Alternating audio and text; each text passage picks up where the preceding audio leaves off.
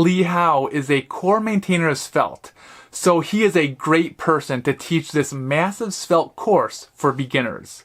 Svelte is a front-end JavaScript framework for making interactive web pages.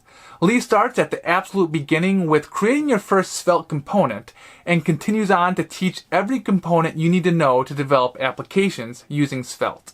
Hello, I'm Lee Howe. So today we are going to write our first Svelte component. So, usually when I write a Svelte component, I will head over to the Svelte REPL. It's like a playground where you can write your components without having to worry about all the setup. You just write and then you take a look at the results. And if you're happy with it, you can even download the code and run it in your environment. So let's see. So let's head over to the REPL, which is svelte.dev/REPL. Or if you are in the svelte.dev website, you can come over here to the top right corner and click on the REPL button. And so here is this playground that I mentioned. You can play around with it, type something, and see the results immediately on the right.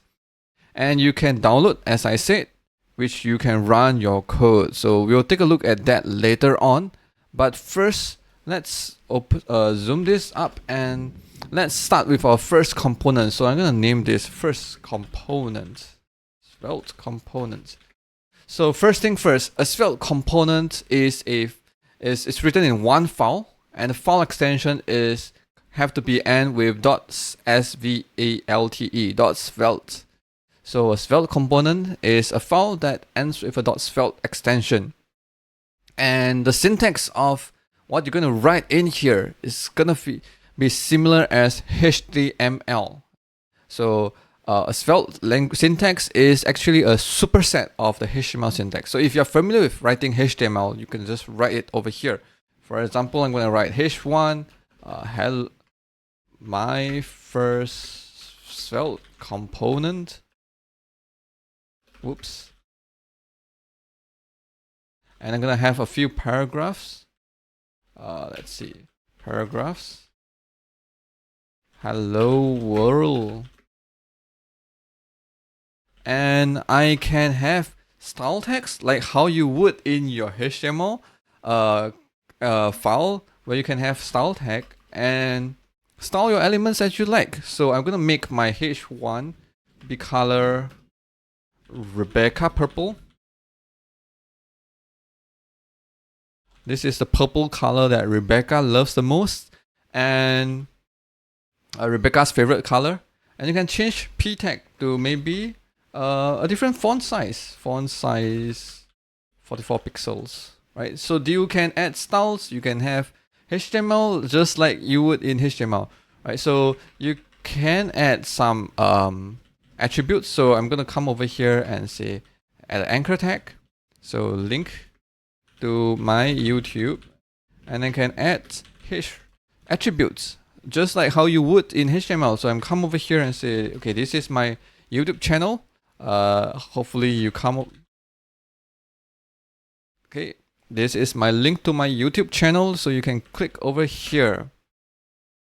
So you can have href, attributes, and you can have children like you would in HTML. So let's see, let's come over here and have I'm going to wrap all this within a div, right? So you can have children, you can have attributes just like you would in HTML.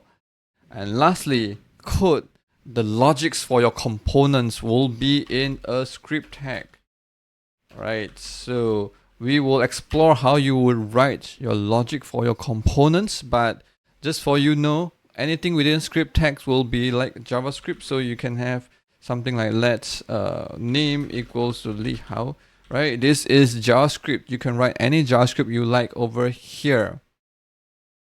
So one thing you need to take note is that unlike HTML, you can have multiple styles tag, but in a Svelte component, you can only have one style tag, right? Only one, and that one is important, right? Same goes with script tag. You can only have one script tag, or else you get a warning, an error, a build error, right? So that is it. Lastly, I'm gonna show you this. I'm gonna download this and gonna open it up. And allow me to open up my code editor. So I'm using a VS Code over here, where I have, so this app.svelte is what we've written over just now. And to use this component in a setup that you would, right? This is a quick preview of how you would do is you will come over here in a min.js file and you would import your Svelte components, and it will be a class. It will be a default export, and you can use it where you choose where to mount your components. I will talk about this in more detail later on, and even how to set up your environments, how to set up build settings, right? But this is just to let you know that your components will be in a .svelte file, and you can import from anywhere and use it like a component, like a class. Let's talk a bit more in detail about styling in Svelte components. So over here on my screen, we seen what we have left over from the last video, where we created a h1, a paragraph, a div, and a link, right? And we style it using CSS within a style tag. And now I have another component called components.svelte, and I'm going to import this component into my app.svelte, right? So bear with me if you are not familiar with this, because we're going to talk a bit about them more in detail later. But as you can see, how I import is I'm going to import components from the file, and then I can drop my component over here, right, like this. So my first component, hello world, and link to my YouTube is from app.svelte, and another component by world and link to my Twitter is within another component. So what I'm going to share today is a few things. First, the style that you write within a component is going to be scoped, meaning all the styles that you write will only apply to all the elements within this component. See, take a look at this. I have the same heading 1, paragraph, and div and anchor tag in another component. But if I write the styles over here, it's only going to apply to the h1 in my component. Only my first component is being colored in purple, and only the paragraph within this component is going to be font size 44 pixels. See, the other paragraph in another component is much smaller. So first thing, the style is being scoped within your component, meaning any elements, it will only apply to all the elements within this file that you look at right now. So it means that actually Svelte will read through all the selectors and figure out what element that it will apply to, and then does some Svelte magics over there. So this gives us a few advantages. First is that, of course, you are more confident with the styles that you're writing right now, because you will make sure that it will only apply to the components over here, to the elements over here. Of course, not just limits to tag. If you can have a class like this, class, I'm gonna say links, and I can style it over here as well. So links will have let's see, text align right. So you'll right align, and even if you have another class over here, it will not right align, right? So it's not just elements. You can have class selectors, the same. It will only apply to all the elements that's written within this file component. So you are confident enough that if you change something, it will only apply to all the elements within a component. So you don't have to worry about messing up other components. 2, because Svelte knows what elements it will apply to, it also means that if you write something like, for example, if I already remove this, I don't have any elements that has a class links, actually Svelte will know that you have a selector that is not applied to any elements within this file. So there is a warning, and also and so that you know that you have to remove them because it's not applied to any elements anymore. What's good about it is also that during a compilation, Svelte actually removes it. So if you go to look at the CSS output, text align right is no longer here. So while we are looking at this CSS output, I do have to point out that right now, if you look at, I want to point out actually how this works. So Svelte will actually find out all the elements that will be targeted, and then add a special class to the elements that will be that will be targeted by all the class, and then it will use that class to increase the specificity of your selector.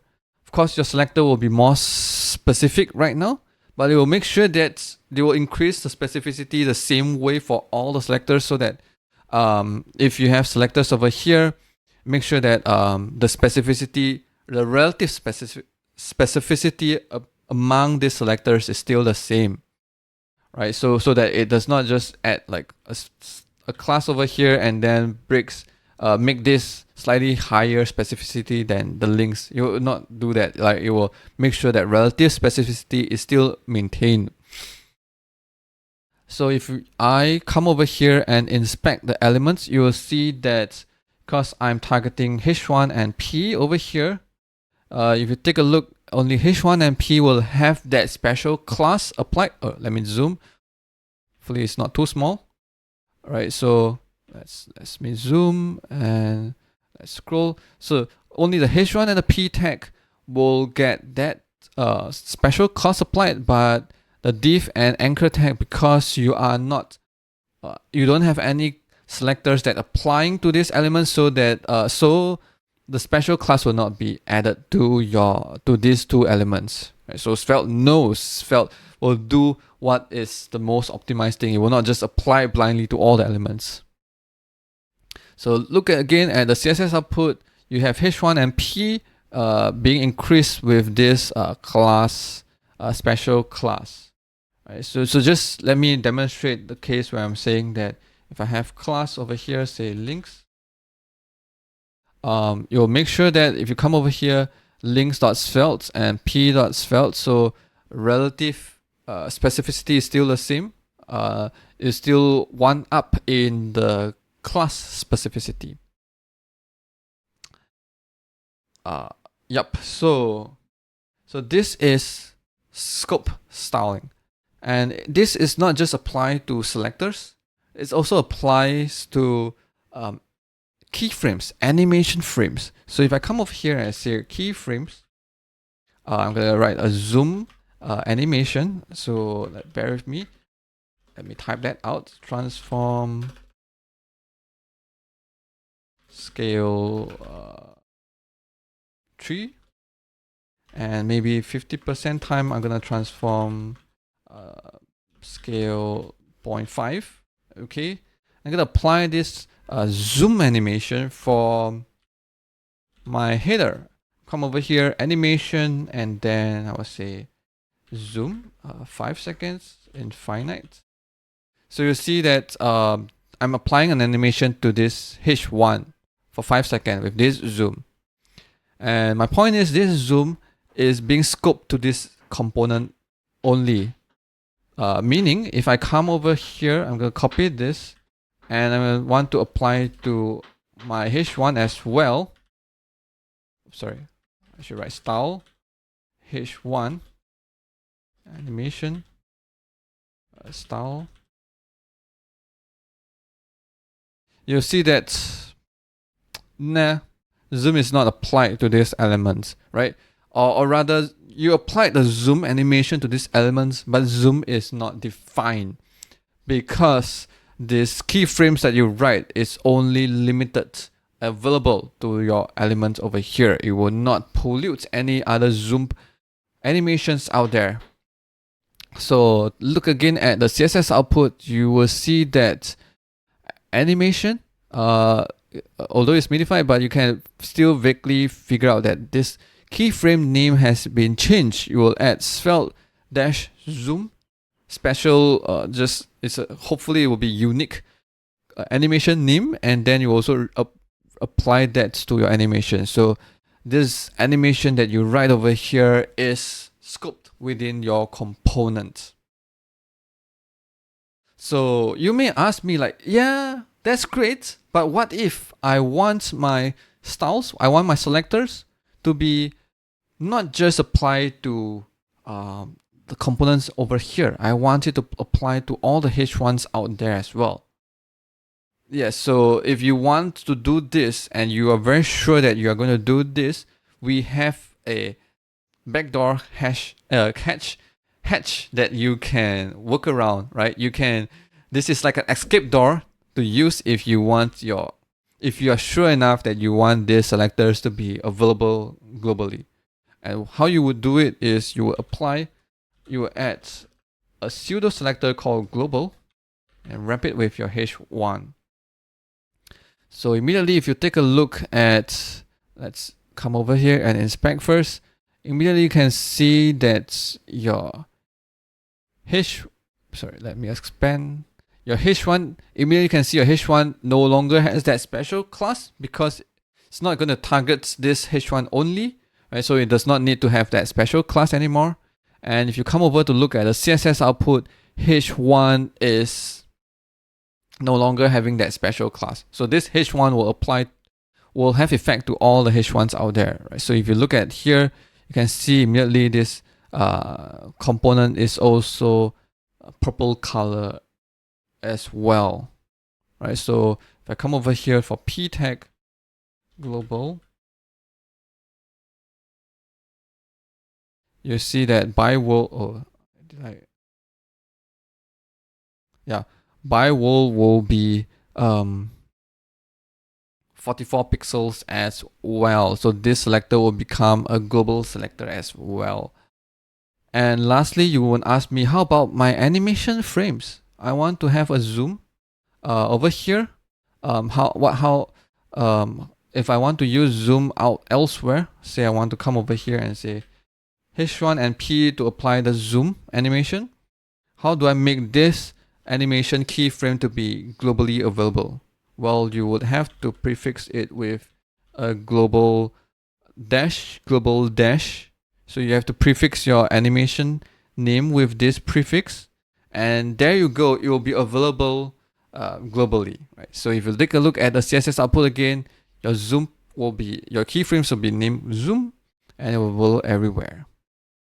So there you have it. You can CSS styles in Svelte is scoped to your components, to all the elements within your components only. And if you want to escape from this, there's an escape door for you, which is to use a global pseudo selector. Pseudo selector, or you can use a dash global dash for your keyframe to make it globally available. Let's take a look at how we can add data to your Svelte component. Over here, I have written a Svelte component which has a heading which says hello world and an image tag that has a logo for the Svelte logo. What if I want the contents of the header to be dynamic? I want it to come from somewhere that I can define from in my code, can import from somewhere. And how about I want a dynamic image URL for my image tag, right? So that is when you need to write a script tag over here. Script tags in a Svelte components allows you to add logics to your components, add logics and datas in your component. So I can come over here and define content, say hello. Okay, let me just copy instead of typing it out. Hello world. And I can also have an image URL which is this one. Let me copy it. Whoops. And so that I can have dynamic contents over here, dynamic data, and I want to apply it to the to my elements over in below. So how do I do that? Well, in Svelte, if you want to use JavaScript expressions in your HTML, you would use curly brackets. Curly brackets. So instead of writing hello world, I can have my curly brackets, and within the curly brackets, I can write any JavaScript I want. So over here, I can write content. So any variables that you define within a script tag, as long as it's at the top level, then it will be available for your script tag. What I meant by top level is that if I come over here, if I define a function, so I call it function foo, and I define content over here, hello by world, then this variables that you define is actually scoped within your function. It's not at the top level. So if I comment this out, then you will say content is not defined. Fair enough. So I have to define it at the top level. Same thing goes for your attributes. I can come over here, remove this, and have a curly brackets. So anything within curly brackets will be able for me to write JavaScript. So I come over here, I say image URL, paste it in, boom, I have a dynamic attributes in my HTML elements. So a few things about this. You can omit if this is just a value for the entire variable will be available for your attributes. You can actually omit the quote sign. Well, it is useful for some people where maybe they are writing HTML. They are used to writing HTML. Then you can keep that quote sign. And it's also useful for editors that does not support Svelte. You have that quote sign on. It makes and you can select your language as HTML, and then it will syntax highlight. The syntax highlighting will still works fine. So that's one thing. And secondly, if I instead of defining image URL, I'm gonna define as source over here. You see, I'm typing source equals to source. This may be a bit more keystrokes that you type, so we create a shorthand for this. If you have case like this, you can actually write this instead. So this curly brackets wrapped with the source is exactly the same as writing source equals source. So if you have a variable that the name of the variable is exactly the same as your attribute name, then you can have this shorthand instead. So in summary, you can write a curly brackets and you can have any JavaScript in there, be it the content or an attribute. And lastly, we've seen how you can write a shorthand for attribute if your variable name is the same as the attribute name. We are going to talk about reactivity in Svelte. Well, reactivity is a pretty fancy word that means that if you update a variable, it should reflect onto the DOM or your screen. In the previous video, we've seen how we can add dynamic data, define your data in the script tag, and then you can use them in your HTML templates. And today we're going to look at how we can update those data and then get it reflected onto the screen. So over here, I have a count. It says I define a count variable as 0, and I show it on the screen using the curly brackets count over here. And that's it, right? And I have a button, and this button, what I want to do with this button is when I click on this button, it will increment the count variable. So we haven't learned about events handlers yet, but let me just type it in and show you that how it's done. We'll talk about them in more details in the next videos. So in this video, just assume that this will add on click so that it increments the count. So how do I increment the variable count? I can do it like how I would do it in JavaScript. I just come over here at count and then I say plus plus. This will increment the count. Will it work? Yes, of course, it will just work like this. So you come here, you increment count, and then it just works. It's like magic. You don't have to do anything else. So what happens over here?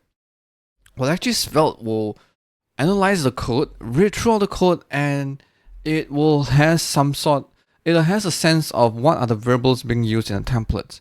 And these variables is called a state within your component. So this state is only for your components. So the state we have over here is called count.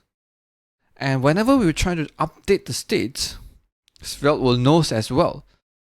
So whenever you update the state, Svelte will update the components, updates the elements, and then reflect. Over here, you're using console, right? It will update this element, and so that it will reflect the latest value of the count. So now this begs the question: how does Svelte knows that I'm updating the state? Well, it tries to analyze the code that you write, but of course it has its limitation.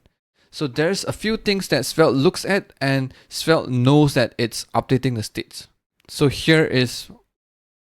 let me list them what they are. Right? First is assignments. So if you try to assign counts to another variable, so let me remove this for now. Counts equals to 10. This is assignment. You're assigning 10 to count. Svelte knows that this is updating the variable count, right? The states count. So I click, see 10 appears on the screen. Secondly, let me comment this.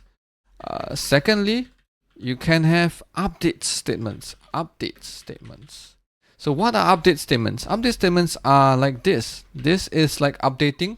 This is a unary operator that updates a variable. So this works. You can have update assignment. So counts plus equals to 2. Let me comment this. When you click, your plus equals to 2. So plus plus, minus minus, plus equals, times equals, divides equals, times equals, all these are update statements. Svelte knows that you are updating this variable count. And if count is a state variable, then it knows that it needs to update the component. So let me comment this, and let's take a look at the third one, and it's the last one. Updating or assigning a property. So say for example, instead of having count, I have an object. Object equals, and then this object has a property called count, so that I don't have to change too much of my code. So over here in the curly brackets, any JavaScript you can write, so I can write object.count will still works. So here, if I try to update this property, say I try to update it by say object count plus plus, then this will still works. So how Svelte looks at this statement is that I see you're updating a property of an object. This variable called object, and if this variable is a state variable, right? Again, if this variable is a state variable, in this case it is, then it knows that this is when you do this, you need to update the components. You have to trigger a component update. Same thing goes with object.count equals to 10. Let me comment this out. But you click, it will update as well. So updates or assignments on property will kickstart that. So anything that falls outside of this 3 category will not kickstart. The Svelte will not know that you're actually updating the variable, and thus it does not run an update cycle. Which means that you're still able to change the variable, but then it's just not reflected on the screen. So let me get you a few examples. So not an update to Svelte. So first is again we have an object, right? So let's take this example. If an object, if I assign this object to say data, and I come over here data.count plus plus, you would expect that the object count has incremented, right? You would expect that if I click this, you should see, but no, it does not. Why? So Svelte looks at this. Yes, it's an update statement, but this data is not a state. This variable data over here is just a variable within this function. So it has no idea that this data over here is a state. So that's why it does not updates the component. So you may ask me like, well, this is obvious, right? Data is equals to object. Yeah, this is obvious in this case, but what if you have another case where data comes from a parameter, something else, right? This is object, you pass by reference, you update this data, you should expect to see it reflected. But how does Svelte knows? You have to trace a lot of things. So Svelte does not know at all. It is too difficult to know. So that's why if you are updating a variable and this variable is not a state object, it just look at this statement, and if this statement, the object is not a state, this is not a state, then it will not kickstart an update cycle. Just so you know that we have already updated this data, but it's just not showing on the screen. I'm going to come over here, have another function called do something else. And I'm going to, this time around, I'm going to say object dot full equals to 1. So calling this function will tell Svelte that object has updated, and you need to go through and update the component. So if I have a button over here, says do something else. Something else. Right, so the point I want to show you is this. If I click increments a few times, the data is pointing the same object as the object. It's the same reference. So you should have already updated the count. The value should have changed. But then Svelte does not know that it needs to update the components. So that's why you don't see this being reflected over here. But right now, if I come over here, I have a do something else. And this do something else assign 1 to the object, right? So it looks over here, object.full, object is a state. So I'm going to update my component. So if I click this right now, you see that it reflects immediately, right? It tells that object has updated. So it knows that you need to update all the element that relies on the object. It comes over here, it looks at object.count. What's the value right now? It is 11. So I need to update. So you see 11 reflected on the screen. But if you click again this, nothing happens because Svelte just look at this statement. It says data. Data is a state. No, okay, I can't do anything about it, right? So this is something you need to know. You need to know this is a limitation of the Svelte's reactivity over here. Let's take a look at another example. This time around, we're gonna look at methods. For example, array methods. So calling a method. So if I have object as an array instead, okay, and I am going to call object.push. Okay, so here I am going to say object.length, right? So every time when I call, I'm going to push one item in. And over here, I should show the object length. I want to see the length of the object. But if I click, nothing happens. I think better you should just JSON.stringify so that you can have a better look at all the items. Right? So I click, nothing happens. Again, object.push. Svelte has no idea you're calling a method, whether this method will affect this object itself. No idea at all. It could be just calling a function method and it does something else like console log or do something else, right? It has no idea that this will affect object. So that's why it does not update everything. So if I come again to click at this something else, this will do an assignment, and assigning object tells that object has changed, and then hopefully Svelte will update this, right? So if I click here, see, it's updated because Svelte knows that, okay, you are updating object. So I come over here, object has changed. JSON string file of object has changed, I reflex it on the screen. So now Svelte knows, right? So calling a method or update, or you assigning a reference to another variable and update that variable, Svelte has no idea that you are changing the states. So these are the few caveats of limitation of the Svelte's reactivity. Lastly, let me share you with a tip. This tip hopefully will help you to understand this whole reactivity better. So over here, Svelte will compile all this code into JavaScript. So let's take a look at the JavaScript output. Come over here, we scroll down, you would probably see this increment function, right? So everything that we've written is copied over here, right? It's nothing special. Well, nothing special is the problem. If you don't see anything different, then which means that when you try to change the variables over here, it does not trigger an update cycle. If you scroll down to do something else, you see that something is different. You see this $invalidate function. This function tells Svelte that, hey, update this update this object, and then also kickstart a new update cycle. So if I uncomment this, you see that in each statements that I said will kickstart an update cycle, you see that they all comes together with a $invalidate.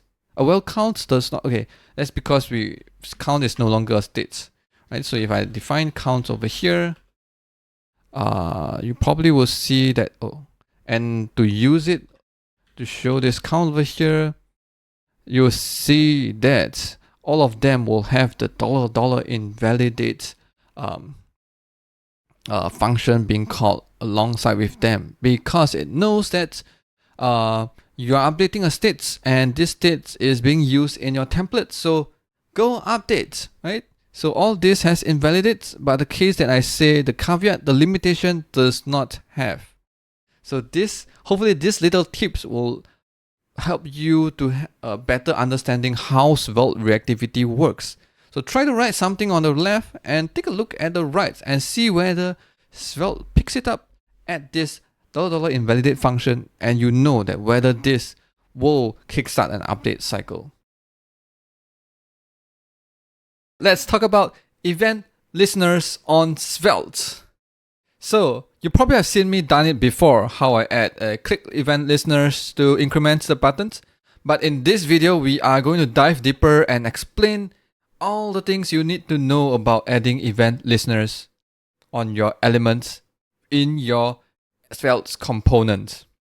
So let's take a look at the REPL over here. I have a H1, and if I want to add event listeners, this is how I would have done it. If I write vanilla JavaScript, I would have a reference to the elements, like the H1, and then I will say add event listener, and then I'll pass in the event's name. In this case, if I want to add click, I will say click, and then I will pass in the event handler. So I will write event, I will have a function, and then I will do something on the events, right? I can define this function ahead of time, say onClick. So there's two ways I can create the function inline, or I can create a function ahead of time and pass the reference to the function in this add event listener method. So the same thing goes in the elements in your Svelte component. I will start with the on directive. So on and then a colon defines that I will start to define an event listeners. So on, and then I'll pass in the name of the event. So over here I say click, right? So I'm going to copy it and paste it over here. So on click, and then I, just like how you would pass values to a attribute, you do a equal sign and then curly brackets, because I want to pass in a function. So curly brackets, and then I'll pass in the function, reference to the function over here, and there you have it. So if in this events I do a console log click, you will see that when I click on the H1, there's console out the click message. So that's how easy it is to add events listener to elements in your Svelte components. But one thing we didn't cover is that if you do it this way in your vanilla JavaScript, you have to remember to remove the event listener when you no longer need this H1 heading 1. But in Svelte, if you do on click over here, the event listener will be automatically cleaned up by Svelte component if this H1 is no longer in the DOM. So one thing, it's automatically cleaned up, so you don't have to worry about it at all. And then, as I mentioned earlier on, we can either pass in a function or we can inline a function over here. So same thing, we can do that in Svelte as well. You can come over here and create an inline function. So anything within the curly bracket is, we can write JavaScript in there. So click again. So I can write an inline function over here, and you would expect it to work as well. You may be worried about inline functions if you're using other frameworks, because you might be wondering, would this be creating this function over and over again? There's no such thing in Svelte about having to running something over again, right? This function is not, if you are not going to change this function is not going to be changed, then this function will be just defined once and attached to this H1 once, and that's it. So if you don't believe me, come over to the JS output. You can take a look over here. This function click again is defined over here once, and then this is being passed into, somehow pass it into this function, right? So this function is being defined once. You don't define, if you try to search around, there's no one is defining this function over and over again. I can guarantee that to you. So no worries about any performance penalties, whether you're using a function or inline functions. Okay, with that settled, one thing I want to cover before we end this video is about event modifiers. So let me come back with this on click, because it's easier for me to do it over here. So a lot of times we love to do things like, say, events.prevent default. Right? For example, if you have a form and then you add on submit event and you want to prevent the default behavior of that submit, so that you can make some validation and then cancel the request. Things like that, you often come in a case where you have to write events of prevent default. If you have some events like drag and drop, you always needs to do like prevent default, then one great tip for you, you don't have to do it. You don't have to like come over here and then for each of the click you have to write it here. You can come over here and add event modifiers. Basically, you do this pipe and then you pass in a modifier. So a prevent default modifier will automatically add the event prevent default for your events handler. So you can have event prevent default. So what else besides that? You can have stop propagation. So that is propagation. That is also another modifier that does the events.stop propagation for you by default. So for example, if you have a nested element, so for example, here I have a parent and then I have a child, I can come over here on click and stop propagation.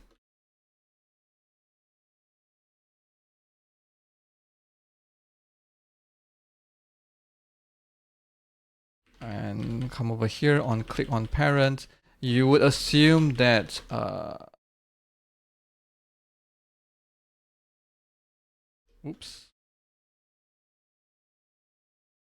so you assume that this will not propagates the events up to the parents, will not propagate and bubble up the events to the parent, right? So this is you write stop propagation is the same thing as coming over here and have event and write event.stop propagation. It's the same thing. So you can use event modifiers or you write it your own. It's up to you. So for people who are familiar with add event listeners, you know that the third parameter over here is that you can add some options to the events listener. Right, let me pull up the MDN documentation. When you say add event listeners, when you scroll down, there's options. And options, you can pass things like capture, once, passive. So how do you pass these things to your event listeners? Because you can't really control it over here, right? You have no way to get involved with the add event listeners. So you use event modifiers as well. So for example, if you want to have a capture event, you want to register event at the capture phase, you can write on clicks pipe capture. Now, if you click on when you click on a child, you see that the parent is on the capture phase, so parent will be called first before child. And once, how about once? You can do that as well. You can have a pipe and then once. So now the parent will only register once. So it will be using these options once as defined over here in the add event listeners. Same thing with passive. So passive is you have to pass in a boolean. So true or false has different meaning in it, right? So if you want true, you will pass it as passive, and if you want false, you will pass it as non-passive. So it really depends on which one do you want. Okay, and then so you can see over here, I can pipe as many event modifiers as I want, and the order does not matter. I can pipe in all the event modifiers as I want, right? So the order does not matter. And one last event modifier I want to share with you is self. So if I come over here and say self, so this is not in the event listeners over here. But what self does is, hopefully it's self-explanatory. Self means that if your event listeners, if the event or target is self only, it will trigger, right? So meaning in your event handler, you're checking event.target equals to the current element. And then if it's true, then you will do something, right? If it's true, then you will do something. So if I do self, then if I come over here and click a parent, you'll see that I log out parents. But if I click on the child, then yeah, the target is the child and it propagates to the parent. So it's the target is not the parent. So you don't see console log parents when you click on the child. So prevent default, stop propagation, and then we have capture. Then you have passive and non-passive. You have once, and then you have self. 7 modifiers that you can use. If you can't remember all this, don't worry. You can always find them in the svelte.dev docs. They are all listed over there. Event modifiers. Yeah, all of them, all 7 of them are listed over here. You can take a read. We are going to talk about one big important features in Svelte, and it's one of those powerful things that sets Svelte apart with everyone else, which is the reactive declarations or statements. Well, so what is reactive declarations and statements? We shall see, but let's start with this example first. So over here, I've created a component that has a count variable initialized with 1, and I have 2 buttons which has decrement and increment. So whenever I click, I will increment or decrement the value of count, and at the same time I have these expressions called counts times 2. This anything within a curly brackets can be a JavaScript expression. So over here, I'm going to say counts times 2 over here so I can see this is always 2 times of the count.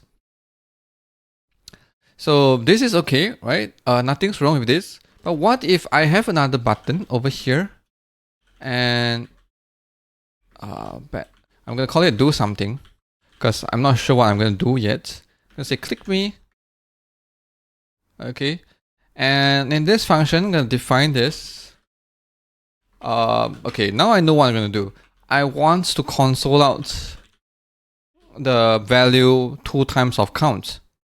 So I probably have to come over here and say count times 2 again, and so that every time when I click, I see the value 2 times of count is printed in the console. So nothing's wrong with this because this example is simple. But what if you have a more complicated example where you have a super complex formula over here and you want to access this variable at a lot of places? Well, at that point of time, you probably would realize that you can't calculate this on the fly anymore, and you would want to come here and define this variable called double. So initialize with count times 2. So I'm going to show double over here. And then I can use this as well. But as soon as you do this, you realize that so at first it's 2 is correct, but if you increment, it's still 2 because you got to update this variable double.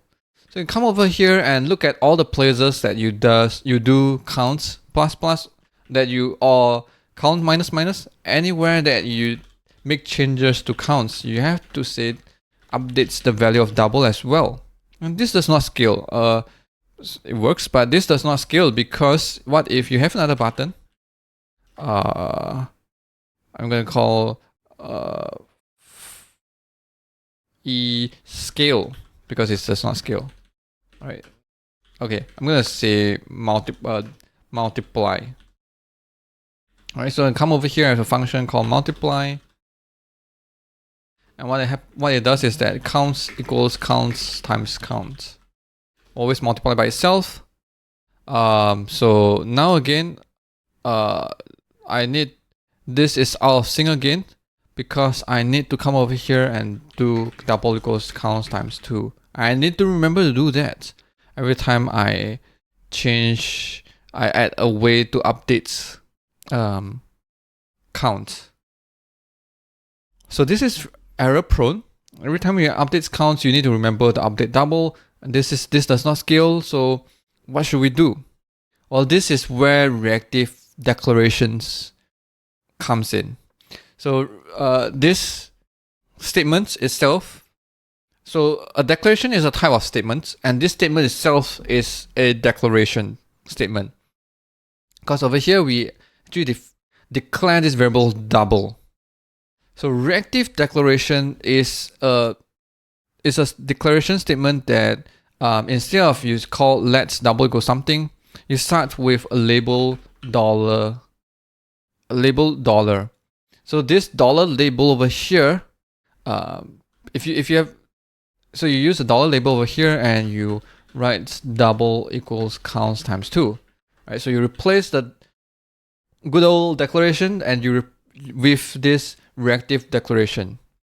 So what is this dollar label thing? Well, this is actually a label statement used usually with loops, for loops, while loops, where you can label a loop and then you can break it, right? If you have a multiple nested loops and you want to break the loop at the second level, right? You normally can only break the nearest level, but you want to break like some first level, second level, or third level of loops, then you have to label them and then you break with the label.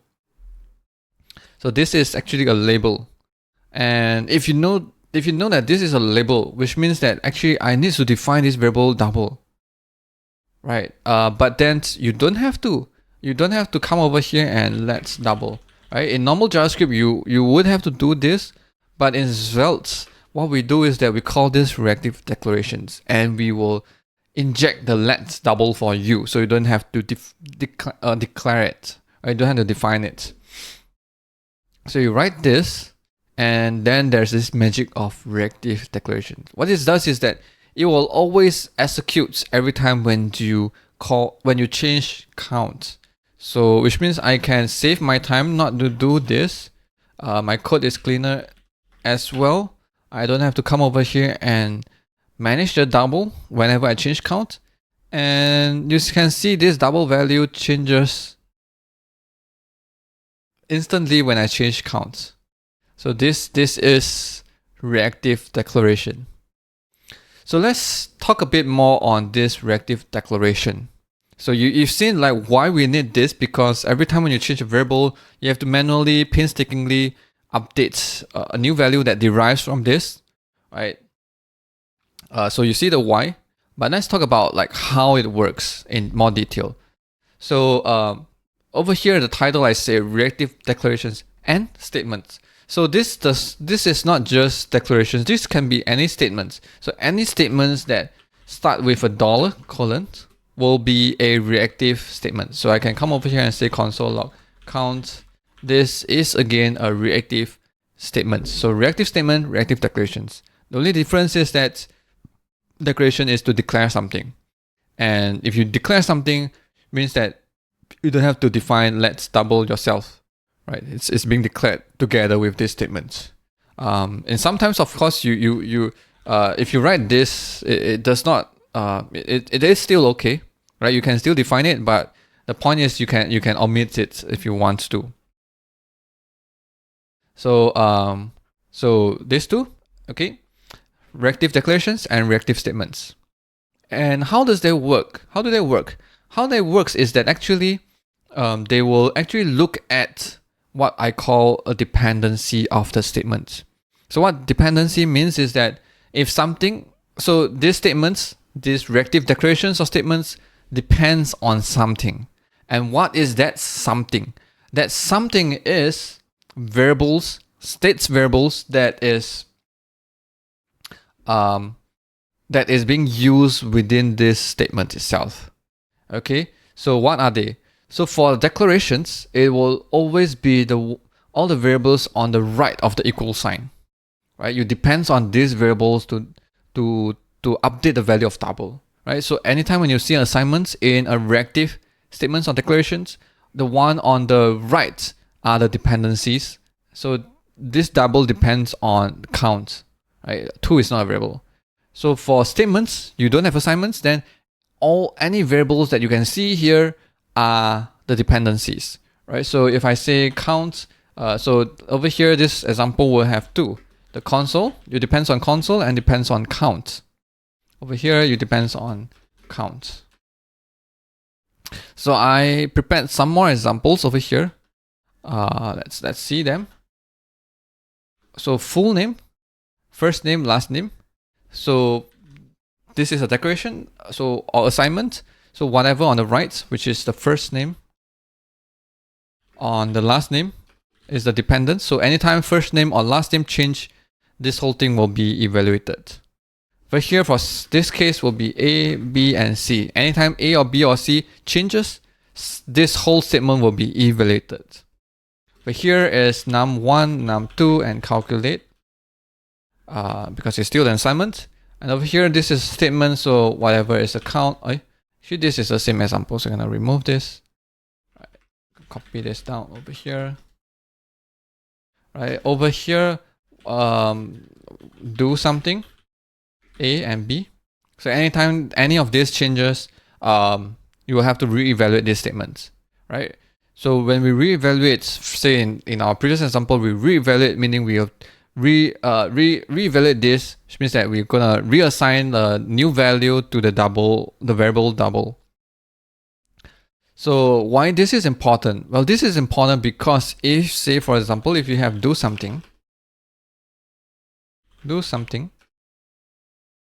A and B, but you do something with, say, console log A, B, and C. You do something with A and B and C, then you have to know that anytime C changes, you will not you will not call this function at all, because it only depends on here, right? So if you define this, only do something A and B, A or B, or do something changes, will call this function again. But anything that is being used over here, C is from outside, like if you have counts out from here, or you come up with a new variable D over here, whenever this can't change, right? But any variables that you refer from this function outside of this function changes, this will not call, meaning it will not call this function, right? So that is one thing that you need to take note of. So second thing that you need to take note of is that when this is being evaluated, right? When this is being called is important, because when this is being evaluated will decides when the value of the double being updated. So if you come over here and I say console log double, I'm just gonna add this so that you know that it's double. When you come over here and you run this, and I click increment, you'll see that this value always lags behind of what it shows. In fact, this is actually the previous value that you see. Right? If I click scale, you see that this now it's 18. When I click, it shows 18. This is the previous value. You haven't updated double, right? You tell me that whenever you change, you will update this value of double. Yes, but not immediately. It's not immediately. It's asynchronous. It's asynchronous. It does not happen immediately, but it happens right before Svelte update the DOM. Right before. Right. So right before it updates this double over here, it evaluates this. Okay, it gets a new value of double. Now it's 20, and then it shows on the screen. But over here, it's not there yet. So when you come over here, you change count, see that the value of double is still the old value. So this is important because Svelte can't go everywhere else whenever you change count and then increment the double immediately. There's a lot of work, so it only happens right before the Svelte updates the DOM. So that's note number 2 that you need to take note of. Then the third thing that I want to talk about is the order of the reactive statements. Right, so I can come over here. And then do something like console log double. So let's practice what this statement depends on. Depends on console, depends on double. Right, so anytime console or double changes, this statement will be reevaluated. So you expect that double. So over here, every time double changes, you evaluate this. Right, so you expect this will show the latest value of double. Well, in fact, it does, right? So now it's 4. You reevaluate this right before it updates the DOM. Okay, double is now 4, and then you console log 4. But what happens if you write this right before when you evaluate double? Well, if you write it right before, Svelte actually will reorder it for you. So what it means is that Svelte actually will look through all the reactive statements and reorder them based on the dependency order. So in this case, double depends on count, right? This statement says double depends on count. This statement says it depends on double, right? It does not create anything, but it depends on double. And if I come over here and have another variable, say quadruple,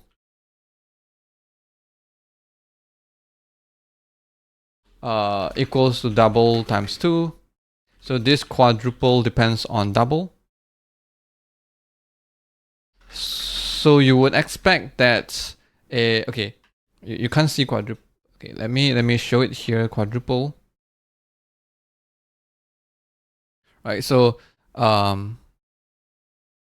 whoops.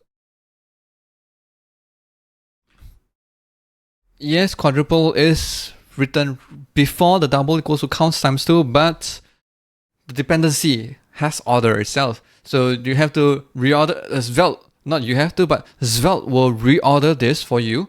Will say, okay, doubles depends on count, so this, but then quadruple depends on double, so this has to come after. Right, and then this console depends on double, so this has to come after. So if you have cases like this, you have cases where two things are depends on double, then the initial ordering does matter, right? The order does matter. It's just that if there's dependency order, then that counts in priority, higher priority than your initial ordering. So for example, if I come over here, console log double 2 equals to double, right? These two statements, both these two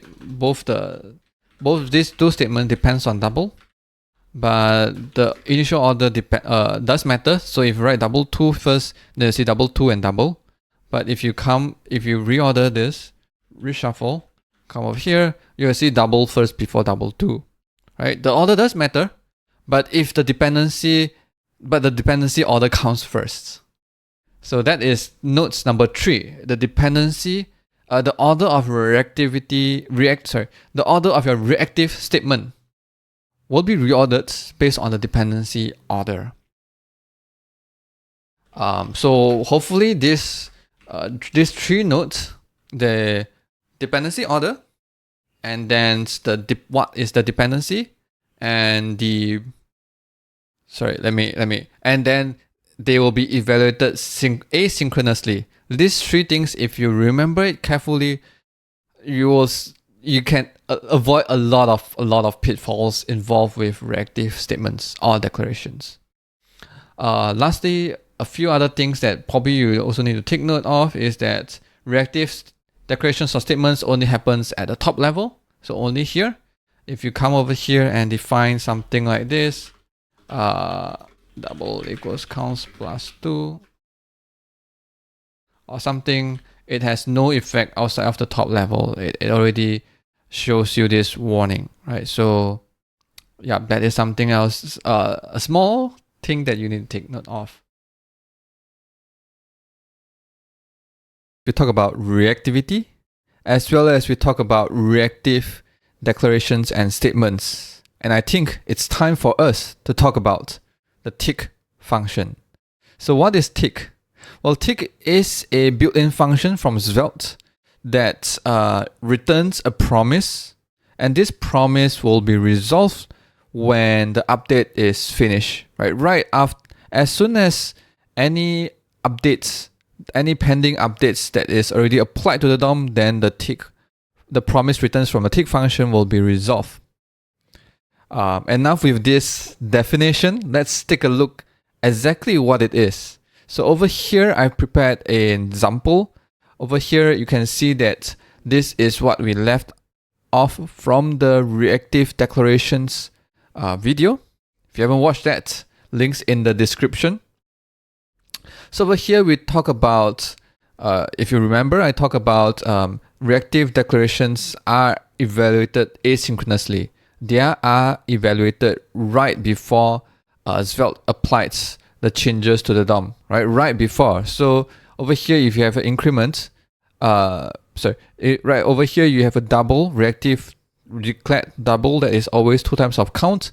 But in this function increment, when you increment count, double is not, this statement is not evaluated immediately, right? So over here, if you console out double, you will still get the old value. So if I click over here, you can still see that it's showing 4, but it's already updated to 6. So how do we make if we really want to get the value of double to be the latest value, what should we do over here? Well, we talk about tick function, right? So obviously we're going to use the tick. So you're going to import tick from Svelte, and tick is a function that returns a promise. So you can use .then when the promise resolve. And when it resolve, it means that all the changes that's going to be made has already been applied to the DOM. Meaning DOM changes has been applied, meaning this double has been already updated to the latest value, right? This statement will be evaluated right before you apply changes. So when changes has already applied, definitely double is already 2 times of the latest value of the count. So come over here and I move this double in. Right, so this, I'm gonna say after tick. And just for comparison, I'm gonna come over here and say before tick. So let me click on the button. You can see that before tick will get 2, because this is evaluated synchronously, and then when Svelte decides to update, because there's a changes, Svelte decides to update the DOM, and they evaluate this double, and then you apply all the changes. You see 2 times 2 equals to 4 on the screen, and then this promise returns from tick will be resolved, which you can then console this value out. So this although it seems that it's coming right after another, but it's actually a run a little bit longer than that, right? So if I come over here, if I say, if you're familiar with asynchronous and synchronous, you should know that this happens asynchronously. So it's way after. Even if I put before here, you should see that before comes way earlier before the after tick. So so tick function it returns a promise, and sometimes I don't really like to use the then. This is just my personal preference. Sometimes I like to change the function to be a asynchronous function so that I can await the tick. So I come over here, await the tick, and then console this out over here. So this is the same. This is the same behavior as what we've seen before. Instead of it's just that I can use async await so that it's less nested. I would say because I don't have to do the callback function in the .dent, it feels like it's nested in. Since it's one straight line, I can wait for this promise to resolve and then do my thing over here. So it's the same thing. It's just my personal preference of writing it. So what are the use cases of this tick function? Well, I prepared another example that you can use this tick function as well. So I'm going to import this component called input.svelte.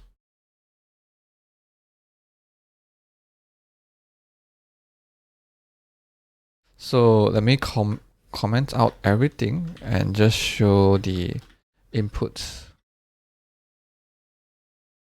So this input, we've learned how you can add event listeners, right? So I add an input event listeners. So every time when something has changed, I will update the value to be whatever the value of the input to uppercase. So right now I have so just to show the effect, I comment out the to uppercase. When I type anything, the value will the value, because we're passing in the value in, so the value will be whatever I'm typing in, right? So I don't have my caps lock on, but when I type something, you'll see that it will automatically convert to uppercase, because the to uppercase will convert the value, and then you get the uppercase value of the value, and you pass it in, and then you update the input. However, this way of updating the value of the input, because the value of the input originally is lowercase, and then you assign it to a value, and then you have to use this variable value to assign the input value, right? You're calling internally it's calling input of value to this new value that we evaluated, and this value is not the same as whatever it's internally in the input. So what happens is that it will clear whatever state you have within the input. It's a bit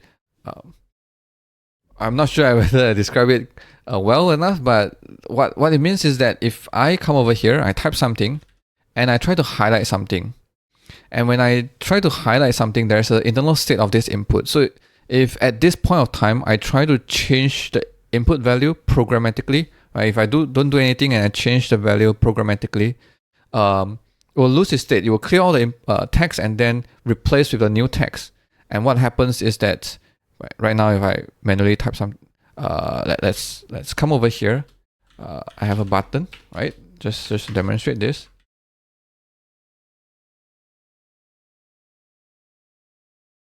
On click, if I come over here and I say value equals to xxx, right? So I type something, I highlight something, and as soon as I click, oh, okay. I think we need to set some timeout over here then. I want to make sure that we are still in focus of the input. So when I click, I have 3 seconds before it's being triggered. Right, so I try to type something, highlight something. Okay, no, I highlight something, and as you see, when the value updated, the cursor will shift all the way to the right, right? Because you change the text, right? There's no way to restore the cursor position. So even if you come over here and you do something like value equals to value to uppercase. Because just now we changed it to XXX, right? Definitely there's no way to restore the cursor. But if you come over here, type something all lower caps, and I highlight something, and then I change everything to uppercase, you see that my cursor jumps all the way to the back. So that's annoying actually. If you haven't realized it yet, this is actually very annoying, especially when you implement this updating the value within input handler. Meaning if you come over here, you try and type something, and I highlight something, and I'm supposed to press on Q right now. It jumps all the way to the back, and I type Q again. You see that it's typing at the end of it instead of like where my cursor was supposed to be. So how should I solve this? Well, I can save the selection start and end of where I can get the selection start and end from the input. So I can come over here and say let's selection start equals to this input.selection start, and get the end of as well.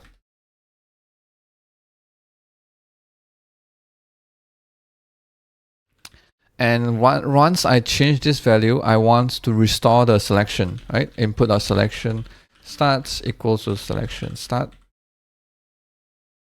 So once I update, I want to restore it.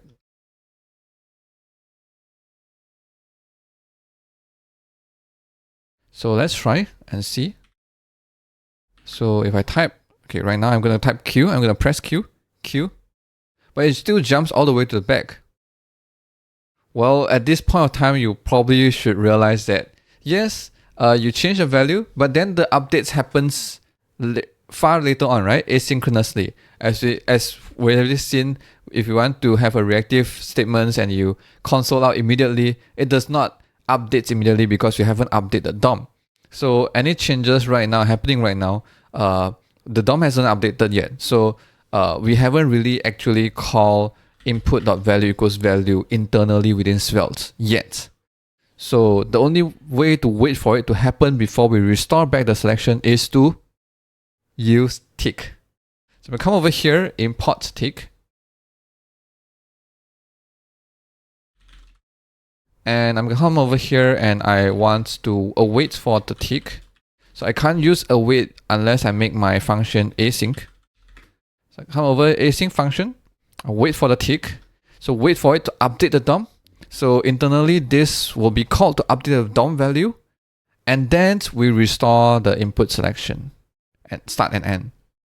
So let's see what's the end result of this. Right, so I'm gonna type ASDF. Okay, I think I'm gonna type AAA so that it's more obvious.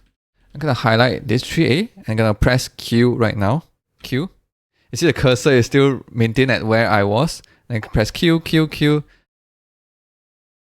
And that is what we are achieving. So tick allows you to wait for DOM updates to be applied. So it returns a promise so that when this promise resolves, all the DOM updates has been applied, and then you can do something with it. So you can check any value of the reactively declared variables, or you can make some changes to the DOM, or you get any updated value of the DOM, right? You can probably, instead of getting selection of the inputs, you can maybe right before you make changes, check the scroll position of your elements, and then you add new items, updates, and wait for that update to happen. Wait all the updates to finish before you say restore the scroll position or something like that, right? So tick will be very useful in that sense.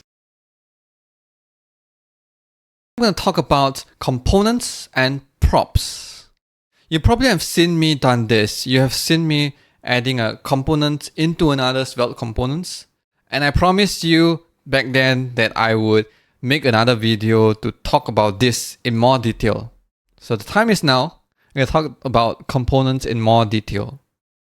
So here I have a component called app.svelte, and I have another component called component.svelte. Bad naming, but bear with me.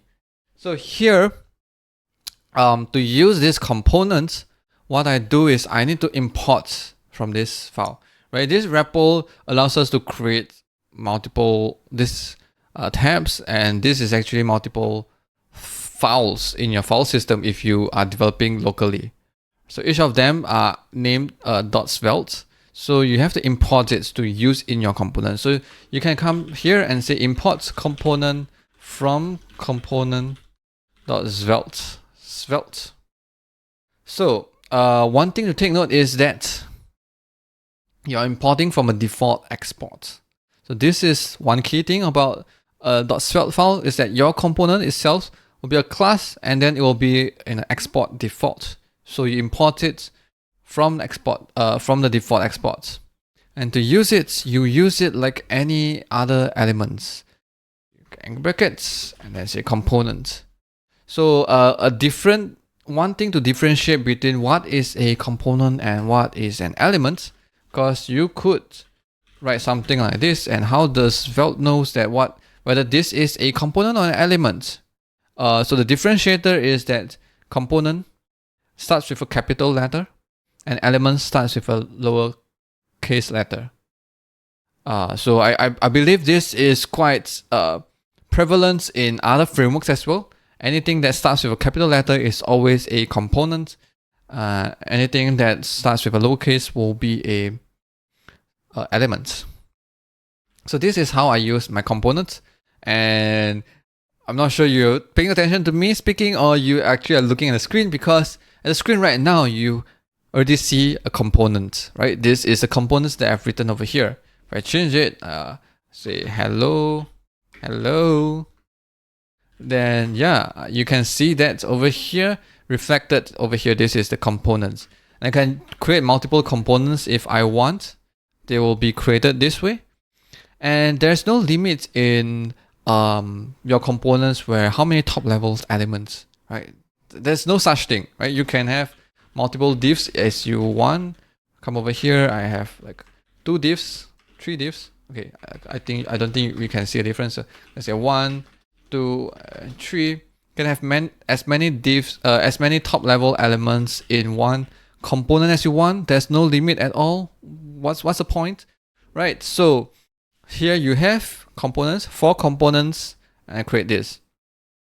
Then having a components in your in your components, having a nested components in your components, it's not that fun at all if you just show like content that it has, right? You can have logics in your component itself.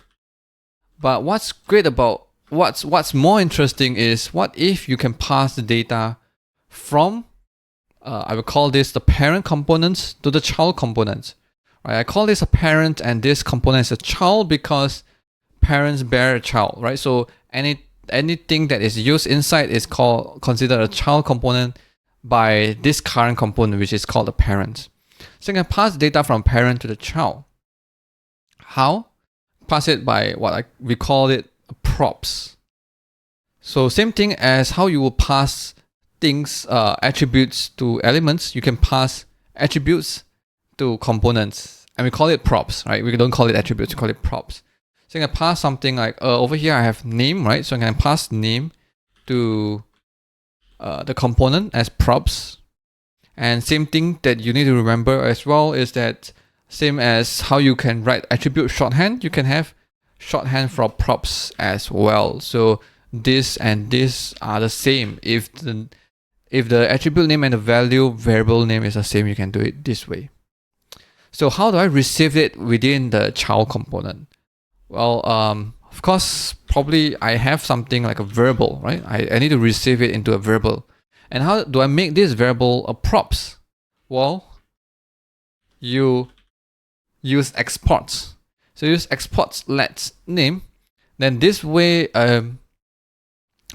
what you define is this name is the props. So you have to follow exactly the name itself.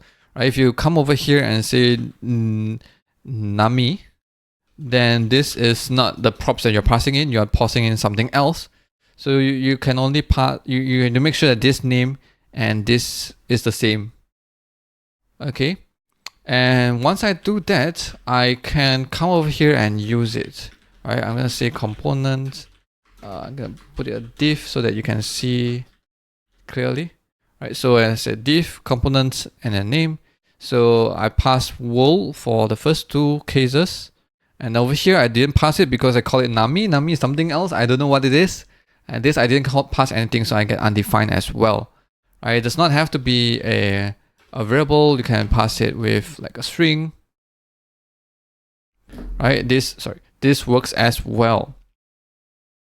So what if the case that you didn't pass, but you want to have a default value? So anytime when you don't pass something, but I want to show a default value, what do I do? Well, it's like defining a variable. Like right now you're defining a variable. What do you do to provide a default value for the variable before you do some changes? Well, you set something, right? So you come over here and say default, say Svelte is amazing. Then this will be the default value. And as you can see over here, the last component does not pass in anything, does not pass in name. Then the name will have the default value, which is Svelte is amazing. It is amazing, it isn't. If it feels amazing, click like on the video.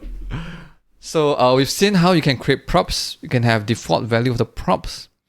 And one thing I want to show you is a lot of times we are lazy. So we like to do things lazily. So what if I have over here is this component, I have two props, export let name and then export let email. So I'm gonna have default email address as well, blah@blah.com.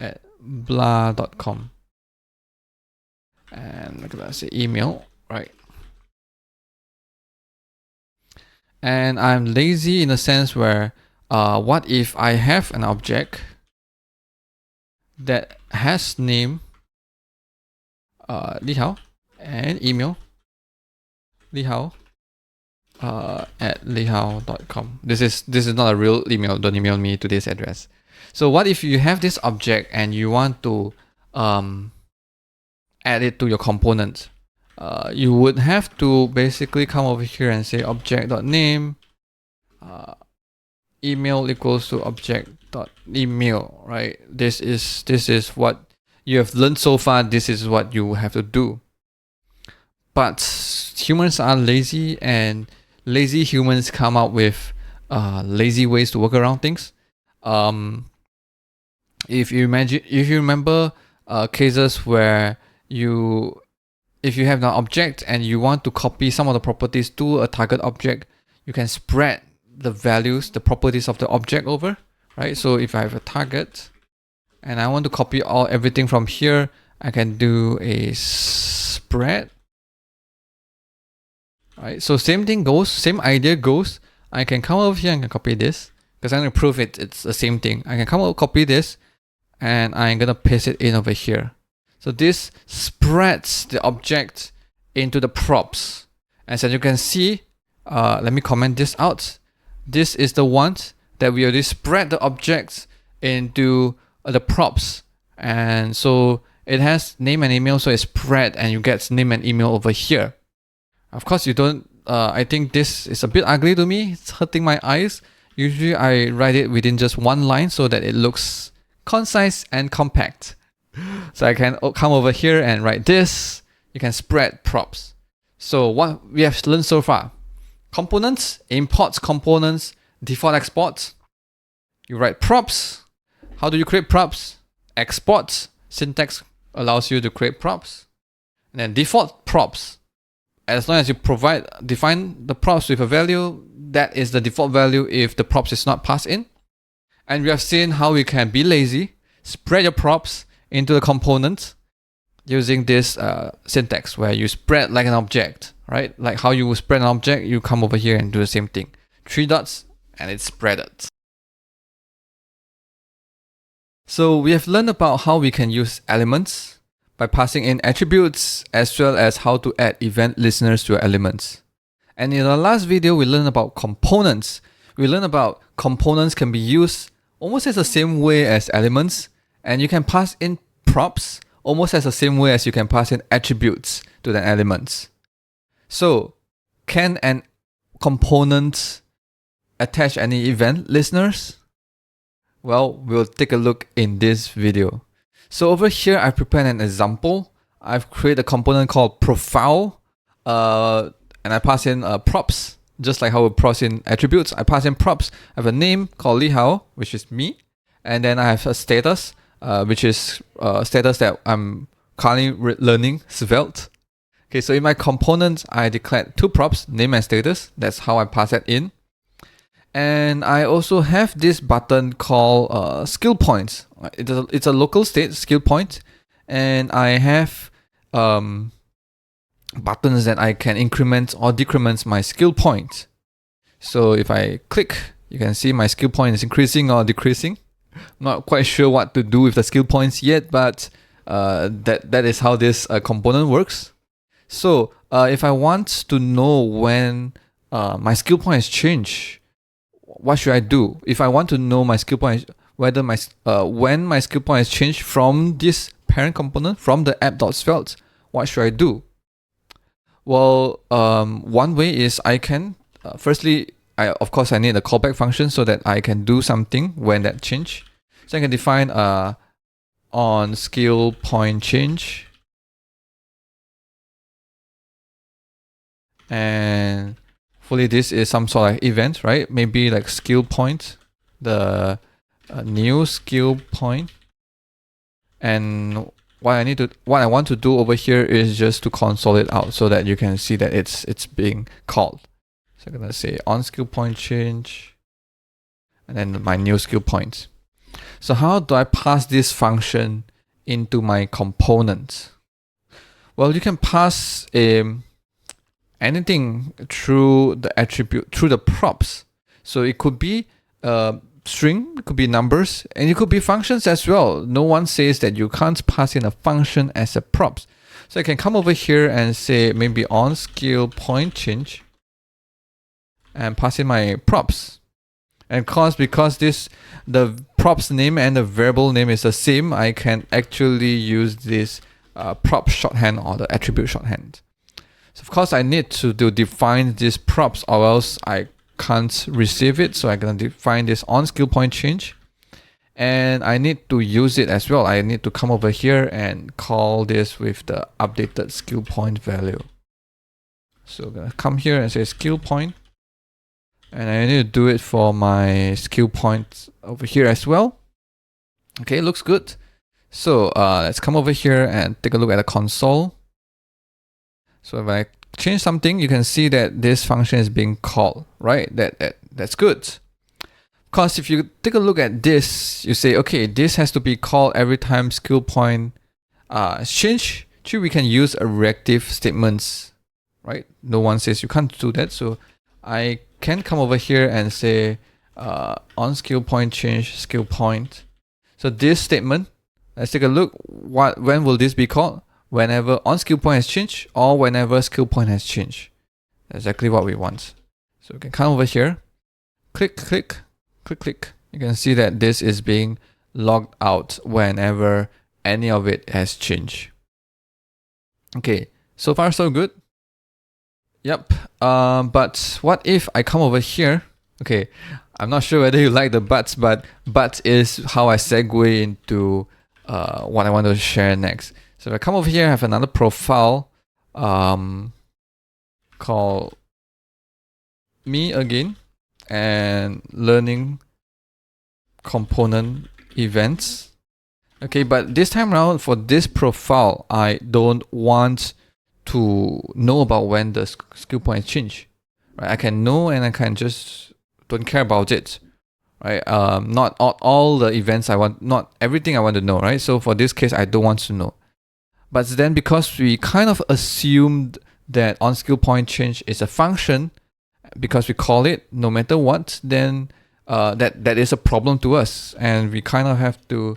So the way to work around this is we have to check if type of is a function, then we call this, right? So there's two ways. I jumped the gun too fast, but actually there's two ways to work around this, right? First is every time when you want to call this on skill point change, you check whether it's a function. If it's a function, then you call it. Another way that if you assume that it's either always a function or it's just that not being passed in, then you can have a default function over here. default value for onSkillPointChange, right? So if it's not passed in, then it's always this fallback function. And if it's defined, then yeah, you can call. So if you know that it's either passed in and always be a function or not passed in, then you can do it this way. So 2 ways that you can do, right?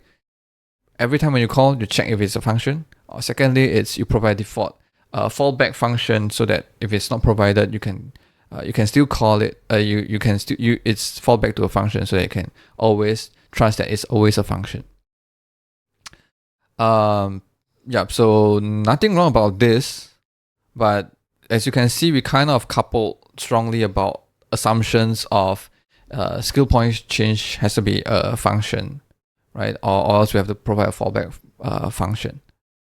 But if you take a look at buttons and all the DOM elements you have, usually it's very common that the events itself is optional, right? It's not all buttons you have to listen to on click, or not all inputs you have to listen to on input, on change, on anything, right? So it's very common that you listen to events when only you are interested in. So that should be the same case as events from components, right? It shouldn't be like this where you have to always assume that within a function, component itself, always assume that it's always there and you can always call it as a function. You should, it's more of the other case where you should assume that any events that you're going to come out, it should be optional to be received on the other end. So I would kind of prefer you check whether this is being defined and only then you call it. Of course, there's an even better way to do it, which is to use a component event. So let's take a look at how you can dispatch a component event. So before we dive into how, we can take a look at how it should be written instead from the outside, right? Instead of passing in as a function, right, it should be more like an event listener. So instead, we can listen to events. So I'm going to come onT event and pass in the name of the event. So I can come up with any name, but now I'm going to call it as skill point change as the name of the event, and I can pass in this function instead, right? This is to handle when this event has been dispatched. Right, so over here, I'm not going to listen to, so I'm not passing it in, and here I can. So it's an optional thing, right? Whenever you do this, you know that it's kind of optional. It's like event listeners for your elements. So how do I make my component to be able to dispatch this event? Well, I can come over here, and I need something called event dispatcher. So I'm going to come here, and I'm import create event dispatcher. Oops. And this is a function that creates the event dispatcher. So let me call this function. So this function itself, the create event dispatcher, has to be called during a component initialization, meaning it has to be called at the top level when we so all these are going to be called during the component initialization, right? So you have to call it at the top level. You can't create event dispatcher within a function, right? That does not work. If you try to call it here and you try to decrement, you will see that you will throw an error. It says that function called outside component initialization. Well, why is this so? Well, this is because when during component initialization, Svelte knows that, okay, I want to initialize this component, this instance of this component. So remember, okay, this is the component I'm setting up, and then whenever I call this function, so this function itself, you import directly from Svelte, right? So this function itself has itself kind of like stateless, but at the same time, it's when you call this, it will read. You ask Svelte, hey, what is the component that you are currently initializing, right? Because this function is not coming from anywhere within this component, right? It's not some function that passes it in. So this function within this function itself has to ask Svelte, okay, what is the component you are initializing, and then okay, this function, okay, I'm gonna register, I'm gonna get something from this component, right? So you get the dispatch function, you get what is the component was initializing at that point of time. So you get this dispatch function, and then you can dispatch events. So dispatch events is like how you would dispatch an event on your elements, right? Element can dispatch an event so that anyone from outside can listen to it. So I get this dispatch function, and I'm come over here. So whenever skill point is changed, I want to dispatch a new event. So there's two parameters. First is the name of the event. So I come over here, I kind of assume that I'm gonna listen to this event called skill point change. Right, so I copy this and I'm gonna paste this in. So this is the name of the event. And then the next thing is I'm gonna pass the data, whatever I'm gonna call with the event. So okay, so I don't need this on skill point change anymore. I'm gonna remove this. So let's take a look over here. Over here, when I change something, okay, you can't see it because this is no longer the new skill point. So if you inspect this, you will see that this is actually the event, right? And okay, I think as always, I told you don't take my word for it. So you should always inspect element and take a look. So go console, I clear everything, and I'm gonna click over here. You see that this is a custom event. An event has this property called detail, and detail is the data that we pass along with this event. So I'm gonna close this and I'm gonna say events.detail, which is the data that I pass in from here. So this is the event detail. I can pass in anything. I can pass in a string, a number, an object, an array, and anything that you can think of. So events.detail over here, and now if I decrement, you can see that it still works. You can have on skill point change and print out the skill point, right? The current skill point. So this is a way that you can dispatch an event from a component by creating event dispatcher and then dispatch the event. And as you can see, how we work through then and decides that, okay, we need to use an event dispatcher is realize that this way, when we do it this way, it kind of decouples from the user perspective, the user of this component versus the internal of the components, right? Right now it decouples where you don't assume that this event is always being listened by the user. It's not always being passed in. You don't have to always pass in a function. We can always dispatch an event and anyone can listen or not. It's optional, right? So you see that we can click on both components skill points. We can change both skill points, but it does not throw an error if I'm not listening to it. It's optional. So at some sense it's being decoupled already. Whether you're listening or you are dispatching, it's decoupled. So that's why so to use this event listener, you add event listener as the same way as adding event listeners to your elements. You add on skill point change. You pass in a function just like how you would, and you can pass in data for your event. So this will be the data. If you don't pass anything, it will be undefined. Don't take my word for it. It should be undefined in the event.detail. And let's see. Oh, wait. What? Okay. So right now, if you look at this statement, dispatch, what are the dependents, right? The dispatch, all the skill points. This is a string. So if this change so right now, if I change skill point, it will not re-evaluate these statements. So one workaround is I can call this skill point and then comma, so that this whole statement will be evaluated when skill point or dispatch has changed. So if I come over here and then you can see that right now it's okay. That's why I told you not to take my word for it. It's null instead of undefined. If you don't pass anything, it's null. Alright, so your event.detail will be null. And if I change it back, now you will see that it's the value again. So that's how you create events for your components.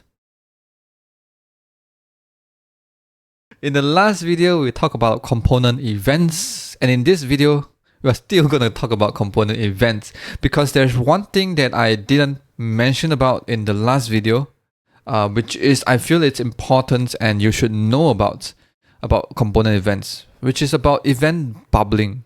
So event bubbling, it's not a concept in it's a concept in elements events. So if you have elements like this over here, as you can see, when I click on any of the buttons, element button 1 or 2, and the events will bubble up to the parent. So even if I click on the buttons and I don't, the events will be bubble up, meaning any of the parents that listens to the event should be able to should be able to trigger the events handler, even if it's on the parent level, right? So this button, when I click, if it has an event listeners, it will be handled, and then it will bubble up. If it's not prevent propagation, then it will propagate up, right? It will go to the parent, which is this div, and then go to this parent, and then in this parent you have the event listeners registered. You are listening to on click. So the on element button click event listener will be triggered, and therefore you can console out the value. Of course, it's still the events target, the elements that is this the click is on is these two buttons. So if I check the dataset.value, which is the data value attribute over here, I can get button 1 or 2, right? So if I click on the element button 1 or button 2, you can see that this is being triggered and you can get button 1 or button 2. So this is events bubbling in DOM elements. But what about components? If I have in the app, I have this parent component, listening to this component button click, right? So if I look into parents, I have another component called child. If I look in the child, I have another component called grandchild. And in the grandchild, I have another component, which is, okay, no, it does not have. So it has two buttons, same two buttons. I have button 1 and button 2. Wait, hold on. Button 2 does not have on click. Let me add it in. So button 1 and button 2 have two on click event listeners. And over here, I am dispatching component events. I use create event dispatcher to create a dispatch, and I dispatch component button click event. And I pass in the events, I pass in data like button 1 and button 2, so that the component, when I listens to it, I can get event.detail and will access the button 1 or button 2. So will this event, when I click, will it bubble up to the parent, which is this child component, to its parent, which is this parent component, and then to its parents again, which is this app.component, and receives it from here, and the name is the same, and then you get handle over this on component button click callback function, handler functions. Will it work? Well, let's see. Let's click. Well, it does not work. Okay. That's why we make this video, because I'm going to tell you how you can make it work. So so first and foremost, I have to tell you, unfortunately, component events does not bubble, meaning it does not go it does not go through all its parents and then bubble up all the way to this app.svelte, right? It does not bubble all the way to this parent component over here. So what I can do instead is a workaround. Sadly, it's a workaround. So I have to come over here on child. I have I'm dispatching an event from this grandchild, right? So I can definitely listen to this event called a component button click. I can listen to this, so I can handle it over here. I can come over here and create this event. So if I come over here and I say in child.svelte and take a look at event.detail, hopefully this works. If I click yes, you can still see button 1, button 2. Right, so if I want to bubble up to the parent, like bubble, it does not bubble, right? So if I want my parent, which is in this parent.svelte, to able to listen to this event, I'll have to dispatch this event myself. So I have to come over here, import create event dispatcher. Whoops. And I am going to create this dispatch function. Oops. And then I'm going to dispatch this event. Okay, so I'm going to dispatch. I'm going to use the same name so that the parent can listen to the same name as well. And I can come over here and pass in the same data, which is the event.detail. Right, so I'm going to come over here, paste it in, comment. Okay, I can still leave it in. So with this in place, I can come over here to my parents and listen to it. I can listen to this component button, click, event, console, in parent.svelte, and events.detail. Right, let's see. So I click, yes, my child receives it, and then I dispatch the same. It's not the same event per se, but I dispatch a new event with the same event name and the same data, so that in the parent, I can register, I can listen to that event, and I can log out the data as well. So I get the same data. So in order for my app.svelte over here to listen to it, I need to do the same dance again. I need to come over here, copy this, paste this in. I have dispatch, come over here, dispatch the same event. So I'm going to dispatch the same event name, which is component button, click, so that in app.svelte, I can listen to it. Right, so the moment of truth, let's click the button, and now you see on component button click logs out the data, right? Finally, after passing one by one, it's like running a relay marathon where you relay the events from the grandchild to the child to the parent, and then all the way to the app.svelte. So if you look up this on the Svelte website or documentation, it's called event forwarding. You forward the event from one place to the parents all the way to its parents to its parents, and therefore you achieve this event bubbling effect that you would get it normally in DOM elements. Of course, this is a lot of keystrokes to type. So Svelte comes up with a shorthand, right? Everything that is annoying, a lot of keystrokes, we have shorthands for it. So if you are listening to this event and you're going to dispatch the same event, right? You're dispatching the same event, you can come over here and just do this instead. So you can remove all this, and there you go. So you click, still works, right? You still dispatch all the way. So you listen to the events and dispatch to the parents and like forward it, right? So it's the same thing that we've written so far, except that so let me keep this. I comment it out so that you can compare. So previously is you have to register your own event listeners and you do a dispatch your own. Now you forward it by just doing this. So I click again, everything works. You forward all the way to its parent. So there you have it, event forwarding shorthand. And this shorthand actually does not just apply to components. I have to show you that this actually applies to elements as well. So if I come over here and I do this, then this is actually the same shorthand of adding on shorthand of. So previously we were doing, okay, let me copy this and so that we can comment it out.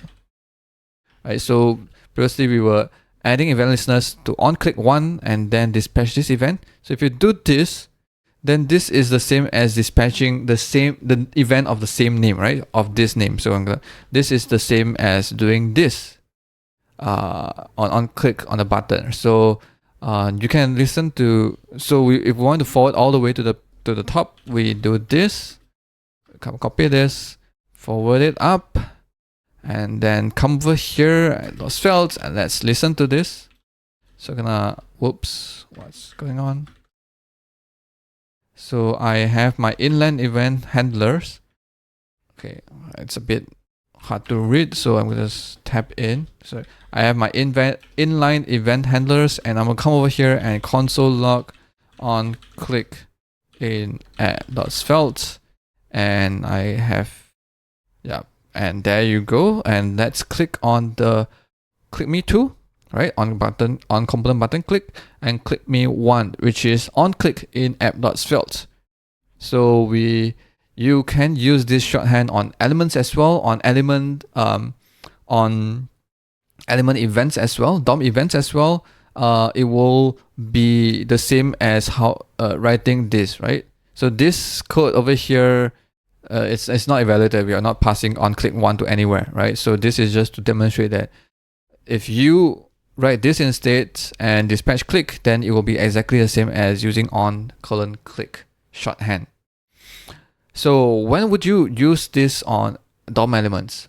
Well, usually if you create a component that is kind of like a button, and you button with a different styles, or you come up with an input with a different styles or different behaviors, more logics, and you want to bubble up the DOM events to the parent as well, so that if I come over here, have a custom button, and I have my button over here, as I say, a custom button, and I want to forward this DOM event, on click DOM event, to the parent as well, so that I can import custom button and listen to click event. Then I can do this, right? This will save me time of having to register event listeners and then manually create event dispatcher and dispatch the same, create an event of the same name. So today I'm going to talk about styling your elements with class. Wait, I thought we learned about this before, right? In this example, we talk about how you can add a class, and then you can add a class selector in your styles, and then boom, you apply the styles to elements, right? What else to learn about? Well, that's right. Have you learned about conditional class? Well, that's not that hard either, right? If you come over here, if I have class, over here I have a profit, where if a profit is negative, I'm going to apply a negative class. If it's positive, I'm going to apply a positive class. So a class attribute is you can pass in a string, and within this string you can have curly brackets. So anything within curly brackets is you can pass in any JavaScript expression. So I can come over here, check whether the profit is less than 0, then apply a negative class. If it's greater than 0, I use positive class. Yeah, that's it. Is there anything else you want to show me? Well, it is. Can you make this more concise? Well, of course, there's a way to write this. You can, okay, so if it's profit less than 0, I use negative, and I can combine these two expressions together. Is that what we are looking for? So if it's like this, then I can be like this. Right? Yeah, can you make it more concise and easy to read? Well, yes, kind of. Maybe I can come over here, I can define a class. So this is a profit class, and I can apply this over here, and then I can add this as the string to my class, so that I can change whatever string it is. Is that it's well, we've seen a lot of different ways of writing, right? So there's no perfect way of writing. But today I'm going to share with you one tips, which is to use a class directive. Yes, class itself can be a directive as well. So if I come over here, let me undo a bit. And if I come over here, I've written this a class. Let me back it up even more. I have these two conditions over here, and you can immediately see that negative class should be applied when profit is less than 0. And there's a nice way to write this, to express this in using a class directive. So same thing as what we have over here. I'm gonna copy this first. I'm gonna use a class directive. So a directive is anything with a colon, right? So I write class and then a colon, and then I can pass in the name of the class. So the name of the class is called negative, and then to pass in a condition for this. So I can come over here and write profit less than 0. So this whole thing, class colon negative equals to profit less than 0, It's the same way of expressing this, but I find this is more it's more expressive it expressed more to me, where it says that if this class negative class apply based on this condition, rather than you have a ternary expressions that tries to return a string from your JavaScript expressions, and we kind of have to figure out like what that string is by reading this, and we figure that it's either a positive string or an empty string, and then what is the condition. And I find that reading this writing it this way is much more readable. I'm gonna come over here and convert this to class positive with the condition for the class positive as well. So I can write it this way now. So I have class negative, profit less than 0, and class positive, profit less than 1. So let's try. It still works.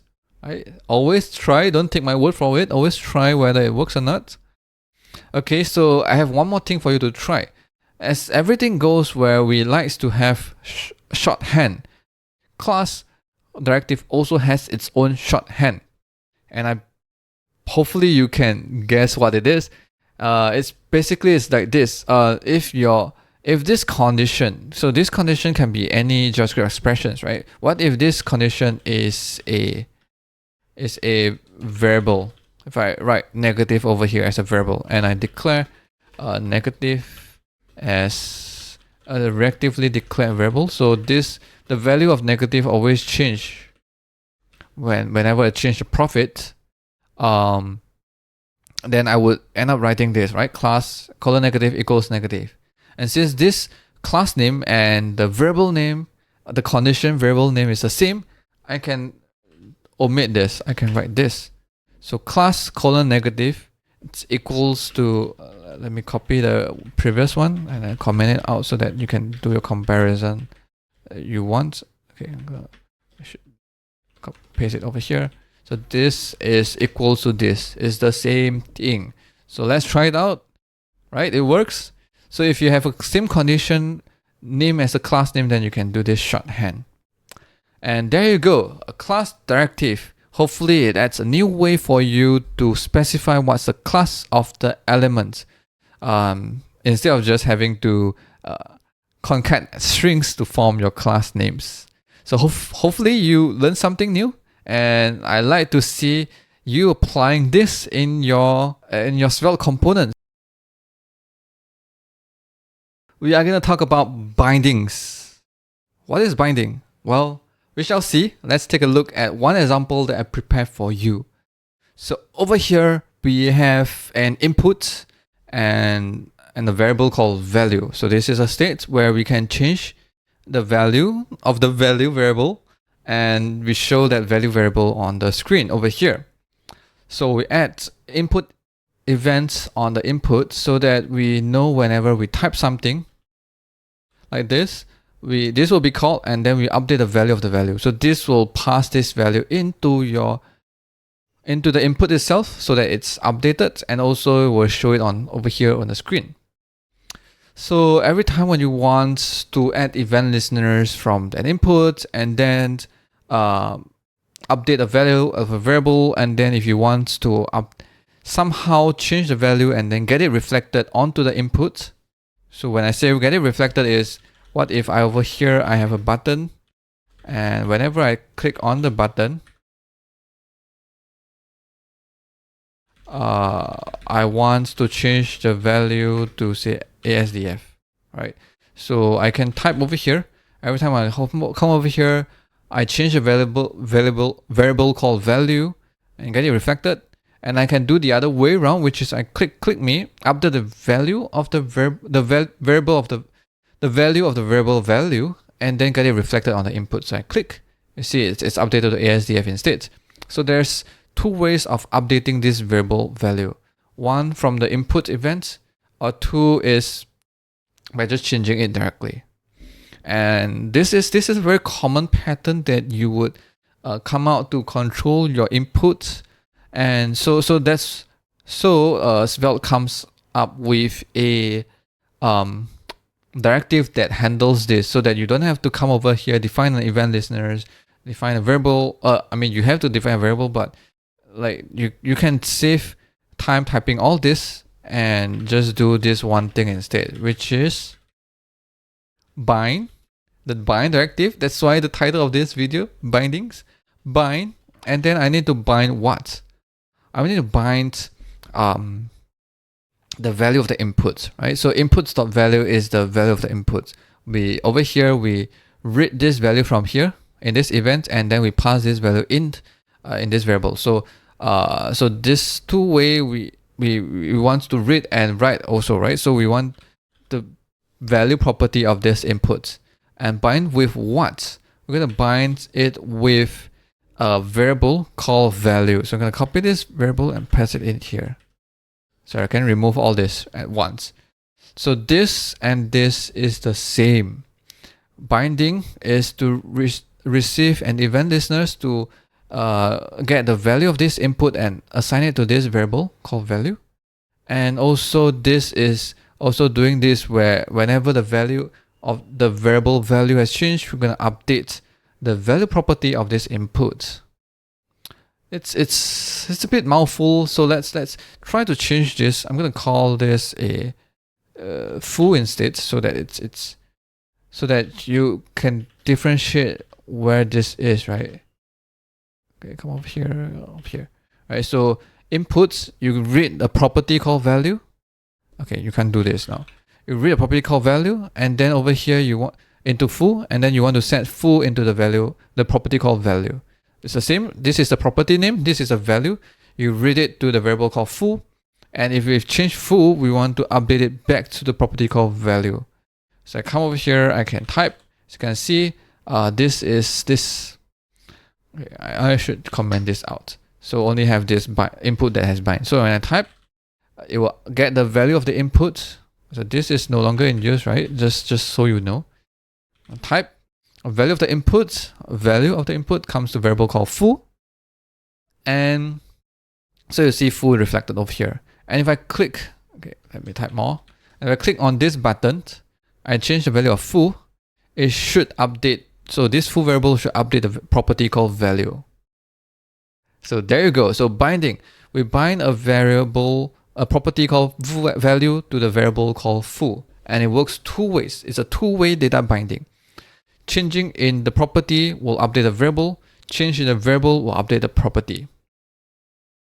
And if your variable, instead of calling it foo, you call it value instead. Let's come back. Value.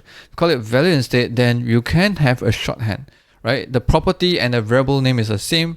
Then you can omit the whole thing. So this and the above is the same, right? So I'm gonna change this so that you have a clear value. So this and this is the input. Bind value equals value, and bind value is exactly the same. So let's type and see it change, and you change. Okay, and you click on, you update a variable called value, you will update it back to your elements, property of the element. So there you go, binding on elements. Can you do binding with components? Well, yes, you can as well. You can imagine instead of the attribute of the elements, you can change on the property of the component, the props of the component. And so I have a component called component. I'm going to import this over here.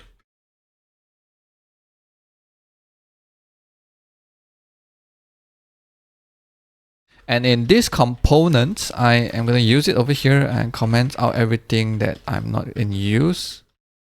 So this component has a counter called count, and I have a button that just increment this count value. So to listen to this count changes, we maybe can add event listeners, and then so that I can update a variable over here. So I can come over here, have a variable called count, and I can so count equals count. Okay, so this is a short. I can do a shorthand. Count equals count. I can have a button that change this value. Whoops. Because 999.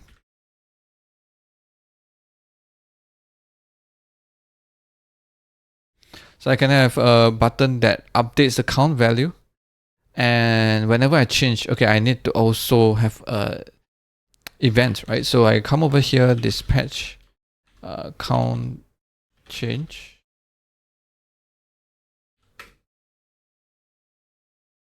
So I need to create imports, create event dispatcher from Svelte, and create event dispatcher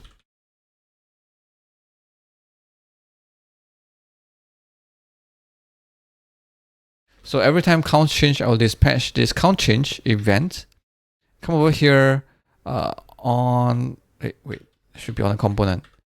On count change,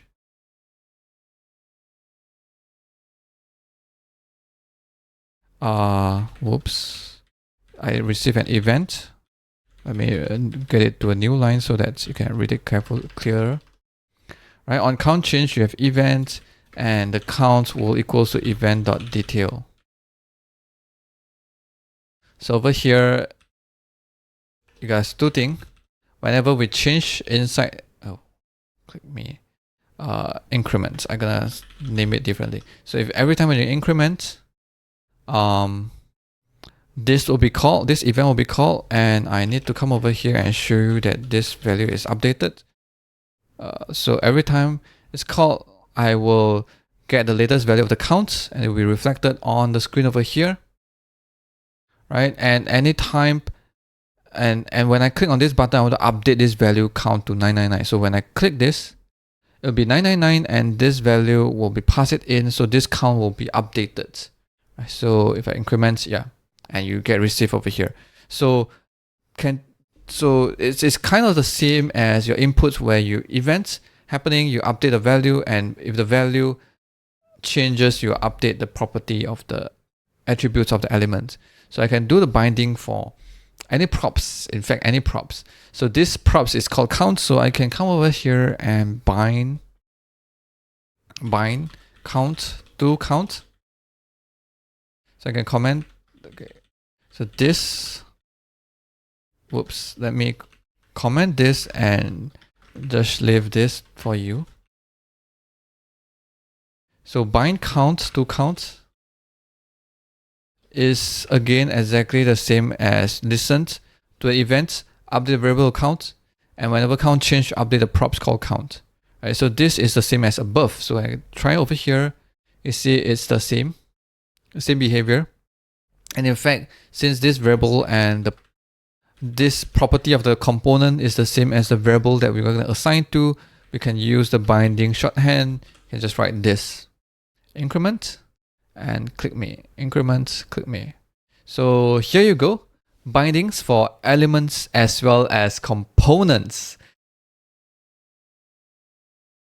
Today we're going to talk about bindings. Wait, we talk about bindings, but there's a lot of examples, a lot of things that you can cover about bindings, and I'm not going to cover all of them.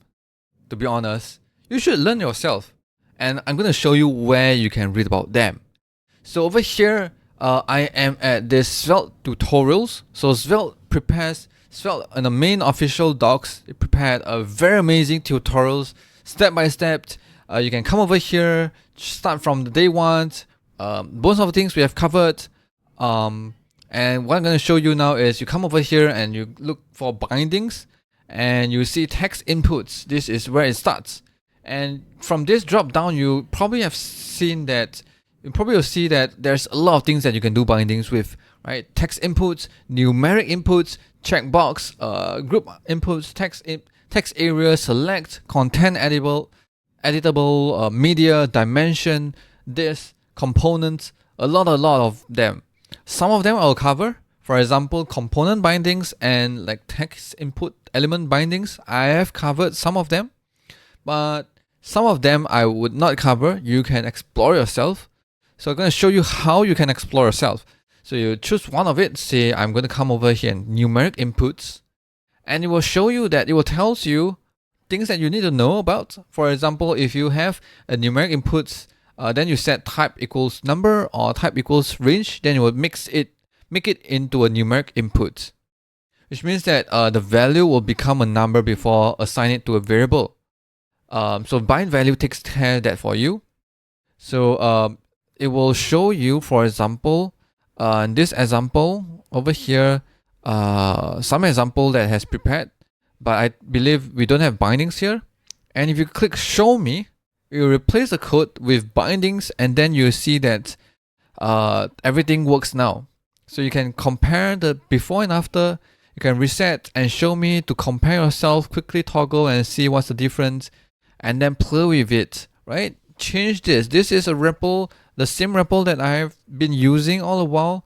So you can play around and learn about it. So today, what I'm going to cover is group inputs, because I find that it's slightly different. It needs more explanation. Hopefully, you are smart enough, you don't need my explanation, but I believe maybe with my explanation, or maybe some people might need it, maybe with my explanation, you make it clearer. Right? Hope I do that for you.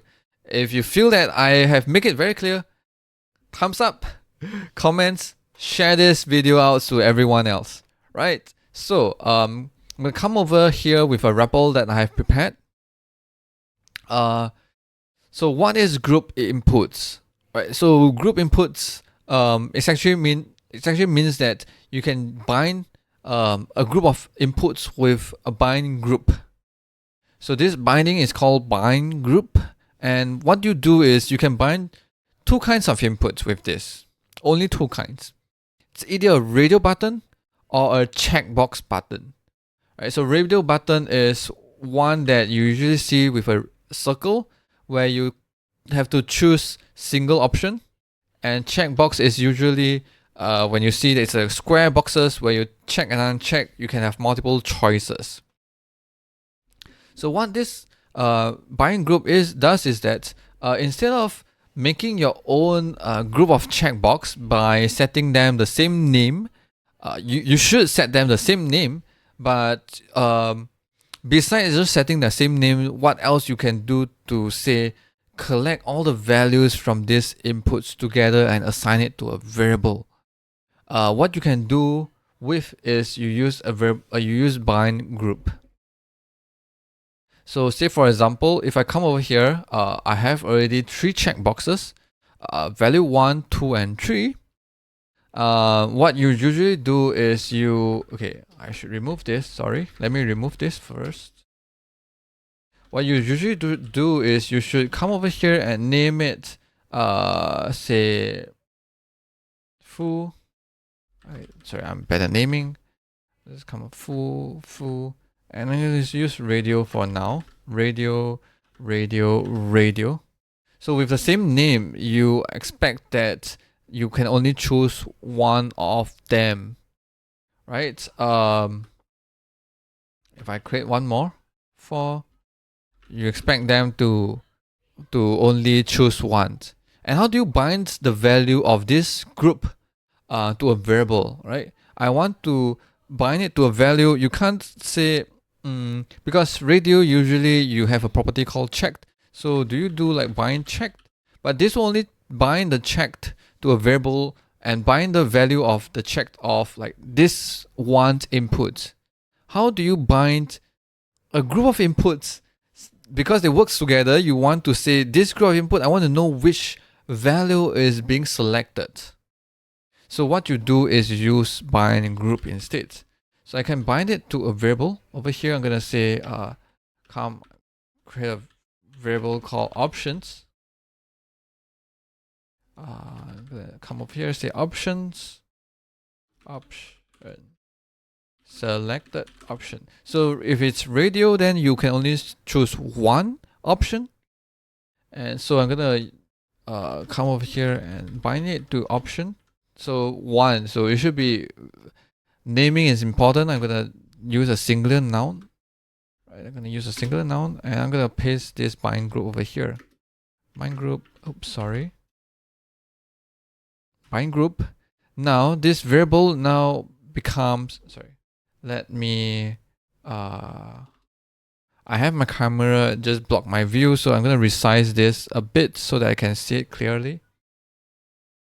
So if I select, you can see that the current option selected will be assigned to this variable called option. All right, so it depends on the value. So what you have to make sure the value is not you have to make sure, but whatever is selected, whichever radio input is selected, the value of that value of that input will be assigned to this group variable called option.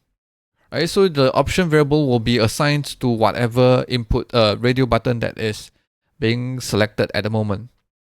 So this is a binding, which means it's two-way. If I come over here and initialize with say 3, you should with a string tree, you would expect that this string tree will be selected by default. And if I come over here, I have a button, reset. Okay, this function will try to set option to say 4. Right, I change and I click this. Oh, sorry, I click once and I click reset. Set the option value to 4 and 4 is selected. Right, so I can bind group, which is the group of inputs. What is the value of that group of inputs with bind group? And it works with check boxes as well. So I'm gonna come over here, comment this out so that you can play with it later on. And come over here, paste this, and I'm gonna replace all this with check boxes. Checkbox, checkbox, checkbox, and checkbox. In most cases, checkboxes you have multiple selections, right? So most likely what you want is more of like an array of selected options. So you use array instead. And for the sake of naming, it should be a plural form. So it's options. So I'm gonna change it to options. Options. And just to show it nicely, I'm gonna join with a comma, right? And a space. So whenever I click select and unselect, you see that it will add all of the selected options to this variable called options. So it's an array, it will add more items to that array. And because it's a two-way binding, I can change this value of options. I can come over here where on click on this, I will select 1 and 4. Right, so I can select something, I can select 2, and I'll click reset. I'll select 1 and 4, and 4, 1 will be the value of the options. So bind group allows you to bind a group of checkboxes or a group of radio input. Where checkbox, when you bind group, you bind you expect to pass in a array as a variable, right? Because you can select multiple inputs, select multiple checkboxes. So all the selected checkboxes, the value of them will be the value they will collect all the values of the selected checkboxes into an array, and that array will be assigned to the variable that you are binding with, right? So say if I have 2 variables, I have options and options 2. Come over here and have another variable. Now this will allow me to collect the options 2 will only bind to the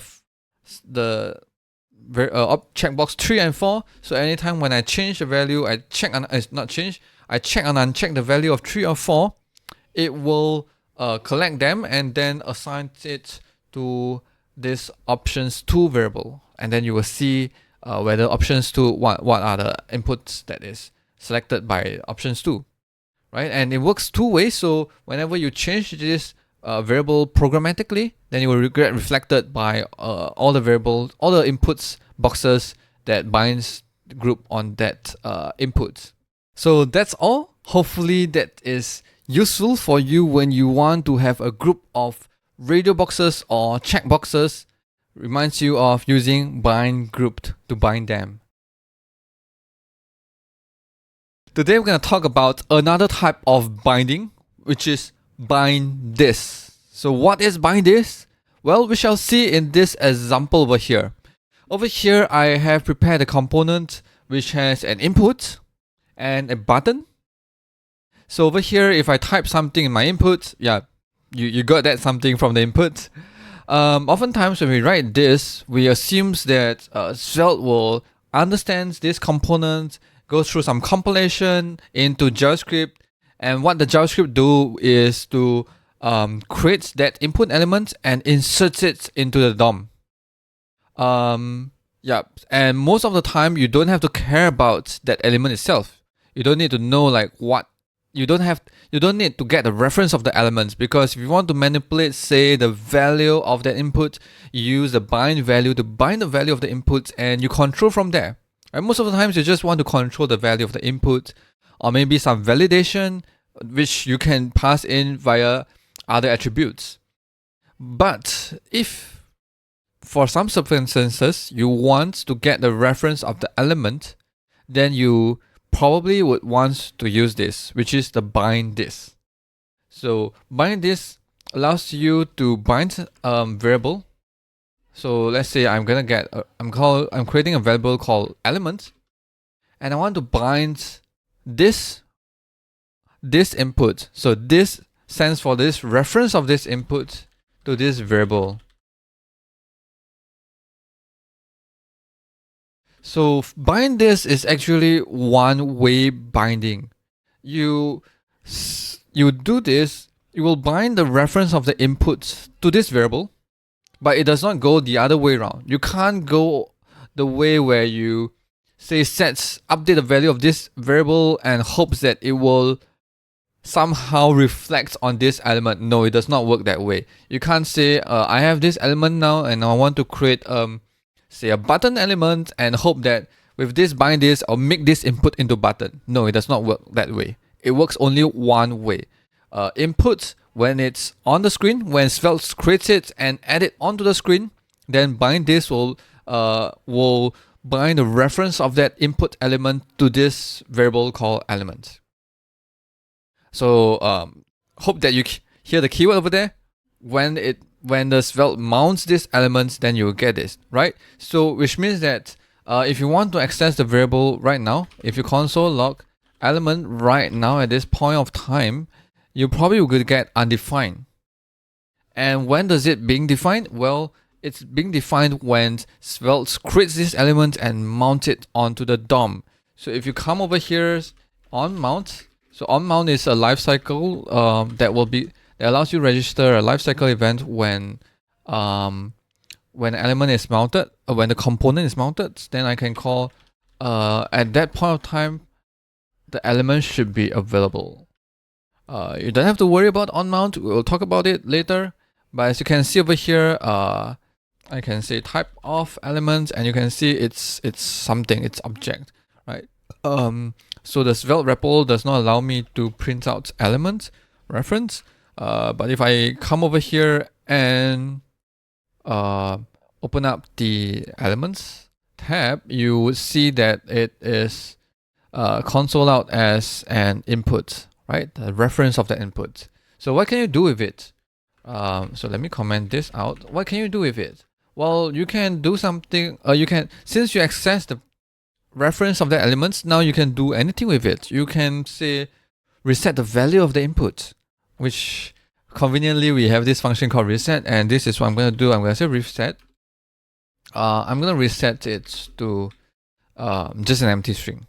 Okay, so if I come over here, I type something, and at this point, at this juncture, you can see that element has mounted. Most likely the reference to that input is already assigned to this variable called element. So if I come over here, when I click reset, it will, this is elements, not inputs. Right. At this point, most likely the element is pointing to the input. So when I say the element.value equals to empty, you expect that you will clears up this input, right? So when I click, it clears up. Right. So this is what you can do with reference to the element. So anytime when you want to get a reference of an element, you use bind this. And as a lot of things in Svelte, components work similar to elements. So if I say you can use bind this to elements, you can use bind this to component as well. So if I come over here, I prepared a component, so I'm going to import it.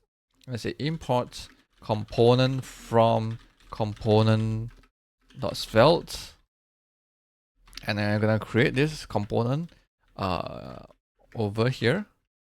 And okay, I'm gonna still keep this variable called element, but you know that I'm gonna bind this to a bind this component, right? So this element is gonna point to the reference of the component. So I'm gonna say bind this element. Again, this is a one-way binding. So you only get the reference of the components on this variable when this component is mounted on the screen.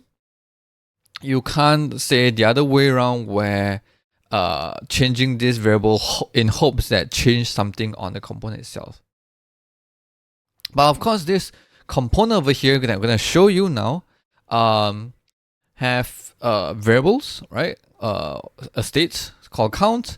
So when I click this button, it will increment the count, and also it exposes a props, right? So props can be variables, can be functions. In this case, the props is a function. Why I say you can be anything is like you can come over here and do this. It's like a props, but it's a function, right? This is similar to this, right? You're exporting something like a props, which is a function.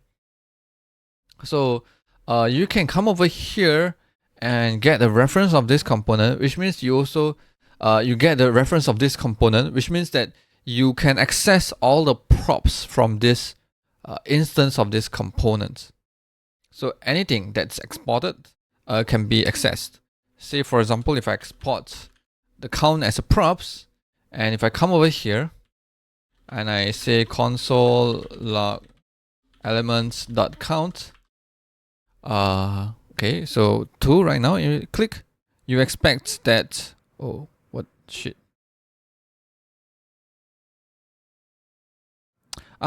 Sorry. So I can't really read it like this except unless I pass in this flag over here. So don't worry about Svelte options accessors. This is something we will talk about later on.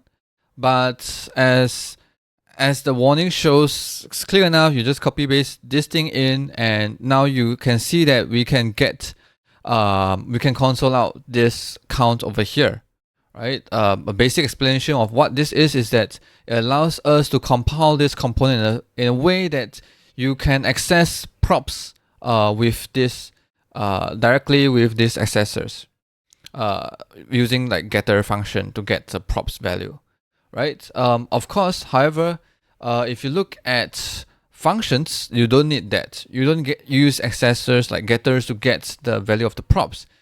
You call the function directly. So over here, instead, I could replace this with elements.reset, and we export this function called resets, which it will reset the counts to 0. So if I click a few numbers over here, and when I click reset, it will use the reference of this component and call a method on that component. We'll call the props function, which is this reset over here, right? And so I call this reset, and this will call this function, and it will set the counts to 0. So when I click reset, it will reset the value to 0. And when I click now, it does resets to 0.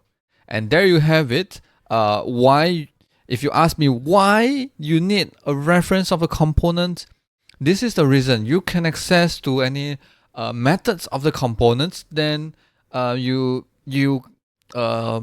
unlocks yourself not just control the components via its props, you can also control the components via its methods. You can export more functions, more methods from this exports, a lot of functions, which will be like the methods of this component. And once you get the reference of a component, you can call all these methods, and it will, in some sense, control your internal state, right? So in this case, if I want to set the counts to 0, I need to have a props. I need to pass in count equals to a variable somewhere, and then a different count, and I need to set it to 0, right? And if I have more than that, I have a group of props, then I would have to coordinate them out here But if I get a reference of this component and I can call a methods to do all of that at once, then isn't that great? Right, so bind this allows you to get the reference of the element or the components that you're binding. Right, so if you use on the elements, you get the reference of that element. If you get you use it on the components, you get the reference of the component. And when do you get the reference? You get it when that element or the component is mounted, is created and mounted by Svelte. And this bind this is a one-way binding, which means that it will, when it's mounted, you will update the variable, but updating the variable itself does not goes back to change the element or component itself.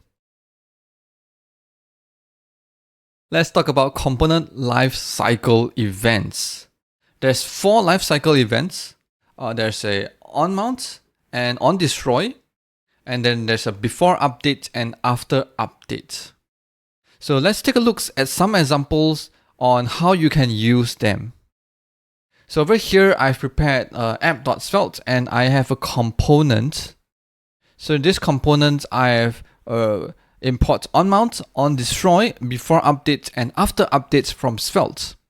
So in each of the lifecycle, I try to console out the lifecycle name. So in the console, you see that when you first mount your components, there will be 3 events fired: before updates, and then onMount, and after updates. So do note that before updates and after updates will be fired even if you are just mounting your component.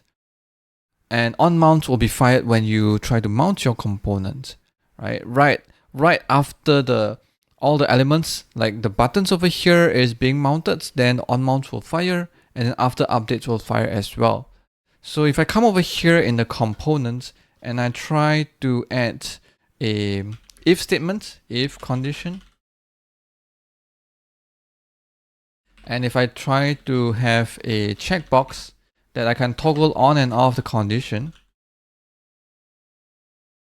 checkbox bind check,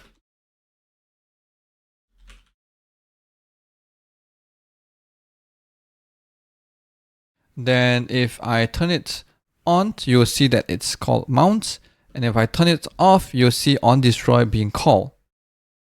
Okay, let me try that again. I clear. If I turn it on, before updates, onMount, and after updates, and if I turn it on, you see onDestroy.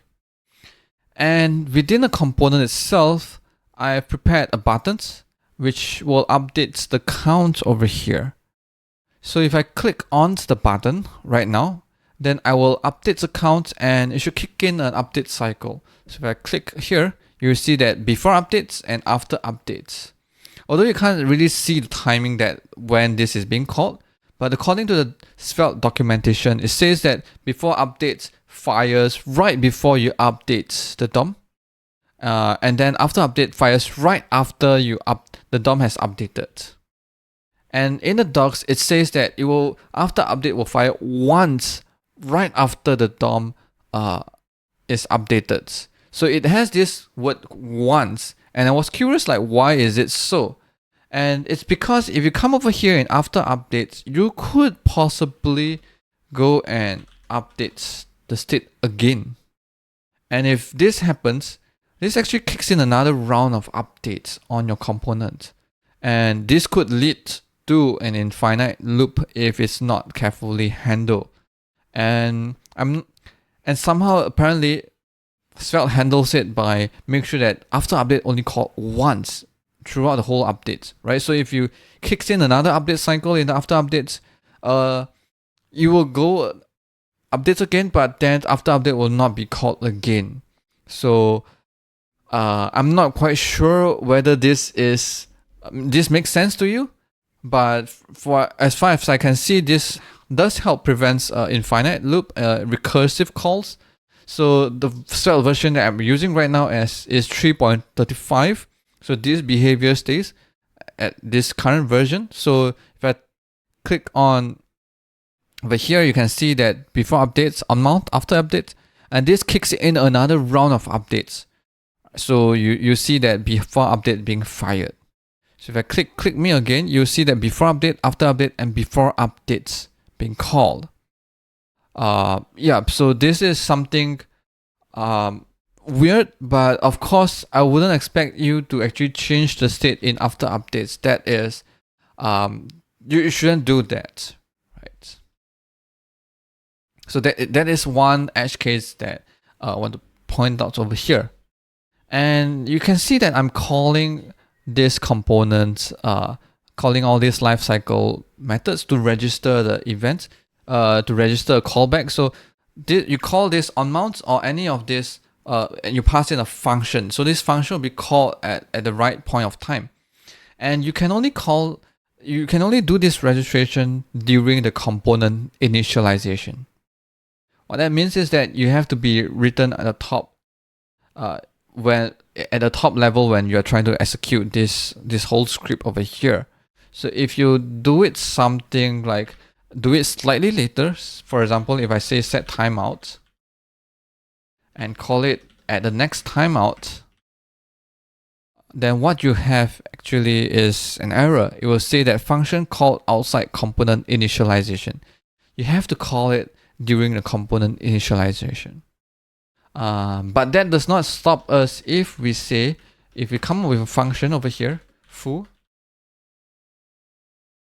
and we make sure that we call the foo during initialization of your function, which is calling it at the top level over here, then of course there's no error, right? So it's not about where this onMount has to be, it's more about when you should call it. You should call it during your component initialization. This is because whenever a Svelte component is initializing your component, Svelte is initializing your component, it knows which component is initializing. So you're importing onMount, onDestroy before update. You know that you're importing this function. This function has no idea. Or rather, these functions are so-called is importing from Svelte, right? So it has to know that what are the current components being initialized. So you have to call it during initialization so that it knows that, oh, the current component is being initialized is this, and I want to register this event, this onMount or onDestroy to this component. But once it's finished initialization, then you couldn't find that component anymore, and therefore you get this error of you can't call it during after. You have to call it during component initialization.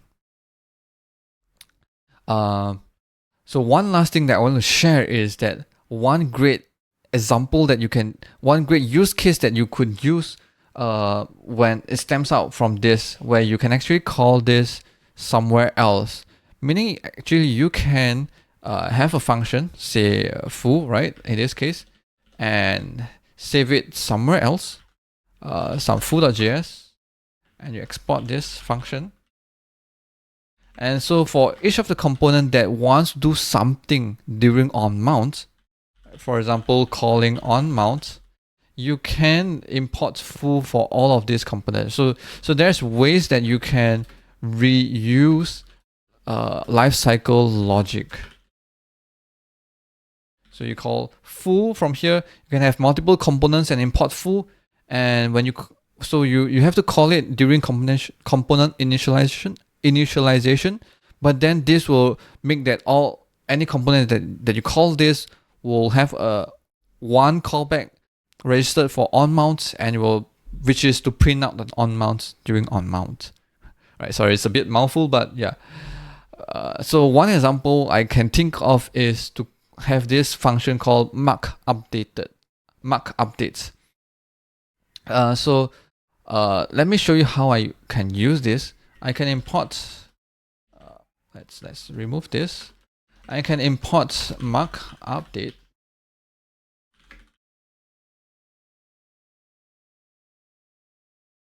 And call it over here. And this function actually returns an action. Curious why, right? So I'm going to say action. So this action can apply to any element. Use action. And you'll see that my element will have a outline drawn on top of that element, right? This is done by the action. But anytime when I change something, it turns red. The outline turns red. So there's no way that this action will know that something has changed, right? Because there's no way this action, we are not passing any parameters to this action, so there's no way that for it to know.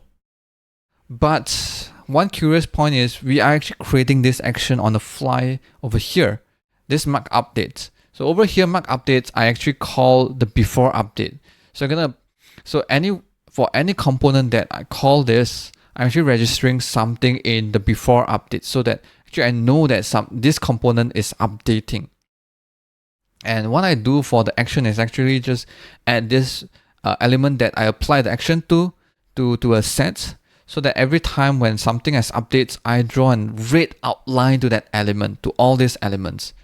So that is one interesting use case of where you can have before updates or onMounts being called within a function, and you can reuse logics of them, right? You don't have to write this within the component itself. You can write it in other functions, but make sure you call them during component initialization.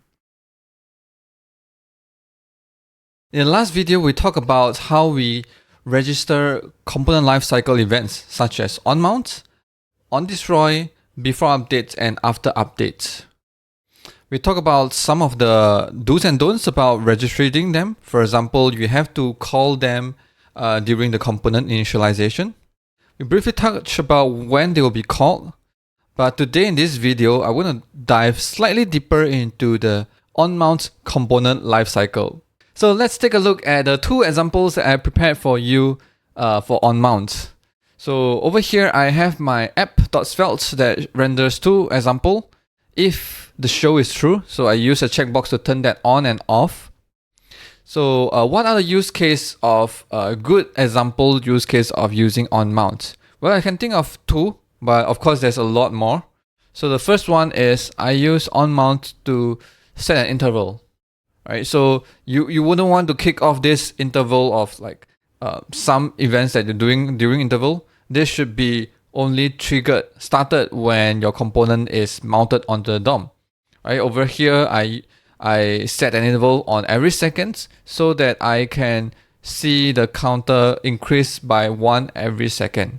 And then the second example that I can think of is using onMount to fetch data. So if you use a server-side rendering and a client-side hydration kind of model where you want to fetch some data in the client side, so mainly usually because you want this data is less important, it's probably showing up later on, so you're okay to fetch them later on in the client side, then probably you can add it in the onMount lifecycle, right? You wouldn't want to do it in like component initialization, because that will be triggered by the server-side rendering, right? During server-side rendering, you would want this to only happens in a client side. Then probably you add this fetch within onMount.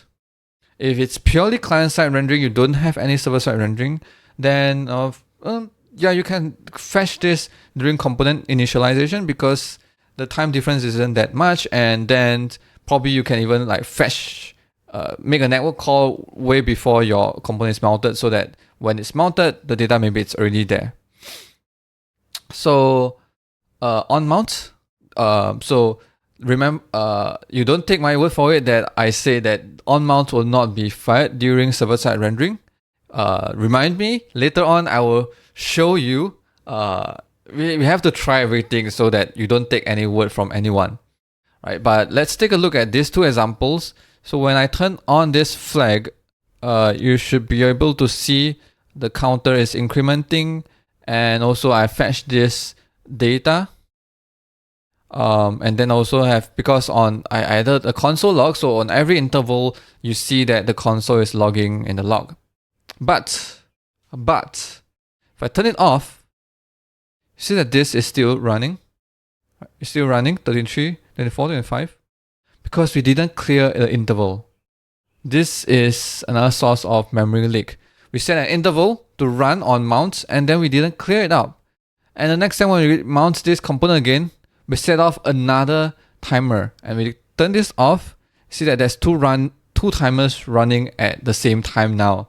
So we need to remember to clean it up.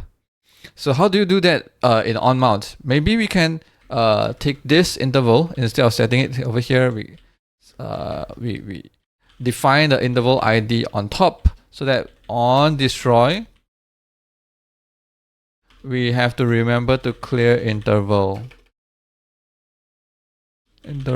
ID. Let me save this and hold on. Let me pass it over here. Let me save this and refresh because the old interval is still running. So if I come over here and I turn it on, console is running, and I turn it off, it's gone. Right? That's great. We remember to clean up whatever we set it off during onMount. Of course, this is a bit wordy. Like you have to remember to do an onMount and onDestroy pair. And because this is a very common pattern that we usually do, so actually Svelte provides a way that you can do it all of this within just one onMount event lifecycle handler. So what you do is you can return a function in onMount, and this will be called when the component is destroyed. So you can have the interval ID within onMount and clean it up at the same time within the same event handler. So you can save a few keystrokes. You don't have to import onDestroy. You don't even need to define interval ID on top. You can do this and hopefully it's more concise. So let's try this out. I turn it on, console, I turn it off, it's gone. Right? So you can return a function in an onMount event handler so that it will clean up. It will be called when the component is destroyed so that it will do the cleanup necessary. Same thing goes for fetching. If you fetch and your component is destroyed, you don't really need the data anymore, then probably you can use abort controller and you return a function to abort the fetch. So if I take a look at the network tab over here, clear this up, turn on and turn off immediately, you see that wait, hold on, I think this is returned now. Let's do it faster. Let's turn off. You see that this is being cancelled, right? Because you don't need this data anymore. So remember to clean up whenever you use onMount. There's a lot of things that can be cleaned up, so remember to do that. Right? So timeout, intervals, fetches, there's a lot of things. Right? So there you have it. onMount, and remember to clean up. So before we end this, I promised you I'm going to show you how to run this in a server-side rendering. So I'm going to save this and I'm going to download the project. And then come over here and compress this. Allow me for a while. I'm going to run this with my code editor. So I have VS Code open. And come over here. Most likely I need to install something. Right, so this one, I'm going to change it to server-side rendering. So I'm going to come over here, SSR. Wait, no.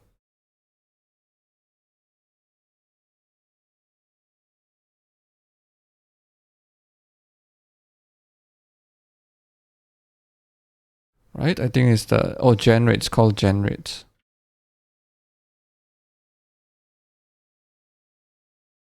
I come over here, terminal, install my dependency.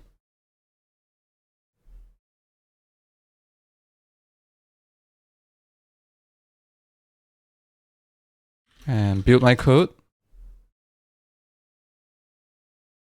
Okay, so actually this is not gonna work because we're gonna compile it as server-side rendering. So I'm gonna come over here, app.render props, empty props. I'm gonna come over here, have the HTML. I'm gonna just console it out. Build this again. And I'm gonna run it. Oh man, what did I do? Build this and run this. Yep, you can see my HTML is up, and you will notice that. Okay, so we haven't really console out anything in the onMount, so this is what we're gonna try. See whether this onMount is being called. We can default to true so that you will show the example 1 and 2. Okay, let's build this again, and then run this. And as you can see over here, we did not run anything. We did not see anything on onMount, right? So this 0 is this count over here. So we do render this. This image over here is the image, and we didn't see any onMount. So onMount is not fired during server-side rendering. Okay, hope that's clear. Today we're going to talk about if logic block. We have seen how we can use dynamic data to present onto the templates in your Svelte components, but we haven't talked about how we can, based on a certain condition, show or hide a certain content. So this is what we're going to do today. So over here, I have prepared some examples for you, as always. So here I have two buttons. One called condition. The second button is also called condition, right? But they are controlling different conditions. So let me name it better. So this is condition 1 and this is condition 2. So as I click on each of the buttons, I add event listener so that it will toggle that condition. So if it's initially true, then it will turn to false. If it's initially false, it will turn it to true. Right? So as I click, you'll see that it turns from true to false, false to true. So now, with all this set up, we're going to see how we can, based on this condition, to show some content. So first is that to write this if block, we use, we start with a curly brackets and then a hash and an if. So this is how we start the if block, and then we type in the condition. So this, we are going to use the condition 1. And with that, to close it, we use curly brackets again and then backslash if. So in between, we can pass in any content, right? So I'm going to say any condition 1 is true. So if I turn toggle on, toggle off the condition 1, you'll see that this will be hidden. But when I turn condition 1 to true, this will be shown. So anything within this block of if condition will be shown based on the condition itself. So the condition is any expressions. You can pass in any expressions. So I can say condition 1 and condition 2. So this time around, if I turn on any of it, it will be hidden. But if I turn on both, then it will be shown. Right? So this will be based on both the condition 1 and 2. So anything here can be a expressions, right? And so to recall, we start with a hash if, and then we end with a slash if. So this marks the beginning and the end. And as what we would do in JavaScript, we have if. We sometimes like to have else, right? If certain things do this, else do something else. So same thing goes with the logic block as well. We can have an else condition. So if show something, else show something else. So over here we can type else, but this time around when we say else, we are going to start with a colon sign. So curly brackets again, and then colon else, and then close your curly brackets. So else, I will say either condition 1 or 2 is false. So as you can see, if I turn on, it will say either one of the condition is false. If I both is true, then it will show the first content. Okay, so now I'm going to tell you there's actually a pattern. There's a pattern in logic blocks. So you learn this pattern now. It applies to other logic blocks that we are going to talk about in the future. The pattern is this. When you want to start something, you start with a hash sign. So curly brackets, hash sign, and something. right? In this case, we are learning about if, then we will start with a hash if. To end that, we will have to use a slash if, right? So this marks the beginning and this marks the end. And anything in between, you use a colon sign. So in this case, we have colon else.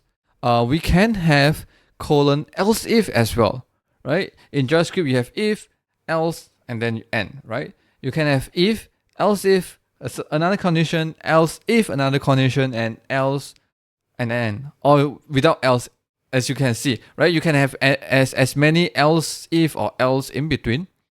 So the same thing goes with Svelte logic blocks.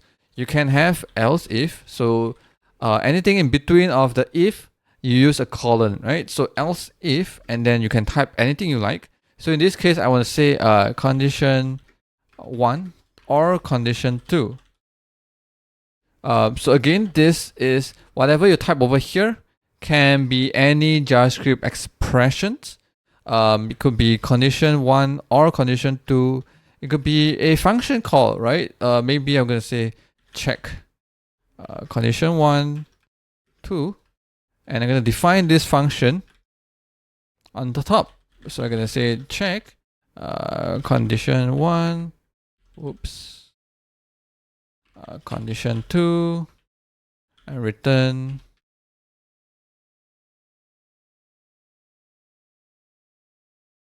right. This works as well. We can pull this function, extract this into a function and call a function over here, right? And then probably over here I put some content. So you can see immediately if I don't put anything, Svelte actually will complain. It's like, oh, you have nothing over here, right? So that, which means there's rooms to improve in this code itself. We probably don't have to check this condition to put an empty. Maybe we can have else an alternate condition and then put like over here instead, right? We can compact this instead of leaving like one condition that has empty block. So over here, I'm going to say condition 1 or 2 is true. Right, so now if I turn, you will see that it will change the wording. And if both of them are false, then either is false, right? I think now it should say both condition 1 and 2 is false. Right, so you can play with this however you want, right? So logic blocks. So logic blocks itself, like any other elements in Svelte, they can nest itself as well. So I can come over here and I can nest again. So say for example, I have condition 3. Right, and I can come over here and nest it at anywhere I like. I can nest it over here, say if condition 3, another content, right? So if you can see over here, and I can put it over here as well if I want. I can have as many within a block. I can have as many number of elements I want. So I can have one div, or in fact I can have 2 divs if I want to. Have any content I like, right? I can nest conditions and I can keep nesting them, and no one say I can't do that. Right? So the sky is the limit. You can do as however you want.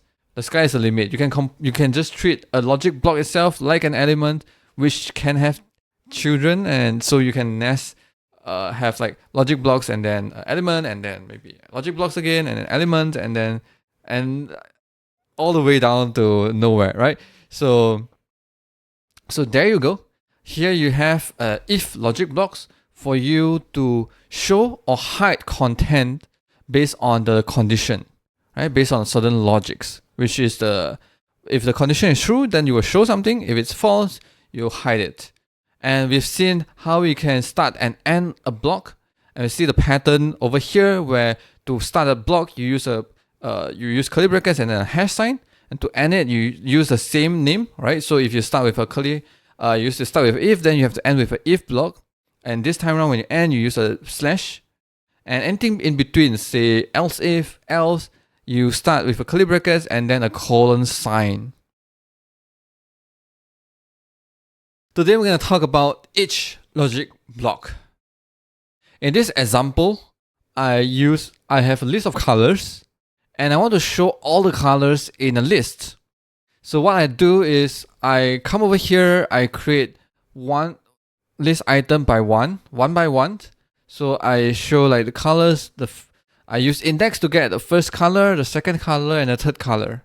But when I need to add another color, say I want to add yellow, then I have to come over here, copy and paste, change this to 3 and to show like the fourth color. So is there a way to reduce this so that we can just write it once and some way to loop through all the colors and display it on the screen? Well, there is. Right? That's the point of this example that I want to show you is there is a better way of doing this, which is to use the each logic block.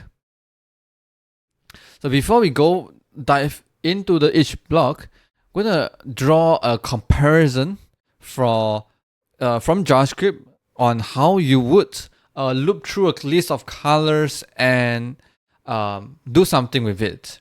Right? So we're going to compare that with our each logic block so that you can see the similarities so that you can draw the connection between them. Okay?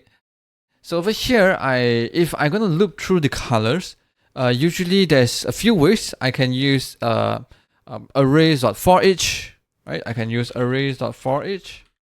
I could use a for loop with an index to loop through length, loop through all the colors. But my favorite is if I just want to get the colors, I don't care about the index, I would use for cont of loop, which is for color of colors. For of loop. Right? So in this for of loop, on every iteration, what I get is the color. So in this example, I'm gonna just console out what is in the color, and you can see from the console there's red, green, blue, and yellow. So every iteration, I'll print out that color at this point of time. Right? So the same thing goes with the each logic block. To start the each block, so I think I give a big hint for you. The block name is called each, and we've learned previously how to start a block. You start with coming with a curly brackets and a hash sign, and then the name of the logic block, right? So we're going to use each logic block, so we're going to type each. And before we type further, the way we end it is to come over here, /each, right? You start with a hash and you end with a slash. So how do you loop through an array using each logic blocks? Well, it's kind of a bit inverse of how you do with a for of loop, right? You start with the arrays, the name of the arrays first. So each of the colors, and then you use s. So each s instead of for of, right? So for each of the colors as a variable, so I'm gonna say color. So over here I have access to the color. So you can see this is kind of like inverted, right? You for item of an array and you each the array as the item. So in each of this content over here, you can treat it as each iteration, what you are going to show for each of the iteration. So for each of the iteration, I'm going to show a list item, which is this one. So I'm going to copy, come over here and paste it in. And I'm going to use the color that in the current iteration, so which is the color variable, right? So now I can remove this. And you can see immediately that red, green, blue, yellow as how I would iterate through. I print out red, green, blue, yellow. I use each block. It will iterate through all the colors and it will show in order red, green, blue, and yellow. Right? So that is how you use each logic block. So let's move on to the next thing. Right, so over here right now, I'm going to change a bit on my array. I'm going to come over here and change slightly to include, do not just use a string, but an object, because so that in each item, I can not just telling you what is the name of the color. I will also tells you like what's the hex representation of the number of the color. So for red is F00. For green, it's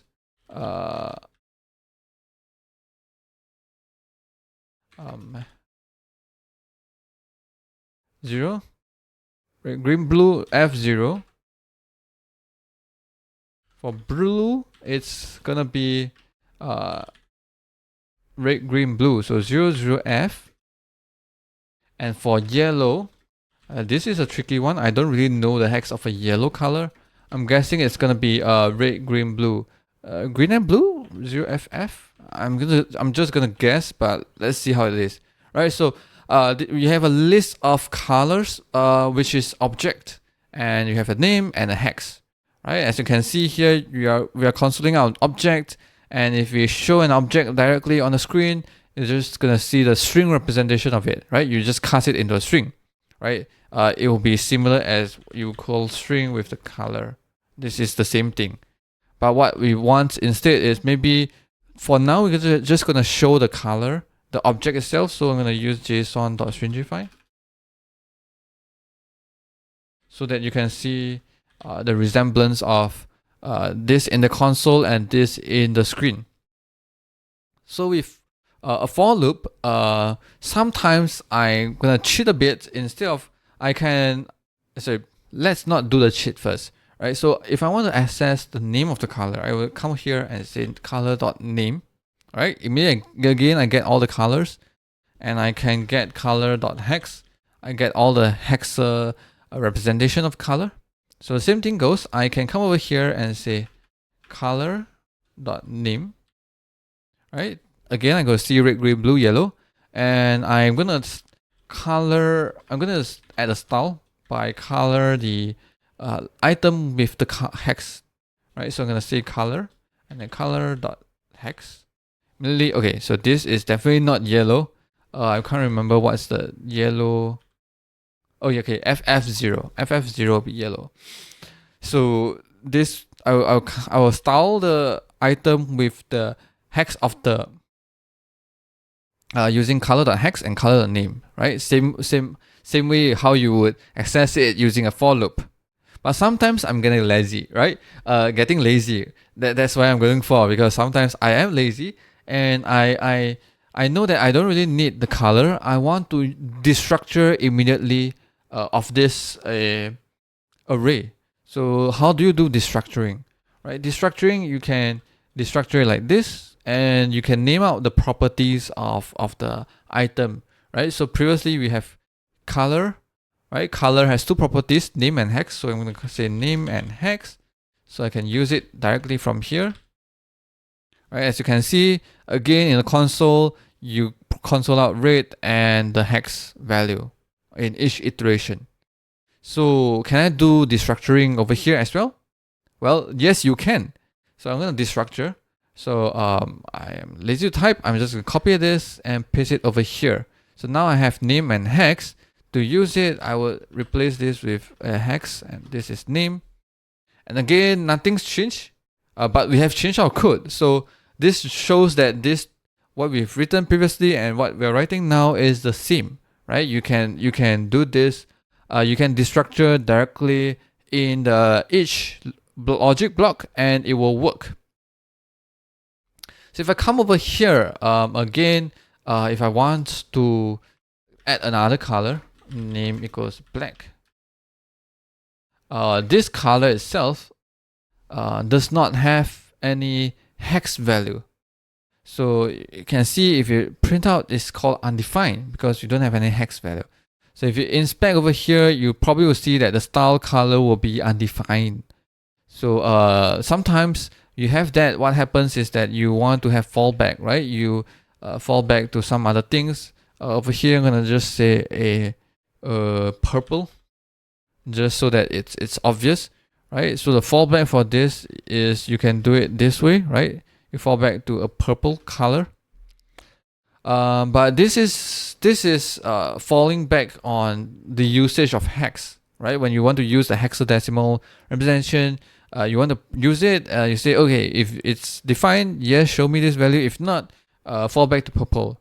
But what if you want to provide like some sort of default value when you're declaring the variable hex over here, right? Here we are declaring name and hex in a destructuring way, and we can provide a default value by say hex equals to purple, like this.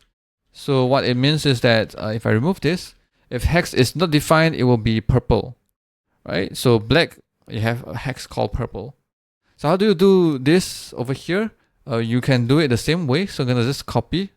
So to show that it's the same thing, come over here and I can remove this. You can see immediately again, it's showing purple color, right? Nothing's changed because it works. Because it works, that's why nothing has changed. So so here you can see we are drawing very closely to the for cons of loop with the each logic block, except that you start with for the item of the array, but in each you use the each of the array as item. So anything over here, you can write anything that you write over here can be just copy over and paste it in over here, and it will work as you would expect. And whatever inside the content will be evaluated on every iteration of the loop, just like how you would do something at every iteration within this block.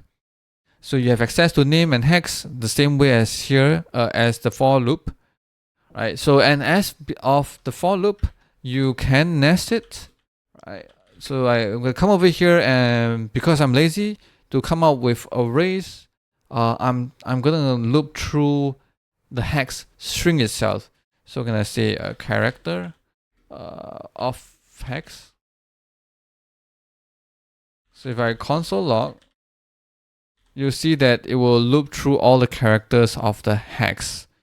Right, so same thing over here. If I can come over here and add this block, but I need to write as each block, right? So I'm gonna say each, and we copy the array first and then the item. Every time when you start, you need to close it. So I'm gonna come here and I'm gonna close the block. And what are we going to do in between? Okay, what are we going to do in between is we're going to create more items, right? Because I am lame and can't think of anything. So I'm going to say character.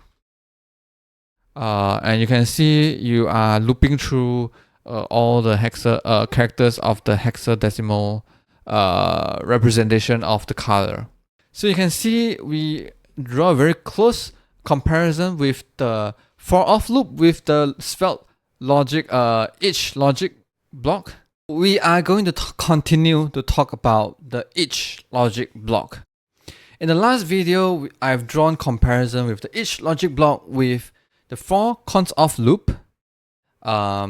We've seen that they have a lot of similarities on how you use them, except that they are in a mirror inverted ways of using, because you use for an item of the array, but in each you use each array as item. But in this video, I'm going to show you two more things that you can do with the each block that is not available in a for of loop. So are you ready? Let's take a look. What are they? So the first thing is each block allows you to get the index of the for of your item, right? So as you iterate through the item, you can specify the index of what you're iterating through. So I can come over here to get the index. I can come over here after the each array as item, and then I will type a comma, and I can define a name for the variable to get the index. So over here, I can get this index called a I index. I name it index. So to use it, I can come over here and say index name dash index. Right, as you can see now, red index 0, green is index 1, blue is index 2, yellow is index 3, for, and so forth, right? You can get the index of the current iteration, which something you can't do it with a for of loop. Well, you can't do it with for of loop, but you can do it with a for each loop. So what is for each, right? So you can come over here, colors for each, and you pass in a function over here. And in this function, you can have the item itself. Again, you can do similar things. And you can have comma, and then you type in the second parameter is the index, right? So this each logic block is actually more closely related to the for each loop, where you have an array for each, and then the item, comma, and then the index over here. So for on each iteration, you get the index, the value variable. So you can define any variable you like, the name, any variable name you like, and it will be shown over here, right? So this is the same way you get the index for your each block. So which is something you can't do with for of loop, right? So that is number one. And number two is, what if your array is empty, right? In this case, both of this for loop or for each loop will not do anything because the array length is 0, right? So if I comment everything, array is empty, you don't do anything, right? You don't console out anything. But what if I want to show something when it is empty? I want to fall back to say, okay, my list is empty, just show one item that says list is empty. What should I do? Well, in each logic block, you can have else. Interesting, right? Because else is not just for the if block, right? If, else, else if. But this is also, this you can use the else when each has no item, right? So you have, so how do you add the else? As you've learned in how you add else in the if logic block, anything in between, you start with a colon sign, right? So I'm going to curly brackets, colon, and else. So over here, else, you can put in item that says anything, right? I can say the list is empty. So you can put in a content that will show only when the list is empty, right? As soon as I add something back, that this content is not going to show anymore. It's hidden, right? This will only be shown when the list has no item, right? When the list length, the length of the list is 0. So here you go, two things that you can't do with a for of loop that you can do with each logic block. First, you can get the index of the current iteration.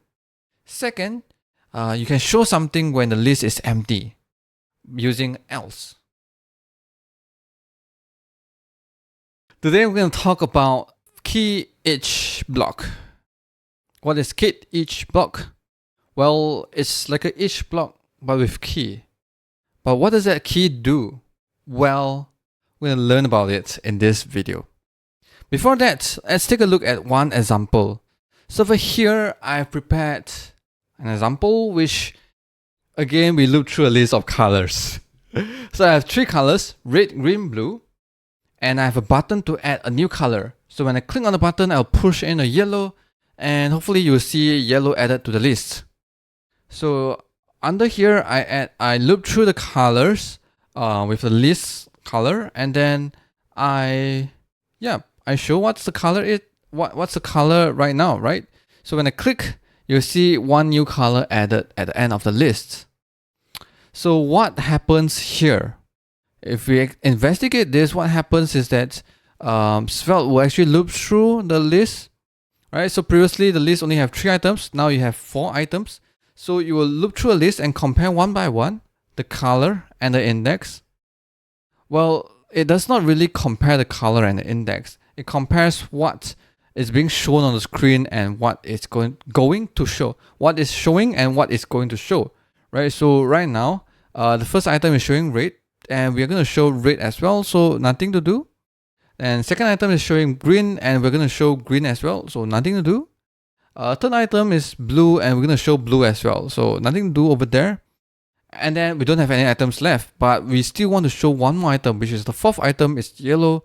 So we add a new item at the end of the list, and show it, add it as a list item, and the content is yellow, and there you have it.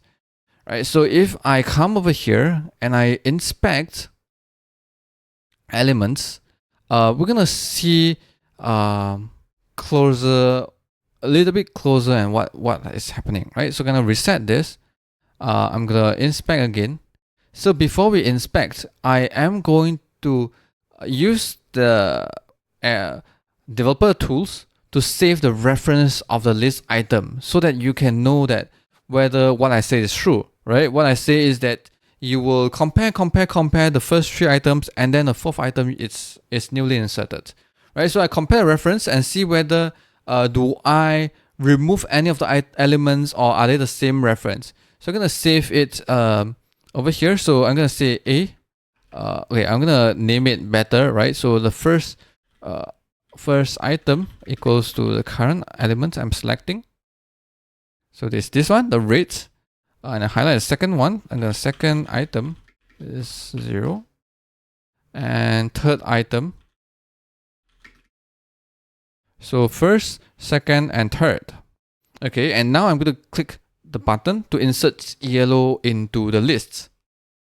Okay, if you notice over here as well, it flashes something over here, right? I don't want to restart because I have to retype everything, but rewind, pause this and rewind, you can see that the 4th item flashes and nothing flashes on the first 3 items because you don't have anything changed. Right, so now interesting thing happens, right? We want to compare the item. So if I come over here, this is this current item, and we're going to compare first item. Is it equals? Is the reference equals to the first one? Yes, it is. So we're reusing the same element. Okay, that's good. Let's check the second item, and then we highlight the second, right? And whoops, right? It is true, right? So the second item is equals to the second element over here. Let's highlight the third element and let's type third item. It is true as well, so that's great. And the 4th one, no one is we don't have that 4th item yet, so it's a new item, so we can't compare with any of the elements, right? That's great. So what happens if right now, instead of pushing yellow at the end of the list, I'm going to insert yellow at, say, the second position. So I'm going to use splice instead.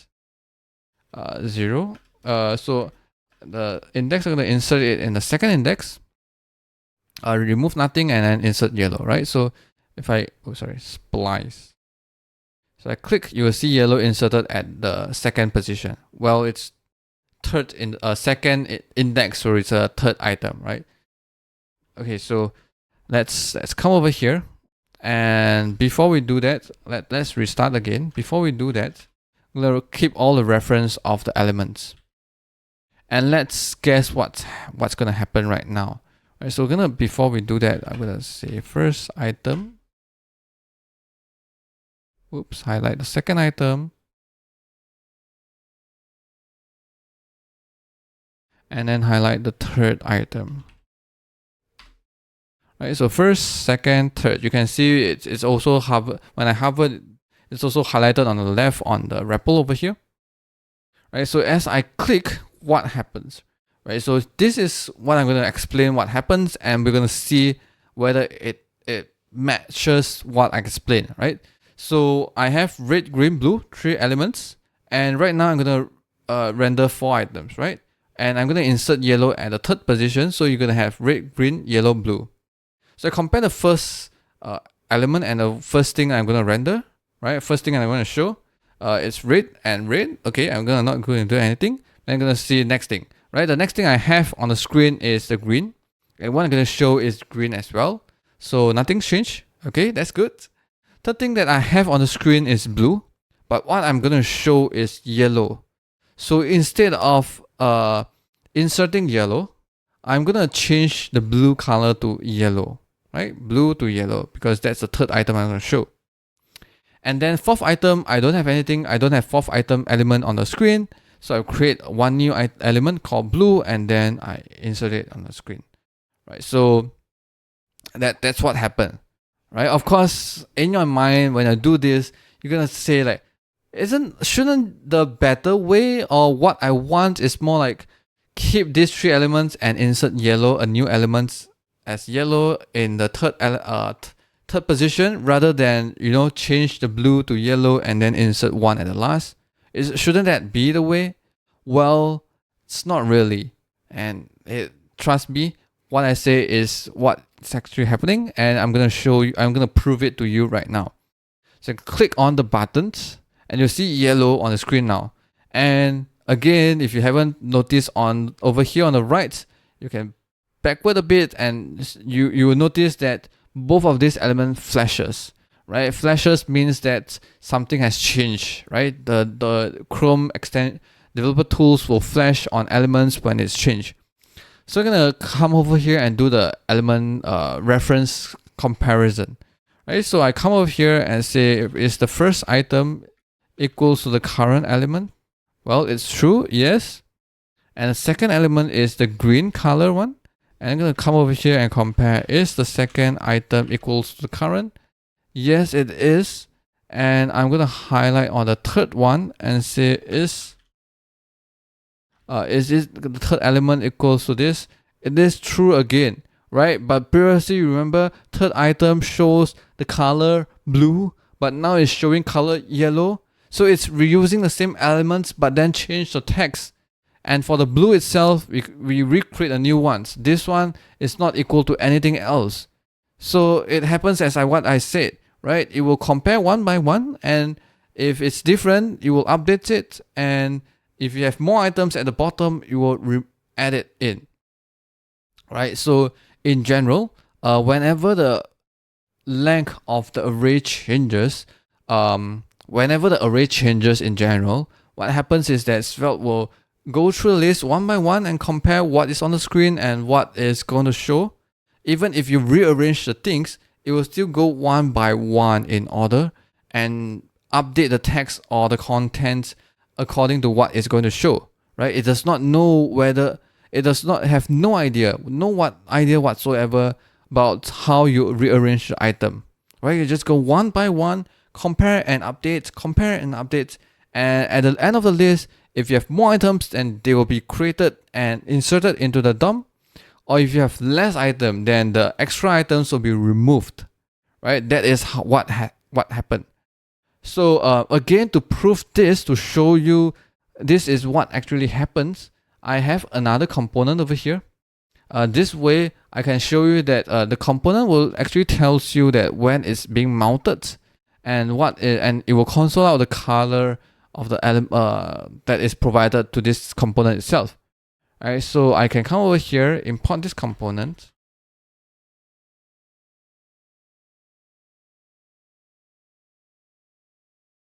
I'm going to show this component instead. I'm going to pass color. So on mount, you see that I will mount red, green, and blue, right? You can see red, green, blue. Okay, and I have another variable that's called initial color, which will be store the value of color at the initialization, right? During initialization, you will store this, and it's not a reactive variable. So anytime when you change color, this will be stuck at the initial color you pass into this component. And now what I'm going to do is I'm going to insert yellow in the third item. As soon as I click that, you see that it looks blue, right? It inserts a new item inserted is actually a blue color instead of yellow. Although we insert yellow in the middle, it does not matter. It will only check like what we have and what we're going to render. We have the extra item, and that extra item is the fourth item, which is blue color. So as you can see here, it logs out blue instead.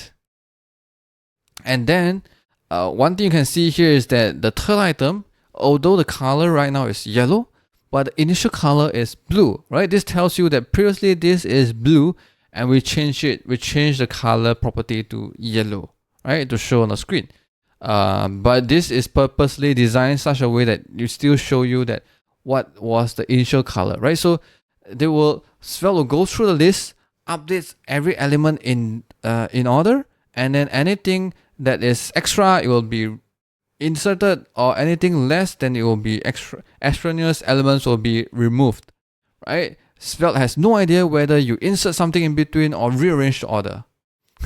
Rearrange my hair as well. So, is there a way to let Svelte know that you want to rearrange the item? Right? I've said so many things so that you know like how it works, and so that you can know that you make a conscious choice to know that, okay, I know Svelte, you have no idea that I rearrange, but can I tell you that can I tell you that a way so that you know that when I reorder something, you know when I reorder it? Well, can you? Well, that's the point of this video. We're gonna do a key each block. And a key, you can think of it like an identifier for the element, because anything over here can be as your item item of your array, right? So Svelte has no way to know that whether you rearrange or you just modify one property of it, right? If it's a string, yeah, sort of, you can compare the string, but if it's an object, how can I know whether do I use like object reference, or like how can I know, right? So you can provide a way to tell Svelte that, okay, this property or this value is the key. You use this key to compare. If right now, if I show a list of elements, each of them has its own key, and anytime when and then when I update something, you compare. I will also use for each of the things that I'm going to show will also have a key, and you compare the key first. So if the key shows, if the key appears previously, but now it's in a different order because it's showing earlier on, or you rearrange it somehow, then you know that this element should be shuffled onto the top rather than, compare one by one and update element one by one, right? So how you write that key? Well, you come over here, each array as item, and then you can add index as well. Whether you have index or not is up to you. But to provide a key, what you do is you use a bracket. And inside a bracket, you can write any JavaScript expressions. Again, any JavaScript expressions. You can call a function, you can have plus, you can like adding up multiple elements, or you can do whatever you want. Any JavaScript expressions. But of course, make sure that it evaluates to something that you can store in a map, right? Of course, you can store anything in a map, but I would suggest that, put in some sort of strings or numbers or that kind of thing. Something simple, right? Don't put because Svelte will have to hold it in reference in a map, and you wouldn't want to throw everything in there. So over here, of course, whether is there a performance penalty, you would have to test it out to know for sure. But in most cases, you just need something like a string, right? In this case, we have colors, and we can use the color itself as a key, right? So that I know that, okay, red, green, blue, right? If I insert yellow in between, yellow should have a key of yellow as well. So you know that blue, the key blue is still there, right? It's just like shuffle to the bottom so that we know that, okay, we compare the key first, right? All of the item is still there, but then yellow is a new one, so we insert yellow in, and then we push the blue down at the end, right? So that is what will happen. So I can use color as a key. So to show you, I'm gonna say key is color. I'm gonna comment this for temporarily. So you have red, green, blue, and the key is the red, green, and blue. You can have anything as a key. In this example, I'm just gonna use the color itself as a key. Okay. So I come over here. Now do the same thing that we have done earlier on. We're gonna skip the reference, and then we compare the reference. Right. So in this time round, we're gonna say what we're gonna happen is that you will compare the key first, right? So right now you can show red, green, blue. You have 3 keys, and when you insert yellow, you have red, green, blue, yellow. You have 4 keys, right? So you will find every time when you render, you see red, the key is red. Find where is it, and then if it appears at the bottom, you will move it to the top, right? And then I'm gonna use green, find through the list where is the key, which element has a key green, insert it there, right? Yellow, do we have anything that is yellow? No, then we create one. And then blue, do we have any elements that is blue? Yes, we will insert that over here, right? So things will be reshuffled. So if I come over here and I keep the reference, so I'm gonna keep the reference first. So I'm gonna say first item equals this, right? First item equals this. Second item equals highlight this, this, and third item equals to this, right? First, second, third, and now when I insert yellow, if you backwards a bit, you will see that only the third item flashes, right? The fourth item will be shift downwards. So let's compare whether the reference of each of the elements has changed, right? So if I come over here and say first item equals to the current element, yes, it's true, right? We reuse this. Second element, it is true as well. And let's look at the third item, third element. It is false, right? This is a newly added, newly inserted element, newly created and newly inserted. So yellow is something new.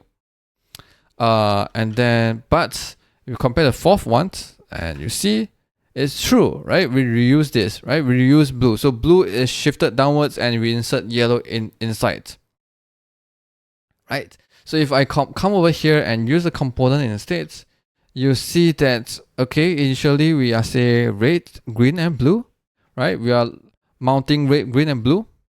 And when I click to add a new yellow, insert a yellow in between in the third item, you see that a new component is created which is colored yellow.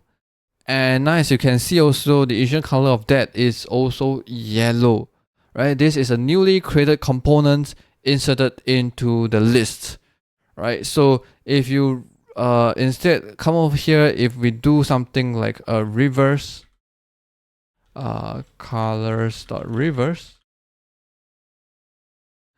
you see that when I click, again it's also yellow is created, and even though like we reshuffle, we're gonna reuse all the elements will be just reshuffle, and it knows it use the key to look up from the previous rendered version to find out where the element is and then insert it in order of what you're gonna show next, right? So why is this important? Well, this is important in a few ways, in 2 ways. First is that you reuse the element reference in ways that you are expecting it to, right? You don't update the elements one by one to change this, right? So if you have a huge list which you want to insert something in between, right?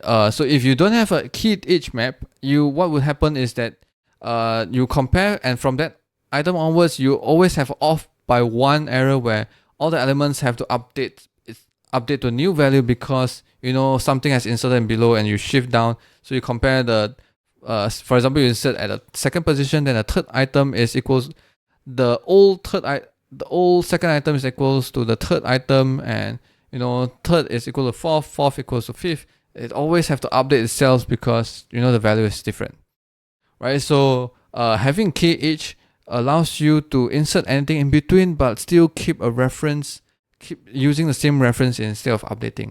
Of course, there's penalty in terms of space. You actually have to keep a reference using a key. You have a map to keep the key with reference to the elements so that you can reuse that elements, right? So that is like a changing. Sorry, you are trading a space with like time efficiency, right? Of course, however, if you are using components where it itself has some life cycle methods where, when the component's created, like in the example we've shown, you use onMount, and when you update it, you use like before update and things like that. Well, and probably you want to make some API calls or make something when the properties has changed.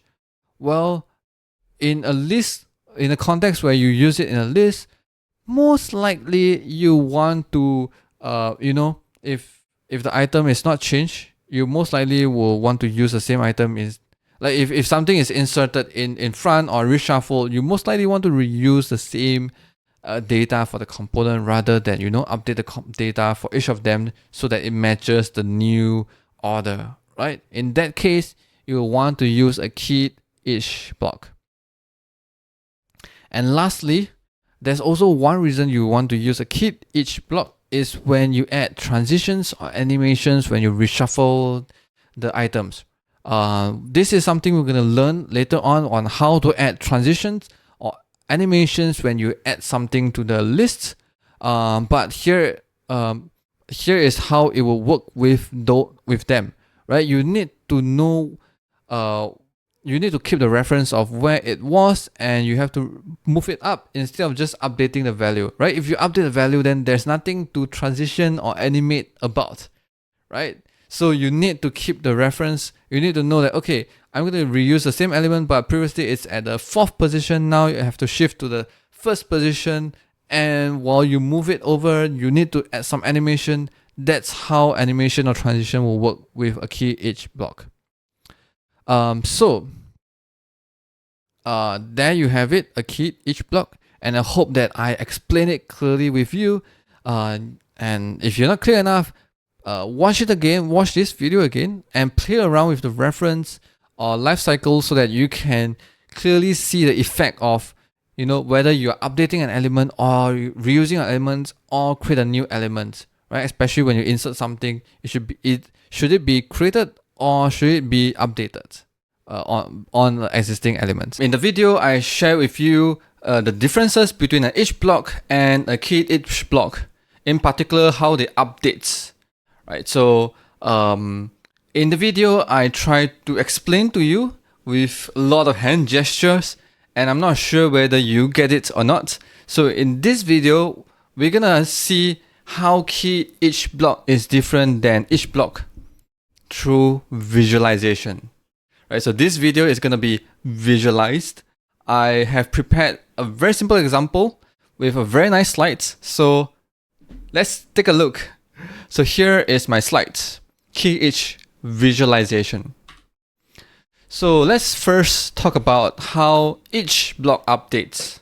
So here I have an array, 4 items, right? Each with ID and name.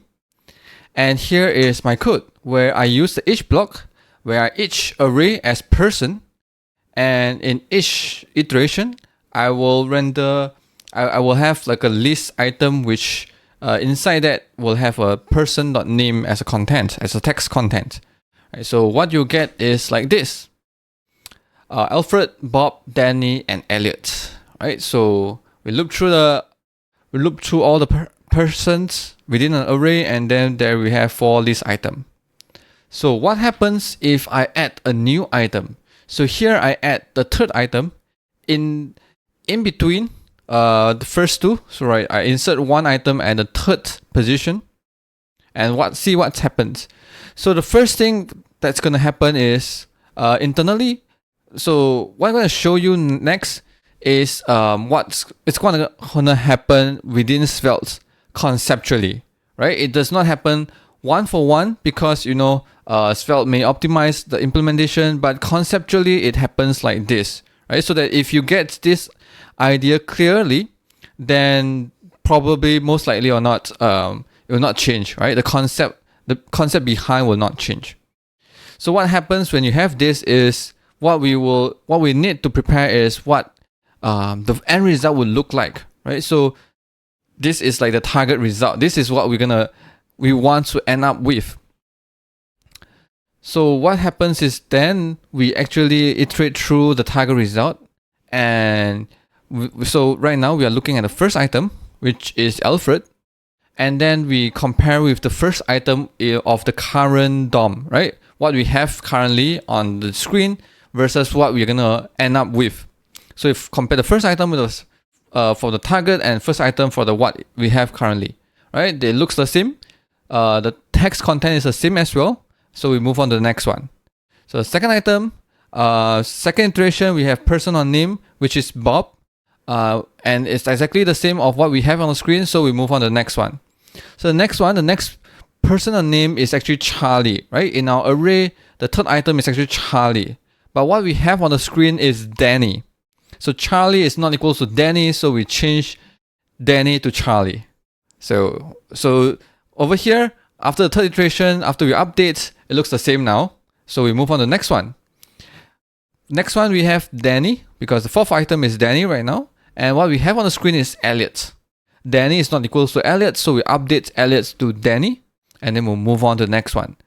So the next one is Elliot's, but on the screen we only have 4 list items. So what happens is we create another one, create a new item, and name it Elliot, and we insert it in the screen, right? Insert it into the DOM, and there you have the end results. So we have 5 items.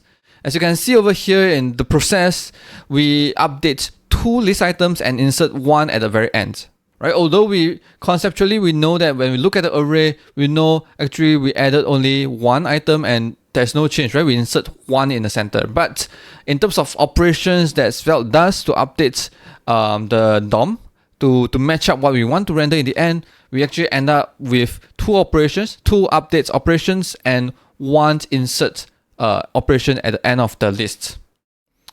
So let's take a look at another example, which is to remove an item.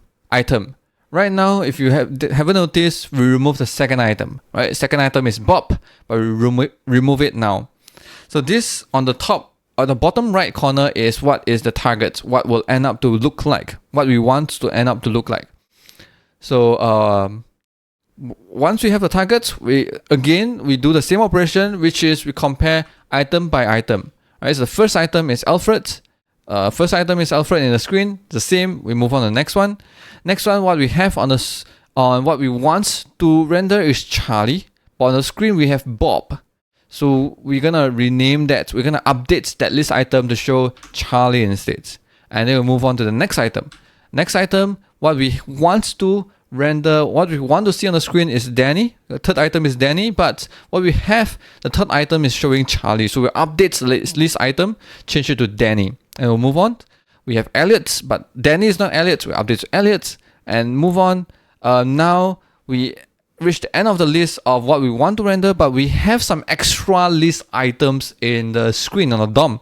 Right? What we do is we remove it. Right? No extra elements. So we remove everything, and this is what we end up with. Although by comparing the array, we know that we remove the second item, but if you look at the target results and try to update the current DOM towards that target results, what we do end up is we remove 1 item and modify or update 3 list item. So that is what happens under the hood, right? That is what happens. So is there a way that we can tell Svelte, the engine, tell it that, okay, actually, you know what? This is what actually happens. We remove only 1 item and just do that, right? Or tell it that, okay, we only insert 1 item in the middle of the list. Just do that. Can you do that? Well, we can. We can do that by using a key each block. So what key each block is different from normal each block is that we add this bracket, and in this bracket we have expressions telling Svelte that for each of the item within a list, what is the key. It can be anything, it can be any expressions, but whatever it evaluates into, what you see is that, okay, right now we created 4 elements, and for each of the elements we also evaluate its key. So we use the person ID as a key. So on the screen we also have the key as 1, 2, 4, and 5. Right? So this represents the key of each of the item. And let's take a look at what happens next. So what's happened next is that we insert a third item, right, into the array. So this is what we will end up what we want to end up with, right? 5 items, each of them with the key, which is calculated, evaluated on the right. So what's next? What's next is Svelte will actually first go through the DOM, go through the current DOM, go through each of the item, and use the key as a key of a map. We will create a map, use the key as a key of the map, and then each of the value will be a reference to the actual elements on the DOM. So this is what we created. We have 4 entries in the map, 1, 2, 4, 5. Each of them is pointing to the elements on the DOM, right? So if you compare this item and this, they are exactly the same, right? So this is conceptually what happens. It may differ a bit on what actually happens under the hood, but this is what happens conceptually, right? Imagine when you have key block, what we'll do every time we want to update, we will create like a mapping of a key to the actual elements. And then let's take a look at what we're going to do with that mapping. So first is we're going to go through the target, and we're going to go through one by one and then compare the key of that element, and then we see whether we have that element on the screen or not. Right, so we have the first element is Alfred, and we look at the key. The key is 1. We go through, look at the mapping. Okay, mapping 1 has Alfred, right? So the content is the same. Okay, let's move on. So let's look at the second element on the target results. We have Bob, which is the key 2.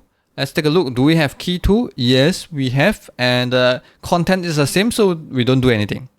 Right, next is Charlie. Charlie is key 3.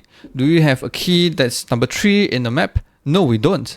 So what we do is we create 1, and then we create that list element called Charlie, and then insert it into the mapping. Right, so this will be inserted later on. Right, this is something we need. So we created 1 list item. And let's move on. We compare the 4th element, which is Danny, key 4. Do we have key 4? Yes, we do. Next, we have Elliot's key 5.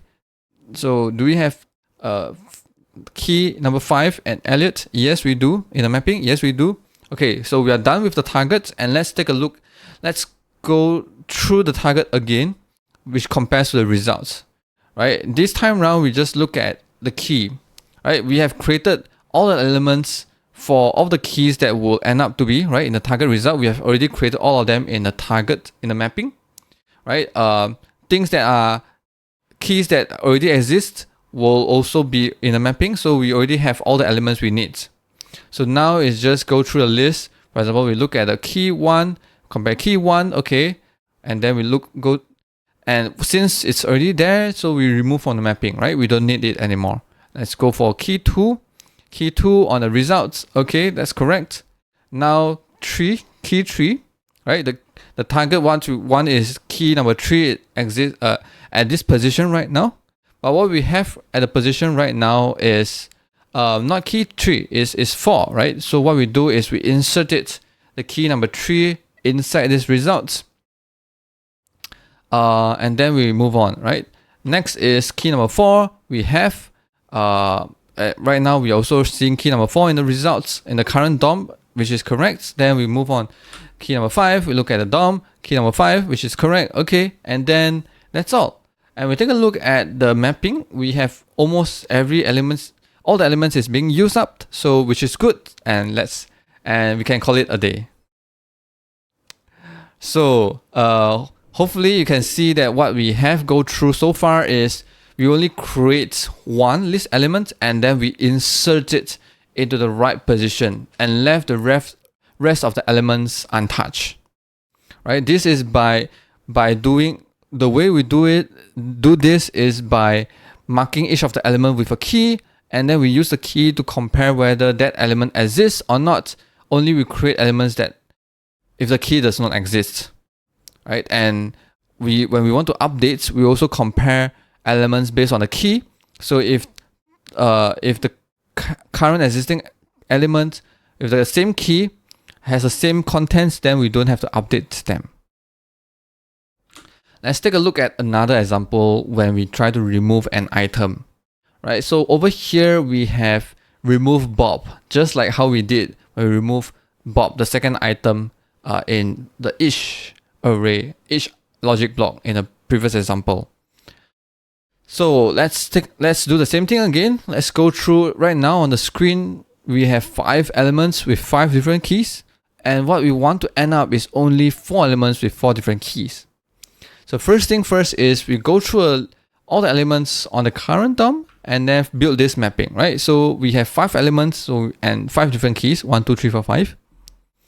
And now let's go through the target and see, go through key by key, element by element, and then see whether it already exists on the mapping or not, right? So we look at right now the key is 1. There's already a mapping. There's already an entry with a key number 1 in the mapping. Content is the same, so we move on. 3, we already have key number 3 in the mapping. Content is the same, so we move on. Key number 4, we have 4 in the screen. Mapping is the same in the mapping. Content is the same, so we move on. Key number 5, the same. We move on, right? Now, let's take a look at. Now let's go through a target. Go through each of the keys again and go through the current DOM, right? So first element is key 1, and what we have also key 1. Okay, so we can strike that off from the mapping. Second element is key 3. And let's take a look at currently we have key number 2, which is extra. Okay, so it does not mean that we're going to remove this immediately, but we're going to take it out from the DOM, right? And then, yeah, take it out from the DOM, that's all. All right, so here we color it slightly different, just to let you know that this is something. It was there previously in the current DOM, but we taken up temporarily right now. So with that taken out, let's take a look at the next element. The next element is key 3 on the DOM, which maps with what we have, and then so we move on. Right? Key 4, we want key 4 next, and we have key 4 in the DOM. Let's move on. We want key 5 next, and we have key 5 on the DOM, which is great. So we have all the elements. We have all the elements in the targets, and let's take a look at what we left in the mapping. These are elements that we are not going to need it anymore because, you know, we have showed up all the target results. So these are extra elements, and we're going to remove it. So we clean it, throw it away. So we clean up the mapping by throwing it away, and that's all. So by the end of the whole update cycle, what you'll see is we'll end up with 4 elements with 4 different keys, right? That element is removed. Right? So operation wise, what happens on the DOM is we remove 1 element, and that's all. We didn't update any elements and only remove 1 element, which is what we want. Let's take a look at a last example of a key each block update. Here, if you take a look at the array, we swap the second and the third item, right? So right now, the order will be Alfred, Danny, Charlie, Elliot. So we have the target, we have our target, Alfred, Danny, Charlie, Elliot, key 1, 4, 3, 5. And what we have on the screen is 1, 3, 4, 5. Right? So first thing first, we create a mapping out of the current DOM. So we have all the keys and the reference of the DOM elements on this DOM. And we go through each of the key by looking at the elements, finding the key, whether Alfred, so whether key number 1 exists in the mapping, it does. Content, Alfred is the same. Okay, we move on. Key number 4 exists in the mapping. Content is Danny, the same. Key 3, Charlie, the same. We don't have to update anything. Elliot, key number 5 is Elliot, and we have key number 5 for the mapping, and Elliot is the same. We don't have to update anything. That's great. And now let's go through the list again by just looking at the key, right? We have key 1. We have key 1 on the first element on the DOM. That's great. Let's move on. We have key 4 on what we want is key 4, and what we have is key number 3 on the screen. Okay, that is not correct. So we're gonna temporarily take it out. Take it out for now, and let's take a look at the next element on the screen, which is key number 4, which match what we want, right? And That is that. So we can strike that off from the mapping, and let's take a look at the next elements we want to render, which is key number 3. And what we have instead is key number 5 on the screen, which is what not what we want. But let's take a look at the mapping. Right, mapping wise, we have key element key 3 with a Charlie, right, a reference to a DOM element called Charlie. So we insert that in. Right, we insert that in. And since we inserted in, then we're good, and we'll move on to the next one, right? So we look at the target, we have key number 5. Let's look at the DOM right now, also key 5. So it's the same. And that's all the elements we have already. We already go through the target results, all the keys are there, and we call it a day. So that we have it. So key each update also will help us rearrange item, right? You see that we took the element Charlie out and insert it after Danny, right? This is what it will happen conceptually, but in terms of like what actually happens under the hood, whether we remove Charlie and insert after Danny, or maybe the other way around where we actually remove Danny and insert before Charlie, that is implementation detail. You don't have it could be optimized different ways in future. So we're not going to say that this is exactly what happened, but conceptually what you see is that with a key, you know that element has been rearranged, and the only operations you need to do is to pull elements out and insert it at the right position, and that will be it, right? So we have seen 3 different kind of operations: adding, removing, and rearranging items, and we have compared that with how the update operations is done for each block.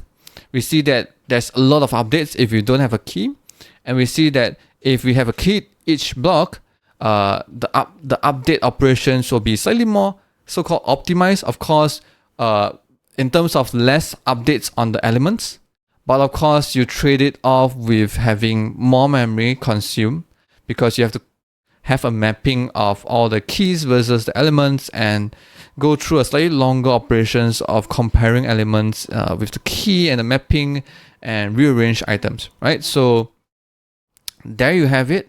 There you have the difference between each block and the key each block with visualization.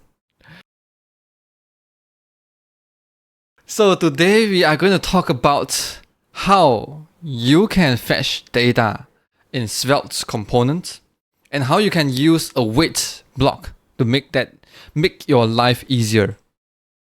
So let's take a look at an example that I have prepared for you. So over here we have an app.svelte component, which we have a list of breeds. Okay, only have 3. But the reason of using so these are dog breeds, right? And we have a select drop down element, and we use each block. We learn about each block, and here we are using it right now, right? We learn and we apply what you have learned. So we use each block to loop through all the breeds, and we create an option element on every iteration, and we use a value over here, and we bind value, right? You learned that before. If you haven't know how to use it, links on the descriptions to that previous video that we have discussed previously. So you bind the value of the select element with this variable called selected breed. So these are dog breeds, and the reasons we are using dog breeds in our example is that we have this API called dog CEO, or dog API. Sorry, dog CEO, dog API. This API will return us a list of dogs or it can return us a random dog images based on the breed. So this is the API, HTTP dog CEO API breedsimage.com/random. So we are going to use it to fetch random dog images over here. And so let's take a look at how we can do that. So first thing is every time when selected breed has changed, we're gonna call a function to fetch our doc images, right? So we're gonna have a variable called image source. So this is a variable that will store the image of the doc, and we're gonna display it on the screen. So we're gonna come over here and say image source is the image source, and of course we need the alt, which is doc picture, right?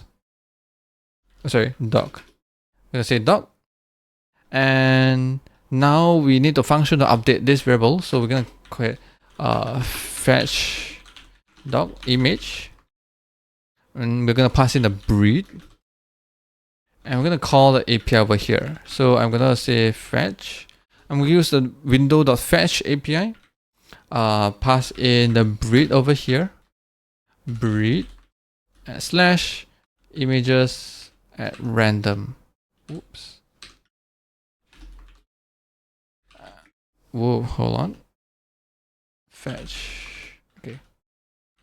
So this will return us a promise, and with a promise, we're gonna say .then. So the promise will return or resolve with a response.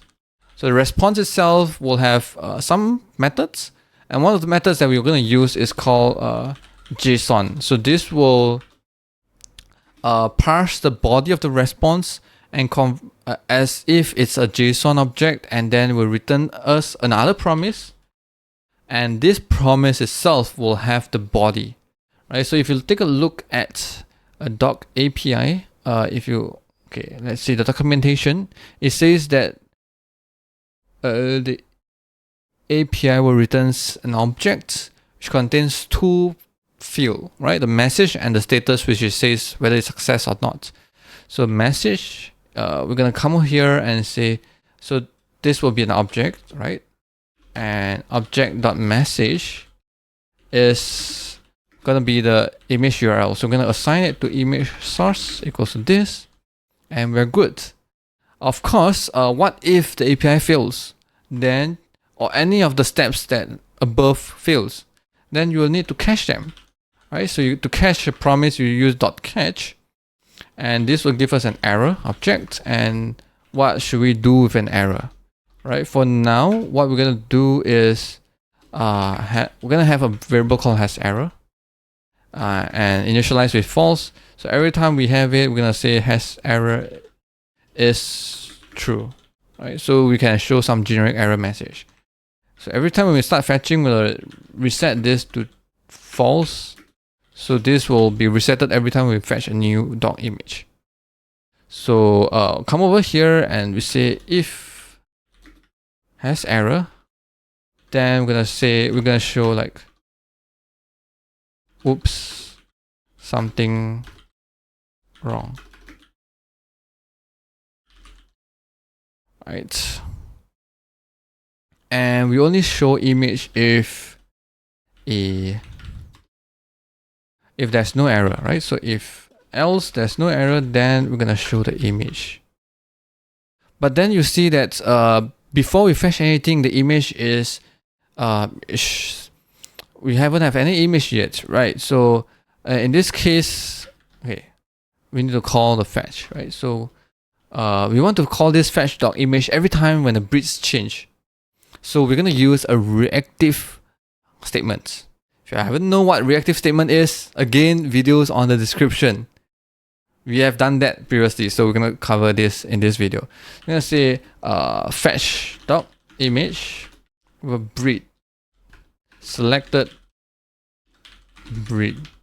So this statement will be re-evaluated every time when the breed has changed or the fetch doc image function has changed, right? This one we won't change it because we initialized once and we didn't update this variable. So far from what we can see over here is every time we change selected breed, this function will be called, right? And true to that, every time we change something, it will be called. But when we change something, we see that while we are fetching, we didn't reset this image source, right? That's why you can see that it's showing a previous image until the response is back. So what happens if we come over here? What we should do is come over here and we should reset it, right, to now. Right, so every time when you change, it's resetted, and then you see when it returns from the API response, and then only you show the image. Of course, it's a bit ugly if you show an image with no source, right? And usually when that happens is actually when we are fetching something, right? We can have a flag called isFetching. So initialize is false. So every time we start fetching, we're gonna say isFetching is true, and we are done. When we are done, we say we're gonna set it to false, right? And we are done. It's either we have resolved or we have catch, right? So we can actually do that call a finally. Right? This is at the end of everything, right? Either we have an error or either we have finished resolved. Either we have resolved with a value or we have rejected, the promise has been rejected with an error. Finally, we will still be called, right? So this will set the isFetching to be false. So now we're going to come over here and say if isFetching, then I'm going to show loading, and else only we are going to show the results. What's isFetching? Right. Seems like the finally is not being... Oh, wait, it does. Right, so loading and results. Loading and results. So here you see how we can fetch a new dog image every time when we change the breed. So this is how you're going to fetch data in a Svelte component. But this is troublesome, right? Because you have to maintain the state of whether it's still fetching or not, or whether it has error or not, and turn on and off that flag to signify whether you are fetching or you finish fetching but you have error, or you have finished fetching and you don't have error and you have a result, right? And this is a very common pattern, and we come up with a way to write it more easily, right? So the way of writing it better is using a await logic block. So await is like how you would await a promise. So talking about awaiting a promise, right now what we do over here is more of like a promise chaining way of handling promise, right? An alternate way of doing this, or writing this, I'm gonna say async, using await. We're gonna use await to do that, right? So this function and this function is gonna be the same in terms of the execution, but one of it is using await and one is using a promise chaining, right? It's just difference in terms of style on how you're going to write them. So you can await a promise, and every time when you await a promise, what it returns is the results. So over here, what we get instead is the response. And with the response, we are going to call response.json, which also returns us a promise. So we await for that. And what we end up getting, or what we want to get, is the object. So we're going to say equals to await over here. And with the object, we can assign image source equals to object.message, which is what we have done over here. So you can remove these two lines. And if there's an error, we want to catch it. So we can wrap the whole thing with a try catch block. And catch it with an error. And over here, what we're going to do is call has error equals to true. And with a try catch block, you also can have a finally. And this is where we're going to pass the finally in. Right? So finally isFetching is false. Okay, so there's a reason why I try to rewrite this whole thing in a try catch block, because this is how an await block would look similar to this, right? Await is similar to await in JavaScript. So overall over here, what we are waiting for is a promise, right? These two are actually the promise. We have two promises to wait, right? We wait for the first to fetch, and we wait for promise to resolve in a JSON object, and we use that results, right? This is where we actually use the results. So to make it clearer, I'm gonna copy this and into another function. I'm gonna say async get random doc image.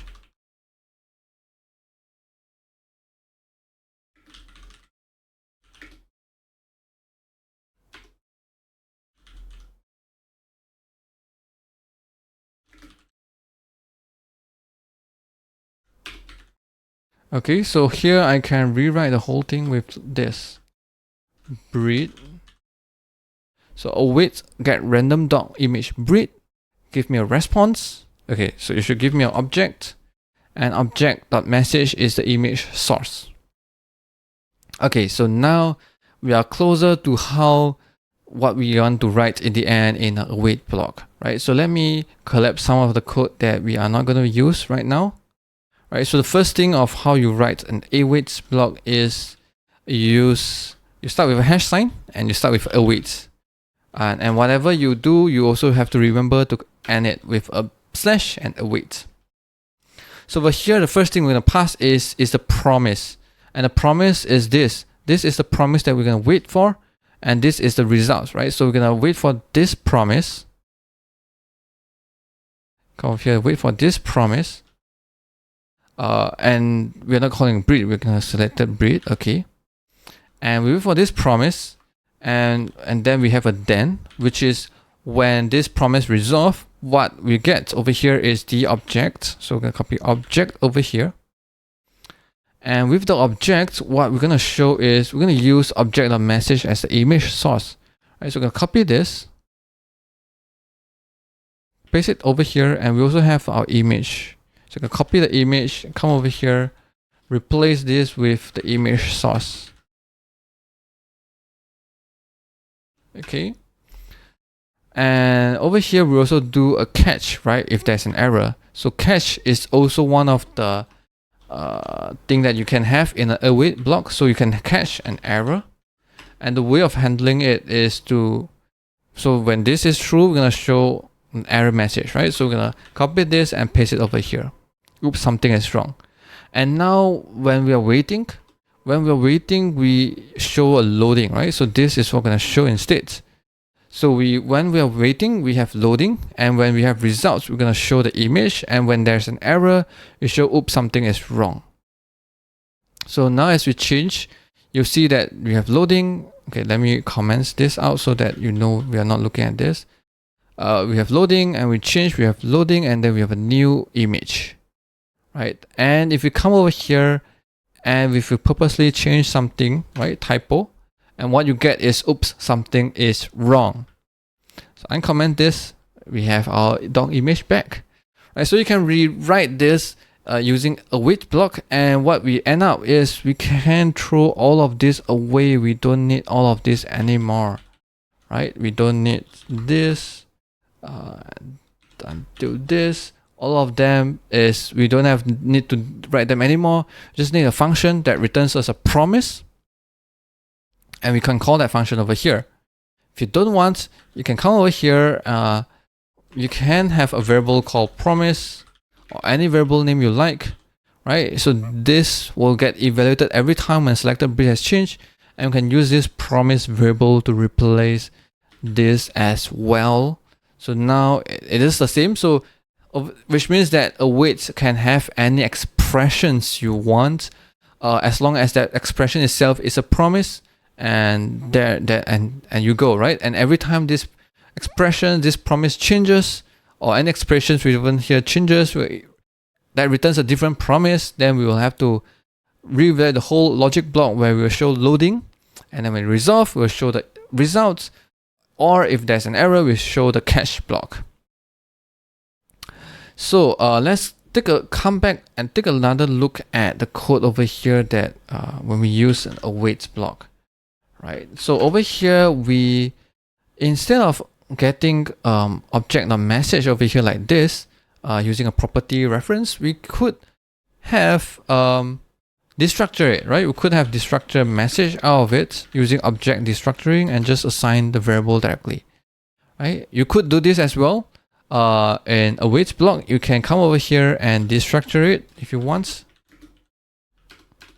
It's the same, right? And then, and the next thing I'm going to tell you is that some of this block can be skipped, right? The promise can be skipped, the result can be skipped, or the error handling, the error block can be skipped as well. What does that mean? Well, that means is that you can skip it. So to skip it, you don't even need to write that block at all. You can come over here and say await promise then, and then you show the results immediately, right? There you go. You can skip the results, right? Or you can have loading, but you skip the whole results, right? You skip the promise. You skip the loading. You can skip the results, or you could skip the error handling as well, right? Let's see. You can, just like how you would await promise then, what you can do over here is also you can await promise catch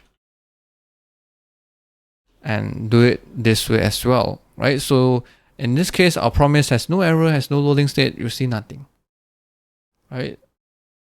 So these are other forms of the await block where you can have some of the blocks be omitted because you don't have, if you don't have anything to show, right? This would lead to other interesting pattern. For example, you can use await block to show only the loading state, and when so you can have a component called a loading component and only render something when the promise being passed to you is in a loading state, in a pending state, and whenever it's resolved or rejected, you show nothing, right? So you could have a component that like that. So in this video, we learn about how you can use fetch in a Svelte component, and we've seen by moving things around, we slowly comes into a way that how we write it using async await syntax, and we realize that actually we can have even easier to write it, an easier way to write it, or a similar way to write it in a await logic block, which kind of match the await in a JavaScript block. So we've seen how we can use await block, and we've seen how we can omit some of the blocks if you don't have anything to show. So today we are going to talk about key block, not key each block, it's a key block. So we've talked about a few logic blocks about if, each, await, and today we're going to talk about key. So what is the key block? Well, have you ever have this scenario where you want to recreate elements or components when something has changed? Right? It's not like you want to, it's not if where you, because of the condition, you want to show or hide. It's more like if this variable has changed, I want to recreate the components or recreate elements. Sounds vague, right? Who wants to do that? Well, I will show you an example and you understand why. Before that, let me show you how to use a key block. Right, so over here, I have one example, a very simple example. I have an input and I have a button. So input is something I can type, and button is when I click, it will increment the count. Sounds simple, right? Okay, so what if whenever the count changes, I want to recreate the input? Okay, don't ask me why, but what if I want to do this? Right, so if I want to do this, what I can do is I can come with here and say key. So every time when you have a logic block, you start with the curly brackets and a hash sign. So this logic block is key. So we're gonna start with this and we're gonna end with key. And in the logic block, we say key and then we write an expressions. So this is kind of like your reactive declaration or reactive statement, right? You can put in any kind of expressions. You treat it like an reactive statement. So any variable within that expression changes, this whole thing will be created. So the input will be recreated. So I'm going to pass in count. So every time when I click the number, increment the number, when I change count, this input box is recreated. So how do you know it's recreated? When I type something, right, and I click this, you see that what I type in is gone, right? I didn't go and change the value of the input, but rather that input, the previous input with all this value is thrown away, and a new input is created in replace of replacing this current input, right? So when I click, I create a new one and replace it. That's why you don't see anything. So this is the key block. Let me clarify a bit. The key block will, whenever the expression has changed and the value of that expression is different. So it depends on two conditions, right? First is whenever the expression is changed, it will be you will reevaluate the expressions like your reactive statement and to compare the result of the expression. And whenever the result, which is the value of the expression, is changed, then the content inside the key block will be recreated, right? So if you have input here, the input will be recreated. If you have a few divs or content, for example, here I have another count and a divs, all this will be recreated. So what is so good about this, or like what is the purpose of having this key block, right? So one thing I can show you, which is based on something we haven't learned yet, but I'm gonna show you, which is to add transitions. So transitions. So let me do like a fade transition.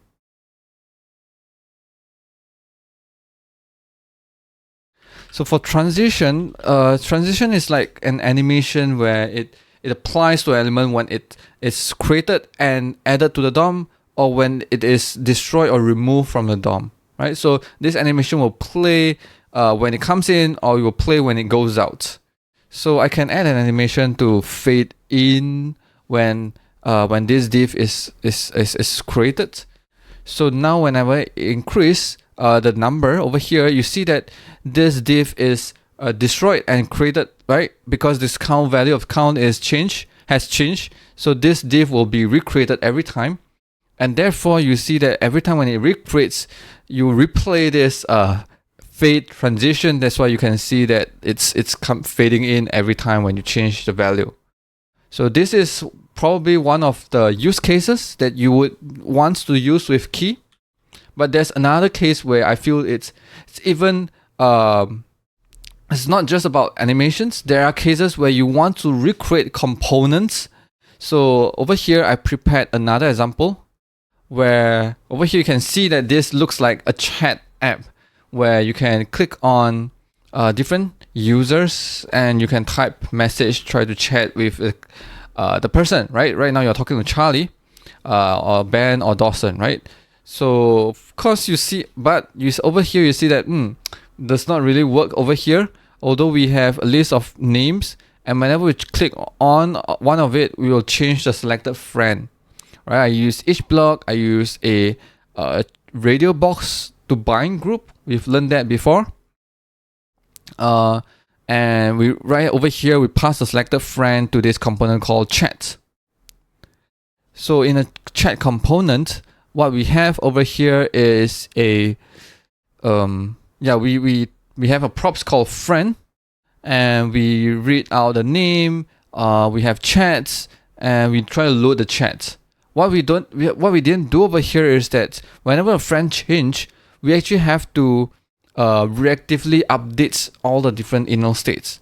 Right? For example, over here the name is initialized whenever we create a chat component, and whenever this props change, we actually never update this variable name. That's why you see talking to name is always the same person even if I switch to different people. So I can use reactive statements that will redeclare the name every time when I change, right? I'm talking to Ben, I'm talking to Alfred, I'm talking to Dawson.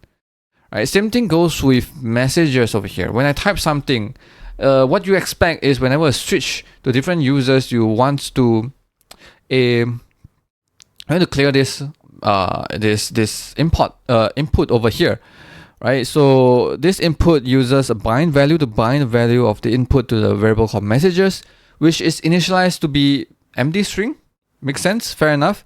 But now we kind of have to, whenever a name has changed, we want to initialize something, right? So we create a function called init and or reset, right? We want to reset. So we create a function called reset. Let me write it over here, reset. So our reset, what reset do is it will set message to an empty string. So hopefully when I type something and I switch to different user, it will reset by setting message to empty string.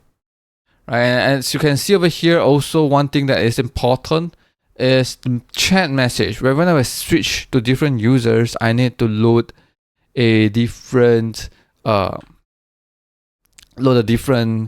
chat messages. So I need to come over here. Instead of calling it over here, I need to paste it in the resets. Right? It's kind of like reset whenever you change the name. Right? It sounds weird when you change. Okay, maybe when you change friend. Whenever the friend has changed, we'll call reset, right? Although for now, we are not doing anything yet, but probably we will use the friend. Maybe we use a friend's name to load the chat. So when I switch over to Ben, you'll see that it's loading a Ben's message. I switch to Dawson, you'll see that it's loading a Dawson's message. But if I switch quickly, you see that it loads Charlie's and then Ben's and then Alfred's and then Ben, right? Because it's the same components over here. And our logic is quite simple. We just call this load chat every time when we change the friend, and whenever it's come back, it will update the chats, right? So you can see if I change quickly, I'll update it. Load chat will be fired a few times subsequently, very fast. And whenever the first one comes back, so update the chats, and then the next one will come and update, right? So this one, whenever we change, when we call this function every time, we kind of have to actually cancel the previous one before so it's like a reset. Your reset, we need to cancel previous ones before we load a new one. So this is something we need to do as well. So there's a lot of things we need to do, like reset things whenever we switch to a different friends when you're looking at a chat app. And actually, you know what? There's a very simple way of doing it, right? We learn about key, and I say that whenever the keys expression has changed, you will recreate, right? You'll destroy the elements and recreate elements, or destroy components and recreate the component instance. So this is actually a perfect scenario or use case to use a key. Let me undo all this, right? Let me undo all this by say let name equals to friend's name. Let message to be an empty string, and then we call a load chat, right? We call load chat over here. So this is a perfect simple component where we don't have much logics over here. Everything is initialized over here at the start, and all the states are initialized at the start. We don't really handle we don't really care whether a friend handle the case where friend has changed. We just assume that it's not gonna change, right? In this component. So the logic within the component is much simpler. And when we come over here, we can actually use a key block to say that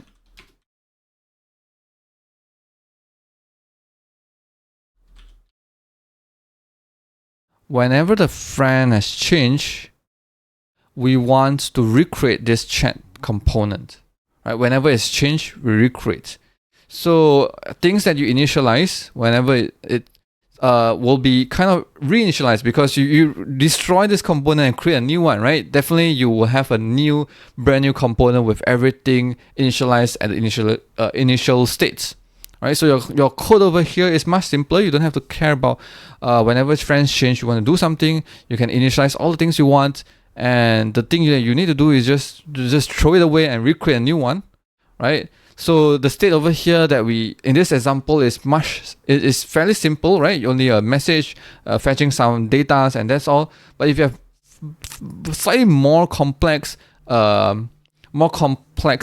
components where you have more more states that is defaults to different kind of values based on different kind of props and things like that. An easier way for you to is just to destroy the component and recreate if you want to reset the whole state, right? Rather than having a function that tries to figure out what to reset and what not and handle all the things, right? So that's why there's this logic block called key, which really helpful when you want to destroy whatever elements or components within a block whenever the value of an expression has changed. And this is useful when you want to reset everything within the component or elements, or you just want to recreate the elements because you know that you have you have transitions applied to the element so that they can replay it whenever it's coming in. So today we're going to talk about context. So what is context?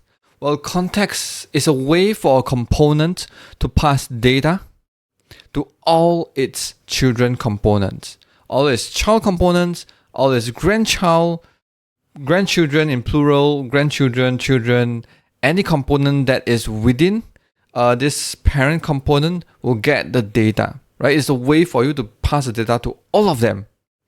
So if you pass data from what we learned previously is you can pass by props.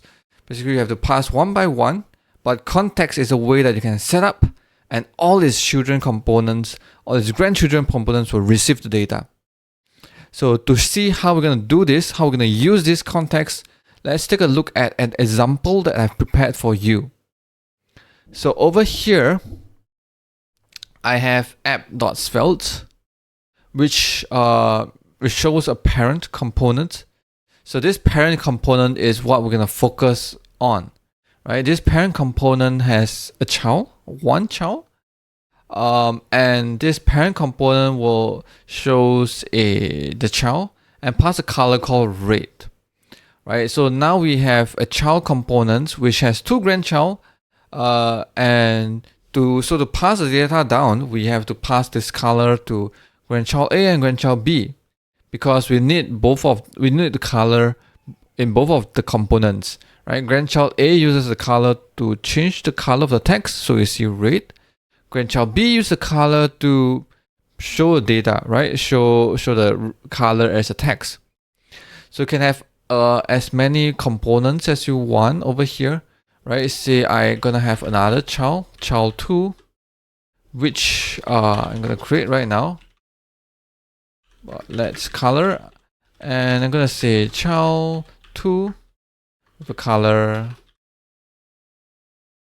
and maybe add some weird text over here, and we're gonna import child 2.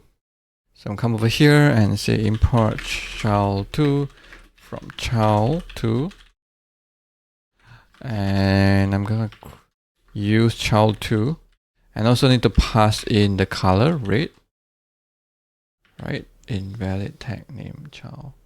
Hold on, what is? Okay, child 2. Okay, this is okay. So you see the parents. So once, okay, I have two color reds over here. Let me just make it nicer. I'm gonna declare a color called red. And as you can see, if I want to pass down the color, I need to do it on all my children components. And for each of my children, if it has a grandchildren, I will have to pass it down to each of them as well, so that so you can see over here, let me adjust this. You can see over here, a parent has two children, child and child 2, and two grandchildren, grandchild 1, grandchild A, grandchild B. And you can see we have to pass the color down layer by layer to each of the components. So an alternate of doing this is to use get context. And let's take a look at how we can use get context to do this instead of having to pass down color level by level. So first thing first is I'm going to import get context from Svelte, and I am going to set context. So the parent will set a context, and all the child or grandchildren that needs this value will use get context to get it from them. So I'm going to call set context, and I'm going to pass in two parameters. So set context takes in, the first thing is a key, and second thing is the value. Right? So you can actually pass in any, you can have multiple contexts for one component, and it depends on the key of what value you want to pass in, right? So when you call get context in the child, you will get context with the same key so that you get the same key of the context, right? So over here, since we're going to pass colors, so we're going to name it color as the key of the context, and the value of it would be the color rate, right? So I don't have to do this anymore. I don't have to pass color to all my child, right? So let's see, child, I don't really need color over here as well. So I'm going to remove this, and I'm going to pass it to grandchild A, because you get it from the context. For child 2, we actually need color, right? So the way we get it is we're going to say import get context from Svelte, and we're going to get context. I'm going to take in the same key. So the parent use color, so I'm going to use the same key over here. So so they will return me the color, so I can use the color right now, right? So you can see it's updated to color to red. So internally, context is like a map, and this is the key to the map, which means you can pass in anything that you can pass as a key to a map, right? So if you worry about getting conflicts, then probably you can create an object, right? And pass and use that object. For example, I can come over here and say a context. I can create a key. So this is an object that you created, and you can import this and use this key in your context, right? So because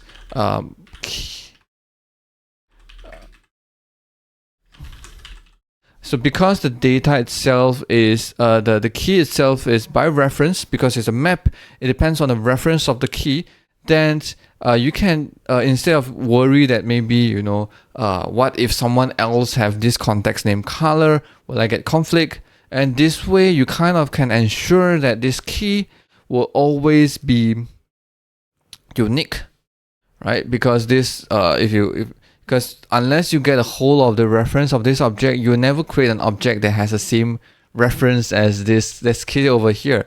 So I can actually come over here and do this instead, right? Now you see it's not available, but I can come over here and import key from context and replace this. You can see now I can read it out again, right? Setting with the same key.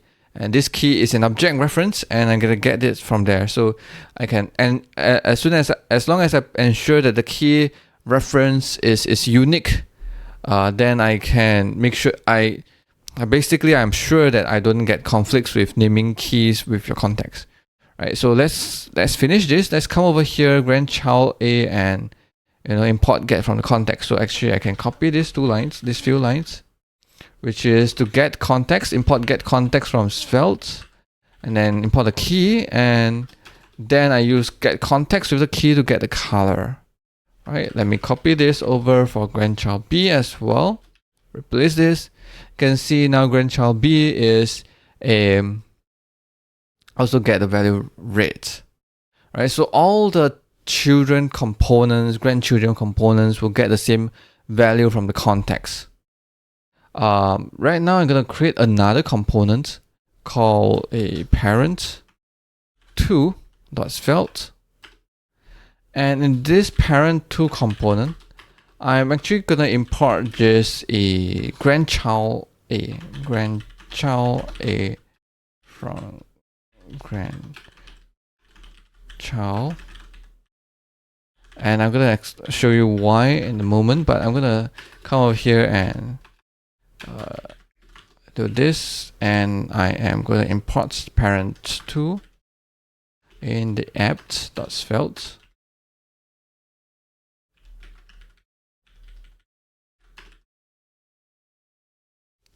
So grandchild A, okay, so the grandchild A actually gets context and from the parent and use it as a color for the text, right? So the context over here for parent, this parent, is that the context value of this key is the value for this context is red, right? So all grandchild A gets the value called red and then set the color as red. But the grandchild A in this parent2 receives nothing in the context. So most likely what you see if you try to console out the color, you'll see that one is red and one is undefined because you didn't define the context within this for this component grandchild A, right? This grandchild A lives within parents2 and lives within app, and app does not set any context. Parent2 does not set any context, so it does not get any value from the context. So we can actually come over here and set it up. So we're gonna say import set context from Svelte. I'm gonna say set context. Okay, I need the key, so I'm gonna import the key as well. Import key from context key, and I'm gonna say blue. Right, as soon as I do this, you can see this grandchild A, which is in parent2, which sets up the context, which value is blue, and then now I get it, and I can't, I style it as blue color, right? So depends on where grandchild A is located, whether it's within the context of the parent, the first parent, then you get color red. If it's in the parents2, you get color blue. And context itself can't override each other. So say for example, in this example, we see that parent creates a context, right? Which is color red. And now I have child, which I have grandchild A and grandchild B. Right? Let's also import grandchild A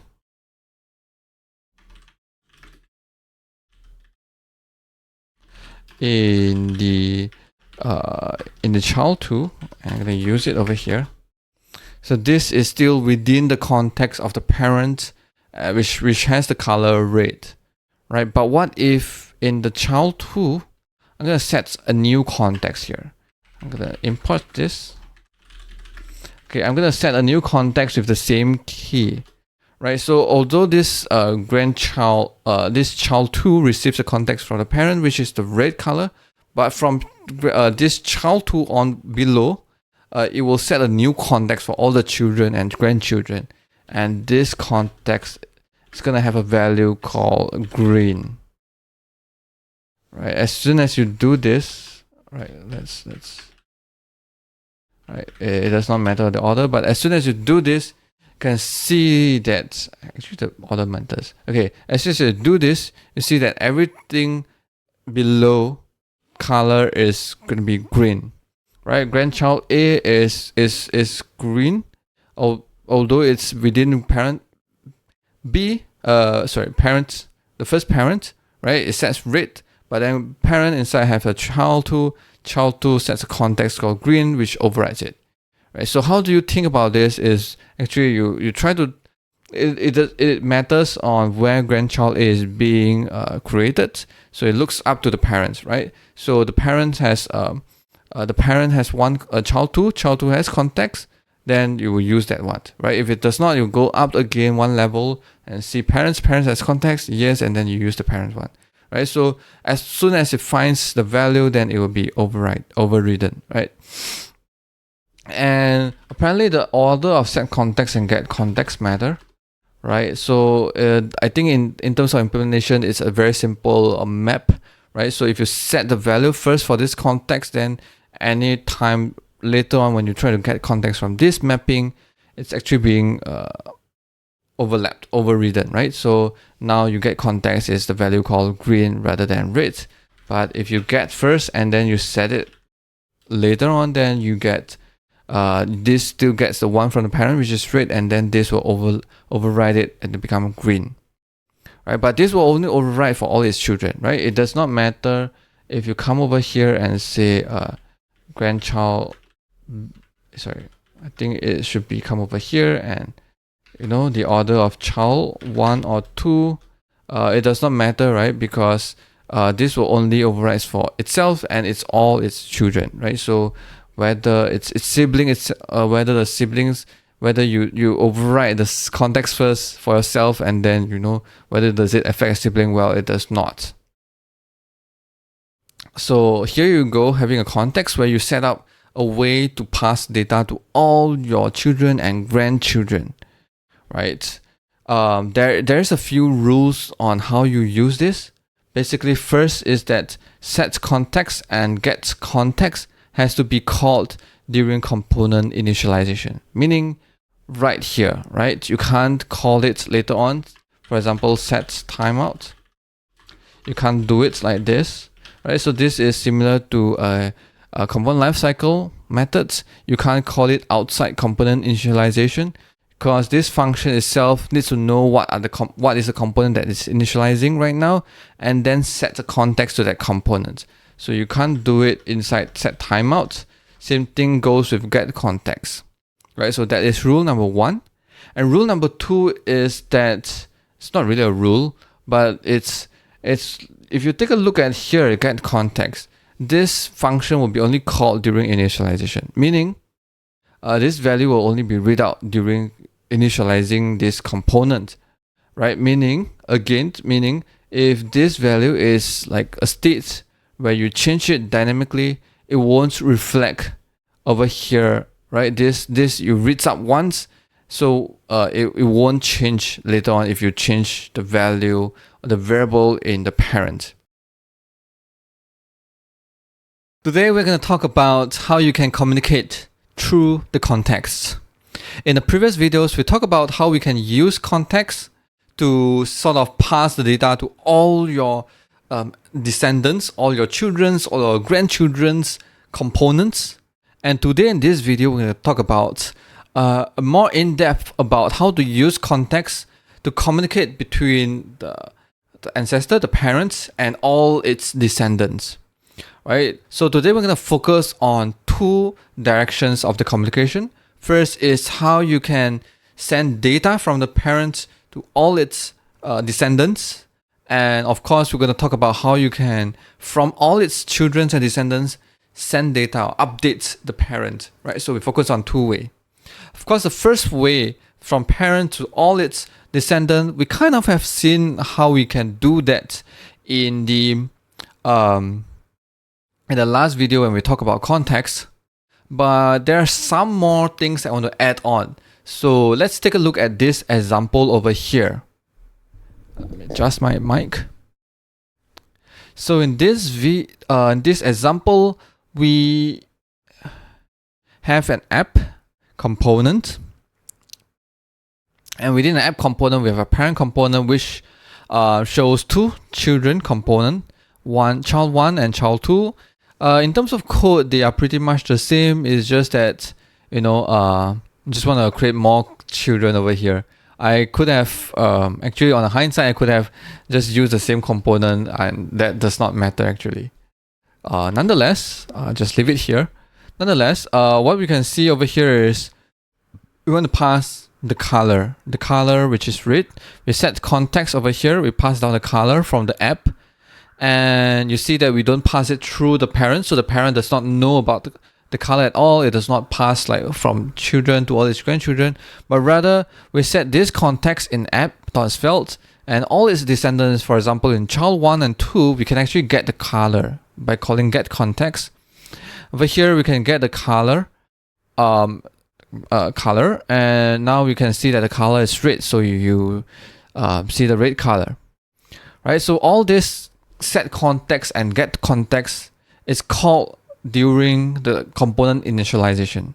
Let me reiterate. Is set context and get context is being called in the component initialization, meaning once this is initialized, you call this set color right now. You basically set this color to context, right? Later on, if you change it anymore, it does not matter, right? You only call this function once this is a variable and you pass in a value. So you pass by value because it's a string, it's passed by value. This value is already in the context. There's no way they can change this value anymore. Unless it's an object, you can't change the object, but you can change its property, right? And over here, the same thing as well in the child. Once is being initialized, where this function get context is called, you read this value out from the context, you have this color, and that's it. You can't do anything. You can't. Basically, this is done, right? You read this value. Anything change in the context somehow by whatever means, it does not matter anymore because you read this value during initialization, and that's it, right? You don't call this function anymore, right? If this color is a value, it's like a string, number, or boolean, then that's it. If it's an object, the object reference does not change anymore, but the property could have changed. You could have maybe set timeout or interval to constantly read the value and see whether it's changed, right? It could change because you can mutate an object property value. So, and that's what we are going to do actually, because right here I have an input called which is a type of color, which is a color picker, and I want and bind it to a variable called color. So I want to change the color. I change the color, but it does not reflect over here, right? So there's two reasons. First is this set context is called once, and that's all, right? So if you try to change the color, it does not matter to this anymore. So one way I can do is probably I would say two ways. One is maybe pass in an object. So I'm gonna say create an object called color object, and the value of the color object is called color. I'm gonna say red over here, right? So I pass this object down, and when I bind, I actually use color object dot color, right? So when I actually change the color object to color. Okay, I need to change this as well. So you see that this is changing on real time. And the children, I can read out, and this is an object, right? So what it means is that I'm gonna say color, this get context returns me an object, and I can get the color from color object dot color, right? This gives me the color. So I can change. Still it does not reflect, but in the parents I have a checkbox that I can show and hide component. If I unhide and I show again, now you see these values updates. It does not update actually, because you hide it, you destroy the component, and when you show, you actually recreate a new one. And during a new component, when it initializes, it reads from the context, and you realize that okay, this object value, okay, child one, this object value, the property, the object itself, the reference of the object itself is still the same, but then the property value is different, right? Now you read a different value from this property, and that's why you see a different color. Actually, I'm gonna remove this file because I'm gonna change one for now. So but hope you get this idea, right? So you can change the object, and now you get it updated. But what if I want to change this color, and I wanna see I want to see the color change on real time as well. Well, there's a few ways you can do. One is in future videos you'll probably see this. I'm gonna talk about store, and you can actually pass a store over the context, and you can have a reactive context via the store, right? Without learning about that, we can create like a simplified version of it, which is I can say, let me think. Okay, I can create another function. In this object, it's not just about the color itself. I can also have my own methods, which is, say, I'm gonna have this listener kind of mechanism where all my children can register itself to listen to it. So that, okay, so we're gonna add listen. I'm gonna say listen to color change. Right, so they can listen to it, and when the color change, so that they can notify it and read the latest value out of it. Right, so I'm gonna pass in a function, and here I'm gonna maybe keep a list of all the listeners. So I'm gonna create a set, new set. This set is gonna call color listeners. So I can come over here and add the function in. And every time when I change the color, right? Every time when I change, I probably will have to notify them. So I can come over here and say color object dot color. So this is a reactive statement. Every time this color object has changed, I would have to execute this statement. So this statement, what I'm going to do is I'm going to say a color listeners.for each listener, and maybe I'm going to just call this with the new color, right? This is a So I'm going to loop through the listeners and call each of the function with the latest color, right? Whenever the color change. So this is a reactive statement. And when does it execute, re-evaluated? It will be re-evaluated by when all of these variables has changed, right? So what are the variables over here? Color listeners is 1. Color object is 1. Listener is not, because you create a listener over here. And that's all, right? So color listeners has changed or color object has changed.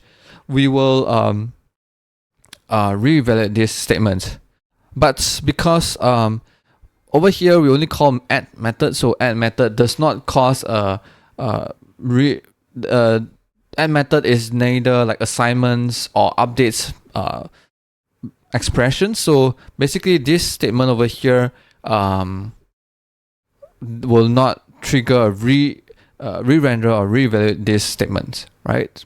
But that is okay. That is what we want actually as well. So let's once we implement this listen color change, gonna come over here and say I'm gonna say so color object has another method, right? At listen to color change, and this can pass in a function, and the function itself returns us a new color, right? New color. So what we can do with this is probably we can set color as lets. So color equals to new color. Let's see. Oh, this is color object. So as you can see now, if I change my color, you can see the color has changed over here as well, right? Because every time we change the color, it will call the listener, and you can get notified when a new color is changed, and we update the color states within this child1 component. Right? So when you pass data down, it's only set up during the initialization, right? So the value that you pass in will be there during initialization. When it will be set during initialization when you call set context, right? So if you pass string primitives like string, numbers, booleans, then there will be it. You can't change it at all. But if you pass in a more complex objects like objects or arrays, then you can still mutate them. Although you can't change your reference in the context anymore, but you can still mutate them, right? And then during on the other hand, get context will be called during initialization.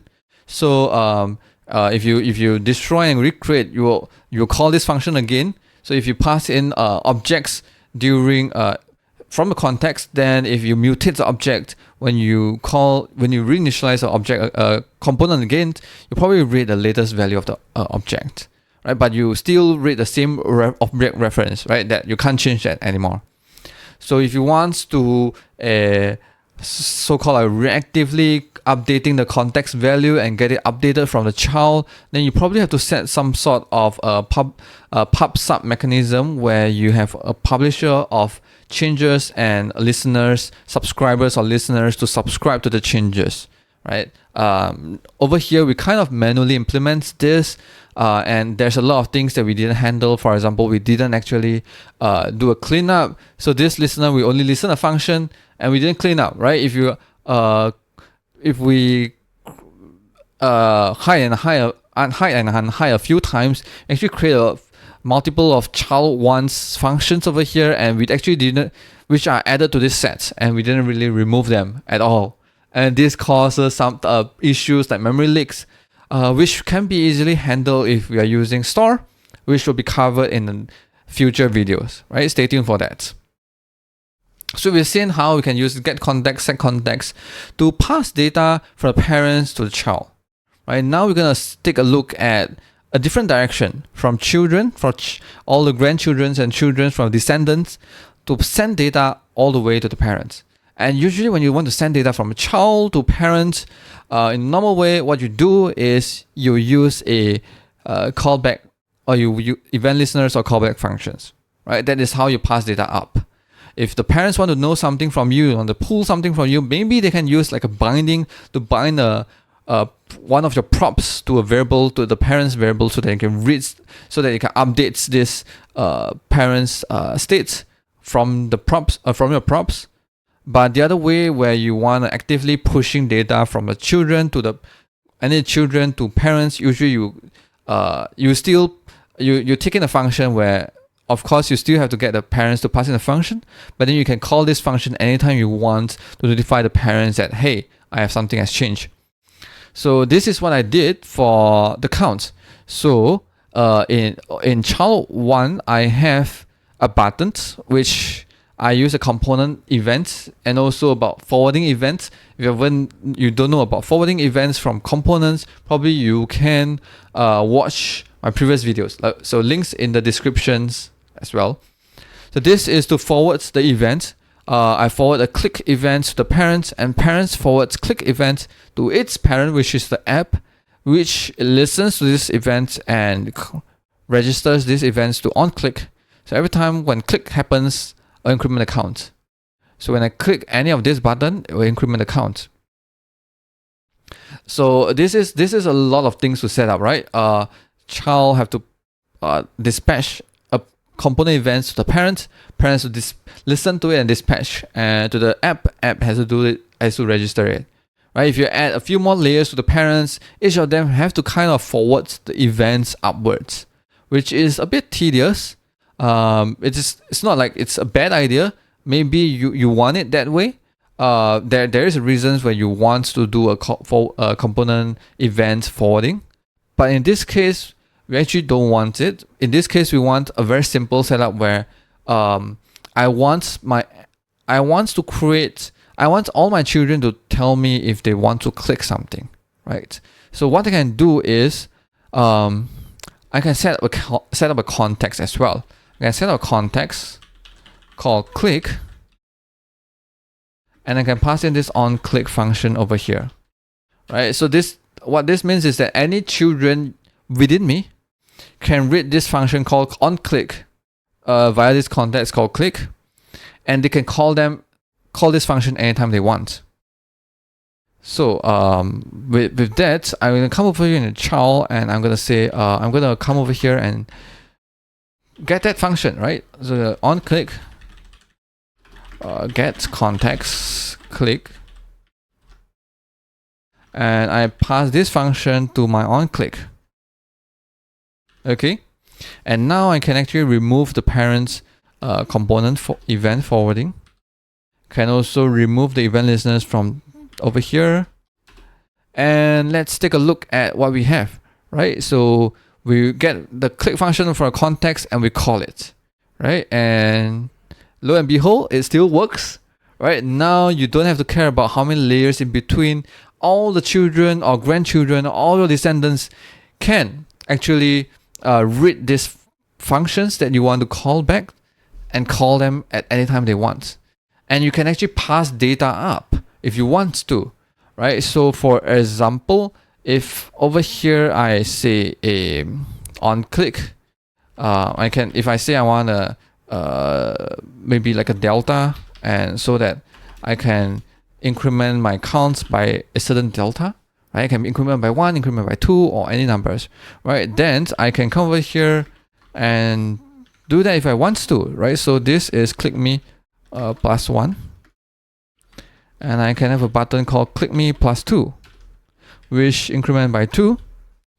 And you see, if I click the number 1, I increment by 1, click number for 2, increment by 2, right? I can pass any kind of data up. This is now all your children will be like your publisher of events, and the app can now change roles to become like a subscriber of events. Say, I want to subscribe this function called click. Anyone can just call this and notify me something has changed, right?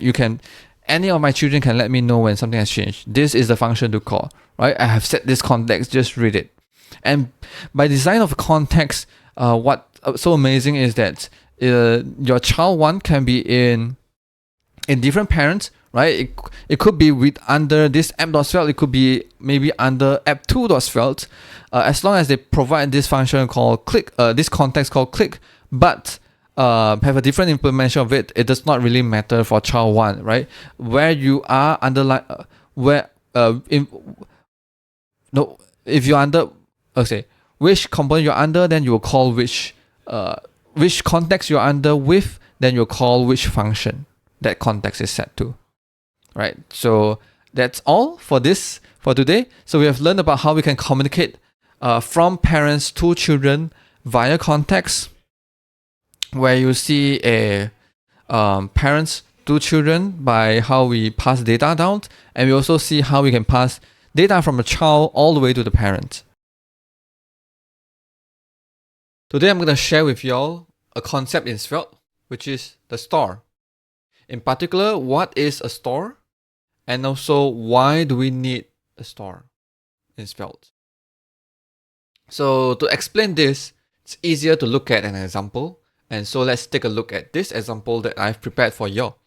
So over here, you can see that there's a sample component in the app. And in a sample component, we have one input and a heading, which tells us the value of the value variable. So over here, in the inputs, we have one input event listener.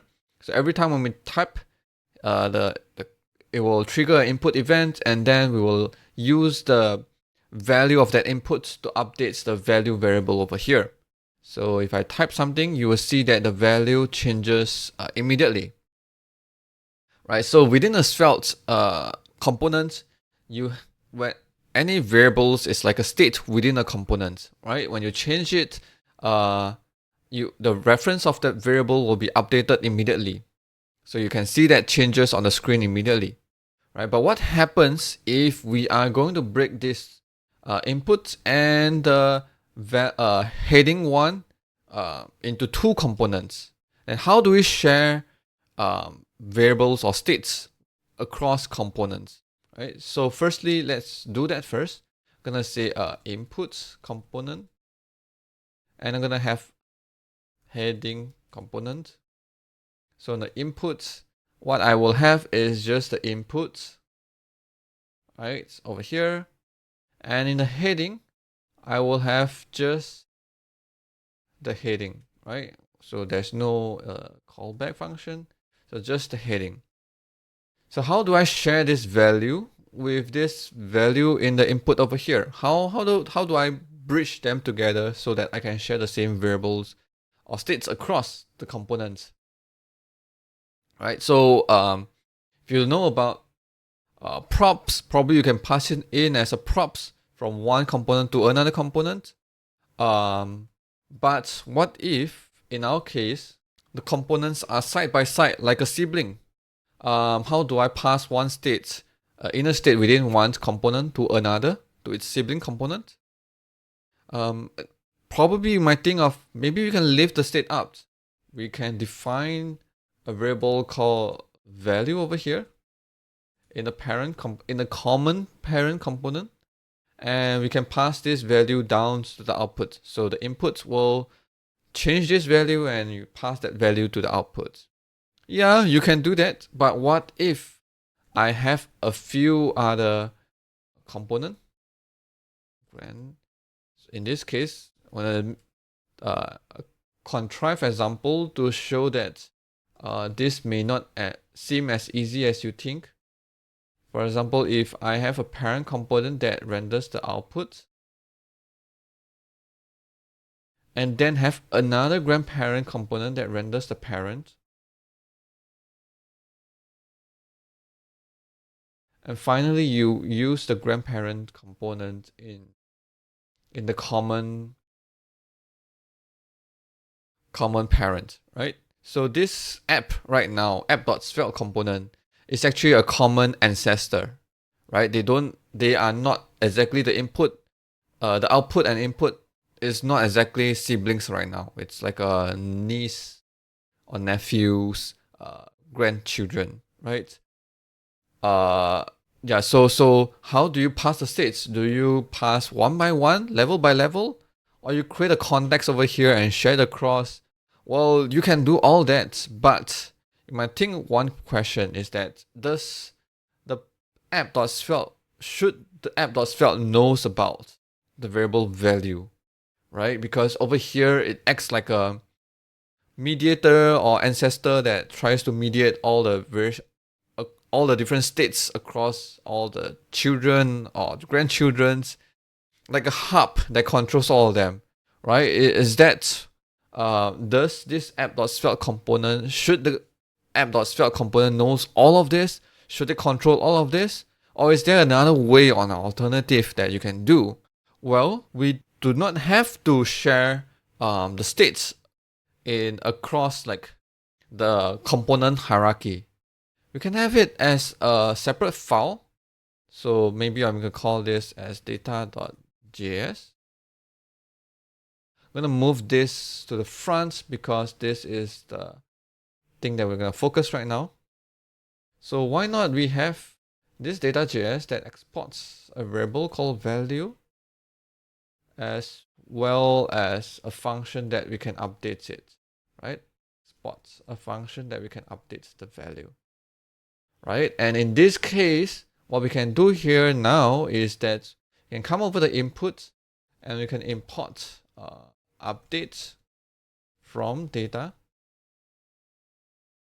And we're going to call this update instead. And in the output, we're going to say import value from data. And use this value instead, right?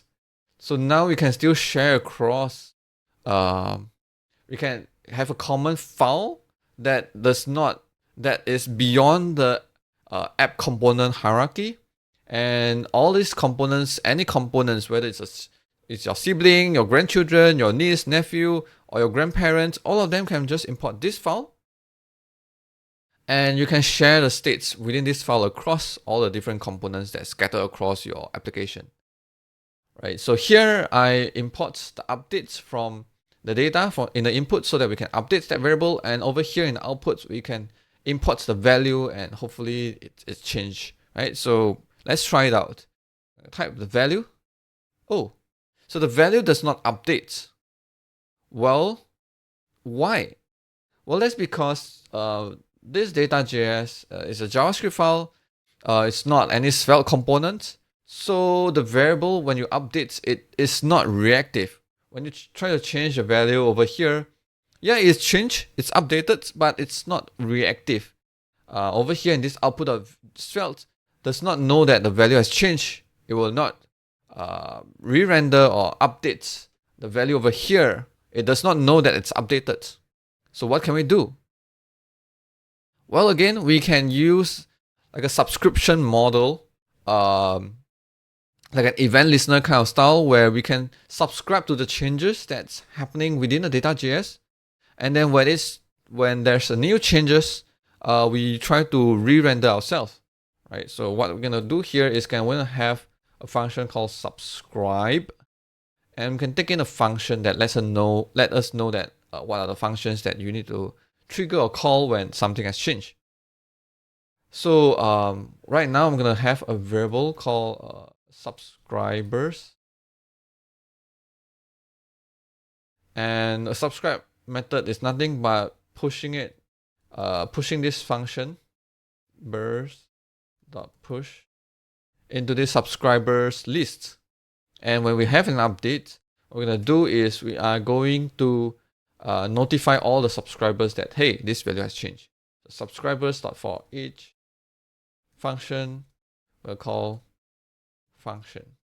Right? I'm gonna call each of the function, tells them that, hey, we have a new value. So over here in outputs.svelte, we can call subscribe, and we can call this function to subscribe to change. Okay. So over here, what should we do? Right? One simple way we can do is that instead of using value directly, so over here, what we know is that here the value definitely has changed. But how do we tell that this has changed? Or what we can do is that we can say value equals value. Okay, that does not work because we cannot assign to the value. So maybe we can have a variable called underscore value. We use it here. Actually use it here as well. And let's see. So when we type, yes, it's changed, right? We subscribe to the data over here. And when there's a new value of the data, we get notified, and then we update our internal state, which is the underscore value variable. And when the internal state has changed, this will be re-rendered, will be updated, and you'll see the change reflected onto your DOM immediately. So the concept of a store is this, right? You can have a variable or like a data or some sort of states of your application that is not that is not part of your app component hierarchy. It's in a separate file, right? Which you can import across different components. It does not matter whether all the components that's importing it are siblings or nephews or grandchildren or grandparents.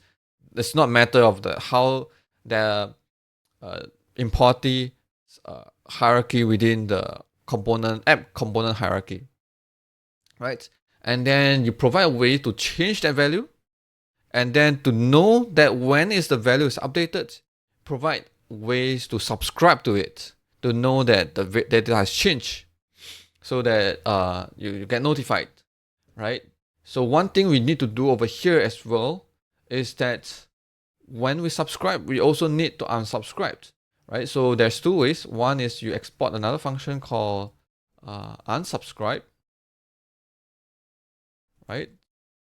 And then so here is that subscribers.splice subscribers.index of fn.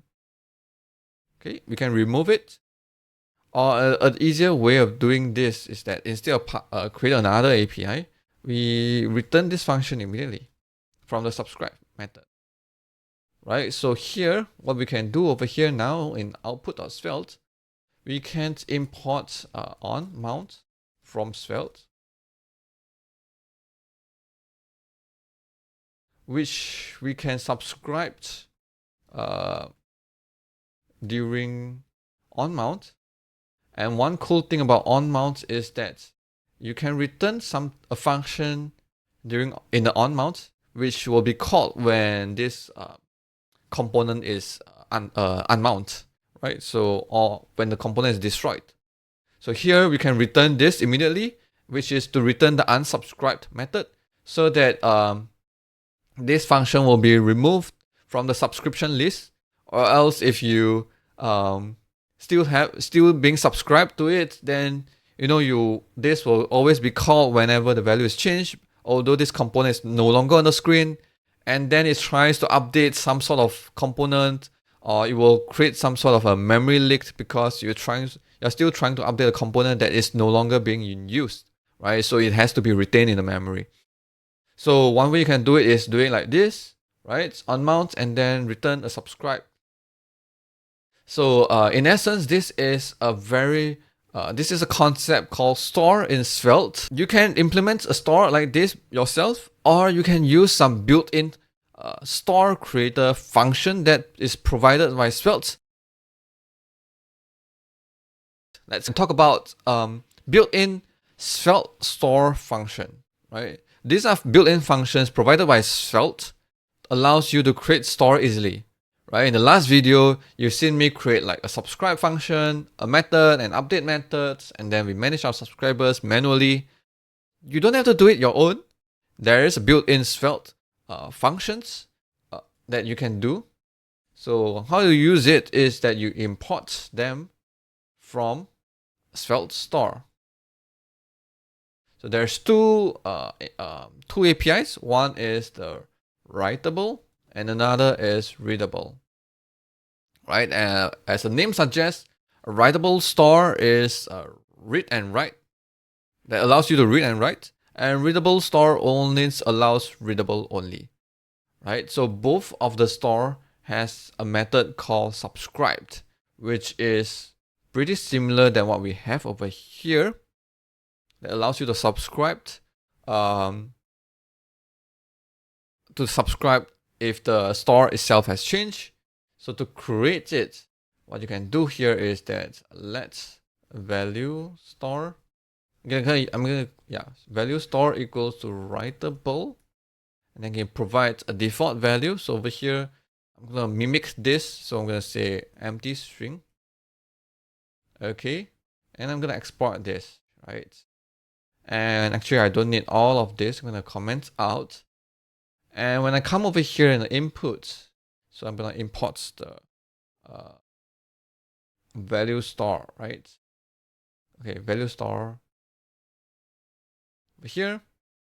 So to update it, there's a method called set. So I'm gonna say value store.set this value, right? And then let's take a look at it over here. So now we don't have value and subscribe, we only have a value store. What we can do here is instead of define it now over here, we can value store.subscribe with a value. I'm gonna update value equals value over here. Same thing, it returns an subscribe method function, so I need to return it over here. Change it over here like this, and yeah, we are done. So let's try. Type something over here. See, it's updated. It's reactive. So using Writable and then passing an initial function saves us a lot of time implementing ourselves. Previously, we've seen that we have to implement like a update and then subscribers and subscribe method. All of this is done within a function called Writable, and this is so much easier, right? So today we're gonna work on readable stores. So you may ask, like, if the store is readable only, which means you have no way that you can update it from the outside, then how does the value of the store changes? Well, we're gonna look at it right now. So over here, we continue from where we stopped the last time. So just a reminder, previously we have a writable store, which is going to be updated by calling the store.set. So over here, if I type something, you will see that we update the store value.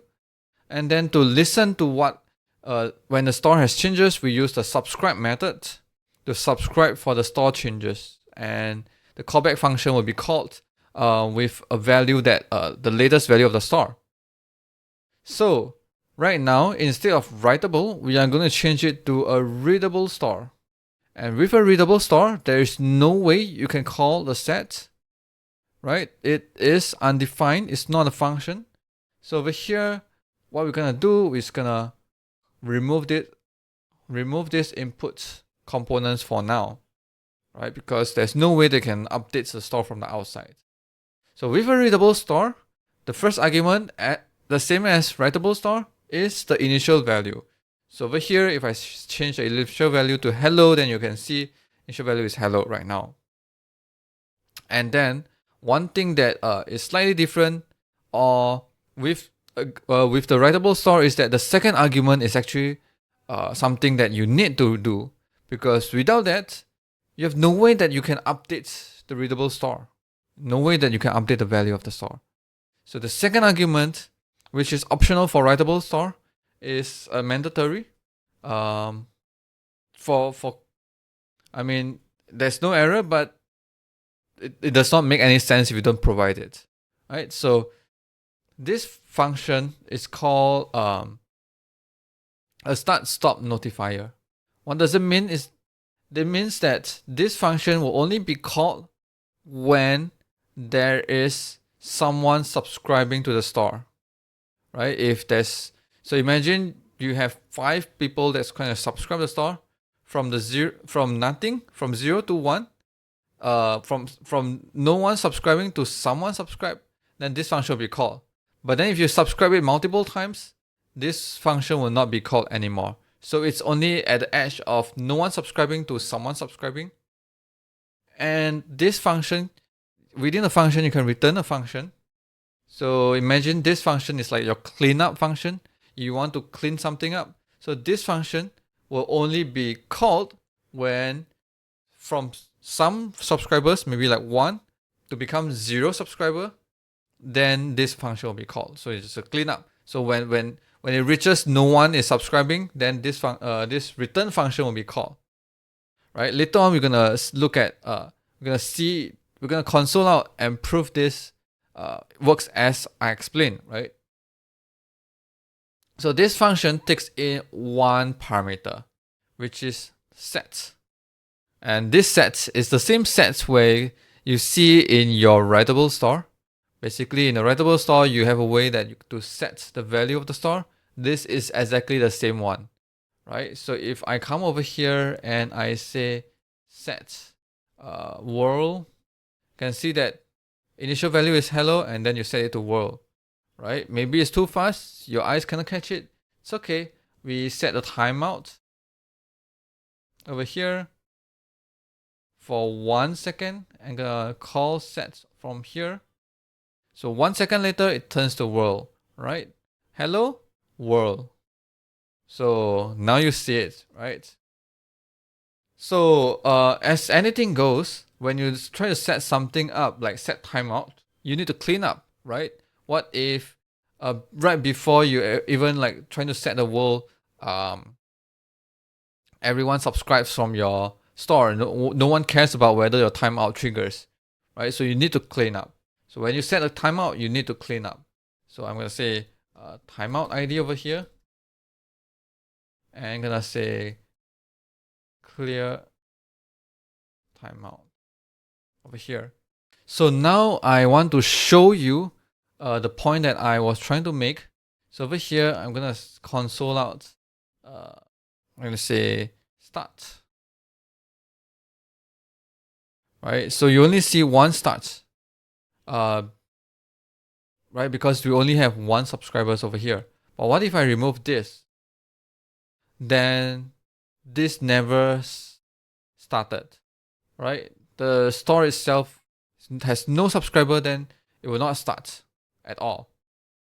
But if you come over here, value store.subscribe, I'm gonna pass in a function over here. Okay, there's an error over here. It's okay. Let me save and refresh.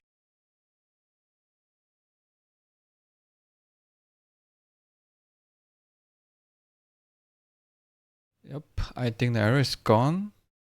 Yeah, so probably a bit error that what happens just now is that as this whole code is executed as I type, right? So I think when I type, this is not a function, so it creates, you'll see that error.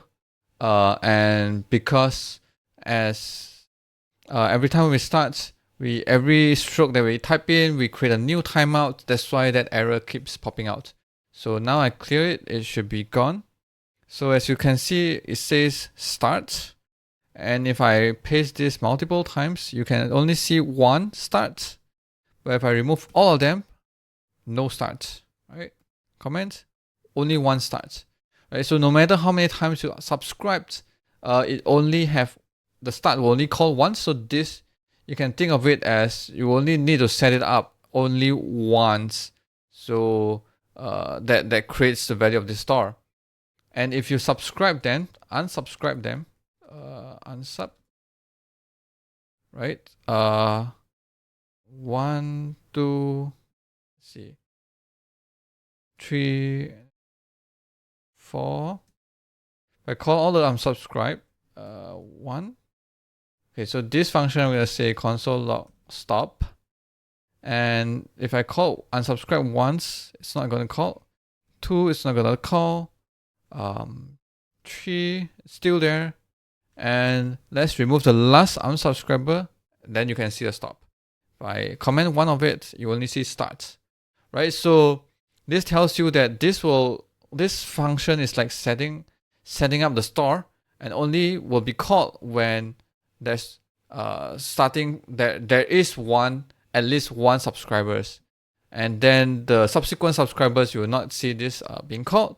And when you tear down, only this tear down function, the function in return, will only be triggered when there's no more subscribers left, right? Until the last one unsubscribes, this will be called, right? So you can use a readable store by this way, by creating a function, and you can use this set to set whatever the value of the readable store is. So in the previous videos, we talked about the writable and the readable stores. And I told you that in this video, I'm going to talk about what makes the two of the stores similar, which is both of them actually follows a store contract. So what is a store contract? Well, before I deep dive into what is the contract itself, let me show you something that a secret syntax that Svelte provides that leverages on this store contract. So if you have a store that follows the contract, you can use this secret special syntax to get the value of the store, right? So let's take a look at this example that I prepared over here. So in this example, I have two stores. One is a readable store, which is store 1, and the second store is a writable store, store 2, right? Over here, I have an inputs box, which I imported the store to and used the store.set to set the value of the store. And over here in the output.svelte, I basically on the mount, I subscribe to both of the store. And then as the value changes, I assign the store value to the first value 1 variable and the value 2 variable, right? And over here, you can see the value of the store by value 1 and value 2 over here. So the first store is a readable store, which the value of the store is being set via the set interval. So every 1 second, you will see that the value will be incremented by 1. And for the store 2, we set it in the inputs box, right? So when we type something, we will set the value of the store over here, right? Like this, right? And as I mentioned, both of these store follows the store contract.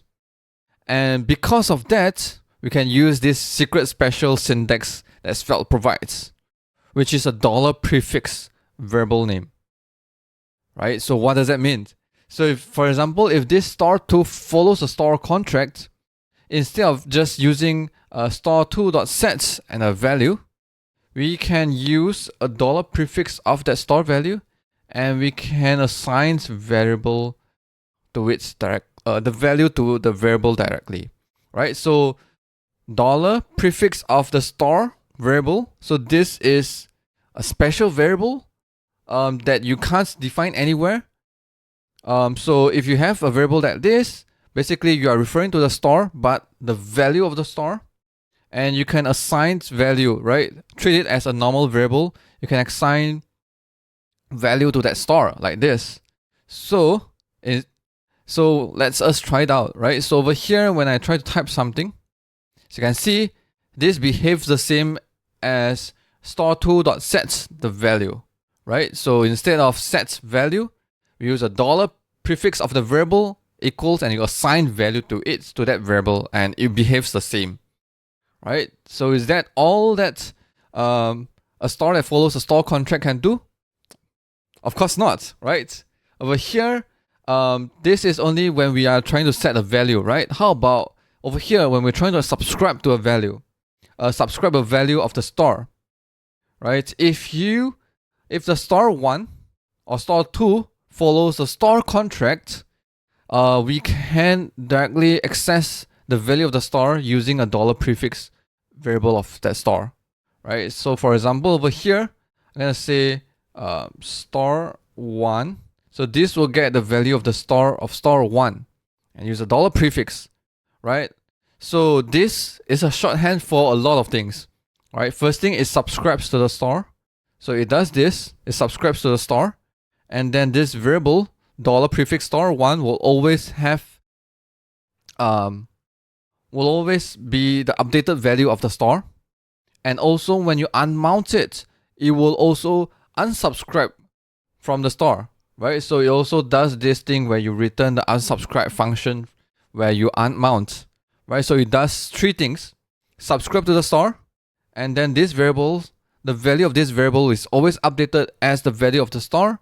And then when your component is unmounted, it will unsubscribe from the store as well. So you don't have to write all this to clean it up.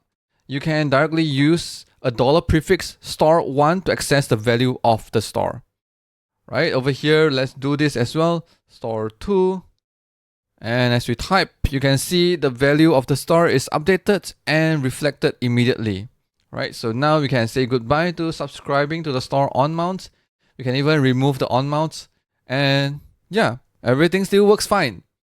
Right, so this is the power of the store contract. If you follow the store contract, any variable that follows a store contract, you can access the value of the store via a dollar prefix syntax, and then you can set the value of the store by just assigning it. Right, so what is the store contract? So listen carefully, right? So as a store, probably you have known you need to have two variables. One is two methods. One is the subscribe, and another would be, okay, so I'm gonna call it store3. Another would be the set, right?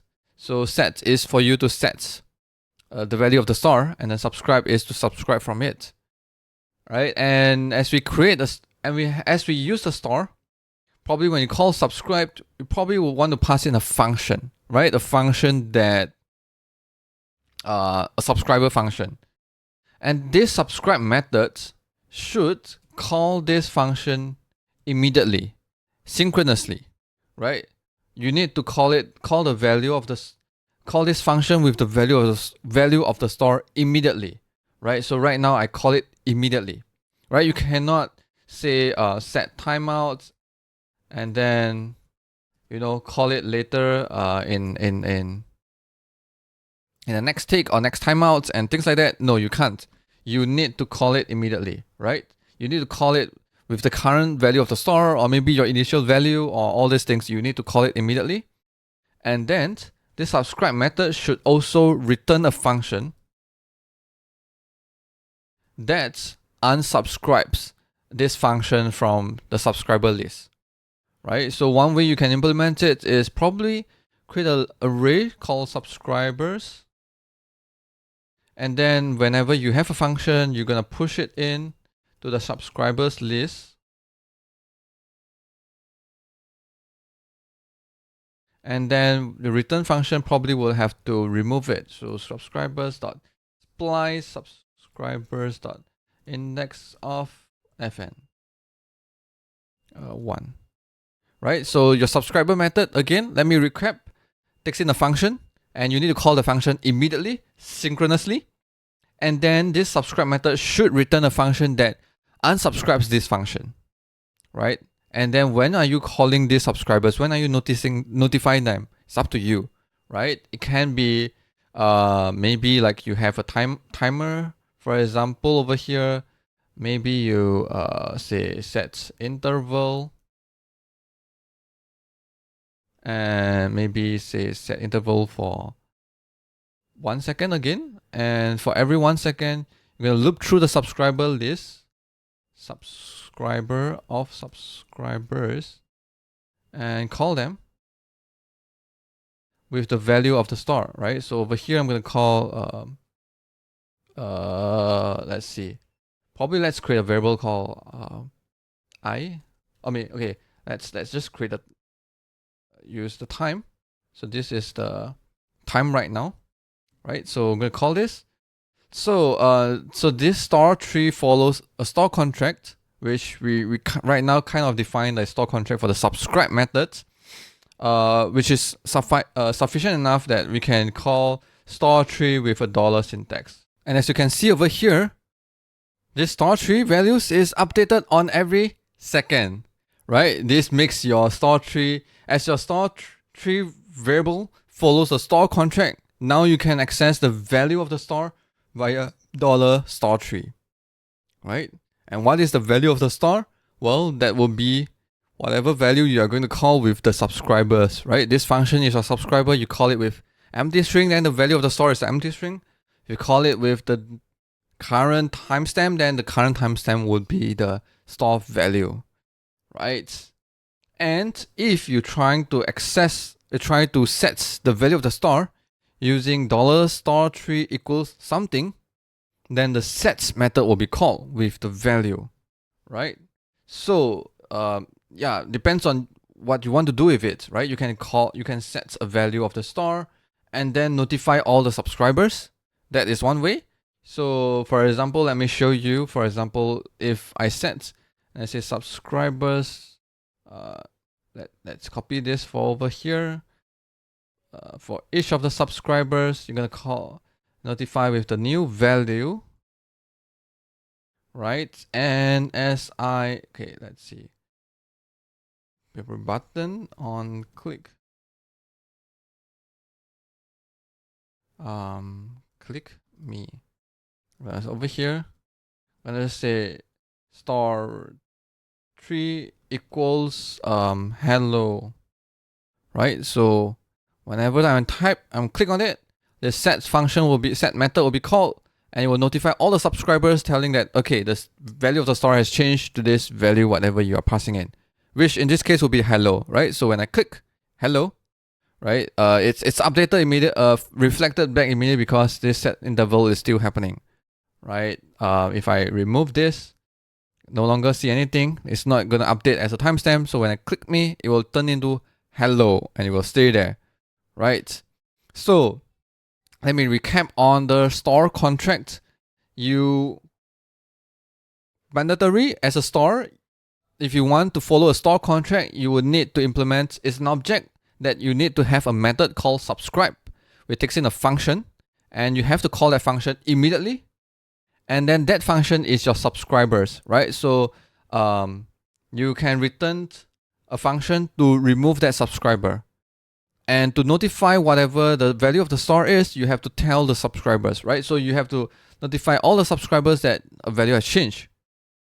Optionally, you can implement a sets method, which takes in a value, which is a value that you want to update your star with, right? So to kind of reflect that, to tell everyone that your store value has updated, you also need to notify all the subscribers, right? Whether or not to notify them is up to you, right? You can batch them, you can asynchronously call it after you set everything and on the next tick and things like that. But the outside world will not know what the value of the store is until you notify them, right? So this sets method is optional because, for example, as you can see, Readable store does not implement this. You can't set the value of the Readable store because this set method is not there. But the subscribe method is mandatory, right? As soon as your variable follows a store contract, what you can do is you can use a dollar prefix of that variable to access the value of the store, as well as using assignments like this to set the value of the store. right? So if this is the store contract. So in the previous videos, we talked about how we can use store to manage application state that is not constrained by the component hierarchy of your application. And what makes stores different is that if the store follows a store contract, we can use the $prefix variable to access the value of the store and automatically subscribe to the store and unsubscribe when a component is onMount. So in this video, I'm going to talk about some of the application state management libraries out there. In particular, how are we going to use them in a Svelte application? If we can make them to follow the store contract, probably we can use the $prefix syntax with them. So today we're going to look at one of the state management library, which is Redux. Right? Redux has been well known in a React world where you use Redux with the Redux binding that allows you to connect and map the property from the store state into your application props, right? And you can dispatch actions to which will be run through a reducer, which will create a new state of your application, right? So in this video, I'm not going to talk particularly in how we're going to use Redux. Like it's not a Redux Beginner 101 video, but more of how you can make Redux to follow the store contract, and you can use a $prefix syntax with the Redux store. Right? So over here, as you can see, we have prepared some simple code to use Redux in Svelte. I have a Redux file which I create a store from the Redux package. So over here, I use patch process just to define the process environment because it reads that. But once you run this, once you define this variable process in the window, even if you remove it, it will not cause anything because it's already defined, right? But you have to have it in the first run. Over here, I use create store from Redux package, and I define a reducer function, which this function will takes into parameter a state and action, which depends on the action. You will define the next states, right? This will return the next state based on the action. And we take this reducer and we pass into a create store, which over here will return us a new store. And we're going to use this store. There's two APIs from the Redux store. The first one is the get state. So if you call get state, you get the current state of the store. And if you call subscribe, you can pass in a function to be called whenever the state has changed, right? It does not take in any parameter for the callback function. So to get the next state, you basically have to call store.getState again to get the current state, right? So these are the two APIs, state, getState, and subscribed. And then one more is the dispatch, right? So here you can dispatch actions. So this action is the one that's going to be passed in over here, which over here you have a switch case to decide what's going to be the next state based on this action. So here I have two functions, store.decrement and increment, which I dispatch a decrement action and increment action. And over here I show gonna call this decrement when I click on the minus button, and I'm gonna call dispatch an increment action when I click increment. Here you will see the state of the store changing because we have this subscribe method over here which will be called and then update the state variables every time when the state has changed. So as you can see over here, the Redux store does not follow the Svelte store contract in a few points, right? So firstly is that the function that you pass into the subscribe method should take in the value of the store, right? You shouldn't call another API to get the state of the store, or which in this case is the value of the store, right? And secondly, when you call subscribe methods, this function does not being called immediately. That's why we have to manually set the state of the store by calling store.getState. Right? If you don't do anything, the state will be undefined because this function will not be called synchronously immediately when you call subscribed.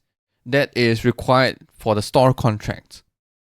So we're gonna fix that. We're gonna wrap it with another object that does all this, right? So I'm gonna keep using this star variable over here, but I'm gonna come over here and do the changes, right? So over here, I'm gonna say star Redux star, which is, we call it create star, and then we're gonna return a new Svelte star that follows the Svelte store contract, right? So here I'm gonna have the subscribe method, and I'm gonna also have all the other APIs that Redux stores provides, right? So I'm gonna spread this out, Redux store, and then subscribed. Subscribe takes in a function which we're gonna call with Redux store.subscribe. Right? I'm gonna call, let's see, I'm gonna call with this function. Is it?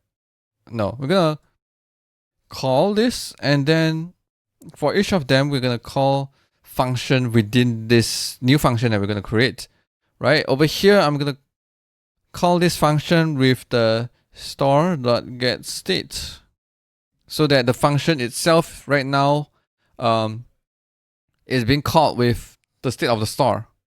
Also, we need to call it immediately when we call the subscribe, so I'm gonna do it here as well.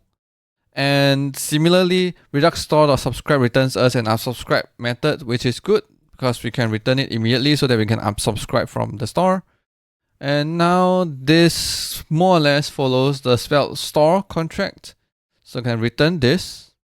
And since it follows that contract, let's see, Svelte store is not defined. Okay, it should be Redux store, Redux store.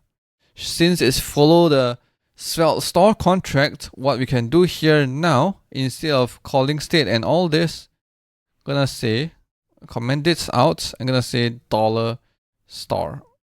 Right, now, this will give us the state or the value of the star, which is the state of the Redux store.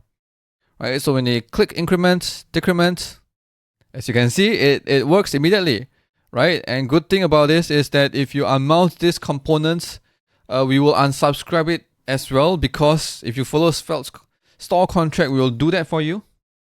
Now, as you can see, it's much simpler in a sense where to access the value of the store, you don't have to call subscribed, unsubscribed, take care of subscribing, as well as store.getState. All of this is being handled with just $1 prefix variable, right?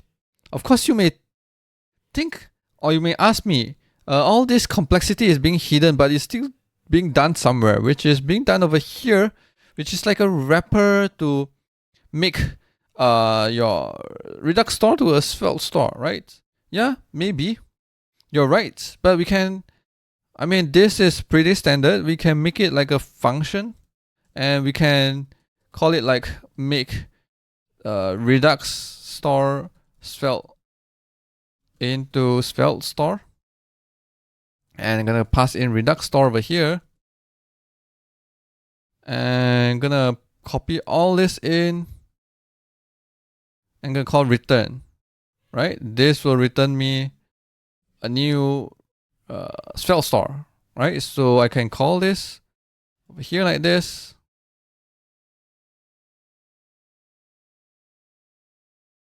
Let me, so that it's easier to read. Yeah. So I can do this over here right now. Right. Nicely formatted. Yep, as you can see over here, this still works fine. Perfect. So now I have this function, I can just call with any Redux store, and it will make me Svelte store, which follows the Svelte store contract. So before I end this, actually there's a better way of doing this. If you are very familiar with Redux, you probably would know that Redux has an API called an enhancer, right? An enhancer is the second parameter or the third parameter that you can call when you're creating a Redux store, right? And this enhancer is like a higher order function that will takes in the create store API and returns a new create store API. And we can have this we can do all this in a enhancer and just pass it in as an enhancer in a create store API, right?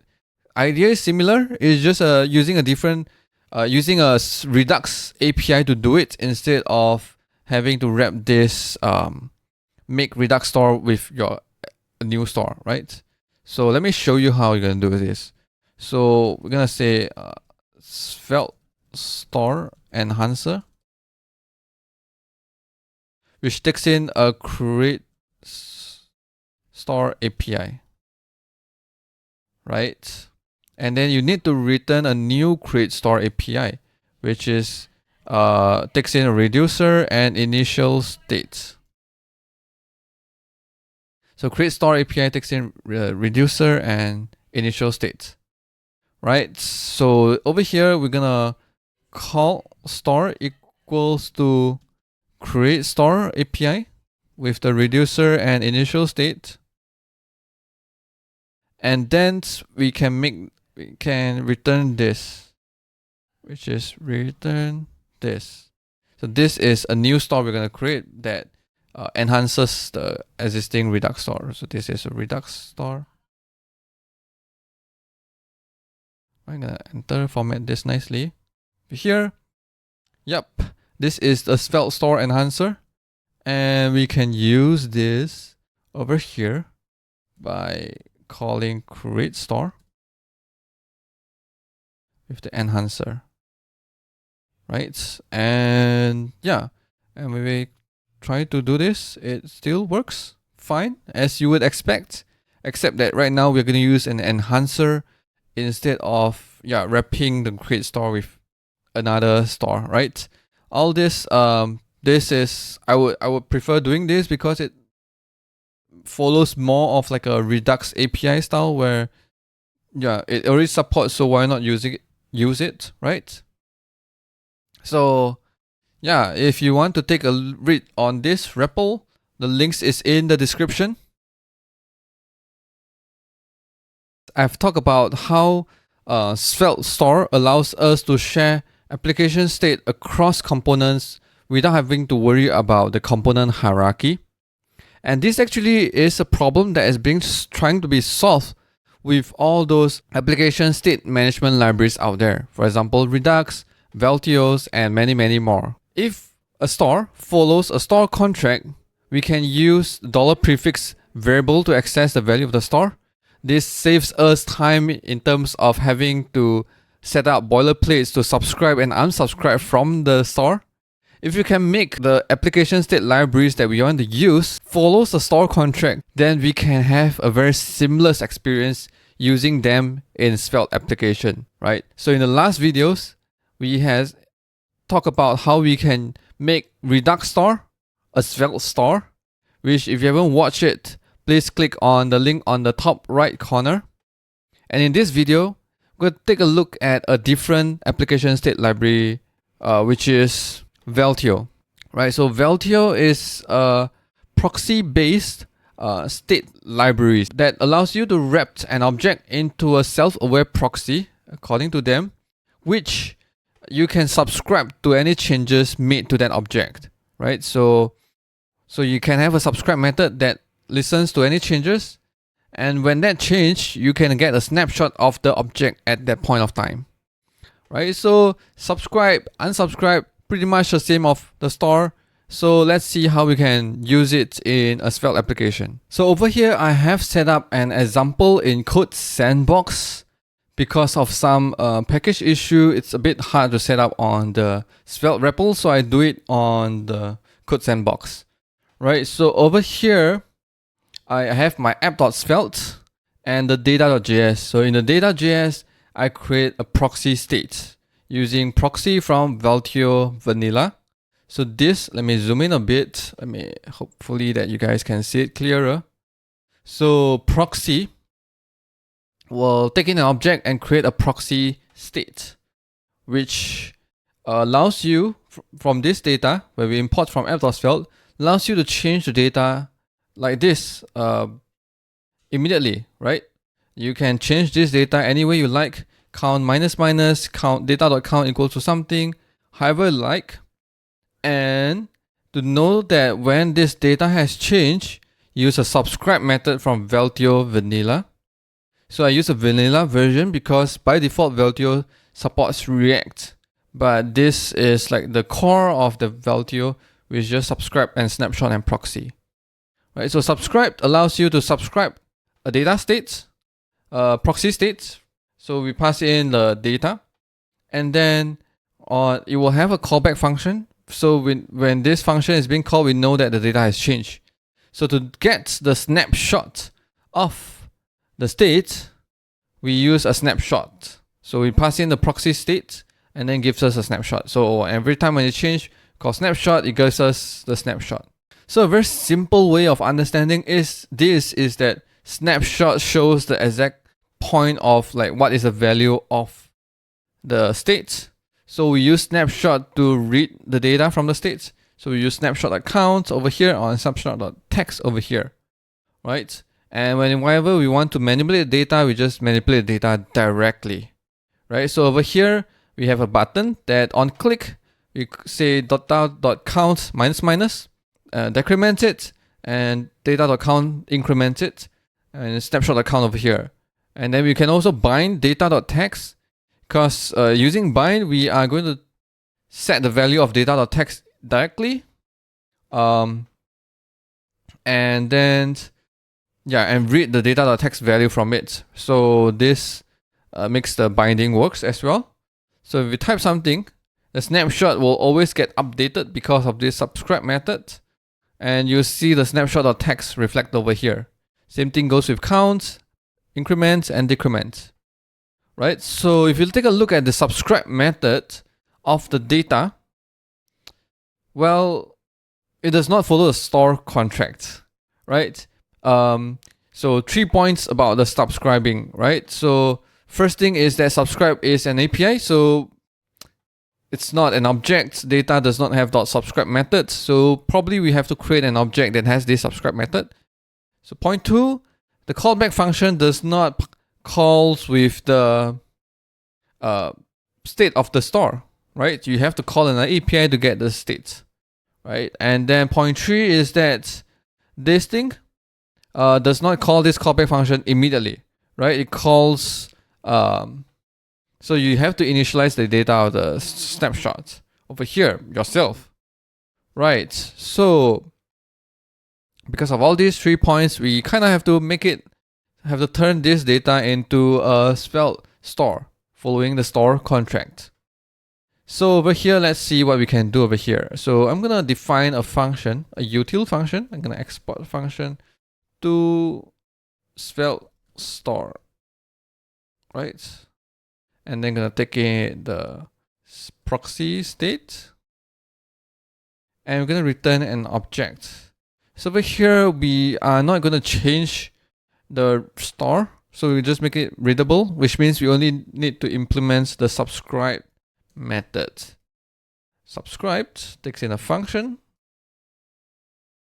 which in this case we should subscribe directly to the proxy and return the subscribe. Good thing is that it returns us an unsubscribe method, so we can return it directly as well.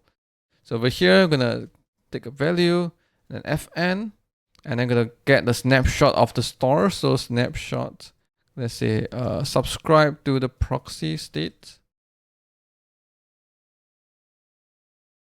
and then I'm gonna call this with snapshot of the proxy state, right? And we also need to call this function immediately, so I'm gonna do it over here as well. And here we have it. So we're gonna import this function from data, and we're gonna get a new store, snapshot store equals to Svelte store, and then data.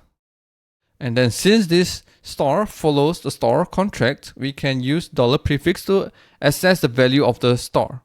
So I don't need mounts. I don't need to do it on mount anymore. $prefix value auto subscribes when the component is mounted and unsubscribes when the component is unmounted. So we can remove all of this. Remove onMount as well.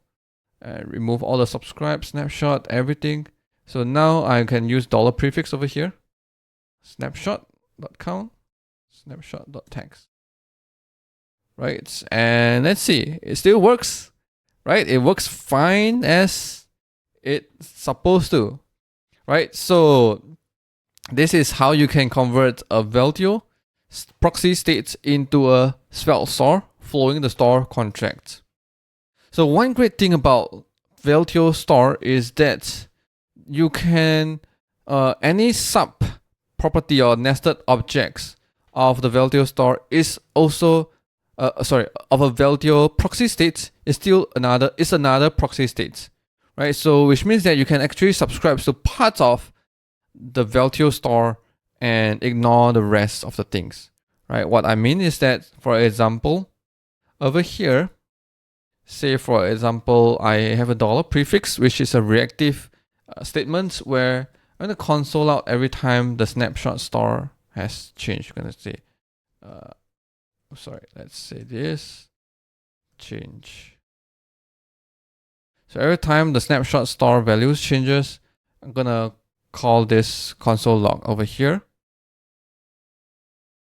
Okay, so every time when I change something, you will see that you will console out over here. Change, you will console out over here. And if I type something over here, it will console out as well. Right? I'm not sure why it's console out twice. Let me refresh this. Probably it's of the hot reloading. Let me refresh. And at the same time, let me disable the hot reloading configuration. Sandbox config hot reload. Okay. Save, close, come back. Sorry for that. Okay, I have my app.svelte and data.js. Let's collapse this. Let's see. Yeah. Whoops. It's still called twice. Is it something wrong with the subscription? Let's see. Supposed to. Okay. Yeah, only called once, right? When I change the text, you'll see the console out. When I change the count, you'll see the console out, right? Because we're subscribing the whole object, right? Which contains both the count and the text. But we can actually subscribe to only one of it, right? And that is how a Veltio store works, right? I can say the count snapshot. I'm gonna say data.count. And over here, I'm gonna console.log change.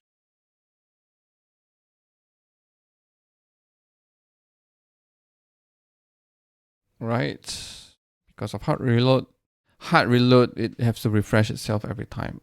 So let's save again. Refresh.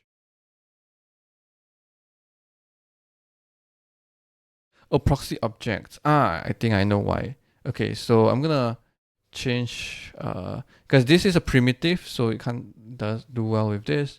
Let's say count value 0 over here. And we are going to change count.value instead. Okay, let's see. Okay, so by default, we have a snapshot change and count change, right? So if we change anything over here, you'll see snapshot and the count snapshot has changed.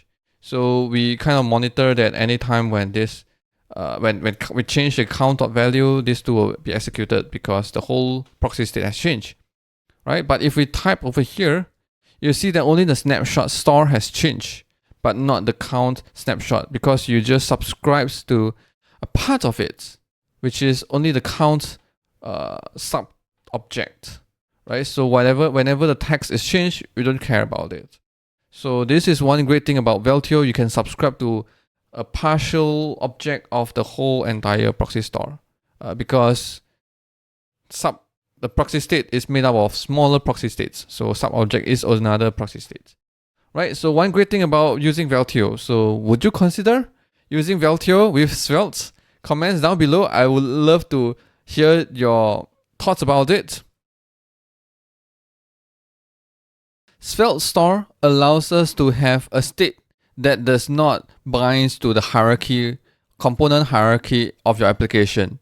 We can have a Svelte store declared in a file, and we can have all our different components imports from it.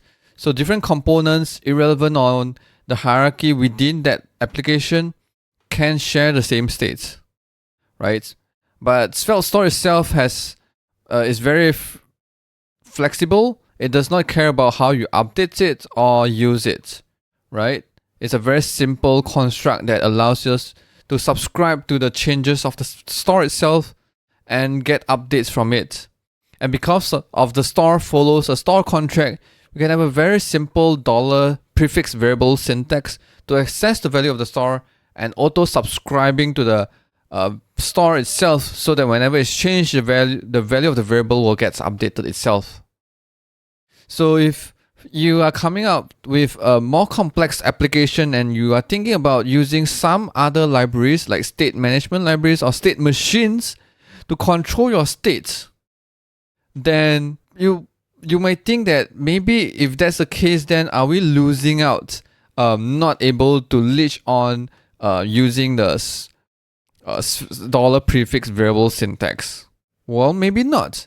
As long as we can make the library itself follows the store contract, then we can actually leverage on the Svelte $prefix syntax to subscribe to the value of whatever libraries that you're using, so that you can have a control in terms of how the state changes from one to another. Yet at the same time, when you're using it, you can still use the $prefix syntax to get updated every time whenever the state has changed. So today we're going to look at one state machine library that has gained some hype in the JavaScript world recently, which is XState. So right now we are looking at the GitHub page of XState. It says that it is a state machine and state charts for the modern web. And as you scroll down below, you see that it has a lot of sub packages, such as the finite state machine for XState, utilities or hooks for React, for Vue, and testing libraries, and inspection utilities, and a lot of templates that you can get started with, as well as the XState with Svelte template over here. Let's take a look at the docs or APIs. So over here we have opened up XState's APIs. You can see a quick start guide will be installing XState and creating a state machine. So I'm not going to delve into how you're going to do that.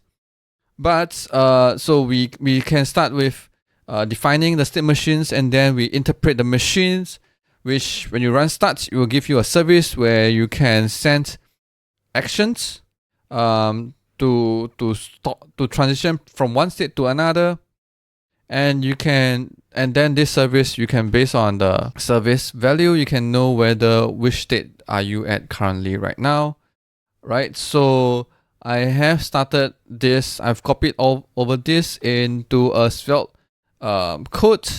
So over here I have data.js, which has defined the state machine, and I have started the machines like the docs have specified. And over here with toggle service, it has apparently a subscribe method, which gives us the current state. And this state, so we assign the states to the current state, and so we can use the states which has methods like matches to tell us whether it matches, whether the state currently is an active or active, right? As well as it has like it returns an unsubscribe method, and to send actions, we are toggling the service like send toggle and stuff. So if we take a look at this toggle service variable, does it follow the Svelte store contract? Well, okay, let's see. So first of all, it has a subscribe method. Check once. And the function within the subscribe methods has one parameter, which is the state, which is the state that you'll get, check to, right? Then you can see here the subscribe method, this function get called immediately, right? So I just do this, I don't have to initialize the value of states, but right over here when you console out, you can see the state already, which means the moment when you call subscribed, this function will get called and it will update the variable states, right? Check 3, which means the function itself will get called synchronously immediately when you start subscribing it, right? Then this function variable itself, when you call subscribe, it should return a function, which is the unsubscribe, which you can call to unsubscribe the service. Check 4, basically as the basic mandatory of a store contract, having the subscribe method that fulfills all this check, which means it is following the store contract. What does that mean? It means that actually you can use $ prefix syntax of this toggle service and actually gets the state value immediately, right? So over here, instead of state, which is the value from this state, we can use toggle service, but with a $ prefix, which is getting the value of that the service or the states of your xstate service, right? And let's try and see, everything works still works fine, which means that we can remove all this code, remove onDestroy, remove all this, and everything still works as expected. Let's see, let's refresh. Yeah, everything still works. So very simple, nothing much to do for using xstate in Svelte, because the xstate service has already been following Svelte store contract, and that's so easy to use xstate in Svelte. So in the previous videos, we have seen what is a store and how we can create a custom stores, and we have seen examples on how we create custom stores out of application state libraries out there. We converted Redux store, Veltio states, state machines, xstate state machines into Svelte's custom store. And today we're going to look into how we can actually convert DOM events, like a state of a DOM events, into a Svelte custom Svelte store or Svelte custom store. Well, I'm not really sure which one is grammatically correct.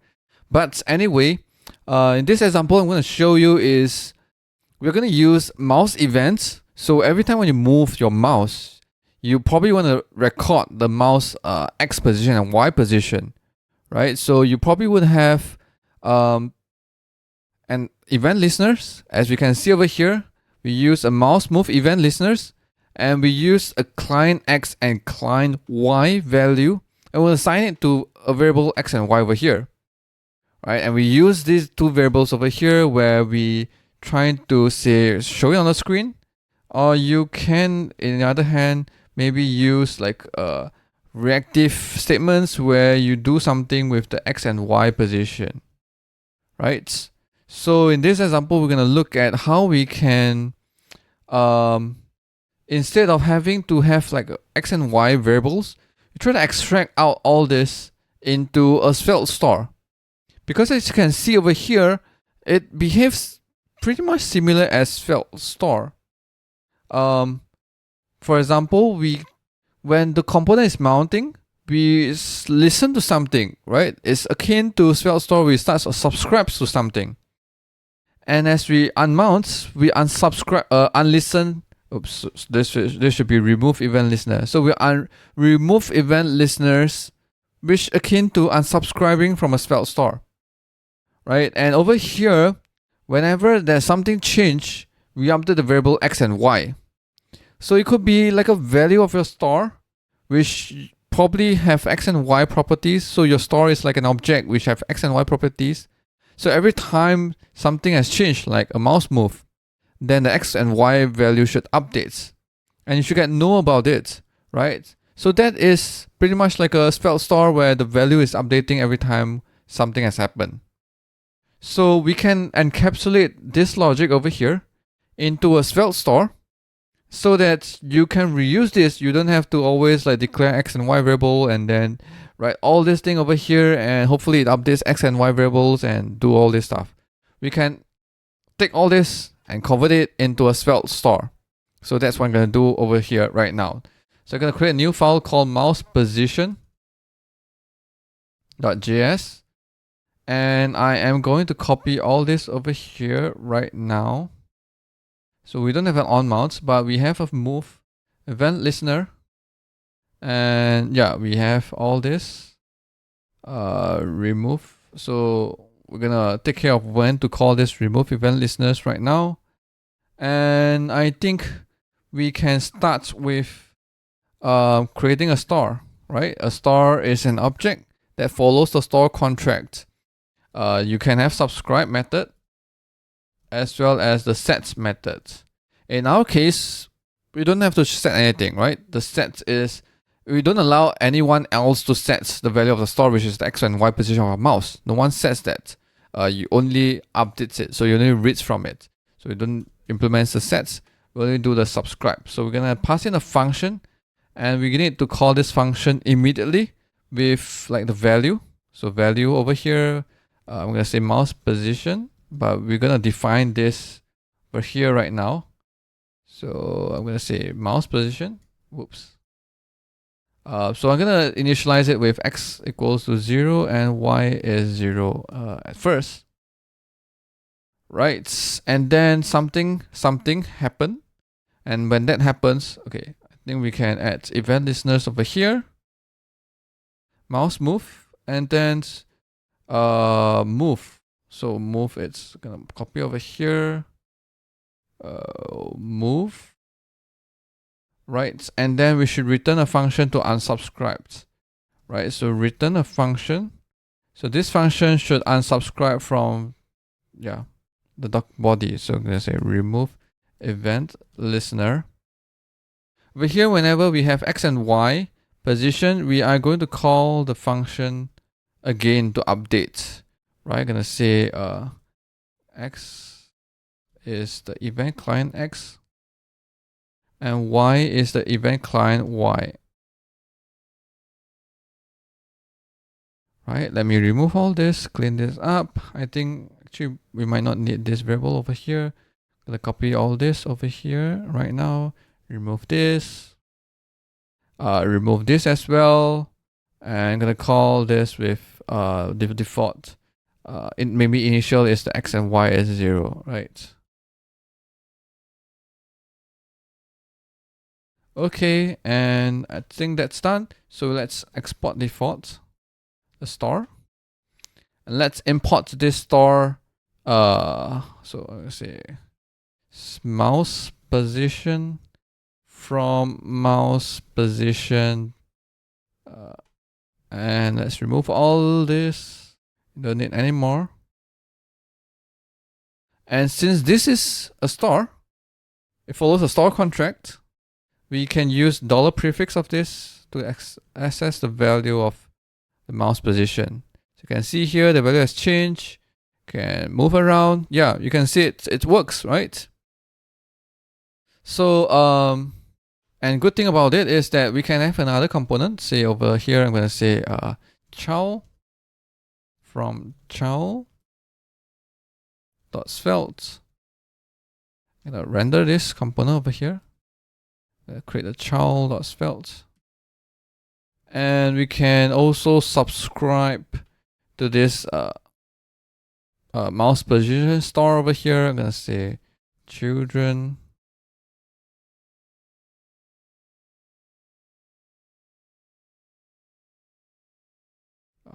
Create a line break over here. I think it's, yeah, create a div to wrap all this thing up. And yeah, both of them works fine. Let's, yeah. Sorry, I have my camera over here, so it blocks my sight. But yeah, as you can see over here, it works fine, right? Except that if you actually scrutinize this, probably you will ask me, like, every time you subscribe, you listen to the body. You listened to event listeners every time you subscribed. Wow. Isn't that a lot of event listeners? Yeah, you are right. It's every time I create a new event listeners, I create a new move function. So there is as many mouse move event listeners as is the same number of how many new subscriptions I have. So over here I have one in the child and one in the app.svelte. So there's two. I create two mouse move event listeners. So is there a way to improve this? I mean, yes, we can do it one better, as in probably we can say, for example, collect all these functions and then we only create event listeners once if it's the first time subscribing. So let me type while I'm saying all this so that you can have a better understanding or better grasp of what I'm trying to say over here. So probably I have a variable called subscribers. So every time when I subscribe, what I'm going to do is I'm going to push this function, the push into function. So every time subscribing, I will add this new function to the array, right? Over here, I'm going to have a variable called mouse position. So this is like telling me the last, I'm going to say this is like the last mouse position, right? So I'm going to have, so I'm going to call this from here, but we're going to update this mouse position later on as well. So this is kind of like the last mouse position, right? And over here, I'm going to move this add event listeners into a function on its own. So I'm going to say setup event listener. And I'm going to say remove event listener. So over here, setup. Okay, so I'm going to have a variable called is setup equals to false. So I can call this setup event listeners multiple times over here. But if it's already set up, then I will not do anything. I'll return immediately. But if it's not, then we're going to set this as a true first, and then we're going to set event listeners to listen over here. So this is like we only set once if it's not set up. So you only have one event listeners listening. So on a move event, what I'm going to do over here, move, is I am going to, okay, so this takes in an event. I'm going to loop through all the subscribers for each subscriber. Okay, so first thing is I actually needs to read out the X and Y position. So over here, I am going to update the last mouse position. X equals to this. And last mouse position dot Y equals to this. So the next time when you subscribe later on, you don't get 0, 0 again, you get the last mouse position that we have collected so far. So over here, I already set it. And so for each subscriber, it's a function that we push into the array. We're going to call it with last mouse position. Okay, so that is it for move. And when we want to remove event listener, is we're going to call this every time when in the return function, right? So this, it will be called as many time as you unsubscribe. So first thing is we need to remove splice subscribers dot index of the function.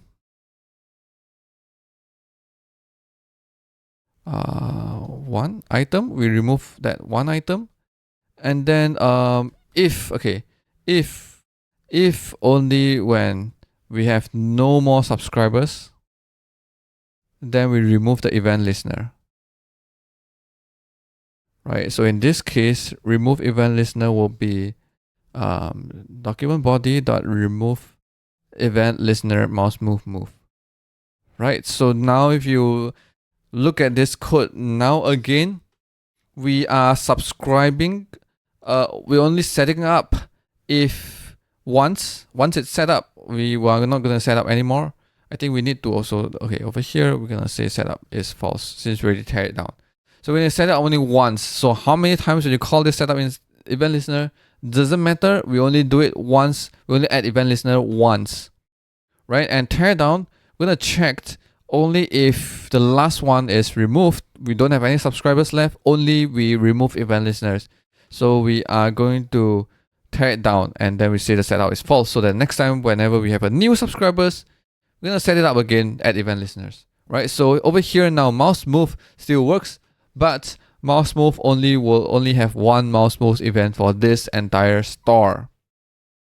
And yeah, this is quite lengthy code, if you ask me. So is there a better way of doing it? Of course, right? I've been setting up all this just to tell you that actually you don't have to write all of this because this has already been done by Readable store. All this setup, like setting up event listeners, if only set up once, and things like that, actually has been already written up. All this logic has already written up by the Readable store. You don't even have to maintain like the list of subscribers and push it in and stuff like that. So let me show you how you can do it instead. So import Readable from Svelte store. And instead, so I'm gonna comment out only so that, you know, if you want to read this code, the links of this REPL will be in the description so that you can still read all this. So I'm gonna remove comments out and I'm gonna create a new one. Spot default, readable, and this is the initial value. So when we say initial value is x is 0, y is 0, and then this is a function where it has a set parameter. So as I've said in the Readable store video, this function will only be called whenever you when you are starting from 0 to 1 subscriber, you will be called, and then you can return a function which will be called whenever your subscribers is unsubscribing from until 0. So when you have 0 subscriber, then the return function will be called exactly as the logic that we have mentioned earlier on. So over here we can copy like this over here, event listeners, add move, and remove event listener for here for remove. And lastly, for the move event, copy over here. Whoops. We need this too, and we don't have to loop through all the subscribers because the set will do it for us. So we call a set y is this, but we call a set with an object which has the x as the client x and y has the client y. Right? We call this sets. It will handle everything for us. We don't have to worry about it. Let's see what's wrong over here. Okay, this. Right? Set has handled everything for us. We don't even need to manage a subscriber list. Everything is handled. And as you can see here, everything still works fine as previously. Right? So I'm going to keep both of this code over here for you to have a read. Links in the description. So, yep. You can convert a DOM event, anything that you are listening from a DOM events like mouse position, scroll position, or intersection observer, whether it's observing or not observing, the values of it, everything, any snapshots of like the DOM events can be used as a store value, and you can subscribe to it like how you listen to the DOM and listen to what the value is, right? So by making it following a store contract, by implementing it yourself or using the Readable, this allows you to use the $prefix variable syntax to read the value of the store and take care of all the subscription from the store itself. Today, we are going to look at one more library, which is Immer.js. So Immer allows us to make an object to become like an immutable object, allow us to work with immutable states with a very convenient API. So right now I'm at its documentation. It says that It's based on a copy on write mechanism. I'm not really sure what it means, but a basic idea is that you have a current object, and then you can apply changes to a temporary draft. So over here you have a draft object which you make changes on there. You can make mutations, but it will not affect your current object.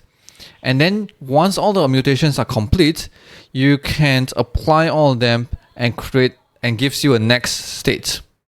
So current and the next are immutable. You don't change them, and you only change the draft. So this allows you to make changes, make mutations, easy mutations, while still keeping, making sure that current and next are still immutable. So let's take a quick look at like the API of Immer.js. So over here you import produce, and you have a base state, and you call produce with the base state, which in this case is the current state, and then it gives you a draft state. So you can make changes on a draft state any way you like. For example, pushing a new item to the array, or marking some object as done. And when it returns, this whole produce, when this function ends, will be and then you will be returned by this produce, will gives you a new next state. And you can ensure that the base state is unchanged. Everything in base state is still the same. Everything in next state is already changed. So if you keep the snapshot of base state and next state, you're kind of able to time travel to the previous state or the current state. So we're going to take a look at how we're going to use it in the Svelte. And I have already prepared a simple example over here in the Svelte REPL. So over here, I have a state with two users, user 1 and user 2, which has a different first name and last name. So, and over here, when I'm going to change the name, I use Immer.js produce. So I say produce with the current states, and then I give us a draft state, and I can mutate the draft state anywhere I like it, and it will return me a next state. So same thing goes with all the last name, and over here I copy and paste all this for over 4 inputs, and as you can see here, over here I'm going to show the states user 1 or user 2 the first name and last name. So when I type something, say I'm going to say hello, then this will be changed immediately, right? And because it's immutable, you are not, if we keep a reference of the previous state and then the next current state, actually they are different objects. And so if you compare, for example, previous states equals to current state, what you can see is that, so initially they are all true, but when you change something, you can see that the previous state and the next state is two different objects. We are not mutating on the same object. Compared by reference, they are actually different. And one great thing about Immer is also that it will make sure that if you're only changing user 1, then only a new object created for user 1. But the user 2 reference, since we are not changing it, it's still referencing the same object. So previous state user 2 equals to current state user 2 is still the same, right? So if I change anywhere I like, this is still true. And if I change user 2, you can see that now user 1 is always the same, right? The reference of the object is still always the same. So this is Immer, and let's take a look how we can make it, convert it into a Svelte store by following the Svelte store contract. So first thing is I'm going to create a function. I'm going to say get Immer star, and I'm going to pass in an object. So over here there's two things. One is actually the draft, right? The draft state, and which we can change it directly. And the next thing is the state. So it feels like we can have like a two store approach where we have a draft store and a current store, the state store. So if we can have a draft as a store, we can make changes to it directly. And then for the base store, the states tree is another store. Once when we are done with all the changes, we can get a new state, and this will get updated to it. It sounds complicated. I'm not quite sure, but let's take a look over here, right? So how do we get a draft? So from what I can see over here, let's take a look at all the APIs. There's a create draft. Probably we can use it. We can use a create draft. Let's take a look over here. Create draft. So you can create a draft out of an object. Can make all the changes we want, and then we call finish draft, which returns us a new. Hopefully this is a new user, right? Which is a new state. Okay, so let's create two stars. So first is the draft star, which is an object, and the state star, which is an object. So a star is an object that follows the store contract. And if you can still remember, the store contract says that you need to implement the subscribe method, which takes in a function. So I'm going to implement that. And the subscribe method should be called, the function being passed in the subscribe method should be called immediately. So over here, I'm going to call immediately, but I haven't figured out what to call, what value to be passed in. For the states, I think we just pass in this, right? And then for the draft, okay, so let's create a variable. So let's states equals to object, and let's draft equals to create draft object or state. So I'm going to import create draft from emer and also finish draft. So since I use state variable, I just use states. So this is the draft. So the function has to be called immediately, and then you need to return a function to unsubscribe your store. So I need to return a function, which means that I need to keep track of the function. So probably let's create an array over here.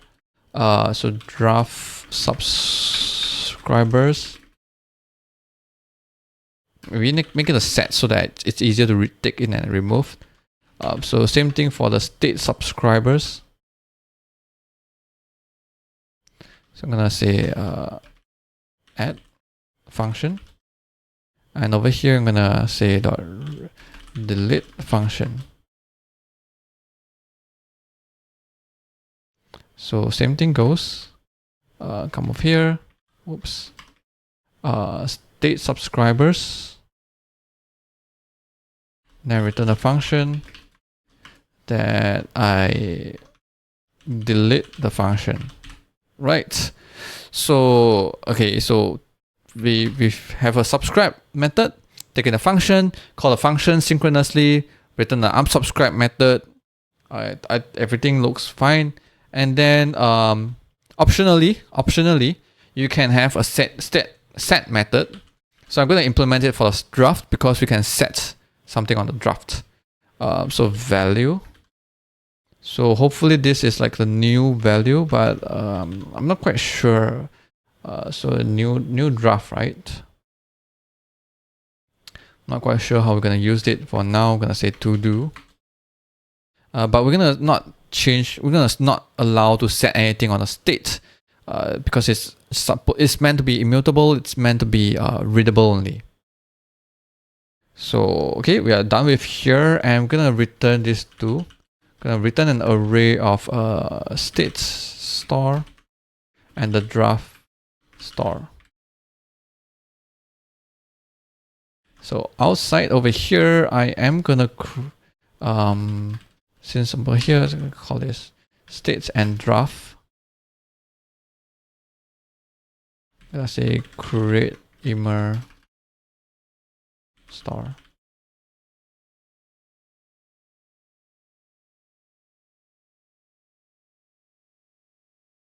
Okay, so we still use states over here. So to get the value of the state, probably is like dollar prefix because it follows, hold on, I think I named it immer store.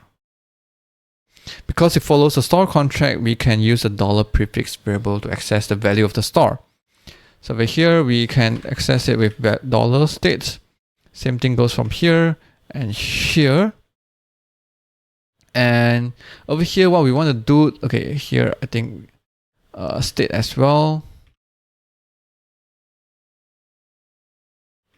But over here, what we want to do differently is that we want to actually use the draft store to actually change it. So we do this over here. I think we remove this as well. Right, over here as well, draft store.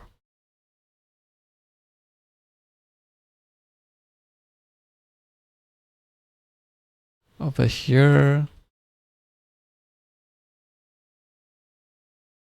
Okay, draft store. Let's see. I think this is irrelevant now. Let's uncomment this for now. Okay, let's type something. It's not updated because we changed the draft. So this is hopefully this is going to be called. So I'm gonna say console log value over here. This is being called. I think it's an object. It's a draft object so that you can't see it, but it's being called. So over here, what we need to do is that we will have to finish the draft and then get the new state, but not immediately. We can do it in a debounce way. So which means is that we can allow setting multiple times over, and then we update the states at once, right? So we're just gonna set like a set timeout. Set timeout. And over here we are saying finish draft value. Okay, so this should be the value. So this is the new state. So I'm gonna say state equals to this, and then draft, since it's already finished, we're gonna create a new draft. So draft here state, and then I need to notify all the subscribers. So I'm gonna come over here, draft subscribers dot for each, and call it with the draft object, and do the same thing for the state subscribers. Call it with a new state, and we want to debounce this, right? So okay, so timeout, we're gonna say let's say for 500 milliseconds only we change it, and we want to debounce this, meaning if you type it multiple times, we're not gonna like 5 times. We're gonna not set 5 timeouts and trigger this like in sequence 5 times. We're actually gonna cancel the previous timeout. So you type 5 times, and then only the last one will wait for 500 milliseconds and then trigger. So all the changes are batched in one go. So over here, I'm gonna get the timeout ID equals null. So if timeout ID, then we're gonna clear timeouts. So this is gonna clear the previous timeout. And then if we did successfully trigger a timeout, then we set it to null, then we're not gonna clear timeout, right? So here, I'm gonna declare the timeout ID. And let's take a look at what we have done so far. So over here, I'm gonna change something, and in 500 milliseconds, this is gonna be updated. So if you feel it's a bit slow, we set it to 100. Sorry. And let's type, right? It fills immediately. So what have we achieved so far? We've made it like a store contract, then allows us to use the set method to like update the draft immediately. But what's good about using immer? Does it like justify all this extra piece of code. So I'm going to show you something called immutability, right? So for example, hopefully because that over here when we see that if after updates the previous state is not changed, then if previous state for user 1 is not changed, you can see that it's not updated, right?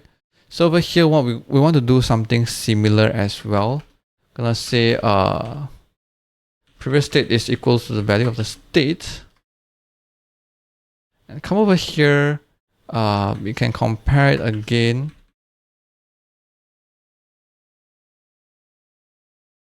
And we can see that because of immutability, this is referring to the same, still referring to the same object. This is false, this is true. So which means that this object itself is not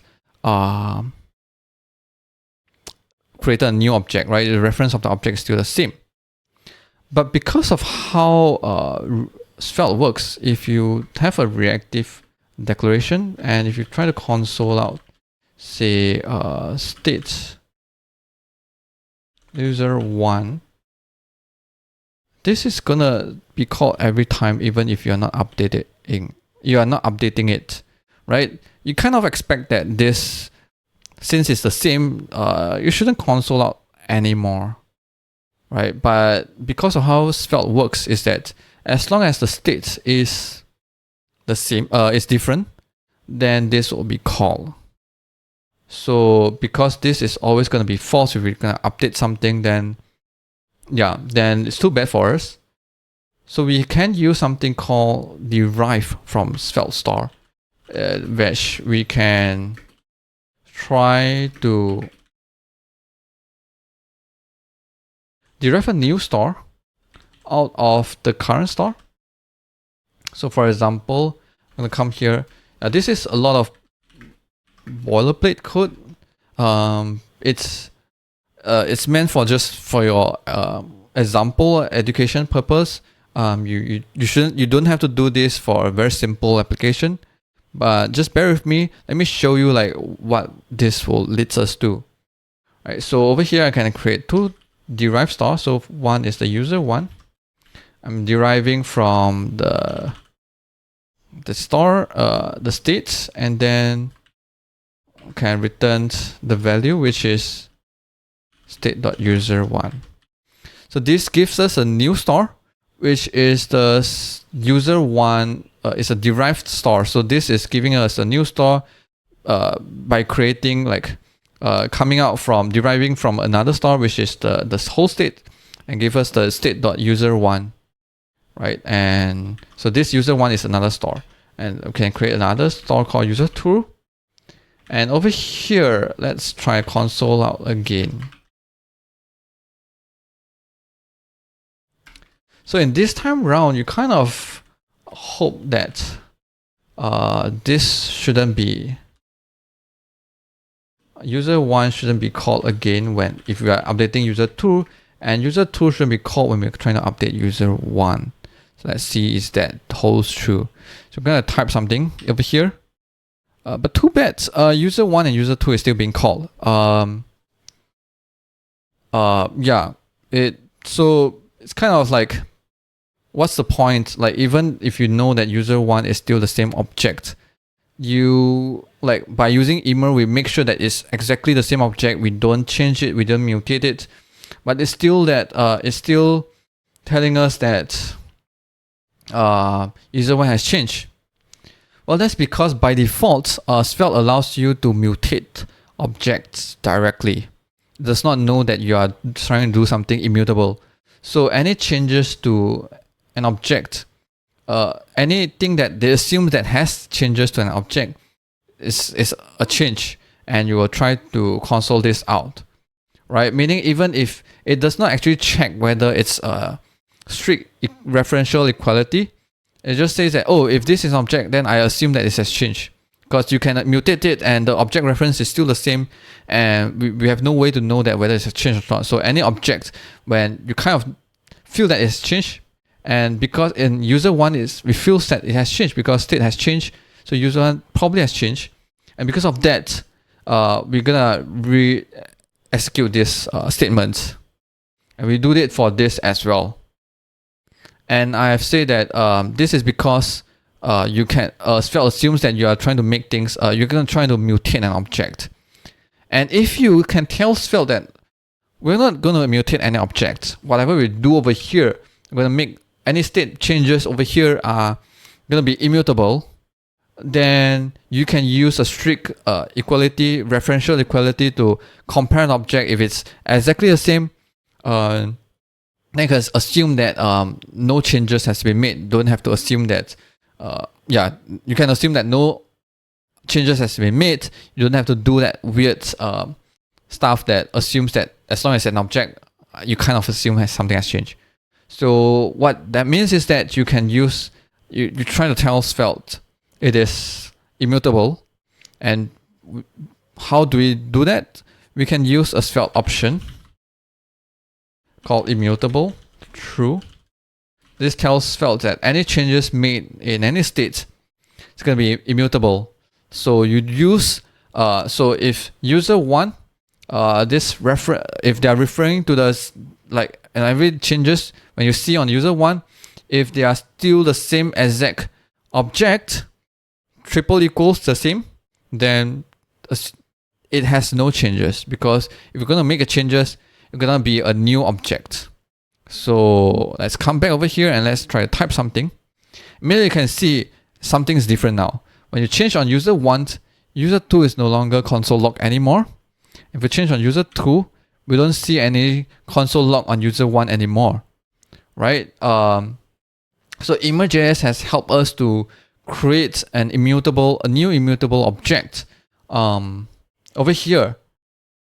And because of Immer.js, we can still make changes like they are immutable because we are mutating the draft object. We are mutating the draft state. And whenever once we have changed something on the draft state, the sets method of the draft store will be called, and we debounce it just for performance sake. We debounce it, and once and then we notify that, okay, all these changes that you have made on the draft state should be applied, and use it as should be applied, and then you create a new immutable state, right? So this is like finish the draft and you create a new immutable state. And because it's immutable, we are not changing the previous state. The reference, if there's changes, the reference to that object will be different because we're gonna create a new object. So over here, if you change user 2, you only see console log of user 2. User 1 is always the same reference object. There's no changes. So you don't see a console log of it there. And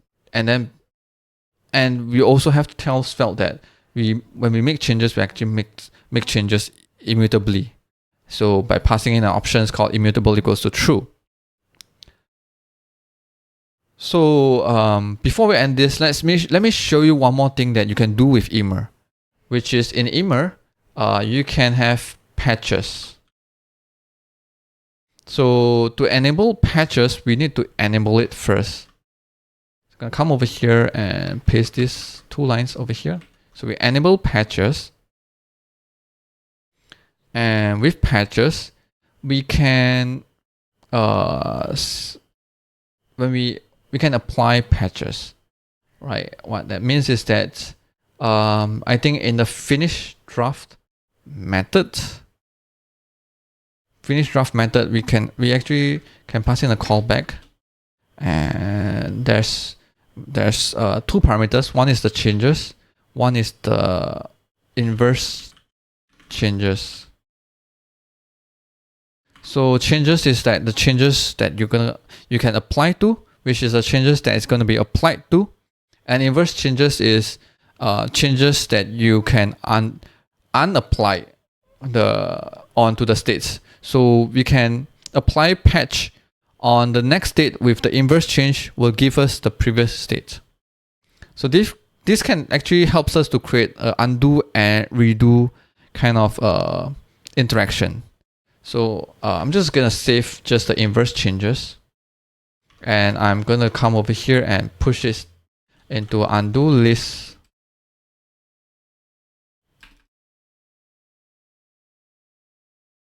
So I'm gonna have a variable called undo list,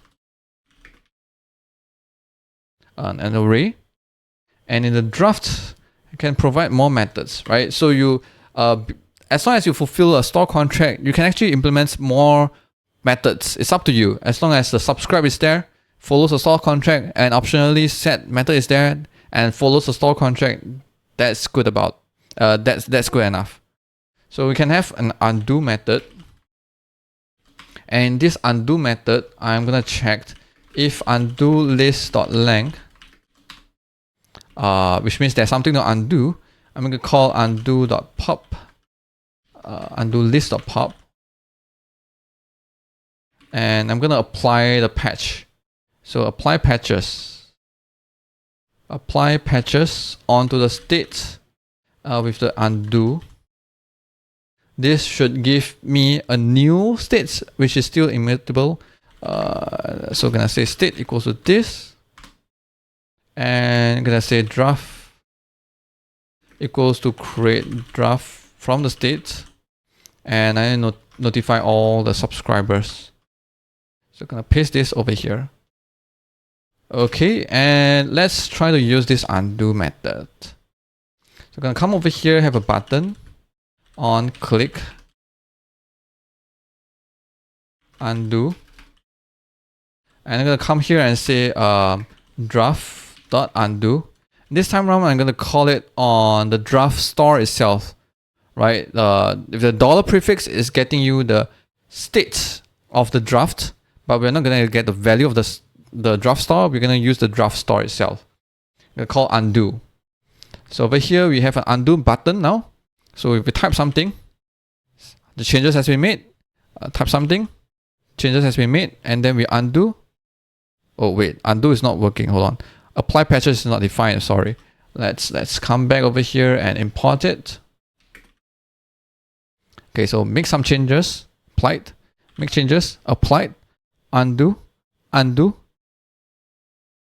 You can undo and yeah, you can apply patches from Immer.js. It will create. So when you use Immer.js, you can make changes on the draft states itself mutably, and then when you finish the drafts, it gives you the next state, immutable next state, as well as the changes you have made in these drafts.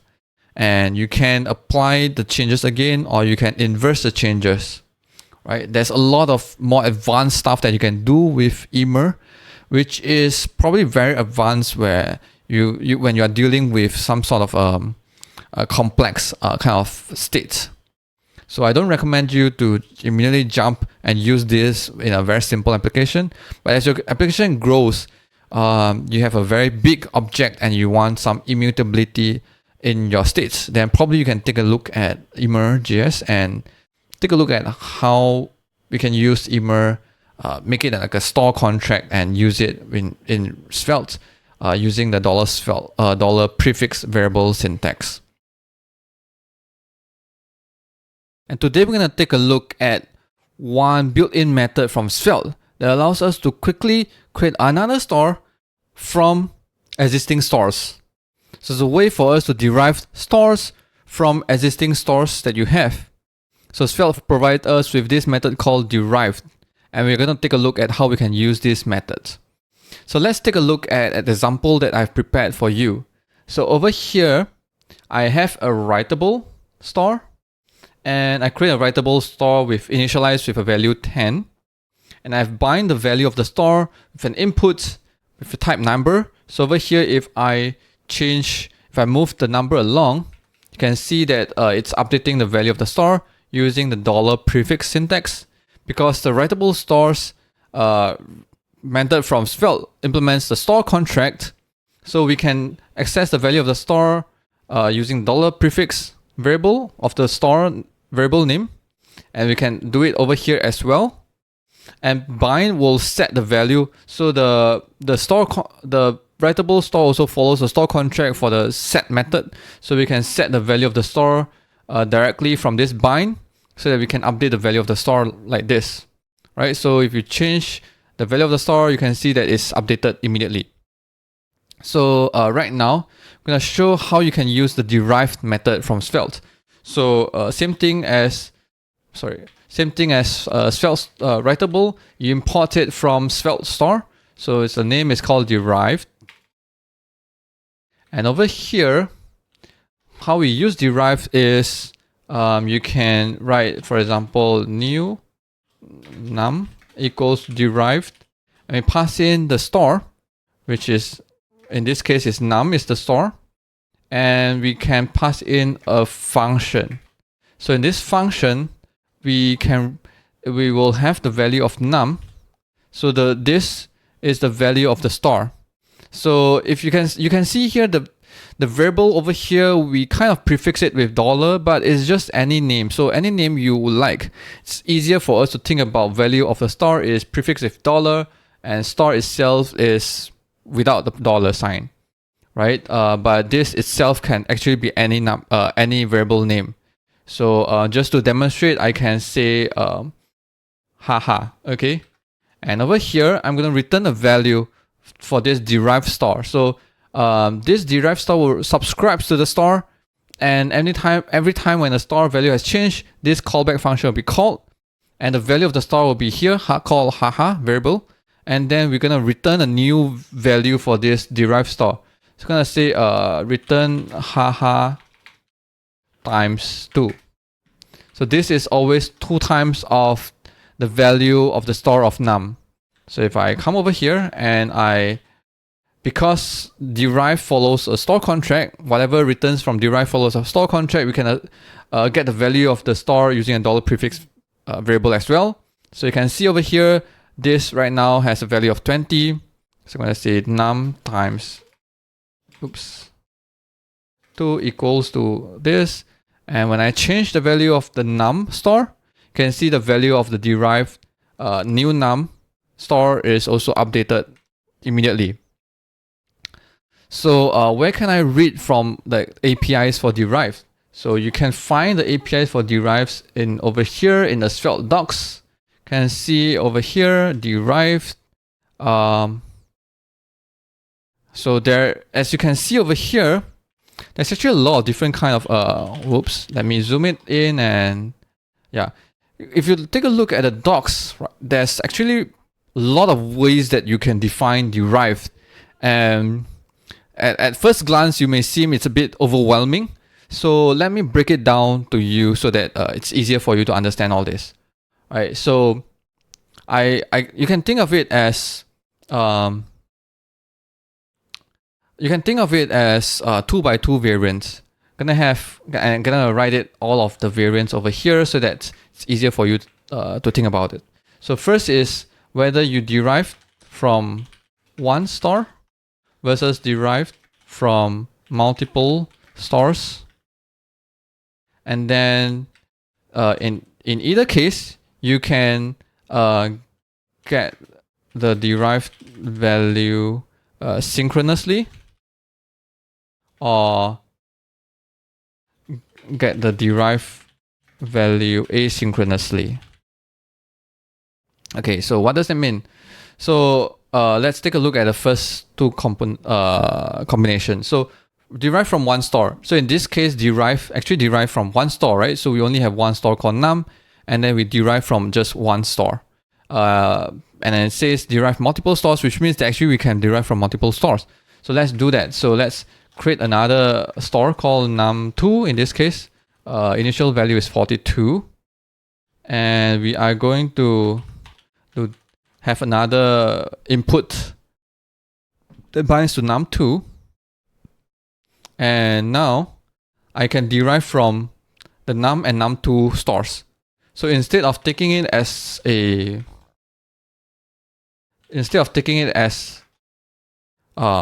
just a store, the first argument for derive can actually be an array, And so you can pass in as many stars you want. So I can have num and num2, 2 stars, right? So over here, if you have 2 stars, then this variable, the first parameter over here will become an array now. So this is the value of the first star and then the value of the second star. Do note again, this variable name, we can name the variable name any way we want. This is just that a convention for us that tells us that this is the value of the star instead of the star variable itself, right? So right now I'm gonna say this new value, the derived value for new num2 would be num times num2. And if we come over here, I think let me rename it better so that it's less confusing. So this is, I'm going to call this multiplication. And this is a double of num, right? So double of num, I'm going to come over here, and multiplication, let's come over here and let me have another div. So num times num2 equals to the value of the star multiplication.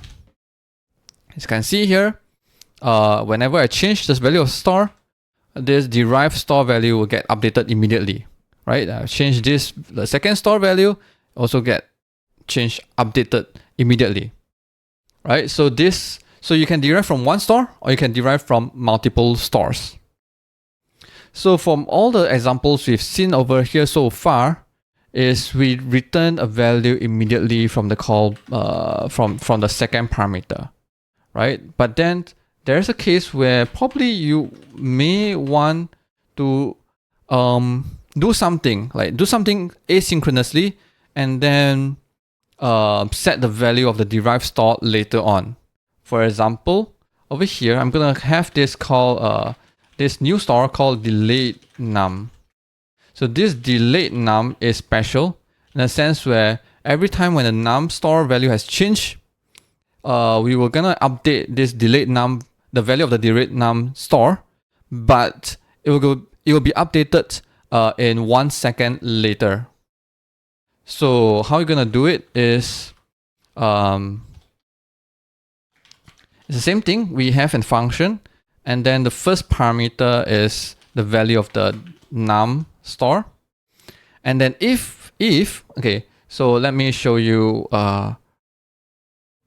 So by the we want to have like the value of the delayed num to be set as the same value of the num star, but only delayed 1 second, right?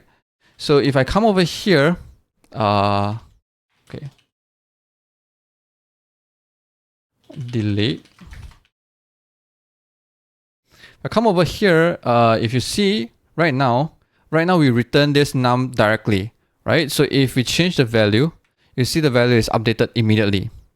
But if we now start to take in a second parameter, you see that this becomes undefined immediately. Why? When you pass in a parameter called set right now, this derived function is assumed to be asynchronous. And when it assumes to be asynchronous, it no longer look at what is being returned from this function anymore. Right? This is important, right? So once you take in a second parameter, it no longer takes into account of what returns from this function as the value of the star. No longer, right? So now the value of this derived star is still undefined. And if you want to have an initial value, you can take it over here as a third parameter. So I'm going to say not set. And you can see this is the initial value, right? Whatever returned here is not the value of the derived star when you take in a second parameter. If we remove this, then you can see that immediately this is synchronous. And then we just take whatever from here as the value of the derived star. If you take in a second parameter, set, this is asynchronous. Whatever returned is not the value of the derived star. And what is the derived star? The initial value will be this, the third parameter for the derived function, a derived method. And if you want to set the value of star, you have to call the set. So here if I call set, again, Now the initial value is not set, but then we call set immediately. Now you can see that this value has updated to this 10, right? So if I come over here, 13, 14, 15, this function will be called every time, and the value of the store will be updated by calling this set, right? But we said we want to delay the value, right? So what we can do over here now is we can set timeout. For example, 1 second. And we want to set the value of the store 1 second later on. So by default, initial value is not set. But once we set a value, for example, right now we want to update it. Okay, first is let's see the initial loading. So focus on the delayed over here. Once we refresh, the initial value is not set, and then 1 second later it turns into the value over here where we call set. And whenever we update, the value gets updated 1 second later, right? And remember that whenever we say we want to use set timeout, we need to remember to clear the timeout. Because what if no one is subscribing to this store anymore, or the whole component is being unmounted? You wouldn't want this timeout to still be triggered and then call the set for nothing, right? No one is listening anymore. So here is the thing. Once you add the set parameter, whatever it returns, if it's a function, it should be the cleanup function. So this is kind of similar with, if you have seen previously how we, a subscribe method where you return, in the subscribe method of following the store contract, whatever you return is the unsubscribe, it's the cleanup. So we're going to do the same thing over here. So I say clear, this is a timeout ID, and I return a function called clear timeout ID. So this is synchronous. This is asynchronously. So I'm gonna to demonstrate that this is actually being called, I'm gonna console out over here. Hi. Alright. The reason is, if we're gonna update this value of the store very fast, then most likely is that before the set timeout is being triggered, it's gonna be cleanup, and then we have a new set timeout later on. Right? So if I change this very fast, you see that instead of going from 10, 11, 12, 13, change to 13 immediately. So right now I'm gonna go from 13 to 10. You see that it does not go step by step, because every time when we update the value, the cleanup function is being called, will clear the timeout, and then a new set timeout is being triggered. Right? So as you can see over here as well, the high is being console out many times when I update this. So this is a good way for you to clean up the timeout because it's no longer in use, and so that you can clean up and remove any unnecessary set store value. So I've said that this is a 2x2 matrix. That means is that you can derive from multiple stores asynchronously as well, right? So in these two examples, we derive from single store synchronously, derive from multiple stores synchronously. We can also derive from a single store asynchronously and derive from multiple stores asynchronously. So over here, I'm going to create another delayed multiplication. And over here, I'm going to copy this too. And now since we are passing in an array, this will be an array of 2 value, num2. And I'm going to return the multiplication, num2 over here. So we're going to look at the value, delete. So if I change this, this will get updates 1 second later. I change this as well, this will go updates as well, but 1 second later. So you can derive from one or multiple stores, and you can set the derived value of the derived store synchronously or asynchronously. We have been talking about stores over the past few videos, and don't you find stores a bit boring and dull? Like whenever you set a value, it just changes to that value, does not moves to that value elegantly, right? In this example that I prepared over here, I have a writable stores that is initial value is 0, and whenever I change it, it just changes to that value. Why don't it like move slowly from 0 to 1 instead of just changing from 0 and then 1? Wouldn't it be better if we can have a special kind of stores where whenever we try to increment it, it moves slowly from 1 to 2, and showing the values in between, like 1, 1.1, 1.2, 1.3, 1.4, 1.5, all the way to 2. Wouldn't it be more beautiful and elegant? Right, so today, this is what we're going to do. We're going to create a custom store that allows us, whenever we set a value, allows us to, the value of that store itself will not go to that value, the target destination value directly, but rather it will slowly move to that value. And we're going to do it right now. So over here, I have my boring dull store called value, created using Writable. I'm going to create a new custom store. And I'm going to use a function called tween, initial value, and then and I'm gonna use this to create a store for myself. So I'm gonna replace it with tween, replace the writable to tween.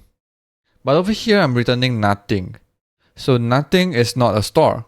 Whatever a store has to follow a store contract.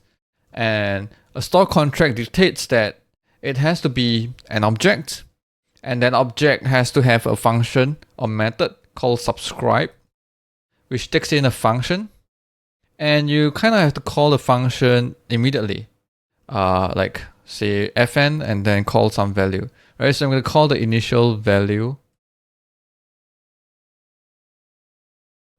immediately, and over here I need to return an unsubscribe method,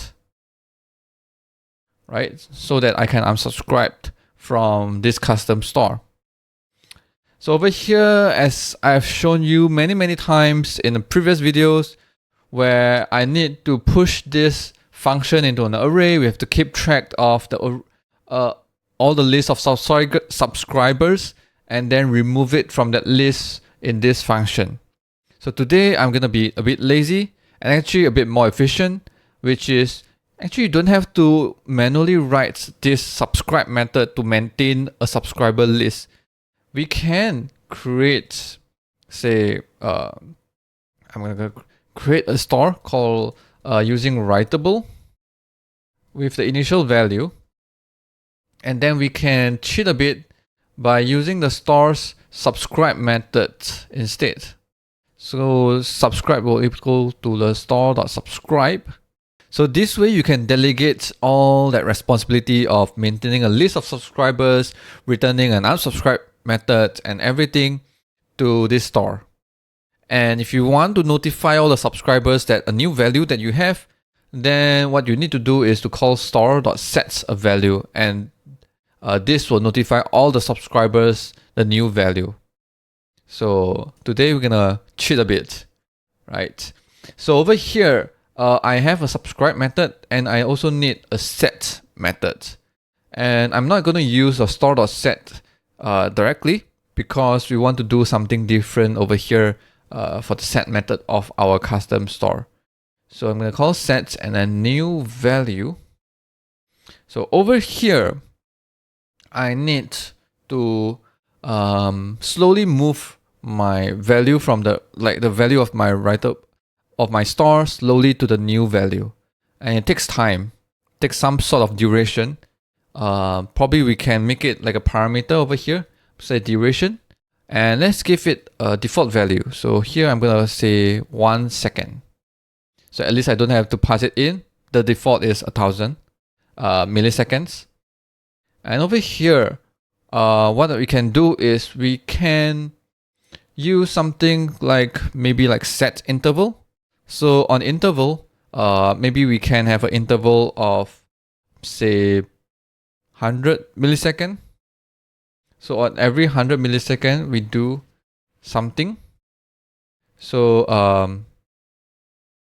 so we can keep updating this. On every 100 millisecond, we keep updating our store to a value. And then we have to calculate the value here. Okay. So we have an interval of keep updating the value. And of course, we need to know when to stop. So when we call set, we can get the starting time equals to date.now.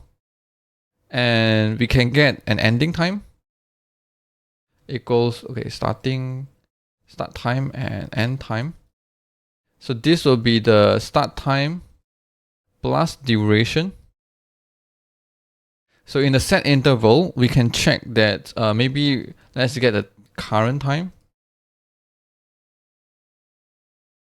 equals to date.now. And if current time is greater than the end time, then we know we need to end this interval. So here to end it, we need an interval ID.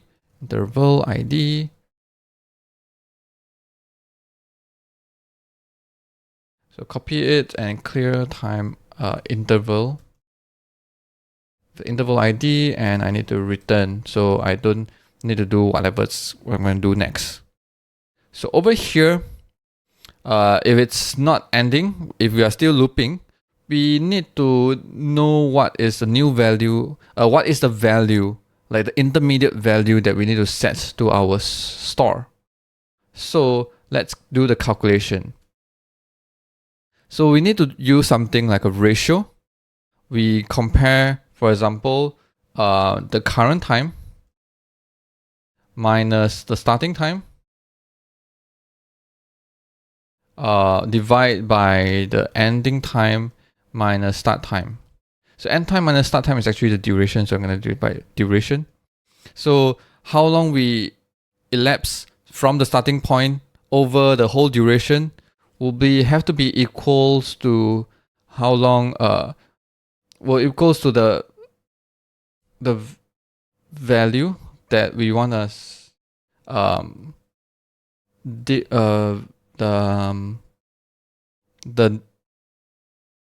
will equals to the same ratio will equals to the value that we want to set, value to set minus the initial value over the new value minus initial value. Right? So how long elapsed over the total duration will be equals to how far from the initial value over the distance, total distance, that's new value over the initial value. And we need to calculate the value called the value to set. So we need to do some arithmetics to move this around. So I can shift this new value minus initial value over to the other sides. So this will be multiplication. Oops, let me wrap it up with a bracket. And then value to set will be, and then we shift the initial value over as a plus. So this whole thing plus initial value will equals to the value to set. So over here, I can copy this value to set and then put it as the value that we are calculating over here. Cont value to set. So this is the value that we need to set, and so I'm going to set it in. And let's have a try. Right, so now I'm going to click increment. You see that the value slowly moves from 0 to 1. It's not going to set 0, 1 directly, right? We slowly move from 0 to 1. And now we click again. Whoops, it starts from 0 again. Do you notice that? Let's try again. Let's clear this. So the first time starts from 0 to almost 1.9. So this is something we need to fix. And then when we click again, it goes from 0 again and all the way to 1.9. What's wrong over here? Let's see. Okay. So there's two things to fix, right? First is whenever we increment, it always starts from 0, counting from 0 again. And that's because we keep using initial value over here. Once we have set the store, like once the value has reached the new value, we should update this initial value to the new value, right? This will be the new initial value. So over here, I am gonna come over here. Current, when we hit the ending, this is when it ends. I'm gonna say initial value. It's equals to the new value. So let's try this again. 0 plus all the way to almost 1. So this is something we haven't fixed yet. And when we increment, it continues moving, right? From 1 all the way to almost 2. And then when we click again, it moves from 2 to almost like 3. So when I say almost, it is almost. So to make this looks nicer, this is actually because the time, our interval is not always in like 100 milliseconds. It actually sometimes it offshoots a bit and sometimes it's less a bit. So probably when you reach the end, maybe the last time you update is not yet 3, and then this time around when you offset overshoots a bit, we don't really update the store anymore. So over here, before we end, actually we can do one more update, which is we're gonna set store.set to the new value. So if we do this right now, I'm gonna try again. It always ends nicely at the target value. Alright, so 1, and then now increments all the way to 2, with decrement 2 all the way to 1. Nicely done. So let's set this slightly longer duration, and let's try again. It takes 5 seconds, but if the midway, if we try to decrement, you probably see something as the value, it's jumping a lot. It's jumping a lot from, if you can, okay, let's try plus minus equals 10. So when we go this, it tries to go from 0 to 10, and then when you try again, oops, you see that it's jumping, it's trying to update, like it feels like there's multiple things trying to update our value at the same time. Let me do this. I think it's easier to demonstrate it this way, where we have where this value is over here, so that I can click on the minus or plus easily. So if I click decrement, it should go to negative, and I should click plus, it should go to positive value, right? And if you click this and we try to do this, you see that it's still in negative, and it's like flipping from negative to, like, I'm not sure, positive or something.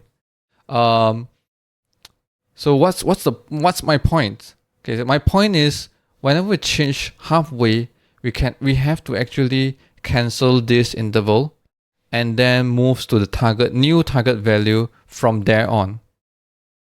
What that means is that this shouldn't be interval ID shouldn't be a variable inside here anymore. Should be declared outside.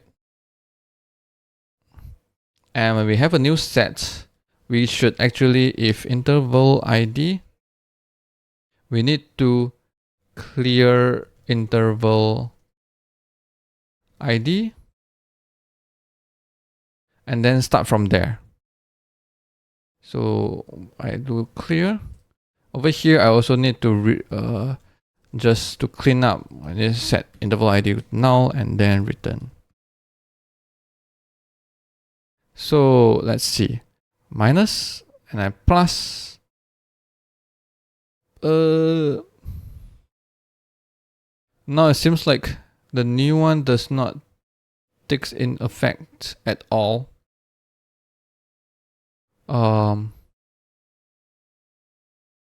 Yeah, what could be wrong? Let's see. Is there an error? I see an error. Clear interval ID. Oh, clear interval. Oh, no wonder. Okay.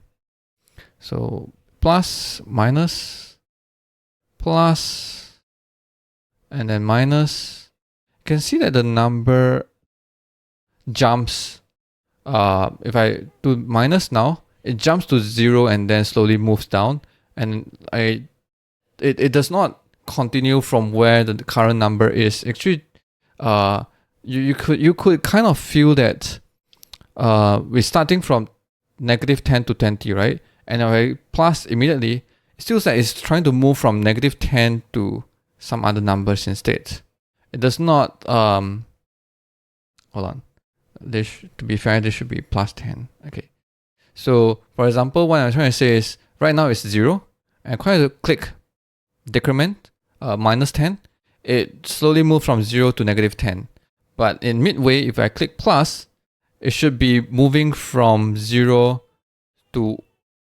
It feels like it's going to move from 0 to 10 instead of like halfway to 10. So let's see that again. So I'm moving halfway, which is -5, and I click plus. It jumps from 0 all the way to a new value. So this new value is actually correct in a sense where I actually click +10 when I at -8. So -8 plus 10 is 2 plus 2.5 something, right? So if I move over here, it slowly moves to -8. Maybe right now -4, and I click, it moves all the way to -4 plus 10 is like 6-ish. But then it moves from the 2 instead of like -4. So what's my point? My point is that the initial value has to be always updated. Has to be always updated so that whenever we cancel and we start from there on, this initial value should be the latest, should be calculated as the latest of the value to set. But we shouldn't affect this initial value. We shouldn't change this initial value like this. Like, shouldn't say initial value to set. We can't do it like this way because this will affect the formula of value to set again, because the range from new value to initial value will be wrong. We still want the previous initial value before we cancel, and then we I guess you get what I'm trying to say. So over here, there's a few ways to do it. So first thing is, before we start over here, before we clear interval, we can get a hold of the value, like the current value. So for example, instead of having set over like constant this as a local variable, I can have value to set over here. And over here, if I try to set again, which if I clear interval, then this tells me that, okay, I need to interval ID equals to now. This tells me that previously the value to set is some sort of value, and I need to update it. I need to update the initial value to value to set. And this reminds me I need to do this as well over here. Actually, okay, we have done this, right? So this will be slightly correct. So let's try again and see. So we move halfway to 3 to 4 to 5, and then I click. It slowly moves down from 3 to 1 all the way to just now was what, 7 or 8-ish, and then -10 is like roughly 2.8-ish, right? So, we've made a lot of code over here, it looks very complex, right? But hopefully you get the flow of this. If we want to make our variable slowly move towards the target, this is what we would have to write. Or no, actually this twin is actually provided, it's actually built in from Svelte. You can use it directly. Although it's not from the store, but it also still implements the store contract. So it's actually from Svelte Motion. So I'm not gonna remove this because maybe you want to take a read what we have accomplished so far, but let me comment it out. You can use twin. API does not change, but as you can see, ignoring the moving faster parts, it's not using an interval, it's using a request animation frame, which is much faster. As in, we can make it fast as well if we have like a smaller intervals as well, right? But ignore the fact, it still works the way we were designing, right? So in this, the second parameter of the twin is not a number, it's not duration, but an object where you can pass in a duration. So let's pass in like 5 milliseconds again and take a look at the problems that we're trying to solve just now, right? Move halfway and I kind of remove. It continues from there instead of jumping here and there. Right? I think Svelte does a very good job in handling all those edge cases. And if we start from 0, it also nicely lands at 10 instead of having all the decimal points, right? That is something that we've done over here as well. Make sure it nicely set the value at the end of the time. So let's take a look at the docs for twin and see what else we can pass it in. So twin takes in not just duration, it takes in also delay, easing, and interpolation. And delay itself is pretty interesting because, for example, if I say a delay of say 1 second, okay, maybe 2 seconds, and I change, takes 2 second delay and then slowly move up. And when I click minus, it does not change immediately, except 2 seconds later is slowly going back, right? 2 seconds later, then 2 seconds later, it slowly decrease back. So it still takes in, it still moves from where it is at that point of time, but it takes delay of 2 seconds. And then here you have easing. Easing is a function that you can control how much, what's the rate of moving from the initial point to the final point. And it interpolates, which is how, which is depending on what kind of value you have, you can interpolate it differently, right? For example, if you are, you can use twin with colors as well. You can twin between colors, and you also can twin date and time and a lot of things. You can try that out. So beside twin, Svelte also provides something called spring. So spring is also something like twin, except that it moves like a spring.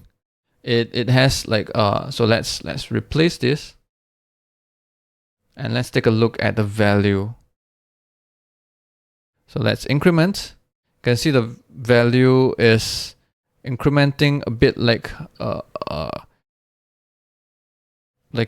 spring, and you can't tell that from the number itself. So what I'm going to do now is I'm going to use a color diff so that you can visualize it better.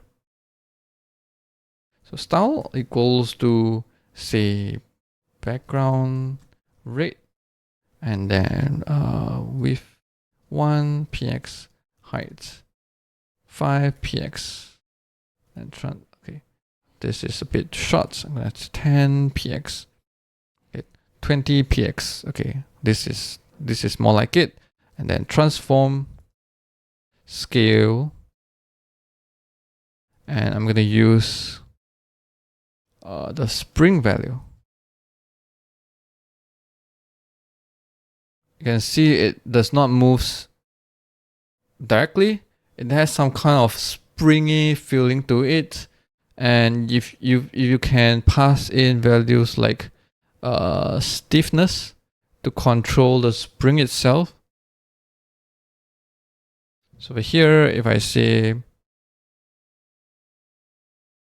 stiffness equals to 0,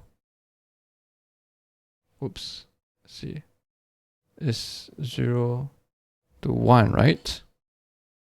Not sure, too stiff, can't move. 1. If we move to like 0.8, 0.4, you have different kind of okay. I think we need to add some damping, so that if you have more damping, you will have more springy feeling. Less damping, you have more springy feeling. It does not, and like the movement does not end immediately. And if we have like a lot of damping, then it will less springy, right? So you can play around with this value, but the point is, Svelte provides two built-in functions, spring and tween, which returns an object that follows a store contract, so it's still like a store. But when you set a value to the store, it does not update the value of the store immediately, but it slowly moves from one value to that value through some sort of tweening, interpolation, and some springy feeling. So in the last video, I talked about custom stores, in which the value of the store slowly moves from the current value to the target value that you are setting it with. I explained how you could write such a store, and in the end of the video, I show you that you could actually use the built-in methods from Svelte, like tween and spring, depending on what kind of movement that you want to.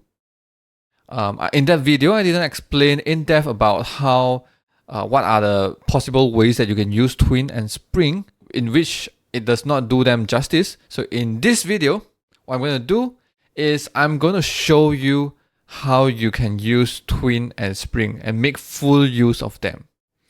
So the first thing I'm going to share with you is tween. So let's take a look at this REPL that I have prepared for you. So over here, I imported both tween and spring, but right now we are looking at tween first. So in tween, so right now I am not using anything. I'm using a Writable. So when you have a Writable, when you change the value of the store where you try to assign a value to it, it will turn into that value immediately by itself. Right? So there's no transition from the current value to the target value.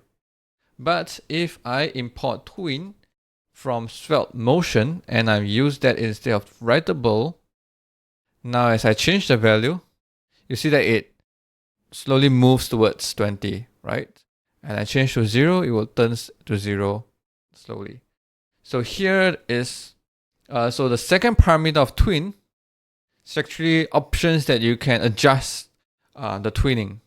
So first thing is you can adjust the delay. So for example, if I set delay in milliseconds like 500 milliseconds, then the value does not change until 500 milliseconds later. Next thing is duration. If I set the duration to be 5000 milliseconds, which is 5 seconds, then it will take 1, 2, 3, 4, 5. Okay, my counting is bad. But as you can see, it takes 5 whole seconds to reach from 0 to 20. Now next is the easing. The easing is a function that describes how the number, the acceleration, the rate of the number changing from the current value to the next value. So if you don't pass it easing, then the value is moving linearly, which means it moves in a constant speed. But if you pass it in custom easing, for example, right now I'm going to import cubic in from Svelte easing.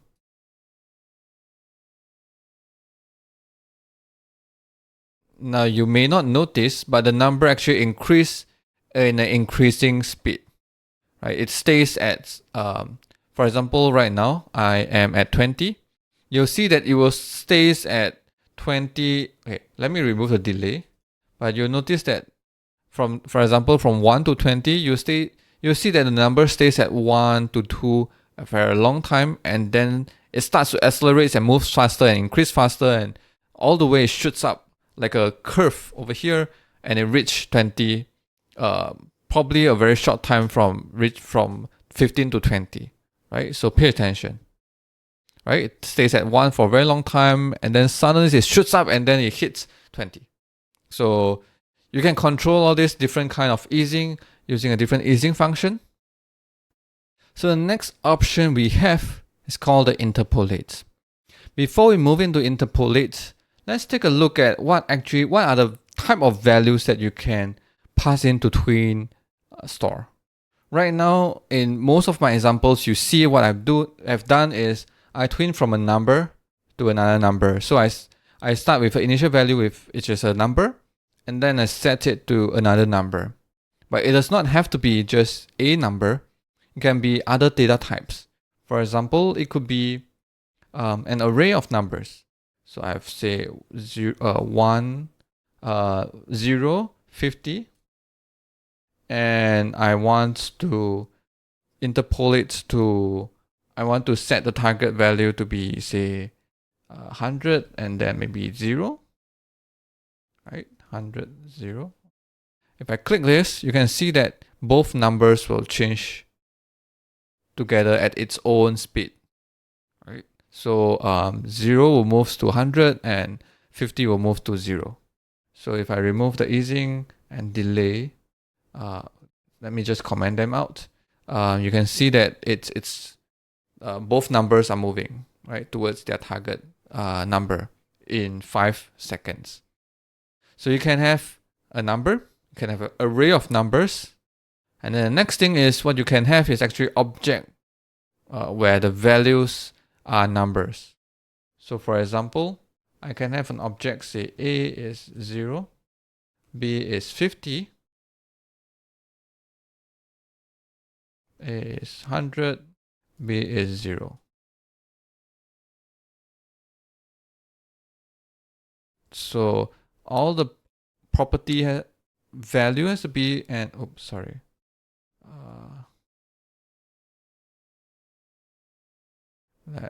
Let's see how should I do this. Because this will be interpreted as a expressions which I don't want. So probably I will use HTML and just do this instead. Okay. So I have a object with two properties, 0 and 50. A is 0, B is 50, and I change. Both properties will be updated at once, right? So you could have more properties, right? But then because C is not there, it is undefined initially, then you have error. But right now, if I set C to say 40, hold on. This is not, okay, I think I made a mistake over here. This should be null and 2 so that this is multi-line. Okay, let's take a look at how this 3 property interpolates to each other. Right? Just to make it clearer, let's update the button as well, the button text, but although it does not make any effect. So right now we change from 0, 50, 40 to 100, 0, 30. Right? So you can see that all the numbers is being interpolated at the same time. Okay, so besides object where its property is numbers and arrays which its item is numbers, you can actually have each of them nesting each other. So for example, I can have array of numbers over here, 50, and turning into 30, 70.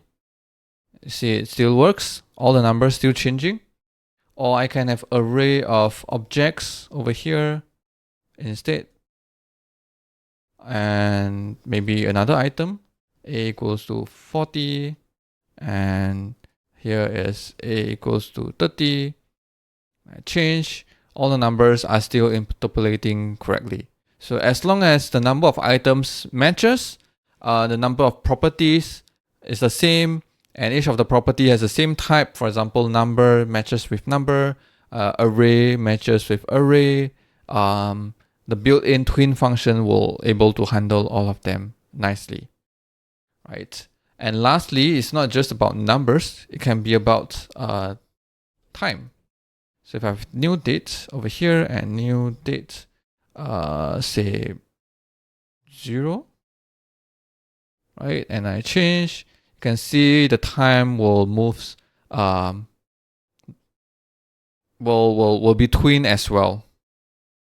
So numbers, dates, object with keys is numbers, arrays where its object where its value is numbers, and array in which the item is numbers, and nested of either nested object array or array nesting with object. What else?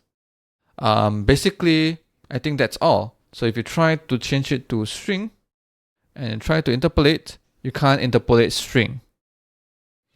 So that's where that option called interpolate comes in. So interpolates is an option allows you to add more features to twin to tell them, okay, I'm getting a number or I'm getting a string, and here's how you can twin them.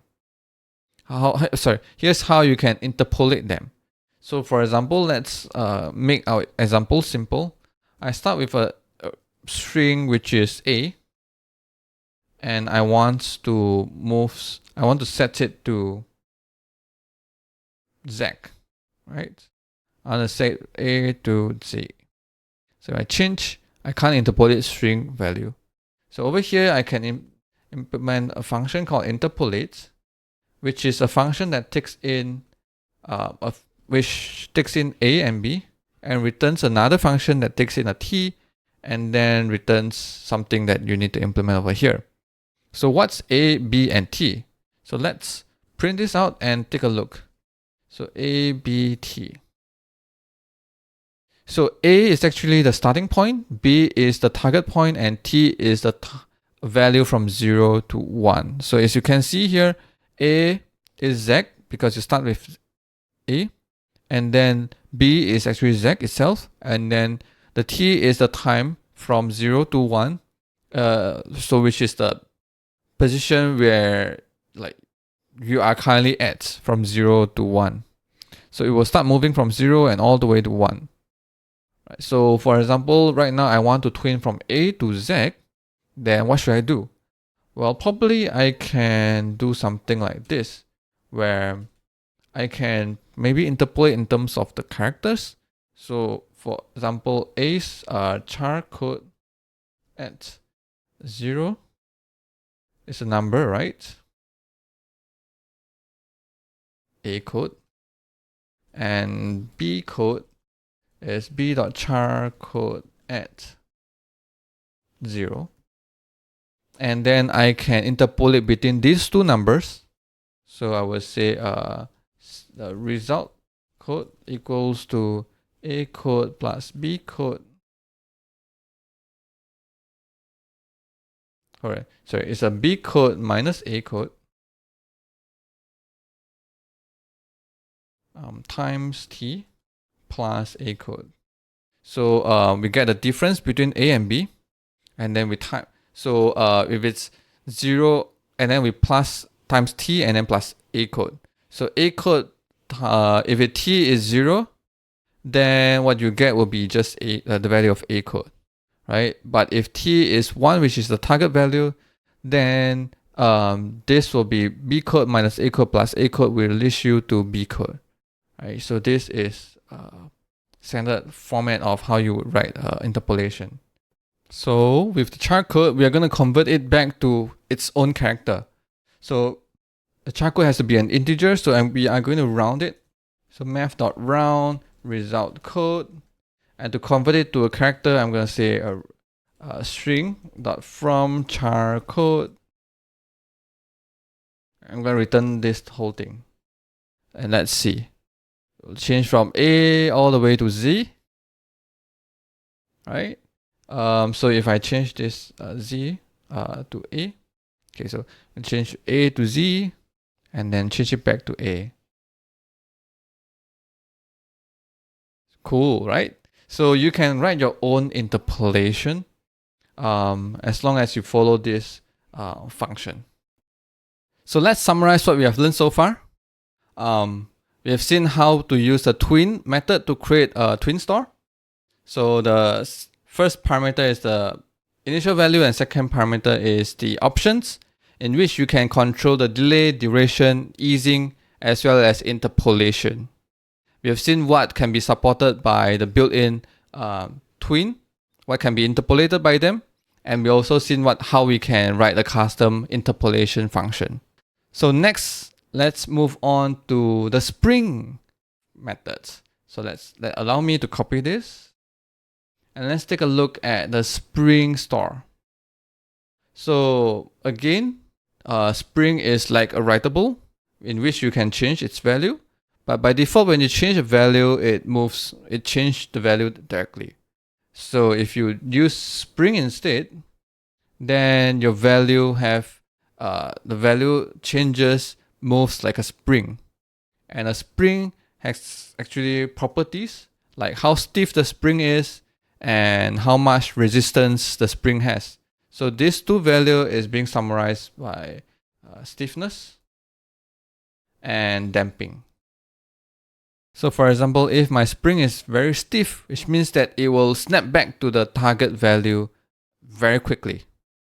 So for example, let me just choose average value like a 0.5, and maybe damping is also 0.5. Let's see what we get. So if the stiffness is, if you have a higher value in terms of stiffness, the value will snap to the target value faster. So let's see, if I start from 0.2, you see that you will move slightly slower. And if I go for a higher number like 0.9, then it moves faster to the target value. Of course, if it moves faster, which means that it will also overshoots and then snaps back like a spring. And then damping, which means damping is a function for slowing things down. So it works in an opposite pair of your stiffness. So if you have a very small number, for example 0.2, which means that it will decrease in terms of velocity slower. So you will see a spring moves oscillates a lot.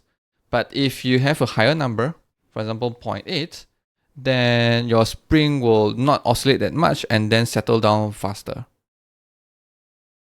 So these are the two values that you can play around with Spring.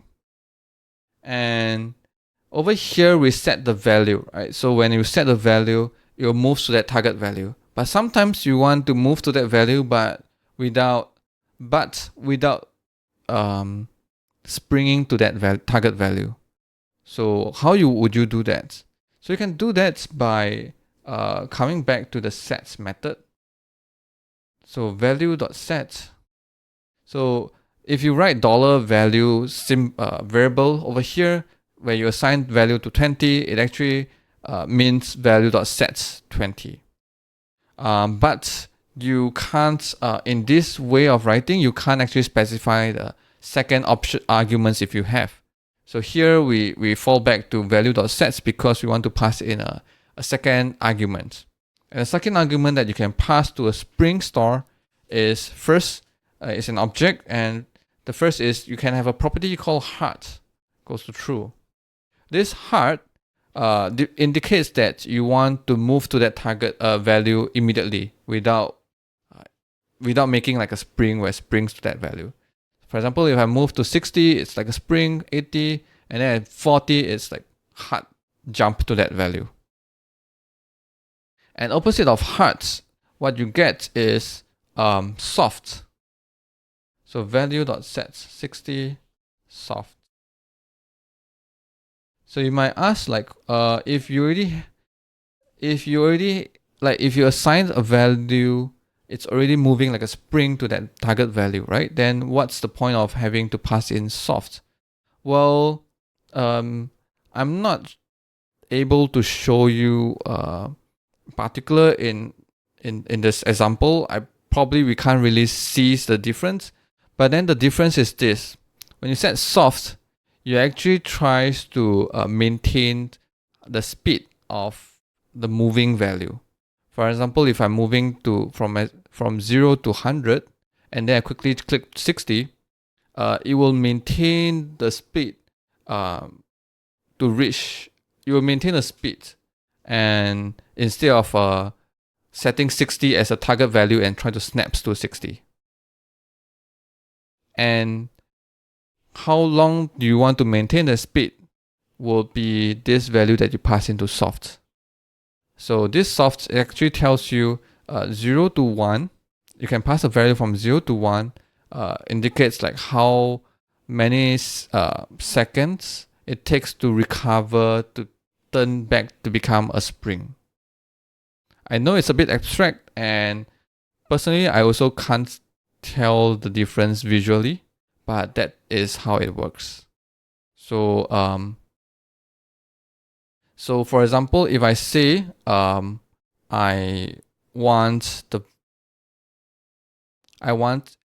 pass in 0, which means that it takes 0 time to convert back to a spring, and which means that this actually is the same as calling value equals to 20, right? Value equals to 60. So setting soft to 0 is actually the same as setting value to 60 without passing any soft, because you take 0 second to recover back to become a spring, right? And if it's 1, then it takes like 1 second. So that is it. That is all the options that you can pass in for spring. So let's summarize about spring is you can control the stiffness and the damping of your spring. She controls how much it will spring and how much it has resistance in slowing it down, right? And then you can have options like hard and soft to control whether you want the springs to kick in when you change the value or you want it to be disabled just for the moment. In this video, I'm going to bring in a concept from functional programming to allow you to create more stores using pure functions, right? And this concept is what I'm going to introduce you. It's called higher order stores. So what is higher order stores? So if you're familiar with functional programming terminologies, you know that higher order functions is a function that takes in a function and then return a new function, which the new function is being enhanced by your function. And probably if you're familiar with React or other component libraries, you're familiar with this concept called higher order components, which means that your function takes in one component and return a new enhanced component. And I'm going to borrow this concept, this idea of higher order function, and I'm going to bring it to store. So right now I'm going to share with you a few higher order stores, which is a function that takes in your store and then return a new enhanced store. So you can do cool things with the store. So are you excited? Let's jump right in and take a look at this example that I've prepared for you over here. So if you take a look at this code right here, let me zoom in a bit so that you can see the text clearer. I have a mouse position, which is a store. If you have followed me on how you can create a store using DOM events, this is exactly the same code that I have written over there. Links in the description if you want to watch that video. So I use this store and I assign it to a variable. So you don't have to, right now I'm going to assign it to this variable called position. So position is actually equals to mouse position. You don't have to do it. You can use the mouse position directly if you want to as well, but just bear with me for now. So this store the store value itself has two property. It's an object and has two property. It has y and x. So when I move my mouse, the x and y property value of this store will update according to my store mouse position. So over here, I created a div which is red in color, 100 times 100 in size, and then make it a position absolute, and so that it has a transform that moves based on the value of the store, the mouse position store. So based on the x and the y value.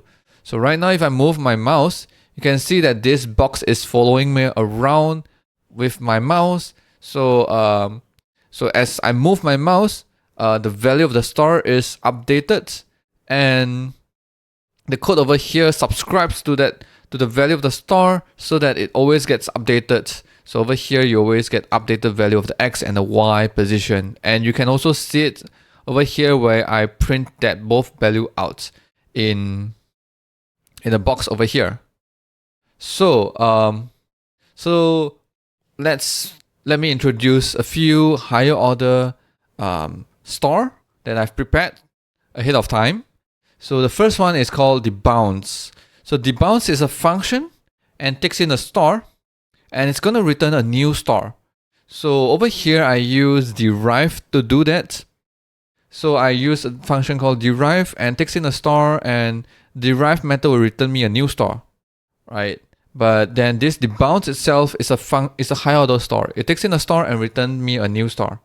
So what this derive method does is that it will set timeout so that it will debounce the value of the store. So the store that is takes in by this debounce function, whenever the value has changed, it does not change the return store value immediately. You only update it in maybe after 100 milliseconds if nothing else has changed. Right? So you make a lot of changes at once, it's not updated until 100 milliseconds after the last change. So to use it, you can import debounce from debounce. And since this is a function and that takes in a store and returns a new store, I can do it like this. Right, so you see that this is still a store. We don't have to change anything. We just wrap your store with a function, which is a higher order store function. And this will give us a new enhanced or customized store. So with this debounce, what you can see is when I move my mouse, it does not move immediately, but the value of the x and y is being debounced. Right? So it feels a bit weird, but it is how debounce work. But probably what we want is not a debounce, but throttle. What throttle means is that for every, so whenever you have value changes, you don't you limit the changes to happen only maybe once in maybe 100 milliseconds. So you have changes that happens very quickly in successive. That does not happen. Only the value will only be throttled to only change in every 100 millisecond. So we're going to use this throttle function. Apparently we haven't implemented it, but you can see immediately the idea of higher order store is it takes in a store and returns a store. Right? So I can easily replace this like throttle with throttle and replace this function. I still get my store. I still get my store and I don't have to change anything else. So I can, and good thing about, because of the functional programming idea, I can chain multiple store at once. For example, I can debounce and then throttle, and yeah, this still gives me, so this gives me a new store, and then debounce will give me another new store, and the position is still a store. I can still use it like a store. So, yep. So since I haven't implemented throttle, let's do that together. Okay. So here I have my function, a store. And remember the last time we used derive to derive the store. I'm going to do the same thing over here as well.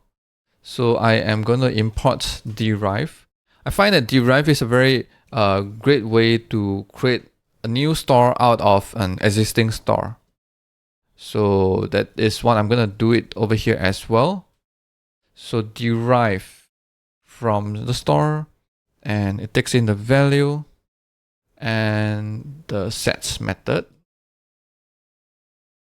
And over here, I am going to take note of what is the time right now. So now is equals to date.now. So I also need, because of throttling, I need to, so the idea of throttle is that things happens at most, at the value, the store changes happen at least 100 milliseconds apart, right? That amount of time is something that we can't control, but it happens in a fixed interval. So to have this kind of fixed interval, we have to know like what is the last time that we have changed the value of the store. So this is the last. I need to declare a variable called last time that we just changed the value of the store. So if last time is probably undefined, it does not have a value, or now minus the last time is more than 100, which means that either case. So if there's no last time, we need to set the store right now because it hasn't been set before. And if it's set before, then we only set it again if the time right now is more than the last time. So for here, I'm gonna say set value. Value and last time, and then we need to update the last time. So last time equals to now. Or else we're not doing anything. Right, let's try and see. So yeah, it's slightly slower. It's following around, but it's slower. It updates slower. So we have like some sort of throttling happening right now. So we can compare. We can have two divs. So I'm gonna create another div. So here is the throttle position.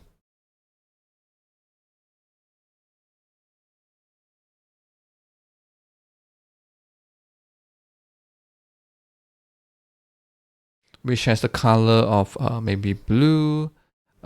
Set it 120. This should be negative 60. Okay. And let's create a new store. Let throttle position equals to throttle mouse position.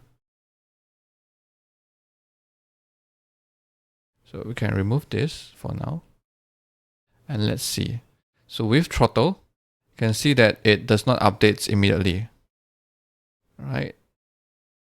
And however, it feels like once we stop, if it's just recently updated, the last value is not being updated to the store as well. So probably we want that to be updated as well, so that it does not stuck at like it still honors the last few changes that's made, but then still within the interval. So what I'm gonna do here is I'm gonna set a timeout. If it's not changing, I need to set a timeout and probably clear this if there's new changes coming in. So I'm gonna say set timeout, which is, let's say, also 100 millisecond. And if this timeout triggers, I'm gonna call set timeout with the value. Over here, I am going to get the timeout ID. And remember that when I say derive, if it's a synchronous mode, you can return a function that clears, that does the cleanup. So I'm gonna do that over here now. So I return a function that say clear timeout with a timeout ID. If it does not return a function, so if it's in this if case, it does not return a function, it's okay. Svelte will handle that. But if it's the else case, return a function. So when the next time this async this function is being called again, Svelte will clean it up first by calling this function first before executing the whole it will clean the previous return function and then run the script again. So let's try again. So at least I think right now you can see is that even we move very fast, the last value is still being updated. Like even if it's not even if the last update happens just right after the last store changes, we're still gonna change it 100 milliseconds later, right? I think it's a bit abstract to understand the bounds. Usually, if you are not familiar with the throttle, if you're not familiar with throttle, you can take a look at maybe like some diagrams of throttling, and you can see over here what throttle means is that it will ensure that events happen at a fixed interval, right? So this one will happens over here, and then if like a lot of things happening at once, only this interval is fixed so that it will just show like the last value over here and then show this last value over here, right? So yeah, if you are still confused, you can comment down below, and I'll try to probably find some links to help you with, right? So as you can see here, I have other higher order stores that I want to share with you as well.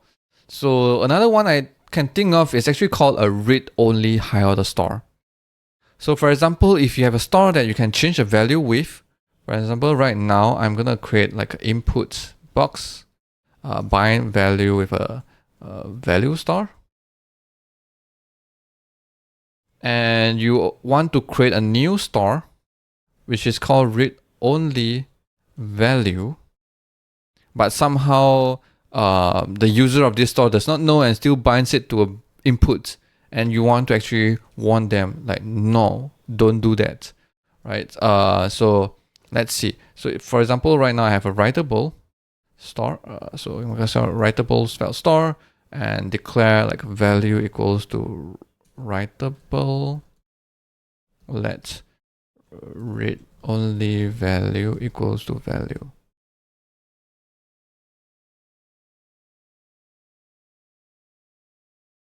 Yep. So for example, okay, let me hide this two box first. For example, I have value is a writable store. So when I change something, should change, and I want to pass this store around to anyone to subscribe to it. But I don't want them to actually set the value. I just want them to be able to subscribe to it and just read only. Right? So if you pass this store as like a variable, and if you assign it to a variable called read only value, and you expect it to only read only, and then you are wrong because they actually can set the value. So this variable is being used by this second input, and this second input tries to set the value and actually manage to set it. So if you want to prevent that, you can wrap this store with instead of writing your own, trying to come up with a custom store, you can write a higher order stores, so that if you have a lot of similar use case, not just for this store and a lot of other stores, you can take in the store and then pass it into this higher order store, and this higher order store will make sure that whatever store you take in will become a read-only store. So it will return a new copy, a new store that is read-only and without touching the existing store. So over here, I import read-only from read-only, and I'm going to call this read-only with the value. So this will returns me a new store.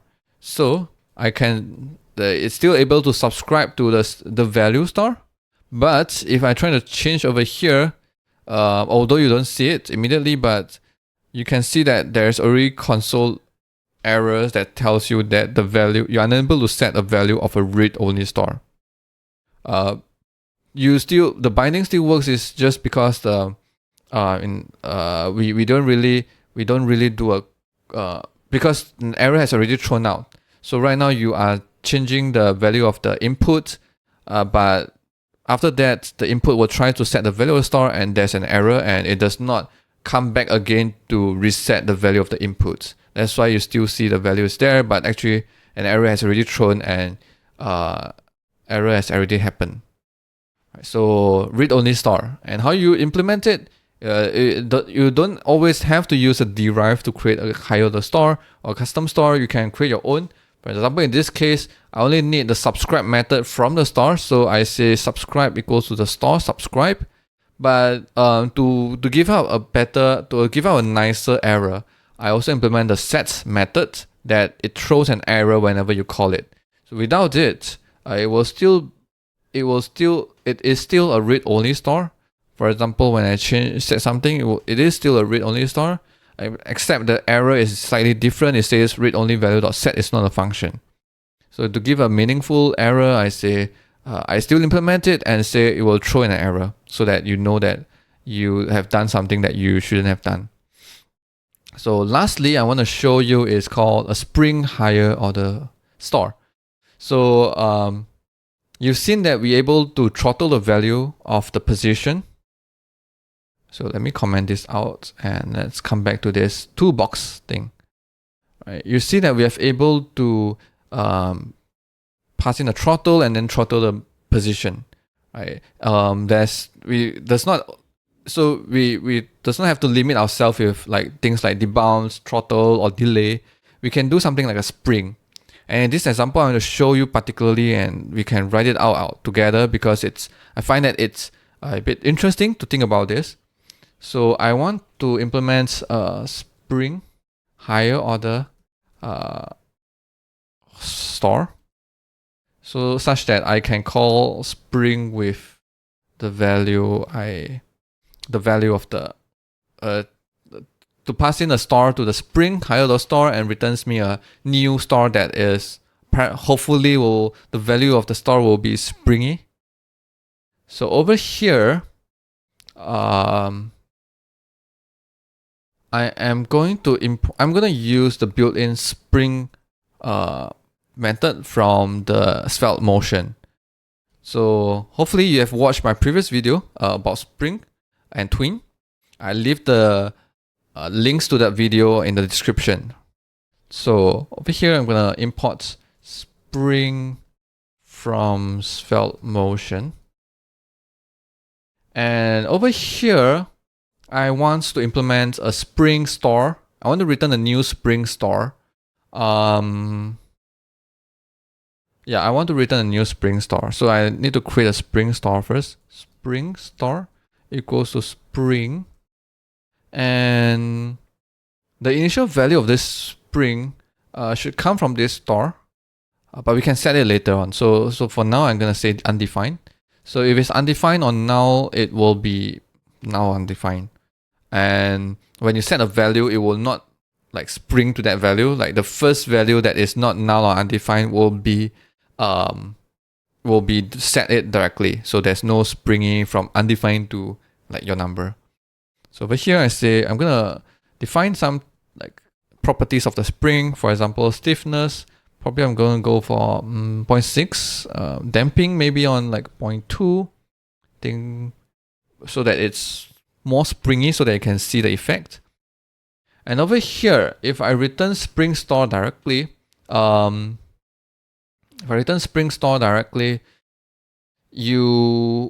we still haven't have a way to update the spring star, right? You have ways to subscribe to it, but you have no way to update it. And I don't want to return spring star directly as well because in that case, spring star will have both a subscribe and a set method. And I only want people to subscribe to spring star. I don't want to set the value of spring star, and it should be a read-only thing as well. So I can say subscribe for now equals to spring star.subscribe. Over here, I need to subscribe to the star, to the original star, and then when I have whenever something has changed, I need to use this value to set the value of the spring star. So over here, I'm gonna say spring star.set. So let's try. Whoops, it's not work. Is it working? Is it not working? Yeah, it is working. It is very springy. It is very springy. I'm guessing shouldn't need throttle for now. Let's take a look at how it will. It's still very springy. Oops. Yeah, very springy. So I'm gonna reduce this spring, maybe like damping, increasing the damping so that it settles faster. Right. So if you take a look over here, the code, you may notice that we subscribe to the store, but we do not unsubscribe from it. Right. This will leads to us always subscribing to the store, even if, say for example, we are no longer for example, this function return the subscribe method should return an unsubscribe, and over here we should unsubscribe. We should unsubscribe from the store as well. And if we do something like this, so if we come over here and have a function subscribed to it,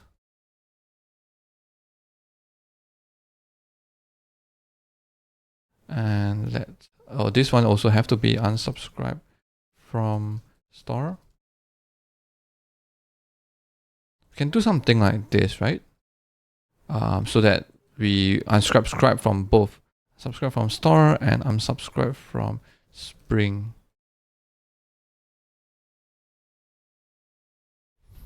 Yeah, but this isn't exactly correct as well, because if you take a look over here,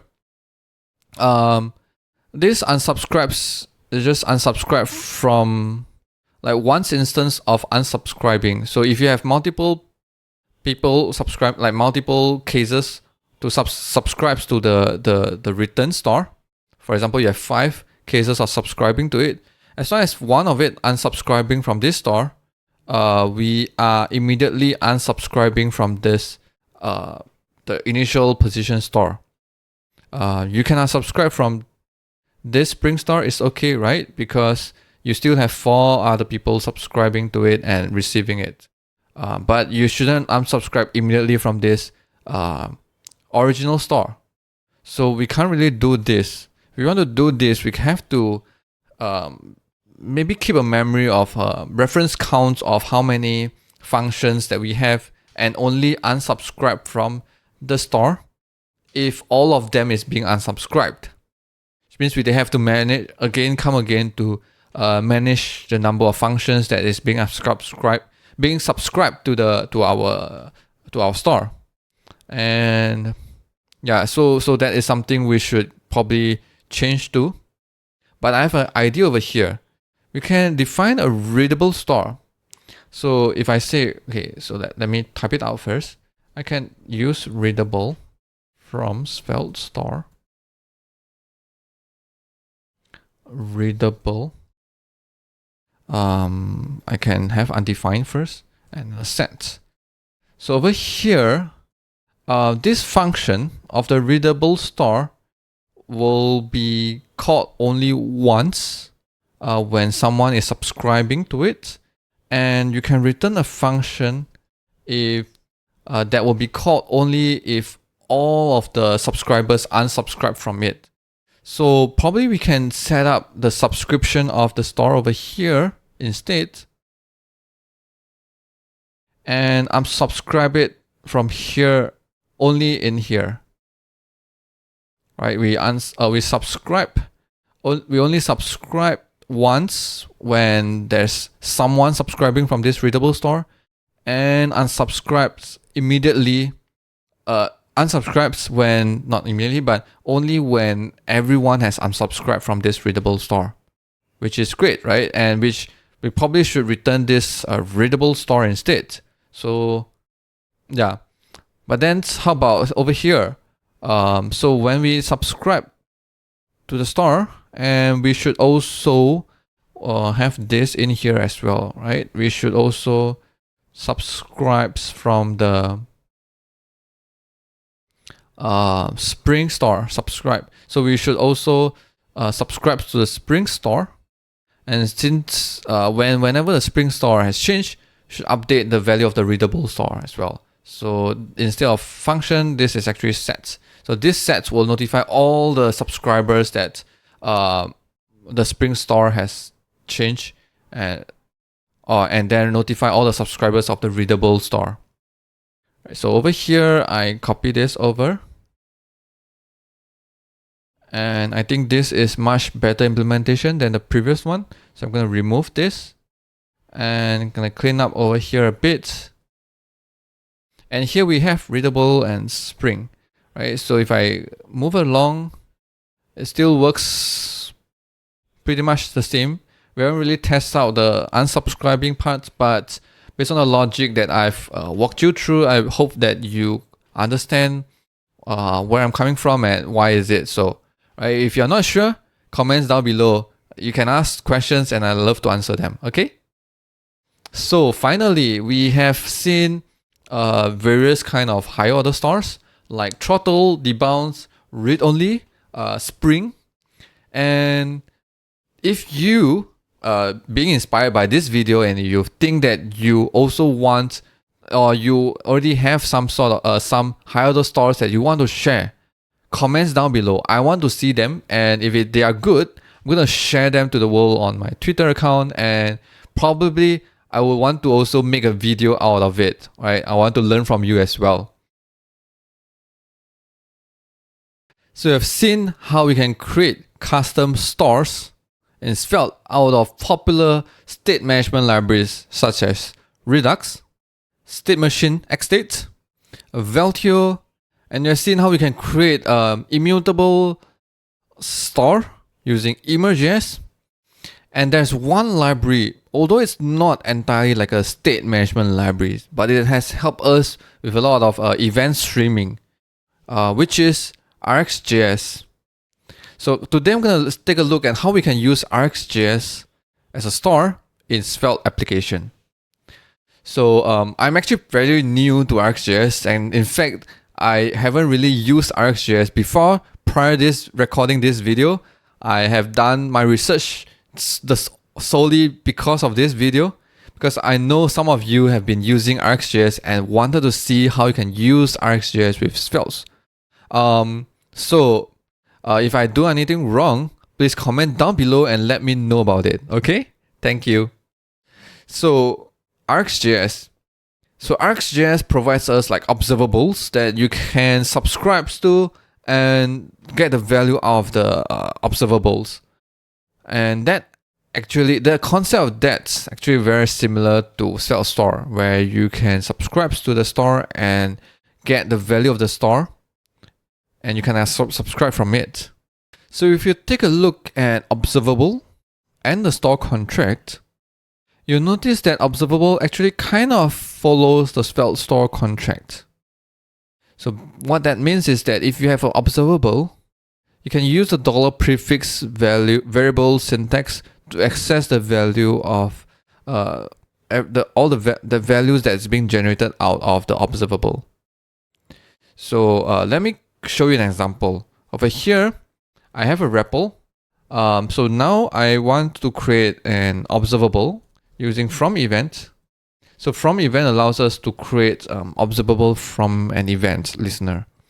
So I'm import from RxJS, and over here I'm going to create a mouse position observable. So over here I use from event, say document, and then listens the mouse move event from document. And immediately if I do something like this, mouse position, immediately I can already get the value, all the events from mouse move observable. So it's mouse event, but there's nothing, it's like the event itself. So if you want to actually get the client X and client Y of the mouse move event, we'll have to pipe it through RxJS operators to maybe pick up some X and Y position, right, from the event. So for each of the events, I'm going to call map. So map is an operator from ArcGIS. I'm pretty new to this. I've tried to do my best on researching this. If I'm doing something wrong, let me know in the comments, right? So ArcGIS operators. So I'm using map and from, and I need to map the events to maybe an object. So I'm going to say X is events.client X, Y is event.client Y. So I pipe this event to the mouse position, and now let's try and see what happens. Come over here. Okay, object. So I'm going to say, instead, I'm going to say JSON stringify to see the mouse position. So when I move around, you can see immediately that this is like a star. You can subscribe to it, and it also returns an unsubscribe method that you can unsubscribe from the store. So basically, it works out of the box, right? What about using ArcGIS with Svelte? It just works out of the box. You can use it immediately. So you've seen how we can convert an observable to a Svelte store. Basically, not really convert, because observable has already implemented the Svelte store contract, so you can use it like a Svelte store using the $prefix syntax to automatically subscribes and unsubscribe from it and get the value out of the observable events. But now we're going to look at a flip side of it. For example, if you have a Svelte store, can you convert that to become an observable? Well, of course, the answer is yes.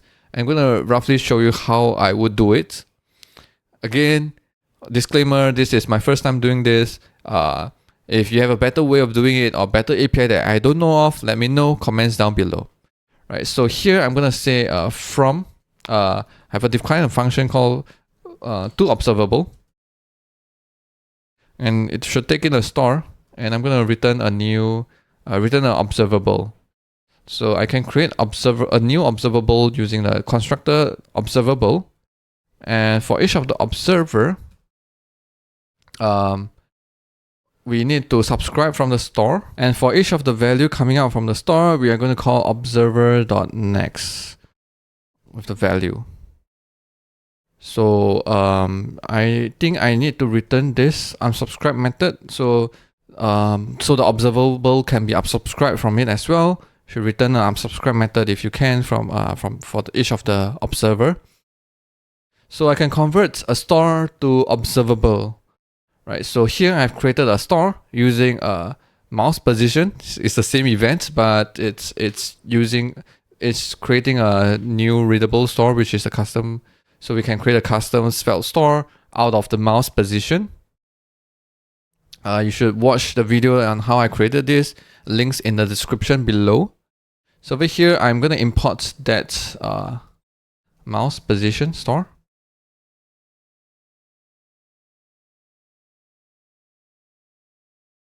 And actually over here, I also need to know that I need to import this observable, right? So over here, I'm gonna, I have my mouse position as a store. Okay, mouse position store. I would to create observable out of it. I probably will have to call observable the store, and since it's observable, we can subscribe to it and take a look at the value out of it. All right, so here I'm going to say value console log value. So this is now an observable. We can see the value out of it, and to prove that this is already an observable, we're going to use pipe, like one of the ArcGIS operator again over here. So I'm going to say pipe it to say this time around I'm going to use a new operator called pluck, so I can just pick one value out of the object. So this object, the store gives us X and Y value. So here I'm going to pluck just the X.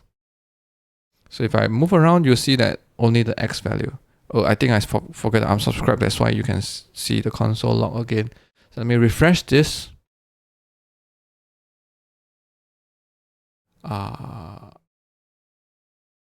Whoops. Yep. So you can see that the X value is coming out from the console. So over here, I am going to, so this is like the X observable, using, I'm gonna say X dollar. And I'm gonna create another observable called Y dollar equals to 2 observable mouse position star dot pipe, and you can plug just the Y property. And finally, we are maybe going to create a new observable by zipping these two observable into one. I'm gonna say sum of X and Y equals to zip, maybe X and Y, and pipe it. So I'm gonna use map again. Over here, I will become an array of X value and Y value, and I am going to return the sum of both, so X plus Y. So again, these are all observables, right? To prove that this is observable, you can do all the operators from observable from RxJS. So finally, this is an observable, which means it follows a store contract and you can still subscribe to it. So here I am going to say sum of X and Y. So as I move along, you can see that over here you can see the sum of X and Y being shown over here. Right? So that's all for RxJS with Svelte store.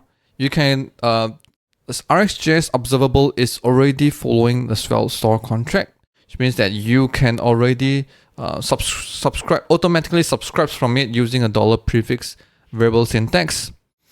And also actually we can also, in this video I've showed you how you can convert a store to become observable, so that you can play around using all the observable RxJS operators to play around with all those events, and then finally, because it is a store, you can use it directly again.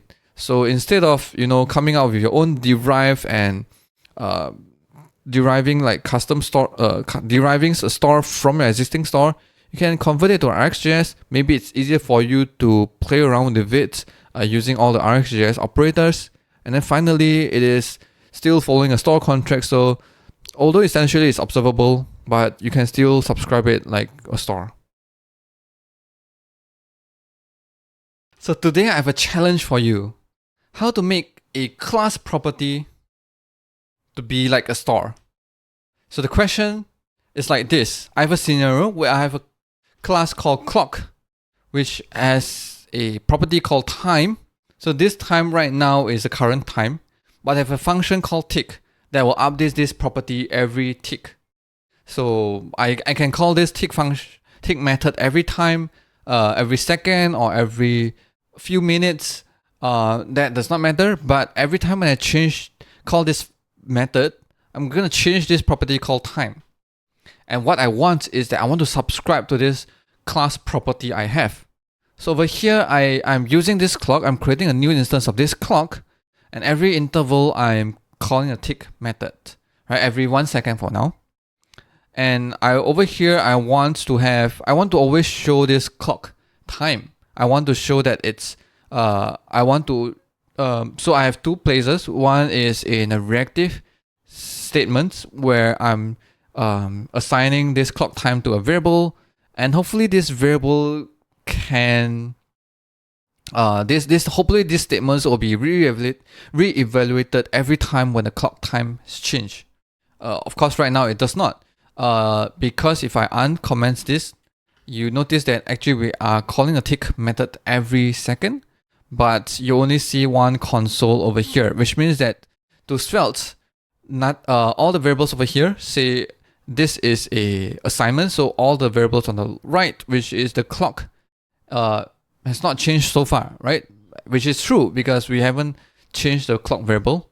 Over here, time is being assigned over here. So all Svelte can see is that the clock has not changed. And therefore, this is not going to be re-evaluated every time when you call the clock.tick. Same thing goes if I come over here and say clock.time instead. Again, this clock variable has never changed, so we are not going to update this text over here. But how about when we assign it to a variable? I'm assuming that the time clock does not change. It's okay, but I'm assuming the time variable should change. I guess this should change, right? Because the time variable is the time property is what we are changing so far. But again, Svelte does not see that. Svelte does not know that every tick you update this property. It does not know when this is updated. There's no way to know. So what should we do? So to know a variable that has changed is either whether the variable is being defined as a top level variables in a script tag, which is like a state to the component. Yes, there's ways, if you update those variables, Svelte will know immediately. But over here, clock is a class. It could be written in a separate file, or it could be written in your app.svelte. But then all its property is not a top level variables in a script tag. Therefore, it is not a state to the component. And therefore, Svelte has no way to know that they has changed. Svelte compiler will not analyze until that level to know actually this property has changed. There's no way to trace this. You can change this variable everywhere, right? If you pass this clock, clock instance to anywhere and you call the tick function, a tick method, the variable will change. In terms of compiling time, in terms of the compile time, there's no way to trace that deep to know actually all the places where you call the tick method and therefore add those kind of reactivity over there, unless you trace it, unless you use some sort of runtime method like a proxy to figure those things out, right? Or maybe like some sort of dependency tracking. But here, so what we left over here is, of course, yes, you can use some sort of dependency tracking library to help us with this. But in this video, we're going to take a look at how we can use store to help us. Right? So store, I can see two ways to use a store to help us out in this scenario.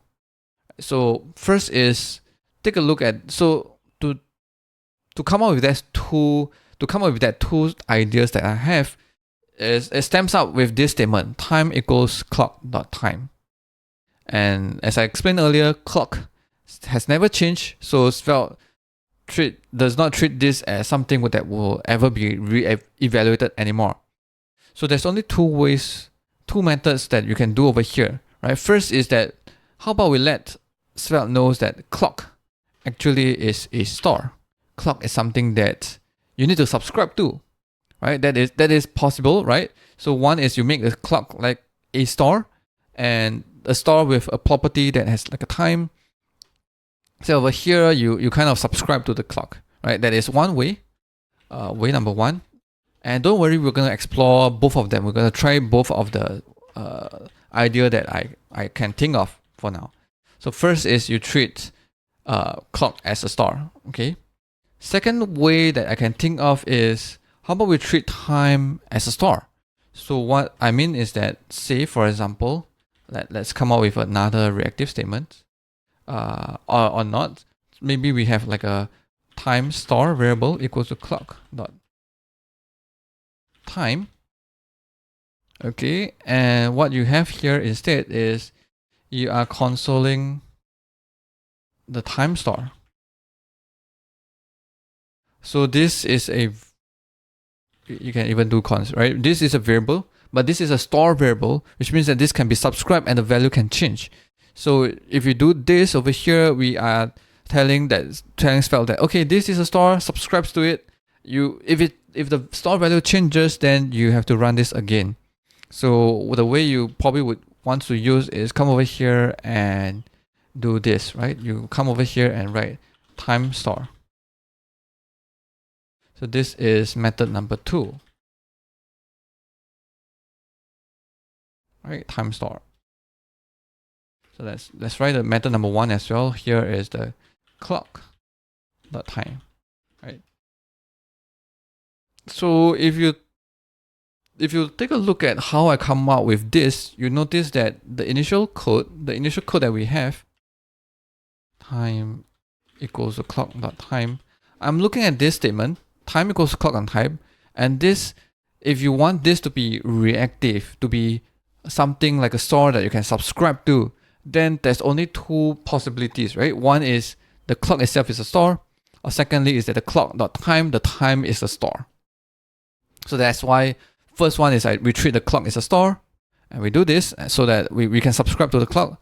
And secondly is we treat time as a store. So if you get the time out as a variable, then we can subscribe to it. Right? Do note that although time is a store, we can't really do like this because $time is not a you have to define this as a property. And again, this does not make Svelte think that it is a store. Svelte only looks at the variable over here. Right? So if we assign it to something else and we now itself is a variable, then we can use a dollar that variable to subscribe to it. Okay.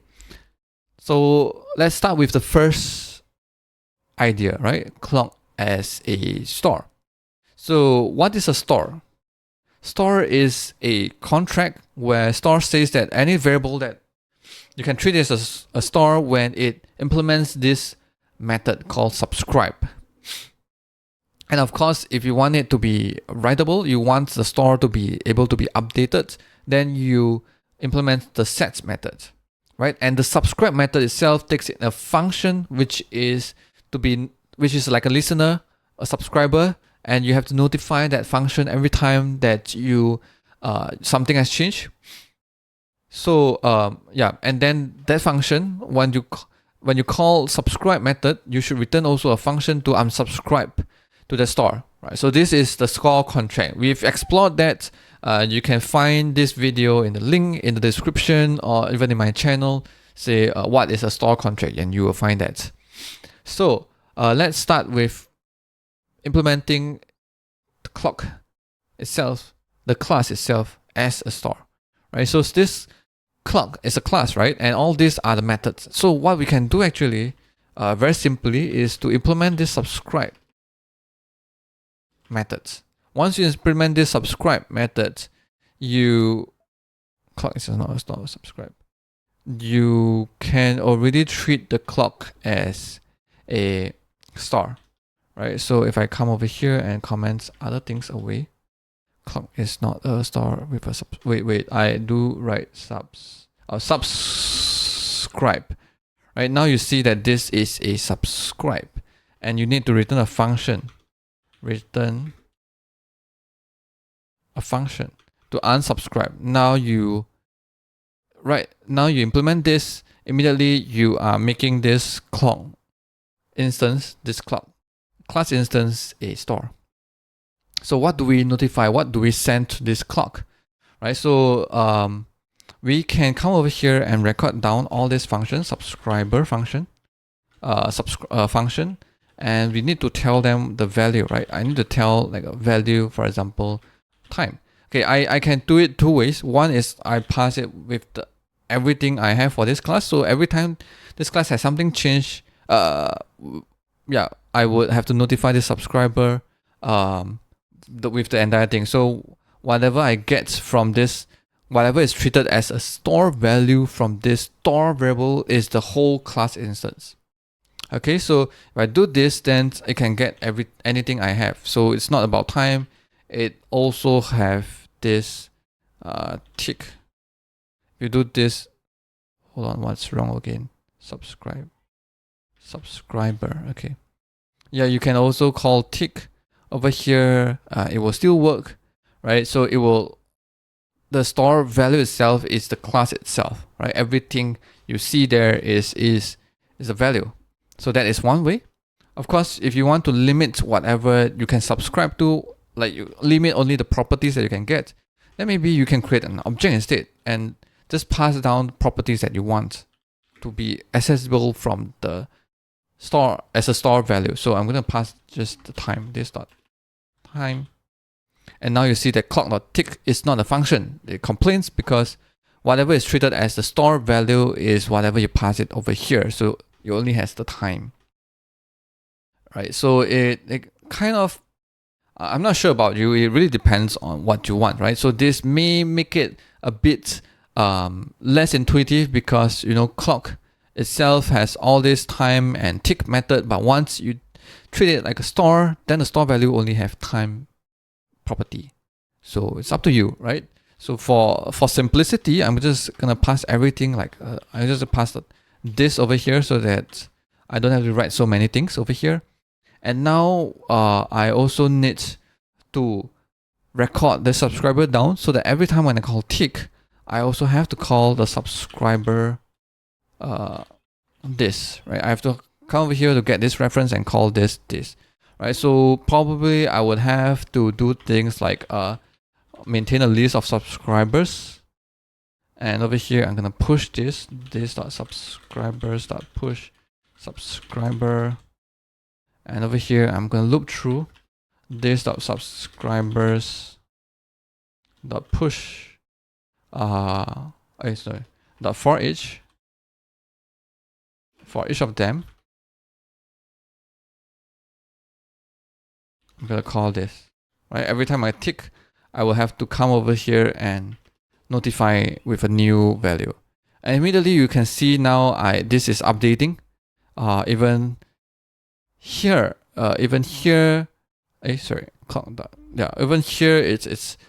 being triggered, right? You can see this is being console out now. This is great, except that it's undefined because this is tick. So we're gonna change it to time. You can see that this is being called with a new time every time now, right? We are making our clock a store. We're making a clock class instance a store, because this is a lot to implement.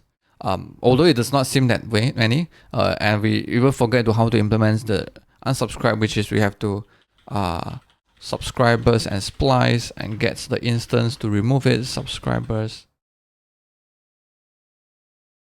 dot index of subscriber, and we need to remember to clean it up, right? This does not look a lot, but there's actually an easier way to do this, which is to use a writable store.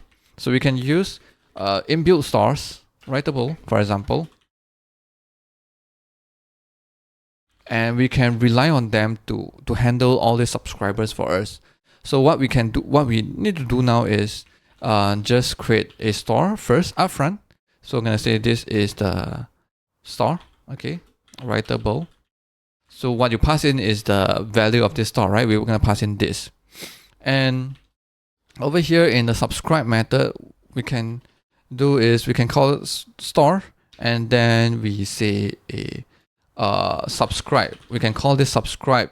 We can delegate this to our store object over here. It's called subscribe and subscriber. I'm gonna return this, right? So the store helps us to do the subscriber. It also returns a function to unsubscribe, so we just return it directly. So all of this being delegated to this writable store that we have over here. Okay, then the next thing is I forgot. Probably there's too many stores running.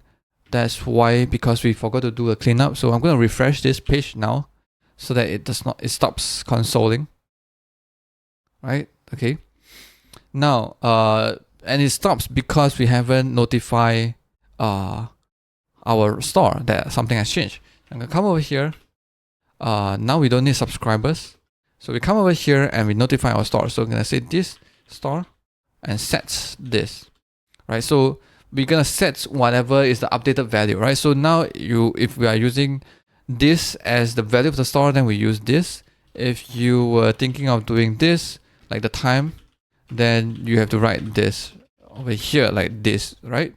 So it's up to you, whatever what is the value of this store. So I'm gonna be lazy and write this, and that's all. And you can see now it's nicely done. My store is ticking. This is the we treat the clock instance as a store. Okay, so next we're gonna try a second method, which is to treat just a property itself as a store.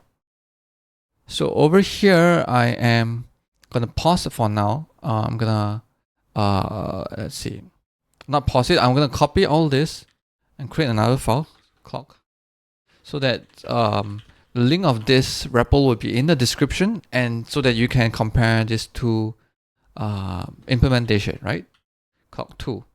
So I'm gonna replace this. I'm gonna replace. Okay, no, I don't have to replace. I'm gonna say import clock2 from clock2. Okay, and for the time being, I'm gonna stop ticking so that less noise over here.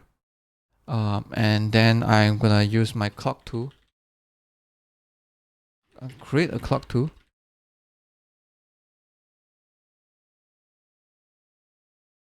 Clock2.tick.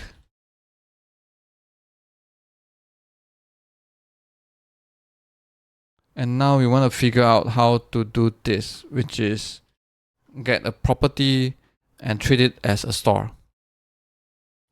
So let's see. So we can use the same idea, which is to use a writable, but itself has to be a store, right? So this time actually has to be a writable store.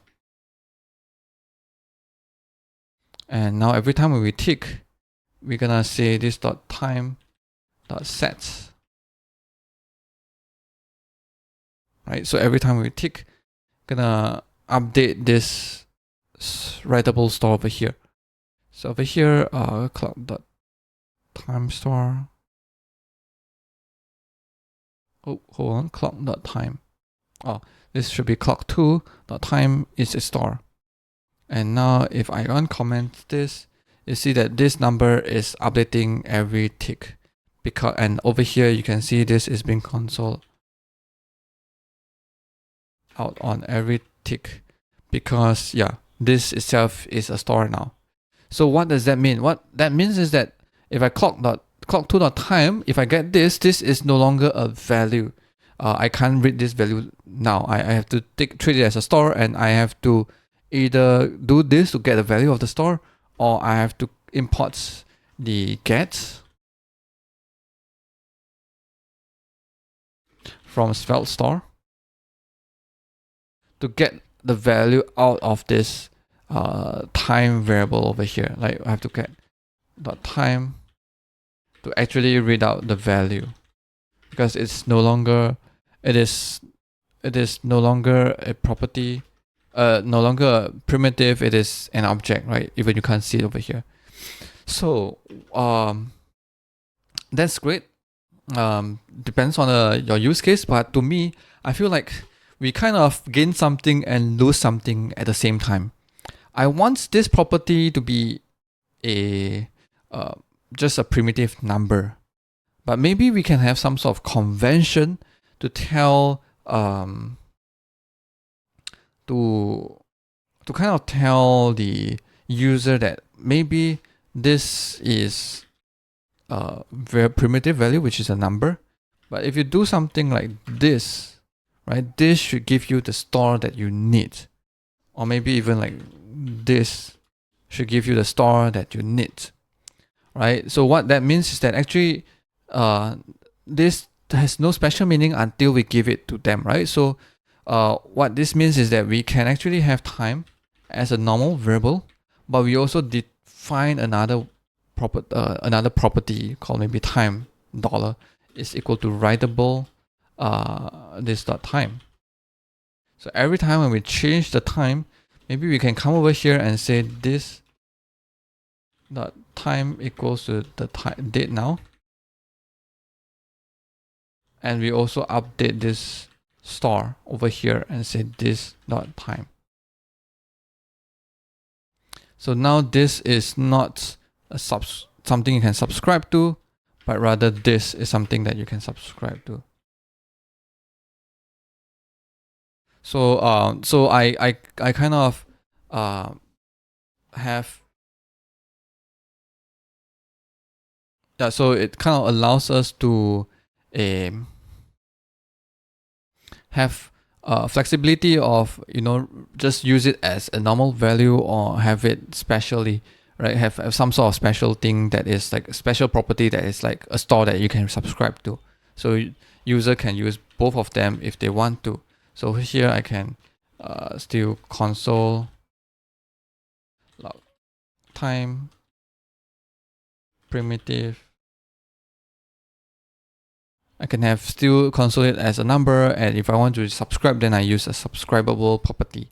Right? So this is up to you. This is how you design your component.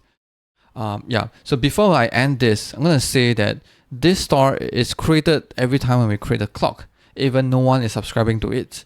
And we can actually change this slightly. We can add if this is a bottleneck that you encounter and you realize that, hey, I shouldn't create this store every time when I have this clock instance because no one is subscribing to me. And if you know, no one is actually accessing this time dollar property. If you notice that, then maybe you can optimize it this way. And I'm gonna show it how I would do it. So first is I instead of doing this, right, I can have more of a private property called time star. So I haven't defined it yet, so I just wait. So I'm gonna have this private property called time that starts with a underscore. But at the same time, I'm gonna add a getter for this class called time dollar. Right. So this is a getter method. So this tells us that if I call this, right, it means that I'm reading the time dollar. I'm reading this time dollar property out from this class. Right. So that tells me that, okay, if someone is accessing this, meaning someone is interested to the store and someone wants to subscribe to it. So only then we create this store. So I would do here is that I would create the store and store it somewhere which is like privately. So this is the variable that I'm going to store it. This is a state that I'm going to store it in. So I'm going to come over here and say if this dot underscore time if already defined, right? So it's like if this is not undefined, then I'm going to return this immediately. Or else I am going to create this, right? So maybe I can do the other way around. If it's not defined yet, I can create this dot underscore time dollar equals to writable this dot time. So I only create this writable store only when I'm accessing this time dollar property of my class. Only create it. And when in the tick method, I will also, if this time is not undefined, and I only do this only when it's already defined. I only update it. I'm gonna say this dot time dot sets this dot time. So I only update this store, create this store only when it's needed, and only update this store when it's created. So this way you kind of delay the creation of the writable store if it is a bottleneck to you. Right. So that's all that we have done so far. How to make a class property a store, or how to subscribe to a class property, right? You can make the class itself a store, and you kind of subscribe to the class itself so that whenever the property has changed, you kind of know about it. Or you make the class property a store, and you subscribe to that property. Right? So we've explored two different methods, and I hope that this opens up the possibilities that you can do. And if you create something so amazing that you want to share, paste your link to the REPL or your project in the comments and share it to the world. Hello, I'm Liao. So today we're going to talk about how we can create a store that allows us to do undo and redo. Right, so we have a store that stores our data, and we can make changes to the store. So presumably you have history of the changes that you're making. And then right now what we want is that we want the ability to undo the changes or redo it after you click undo. Right, so here I have done a basic setup. I've created something like a mini calculator where I have an input field over here, and I have an add button. So I can type a number, and then I click add or add a number 10. And then hopefully I can type say 50 and add 50 to it to 60. So what I want to do is that this is implemented as a store, and I want to have the undo or redo ability in the store that allows me to click undo and jump back to 10, and then redo will jump back to 60 because we created with 60 first, and then undo back to 10, and then we jump back to 60. So we want to create this kind of stores. So how should we approach this? So that's what we're going to talk about in this video.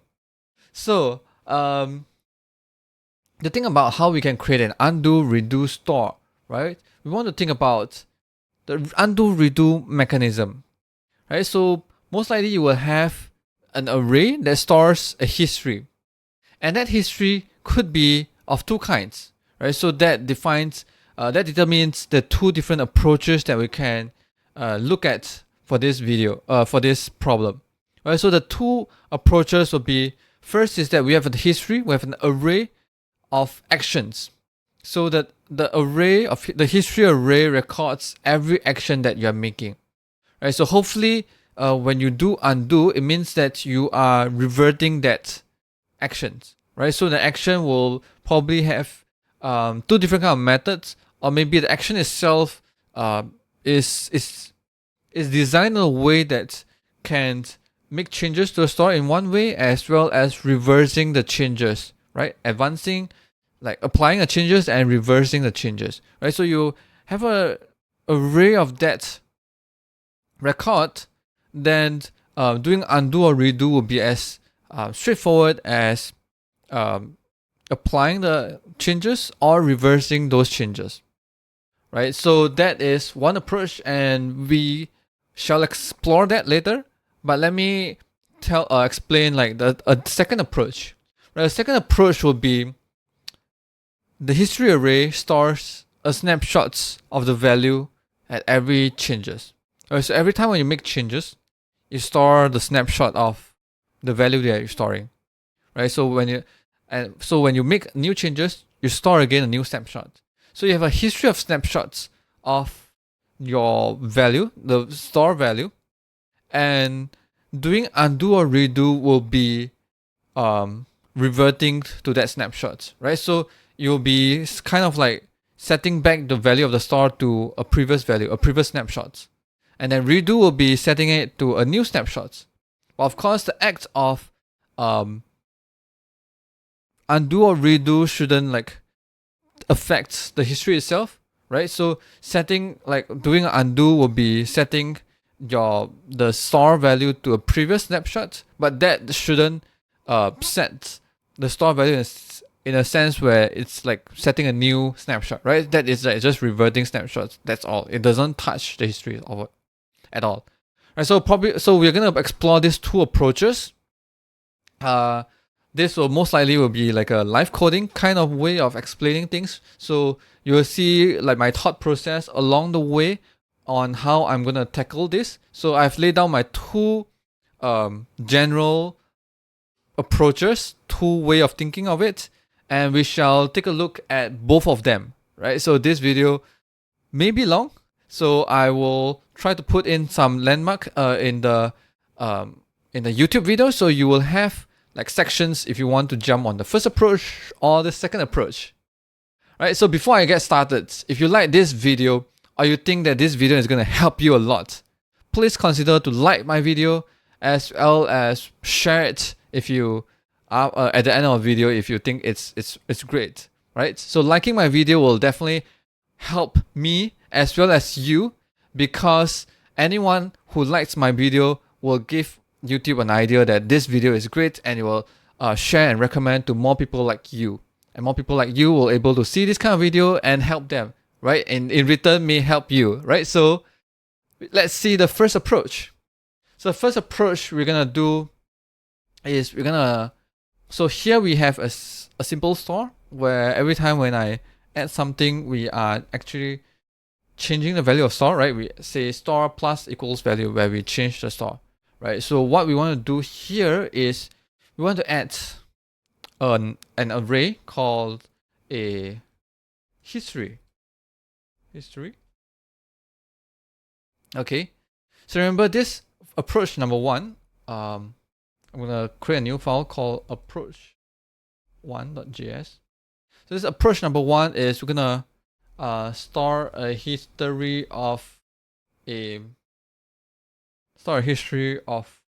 actions applied to the store, right? So okay, I think I should do it this way. I should import something from approach 1. So this approach 1, let's see. We're gonna use,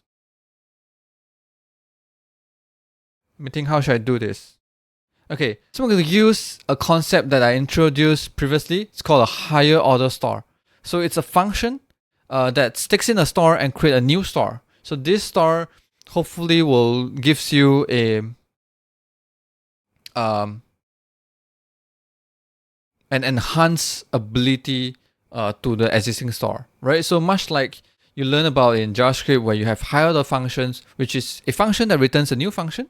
I'm probably taking a function and return a new function, right? So higher order store sticks in one store. So that store itself can be any kind of stores, can be a Writable, can be a twin store, can be anything, right? So we don't care about what is that store under the hood, but we just add, we're just gonna wrap this store and add 2 more abilities, which is to do an undo and redo, right? So here we're gonna export this function, which is our higher order store function. I'm gonna call it approach 1, right? So it takes in a store and hopefully it returns a new store, right? So a store is a normal object. Any object can be a store as long as it follows the Svelte store contract, which is to have the subscribe function that takes in a function and return an unsubscribe function, and the function will be called with the store value, right? Every time when it's changed, the function should be called to notify all the subscribers that a new value has changed, right? So you have to follow the store contract, which we're gonna implement store contract over here. Okay, so here we're gonna take it up, we're gonna import approach 1 from approach 1, and here we have our store, right? So we're just gonna make this store a undo redo store, right? So we're gonna create we're gonna say undo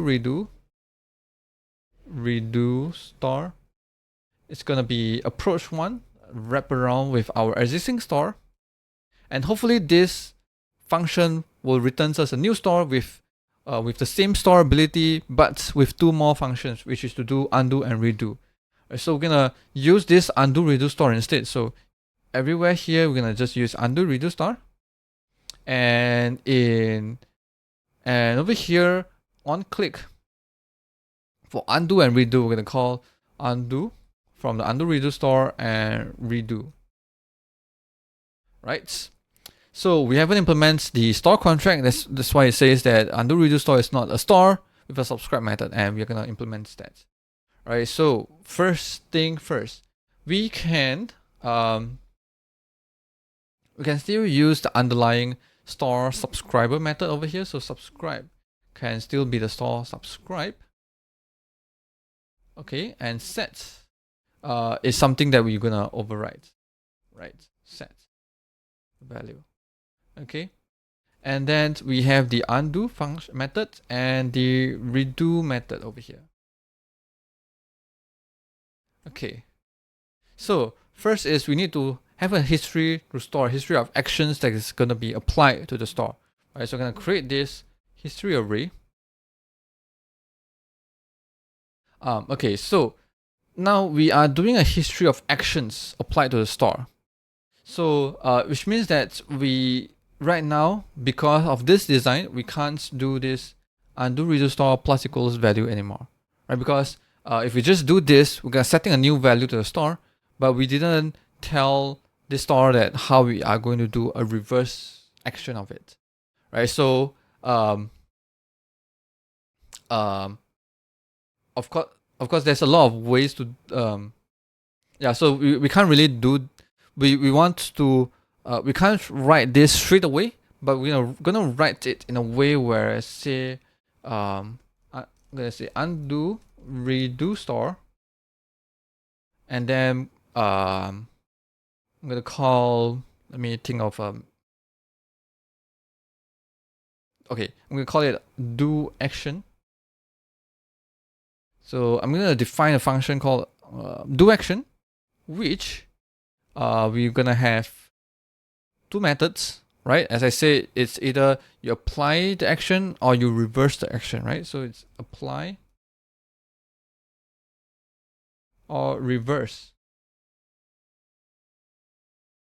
Right? So apply and reverse. So do action. So now we change this to a method called do action that does that takes in a object that you would have to apply this. This object itself is like an action, right? Which is something that we're gonna store in the history. So it has two methods in this object, which is to apply something or reverse something, right? So say for example here this should take in like the value of the store of this undo redo store.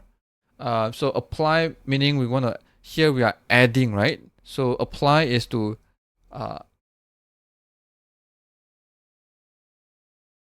add value, right? We're gonna return a new value of the store, so we're gonna add this value, and reverse it is actually gonna be subtract from it, right? So return is value minus this value from it, right? So you apply or reverse. So we have to do this kind of pair. But of course, you are saying, wow, this is this is ugly, right? This way is a bit ugly to write this. So this is an action object that has two methods, right? Apply and reverse. And a lot of times, if you look at libraries like or best practices of when you see how people use Redux and Redux-like libraries, you see that they have a function that creates this object itself, right? So that function kind of abstracts away a bit of this ugliness and makes it more easy to, every time when you want to add value, it's not gonna write like this object, right? So this is an action object, and the functions usually is being called an action creator, right? A function that creates that action. So I'm gonna create this function just to show you how that function usually look like. So we're gonna call sum, right? Which sum takes in a value. So this should create this object, right? So we're gonna create this object. So this value comes in over here, right? So so to call this, we're gonna call do action and sum with the value, right? So hopefully this looks less ugly-ish, right? I guess we have problems with having a gonna call. I think this is a bug from Svelte that does not allow dollar value in an argument, right? That's just me remove it. Okay, so this function returns a object, right? So we're gonna call this to return us that object. So this is the action creator. We're just gonna add this in the comment. Action creator.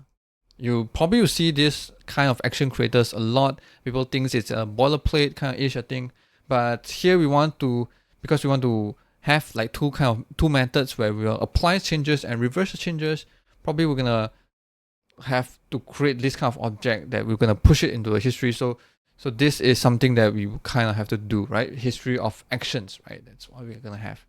Of course, you can't hide this somewhere else, right? You can have maybe like storing this part of the definition of the store itself, and then maybe over here instead of do actions, you call like the sum of value, something like this, but having like this action is defined ingrained within the store itself, right? So the store kind of know that it has a function that calls sum that actually pushes this object, this ugly object here into the history, right? So over here we're gonna do something more generic. We're gonna say just like do action and push the whole action into the history, right? So it's about the boundary of where you abstract things out, whether you keep more push more of that detail into the store itself, or maybe just like expose have a more generic and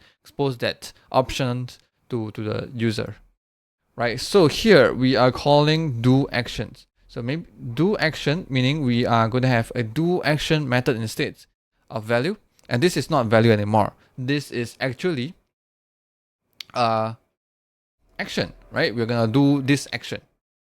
So first thing is we're gonna push this action into the history, right? So we have a history of actions. And of course, we want to do this action, right? So we're going to say action dot what's that? Apply. Action dot apply. And we're going to apply the store value, right? So what's the value of the store? Well, we will have to say import get from Svelte store. We get the value of the store.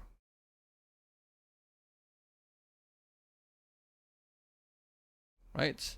And then this will returns a new value, new store value. And this new store value, we're gonna set it back to the store, right? Store.set new store value. Because this is a lot of line of codes and maybe slightly unoptimized, because every time you get store, when you use get, it's what it does under the hood is trying to subscribe to the store, grab the value, and then unsubscribe from the store, right? So we can work around, or we can have a much concise way of actually expressing this, right? Which is to call store.update the store value.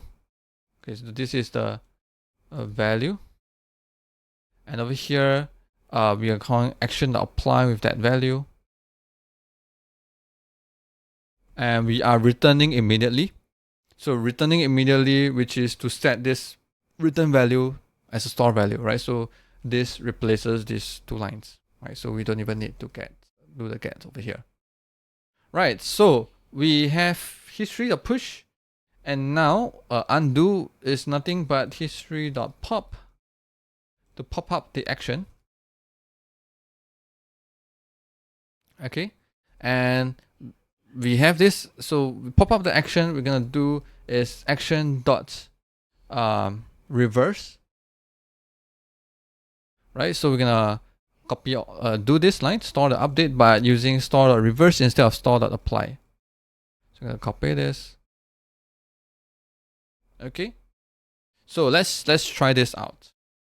Right, we're gonna add 10, we're gonna add 20, we have 30, so we have, and then let's add 30 to get 60, right? So we start from 0, 10, 20, 0, 10, 30, 60, right? When you click undo, we jump to 30, and undo, we jump back to 10, undo, we jump back to 0. Okay, so the great thing about using the higher order store is that instead of having to just use Writable, we can have actually twin store, Svelte motion. Whoops. Twin store, right? So now we can add 20, we can add 30, and we can still do undo, undo, and undo, right? So we don't really care what's the underlying implementation of a store. It can be a twin, it can be a Spring store, it can be Writable, anything. You depends on what you want. But the key is we are adding this undo, redo ability to your store that allows it to change the value, right? However, if you right now you want to implement this redo, you realize that it's not as straightforward as it is anymore, because we pop out the action, right? We pop up the action, meaning the action is no longer in the array. So right now, if you want to do a redo, we want to do a redo. What are the actions to redo, right? So meaning we can't really, when we do undo, we can't really pop it out, because if we pop it out, this action will be used and then discarded after this action, this methods, and we have no way to redo it unless we maybe collect this undo action, right? But a much easier way to do this is actually maintaining a index, like what is the 0. So what is the current index, which is what is the current history, right? So it starts with 0. And the history itself should actually start with the current value of the store, right? So here we're gonna just get the first initial value when we create this new approach one undo redo store, right? So let's add back the get.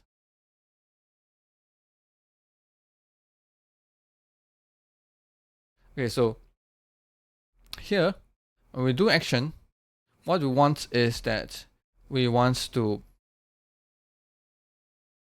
forward this index, and we say history index is equals to the action, and we're gonna get this one, history index dot apply the value, right? So undo would be actually decrement the index, history index, and then again same thing, history index to refer to that action, and then reverse it, right? And then redo is actually to increment again, back again, and this time around is to apply it, right?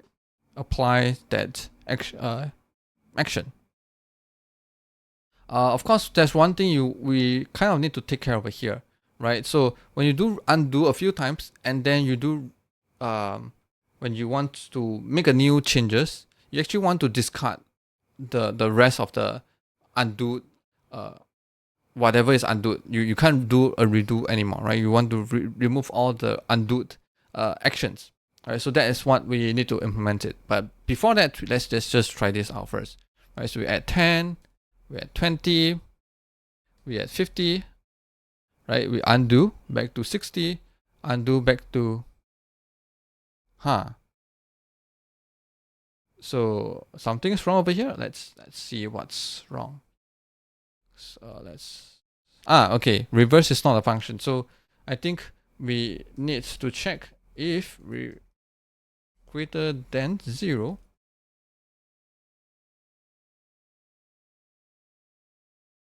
only we can do undo, right? So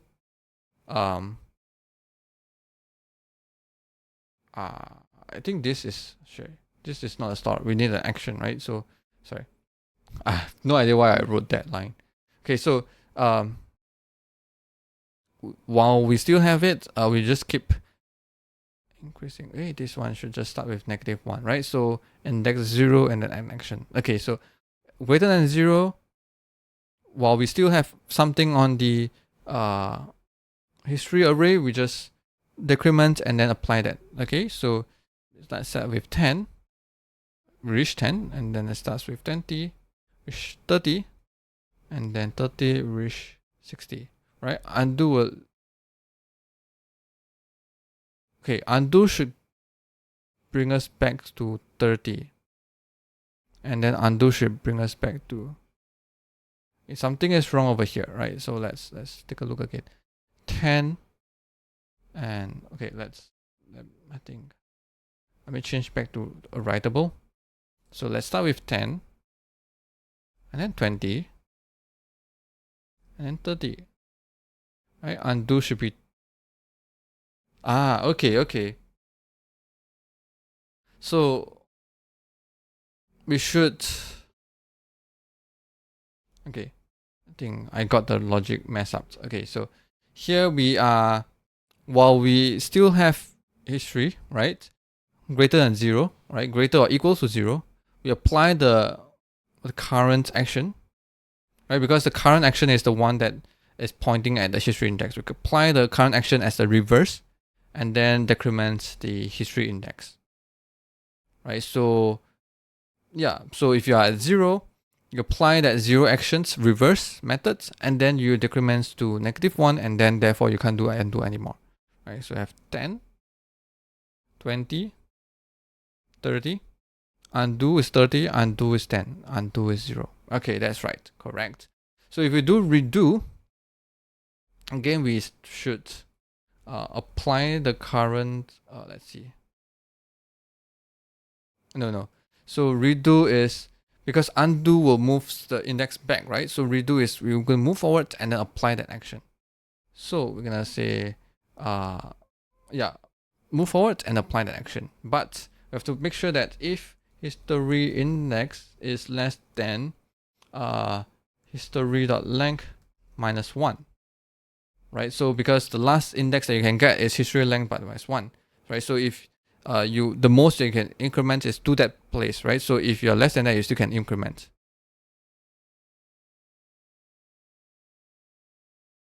Okay, so 10, 20, 30, right? Undo is 30, undo is 10, redo is 30, redo is 60, and then you can't do undo or read.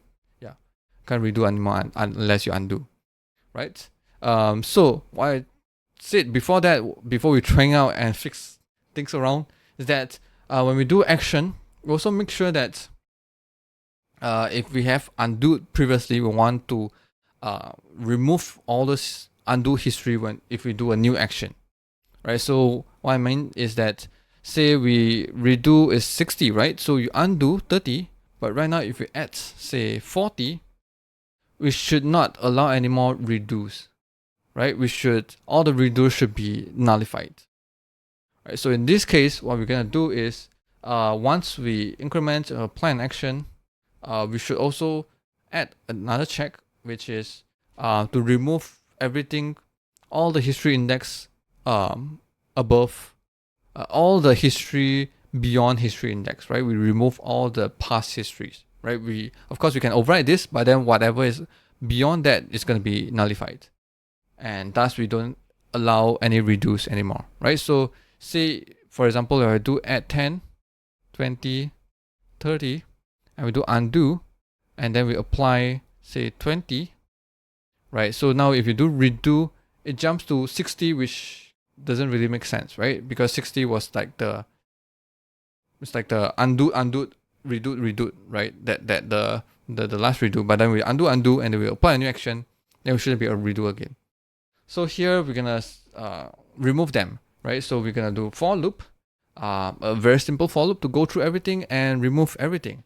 I think I'm just gonna use instead of for loop, I'm gonna use a while loop to say while, okay, I'm gonna say let's I equals to history index dot index plus 1, right? We're gonna remove everything. Okay, no. So while say history index is less than the history dot length minus 1, right? So this means is that this line says that history index should be the history length minus 1, right? If you are less than that, meaning we have still a lot of histories in the history array, we should remove them. The way of removing is gonna say history.pop. It's gonna pop out from the end of the array, right? So while history length minus 1. Yep, correct. So let's try that out. So we add 10, 20, right, 30. Because we undo twice, back to 10. Gonna add 50. And now I can't do redo. Oh wait, you can't tell the difference. Okay, hold on. Let's restart everything again. So gonna say start with 10, 10 again, and 10 again. So we have 10, 20, 30. Undo, and then now we're gonna add 80. Right? So if this works, I should not redo back to 30, right? So yeah, if I click redo, nothing happened. But undo will bring us back to 10, and redo bring us back to 90. Right, so here we have our first approach number 1, which is to store a history of actions. An action is nothing but an object, right? It's nothing but an object that has apply method as well as a reverse method, right? So we have this kind of object with apply and reverse. We store them in an array of history as a history. So every time when you want to undo, it's gonna be calling the reverse method, and you want to make changes, you're gonna call the apply method, right? So undo is reverse, and then redo is apply again, right? So you store this history of actions, and there you go. There you have a history undo redo kind of store, right? And we say that creating this object, these actions is a lot of boilerplate. Then maybe instead of like having to create this object every time, maybe you create a function that's called an action creator that creates that action for you. and maybe this makes the code more slightly concise and easy to understand. And you could define this action right inside this store itself. Like say maybe have like maybe like adding this whole thing like sum in here.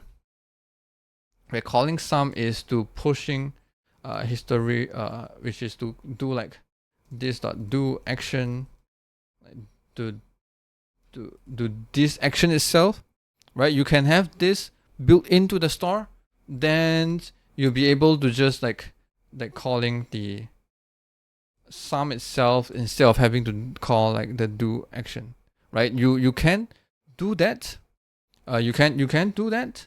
It's up to you on how you designed your store, like how you abstract out the functionalities of your store. Right, so we've seen how we can do the approach one, which to have a history of actions. Let's explore approach number 2, which is how we're gonna have a history of store values. So if you like how I approach the approach number 1 so far, don't forget to smash the like button, because that is very important. As I said, it's important to you as well as to me, so that we all know, YouTube knows that this is a good video, and you will try to promote more to more users, so that they all of you will enjoy and learn more together and grow together, right? So let's take a look at approach number 2, approach 2.js. Same thing, I'm going to create a higher order store. So I'm going to copy some of the things over here. Of course, maybe we don't need this. All right, approach number 2 is to store a history of store value snapshots. Right, so the way of implementing this will be every time when you set a new value, we are going to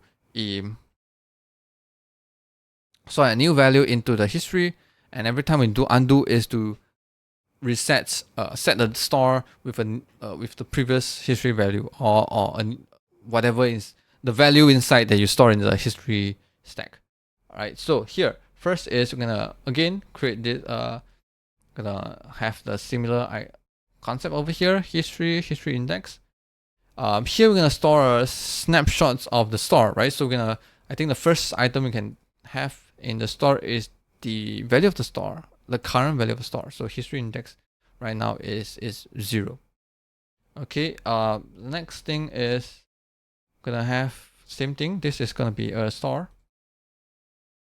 I'm gonna copy some of the things that we've done over here. Subscribe. Okay. Undo. Maybe we don't need. This is to be determined, right? But the idea of history index is still valid. Redo, this is still to be determined, but the idea of not going over the array is still valid, right? So we have our new store, approach number 2. I think I should just copy this whole code over here and say app 1, right? So if you want to play with this REPL, you can look at the link in the description, right? So I'm not gonna modify this code. This is app 1 for approach number 1. Okay, so right now we're gonna import approach number 2, create a new approach number 2, undo redo store, and this time round we don't need we can't do this directly, right? Because we're gonna just set the value, right?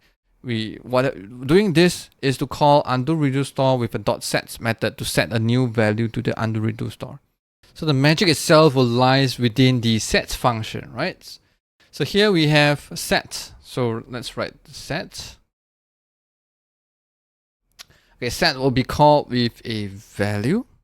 Okay, this will be the new value, right? So we want to store a history of values, right? So here, first thing is we say history index increment, and I say history of history index will be the new value. And now we want to set this value to our store as well, so that whoever is subscribing to the store, this So this return store is still using the same store subscribe, right? So the subscriber of this store will get the new value out of it. So we're gonna say store.set new value. Okay, so this is actually the same of writing this. We'll just do it like this for now, because later on you will realize that we are making a lot of this, and we hope we're gonna do this all over and over, and maybe we can make this into a function, right? Abstract this out, right? So for undo will be take a step back and sets the store to that previous value, right? So here we're gonna say history again. History minus is correct, but we're gonna do it while history index is greater than 0, because we're gonna take the value from history after we decrement, right? And we're gonna copy this because we're gonna set it back. And over here, redo will be playing the history index, right? So while history index is less than length -1, we increment it correct, and then we're gonna set the value of the store, right? So you realize that we're gonna do this over and over. Maybe we can make it a function. I'm gonna say update store. I'm gonna paste this in and gonna replace it over here like this, right? Place it like this. Okay, so we have all this, and of course one last thing that we did for the previous approach is that when we increment and we update the value, we also need to remember to clean up all the history, right? So what we did over there was to say, well, it's less than that, we're gonna pop the history. All right, so we're gonna do that as well, and let's try this out. Okay, so we say 10, right? We have another 10. We have another 10. Okay. Now we undo. We're gonna jump back to 20. Undo back to 10, and redo to 20. Redo to 30. Right? Undo, and we add 80.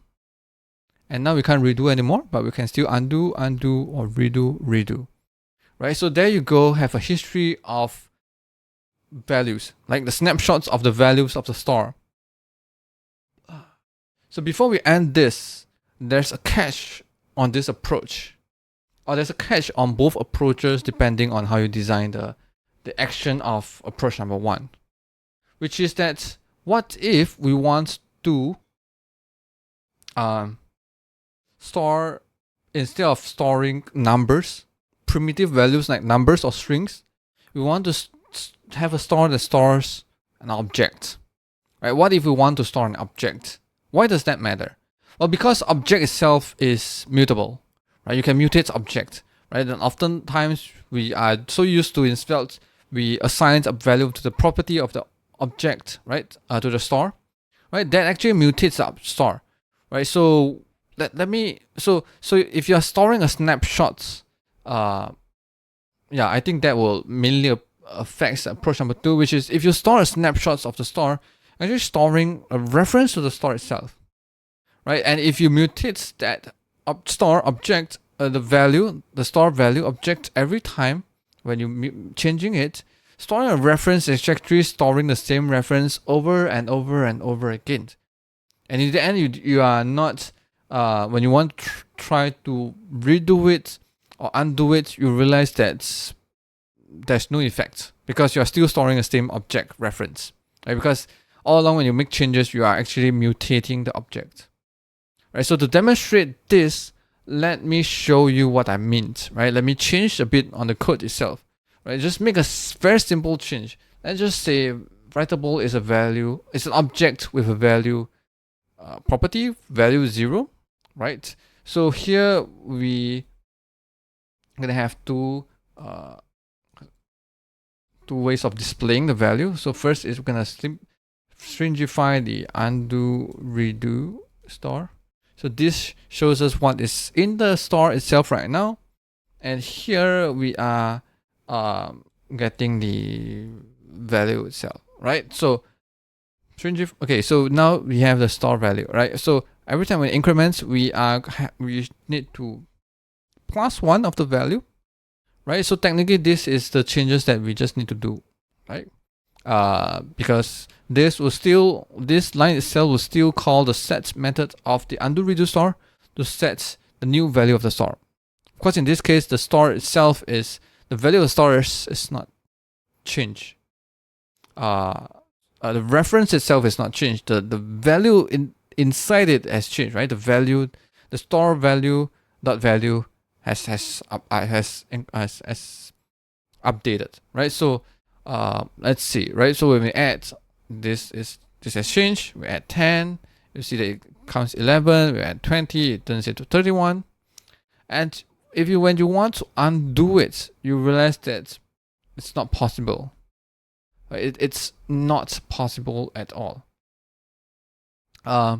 So what is happening, right? As I explained, this is because everything within the history is still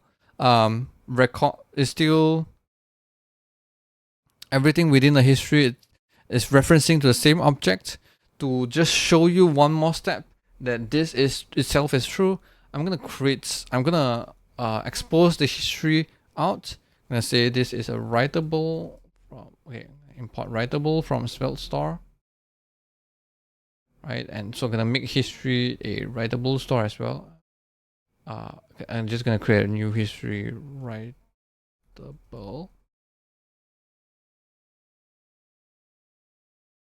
history store, and I'm gonna have a property called history that returns history store. And everywhere when we change the history, which is over here, only over here, I'm gonna set which is called history store.set history. Okay, so here we have it, and here right now we're gonna just have somewhere to show you the value of the store. G5. Okay, so this is the history, and this is a store, so I'm gonna say store. Okay, I'm gonna add a new line. So this is the history.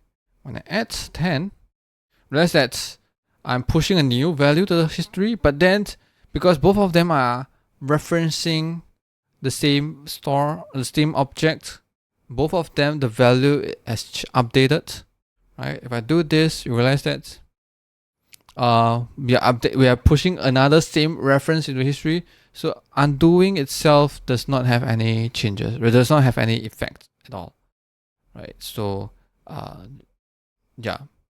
So what should we do?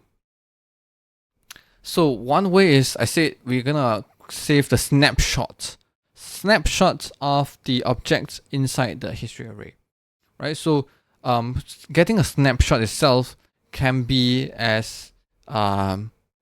very simple, straightforward way of doing it. Would be using the JSON stringify or JSON parse, a combination of both, right? So if we turn the whole store value into a string and then convert it back to an object, what you get is a new object of whatever the store value is, right? It's a new object, so we store that new object into the history. So every time when you make changes, it will not affect the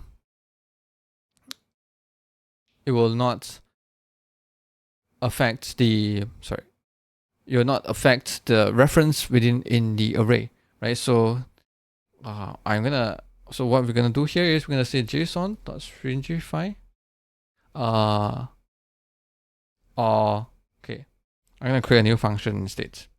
So sometimes this is being called as like cloning the object, right? A fastest way of cloning the whole object out, right? Which is to convert it to a string and return it, and then parse it again to return back the object itself.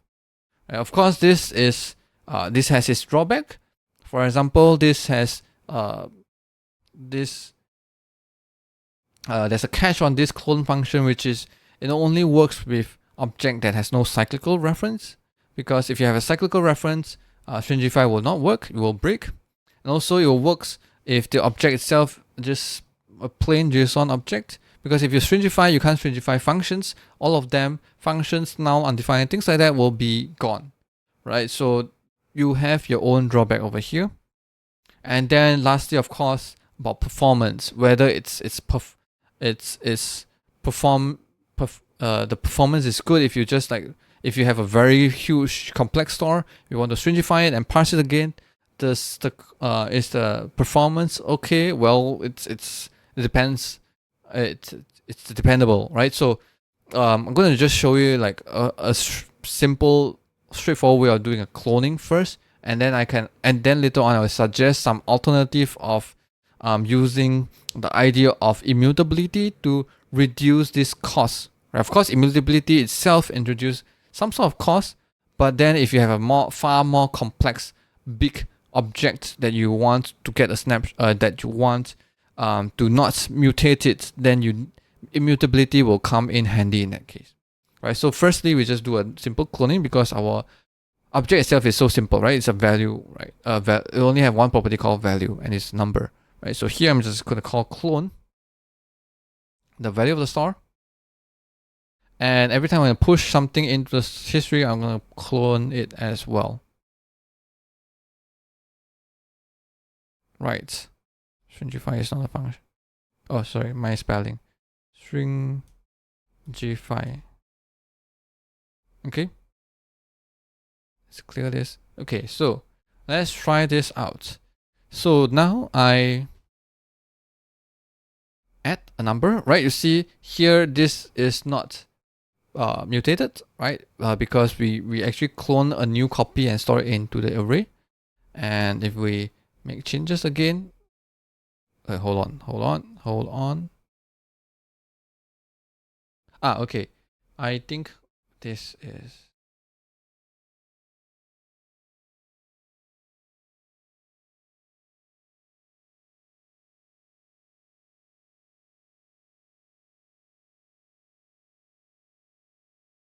okay. So we clone it and store it in the history, but then when we call update store, we're actually setting the clone version, right?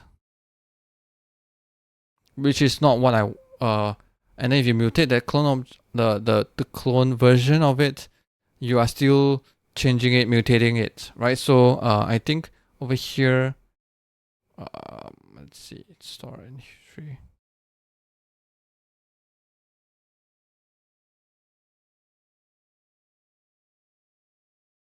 Okay, so I think over here, update store.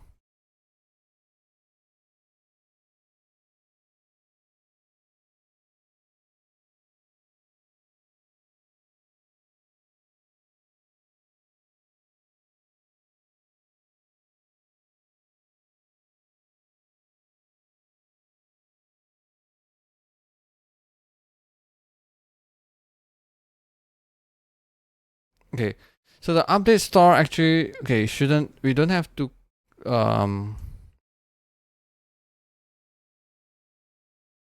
have to store a clone version in history in this case, right? So of course, the first time we store the clone, so we are not changing the first history, right?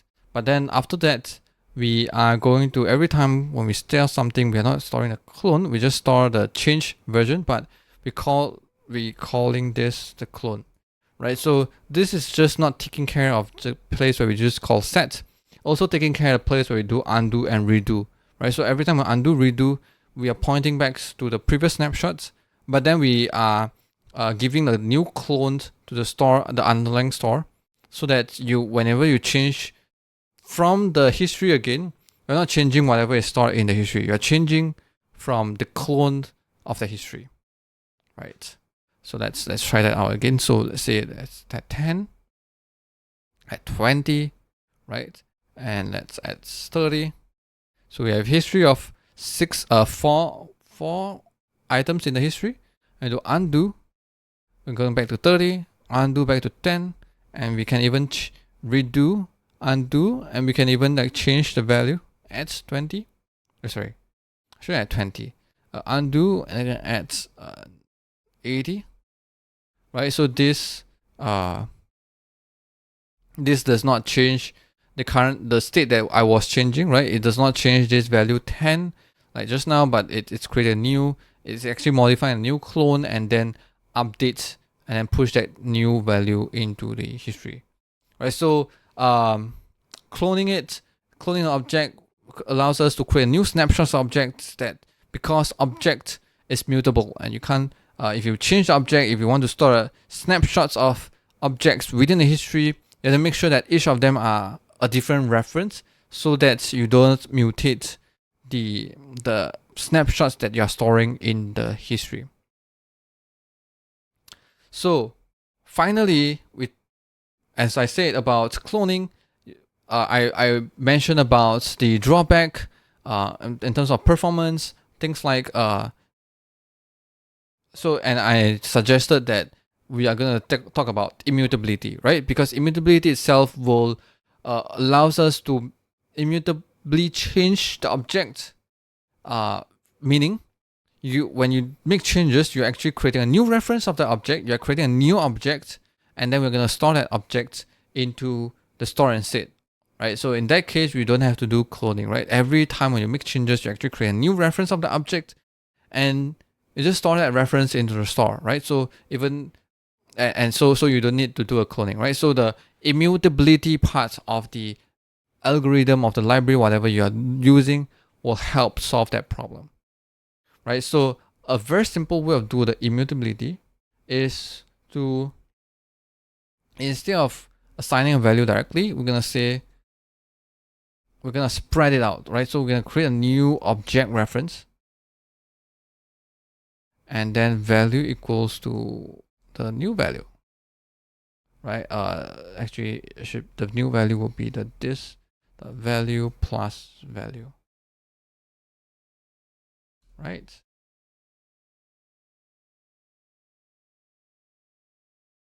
So this will create a new object reference and gonna store it in the store. In that way, you don't need a clone function anymore. You don't need clone at all.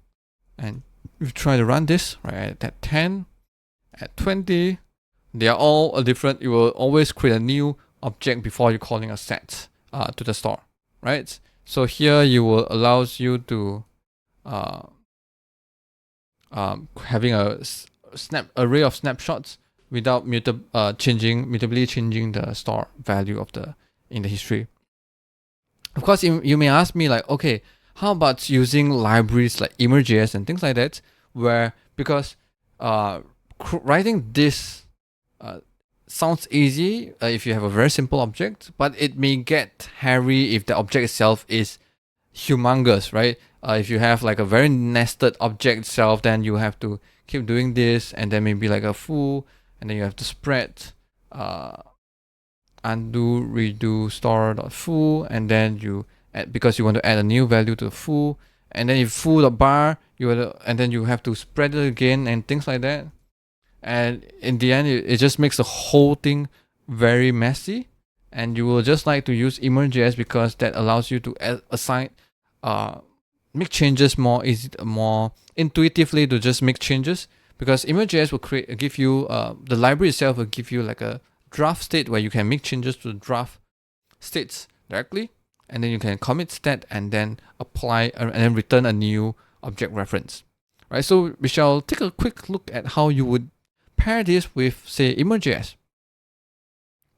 So first thing is I'm gonna import produce from Emer, right? And actually I've created a video about how you can use Emerge.js with stores, and yeah, you should watch that video if you're interested. Like that will be a full length video about talking about Emerge.js and Svelte store, right? How to make Emerge.js into a Svelte store, right? But over here we're gonna do a much lighter version of it, right? So you have a function called produce in Emerge.js, which if you come over here, how it works is that you can call a produce with an object, and it will give you a draft, right? A draft. The draft itself is actually the value itself, but the implementation of it is like it's like a proxy to the actual object, right? So this object, right, the store value is an object, and draft is a proxy to that object. So changes made to it will be applied to it later on, and it will apply it in a way that it's done immutably without changing the reference of this, right? So you'll return a new reference, new object reference in this, and you're gonna assign it to the store, right? So here, every time when you make changes, you will just create a new store reference, right? So draft over here, we're gonna, because the draft is the object itself, we're gonna just say draft.value as equals to value, right? That is what we're gonna write. Let me make it nicer. Okay. Right, so this way is much nicer and simpler to write, right? I believe that you will agree with that. So let's try this out, right? Let's add 10. Okay, process is not defined. So because of how Emerge.js library is implemented, I believe it's using like the process, right? So process variable, and it will be handled by your bundlers. But let's just define this first, and then so a quick way to define this would be going to the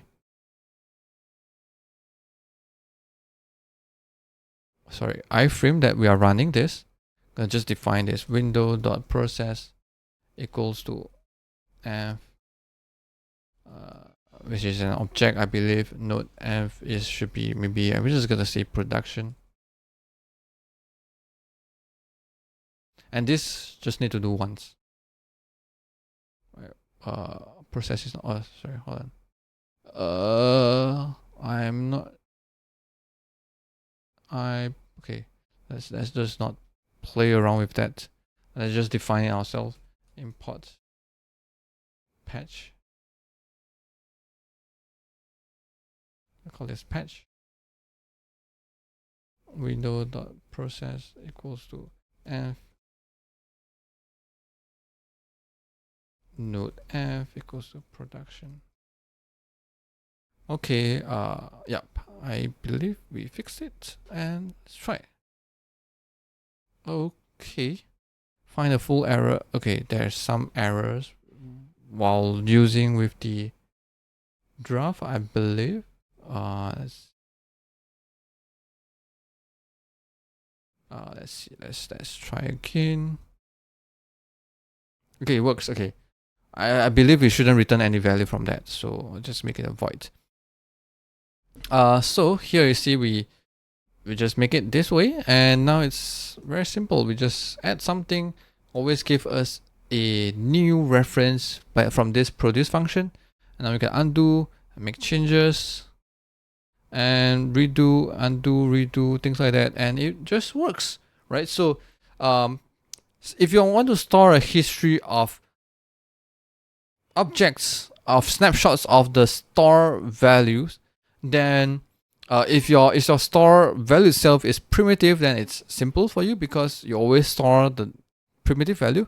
But if your store value itself is an object, then having you would have to either one, clone it, so that always clone snapshots to store in the history, or two, make changes immutably, right? Don't mutate the object itself. So you can do it yourself by using spread, or use libraries like Emerge.js to help you to do that, right? So that's all from my video. Hopefully this long-winded video helps you and makes you to learn, understand more about store itself in general, as well as like concepts like higher order stores, and undo, redo kind of operations. And hopefully you learn a lot from this video. Today I'm going to share with you about context, in particular how to make context reactive using stores. So let's start. I've set up something over here. I have three components: app, child, and grandchildren. So app imports child and renders a child. Child imports and uses a grandchildren, and grandchildren over here, as you can see. All right, so I want to use context to share data from app to grandchildren. by passing child. In real life, you probably have a very nested, deep component structure where you have multiple layers of component, and then but then you want to share data across across like the grandparents and the grandchildren component. If you want your data to be irrelevant of your component structure, you can use external store. But in this case, we want only all the grandchildren of this grandparent component to share the same data. That's why we go for context. So the way of using context over here is you come over to app.svelte and you use set context from Svelte. So it's a key and then value. So you pass in a key for this context and then the value of the context value. So in this case, I'm setting the context name value, and the value of that context variable, the context data, is called count. So initially I have count equals 0. So I'm setting a context value of value 0. And in the grandchildren, to receive it, I use get context and pass in the same key, in this case the value, and I get the count over here. So now I have two variables. To show that it works, I can initialize count to 100, and now my grandchildren, when I receive it, the count is value 100. I'm showing the count over here, and I have buttons to increment and decrement the count. And same thing goes with the app.svelte. But context is actually linked up during the component initialization.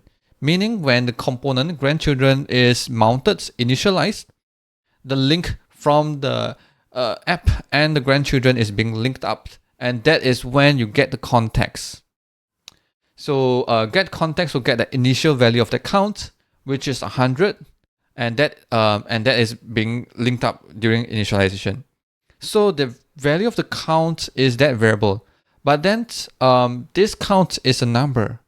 Number itself is not you can't mutate a number. You get the value by value rather than by reference. So now within grandchildren, if you try to increment this count, it only change within this grandchildren component. Same thing goes from app.svelte. Since this set context will be only called and linked up at the initialization, now when you try to increment and decrement, you don't really change the context value in the grandchildren. So too bad they are linked up at the start, but then it lost synced, out of sync. So how do you make sure that it's reactive in a sense where when you change the value over here, the value of this so-called context is always get updated, like all the grandchildren get updates when when the count value in the grandparent has changed? Well, that's right. You can use store. So but here, instead of just defining the variable as a number 100, I can import Writable from Svelte store and make my count a writable store. So now I can I still pass in the store over the context, but to show the value, I'm going to reference it using the $prefix variable syntax. Now I am seeing this count over here. And now since I'm getting a store, to read the value of the store, I use $prefix.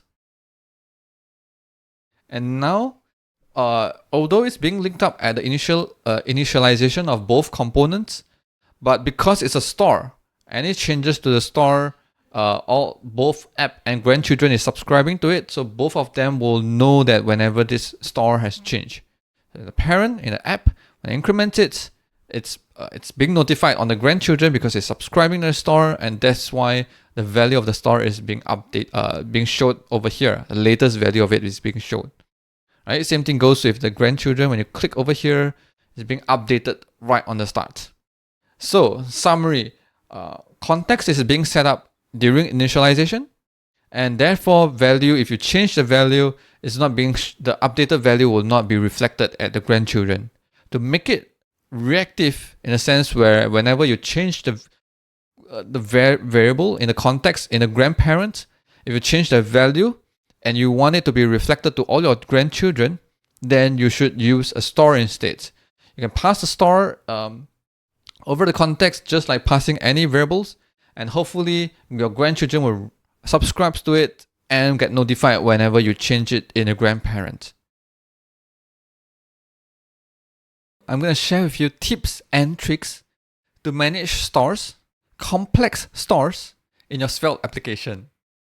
I believe a lot of you love to learn about this. In fact, to prepare the content, the material of this video it's been very difficult. Not all problems can be solved with one solution, right? Different applications, different stores, different logics requires different ways or methods to optimize them. So I try to look around in the front-end world, try to get some inspirations from different libraries or different frameworks out there, and try to summarize a few points, I would say tips, that you can use in your application. Of course, you shouldn't apply all these methods blindly to your application. Optimization is a science. You need to first measure before you do anything, right? You need to know whether there's a problem to be fixed in the first place. So over here, I have prepared an example, and hopefully that is real life enough. And in this example, I have two main issues that we are going to solve.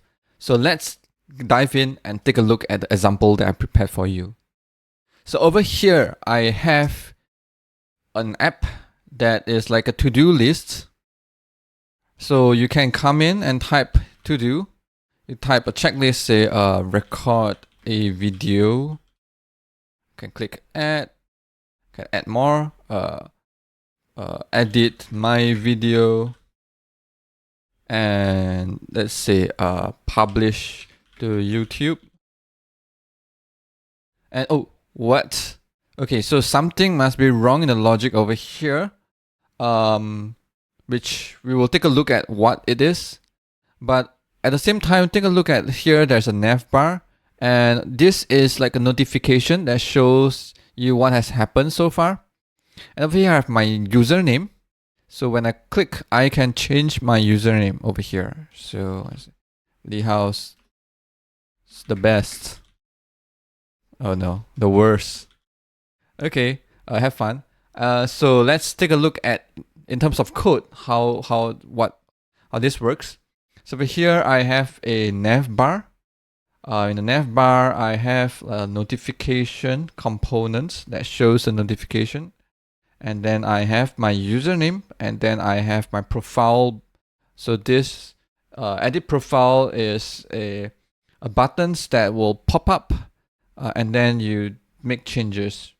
So anytime when you make changes, you see over here I edit the notification. So all the changes, for example, edit profile or add to do, I will insert a new entry to the notifications, right? So that the notifications, you can see that there's new events coming up, right? So all of this, the data itself comes from this file called data. So everything in this application is controlled from one store, one writable store, which is created using a writable. So I have a list of to-dos, notifications, users, so users information, right? So that's roughly about the application itself. So add to do, it's a form that you can add to do, and there's a to do list that shows a list of to dos.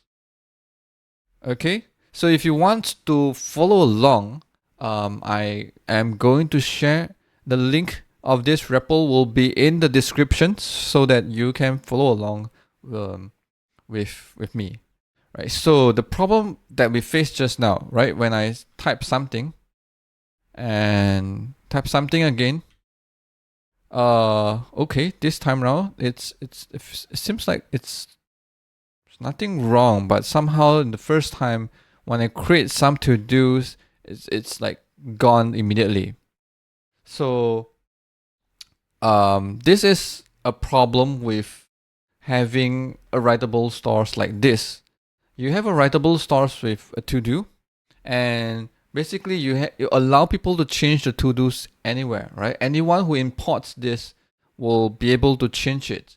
We change it over here in the to-do list where we come over here and we mark some to-do to be done. Over on the other side, and add to-dos, we push into the lists. So anyone who imports this file can change the to-dos. So we kind of have no way to enforce like what can be done by to-dos, right? So just previously we add a few to-dos and suddenly the to-dos is gone. It shouldn't be something that is being allowed. So let's try to find out the bug.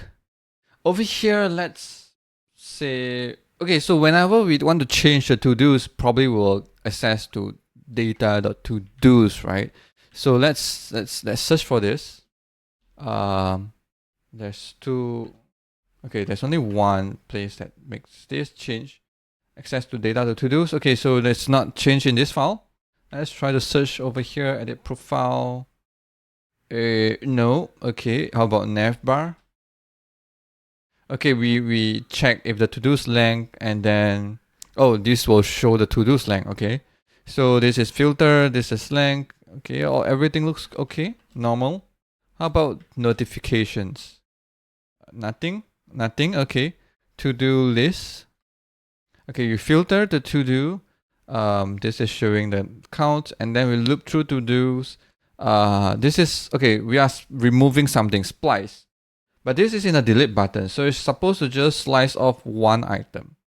So I don't think that's about it. Let's see, data, nothing wrong. Okay, nothing's wrong over here. App.svelte. So nothing's wrong at here.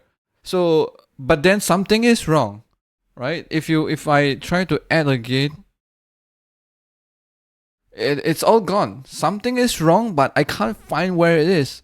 So if your application is getting bigger and bigger, you have code all over the place, and you have a writable that is like this, that allows you to modify the to-dos within that writable object any way you like, then you have a problem, right? This is not about whether your to-dos is like, you can have a writable that is an array as a to-do,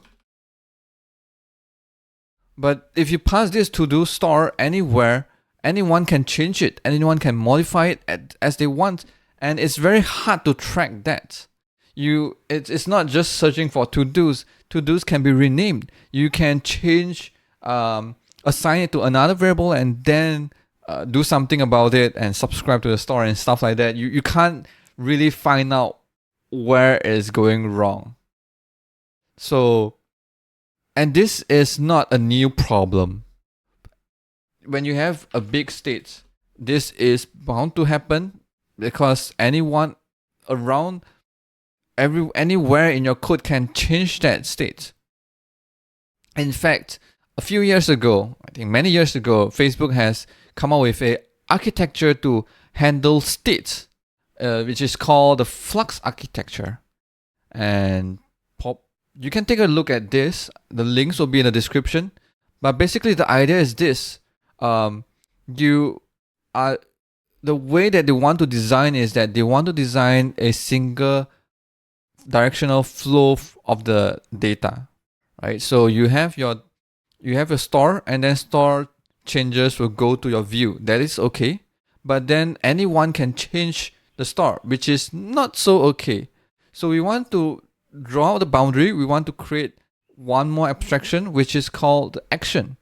Anytime when you want to make changes to a store, you should make an action, call an action, dispatch an action, and then the action itself will modify the store. So no one can modify a store except actions, right? And I believe if you are very familiar with React, well, this sounds very familiar with you. This is actually one of a very famous implementation of this Flux architecture is the Redux library. Right? Every time when you want to make changes to the store, you have to dispatch an action, and the action will change the value of the store. And the changes is being made in one unit of code, which is in Redux is called reducer, but it does not have to be a reducer. But the logic is there. Anyone, the only logic to make changes to the store is contained in one unit, and anywhere else in the code, if they want to make changes to the store, they will have to dispatch an action. And then if you make the action easy enough to be looked for, then it's easy to figure out where went wrong, right? So you can trace out who is dispatching this action, and then figure out why is this place dispatching that action. Right, so we can borrow this idea, right? Maybe let me come out with another example library that maybe some of you all are more excited about that, which is a state machine library, right? A state machine is also a state.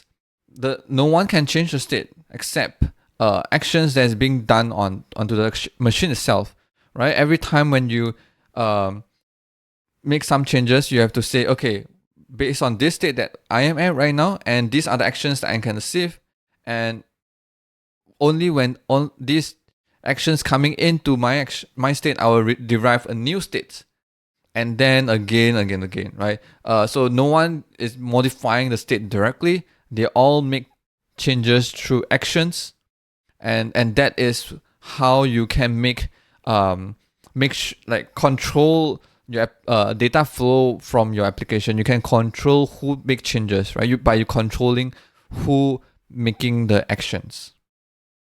So over here, let's make a very simple modifications to our code right now, right? We want to provide some API to make changes to the to-dos, so that if you want to make changes to to-dos, you have to make it this way. So I'm going to provide some API, for example, add to-do data, and this is, okay, I'm going to call this, okay, data, right? So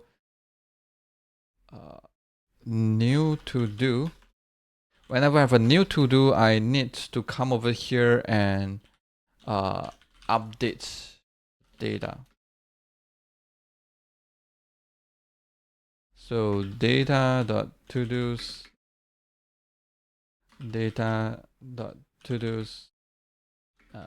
new to-do. Right, so I'm going to come out with a few methods that I approve of to make changes to the to-do stores. And okay, so I'm gonna create more of this, right? And in the meanwhile, what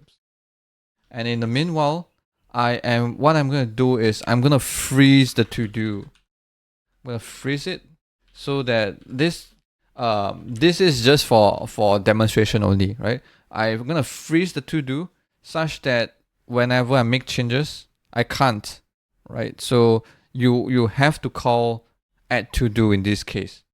So I'm gonna freeze it every time when I create a new to do. So I'm gonna come over here, add to do. This is at the add to do's.svelte. Come over here, I'm gonna say add to do, right? This is something new.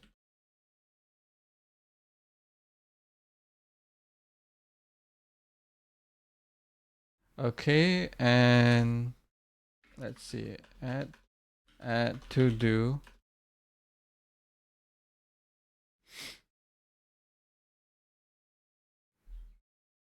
Okay.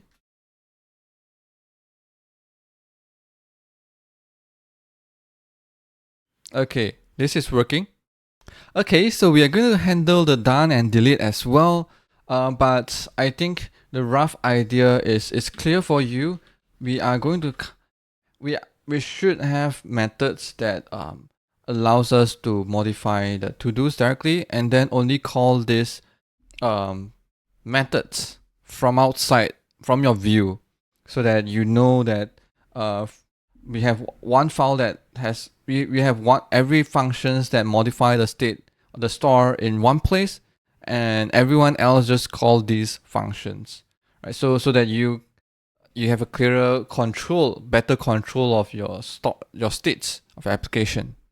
Of course, this is a very simple example.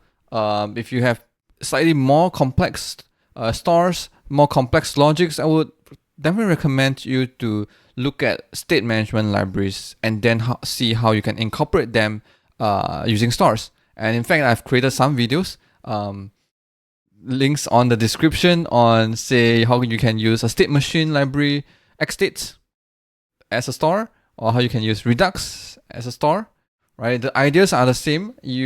They allows you to have a better control of how your state changes from one to another. Of course, once we done like having our state freeze right now, we kind of probably have a better sense of where this comes from, right? Because if I change right now, if we're gonna change the state a few times, you'll see an error. And let's just trace where this error comes from. Okay, this is bad. This is not easy to trace, but because I prepared this example, I know where it comes from. It actually comes from here. See, somewhere someone just leave this code, maybe because of testing. They want to test something on the to-dos. It says that if notification length is 3, I'm gonna remove everything from the to-dos. So this is the point, right? You could have code written anywhere like this, and it will be very hard for you to trace out where it is. So I'm going to remove this, and hopefully we fix our issue, right? When I'm trying to create more, it's not deleted, it's not cleared right now, and we've solved this. So tip number 1 is, if you want to have a complex store that has complex logics, it's better to use some state management libraries or write out your own reducer kind of thing or state machine kind of thing to manage your store. Or else it will be a huge mess if you allow any components to make changes to the store directly. Of course, some of you may have doubts or concerns about using libraries like Redux, right? I think this stems from overusing Redux, right? Not all the states are complex. You don't have to use it in every situation, but only when cases where the store logic itself is complex, then probably the idea that Redux have may be helpful for you, right? And also one thing that stems from that is a huge stores, right? Somehow we end up with having a very huge Redux stores in our application as the applications go big, and this is something that will have effect as well. And let's take a look at our example. In our example, we have a data store that has to-dos, notifications, and users, which means that anytime when you change something, like change a username, you have to change the store. And change the store, which means that the whole store is being invalidated. Anywhere that is subscribing to the store will get notified and then try to see whether they should update their component, right? To demonstrate this, I write a simple utility over here called mark updated, and I apply it to all the components over here.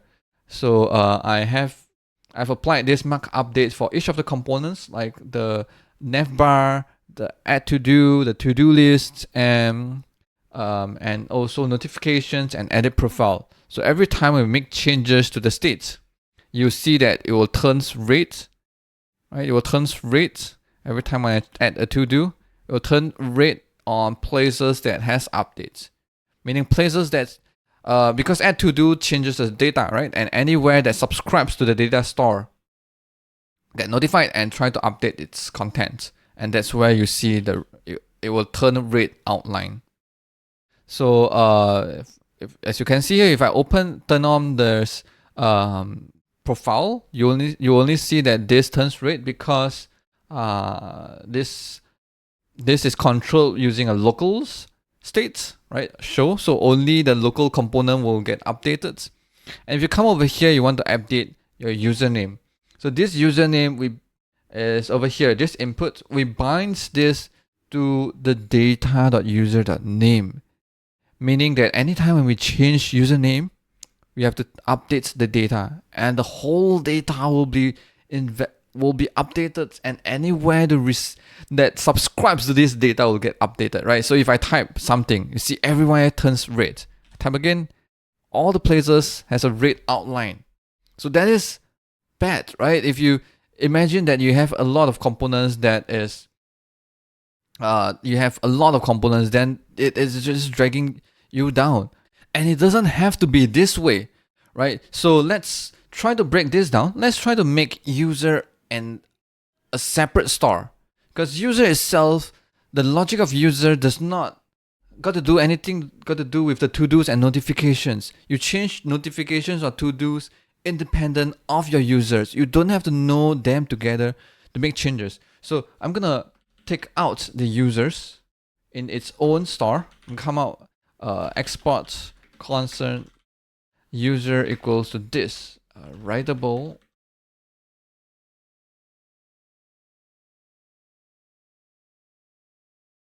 And to use it, I'm going to come over places that uses the user star. Say the edit profile. I'm going to import from, I'm not sure I'm going to still use the data, but I definitely need user. I come over here and change it to subscribe to user name. Okay, I still need data. Okay, let's see. This should be user name. And I think at the nav bar, I also need user. And change this to user name. And let's see what happens. Right, so if I turn on and I change something, only the nav bar turns red because only only the nav bar component is subscribing to this user store. And if you of course this is the highlighting itself is saying that this component itself will update. But of course, by Svelte actually has optimized that the update only happens to the element that uses the information from user, and only when the information has changed. Only this text element is gonna be updated by Svelte. But immediately you can see the changes, right? You can see that anytime when you do something, only the components itself only has changed. So that is tip number 2. Have your store small. Have a small store. Only store information that is needed for that store. And if you have separate concerns, then store it in a separate store.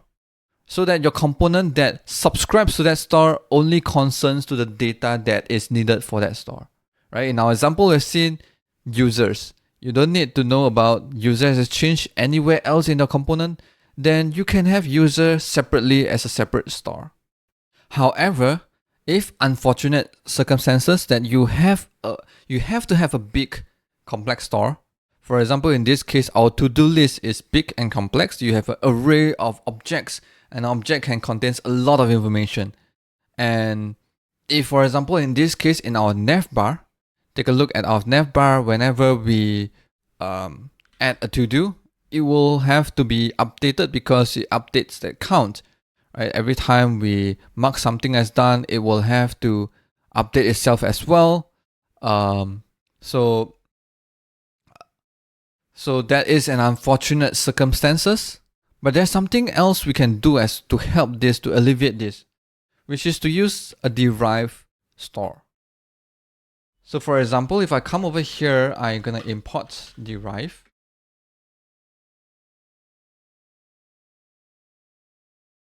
While I'm typing, let me explain like why this helps. Right, so over here, in our application over here, we are subscribing to the data because we need the data.todos length. We need the length of the to-dos. We need the length of the to-dos that is filtered out for those that has marked as done. and we need the length of notifications. But if we are changing the to-do, right, we just change the to-do anywhere, we still get notified that the data has changed.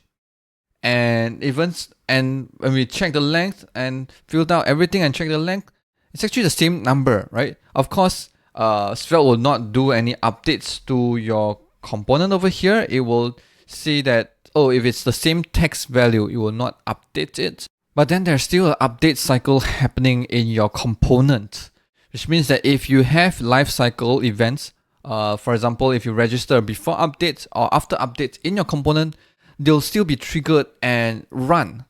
So what can you do? What we can do is we can create derive a new store from the existing data. And if the derive store value does not change, then there will no update cycle happening in your components. So we're gonna create a few store over here because we have three different things, right? First is we have the to-do's length derived from data, and then data equals to data to-do's length. We also have a let's see, notifications. So it derives from data, but then data.notification length. And then I have a to-do's done length, right? Done length. I'm gonna copy over this and paste it over here. So I'm gonna replace them over like this. To-do's length. Okay, this over here. To-do's length over here. Notifications length over here.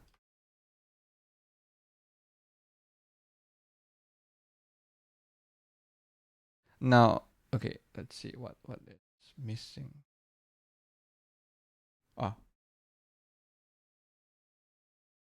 Okay, so then if we come over here and mark the do laundry as done, it's not supposed to be updated, but I'm not sure you can see it clearly. So I'm gonna come over mark updated and make every element with some margin.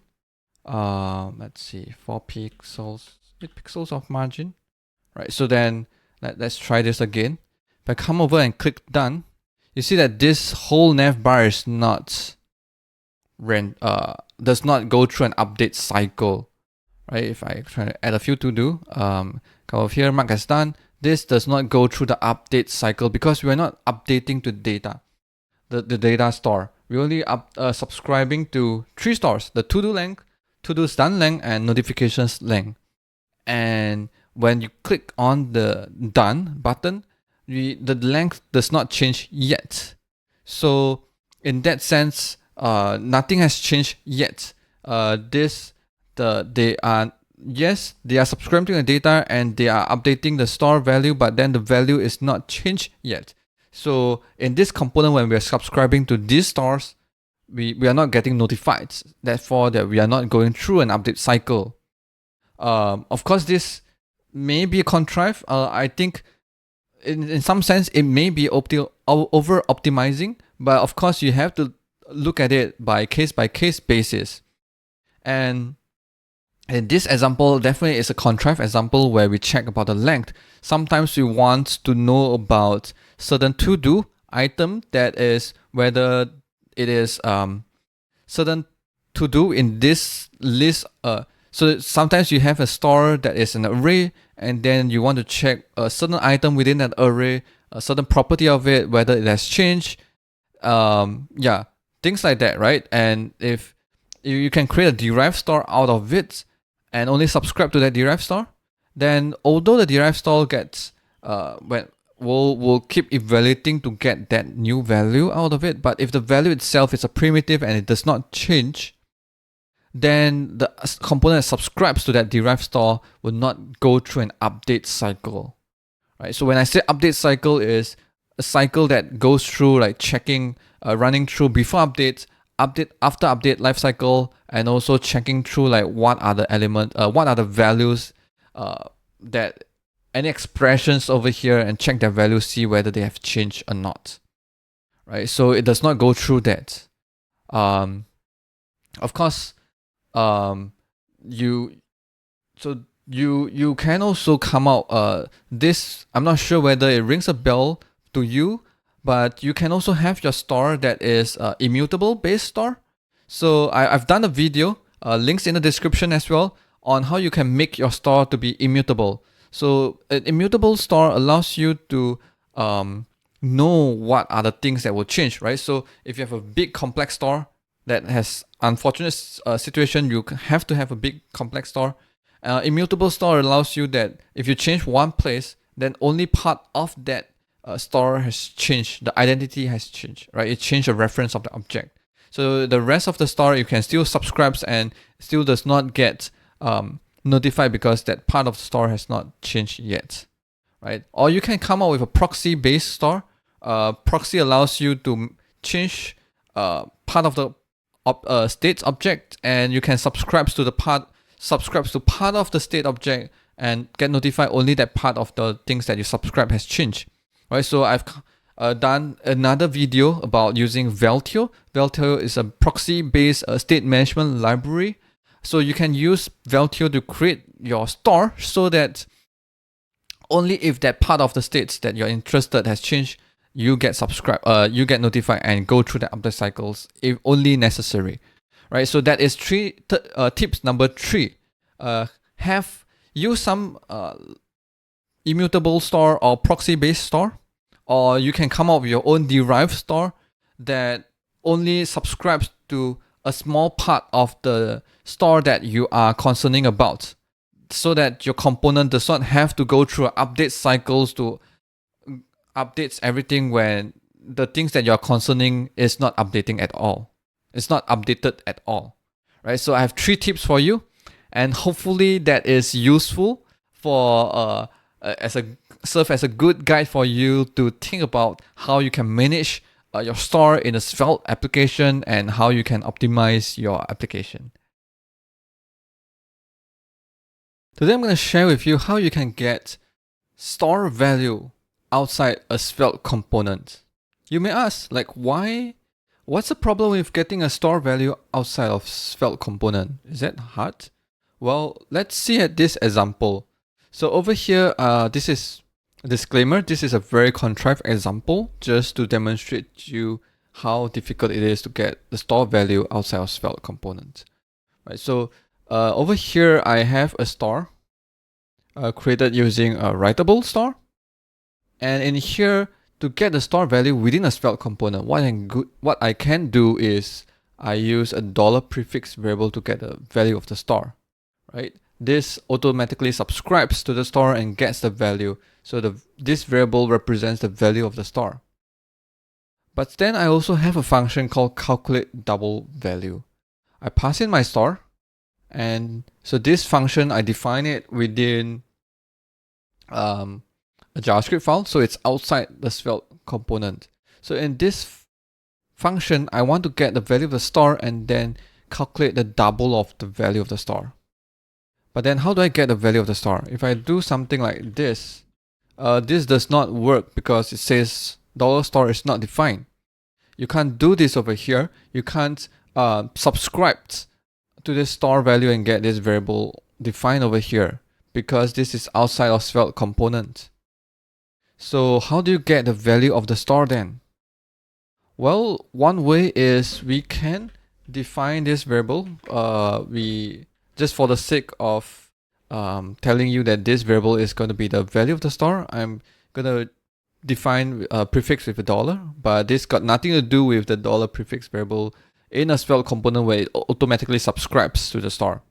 Right, so I define this variable and I can subscribe to the store. Subscribe, and then I will get the value of the store over here, right? So I can immediately I can assign this value to the variable called store, and since I get the value, so this subscribe method will return me an unsubscribe function, And since I already have the value of the star, actually I don't really need to know what's the next value. I just need to know the current value, so I can unsubscribe it immediately. So I come over here and call unsubscribe. So at this point of time, I should already get the value of the star in this variable, right? So should, but there's no guarantee, right? It depends on how this star is being defined. So remember when I say in a writable star in the previous video, when you call subscribe, when you define a subscribe method, you need to call the value of the star immediately. You need to call the function with the current value of the star, because and synchronously, because or else this function, if it's not being called immediately, then the star will still be undefined. So you have to call it immediately so that you can assign to this value immediately, and then right now you can already get use the value of the star, for example, star times 2. Right, so luckily Writable star does that. Writable stars always give you the always will call, when you call a subscribe, this callback function will be called synchronously always to give you the current value of the star.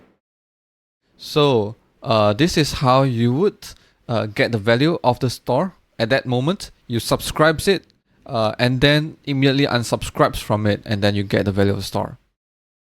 And actually there's something that I didn't really talk about, which is if you come over here, if I define this function over here instead, let's remove this. I can't actually get the value of the star using a dollar prefix variable as well. So star has to be a top level variable that, for example, over here, and only you can use dollar prefix to access them. Right. So if you're trying to define any function, any variable that has prefix dollar, you will get 1.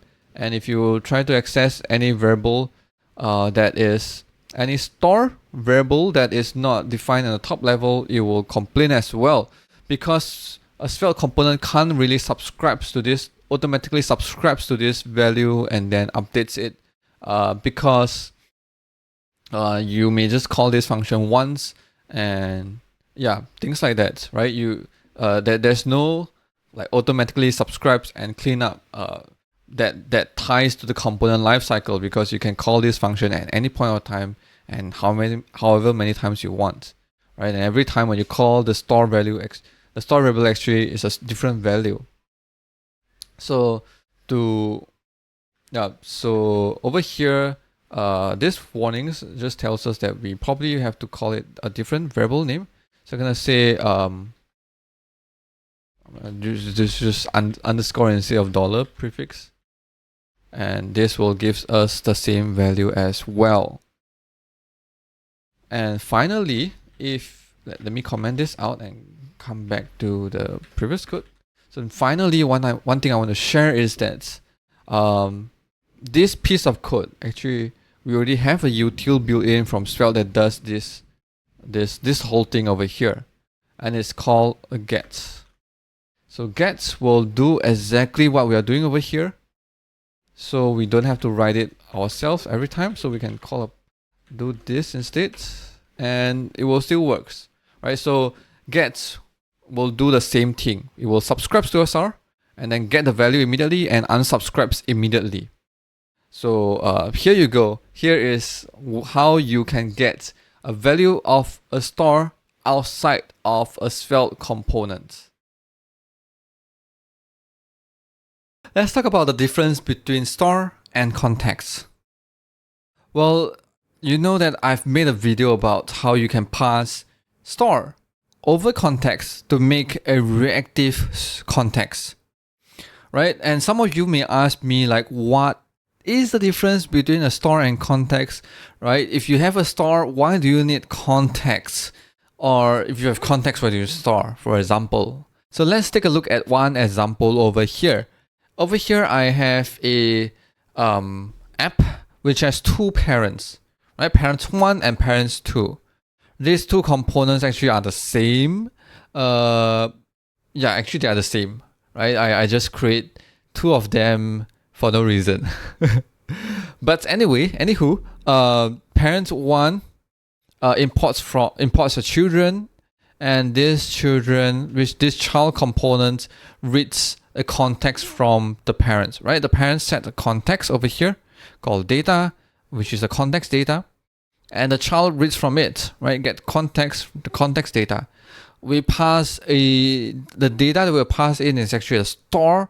So when you read this, to get the value out of it, you use a dollar prefix syntax to read the value of the context. On the other hand, also, I created a file called store.js, which imports the Writable and create a Writable store. And I import this to parent as well as the child. So in the parent one, I import this store data, and I have a range inputs to kind of like modify the value of the store. Same thing goes for parents too. It's the same code, right? So I have two inputs, one to modify the data of the context for this parent, and modify the data of the store, which is from this store file. Parent 2 as well has the context data where it has one's inputs to modify the data of the inputs, and one's inputs to modify the data of the store, which is coming from this file. And the child, both of them have a child, and the child component is the same component, which reads imports from the store data and imports get the context from context data and show both of the value of the store, and that's it. So so let's try to play things around and see what happens, right? So if I change the value of the store right now, when I change it, you can see that all the instances that imports from this store, right? Parents 1 import from this file, parent 2 imports from this file, child imports from this file. So all of them are importing from the same store instance. And when one of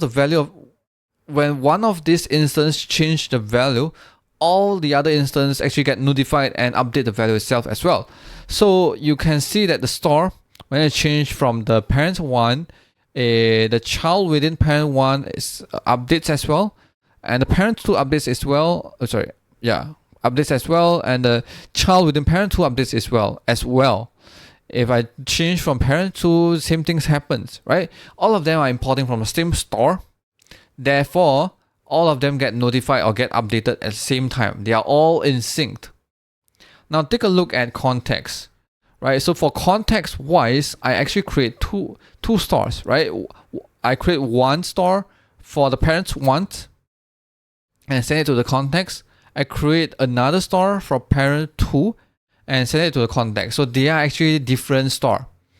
In child, the child component is the same, where in terms of code, it is the same component file, but imported in two different places, right? Meaning where it's being imported, where it's being used, then what kind of context you will get depends on where it's being used, right? So so the child is being used in parent 1 and parent 2, then irrespectively, they receive the context from each of their parents. So if I change the parent 1's context value, you can see that the child in context in the parent 1 get updated, but the child in parent 2 does not. Right? It does not know at all, because it's living in a different context. It's receiving the context data from a different parent. It's receiving from this parents too. So if I change the value of the context in the parents 2, then you can see that the child in parents 2 has changed. It's changing, right? But not the child, data in the child in the parent 1, right? So now you see that there's this difference, and this is the main difference between a context and the store. So the store itself, if you're using a same instance of the store, basically you can make anyone, anywhere that is using the store to be updated, to be in sync at the same time. Context, on the other hand, is a slightly different concept, right? Context says that for all the components that is within my context will receive this context, will receive the data that I'm going to pass through this context. So they can get the same data, right? So if I'm passing the same, if I create one store instance, then all of the children will get the reference of that store instance. We're going to pass, if I'm going to pass this, the instance of this store from store.js, then you probably see that if I change all of the if I pass the same store instance to both the parent 1 and 2, then you will see that all the instances will be updated. That's not because you are not about the context anymore. It's about the store instance, because if they're getting the same store instance, then they are going to get updated at the same time in sync, right? But for context, it's more of where you are living under, right? In this case, we create a different store instance, then you are living in a different context, therefore you get a different store instance, and therefore if you change from parent 1, only the child in the parent 1 will get updated. If you change from parent 2, only the child only the store instance in the store in the child in the parents 2 will get updated, right? So there you go. So there you see the difference between a store and a context. And they are not like mutually exclusively kind of different. Therefore, you can actually use them together. You can have a store inside a context to create a reactive store. Okay, so here is the difference between a store and a context. But some of you may still ask me, like, I know the difference, but how should I decide when should I use a store or when should I use a context? How do I differentiate when or what kind of scenarios I should use which of the things?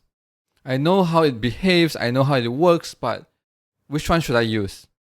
So here I'm going to share you a way to think about how or when you should use a store or when you should use a context or when you should use both. Okay, so imagine over here you have a 2x2 matrices, which is a 2x2 different kind of scenarios that you can encounter. So it depends on the data, right? The data you want on the x-axis, what you want is whether this data is static or this data is dynamic. So static data is something that you wouldn't expect any changes, but dynamic data is you want this to be changed during the runtime, which is during user interactions, where user interacts and you want this data to change. And on the vertical axis, on the other hand, you have what I call a global data or a local data. So for global data, it's not about how pervasive this data is being used. It's more of this data should be one and only one, right? This data you should only have one data for all of the components or wherever you use it. It does not matter where you're using it. You're gonna have just one copy of the data. And for local data, it's more of where you are using it. It depends where you're using and what kind of data you're gonna get. Okay, so you have static, dynamic, and global to local. So you have a static local kind of data or static global kind of data, and you can have a dynamic local or dynamic global data. Right, so let's take a look at example. Right, I've been trying to think about what is the best example for you, and I've been thinking about this and coming up with like different examples for different scenarios may not be convincing, because sometimes this example can actually be part of any kind of scenarios, right? Because for example, a team, it can be a global team, but it could still be a local team, right? Sometimes in your application, some parts of it is using like this, maybe like a dark blue team, and part of it is like a dark green team, right? You can have different kind of teams within within your application at the same time.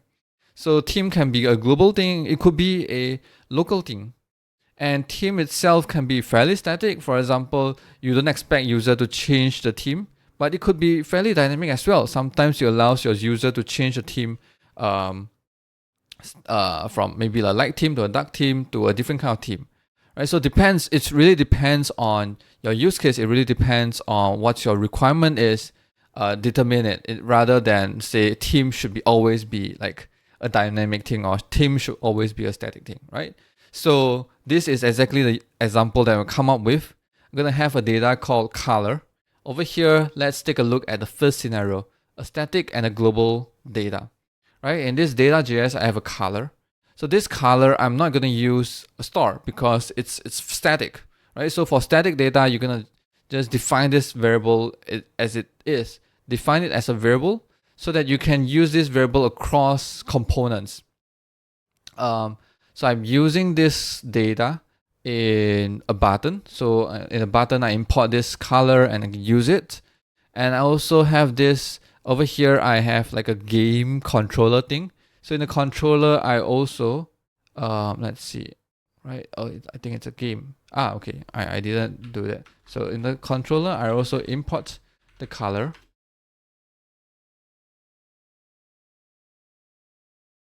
Right, in the controller, I also import the color.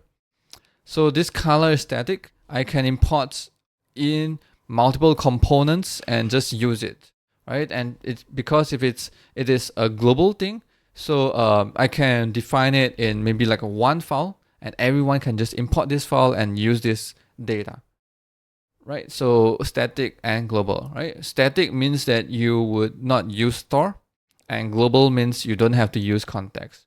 Right? It does not matter where your button or where your game component is, you just use this same color. So you import from the same file. Okay. And static locals. So in this case, still color, but it depends on where the button is or where your component is. You may want to have a different color. Right? So all of this, all of the button you can see on the screen is the same component. It's this button components. So it depends on where this button resides in the component tree of your app component tree. It shows a different color. It shows a different background color. So in this case, to do that, I'm using a context, right? An easier way for me is to use a context, or I can have maybe like export as a props instead of getting it from a context, right? So props is your parents pass the data to you. Context is a parent pass data to all of you, all of the children.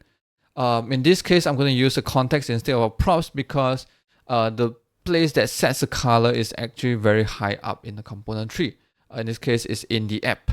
In the app, I pass different colors to the game. I pass green and pass blue. That's why you can see like there's a green game and there's a blue game. And in the game, I set context. Right? I set the context using the color from this props so that all the elements within this component, for example, the button over here. So game has a controller, controller has button. So button reads this data from the context and sets the color of the button.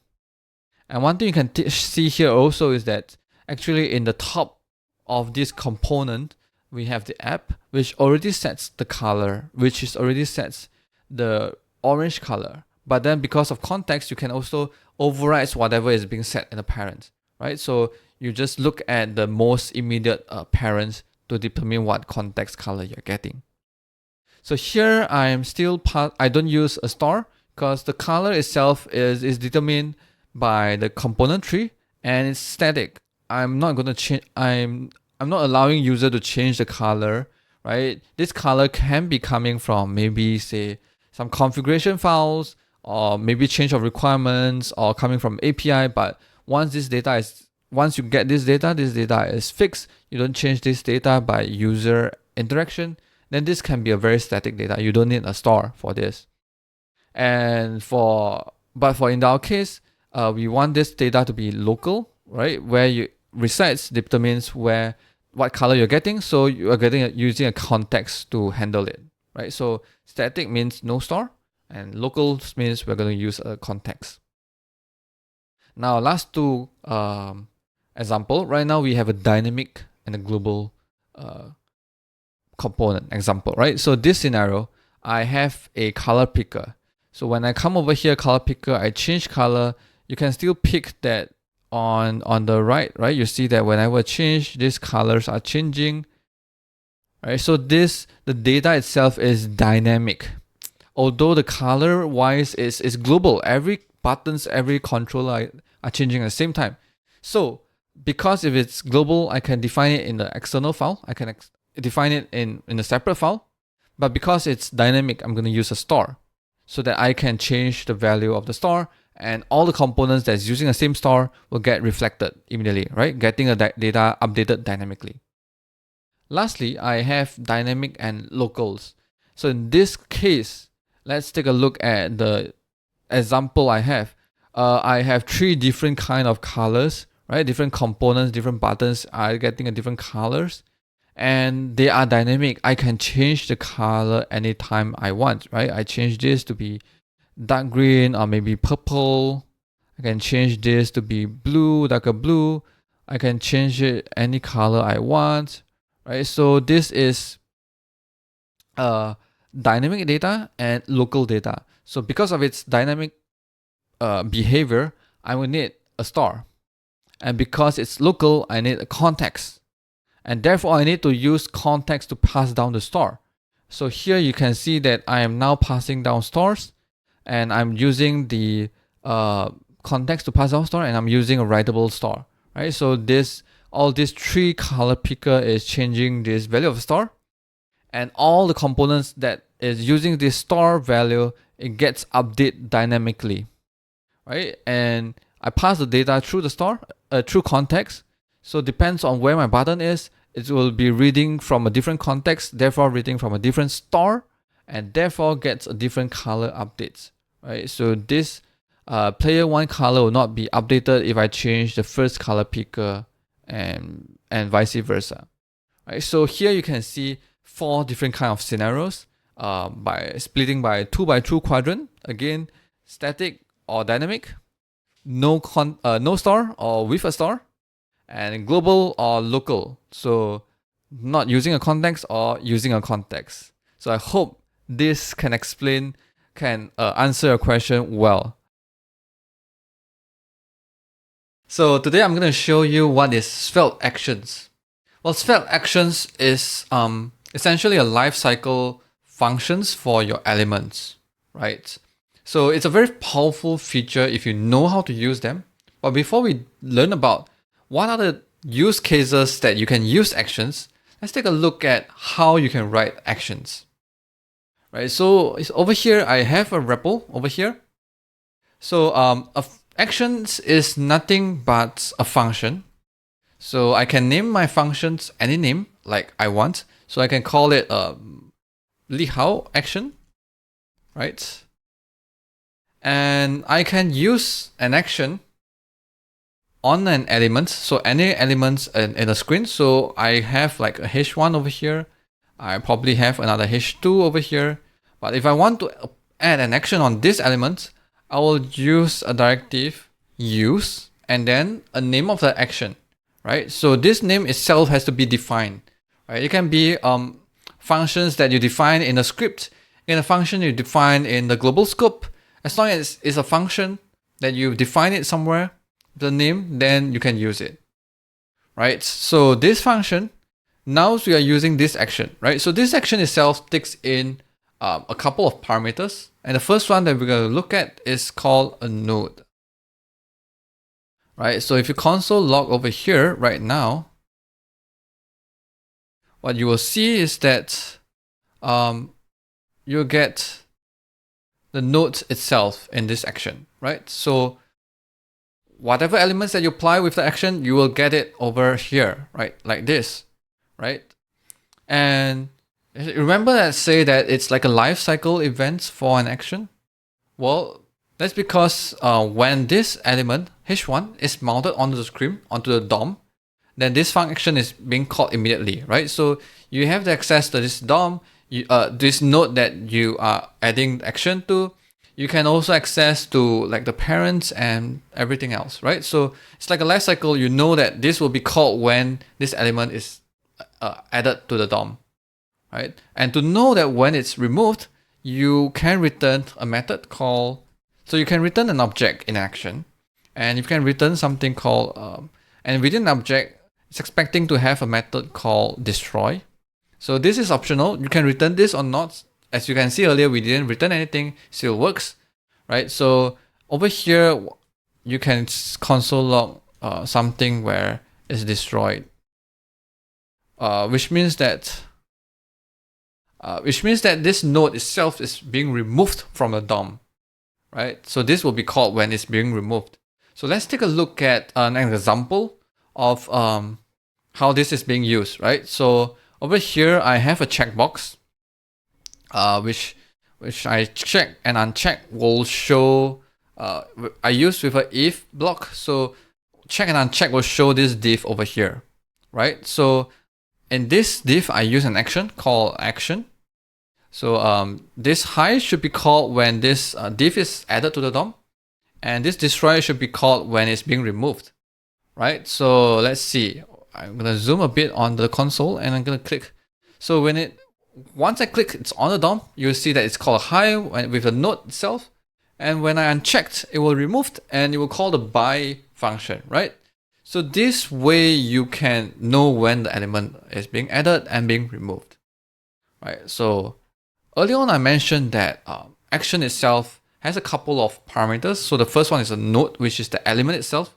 And it actually takes in two parameters. So one is the node. The second one is called the params, right? So params. So what params does is that actually in an action, you can pass parameters to an action. You can do it by some like this, right? So it's like, imagine this in attribute. This is like the value of attribute. So you can pass in anything over here. You can pass in something probably like the name as a variable. Or you can pass it a string. You can pass in a number. Over here, I'm going to pass it name, right? So here in the console log, I'm going to just console log out params. As you can see immediately, name has a value of wool. So over here, you can see wool in the console. Let me zoom it up a bit and you can see it clearly. Okay, so let me clear this and run this again. Right, so you can see the node and the world over here. Right, so what you can do with it is that now you have access on both things. You can play with the node, right? So for example, I want to say node.inner HTML equals to params. Immediately, once I run this action, you can see that the node's inner HTML is changed to params, right? So this is very powerful, and I'm gonna show you what you can do with it in the next video. So right now, what we have learned so far is that actions is nothing but an action, but a function that you can call, and it's like a lifecycle method event for your action for your elements. So when the element is added to the DOM, your action will be called, and when it's removed, the destroy method will be called, right? And an action can take in the parameters like this, and it will appear as a second parameter to your action, right? And then you can play with anything with the node and the parameters you like. So in the last video, I shared about what is Svelte actions, right? And some of you may ask, like, for example, you have a variable that you pass in as a params of the action, and you want to change that parameters. And how will that reflect? How do you get that parameters be reflected in your action, right? So probably a bit vague, but let me try to explain this to you with example in this REPL. So over here, you have an input box that is the value of the inputs is bind to this variable called name. And I'm going to show name over here as well. So when I type in over here, say I change the world to Svelte, you can see the name changes to Svelte, right? And I'm using this name variable in this action called Lihao action, right? But this action is being only called once when this element is added to the DOM, right? And the destroy will be called when it's removed from the DOM, right? Okay. But I want this name variable to be always in sync with this action. Or put it the other way, I want this action to know that whenever this params change, I want to do something. Because in this example, in this action, I'm setting the inner HTML as the params, which is a string that I'm passing in, and it's only being called once when this this div is added to the DOM, which is when it's say world, when the value is world, right? But then when I change this variable, which is the params, I want to get notified as well, right? How do you do that? Well, actually, this object that you return, besides you can return a method called destroy, you can actually return another method called update, right? And this update method will also contains the new params, right? So this function will always be called whenever this params change, right? So update. I'm going to try to say update and new params. I'm going to show you over here, right? So when I type, I'm going to change something. You're going to see that update is being called with wol1 as I'm typing, right? So this way I can change it. I can use this and update my HTML if I want to, right? So I'm going to come here and say this equals to new params, right? So whenever I change this inner HTML updates as well, right? That's cool, right? That's slick. So that you have it, right? So let me conclude it even better, which is that an action is a function that will be called when your element is added to the DOM, right? You can pass in parameters, which will be the second parameters to your action, right? If your action returns an object, and if that object has a method called update, that update method will be called every time when your params change.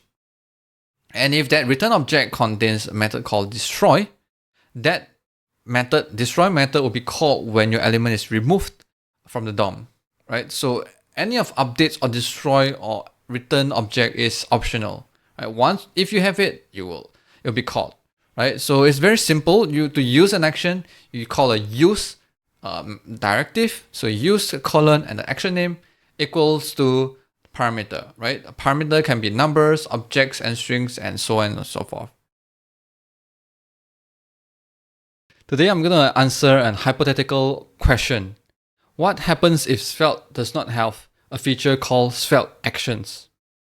Why do I ask this question? Well, because to me, in my opinion, the best way to understand what a feature is, how this feature works, is to think about what if there is no such feature, right? So there will be most likely two outcomes, right? One is that you can't do anything at all. So which means that this feature is necessary, is essential to help you to achieve something. Without it, it's impossible. A different outcome would be you can still do what you want, but probably it will be slightly harder to achieve what you want. Maybe when you want to write code, it will be more complex, more boilerplate code, or maybe you have to do a roundabout way in order to achieve something, right? So which means that this kind of feature actually does not change the essential of like ability or possibility of doing something, but it actually helps you to accomplish something in a much simpler or easier way, right? So what about Svelte Actions? Is it like an enabler, enabling you to accomplish something that is not previously possible? Or it's like a facilitator, like allows you to accomplish something in a much simpler and easier way to think about? Well, let's find out. So over here, I have a simple application where basically I have an input over here and a counter, right? So as you can see over here, this counter uses an action called counter. So how it works is that whenever I click on this button, with the button with the action applied, when I click on it, the button will increment by 1, and this number, which apparently coincidentally it's this number 1, right? So if you see that this number is bound by this input and is being passed into this action. So if I try to increment this to say 5, then whenever I click on it, it will increment by 5.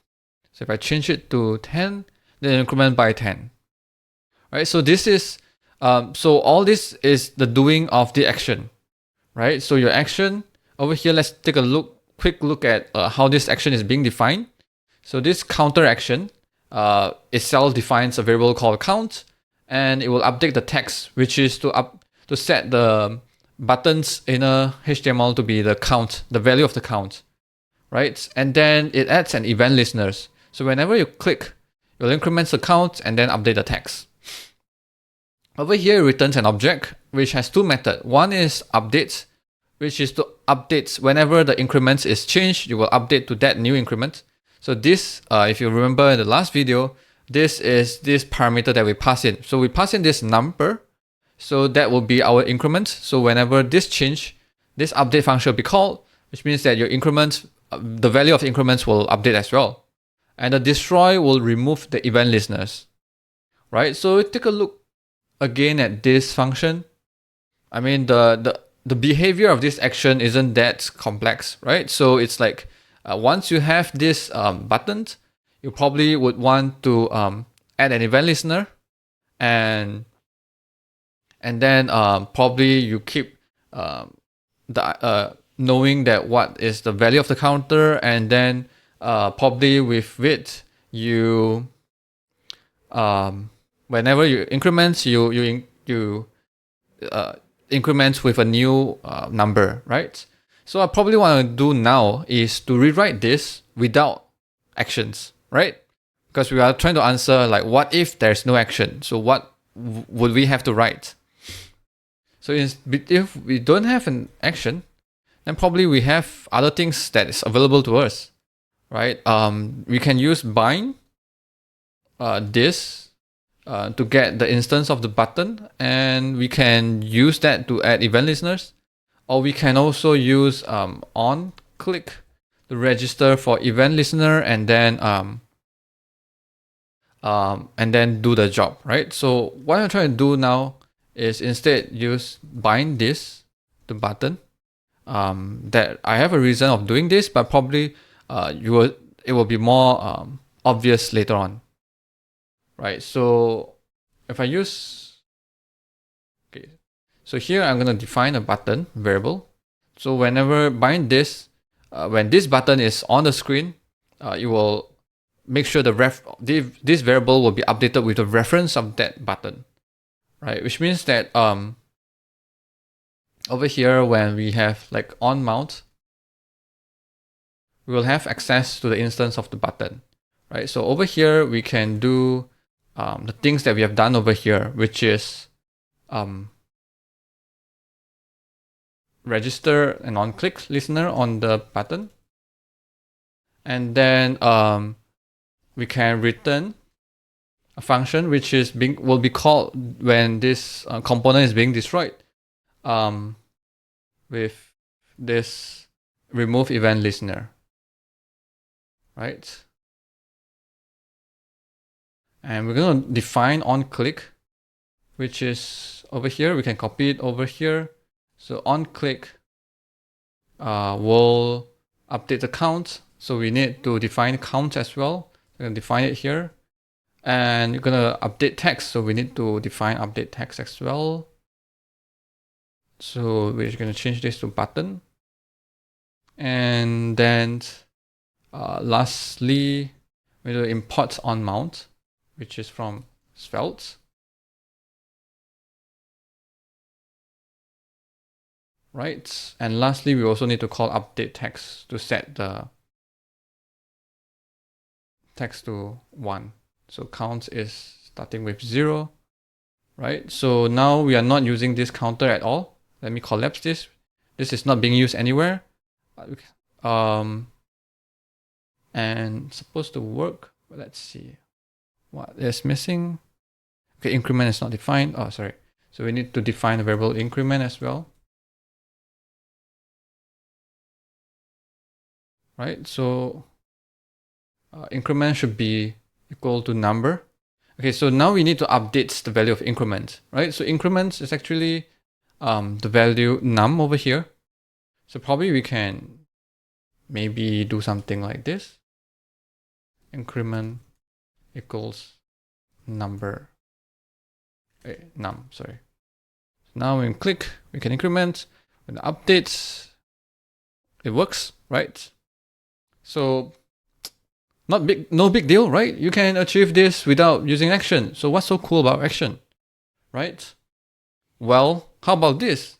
Okay, so instead of having one button, we have two buttons, which both of them using counter, right?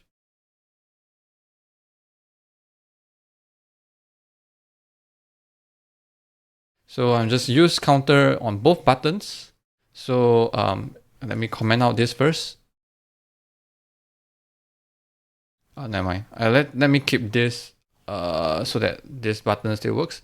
So the first two button is the one that with actions. So right now, if I try to click on both, they increment independently, right? And when I change this, both of them increment independently. The count within this button is not the same as this, right? So how do you do that with how do you reuse this bind this button, right? Can you do that? Well, I mean, so probably we, instead of having one button variable, probably we need two button variables, and then probably we have to copy this over and then replace all of them as button 2, right? I guess that would work. So replace all of them as button 2. And then count, probably you need a count 2 for button 2. Right, on click has on click 2, update text 2. Well, let's see what else is missing. Count, increment, update text 2. No, update text 2 over here. Update text 2, update text 2. On click 2. This is 2.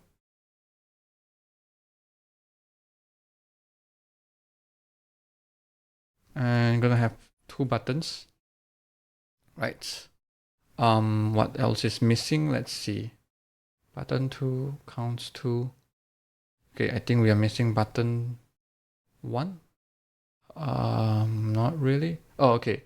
So here, instead of returning, probably we have it on both sides, right? And yeah, we can do that as well. They're both incrementing independently, right? As you can see over here, probably we have to duplicate like the instance of the button in order to like try to replicate this. But if you're using actions, right, the element itself, the counts itself, they are all encapsulated within your action. So every time when you're using one actions, all these variables are locked in the scope of that action, and it's only available for your instance of this element. So you can call it multiple times you can apply this action on multiple times on multiple elements. Each of them will have their own scoped counts, update text, and everything else, right? So yeah, that is one thing that is a bit inconvenient if you're doing without action. But is that a deal breaker? Well, not. Let's see, right? So the next thing we're going to do here is that we're going to add a checkbox. So over here, I'm going to have an input called type checkbox. Let's say show. I'll wrap it with a label.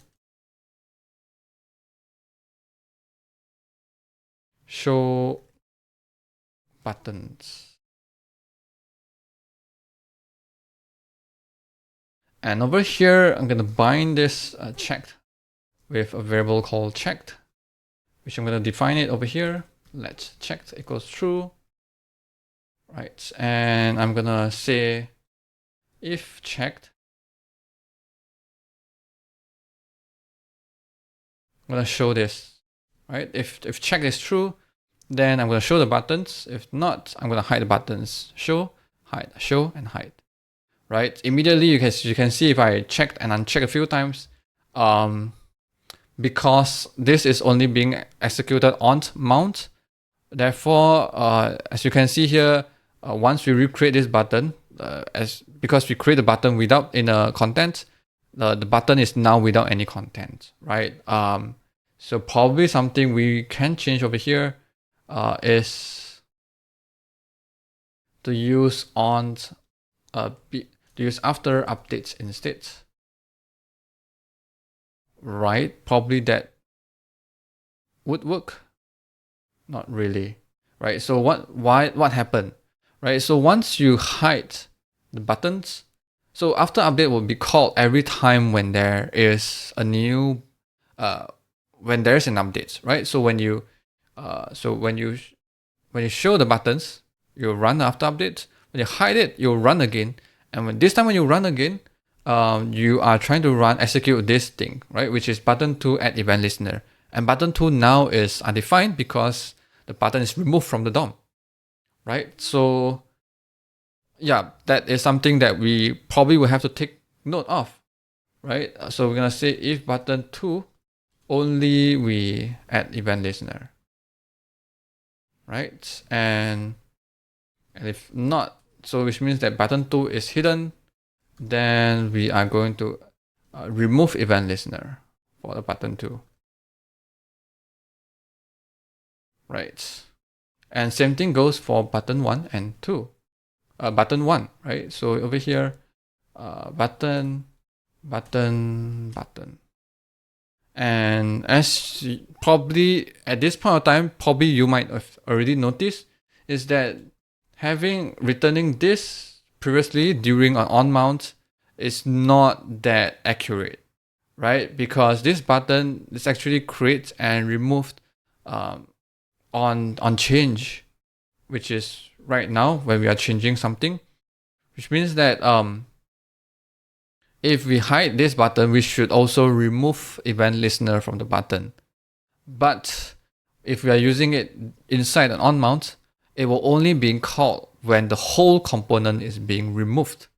So if within this component is still here and you're just toggling, showing and hiding the button, well, it will not call this remove event listener, right? So that is something that you might want to take note of.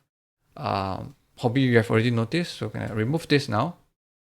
Okay, so show and hide, right? Same thing goes with the update text. Probably you can't call it right now. We're gonna call it only when the button 2 is available. Over here as well. Button 2, button 1. Right, show, hide.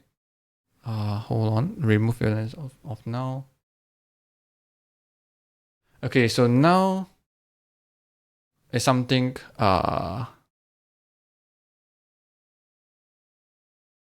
okay, so now button is actually undefined when you hide it, right? Which means that see now we if the button is there, which means that we want to add an event listener, right? But when you hide it, which means that the button is right now is already undefined. So how do we remove event listener if we can't even get the instance of the button? Well, probably we can do something like assign the remove event listeners as let's see, right? So probably we can still do it, but I think at this point you notice that it's not that easy anymore. While having, let me comment this, while having okay, let me collapse this and comment this as well.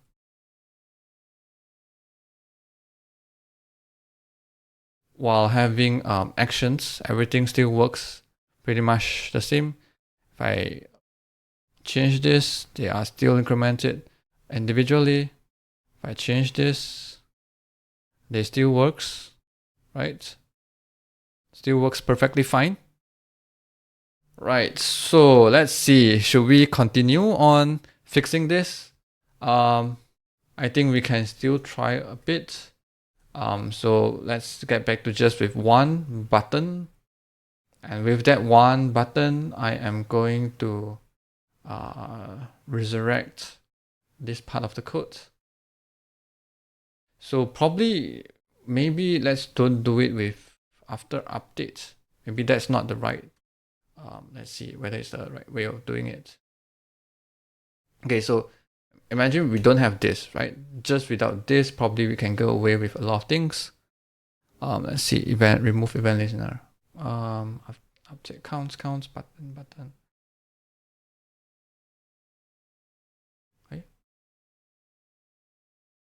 onClick 2 is undefined. Okay. onClick. Okay, so I think we can still get away with without remove event listener, but you know that it's not entirely exactly like the one with the actions, right? And now if we try to increment this, okay, so see that this is not quite working. Let's see what happened. Oh, I think my whole screen hang. Let's see what's going on.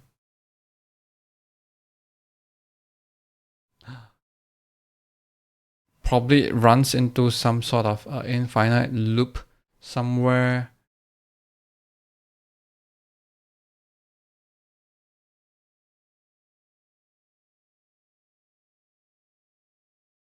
Okay, I think I'm gonna give up and gonna refresh.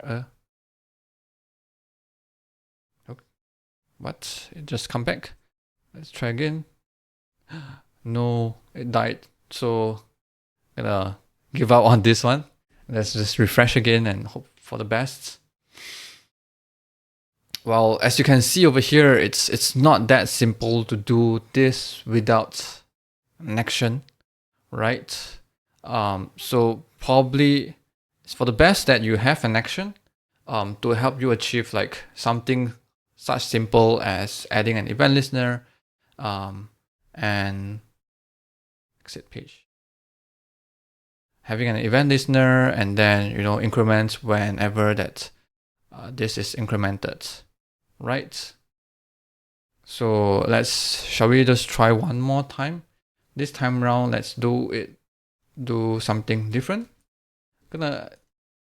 Same thing goes. We're gonna have bind this with button.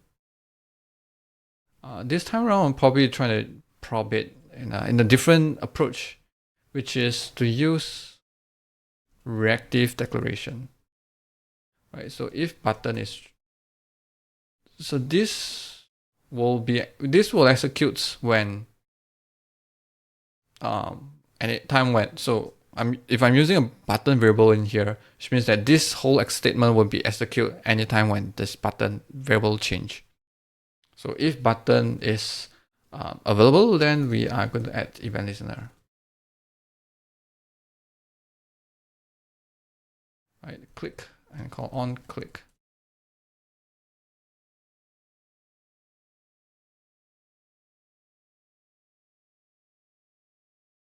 Right, onClick, then we're gonna say buttons. Okay, so we also need a variable called count. So let's count equals to 0.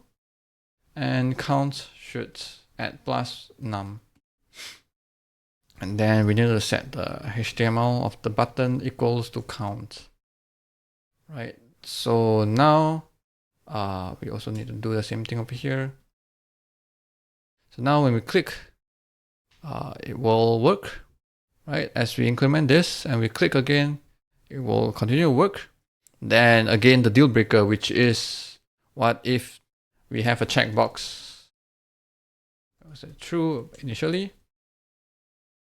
And I'm going to say, I'm gonna have new line over here, new line over here, input type checkbox.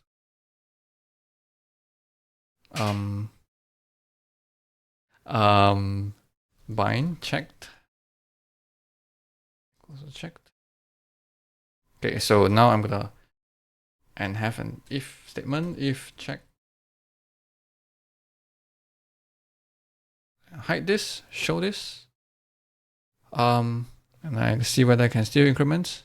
Yep, it works. I increment this number, it still works. That's fine. Well, but actually not quite. So if I console log over here on click, gonna see. Oh wait, yeah, it works, right? So okay, yeah, probably this works. Now probably we have to think about how we can remove event listener, which is over here. Let's say remove event listener when button is undefined, but then button, you don't have the reference of this button.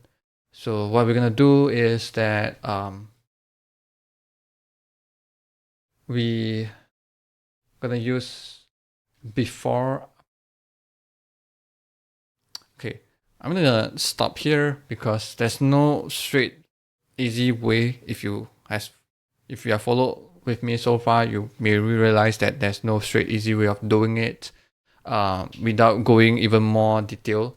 So probably I feel like probably we have adding more logics over here, and I think we have achieved our goal so far is to demonstrate that what happens if you don't have an actions in Svelte.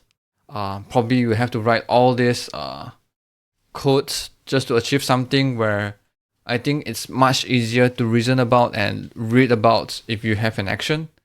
And so first thing is it's much harder to write this. Second is that it's you can easily reuse the same action over and over. If you without it, you probably would have to copy paste your code multiple times, having multiple reference of the same having multiple variables to reference to the different elements.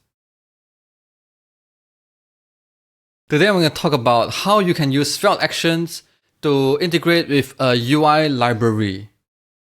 Right, so Svelte actions is a very powerful construct in Svelte. As I mentioned in the previous video, if you haven't watched them, the links is over here. Okay, click them, watch them. Right, so today I'm going to show you one of the many ways of one of those cool ways that you can use actions for, which is to integrate with a UI library. Right, it does not have to be UI, but can be any library, but most likely you would want to use it with a UI library. So what is a UI library and that I am referring to, and how do you integrate it in Svelte using actions? Okay, so maybe let's have a story first, right? So the background of this is that maybe one day you want to build a date picker, right? You know those kind of date picker, when you click on the button, you see a calendar, you can swipe to look at different months of the calendar and then choose a few dates and then you select a date, right? Probably there's a built-in one, but you feel you don't like the look or feel of the browser default calendar input, dates input. You want to build your own, but you can't. So you look online, Google, you find some libraries or someone recommend to you this very cool UI library that allows you to create a date picker. So because you're writing a Svelte application, will that work with Svelte, right? I mean, usually if you work with other libraries, usually what you do is that if you're using React, you look for React date picker. If you're looking at Vue, you look for Vue date picker, right? So is there a Svelte date picker? And if there's no, and you find some date picker, it says that 0 dependencies and very good. How do you integrate it with Svelte? And today we're gonna show you how. Right. So I before this video I Googled around and I found this date picker, which says that it is lightweight and powerful, and it's like lean, extensible, and does not depend on any library, which is great, right? Which means that you just install this. You don't come with all the bells and whistles of every other libraries, not the weight of all the other libraries. You just need this library and that's all. So you look around and you see like getting started, which is how do you start using this? It says install this library and probably add this in your HTML, so to include the CSS, and then to use it, you import flat picker and you wrap it around an element, and that element itself will become a date picker. How easy is that? So how do you do it in Svelte actions? In Svelte using actions? Well, so now first thing is I'm gonna have, like, as you say, we need an element, right? So I'm gonna use probably a button. date picker. So now when you click on button, nothing happens, right? So next thing is we are going to, so to use this, first thing is you include this CSS, right? So this probably want to add it in the head of the HTML. So I'm going to use Svelte head. I'm going to copy paste this thing in, right? The CSS is loaded. You can't see it, but it's there. Okay. Next thing is we're going to have a script text. And we're going to import flat picker. Right. One thing cool about this REPL is that you can import any library. We will try to find it from the unpackaged CDN, where it will download exactly what you would download from the npm. Right. So I have this flat picker, and now how do I integrate this with this button? Right. So one way you can do is you can bind this button, and then when button is defined, probably you call flag picker with the button, right? Button, so we're gonna say let's button. Right, and that's it. So you click, you have a date picker. That's cool. Now next thing is, well, I'm showing a bind this, right? So why not actions, right? Yeah. We can do it with actions as well. Let's see how it will look like in actions. Right, so I'm gonna comment this out, and I'm gonna comment this out. Sorry, let me copy this and comment this out so that we can have it compare side by side. So now, instead of bind this, I'm gonna say use date picker, and this will be a function which takes in an element, and I'm gonna call flat picker elements. Right, this works as well. Right, nicely done. So whether to use this or use an action, I mean, it's pretty much similar. Is there a difference?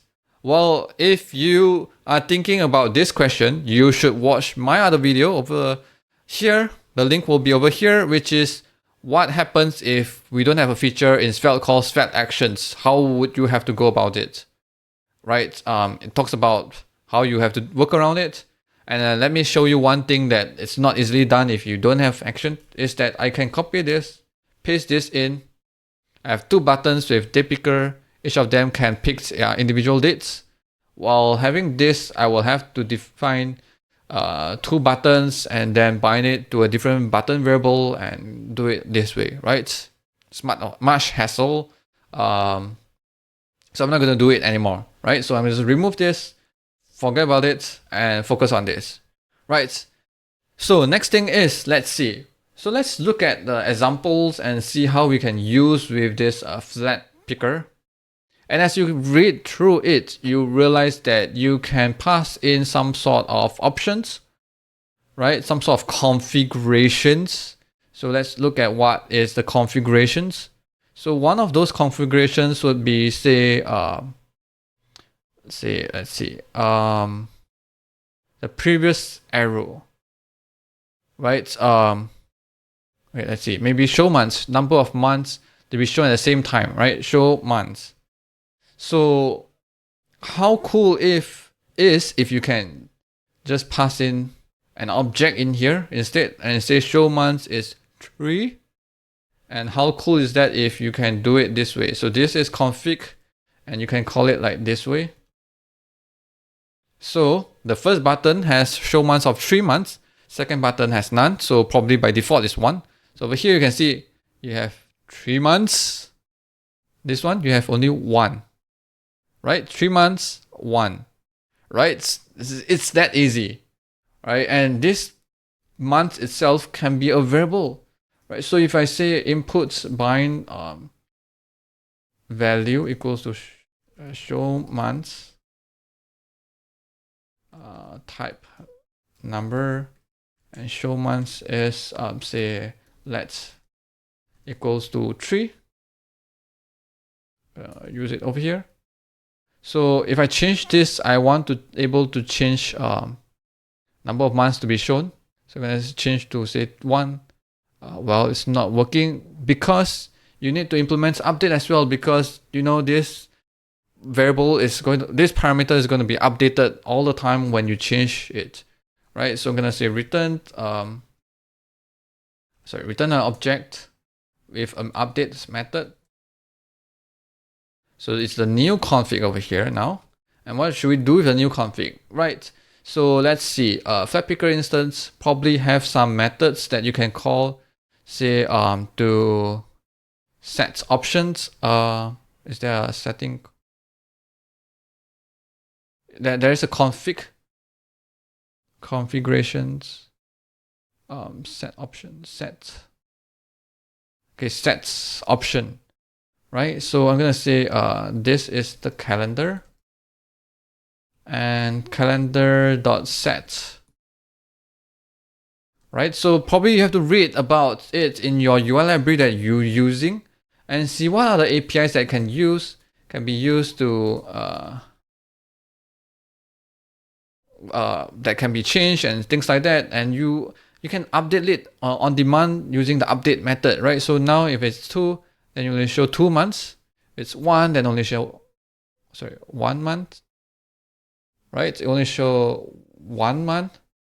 And if it's 6, then it will show 6 months, right? It's highly configurable, and you can just change it at a whim, right? You just do it this way.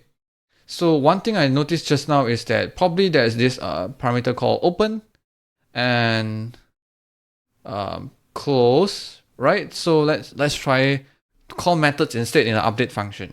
So what that means is that, so let's say instead of this, I'm gonna have an input called type checkbox, bind check equals to variable called checked.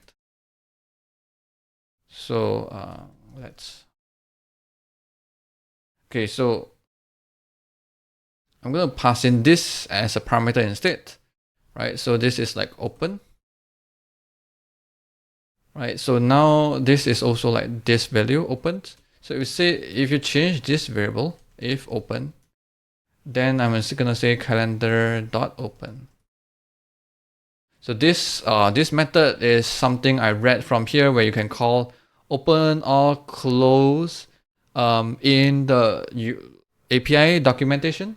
So probably you have to see what of the things that you can do with your UI library. So this is gonna tell you that, okay, say to show you that if I bind this checked and then I pass it in over here, then now when I check and unchecked, basically you can control opens and close, right?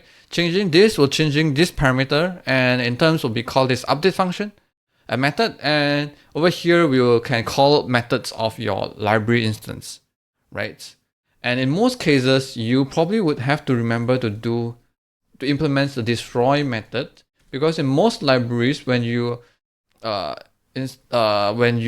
remove these elements, you also remove this button element, you also need to do cleanups, right? And probably some libraries will provide methods like destroy to clean like all the event listeners and all the stuff, right? So over here, probably you will have to remember to call calendar .destroy as well. But we are not going to demonstrate how it will take in effect, but trust me, it will work, right? Remember to clean up whatever you have set up. So remember to implement the destroy of your actions so that it will clean it up. So that's all for integrating a UI library using Svelte actions with Svelte, right? Integrating a UI library with Svelte using Svelte actions. So today I'm going to share with you how you can use Svelte actions to reuse event listeners. To do so, I'm going to share with you 3 examples, right? So let's take a look at the first example. So over here, I have an example and a result, which you will see the example will be on the left side of the REPL and the results will be on the right, right? So what we're going to do here is that we're going to have 3 examples on how, using event listeners, and we're going to rewrite it to use actions to replace them, and that will be on the right, right? So so that we can compare side by side, like to make sure that the effect still looks the same, but it's rewritten using actions, right? And you can then decide on your own whether you prefer to write it with actions or continue to use your event listeners, right? No judgment over here. I'm just going to show you how you can do it. So the first example over here, let's take a look at the first example. So the first example is called a blur on escape, right? Which means that if I'm going to type over here, type something, and when I click on the escape key, the input itself will be blur, right? Which means it loses the focus, and you can, you don't see the blue outline of that input anymore, and the cursor is no longer in there. It's losing focus. So how we can achieve this is that there's multiple ways of doing it, right? So one way I'm doing it over here is that I'm having an input and I bind the inputs to a variable. So this input variable will reference to this input element. And then I have a key down, which on key down will listen to key down. And in the event handler over here, I will check if the key is escape, then I will blur the input, right? So far, so good. So one of the things that I've mentioned earlier, if you haven't seen this video about why, what's so good about Svelte actions, you can click over here, the links over here, is that one of the things that you can do is that you can reuse, it makes you easier to reuse actions on the same elements, on multiple elements. So in this case, if I want to have multiple inputs and want to blur multiple inputs, then probably I would have to make it like input 2, input 3, and probably over like blur escape 2 and 3, which would have to blur a different input, right? Probably I would have to do that instead to achieve this effect. Then as you can see over here, then there will be duplication of code over here. I would have to create input 1, input 2, and input 3, right? So that I can escape from the first input, from second input, and from the third input. Right, so, do I have to do this? Well, if you're smart enough, you might notice something. Well, you don't have to declare a variable called input in order to blur each of them. Well, you can get like event.current target, right? And then you can just remove all this, and you can reuse the same events listener, do away with this, bind this. You can still achieve the same effect. Escape, and escape, right? You can still achieve that. Do you need action? Do you need it? Well, yeah. I'm not here to pass judgment on whether you should use or not, but I'm here to show you how you can rewrite this to use actions, and then you can reuse that action on multiple places where you don't have to import. So instead of importing this event list handler or writing it multiple times, now you are importing that actions and reuse it multiple times. Right, so over here I'm gonna create a result 1.svelte. I'm gonna copy this over, and I'm gonna import from result 1 instead. Right, so over here on the right is the result. So I'm gonna change this to use actions instead of event handler. Right, so over here I'm gonna say function. So an action is a function. So I'm gonna say I'm gonna call it blur on escape function, blur action. And this function, an action function, takes in a node and param. Right, in this case we don't really need a parameter, so we just leave it like this. Right, and then what we can do next is that it should return an object which could be called when you are updating the parameter or you are destroying that element, right? So right here we have, if we are using actions instead, so I'm gonna just use action now, use this. Copy paste over multiple times.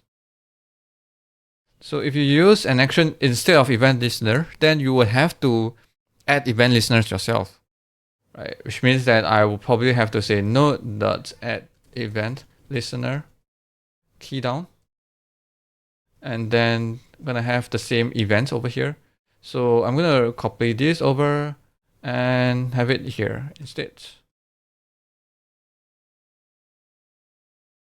All right, so blur on escape, I'm gonna pass it over here, and I'm gonna return a destroy.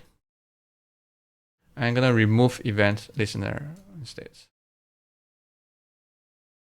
All right, so this is the same way.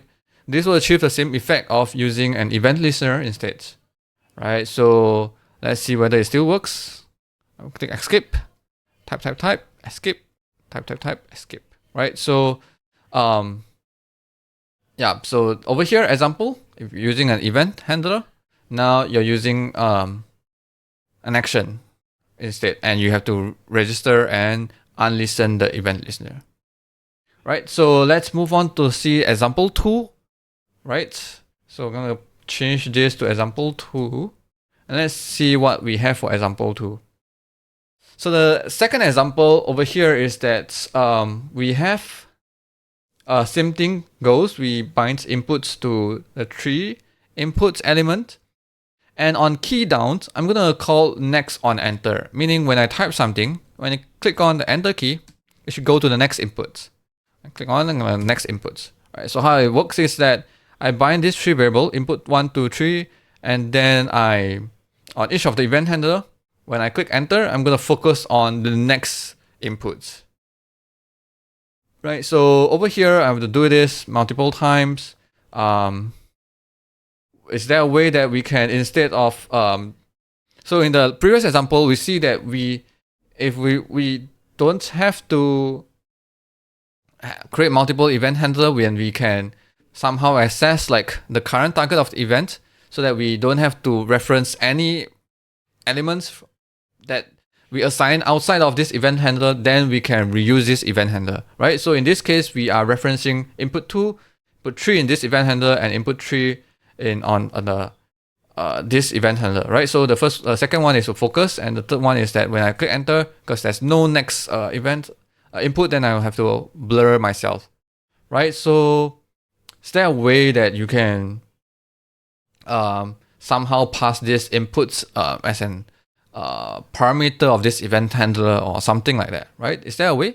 Well, remember that actions takes in not just the element itself, also params, right? So probably we can use that instead, and probably with that, maybe we can just need one event handler. So we're gonna do that right now. 2, I'm gonna have copy paste it over here, and I'm gonna use reference to result 2 instead.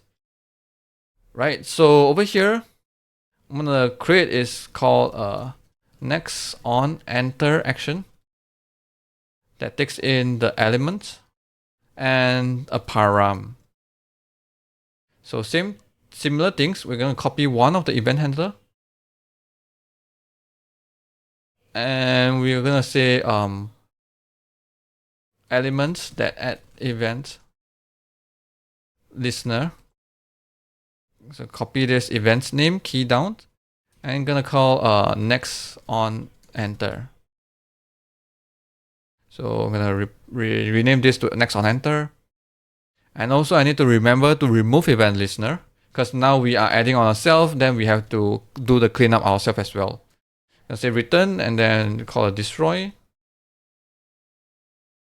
And I'm gonna copy this line, paste it in, except that I need to call remove instead of add.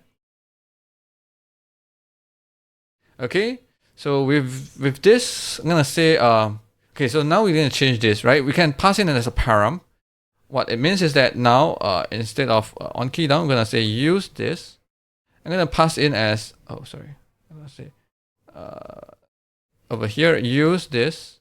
I'm gonna pass in inputs 2, right? Which means that I need to focus on input 2 on next on action. Over here, I'm gonna focus on input 3. And over here, I'm gonna just not passing anything. So not passing anything meaning you have to blur yourself, right? So we can define that ourselves. So meaning this input is the params of that action, so which is this. So now I'm gonna say if param, then param.focus, right? Else, okay, next. So okay, probably a better naming would be, instead of call param, I'm gonna say next element to focus. So I'm gonna say here, we're gonna paste it in, and then if not, there will be event.current target.blur. Right, so now I can remove all these 3 event handlers. We'll just focus on one big action that does a job. Right, so I'm gonna type something, enter. Oh, wait, not working. Event listener. Next element to focus. Wait, hold on. Okay, so next element to focus. Next on enter. Listener, destroy element, remove event listener. See. Okay, so I'm gonna try and see console log next element to focus, which is undefined. Okay. Oh, hold on. So this one is input 2. Okay. So this action is called on this input on the. So now we find a bug and then we can fix it, right? So which means that when you call this action, we will bind. So the action is happen when you are mounting this component, which happens so initially, what happens is that when we are mounting these elements, input 1, 2, 3 are all undefined, right? And once we mounted everything, so this is being called on when we're mounting it, right? So this is passing in undefined over here. And then after we mounted all the 3 inputs, the bind this will update the variable input 1, 2, 3 to the reference of that element, right? But we didn't and this will be updated as well. But to get that update, we need to call we need to add an update method over here, which is the we'll call next element to focus, which is the next element to focus that pass in. I'm gonna say this equals to this, right? So now probably will work. So I'm gonna say enter. It will focus on next one, right? So since this action on mounts, you receive undefined because we haven't defined input 1, 2, 3. And once it's mounted, they call the action first and then it's passing undefined, right? And then the bind this will be will updates the variable 1, 2, 3 to the reference of these 3 inputs. And then because input 1, 2, 3 is changed, it will notify these 2 actions as well, telling them that since they have the update method, it will call it to tell you that, okay, what's the new reference of this parameter, right? So we have it, we update to this next element to focus. And now, so we assign it to the next element to focus. So now the next element to focus is updated with the new reference. So when we type something and click enter, it will focus and then it will blur, right? Which works as expected. So so now using an actions save us some code. Like we can reuse all the event listeners with one action, where we can have like variables pass in like parameters to the action. Well, is that like a limitation of an event handler? Well, not. It is, but not really, right? So if you look at over here, one thing we can do is that we can write, instead of having like an event handler that defines, that uses a variable input 2 over here, we can write a higher order function. What that means is that we can write a function, create next on enter. So we write a function that returns us this event handler. Right? Why we want to do that is that we can create this function that returns us, and it can take in parameters. So you can take in a parameter called like input, and then we can use it over here instead, right? So input could be again the next inputs are undefined, right? So I'm gonna say if input, then it's inputs.focus, and else gonna be event. So this is the same thing that we have done to the actions earlier on. So event.current target.blur. Right, so now instead we can remove all these three event handler. Rather, we have a function that creates a new event handler every time, and we're gonna call it over here instead. Input 1.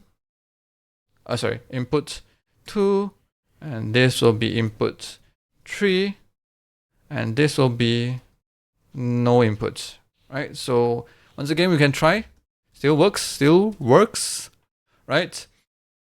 So you may ask whether is it better to do it this way or using the actions, right? Well, if you ask me, I would prefer to do it using an action. And here's my reason why. Right, so if you take a look at over here, this event listener, which is this over here, when we pass in an event listener over here, is this thing is the create next on enter is a function creator that creates a new function every time when we call it. Right, so what that means is that we are creating multiple event handlers every time, over every time when we have when the input 2 has changed, the input over here has changed, right? So the first time is that input 2 is undefined, so this will return us a new function where the input over here is referenced to undefined, and then as we mounted all the inputs where we assign the value of input 2 to like reference of the input to input 2, then this function will get called, like this expression will get evaluated again, which means this function will call again with a new input reference and returns us a new function, right? So every time when we change input 1, 2, or 3, we will create a new function, right? Is that costly? I'm not sure, but it's definitely something, right? So in this very simple example, probably you don't feel it, right? On the other hand, over here, results 2, when we use an action on an element, this action will be only called once when we mount the input, and then it will return us 2 methods, and then we just call that method, right? So whenever input 2 is changing to maybe pointing to different references, what it does is only call this method, which is the updates, and you will do an assignment to update that reference, right? So there's no, it does not create new functions or create anything new, right? So that's the difference of using an action versus like maybe a higher order function creator over here instead, right? So probably in this example, the differences is negligible, and if you do it well, namely like if you make sure that you don't have any memory leaks, probably new functions you created, the old function will be memory garbage collected, and it does not feel much difference to your app anyway, right? But just for your information, that's the differences. That's the difference between using an event handler and action, right? So we have seen 2 examples, and let's move on to the last example, which is example 3. So I'm going to change this to example 3, and at the same time this as well. So I'm just gonna copy all this and create a new file called result3 and paste all of them in. And let's take a look at what we have for example 3. So in example 3 is what I call a secret inputs combo inputs. So what it means is that I can have so I'm listening to an on key down, and if I typed some sort of secret combo like arrow up, down, left, right, which I'm going to do now, up, down, left, right, I'll unlock a secret, right? So how it works is that I have this secret key over here. I can define it, and then on key down, I will push whatever I click on into an array called keys, and then Also, I make sure that if I stop typing for maybe 1 second, then I will just clear that array, right? So I need to click fast enough that in between the keys does not lasted more than 1 second, right? So at the same time, so after I clear a key, I will set a timeout so that I will clear.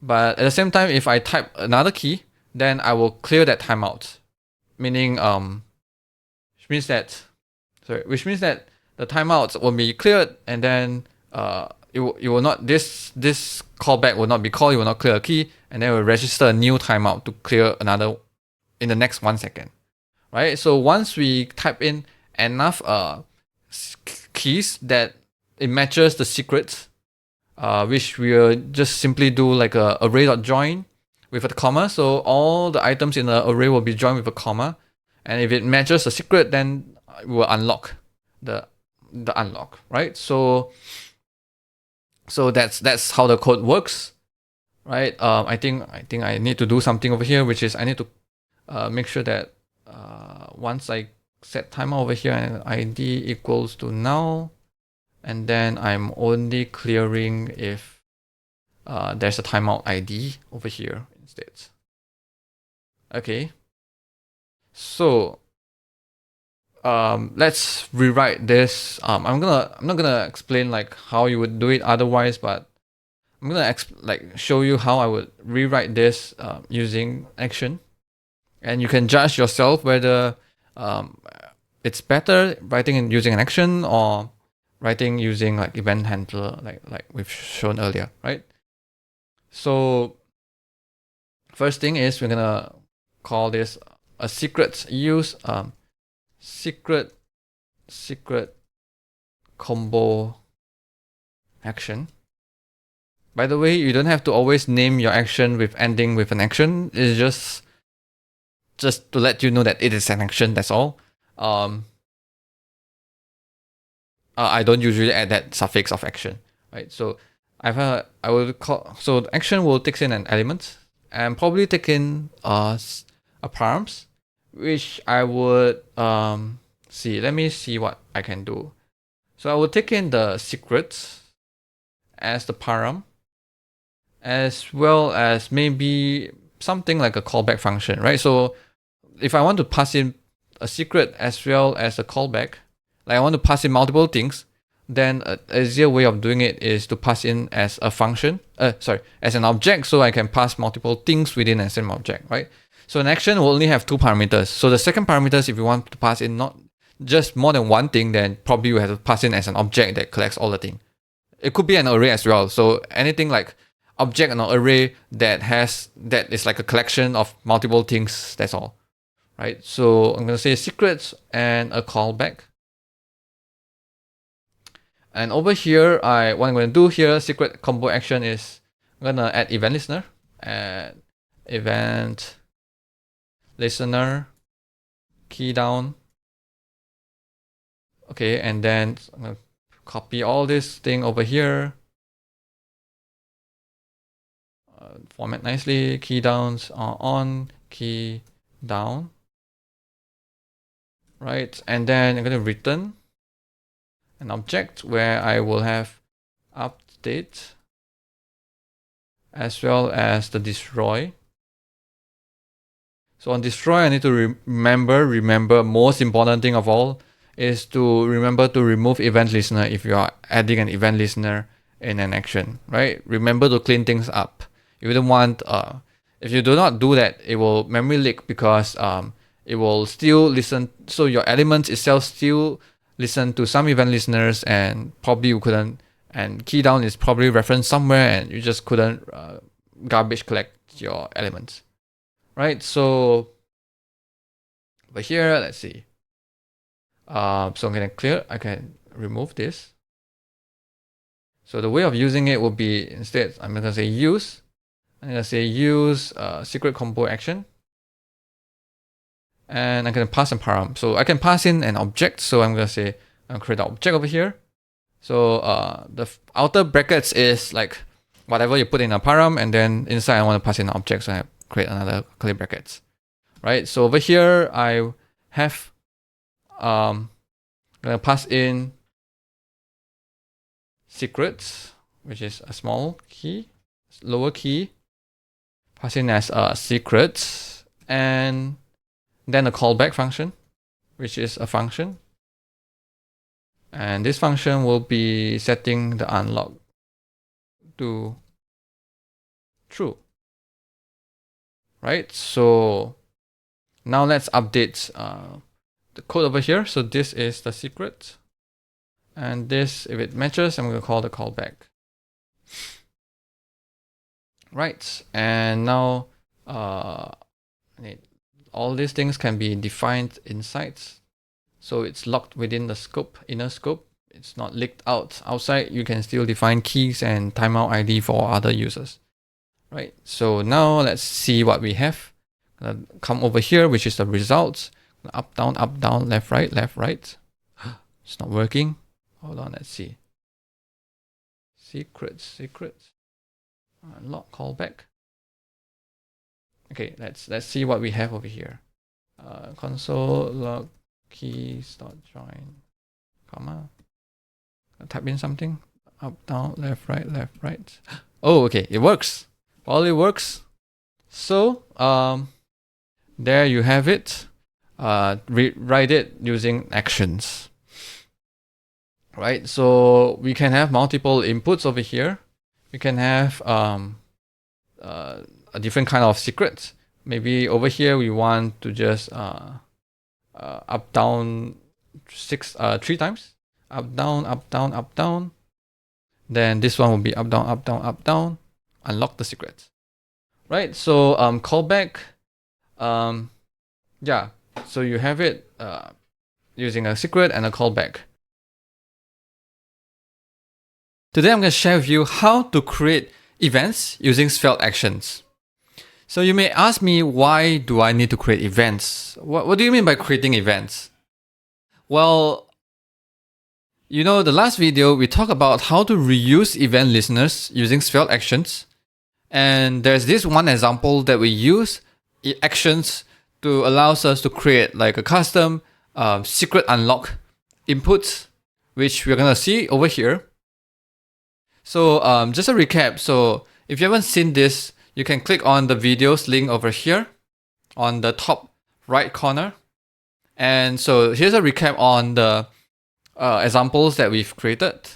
So over here, we create an actions using secret combo action that takes in 2 parameters. One is a secret, one is a callback.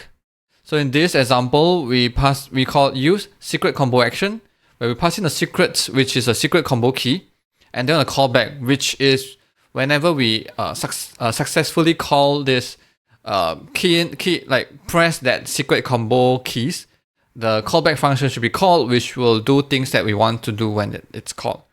Right.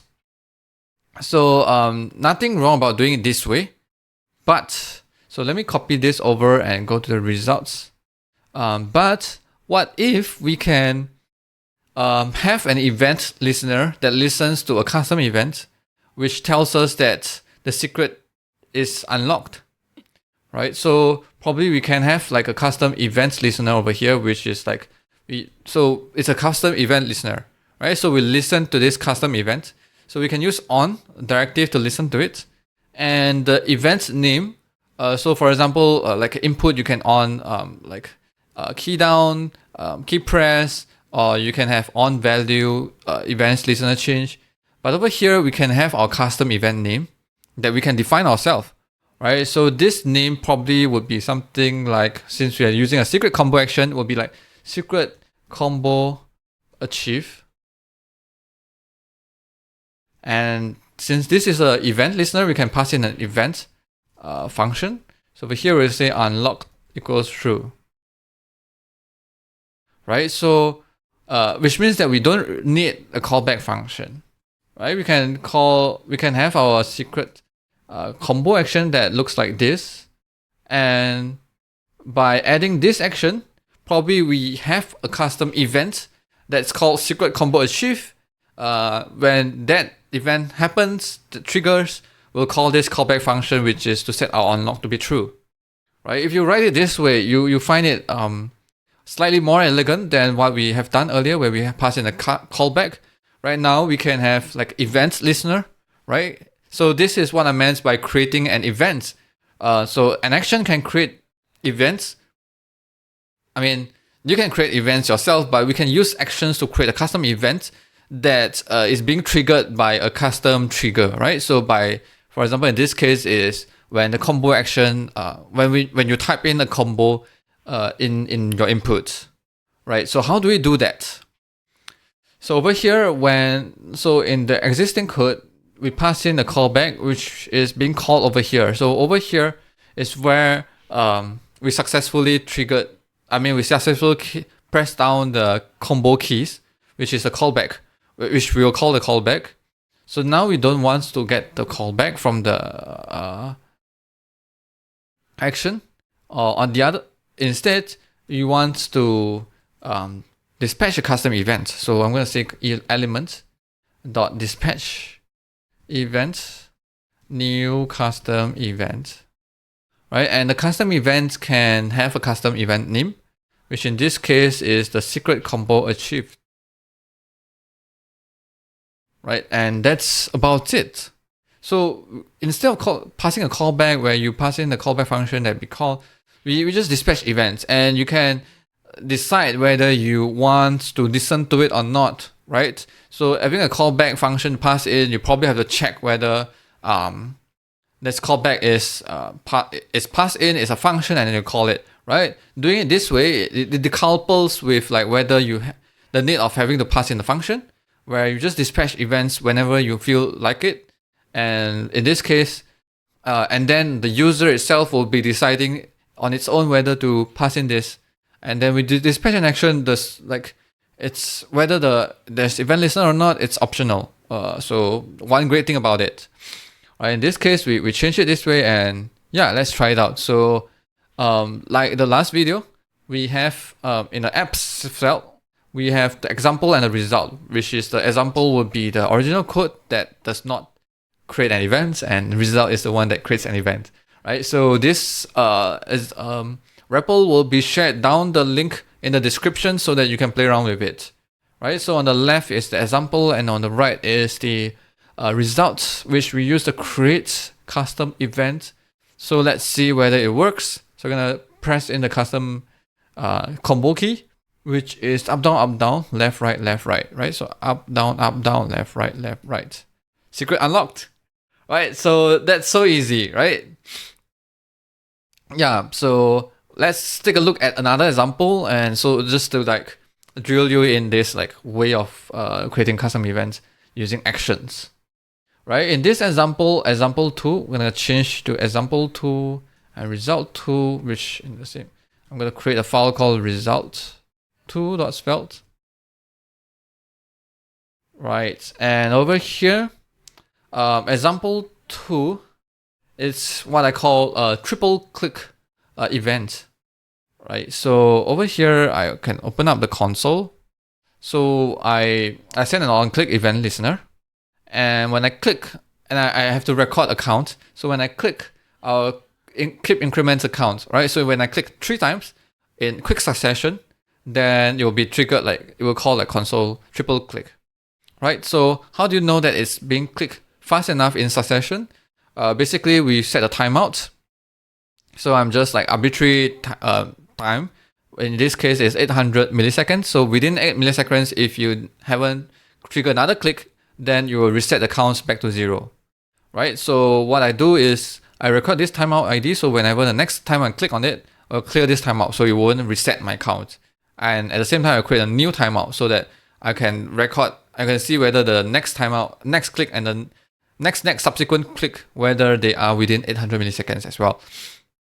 So if I click once, there's no effect. If I click twice, no effect. If I click 1, 2, 3, and you see a triple click, right? So in Elements, you don't have an event called triple click, but how good it is if you can, so I copy over the result.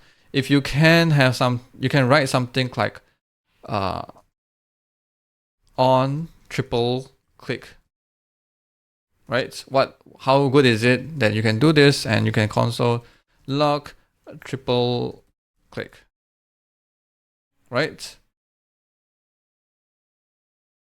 How good is this to have this, right? So what can you do? Probably you can write an action, right? So that's like the aim of this video. You can write an action, and you can apply that action on this button, and once you apply that action, amazingly, it has this triple click event that you can listen to, and you can pass in a callback function. So that is what the action that we are going to use, that we're going to write. So we're going to say use triple click action. So not all, so I'm just adding a suffix of action to this so that you know that it is an action. It's not a mandatory thing to name your action that ends with an action. Got nothing to do. It just need to be a plain function, and then you can pass it into the use directive. Right, so I'm gonna call triple click action, and this will give me a button element. So over here, I'm gonna copy over the code that I've written over here, and over here, as well as this on click. Right, I'm gonna paste it in. Okay, so I paste everything in, and then I need to remember to to elements that at event listener click on click. And when I add event listener, I need to always remember to remove event listener on destroy, so that you remember to clean it up. So I'm gonna say elements remove event listener. Event listener is not, yeah, okay. So yeah, so you have this action, and hopefully, so to have this triple click event, you just need this triple click action that apply to the button, and now when you click the button 3 times, you get triple click. Yay! So there you have it. You create an events using Svelte actions, right? So with Svelte actions, you can enhance your elements so that it can dispatch any kind of events where you can listen to them, right? So I believe that if you visit Svelte tutorial on actions, the one that they introduce about actions, which is this panel. As you can see here, you also in this example is also where once you add this panel action, you magically have this pen start, pen move, and pen end events, which you can listen to and react to it. Today I'm going to share with you something that I feel that you should know about Svelte actions, something that is important, but you may not even notice about until you run into some kind of bugs. So what I'm going to share with you today is about the order of Svelte actions. So let's take a look at this example that I prepared for you. So in this example, we have 2 variables, one called value before action and the other called value after actions. And you will see why, because over here I have 2 inputs, input 1 and input 2, one on the left, one on the right. The difference is that the one on the right, on the left, the value we bind using a value before action, and then we apply an action, use uppercase. And the other inputs, the second input is that we use an action first, and then we bind the value after action, right? So you may ask me whether, wait, is the order important in like bind and use? Well, that's what I'm going to share with you. So before that, the action itself, uppercase, is very straightforward, I think, which is it listens and inputs event on the element and then destroy and to remove it. So in this event listener, what you do is that you get the value of that element and then you set it to its uppercase value, right? So yeah, and then in this over here, we're gonna say I'm going to show the value before action and the value after action so that you can compare the two of them. So what do you think about the order of actions? Does it matter that you apply an action before you bind it, or you bind first and then you apply an action? Well, it does matter, right? So, or else there wouldn't be a need to video this, right? So over here, I'm gonna pull it over and I'm gonna type. So right now I'm on caps lock off, so I'm not on and then caps lock. I'm gonna type ASDF. Let's say ASDF. As you can see when I type, the last character is always lowercase, right? So I'm trying to do it again. ASDF. That's because whenever I type, the bind will get that value first. When I type in a small letter A, so that the value before action will get that value. But then the action applied later on the bind, because it comes later on in the order, and that's when it changed it to an uppercase, right? So when I type, so right now I have an uppercase A. When I type an S, so it will be uppercase A and lowercase s, which is the value that I get from the binding. And so the bind get first, and then an uppercase action will apply, and then change that my action, the value of the inputs to be an uppercase, right? That's how you see that it's always lowercase on the last letter, because I'm typing in a lowercase, right? If I apply an action before the bind, then the action will come first before the bind, right? So the same thing, I'm going to type ASDF in lowercase, but notice that whenever I type, the value after action is always in full uppercase, right? That's because we change it to uppercase first, and then you update the bind value, right? So the order does matter in terms of in the attributes, in the terms of when you apply that action, right? So you may ask me, is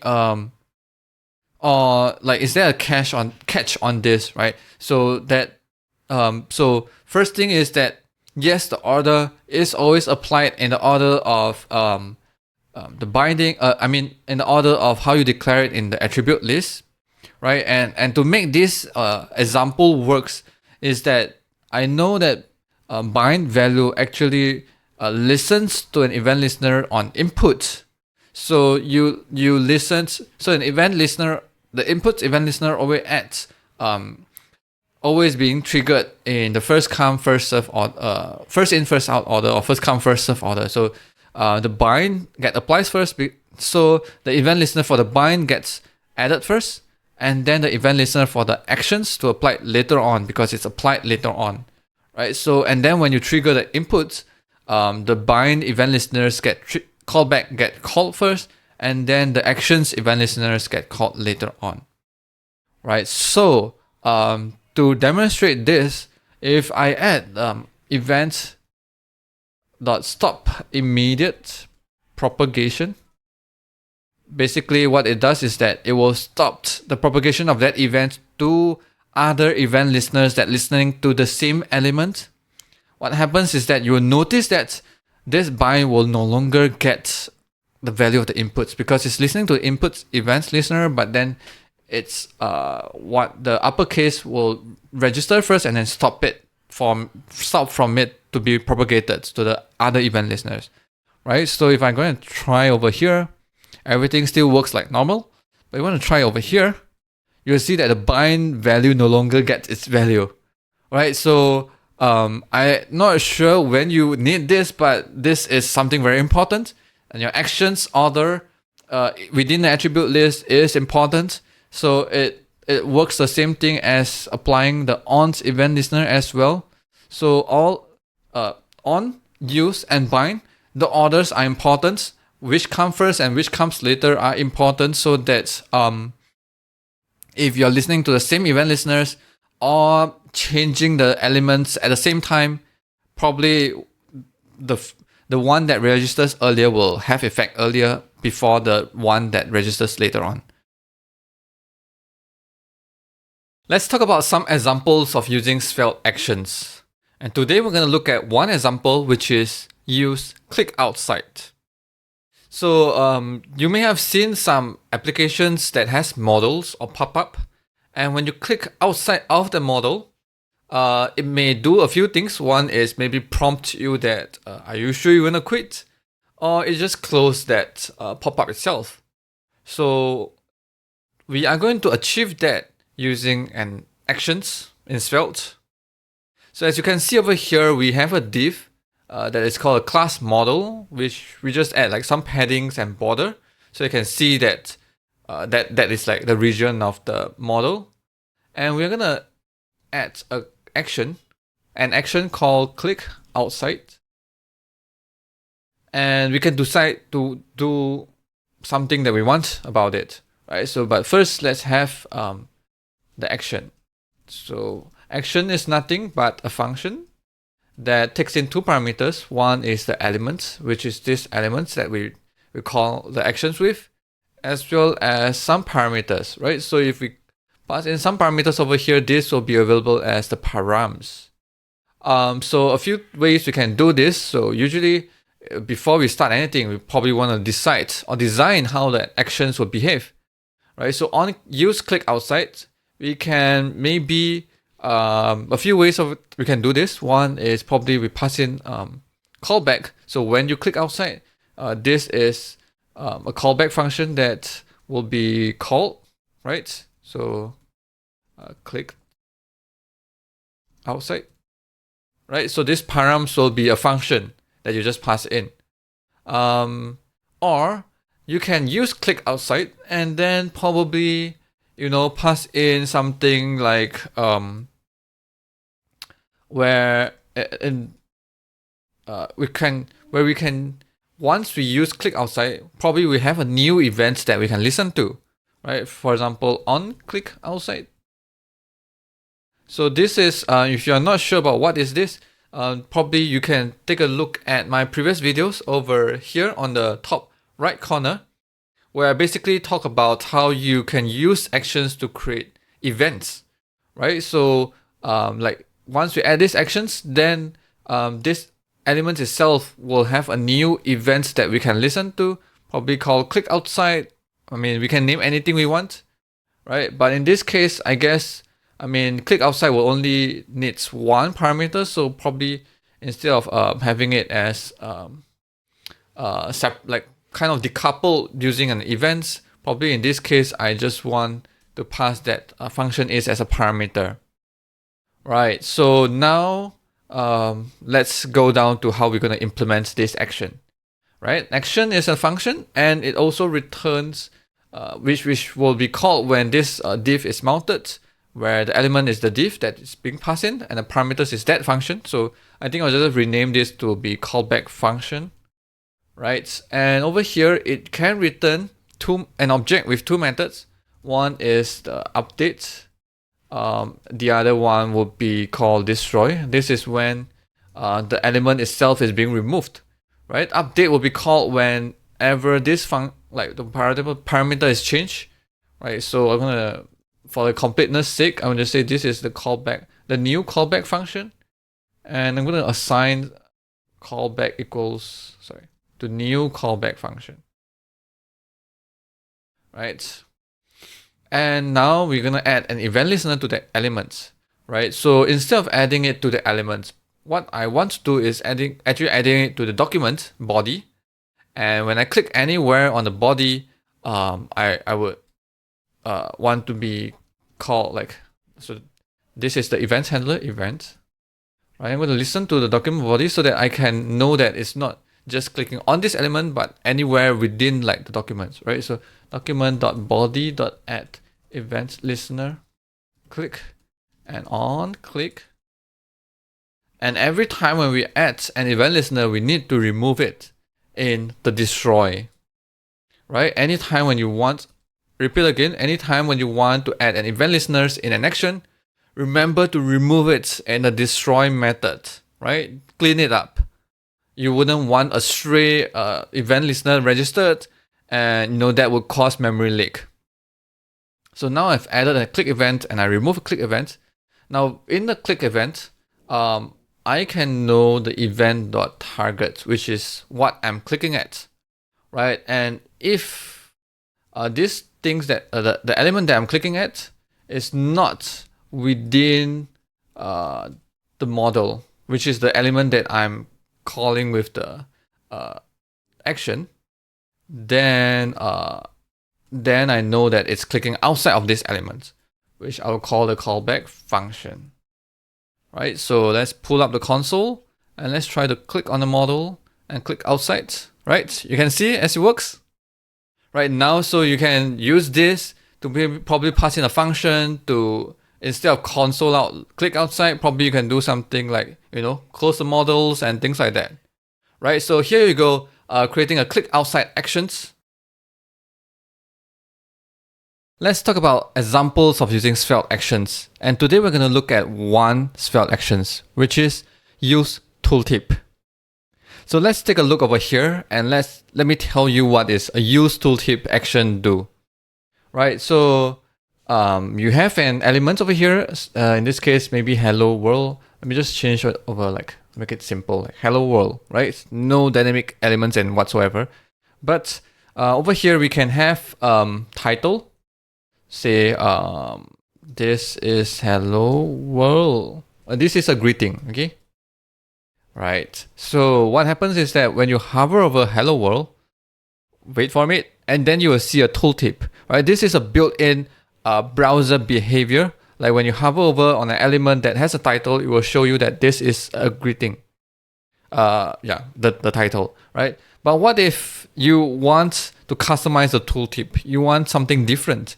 You want, like something that looks nicer, that suits your style or theme of your website, right? Then probably you want to do, you want to build your own tooltip, right? So what you can do over here is that maybe we add like on hover events, like mouse over, and like when you hover on top of this element, you want to show like customize nicely built tooltip element instead of like the default browser behavior, right? So that's probably what we want to do over here, and that's what we want to achieve, right? So so that would be having like use tooltip action, and we're gonna implement that use tooltip action, right?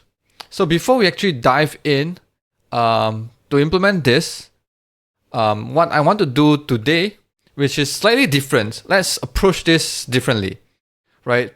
Why I want to do this is that there's multiple ways of doing something, right? I can't say that actions is always the best way of doing it.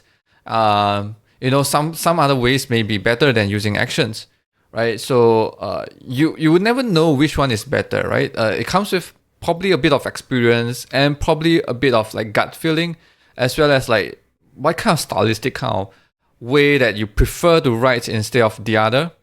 So what I'm going to do today is I'm going to try something different, which is we're going to approach this by writing it as a component, a tooltip component, and then we will refactor it a bit to convert that component into an action.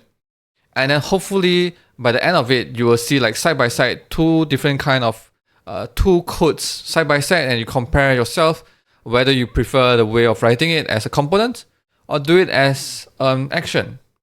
Right, so let's go in and take a look.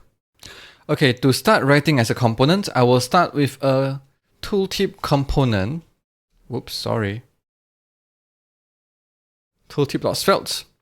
So before I implement this again, I will have to imagine how I would use this tooltip component, right? So probably I would have like a tooltip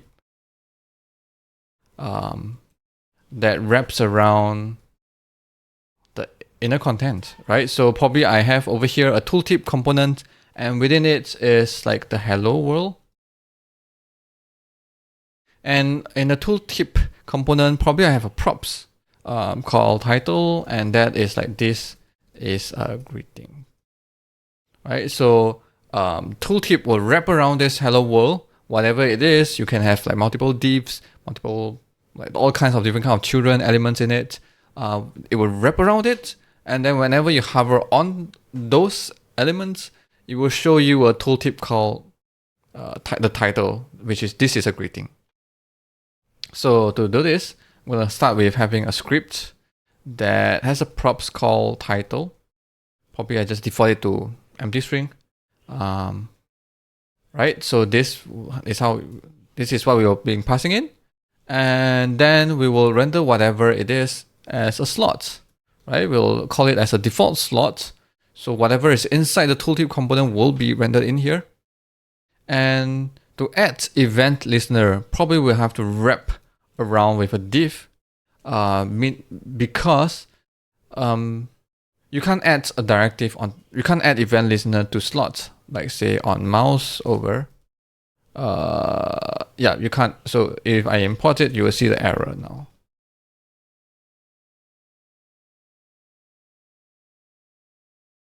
Yep, you can't have directives on the tooltip.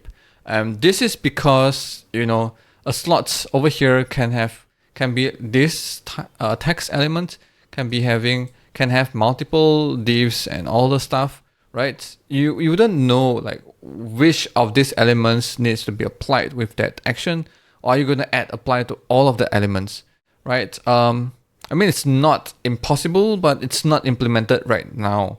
So, probably you can go and implement it, right? So as far as we are doing right now in version 3.31.2, right, this is not possible. So we will have to wrap it with a div and apply that over here. So on mouse over, and we are going to have a mouse over event. And then we're going to listen to, so we're going to listen to 3 different kind of events. One is mouse over, so that we know that it's hover on top of it. And then we are going to listen to on mouse leave, so that we know that the mouse is left the element itself, so that we need to remove that tooltip, right? And over here we are going to have based on the condition, which is hovered, I'm going to show a tooltip which we can style if we want. So I'm going to call div, and then over here is I'm going to render like the title in here, right? And okay, so over here we're going to define all these 3 because Svelte is complaining about them. Let's define is hovered is false by default.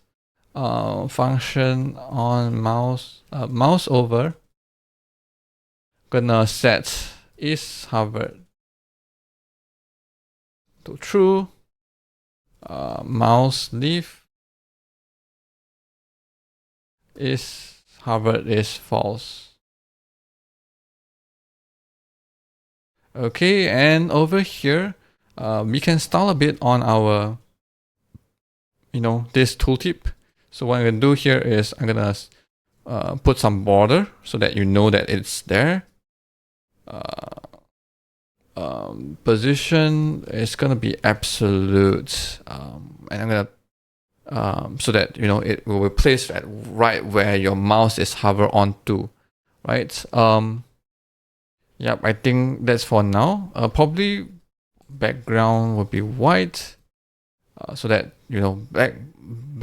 black border, white background, and yeah, maybe adding some padding as well, 4 pixels. Okay, so we're done with here. I'm gonna show this tooltip component. So I'm gonna copy this over, title. I'm gonna remove this. I'm gonna call tooltip. Right, so wait, hold on. Tooltip, hello world. Remove this.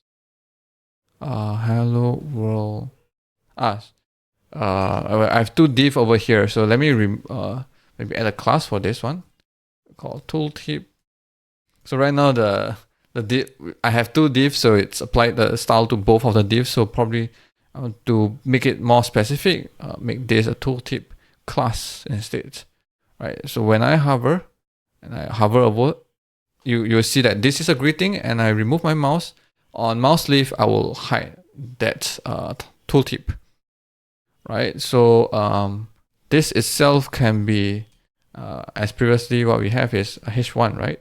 So we're gonna replace this with h1 tooltip. Now, yeah. So one thing you probably notice is that this is always below the, wherever we hover on, you always show that it's below the elements, right? Because it's written over here, like it's right below it. So we have set position is absolute, but we haven't set like the top and left position so that, you know, it's always right below the mouse position, the cursor position when we hover over. So I'm gonna have style over here, and I think I will gonna have two variables, which is one is the x, and another would be y, right? And over here, when we mouse over, where we can take the event, and then we can set like x equals to event.pitch x and y equals to event.pitch y. So what this means is that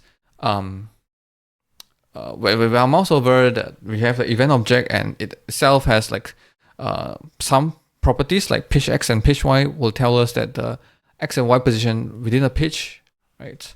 So once we have this, we probably will say like the top will base on the x pixel, and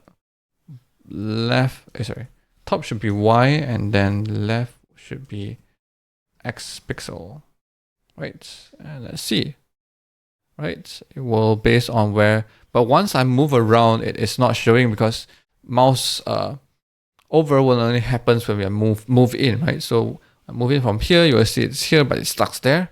And I come out hidden, and I move on here, you will see that it's showing here, it stuck here, and yeah, right? So if I want it to move around as my mouse is moving, probably what I need to do is add a mouse move event, right? So mouse move event, and I can do this. I can copy this over. So mouse move also have pitch. Mouse move event also have pitch x and y, which I can constantly update the x and y. So here, what I want to do is I'm gonna have on mouse move. Right now, when I come in, let's see.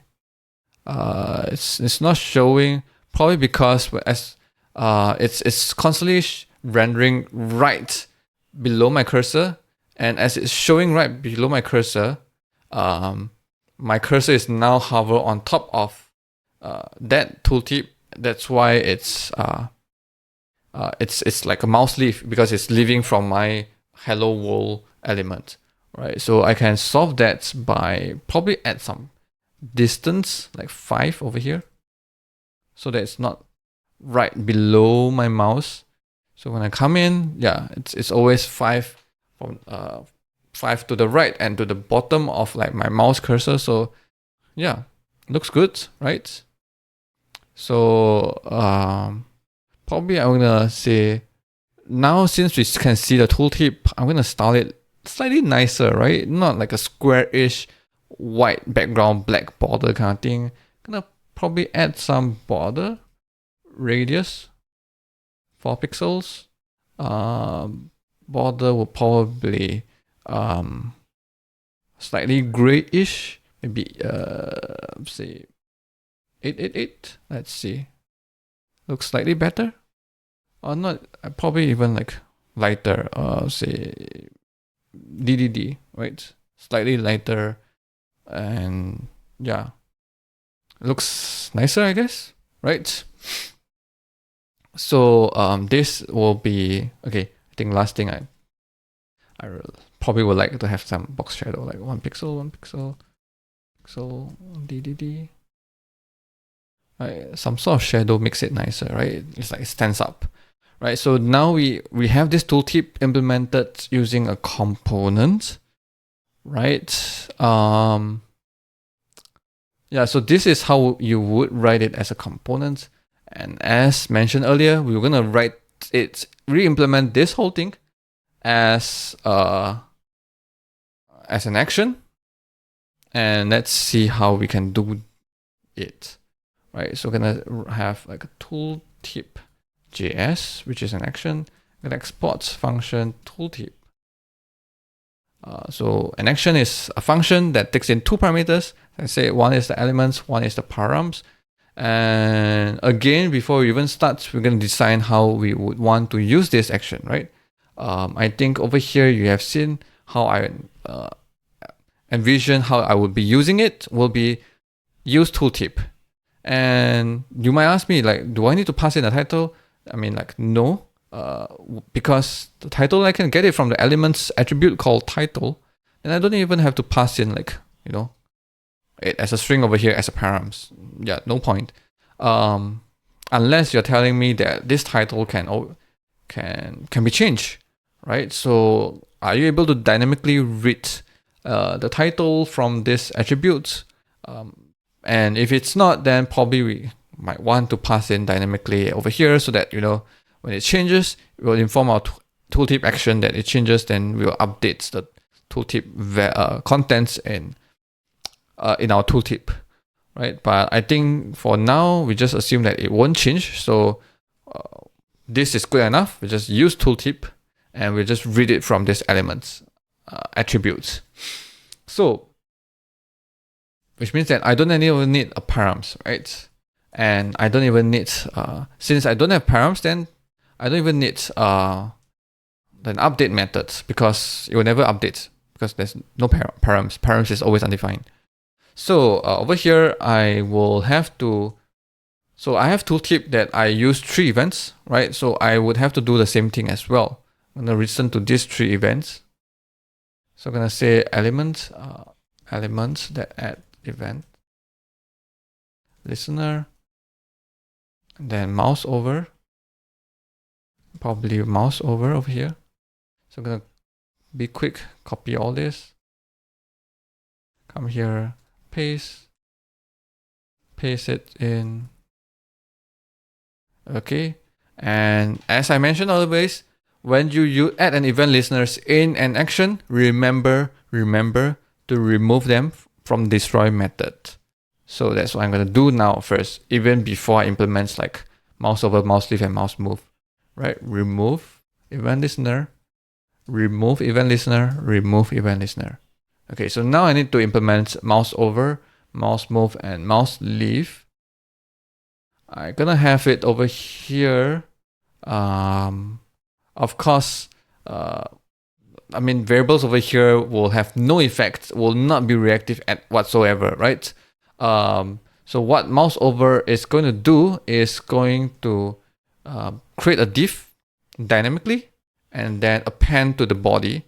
And yeah, so I'm going to have a reference of a div here because once we created a div, when we leave, we're going to remove it, right? So what this means is that we probably will have to re-implement this logic, the if logic, right? So we know that is hover is always being triggered by the mouse over and will be true when it's mouse over, change to true when it's mouse over, and will change to false when it's mouse leave. So we can simply like create a div over here and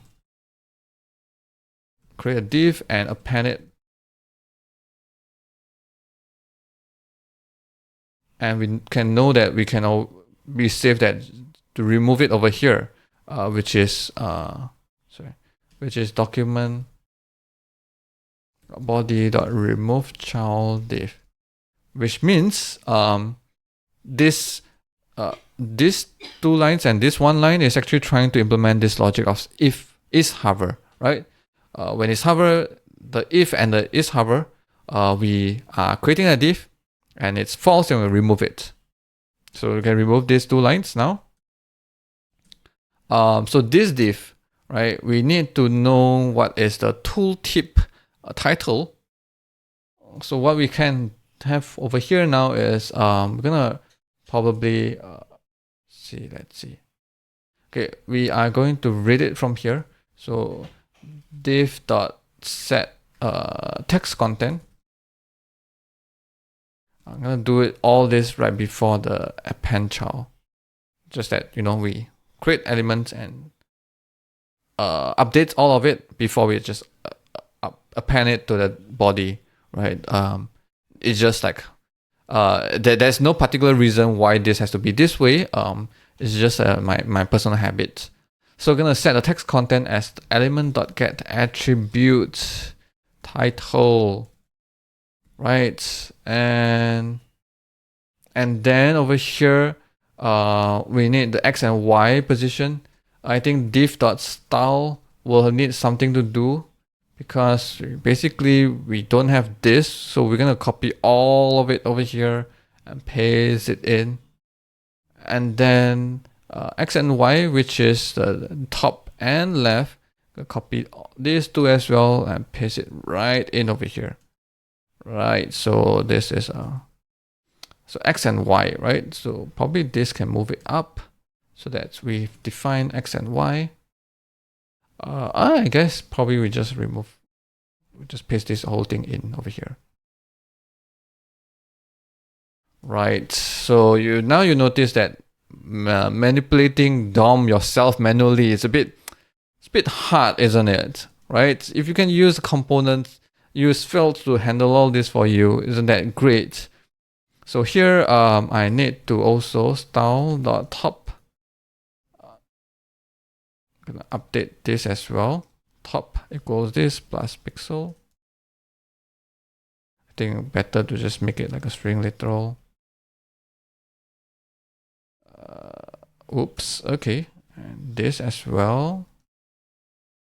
Pixel. So div.style.left. Right, and I believe that's it. So I'm gonna uncomment this and I'm gonna import the tooltip function from the tooltip.js. And to differentiate, this is hello world from action and this is hello world from components. Let's see. Whoops, create elements. Spelling error. Create elements. Whoops. Let's see. Whoops. It's not creating. Let's see what is missing. Position.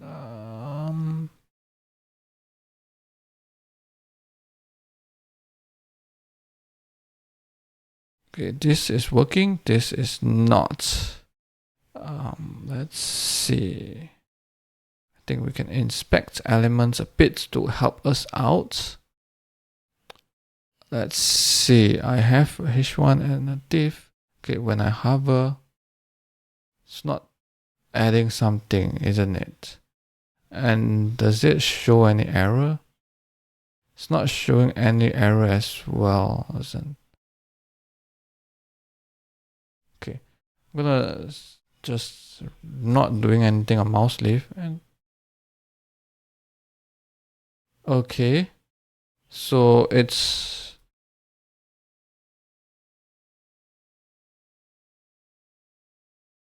it the same error where it's showing and then it's removing? Console log mouse leave.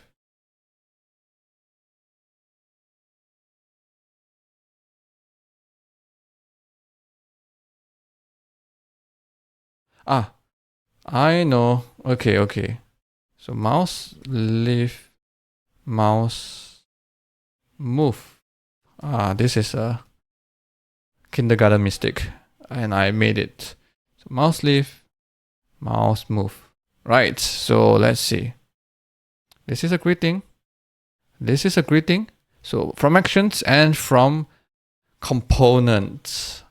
Right. So if you're gonna ask me whether which one I'm gonna do, and I mean honestly, I don't want to pass any judgment over here. You can decide yourself, right? Doing it in a component is slightly more declarative, right? You don't have to take care about creating a div and stuff. Doing it over a tooltip, probably you will have to manually add event listeners, manually create the div and stuff, right? Yeah, but then one thing that we can think about here is that one thing about the component is that you wrapped the whole slot with a div, right? So that is one extra div created. Even your slot will only have one element. But using a tooltip, it's different in a way that you will apply it on that element that you want, right? You don't wrap it with any div. So one difference is that probably, for example, maybe I have a paragraph over here. I'm gonna say hello story something, and I want to have a tooltip, right? And I'm gonna say from Svelte, right? And then as you notice that this is creating in a new line because you wraps it with a div. But if say I want to wrap it in a span, span, and I use tooltip. Okay, I'm gonna add title so that you can see that it's showing something. Yeah, I'm gonna do this as well over here. And I can from Svelte, and this is inline because you just add it to the span. You can choose to use a span instead of using a div. Well, yeah, I mean that is probably one of the side effects of using components because of multiple reasons. One is that you can't add event listener directly on the slot right now, and probably then you would say that maybe I need to dynamically change this div to. It depends on whether I want a span, I want a div. Is there dynamic elements? No, there's no dynamic elements for now. There's only dynamic components. So yeah, I can't. Can I like choose div or something else? Yeah, that's like some limitations that we have using components right now, but you don't have it with actions. I wouldn't say action is better because writing all this is kind of a hassle, but yeah, it up to you. Choose it yourself, right? There's things that you can do it better with components. There are things better with actions, and yeah, I'm trying to show you side by side so that you can see it yourself. And I write it this way, like we write it from a component and then I transfer it to actions. You can see that actually the component itself handles a lot of like adding and removing event listeners.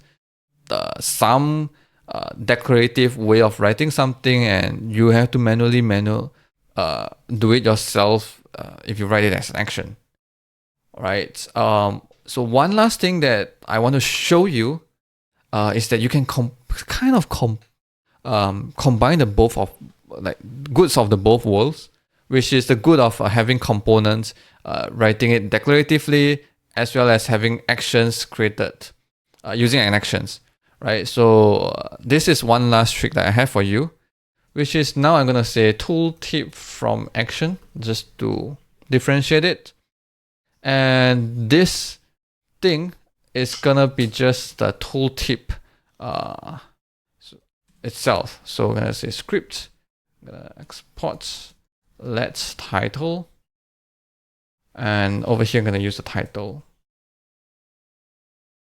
Okay, and over here I'm gonna copy all these things over here to apply to the style. Apply it to the div.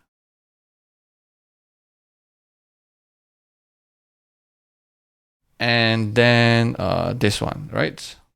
Copy over, style.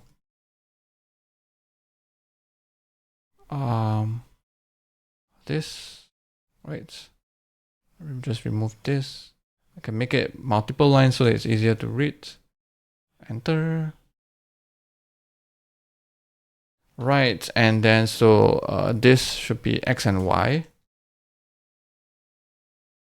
I'm gonna export let X, export let Y.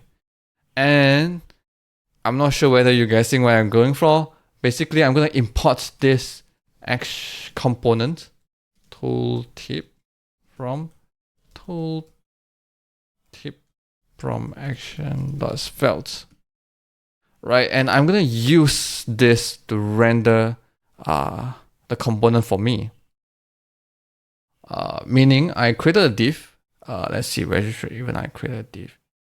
Yeah, I can create a div, and let's see. Oh no, I don't even need to create a div. I can create let's tooltip and tooltip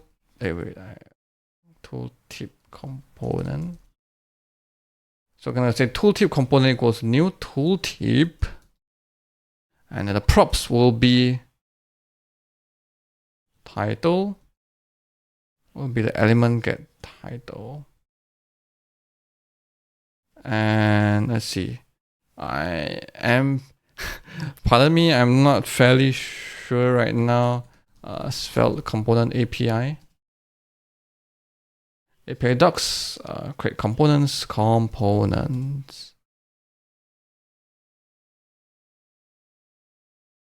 Okay, options. Right, I'm gonna say, oh, props and the target, right? So props, they have the title. X would be the event page X plus 5. Wait. I think I have plus 5 over here. So event page X. Y equals to event page Y. And I'm gonna have yeah, that's it. And target is the document.body. And that's it, I think. So I can comment all this away and comment this out. And let's see, it works, whether it works.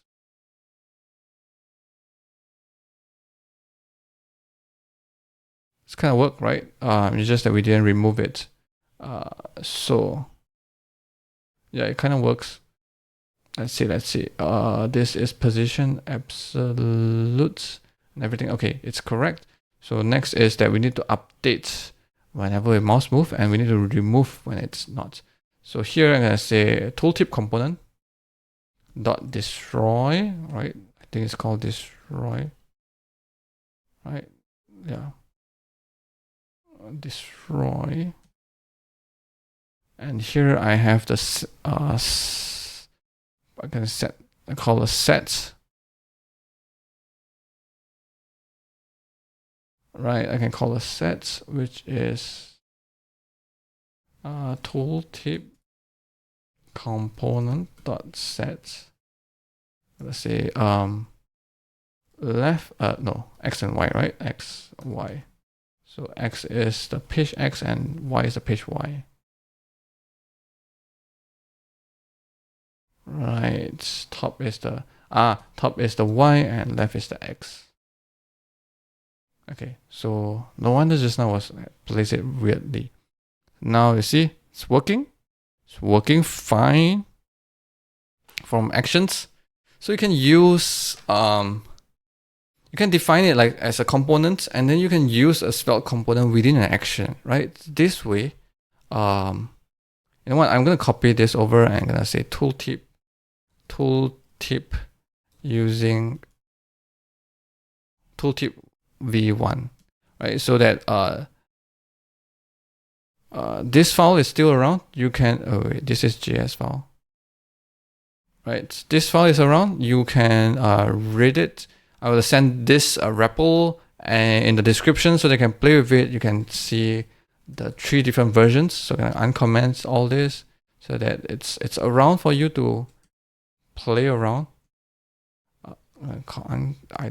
Yep, let me just do it. So this is you do it with, you know, iteratively, programmatically create like a div, and then you set elements and attributes and set styles and stuff. You manually update it. This way is you utilize a Svelte component API. You create a component using Svelte. You create a tooltip, like just a tooltip. You can style it wherever you want, like all the, you know, the CSS scoping of the style, class names, and all these things are there. Works fine, right? Even like you see X and Y, you can like declaratively say X and Y, which is the top and left. Everything works like a component as you wish. And then you create a new component instance. You can target anywhere you want, probably a body. And then you just update it with sets API. And you can remove it when you destroy it when you are done with it, right? This way you kind of get the best of both worlds, right? So I'm going to just leave it here for you to decide what is your preferred way of writing. Let's talk about some examples of using Svelte actions. And today let's take a look at one example, which is use viewports. So we're going to write one actions that will allow us to know that whether an element has entered the viewport or has exited the viewport, right? So probably it'll be something quick and easy, and we can take a look at how we can do that using Svelte actions. So over here, we're going to have one example, header 1 tag over here. I think I'm just going to name it hello world simply. I'll just remove all this. And let's gonna have this actions called use viewport. And let's design how this use viewport actions would work.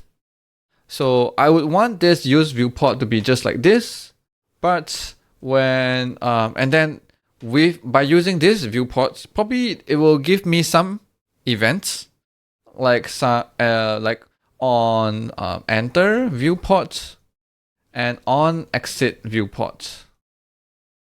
So having these two actions, two events, and I can listen to it and I can handle, I can do things with it. So right now I'm just gonna print out enter and exit, right?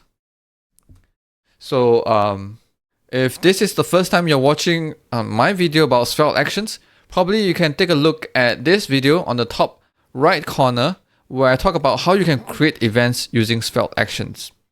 So basically these actions use viewport will create two events, which is one is the enter viewport, the other will be exit viewport whenever my elements is entering or exiting the viewport. Sorry, let me adjust this. Okay, so let's implement this action. So I'm gonna create a new file called use viewport action.js, and I'm gonna define this this viewport action. So an action is a function that takes in two parameters, an element and the params. So in this case, we're not expecting to take in any params, so I'm gonna just leave it as element. And it should return an object that has two methods. One is update, one is destroy.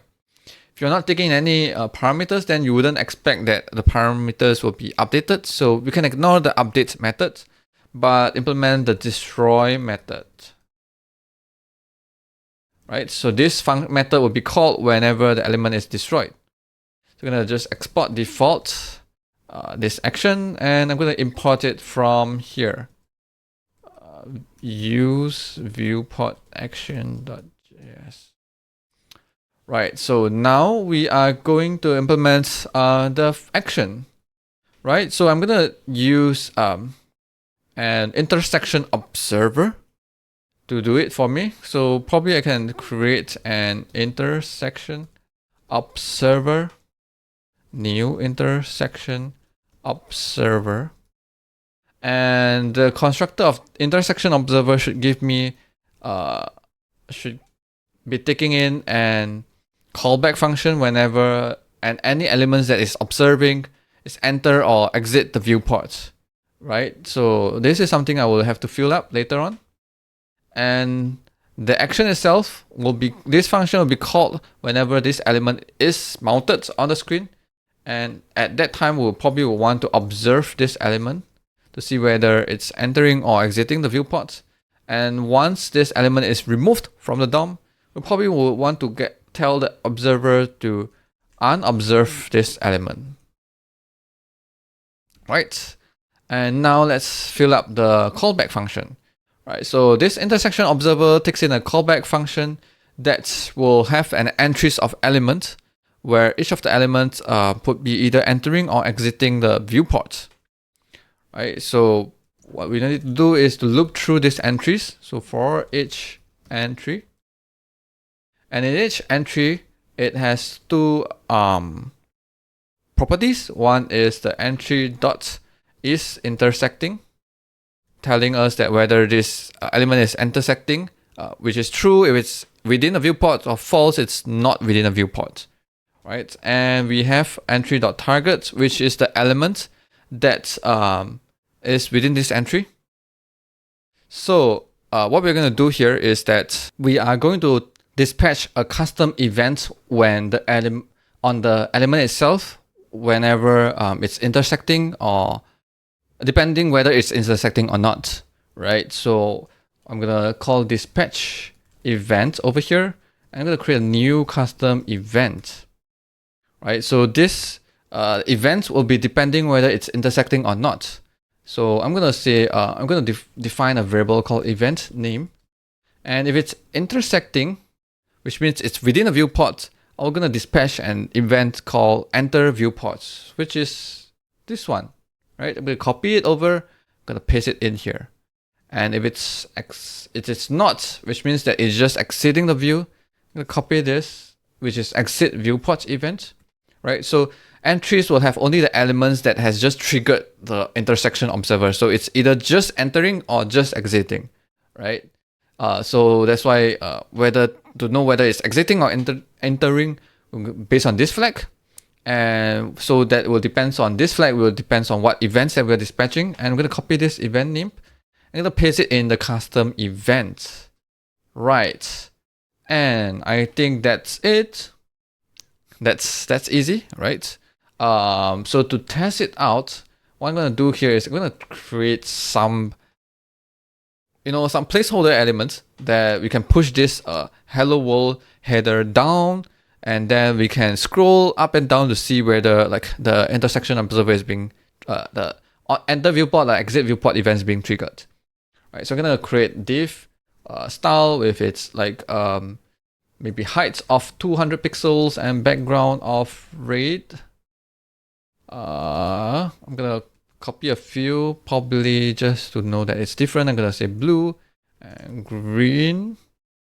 Go copy a few over this and paste a few at the bottom as well. Okay, so let's take a look at the console. Right, once at the first, when we adding this use viewport actions, the moment that we start observing, probably we'll need to know also whether the element is entering or exiting, or is like within or outside of the viewport. So this is when the exit viewport is being triggered the first time, right? It depends on whether you want it. Probably you have to handle it so that you know whether you should be doing something or not, right? And as you scroll, once we see that hello world is entering the viewport, you'll see that enter. And then if we scroll past, it's exit, right? Coming back, enter, and exit, right? Yeah, that's pretty easy, right? I mean, that's about a use viewport action. So before we end this, I'm going to add a few tweaks to my viewport actions, which is over here. As you can see that we created an intersection observer once we at the beginning, in the entry of this module. What I mean is that when I import this action, whether or not I'm starting to observe an element, I am initializing a new intersection observer at the very beginning, right? So even I'm not using it at all, it's being created, right? I can either create a new intersection observer every time for each of the elements that I'm monitoring. I could use just one instance of it, and I feel like just using one is good because it's designed to observing multiple elements at the same time. But I wouldn't want to start initializing this intersection observer right at the start, right before I'm observing anything. Probably you can see where I'm coming from. What I want is that this intersection observer is being lazily initialized. So let's do that right now. So I can define this intersection observer at the very beginning, but I would create another function called initialize intersection observer, which I would initialize it over here, right? And there's a few ways, multiple ways of doing this.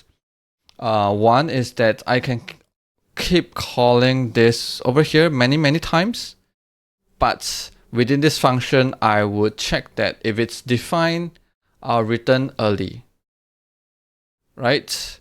Another way of doing it would be not checking it over here, but if it's not defined, then I will initialize it, right?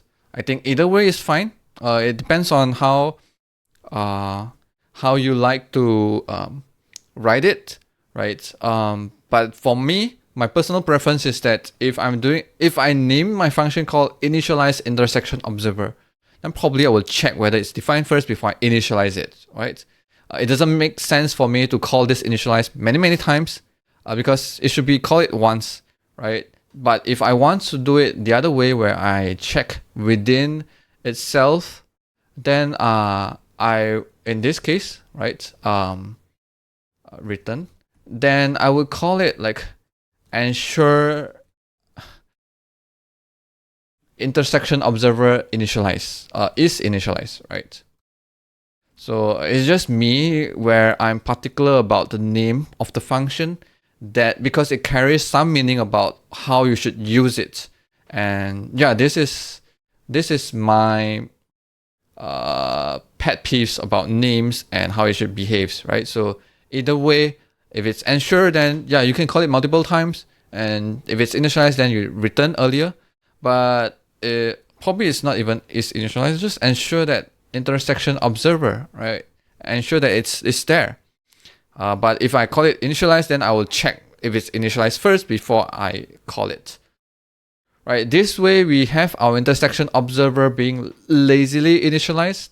So meaning if you don't use the intersection observer at all, which means the element that has a use viewport is not mounted at all, then it's not initialized, right? You are not creating a new instance that is doing nothing, right? That's lying over there and doing nothing. Let's talk about some examples using Svelte actions. And today we're going to talk about one example, which is using Svelte actions to integrate with this UI library called Popper.js. Why am I talking about Popper.js in specific?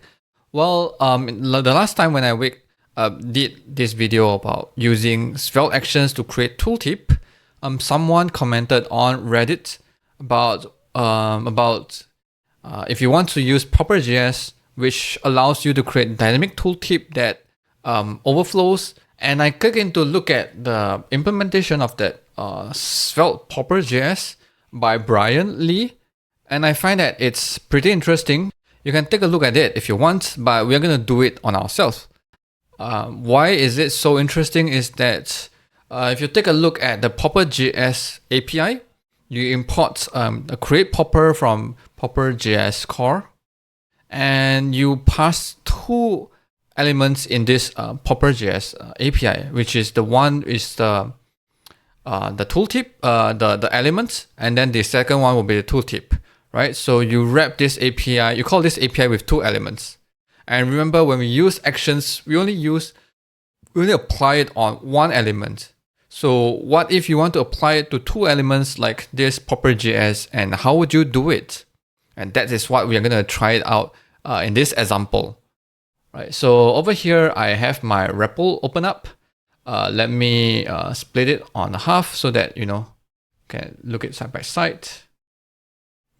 What I'm going to do here is I'm going to copy this whole chunk of code over here, and I'm going to create use popper .js,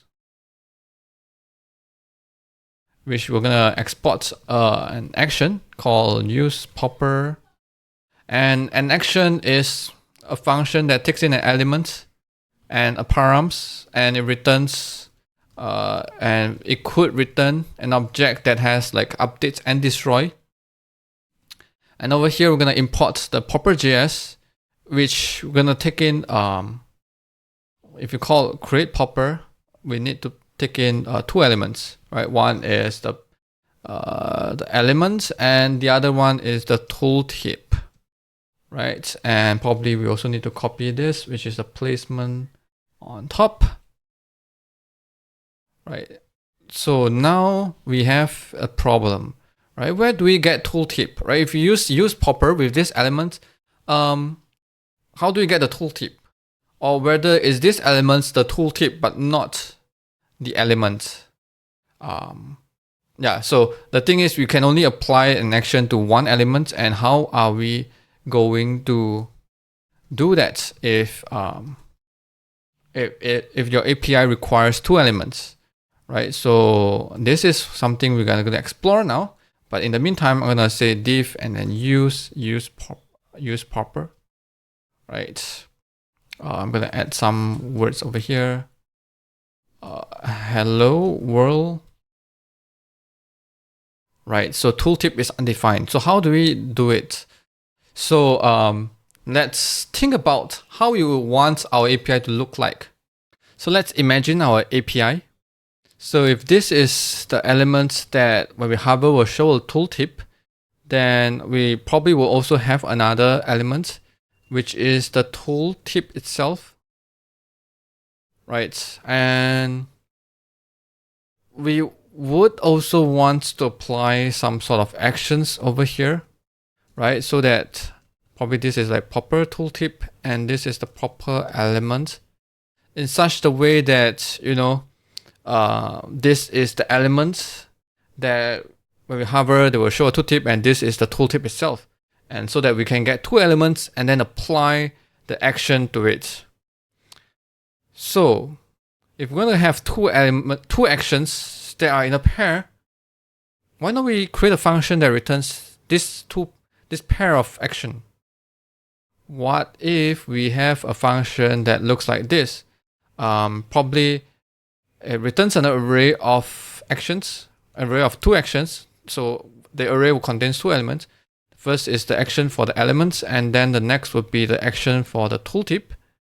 And probably here I will call something like a create popper action.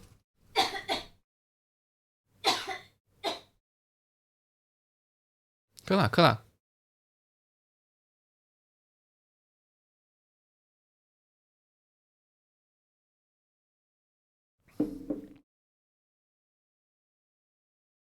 So probably here we will have a create popper action.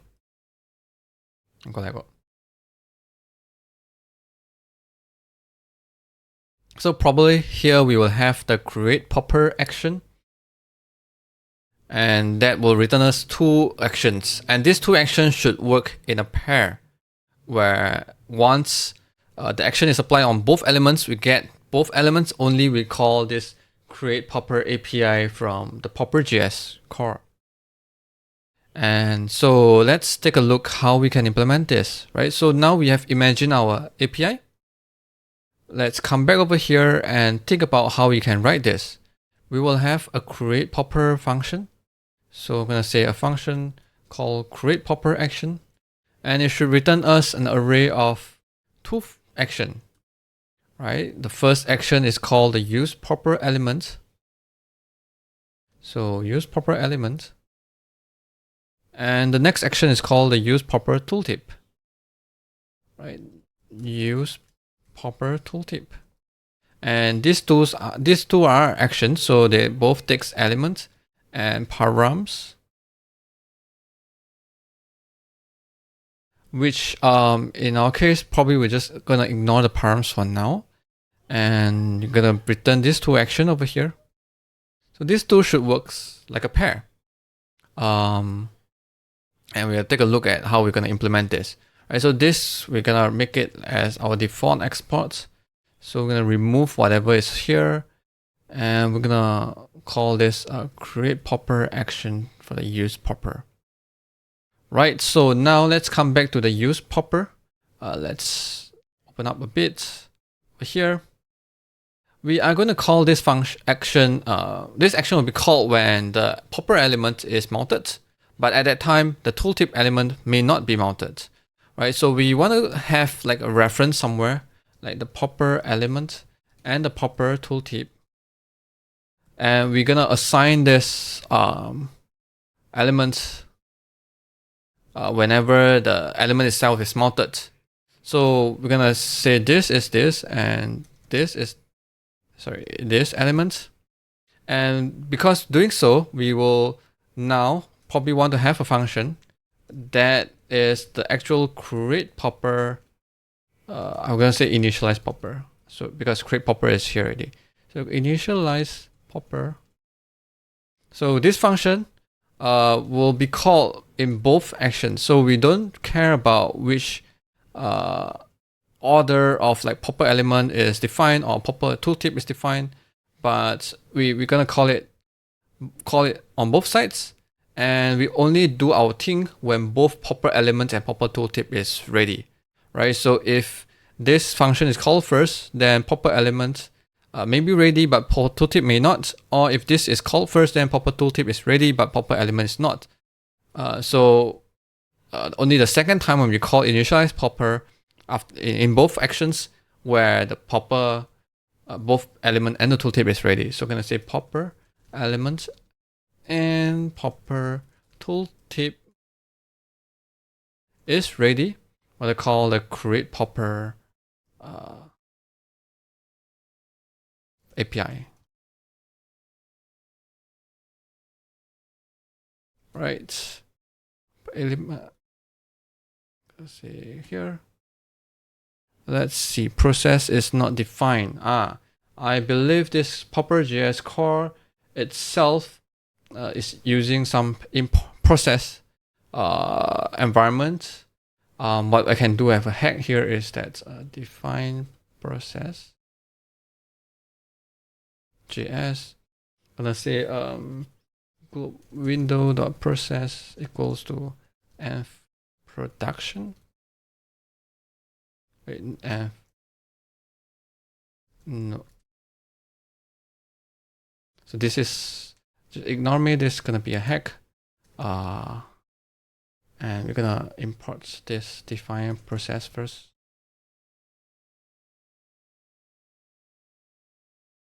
Yep. So yeah, probably let me explain a bit on this hack. Basically, we're gonna define process as the global variable, which is the env. Node env is production, because I know that in some library they like to access process.env.node env, as they assume that this is being imported in Node.js, as well as your bundlers like Webpack or Rollup understand this process.env, but not in the browser, right? So we're gonna define this right before we import our use popper, which imports this popper.js, which itself is using that process. So now, as you can see, this is showing up over here. I believe this is working. Let's see, placement, top end. Would it be because the hello world is okay? How about let's try bottom start. Bot placement bottom start. Right. Yeah. So probably the default placement is over that right corner. Now is bottom start. So this is the placements and all the params. Probably we would also want to pass it in somewhere. We can decide whether we want to pass it in the popper element or popper tooltip, but decide only one. Because you know what happens if you pass two conflicting params on both sides. I'm gonna reconcile that. So I probably would want to pass it in the tooltip element because it feels like it's a tooltip related params. So over here, I'm gonna say popper params equals to params. So I'm gonna define this over here, and I'm gonna replace it over here. Right. So after replace it, I'll probably have to pass it myself. So it's at the proper tooltip. I'm gonna say equals to placement bottom start, and now it's back to the bottom start again.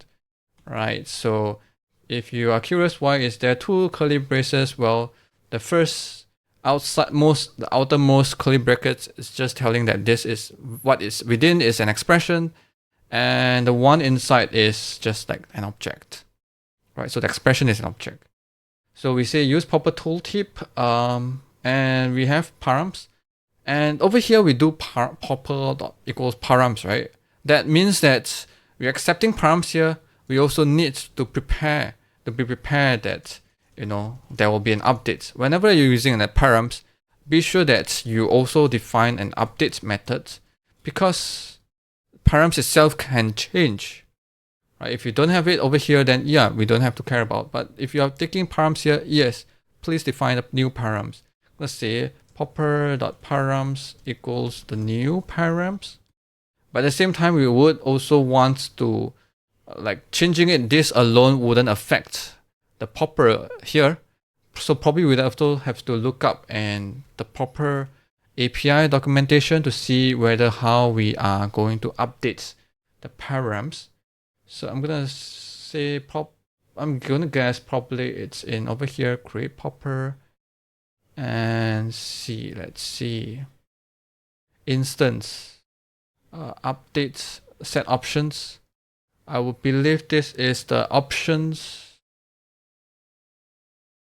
Right, so set options takes in an option, right? A shape of options, right? So probably it's this one. I'm gonna come over here and say popper dot set options with each the popper params. But what is popper? Well, popper would be this instance of after we create a popper. Right, so I'm gonna come over here and say popper equals to create popper.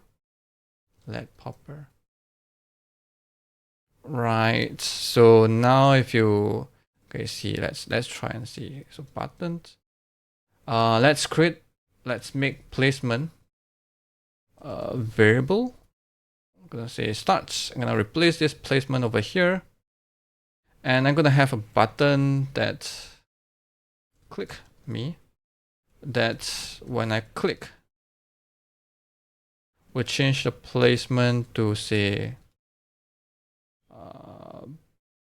let's see what other placement you have on the right. Right, let's try on the right. Equals right. So when I click, yeah, it's on the right. Right, okay, it works.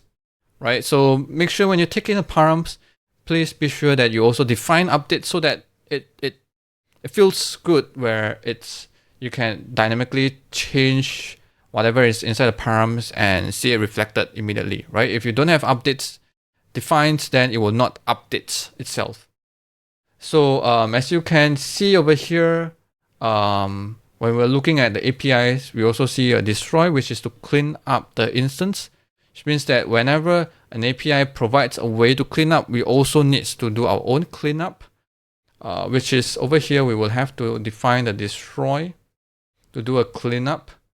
And so if popper,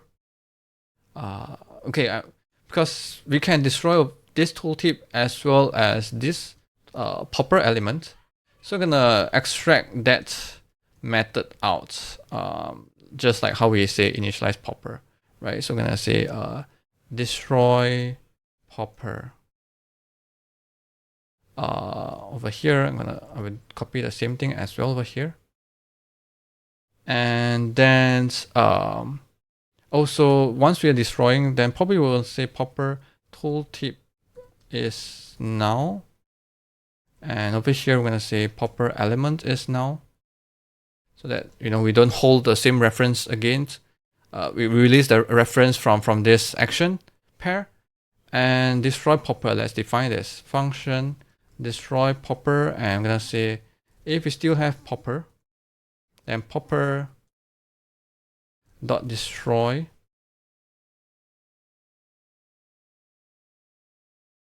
and we also popper equals null, so that if you call destroy multiple times, it's not gonna call the destroy API anymore. So how do we validate this? So probably we have show tooltip as a variable. We're gonna say true by default. Gonna come here and gonna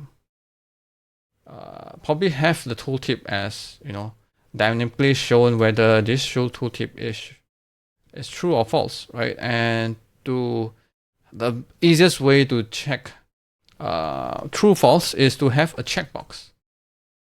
Bind check equals to show tooltip. So when we turn it off, the tooltip should be hidden. Then we turn it on, it should show and hide. And we say click me, which change our placement to the right. And when we show, it should be on the right, right?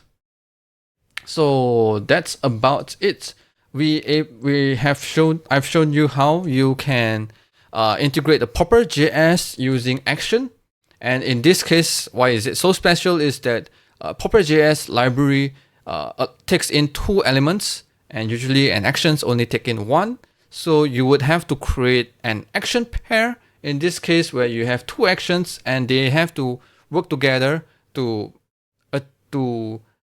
create the popper tooltip, right? And so, as I said, you can return an array of 2 actions, and to coordinate between the actions, you would have to kind of abstract like the initialization or destroy function, where you would have to check during initialization is to check whether if both elements are present, only you create the popper, and when you destroy, make sure that as long as one is being called, you will destroy it once and you don't destroy multiple times, because both elements can be hidden at the same time. You only destroy once, right? And then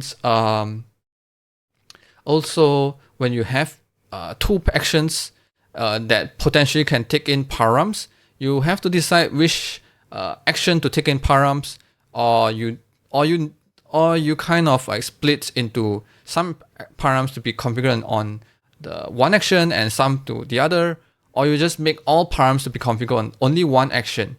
Well, this is because it will be slightly harder if you want to reconcile the params. What if both actions params, one says that you need to place on the right, one says you need to place on the left. You need to come up with a way to reconcile that. And in either case, I don't feel it makes sense. Like why must the tooltip takes priority than the popper element, right? So an easier way is to say popper element will not take any params and popper tooltip will take all the params. And once you're taking params, make sure that you have an update method so that you can make sure your params is dynamically reflect the library under the hood, right? So that's about it. So in the last video, we talked about how we implement use viewports. And this video, we're going to talk about how we can use that and to implement a use lazy image.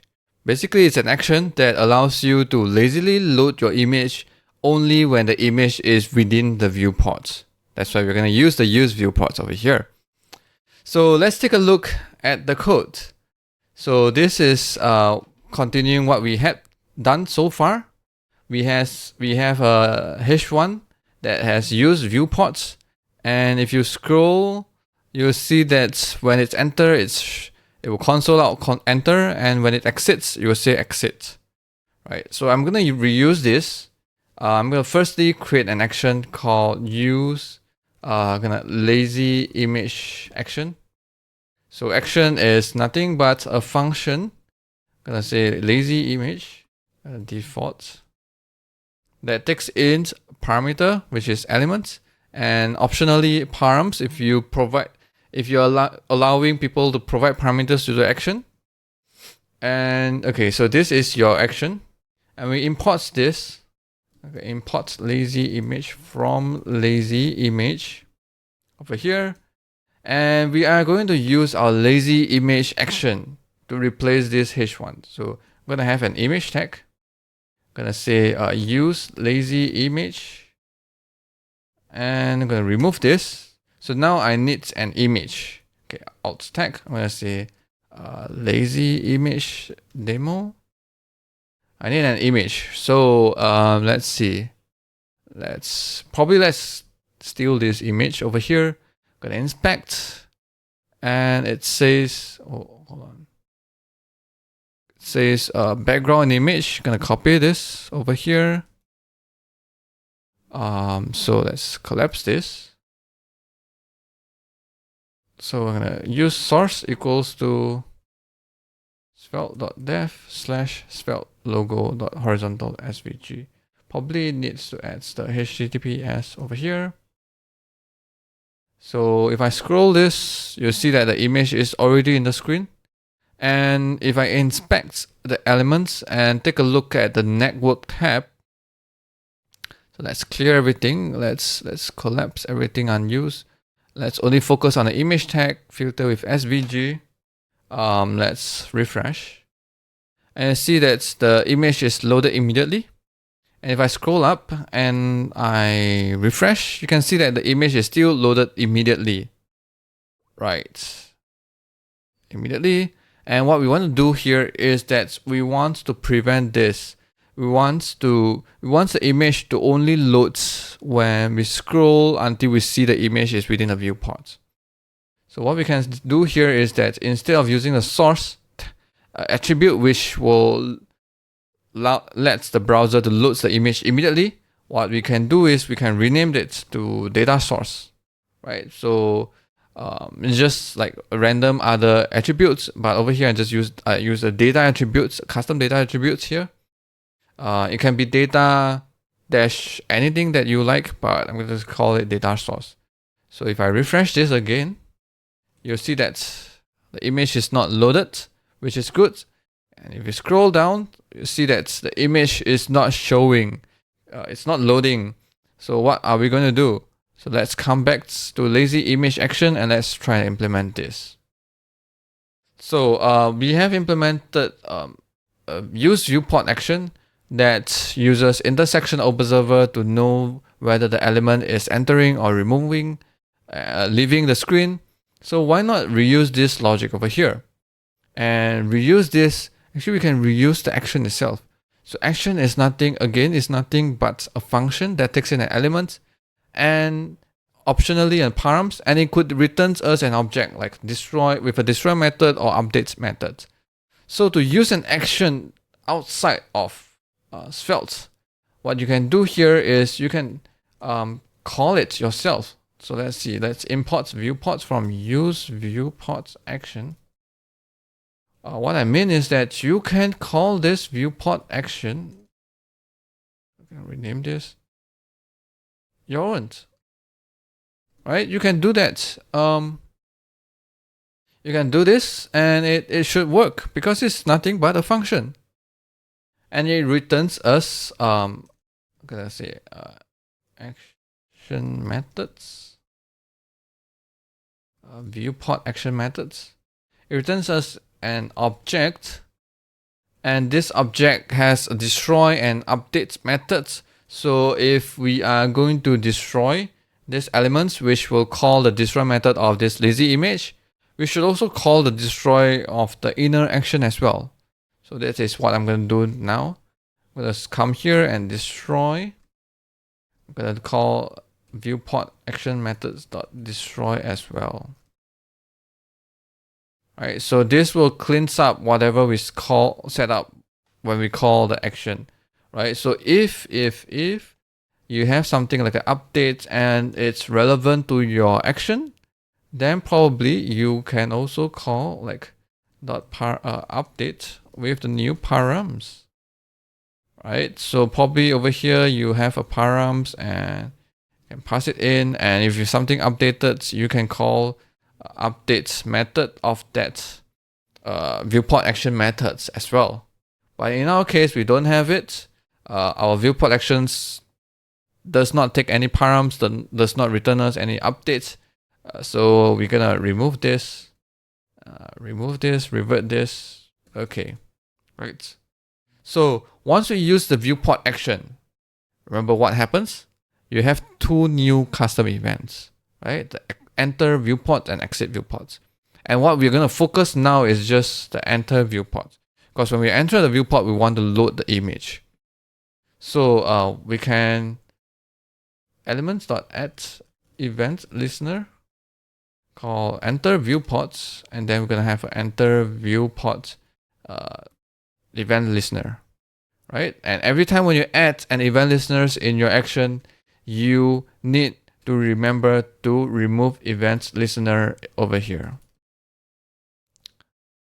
Okay, so let's see. Enter viewport not defined. So let's define enter viewport.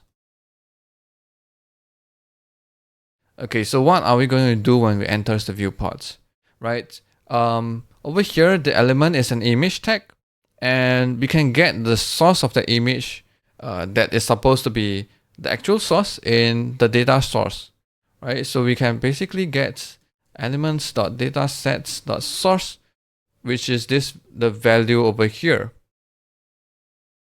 And what we can do is we're gonna set the source of the image to this value, right? So when we enter, we're gonna set it to this value, right? So let's refresh this. Let's clean this. Come over here. Let's do a refresh. Okay, you can see that there's no image being loaded. And when I scroll, and as soon as the image comes into viewports, you see that it's being loaded. And the image is being downloaded. You can see it. It's reflected in the network tab. And why is it 2 entries over here? Well, it's basically because one, let's see. I'm not quite sure why. But I think that's besides the point. So, over here, let's see. One thing we need to do also, once our image is loaded, we probably wouldn't want to kind of load the image again. So what we can do over here is also to remove event listener over here. So once it's done, we can remove the enter viewports listener. So we don't care about whether it's entering viewports anymore. And yeah, that's about it. That's how you would implement a lazy image using a viewport action, right? So what you have learned so far is you can use an action to compose an action within another action, right? So if you have multiple actions, and probably you can use that to compose it, right? So here you have it, lazy image using actions. I'm going to talk about ensemble actions. So what is ensemble actions? Well, as you can see, if you Google around, you probably couldn't find this because this is a makeup word for a patent that I found arising in creating a few actions. And I find that I need an actions that I can apply to a group of elements, and I want to apply an action to them together, right? So I have an action. So usually actions is applied to one per element basis where you just interact with one element. But sometimes I want these actions to be interacting with a group of elements that apply this action. So it's not applying to all the elements. You can group different elements together with one actions. And so we're going to look at some examples about this, right? I come up with 3 examples, as you can see over here in the REPL. And I will go through with you in detail in the first example, right? So we're gonna see how I transform something into an ensemble actions, and we're gonna take a look at example 2 and 3, which I already come up with that actions. So for the example 1, over here you can see I'm showing example 1. Example 1 is like this. I have 2 boxes that I have enabled drag and drop, so I can basically drag and items into the box, and then you will see that it shows up whatever I'm dropping into. So I can drop into the box 2 as well, but I can't drop A into box 2. Well, so there's a limitation of like I can only drop A and B in box 1, but not C, and I can only drop B and C, but not A in the box 2. Right, so this is a very contrived example, but I purposely designed this so that you can see what I'm coming over here. Right, so over here I use a drag and drop API. I use onDrop and drag over event listeners for different boxes, and then for each of the A, B, C, I add draggable and onDrag start and onDrag end. And as you can see, because of I want the first box to only receive A and B, but not C, and second box for only B and C, but not A. What I have to do is that my onDrop will have to be, I can't reuse the same onDrop. I can't use the same onDrag over because On drag over, I check for a flag whether I can drop it. If I can, then I will prevent default. I will prevent the default behavior of the browser, which is to prevent all drag and drop. So so because of that, I have to have two different kind of event listeners checking different flags. And for the on drop, I have to use a different event listeners again because I am going to call, I'm going to append the data to a different drop zone string. So this string is going to be shown over here. So if you have watched my previous video about how to reuse event listeners with action, you can immediately see that I have defined a lot of actions over here, and probably I can reuse event listeners and create a new event out of it. Same thing goes with the draggable token, the circles A and B and C. But then I also want to incorporate this logic of what can be dragged into a certain drop zone. I don't want to just apply this draggable on all of them and then poof, I can drag and drop all of elements into all the drop zones, right? I want to scope certain items to be only drop into a certain drop zone. So we shall explore how I'm going to do this. So I'm going to come over here and then create example 3 final. Okay, so this is the end result. And the meantime, I'm gonna copy example 1. Example 1 final, not example 3. So I'm gonna paste it in, and we are gonna use the example 1 final instead.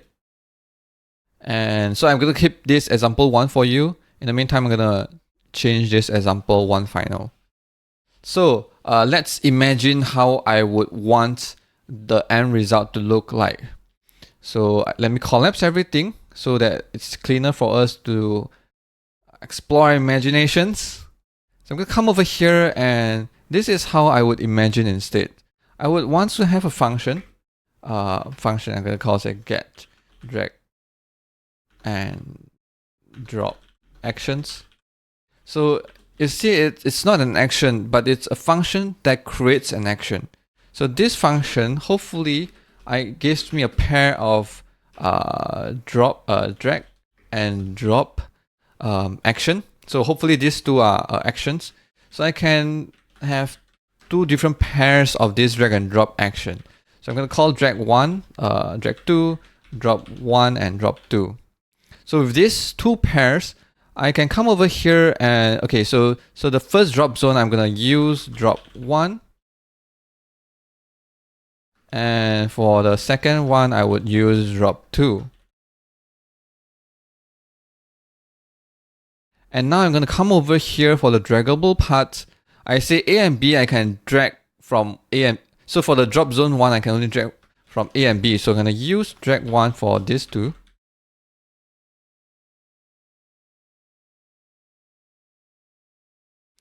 And for B and C, for the drop zone 2, I can drop B and C, right? So I can come over here and then use drag 2.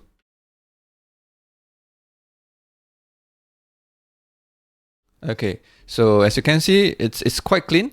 I have drop 1, use drag 1 and use drag 1, drop 2, use drag 2 and use drag 2 over here. So this is the end result that I would want my actions to look like. So of course you say drop 1, what happens if you dropped? Yeah, then I would have probably a custom events as dispatch, right? If you don't know how to create a events using actions, you can watch my video, links in the description. So probably I will, with this drop 1 action, I will create a new actions. I call it on receive drag data. So on receive drag data. Oops. So for here, I can have my event handler. I'm gonna inline this by saying drop zone 1 plus equals to event.detail. So hopefully the string that is carried over from the drag 1 and drag 2 will be in the events detail will be received from the drop one event and then received as event.detail. So I'm going to come over here and copy the same thing over as well, but change it to drop zone 2. So this is how it's going to look like.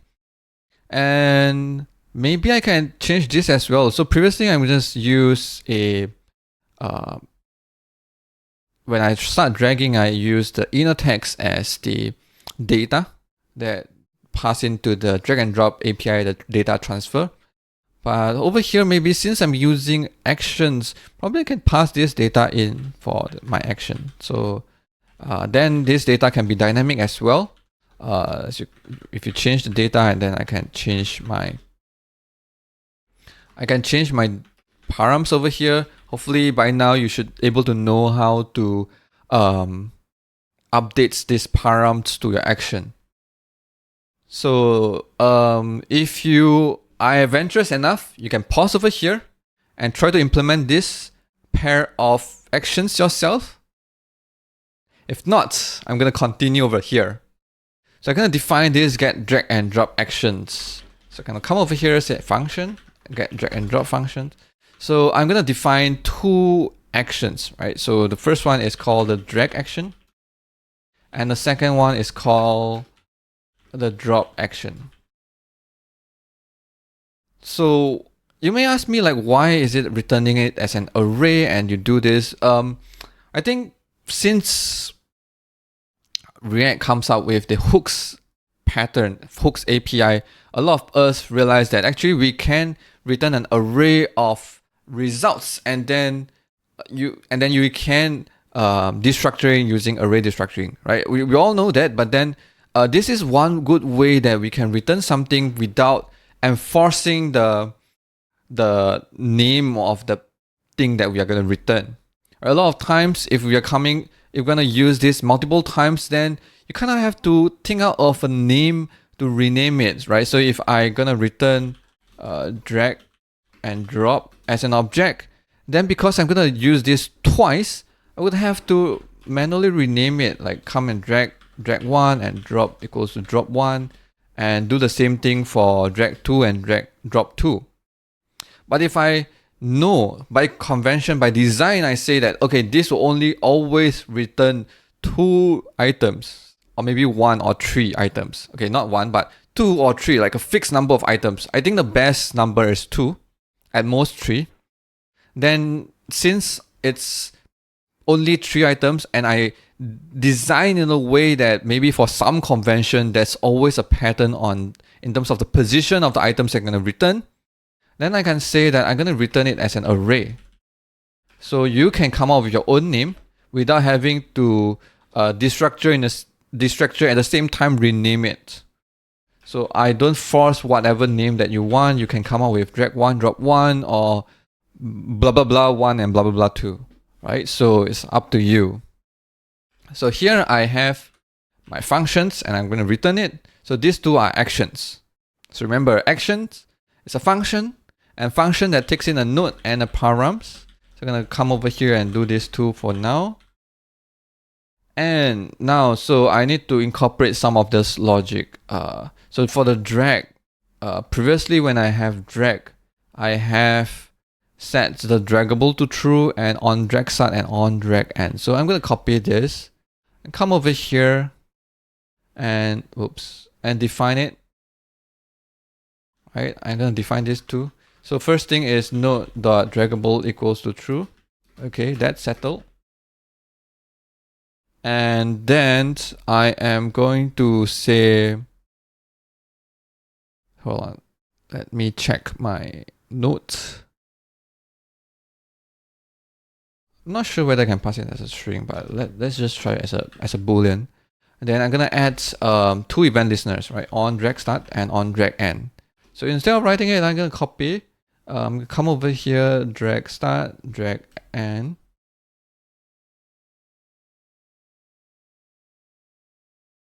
So previously we have a custom logics over here that says what can be dropped, right? So right now, since we're returning as a pair, we don't have to come up with this custom logic. We just need to say define a variable here, can drop equals to false, and can turn this flag on. So anytime when we are dragging anything, it should always turn on as true. So this flag is going to be used on the drop, right? So I'm going to use the same flag in my drop event so that's why I'm defining it outside of the drag so that the drop can use it as well. So as long as this flag is turned on, then I am open to receive this data coming in.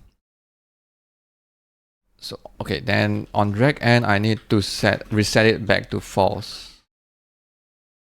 Okay, and then the data, instead of reading from text, since we're already passing as params, this is going to become over here. And I think that's it. So I am going to add event listeners.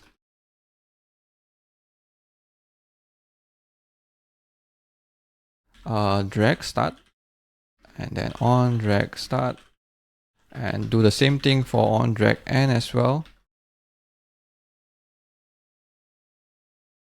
And then if I'm adding event listeners, I need to be a good citizen. I need to remember to remove it when during destroy. So I'm gonna come over here, copy these two lines, paste it in, whoops, and then replace it with remove event listener.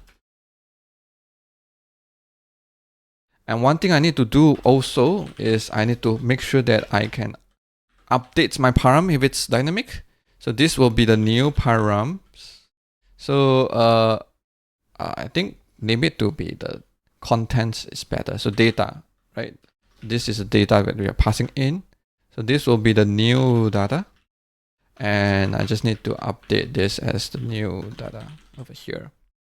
So this will always get the latest data. Okay, I think that's great for the first action. So I'm gonna remove this. Sounds good. Okay, now let's focus on the second action, the drop. Oops, so I'm gonna come over here and let's see. Okay, hold on, this need to be a string.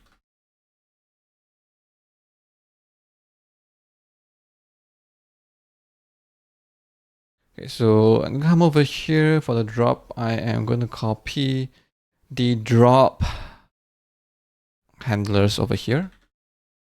Okay, so for the drop action, I'm going to do this too, right? On drop and on drag over. So on drag over, so let's copy these two events listener. Okay, just copy this too.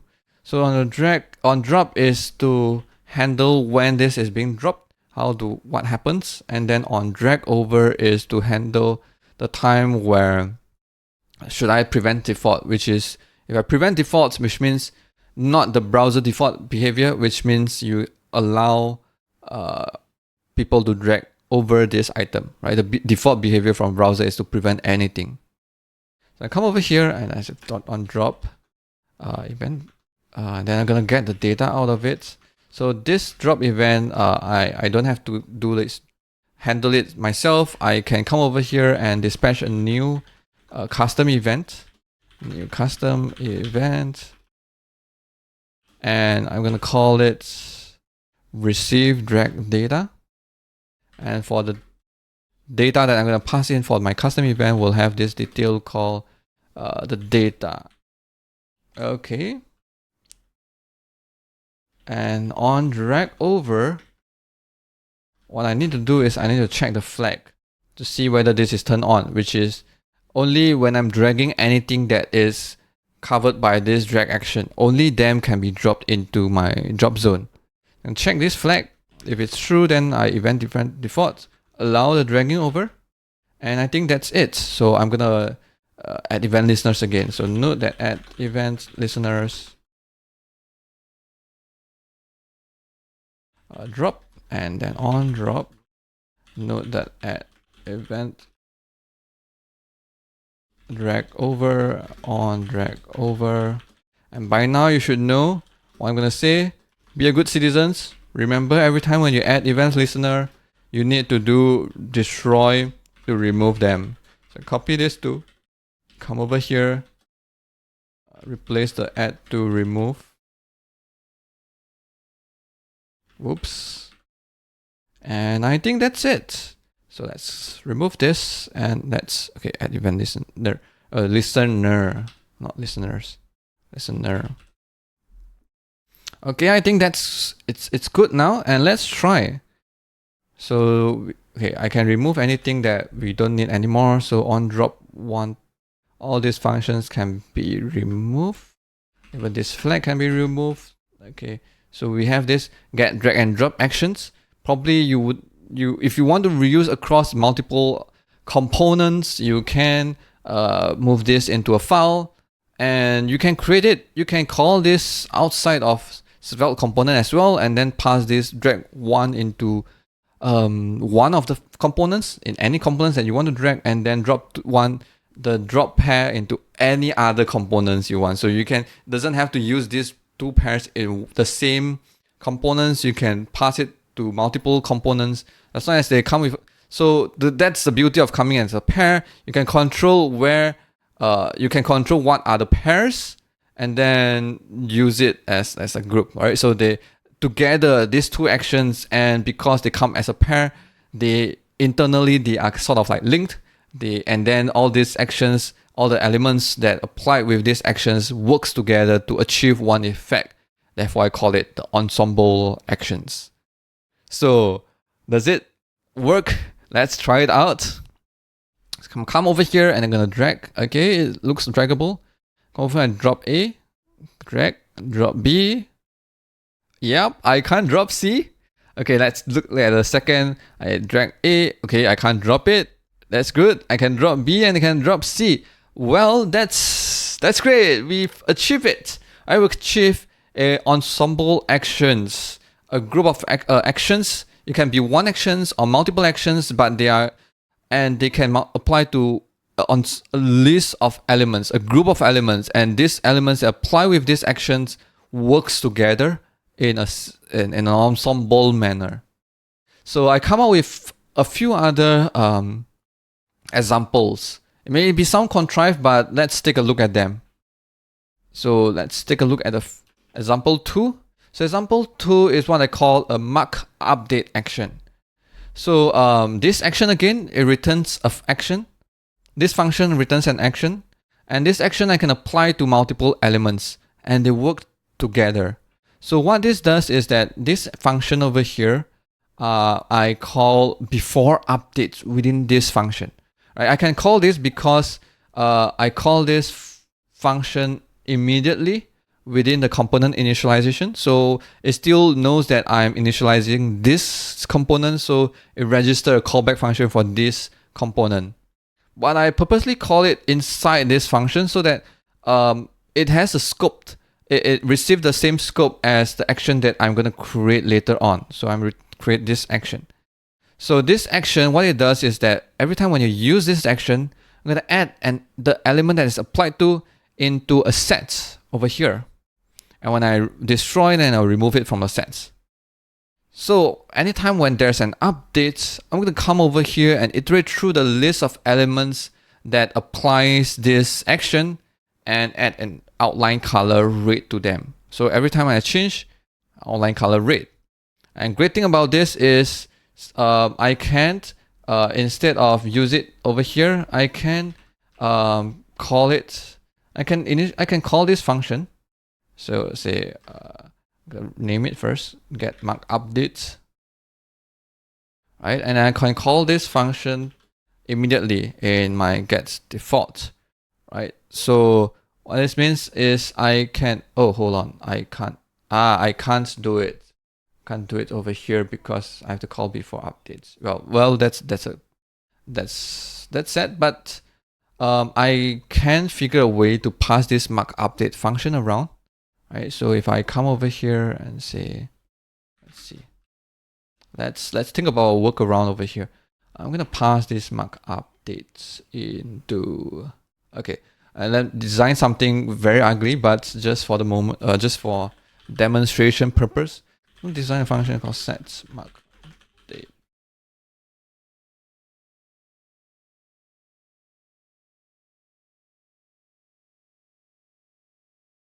So I'm gonna create a pair of get and setter. And I'm gonna come over here, mark updates. So return this. And so bear with me, this is ugly, this is not what you're gonna do, but this is just for me to demonstrate that I can come over here, seg mark update, and pass this action in. So for the sake of demonstrating that this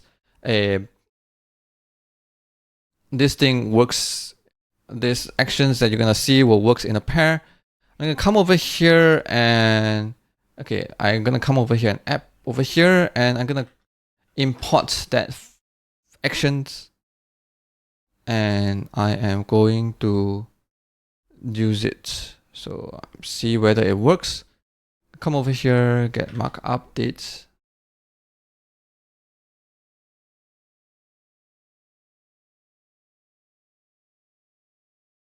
Get mark updates. This should give me an action.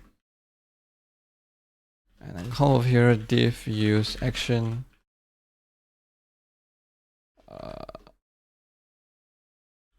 Okay, so probably there's a race condition where basically this get mark updates. This registration, this initialization calls after my app.svelte after, right? That's why this is not set yet. So probably I can come over here, action. Alright, I'm gonna say this is even uglier than I imagine. I didn't prepare this ahead of time, but let's see whether this works. I'm gonna say onMount. So by default is a no-op function. So I'm gonna say a function that does nothing. But then I'm gonna change my action. Let's see. Hey, whoops. I don't think it works. I don't think it works this way. Action itself is not reactive at all. Well, I can come out again another weird idea. Is I'm gonna compose an action, right? So sorry for this. I didn't plan this, but let's come up with a node, an actual action over here. And my action, what I'm going to do is I am going to, I don't think that works. Sorry. So let's scrap this. But I think what I want to point out is this. I can't point it out if it does not work. Well, I can. Okay, I know what I'm going to do. I'm going to come over here, example for. I am going to pass that function in. Script, okay, export, let action. And I'm going to come over here, have a div, foo, use this action. All right, I'm going to pass this action in. Okay, I don't need all this. I don't need all this crap. I'm going to import example for. Well, it's not an example in the stricter sense. It's just a subcomponent. I'm gonna come over here, action equals to mark update. So I'm passing this action in. As you can see, now it applies the same action. And if I come over here and do this update, right? This will turn the outline of this will turn into red as well. There's nothing relates to them. They are not.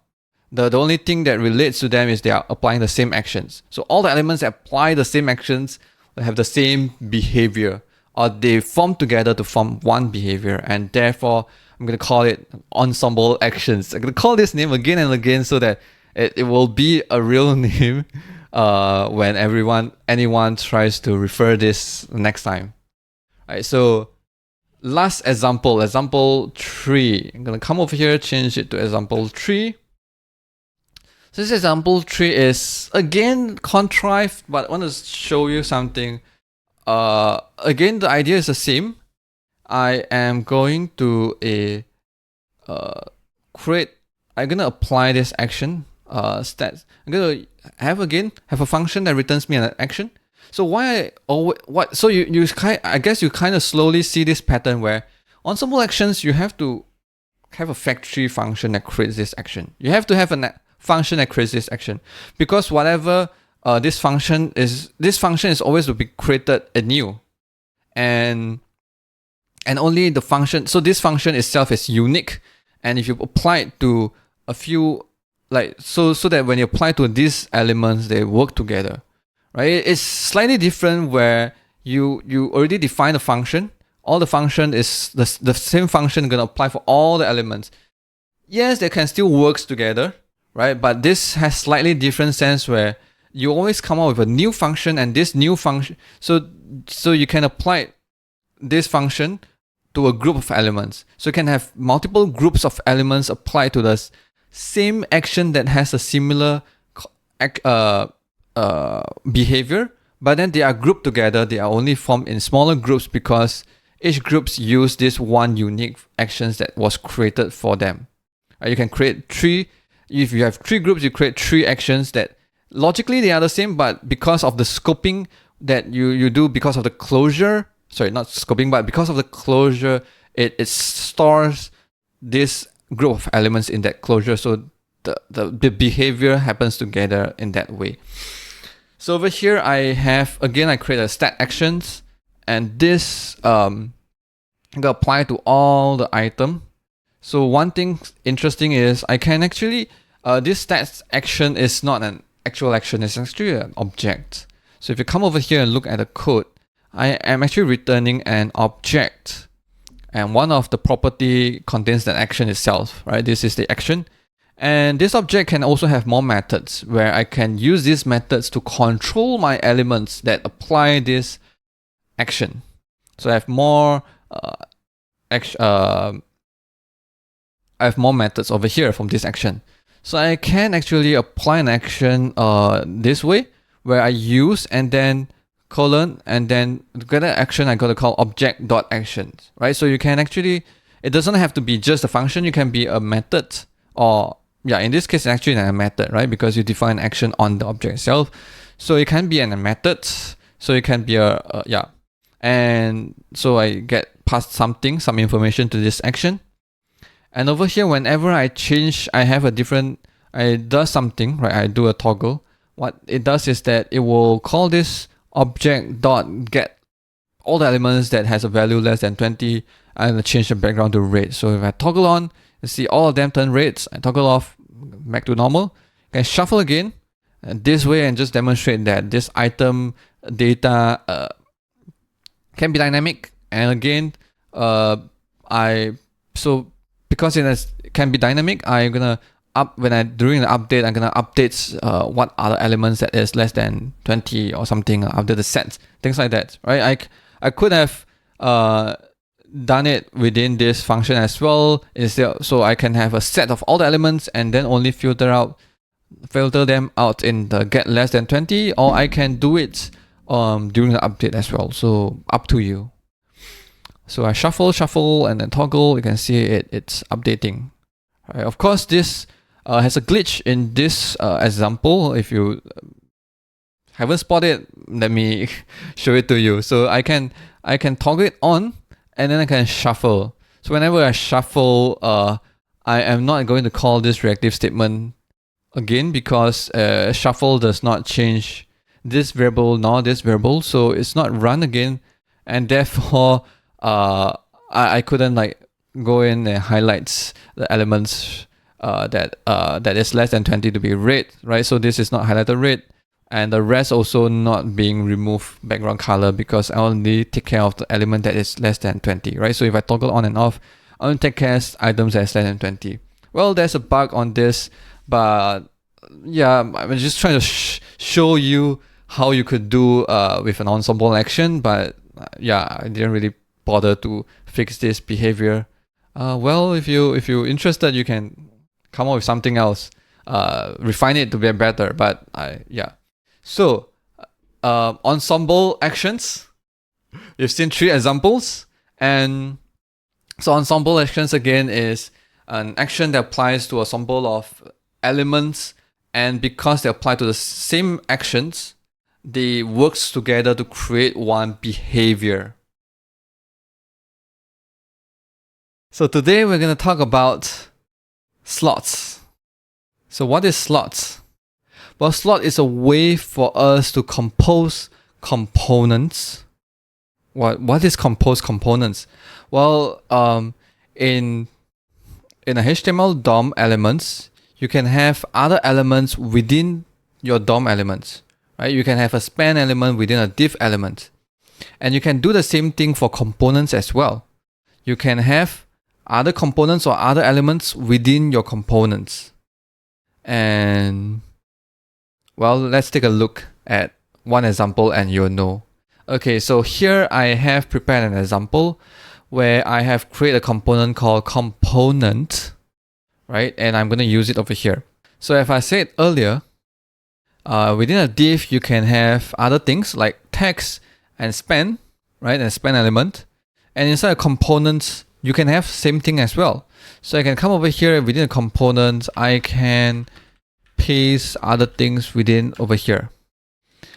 But how does this elements that you created, like you inserted over here, gonna be used within a component?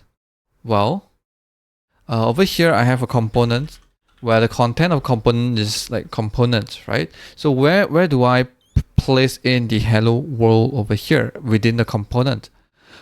Well, you can decide your own. You can decide within this component, you can decide where does, if the user of this component provides something as like so-called like a children within my component, then where will the content be go to? Where will the component be inserted into? And you can specify that using a slot. So if I can come over here, say slots over here, component and slots, then you can see that it's slotted after the text called component. If I put it in front, then you can see that hello world component is slotted in front, right? Wherever, so it depends on where you have a slot, then there it is where it is being slotted into. And you can actually have multiple of this, right? So slot is like a place where you can insert the content into, and you can have multiple of them if you like to. And if you have other logics within our components, say for example, I'm gonna create a variable called show, which you can toggle it on and off using a checkbox. Then if it is true, right? If show is true, I show a slot. If it's not, I will hide it. Okay, so over here, if you see, if I show, I will show the slots. If not, I will hide it. So if I turn on, you will see the slots. If I turn it off, it will be hidden. So so within a component, you can control how you want any content that is being passed within a component inside your component, right? You can, so all this, whatever things that's passing over here, you can control from within a component so that you know that where it will be slotted into, and you use this special element called slot to decide that. And just so that you know that elements over here is nothing but like a normal elements that you can expect that you can write within this app.svelte. I'm gonna create a variable called count equals to 0, and I can show this value over here, count, show the same value over here as well, and I can have a button over here to maybe increment the count, and have another button over here to say decrement it. Right, so this is decrement, this is to increment. So if I show this component, if I click increment, you can see that this is just like just like a normal expressions that you can write within this app.svelte. Got nothing to do with this component. This component just says that where you're gonna slot my content in, right? If I hide, there's no way to slot in, then there be it. If you unhide, you say that okay, here you're gonna be slot in, then yes, you're gonna slot it in, right? But then the data inside, the expressions or whatever you have inside, is still be treated like you are rating them within this Svelte. You can increment, you can decrement them. And remember when I talk about scope styles, scope CSS, I say that when you write styles within a component, say for example, if I say button, where the button font size is say 42px, it affects all the buttons within this component file, right? It affects everything within the file. So you have one button over here and one button over here, they'll be both affected.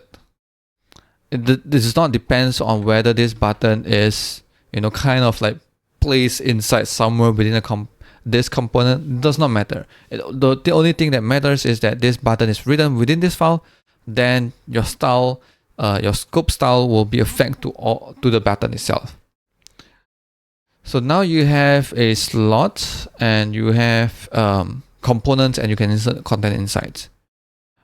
So what if your slots, on the other hand, does not have any content, which is, so over here you write slot to say that, okay, if you have anything within a component, you could just slot it in, right? What if you create another component like this, and you close it immediately so that there's nothing inside? Then what happens then, right? So this is the first one. You see, you slot the content in. This is the second one. You slot nothing in, right? Of course, if slot nothing in, then there's nothing. But what if there's nothing and you want to show like a fallback? Well, there, what you're gonna do is you can write slots and you can put some content inside. So whatever you pass in over here inside the content, it's like a fallback. It's a fallback content if you have nothing, right? If you have something, then you see something. But if you have nothing, then you'll show the fallback content. So this is one way you can fallback content, so that it does not really depends on whether. So it depends on whether the parents pass in something into your component. If there's something, then you slot it in. If there's nothing, then you just show the fallback. So one last thing before I end this video is, what if you have more things that you want to pass into the component? More places to slot into, right? Over here you only have one component called slots, and you can only pass in all the things that is within this component will be slotted in.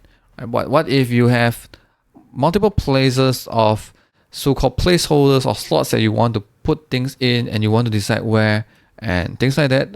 What should you do? Well, you can have named slots. So let me remove this and let's create a few slots. First thing is I'm gonna remove everything first. I'm gonna come here and say this is the header and this is the footer, right? So for example, you have this maybe like a layout component where you create a header and a footer.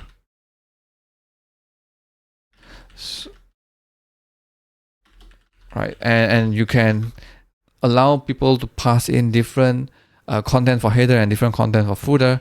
Then you can have different slots, right? So if you pass in the same slots over here, then you are getting the same elements into both of the slots. But what if you want different things? Then you can have name slots. You can have name for the slots. Over here, I'm gonna name it, call it footer. Then this is a footer name slots. So if you want to pass something to footer, then you can have to come over here.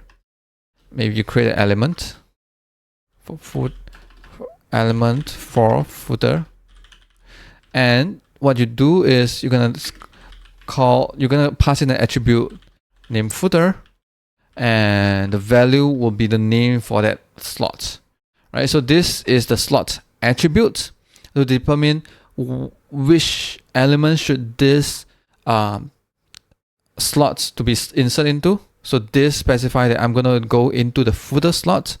This attribute tells you gonna footer slot, and over here you have a name slot. You have a name for this slot called footer, and there is where you insert the elements that has a slot attribute called footer in, right?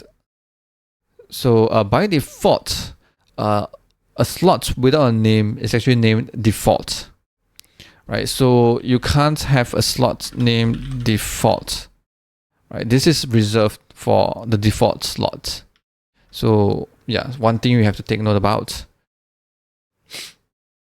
So you can have name slots and come over here. I'm gonna say this is gonna be a header slot, and now I am going to add this button into the header slot, right? But I also want to add the count into a header slot.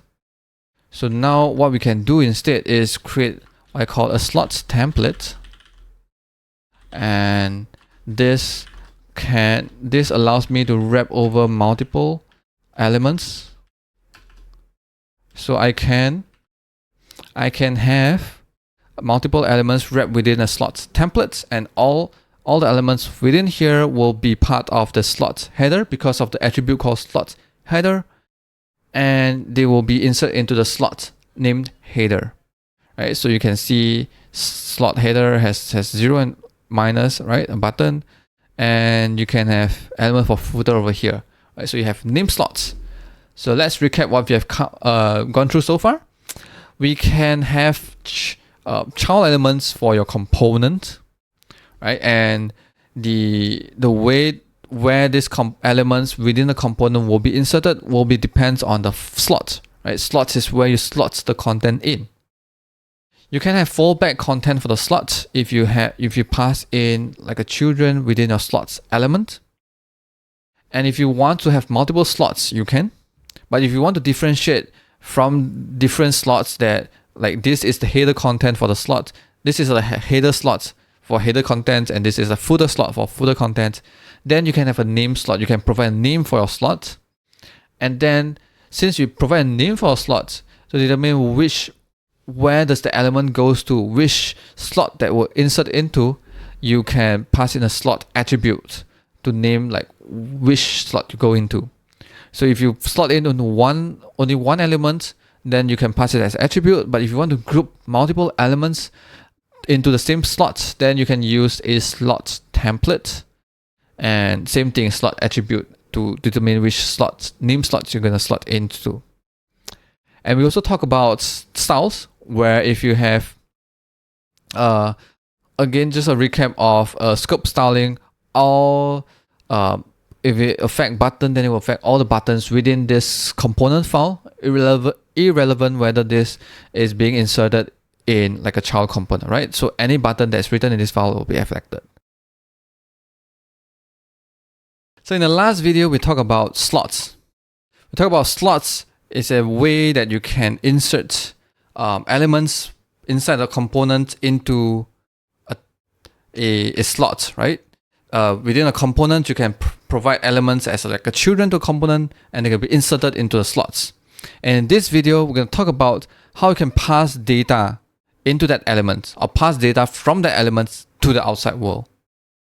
Right, so here in this example that I've prepared for you, I have a app.svelte, which is the parent component, which uses the component, the child component, and I pass an element, right? I pass in a fragment of elements, which is the app count data, into these slots. So inside components, you will have this element called slots that determines where this app count is going to be passed in. Right? If I don't have this, then you will see that although you pass in the app counts, but there's nowhere that you're going to specify it because you're going to insert it into. Right? Slot is where you specify you're going to insert. Where you're going to insert that into. Now inside this elements that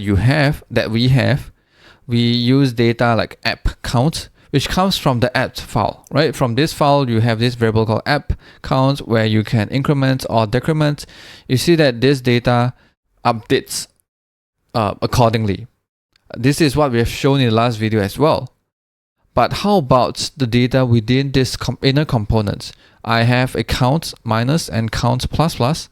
I have a count and I can increment and decrement. But how do I pass this data into this element inside over here? Well, you can do that using slot props, which is props for this slot element. So for example, I can pass in count like this, pass in a count as a props to this slot. Then I can read it out into this slots template. So what I do is I can come over here and say let count. So let is a directive, and it says that if I have a props for the slot, then it will be available over within this Svelte fragment over here. So I'm gonna say this is the variable count, so it has to match up, and now I can use this variable count over here. So component, I'm gonna say component count is this count. Right, so if I increment like this, you can see it changes. If I increment like this, you'll see that it changes for the component count. Let me. Right, so that you can see that they are side by sides. One is app count, one is component count. So so this is how you can get. So within your template, within this Svelte fragment, you can have data coming from two places, right? One is within this app Svelte component file, and another is from the components, right? The child components. The other one is from here, the component count.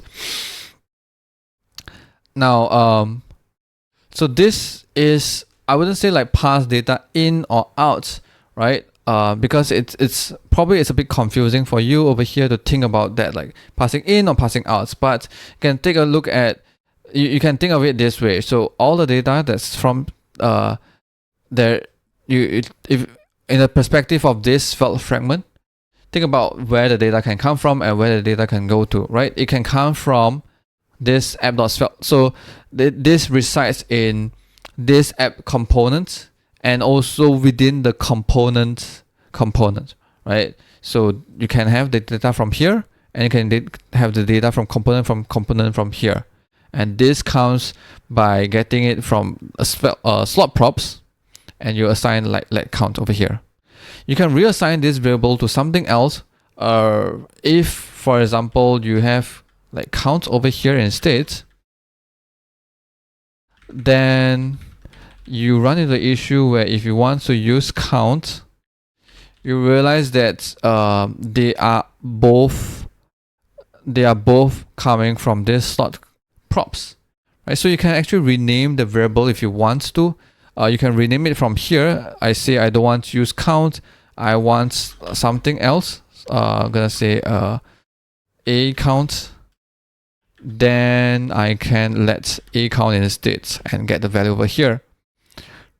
But what if you have no choice? This is the name of the prop is called count. You have no choice to use let count. Then you can have actually rename it. You can rename to something else. So actually you can come over here and equals to a new name. You can bind it to a new name. You can bind it to count from component. And I can use it over here like this. Right now you can see that I'm getting the count from this app component and count from components from the component. Right, so we see that how we can get data from here inside to from app and component. Now let's take a look at how we can get something out of it, out from here, from this Svelte fragment to inside this app.svelte or component.svelte. Right, so first thing is if you have, say, a button, I'm gonna copy this button and paste it over here. But if this button, whatever I do over here actually will affect outside world. I can also define a function, say increment, which is count plus plus. I can also call this function over here to notify that this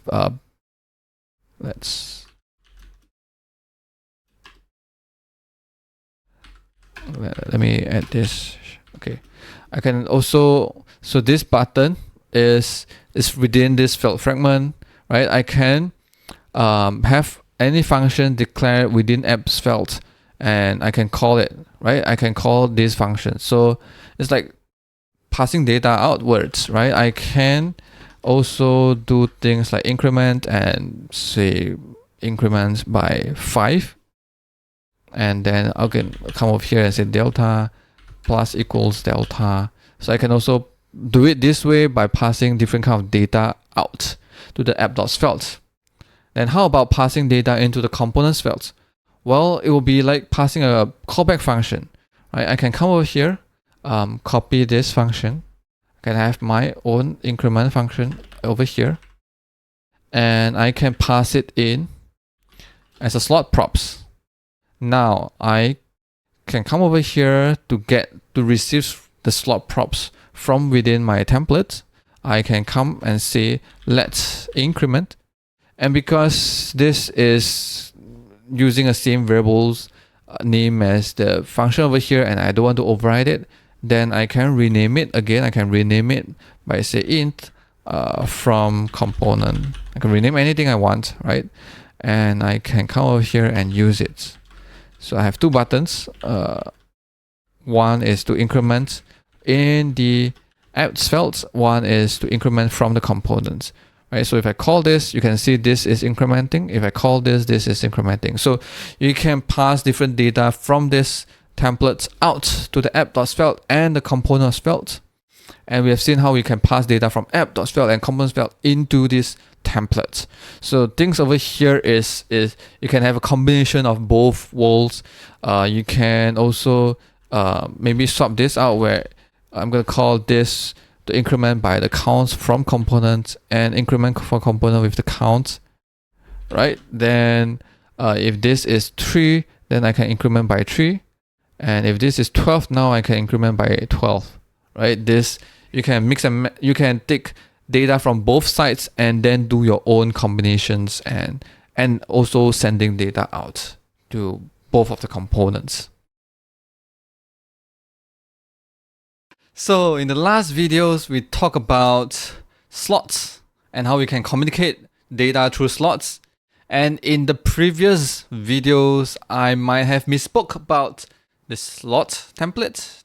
There's no such thing as slot template. It's Svelte fragment. So sorry for misspoken and mistyped it. I must have been sleeping while recording this video, that video, right? So today we're going to talk about slot forwarding. It's a good way for us to revise and ensure that we really understand how slots works. So let's take a look at what is slot forwarding and have a check where how good we know about slots. So first thing is over here, I have prepared a REPL where I have 3 components. I have A, I have B, and I have C. Right? So A imports B, B imports C, and the app will import A. So we just leave the app component alone, and we're just gonna take a look at the A component. Or rather, let's take a look at the C component first. So the C component is the most interesting one. We have 3 slots. The header, we have 3 slots element. 3 of them are named slots, so they have names for it, right? They are not default slots, they have names, right? We have header, content, and we have footer.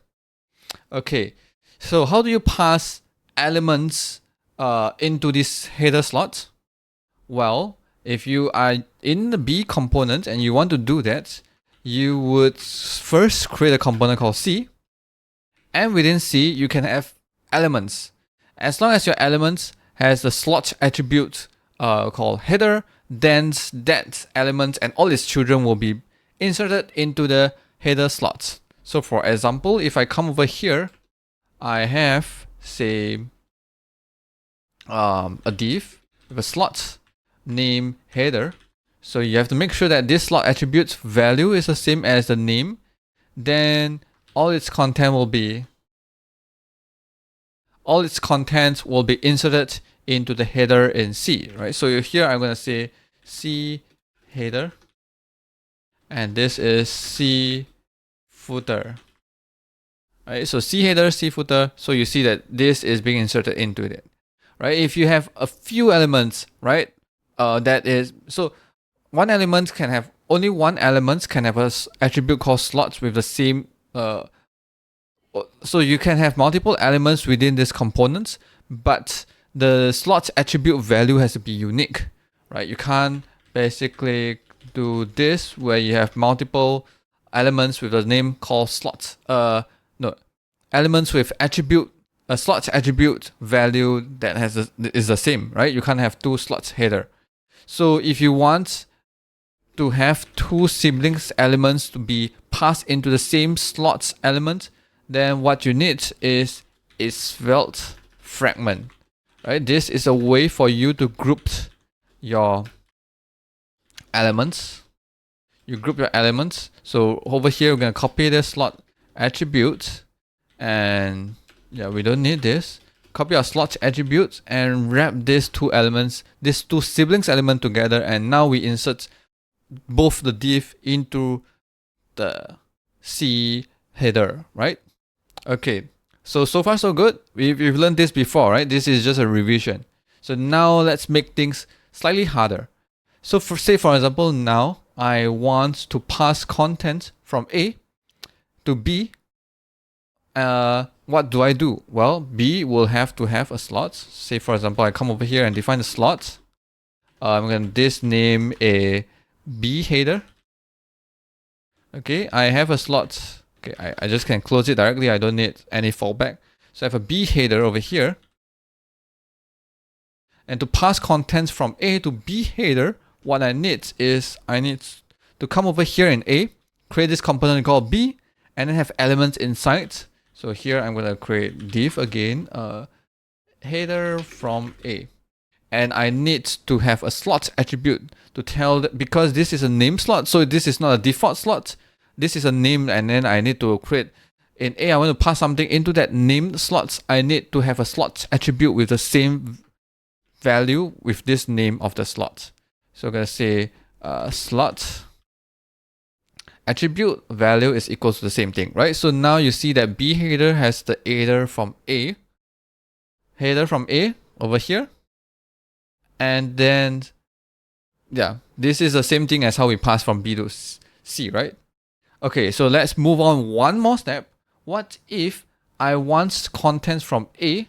I want to have this slot, whatever the content is passing to B header slot, to be passed into C's header slot. Right, so what do I do? Okay, so first thing, I could come over here, instead of having this div, remove all this, and take and copy this and put the slots in over here.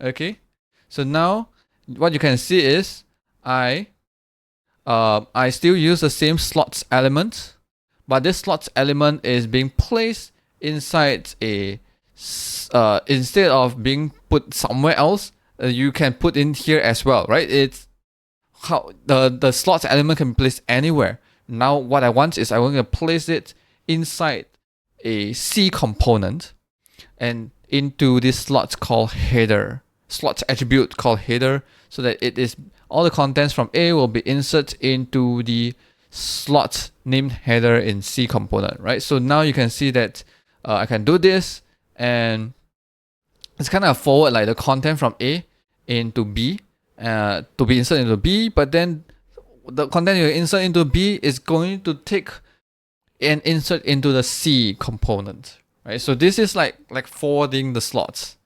And if you're going to do this, you can simplify it by come over here. If this is all you have, because Svelte fragment is usually used when you want to group multiple elements to insert into one slot, right? But in our case, we only want to have only one element, which is this slot element. So a further way to simplify this, we can copy this slot attribute and pass it inside this slot element, and we can remove this Svelte fragment, right? And you can see that it's still working, right? It's still working. You take in contents from A in the A file, you take it in and pass it into the B component over here, right? So the slot attribute says B header, so we're going to insert into a slot element in B component named B header. and then I want to pass this this element, this whole element coming from A, I want to slot it inside a slot in C component named header. So I come over here and add slot attribute called header, and there it is, it's being slotted into C component. Right? To make matter worse or confusing, sometimes you might write something like this where the name and the slots is the same. So here it's like this, but you need to know that after my explanation, hopefully you are clearer now, where basically slots and the name creates a name slots element, which says that whatever coming from whoever create a B component, they can create something with a slot attribute called header that will insert into there, right? And at the same time, if you have a slot attribute, then it means that I want to insert into this component, right? Wherever it has a slot named header inside C component. Okay, so now let's take a look. Hopefully you understand this, and let's take a look, revise again what we've learned in the previous video where we say about communication, right? Data, how do you pass data, right? So say for example, if I come over here, I have a script tag, and I have a counter equals 0, and as always I like counter because it's easy to create and demonstrate. Button. So oops. Okay. And I have a button to counter. I have a button to increment this counter value. Okay, I want to pass this counter into the slots counter. So when I pass it in, you will see that over here I can access this value, right? Via the let, right? So I can have a let counter, right? But okay, I have a let counter, but then again I have a let counter, but this is usually used in all the elements, right? If I come over here and if I have a div, I would have this. I could now use this counter over here and do something about it, right? I can show this counter directly. This is the element, right? As you can see, it's incrementing. But instead of having a div or something else, I have a slots element, right? Slots element is for people to insert something inside, right? So now probably I would want to also pass this counter value to whoever is slotting into my slots. So I can come over here and say counter. I'm do this. So then I'm going to pass this counter value, go over and insert and provide to whoever is slotting into the header. So this is the slot header over here. And I can take this same thing, let counter, and I come over here and use this value. Now, you see that when I increment, this data is being updated, right, over here. So this data comes from how I pass this data is when I create a slots element, I can have props. So any props you have, the data will be passed into whatever elements that is going to insert into that slots element. So whatever elements are elements with slots attribute with the same name. So in here, C component, we have slots attribute called header. So this will receive that counter, right? To receive it, you use a let counter. And now, because this element just coincidentally is a slot element, or else we were just gonna use this counter, but this is a slot element, which means it's not showing anything but someone to insert content in, right? So we also want to pass this data into whoever is inserting into this slots element. So we're gonna create these props so that we can pass that data down. Right? Of course, you would say that this slots element could have fallback, right? So this is a fallback. So this is this content will be rendered if you don't pass in a element with a slots named header, right? So for example, if I say this is header Z, Now you see a fallback, and this fallback has this content, right, where basically is this one, right? You take let counter and you're gonna show the content over here. But if you pass something that has the same slot attribute, now you will want to pass a counter to these elements, right? If you want to, right? You don't have to. You can pass as a counter. You can maybe rename it as, say, foo equals counter. Now, what you can do is maybe let foo and then take the value of foo over here and show foo, right? So this is the foo value over here. You can see over here, right? So of course, so it's up to you whether you want to pass it down or name it something else or do something with it, maybe foo counter times 2. So what you get over here, the foo value that you receive is always 2 times of the counter. That's really up to you, right? I'm just gonna show how you can pass data all the way back in. Right? As we learn, we can also pass data upwards, or over here we have this data go through A, B, and C, right? So everyone can be participated into the data to be passed in. So now I'm gonna have a B value, create a button on click.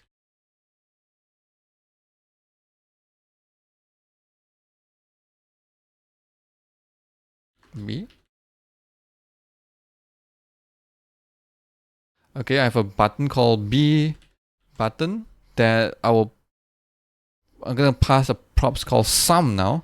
I'm gonna counter plus B. Okay, and so this one I'm gonna nicely put, this is C, this is B, and now I also in A I also gonna have something called let's A equals to 0. Gonna copy this code over A plus plus A. Now this will be sum, so we're gonna take let's sum and sum plus A. So this is a sum from A. This is, but then the sum plus A. So what is sum? Sum is actually coming from here, which is, let me make it a new line so it's easier to read. Sum is equal to counter plus B. So B comes from the B component. And what is counter? Counter comes from here, right? From the let, so which means it's come from C. So what is counter over here? This counter is this variable from C, right? So we increment any of them, you see that it is adding all the variables, all the counters from A, B, and C, right? So this is amazing. If you this unlocks a lot of possibilities that you can do. Possibilities are endless. Imagination is endless. It's up to you, right? Hopefully, I explained this slot forwarding concept to you clearly. And I think that this the idea of slot forwarding, like forwarding a slot, really enforces you to think about how slots really work. What is the relationship between a slots element and the slots attribute, and how do you pass data across them, right? Hopefully after this video you don't have any doubts anymore, but if you still do, comments down below, ask me any questions if you still have, right? I'm very more than welcome to answer all of them. Today we're going to talk about a magic variable called $slots. So what is this magic variables about? Well, we're going to take a look in an example and we're going to learn about from that. So over here I have a app a.svelte component, which it has 3 name slots, name A, B, and C. Each of them has it's wrapped by a div, and it also contains a fallback for the content, right? So if you don't provide this name A slot, you don't provide elements when you're using this A component with a slot attribute called A, then you will see the fallback instead. So and the same thing goes for B and C. So over here, if you come over here and see, A has 3, A has nothing, you don't pass anything, so you see fallback A and B and C. And for this one, you have A, B, C, you pass something, so each of them has something for it. And then if you come over here and say you do this, then you get A, B, and fallback for C. So this is useful when this is very useful when you have fallbacks, right? So if you don't pass something, you see the fallback. But sometimes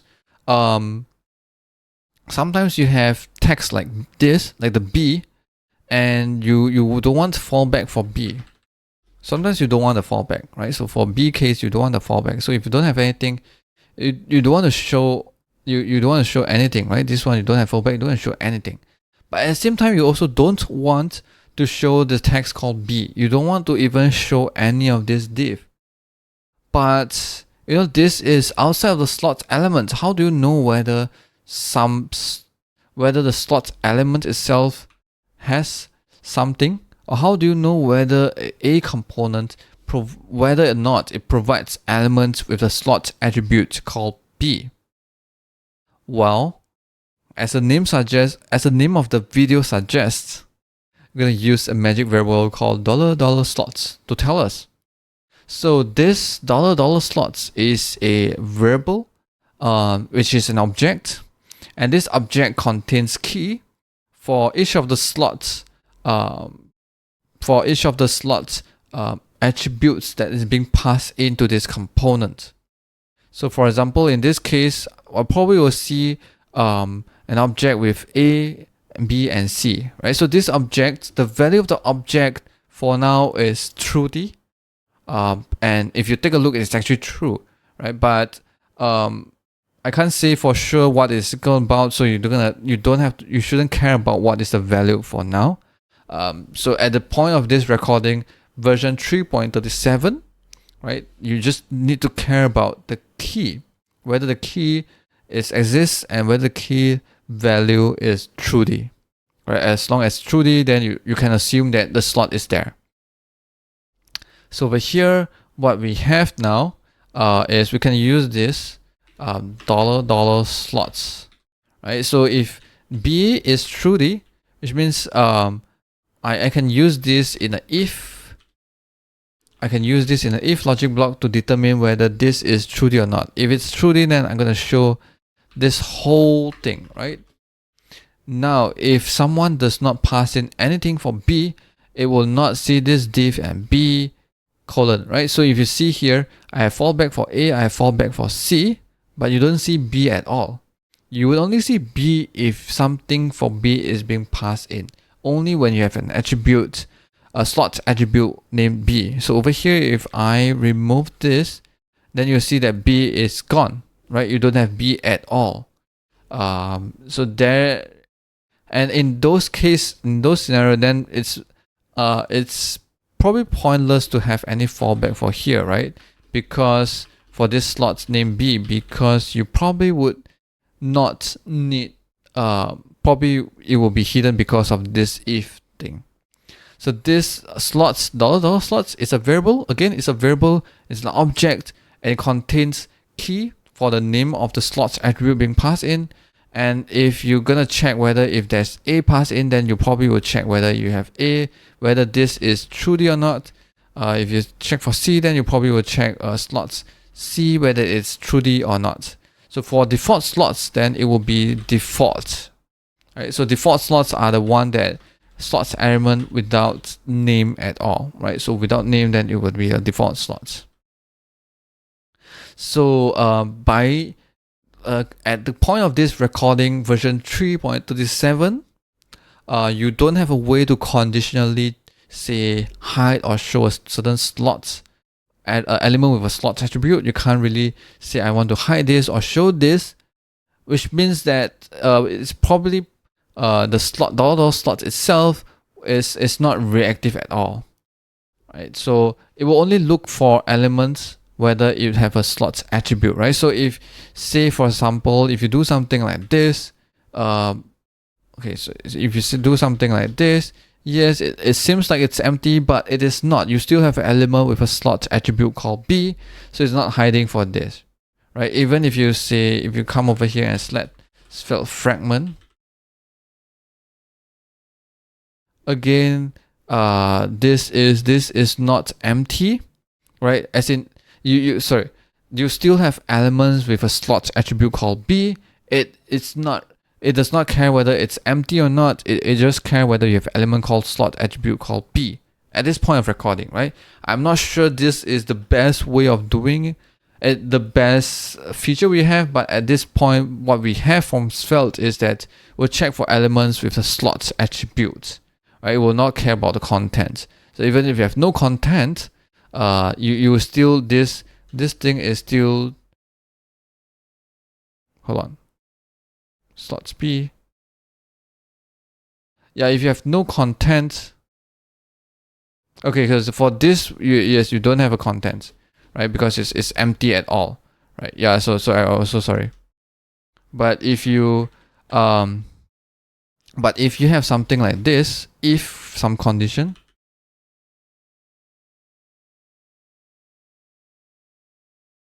then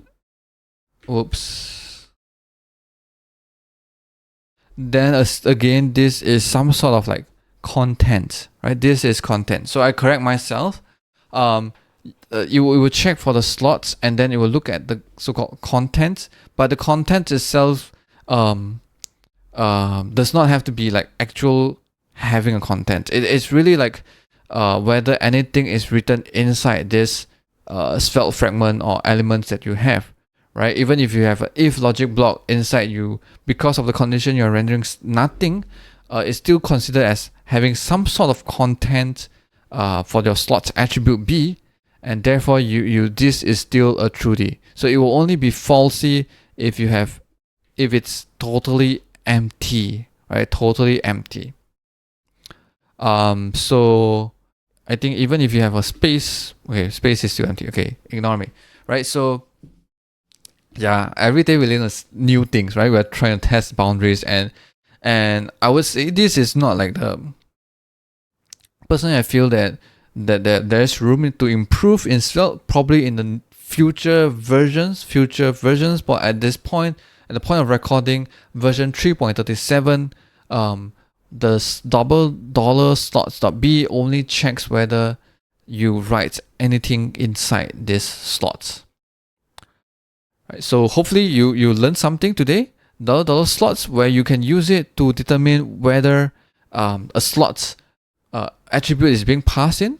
If it's not, then you can use this to wrap it around with elements, so that it's not just about the slots. If it's nothing is passed in, this is empty, right? But then also the surrounding elements, if you want to hide surrounding elements, if the slot is not being passed in, you can use this $slots with an if logic block.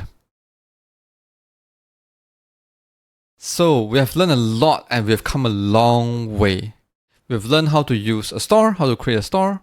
We have learned how to create an action, how to use an action. And we have learned how to compose or create components, how to share data across components, how to create slots where you can insert some contents from your component into somewhere that you will insert into the inner components, right? And we learned about how to transfer data across. We've also learned about how you can dispatch an events from components or dispatch events from elements.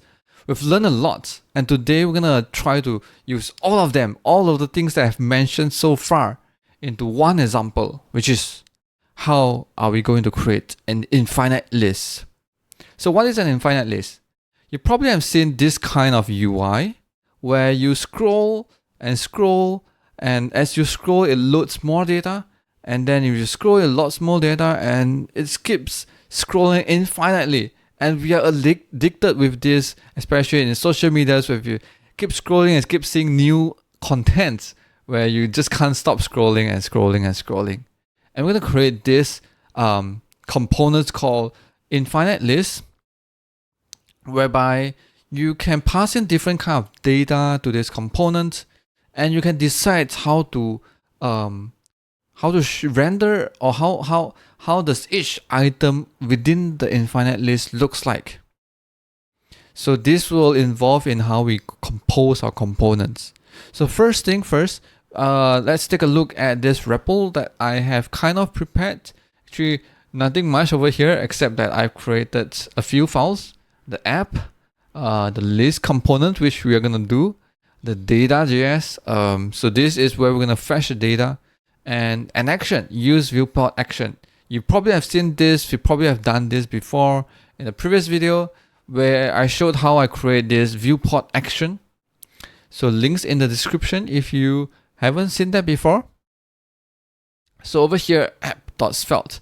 Let's imagine how we are going to use this infinite list. So most likely, or this is how I imagine, right? I'm going to share how I come up with this, and if you disagree or something, let's comment down below and let's discuss about it. So this is how I would imagine my list component will be used, right? Usually when you come up with a component, you probably, instead of like there's two ways, right? First is you want to experiment, you want to play with it, then yeah, go ahead, go heads down to the component and try to experiment with something. But sometimes on the other hand, when you want to design a component, you want to think in terms of how you want to use it, how you want to allow people to use it, and then figure out how to provide that behavior. So over here, I'm imagining that I have a list component. Okay, I have a list component where I can pass in data, right? I can pass in data like this, right? So this will be an array of elements. Okay, so this is empty array for now. And I would imagine that I would have also ways to get, so this list will render an infinite list, right? So for each of the elements, I probably want to define like how each of the elements will show, right? So for each of the elements, probably I have a variable called a item. Over here, item is like one of the item of the list of arrays. So I don't have to do like a for each loop within like in this app, right? So the list will do that looping of creating each of the items whenever they need. All I need over here is I let item, and I probably will able to say maybe show some contents for each of the item, right? Something like this. Right, this is what I would imagine my component will look like. I pass in a list, a data, and then for each of the item, I can bind it, and then I probably will show like how each of the item will show. And then probably I also would have maybe an event called load more. So this will prompt me to load more data, right? Fetch more data, so that so most likely this will be called when I scroll to the end of the list.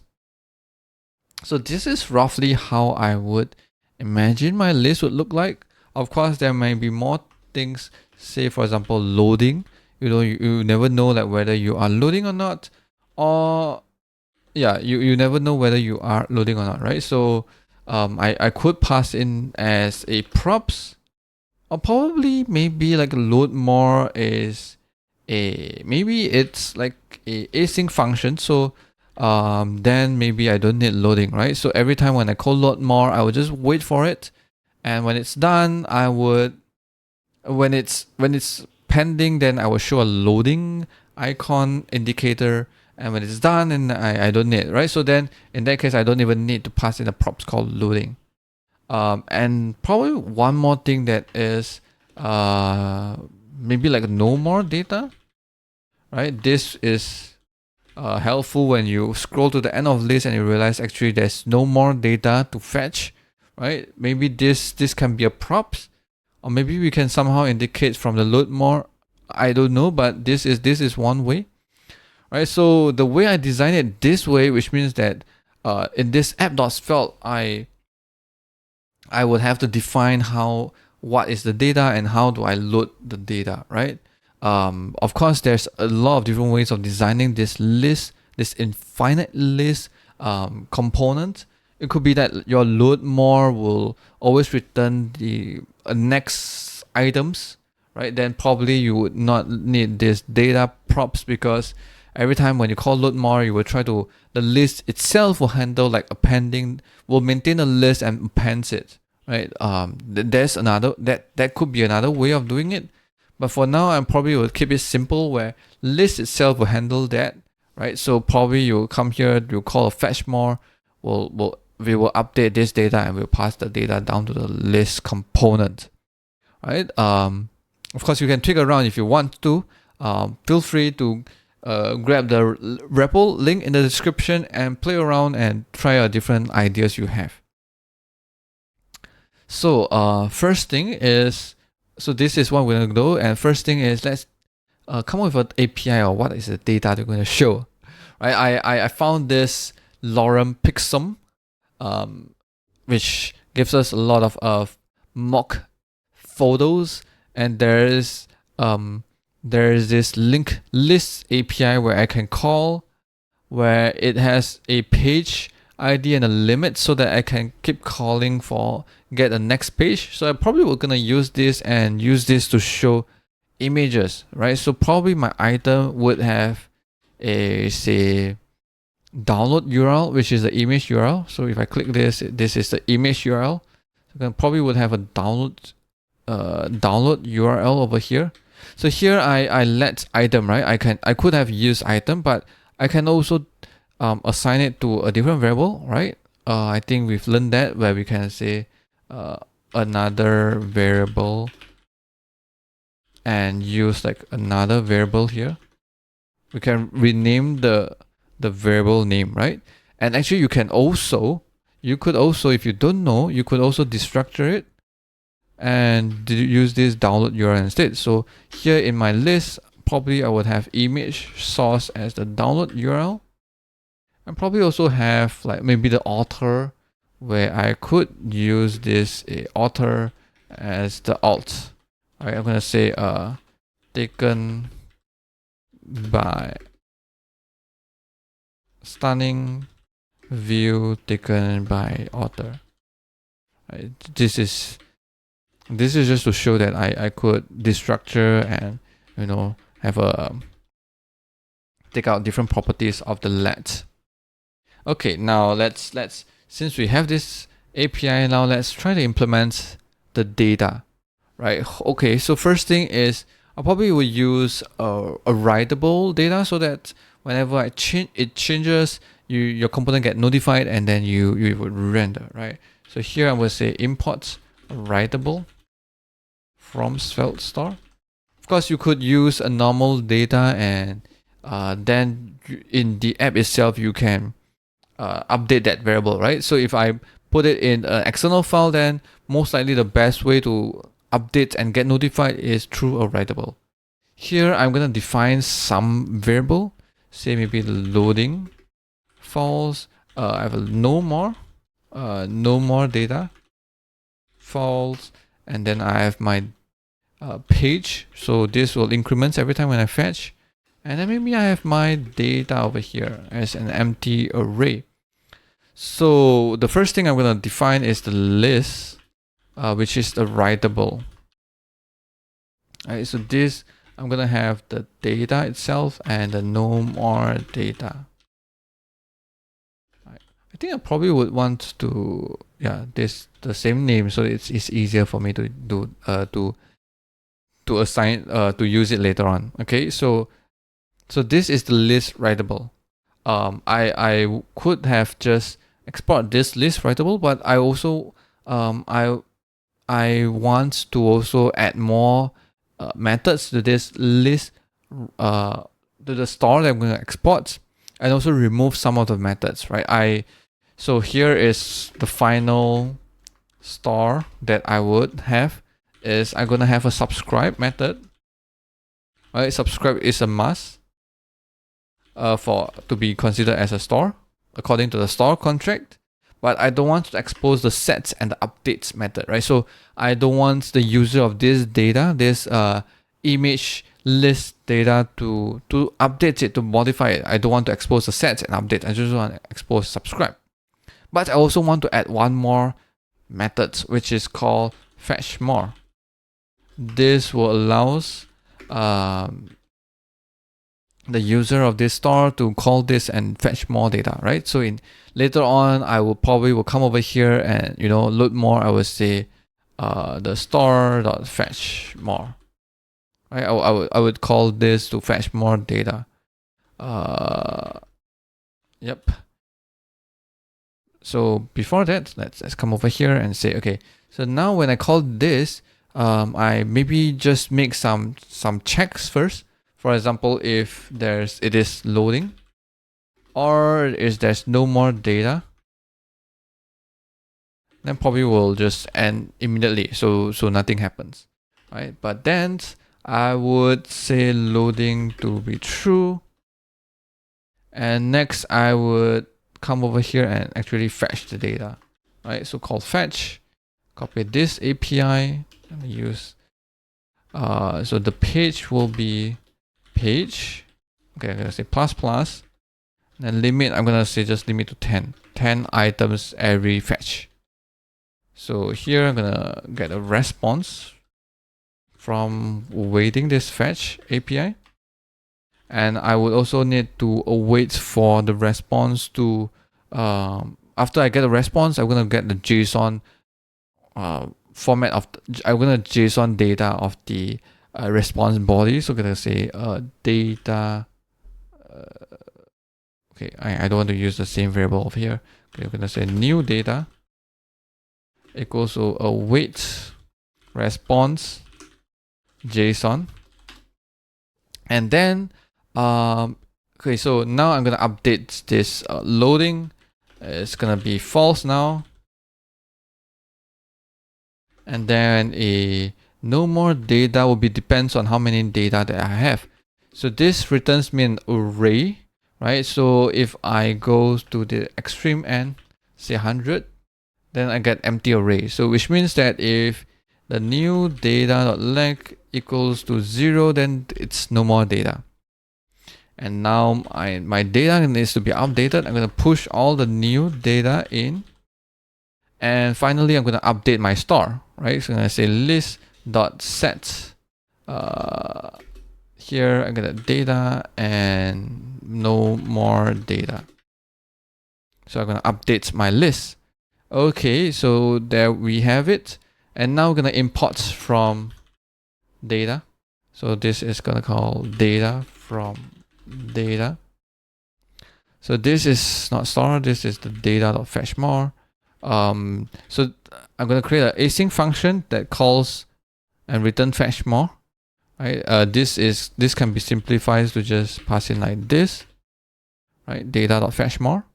And over here, because my store value has data and no more data, I could actually just spread it, right? I can just spread the data, right? Because the value of the store is an object with data and no more data. I can spread this instead of having to come over here and data.data and data.no more data, right? I can spread it instead. Okay, that is done, and we have that done, which is nice. And now let's take a look at the list component. Okay, so in the list component, I need first to create some of the props that we're passing in. So the first thing is the data, and next is the no more data, right? And then yeah, that's it. And because over here we have an event from this component, so probably we also want to import create event dispatcher. Right, so you will create a dispatch method to dispatch this, to dispatch a a load more event later on. Right now, I'm gonna create a list. So firstly, I'm gonna have unordered list. Whoops.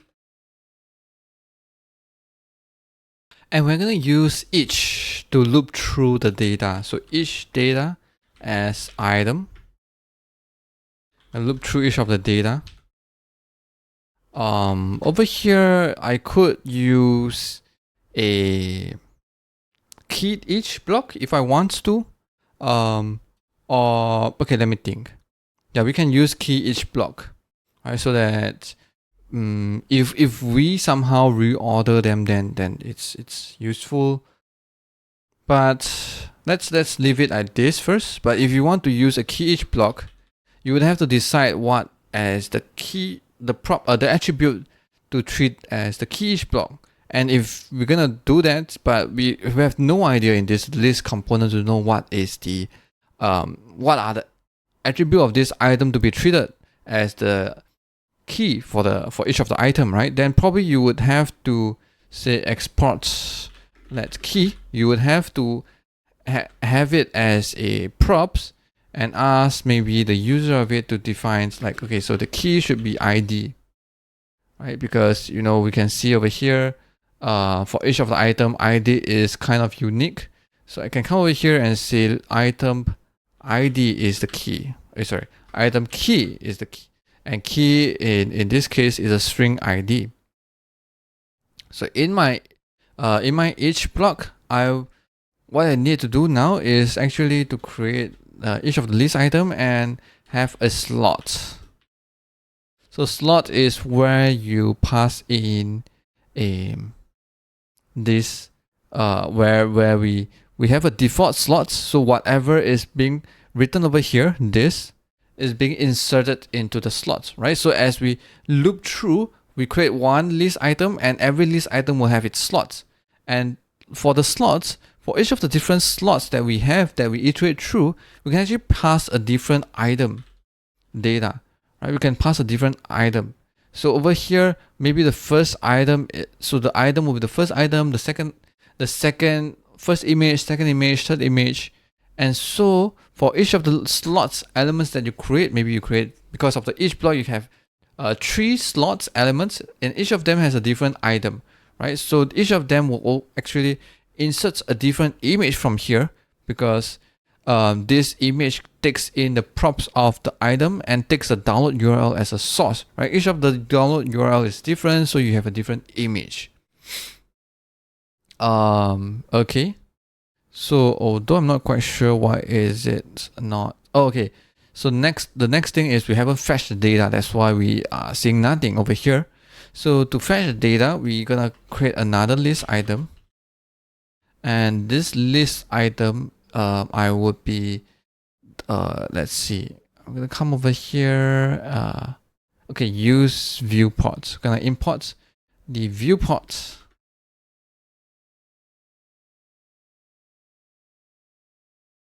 Use viewport action, and I'm going to use viewport for this list element. Okay, so if no more data, if no more data, then probably we would not need to use this again, right? This list item, this last list item will have the viewport so that we know that when it's entering the screen. So you call enter viewport event on enter viewport. So when it enters, what we want to do is actually to call fetch more data, right? So over here, instead of calling a method, we are dispatching a new event called load more. So here I'm gonna say load more.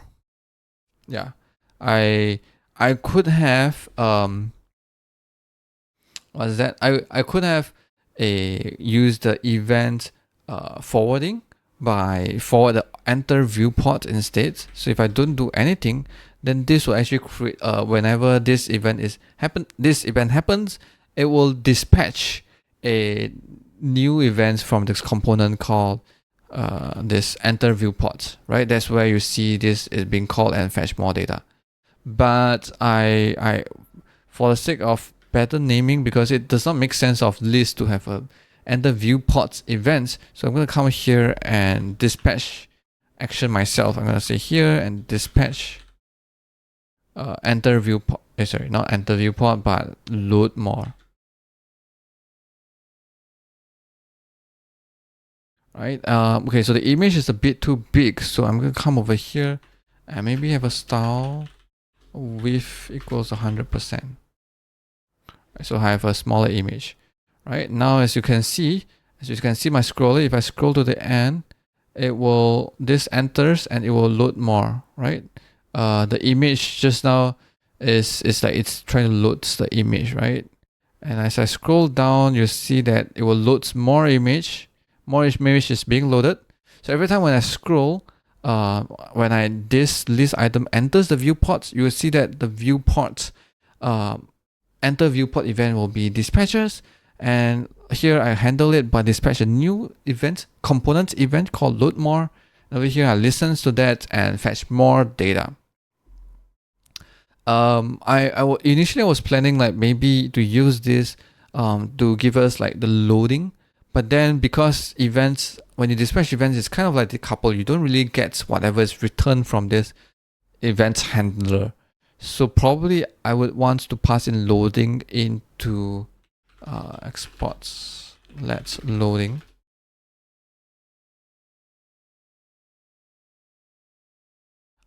In here, so that you know when it's loading, if loading, gonna show a text called loading. But we haven't passed this loading in, right? We haven't passed loading. So I can come over here and maybe have this loading as part of the Writable as well. So loading over here.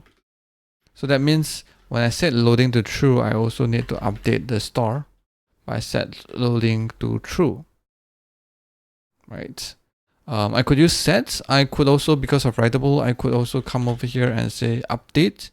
So I have my original say data, and then I return as takes in a function and returns, right, the current list, and I can create a new list by setting loading only. Wait, what's this? Okay, I need to return new current list. Right, I can do this as well. Now I have my loading. I'm not sure this is easier to read. Probably I'm going to change it back to just to this. This is much simpler to my eyes, right? In terms of like the effect is roughly the same. It's simpler to my eyes to read this, right? So now you can see when I scroll down, you will see loading, and then you load more data, and then you kind of show more data. Right, so what you've seen over here is probably we didn't really mention it, but it's possible where you can have multiple slots elements in a component, and you can have multiple slot. This slot is a same slim slot name, right? This is a default slot, right? If you can have a different name, maybe like item, and you can come over here and have like image as a slot attribute called item, then they are the same. This is still inserting into the slot, right? So you can have multiple slots elements in a component, and you can create them using if, each, or all, any logic blocks that you can think of. You can have a lot of those kind of slots, and for each of the slots you can actually pass in different data, right? I'm passing in different item props. Now you get different item over here for each of these slots, and so that you can show different data inside. You can create a different image for each of the item, right? We can create different image over here. So here you go. Here is how we create an infinite list using all the techniques or knowledge that we have learned so far. We learned about how we can create a writable store, custom writable store. Basically, you have different methods to the writable store. We learned about actions, although we didn't write an action today, but we use it, right, inside this list components. And in the component wise, we learn about how to create components, how to create slots elements, and how to have slot attributes to insert into them, right? How we can pass data in. So we are passing an item from the list components to this main component. We learn about events, So list, we are listening events from an item. We are also dispatching a new event called load more so that you can fetch more data over here. We learned about spreading. Yeah, we've done spreading over here as well. So here you go, how you can combine all the knowledge you've learned into an infinite list. So today we're going to attempt to build another component, which is tabs. You often see this, or even you see this every time when you try to use the Svelte REPL, which is the tab, right? You can come over here and switch, create tab, right? And you can switch between tabs, and the content will change because you switch the tabs, right? So let's come up with this tab component, and let's try to design this tabs component together, right? Oftentimes when you want to try things, yes, you can go head down and try it out. But sometimes when you want to design a component, you will try to imagine how you want the user to use your component. So over here, let's try to put on our thinking hat, try to go into imagination, try to imagine how you would want to use these awesome, superb tab components that you write. Right? So this is how I would imagine, how I would want to use. I'll probably want to have a tabs component at the outside, right? I have a tabs, and inside I can define as many tab I want, right? So I have tab, I can have multiple tabs I want. And sometimes based on certain condition, I want to show or remove or hide, right? Based on certain conditions. So say here I'm going to say is logged in. Okay, just a random condition. I'm going to say if based on this condition, I'm going to show or hide certain tabs, right? So for example, maybe this is a tab that can only be seen by a login user, right? And maybe sometimes I want more than that, right? I want maybe hide 2 tabs at the same time. I'm just trying to imagine how I want the user to use this. Okay, these are annoying. So let me just come over here, create a script tag. Just let define tabs. Let tab, is log in. So they stop bugged me. Okay, let's come back and try imagine again. Okay, continue imagining. I have a tabs component. Inside I can shove as many tabs I want, and I can have certain condition to show or hide the tabs, right? So another way of doing this, show or hide a certain tab. So this is when you hide, it's like it's gone, right? You don't see it over the tab. It's not like whether you are choosing that tab at the current moment, right? It's just gone. So sometimes a different alternate way of designing this would be maybe come to use a props, right? Show like should show, right? Is log in. Maybe like an alternate way of design this would be this way, right? You use a props to decide whether the tabs itself should be shown or not. But I find that maybe what I want, okay, let's try to get our imagination wild, right? I want to design it in such a way that I just use the if logic block to decide when to show or hide a certain tab. I want it this way, right? Okay, so here I have it. So here is what I want. And then next thing is, what about tab content, right? Tab content should be as easy as go into the tab components and write things, right? I wanna hey for this one, and log in content 1, and I have login content 2, and here are like who ha hey. Okay, so I have 4 tabs. 2 of the tabs may be showing, may be there or may not be there because depends on the condition called is logged in. So here when I write this, you probably think of like, oh, I'm gonna use slots, right? Slots is the perfect way of having contents inside the components to be inserted somewhere, right? Yeah, that's right. Probably will use slot element for this.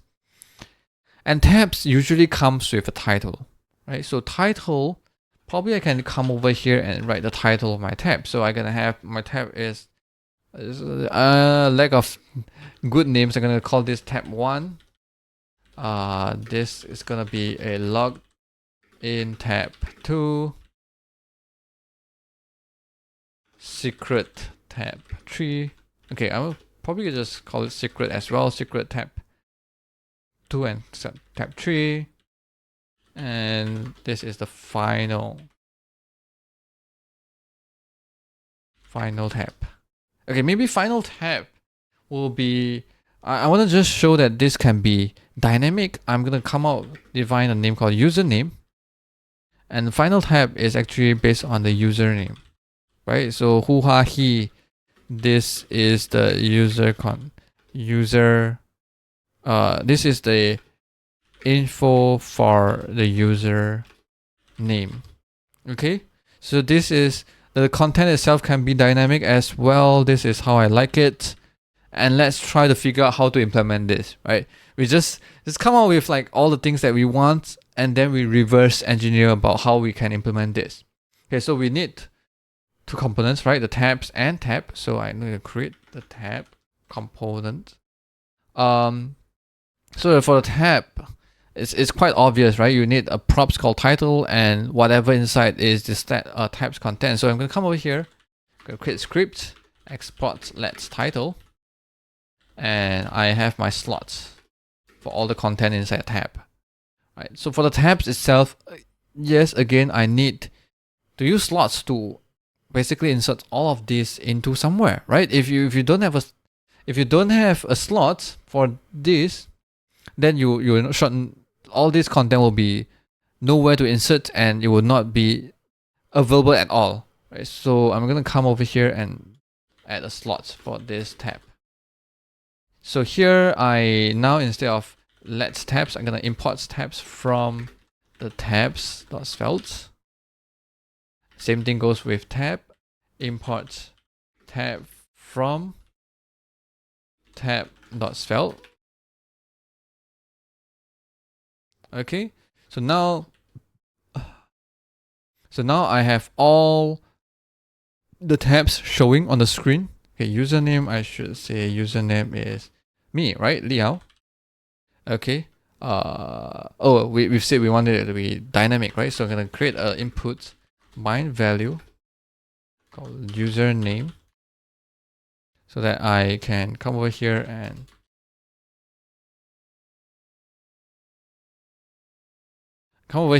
and change my name. Okay. So we have all the tabs shown at once, which is not really what we want. We want to only show the one that is being selected at the moment, right? So probably here we can have I would say like a key for the tab, right? So usually you would have like certain things like a key or ID for the tab. And in the tabs component, you want to say what are the default selected tab, right? The selected selected tab would be the ID, would be say something, right? So I'm gonna call ID would be just number, right? So I'm gonna say here will be 1. So I'm gonna create ID 1, ID 2, ID 3, and ID 4 for this. So usually you would have a default selected tab, and it could be changed by someone else, right? So you can, this is optional. So here my tabs, I probably will have to define these props, right? Script, export let's selected tab, and default, maybe I'm just gonna say 1 for now. I have no idea what's gonna be. Okay, and then tab, I also needs to come over and say define the ID as well. Okay, so now tabs and tab has to talk to each other, right? I need to tell my tab when you should show your content. Right now, all my tabs is showing all their content. Let me wrap this whole thing with a div so that it looks nicer. Right, I'm gonna wrap all this with a div so that they are on different lines. Right, so I have 2 tabs content right now because its login is false, right? So once I set this to true, then you see that you have 4 contents. So I want to have a way for the tabs component to tell the tab that, hey, you should be hidden, or hey, you should be showing right now. And usually that is being done by, if you have the tab component within the tabs component, then what you usually do is you probably pass a props to tell that, right? But in this case, we don't really import tab component in the tabs, but we actually pass it tab inside tabs. So tab is actually a children. It's actually a children of tabs, but we just don't have a way to communicate, right? So there's a few ways to do this. First is you could pass it through slots, right? You can say select the tab is this. Select the tab is this, and you can come over here and use let's binding, right? Let's select the tab, and then for each of the tab, you kind of pass in select the tab and decide whether you should be showing your slots, right? Based on a certain condition, whether your selected tab is equals to ID and should show or not, right? So based on this ID, this decides whether you should show your tab or not. But we are adding one more thing over here, which is I don't like, right? I already come up with a design where I don't have to pass all this, right? I just want to write like this. So what's the alternative to pass data besides going through props? Context? Are you thinking about context? I hope that you are thinking about context, because that's what we're gonna use. So we're gonna come over here over tabs. I'm gonna import set context from the Svelte, and I'm gonna set a tab context. Right, so I'm gonna set context called selected tab, and I'm gonna pass the selected tab over. Okay, and over here, each of them I don't have props anymore. To read it, I'm gonna say get context, and let's selected tab equals to get context, select the tab, and now you can see that you only have one tab showing, right? Which is hey, because right now you're selecting number 1.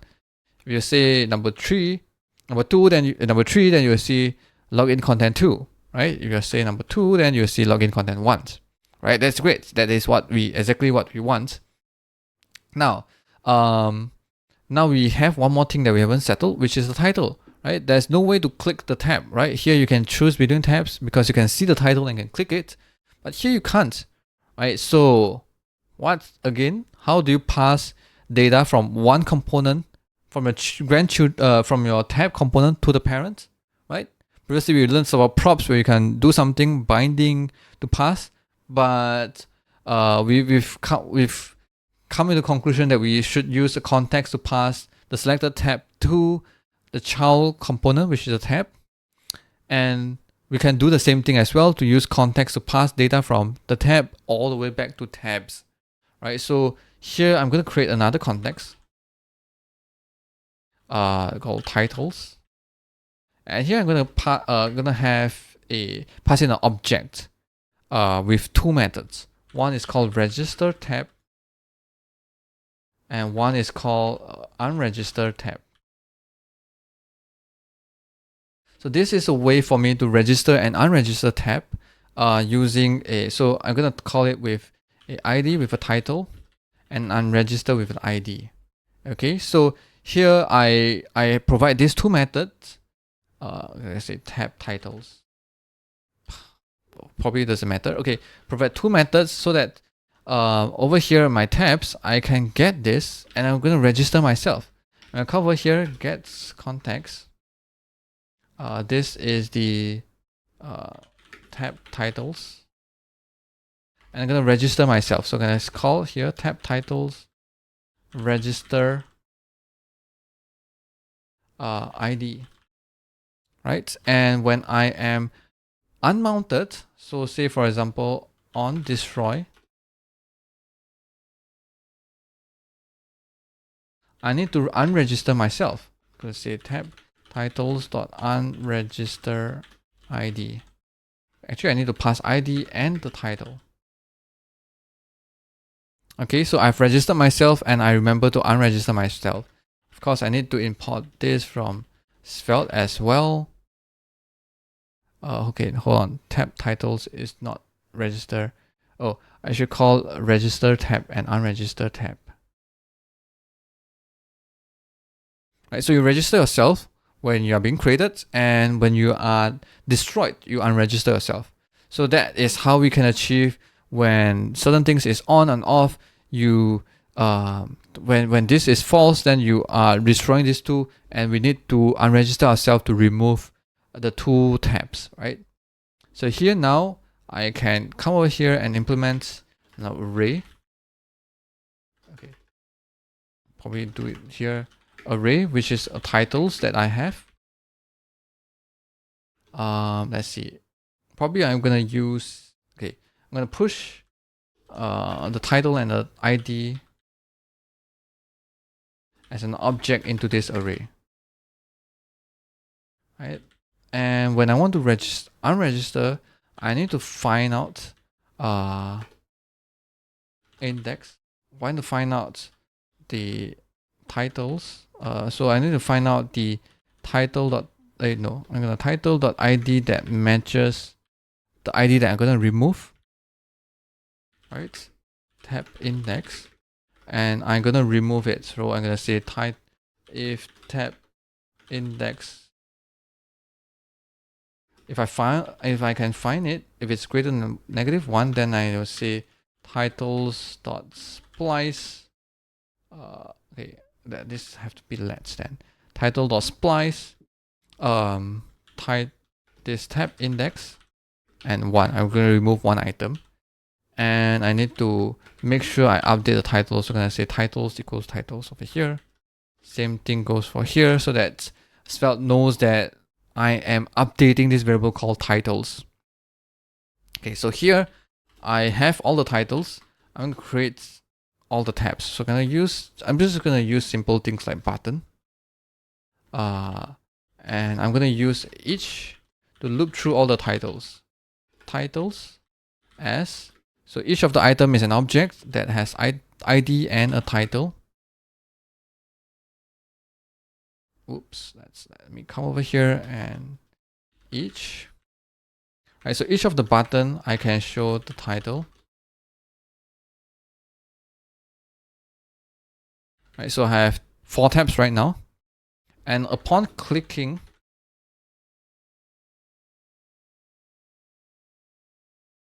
I want to set the selected tab to the ID, right? So here I have 4 tabs, and if I come over here and say, for example, if I have certain condition, input bind check equals to is logged in. This is my favorite way of defining to control a variable, right? Using a checkbox. So if I unchecked, you see that I only have 2 tabs left. If I check, then you have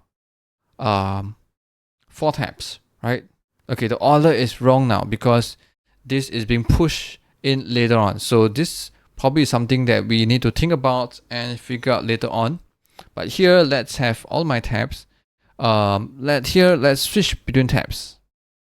It does not work, right? We've updated this variable, but it's not updated. It's not reactive, because variables are not reactive across contexts. You can't make it reactive across components. And we have talked about this in a context versus store. When should you use a reactive context using store, which is a writable plus context combo. And this is exactly the case when we need it. So I'm gonna come over here and say import writable from Svelte store. And I'm gonna make this a writable object. Okay, make this a writable. So I'm gonna pass in a writable selected tab, and here, since it's writable, I'm gonna come here and see where am I? Yeah, I'm gonna update this using a $sign, right? Selected tab equals ID. Okay, but this over here we pass in selected tab as 2, right? This again has to be so 2 ways of doing this. This can be a default selected tab, or this we want to pass in a string, then probably we cannot reuse this anymore. We would have to create a new variable called selected tab store and create a writable store like this, right? Writable selected tab. And I'm gonna pass it this over here. Write this instead. And now what I'm getting is a store. So I need to use a store to get the value of the store. Right now, as I switch, you can see that I'm switching the step, right? And the title, is it reactive? No, it's not. So what should I do? I need to come over here, get the title has changed, right? Every time when I title change, I need to do something, right? I probably would, whenever title change, I want to update my title, right? So this slide starts to become more complex. We need to come over here and say we can register and unregister. We can also come over here and do things like update my title, right? ID title, because all the list of titles is being managed over here in the tabs, right? I need to provide a way to update title if I want to, and I'm going to copy this, find the ID, find the index, and then I'm going to say titles of tab index dot title equals to the title that it wants, right? So now if I come over here, I need to call tab titles dot update title with the ID and the title. Now when I change this, you can see that the title is updating now, right? If I switch to this tab, this is updating as well. So I remove, right? I can update my title dynamically. Okay, so what's next? What's left? Right? We can switch between tabs. We can have a we can hide and show tabs, although the order is wrong, but they are still working fine, I presume. Okay, so here I can also change the selected tab from outside. Can we? I think we should allow people to change the tabs, right? So say for example, for some reason I have a button over here.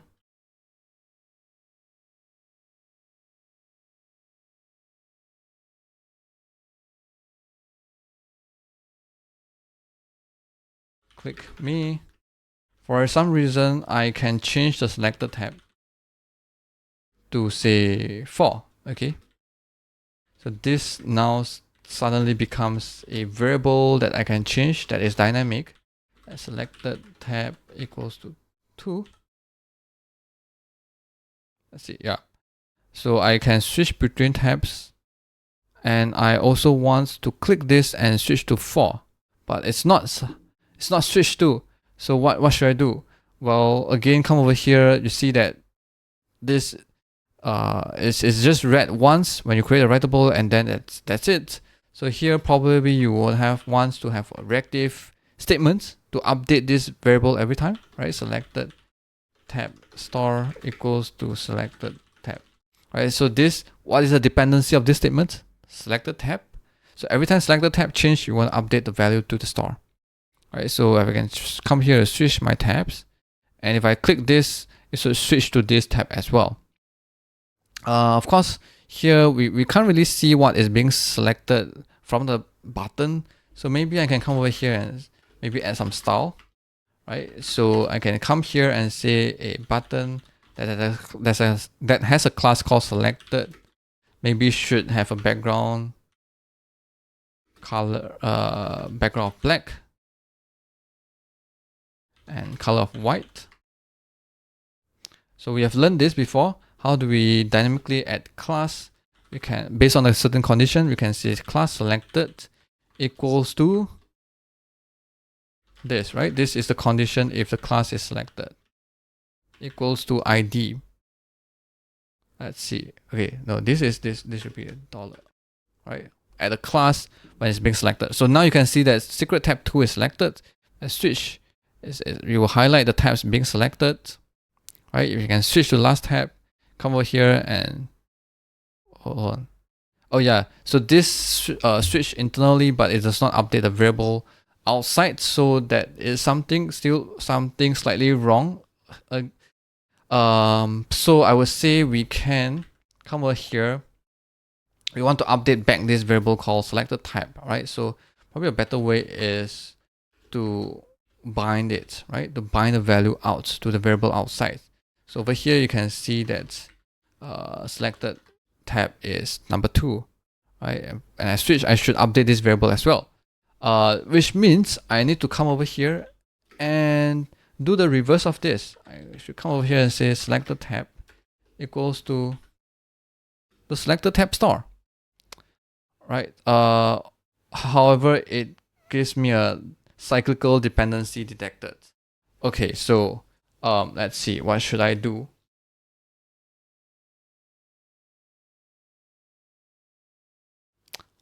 Obviously, you can see that I never planned this before.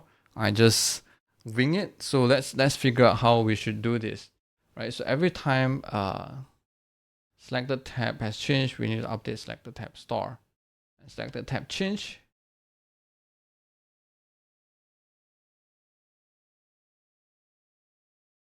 Okay, obviously, I wouldn't say obviously, but a workaround to bypass this cyclical dependency is to create a function so that it does not see this cyclical dependency. But that does not mean it's a good idea to do it, because if we override it, if we do it this way, we may end up with a circular endless recursive loop of updating, right? But let's try and see. Okay, at least right now it seems okay. We switch this to 4, switch back again. Yeah, it looks okay from the outset, so hopefully that is still doing good. So if you have, so what's happened and how do we divert this hard limit? Well, we change this to a function instead of like assigning the value directly. And what that changed is that now Svelte will only see that you only, as long as update props change or selected tab star changes, then you will call this declarative statement, right? So what happens is that if you have a variable over here instead, then it will look at this variable and say this depends on this, and so A depends on this star, and this star depends on selected tab, right? If you have selected tab equals to star and star equals to selected tab, then they are depending on each other, right? So if you remove it and you just shove it into another function, Svelte will only see this statement and couldn't figure that there is actually a cyclical dependency here. So I'm not telling you that you should do this. Do it at your own cost. I feel that there's some things that I can't think of right now, but there might be something that may not be that right. Maybe there will be a few loops before it settles. But let's. So let me know if you see any issue with this, right? So I'm just gonna leave it here because apparently it seems like it's working, right? It changes my variable and I can update them as well. And now if I come over here and I hide this and I turn it on again, it's showing but at a wrong position. So now let's take a look at here and let's think about how we can fix this. Well, apparently again, I've never prepared for this, so that's why I'm thinking together with you. So here I'm hiding, I'm showing. Okay, so let's take a look at how you're able to tell the order from here to the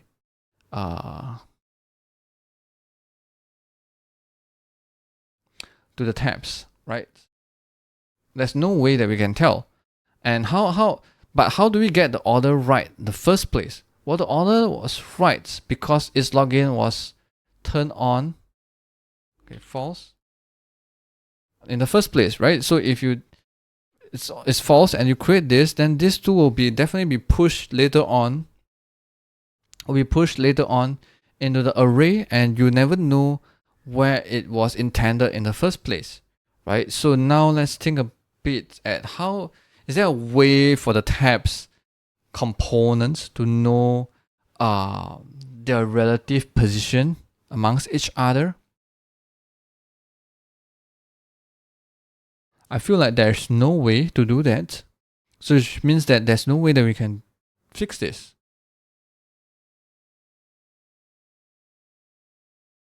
Yeah, for now, I don't think there's a way that we can fix this. So let me know it again on the comments down below. Comments if you have any good idea to handle this, right? So there's no good way, then which means that we kind of have to sacrifice a bit with our design and come about and say maybe order, right? If you want like some fixed ordering, come up with a props called order, and therefore you can get away with having come up with a thing called order, and then you can register and pass this order to the titles so that you can have a control with the order, right? I guess that's why maybe a less obnoxious way of doing, like having to pass order, is to pass maybe a condition to say show tab, right? So this way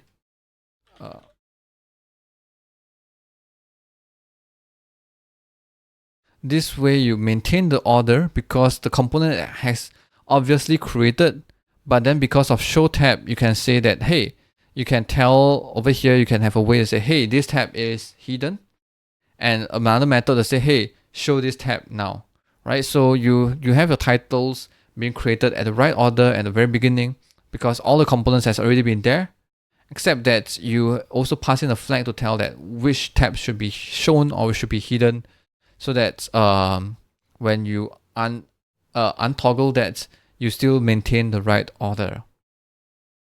So that's all for now, I think, because I can't think of a better way of solving this. So as I said, I don't know everything. So if you have a better idea, comments down below, tell me, and we can learn this together. Right? So what we have done so far, we've created a tabs component by coming up with a nice design component design that we have, and then figure out how to fill in the gaps on how to achieve what we want. Right? So things that we have used so far, we have used context to pass data around from tabs to the tab, and pass the tab to the tabs. Right? We pass like what are the selected tab from the tabs to tab, and we pass titles. We register like our title, register our contents, ID and title from tab to tabs. Then we use store in our context, right?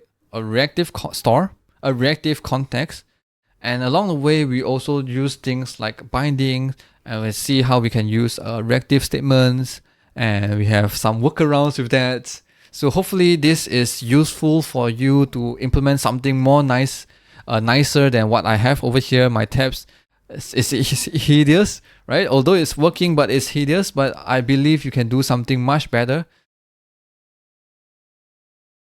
So today we're going to talk about two more magic global variable, which is $props and $rest props. So what are they? What are they used for? What are they good for? Well, we'll take a look at examples, and I'm going to show you what are they for. Okay, so let's take a look at the example. So here I am trying to come up with a super nice button component. So maybe say you're a button library author and you write a very good button library and you come up with this button and you so that the user can pass in different kind of button, different types of button. So you can pass in a primary type or secondary type, which renders a very nice red and gray button for primary and secondary. Well, that's great. So let's take a look at how the button is implemented. Over here, we are actually using an actual button, but based on the button type, we create a different class for this button, right? And whatever is being passed into this button and whatever is passed in will be slotted into this slots element that we've written over here. So users can come over and say do different things to your button, maybe add some bold text, right? It's up to them. This looks fine, right? This looks great until someone requests new features to a button. Say, oh, I like your button, but can I add custom styles to your element, to your button component? Well, I say, yeah, sure. You can pass styles, right? You can pass styles like this. Let's see, font size equals to 20 pixel, right? You can pass styles like this. Yes, but I have to handle it. So you go over to your button component and you export let style. You create a new props so that the user can pass that in.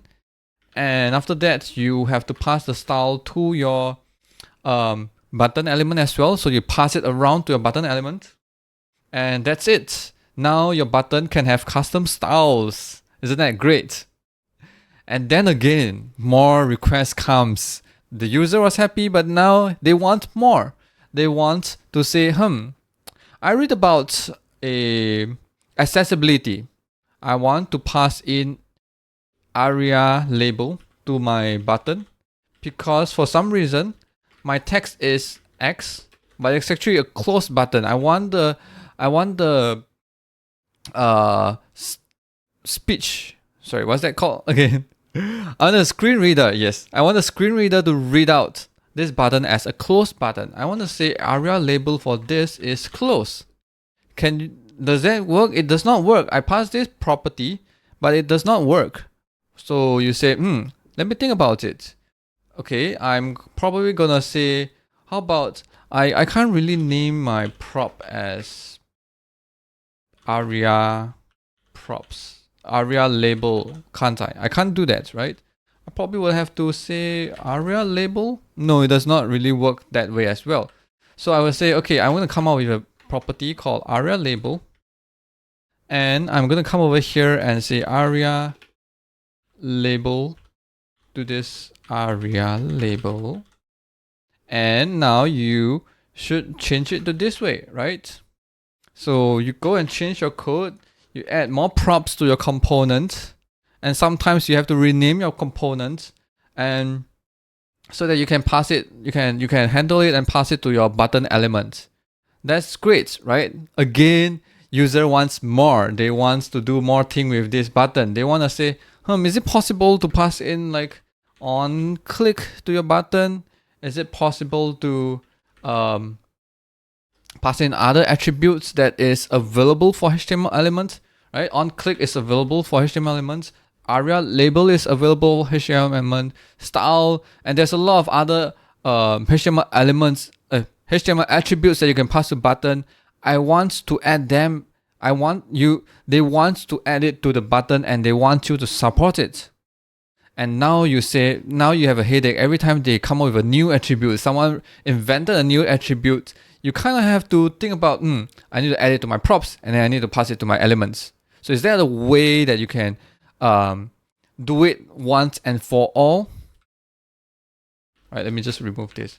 I think 3 attributes is enough to handle. It's kind of too much to handle, I feel. I'm not sure about you. All right, so what should you do? Well, the $$ props and $$ rest props is here to rescue. So what are they? Well, basically, $$ props, if you try the console, $$ props, it's actually, I can't show it here. Why can't I? Let's see. no problem. I shall come over and just show it here. So $props is actually an object which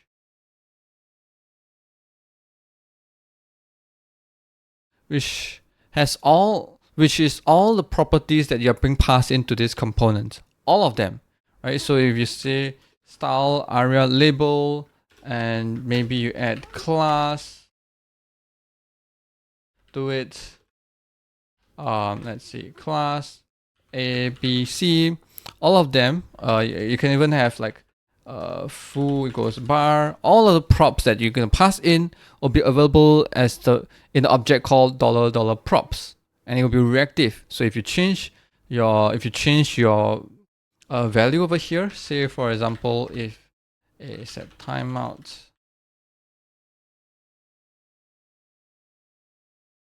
so maybe your type initially is called primary, and then maybe 1 second later type becomes secondary. Let's see.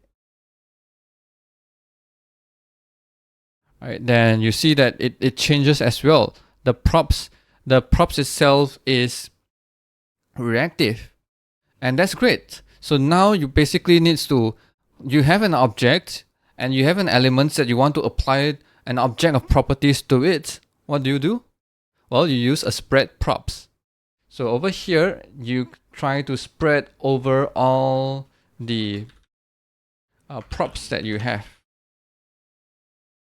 Oops, that's that. So you can remove all of this and spread all of them to your button, right? As you can see, your button itself now is big because you spread the style over. The button itself is now have an aria label of close. So if you inspect the button element in the inspector, inspect it, you should see that the button itself has an aria label of close. It has all the properties that you were passing into. It has all the properties that you're trying to pass to, right? The class, aria label, the foo, the style name, type, and everything. Well, but we lost the color, aren't we? Right? So we kind of lost this the color of the button because we spread all the things over here, which include class. Let me remove this too, since we are not using it anymore. We spread everything over. The props include a property called class, so that class overrides whatever in the class over here, right? So that's too bad. You kind of spread everything that's being given by the button.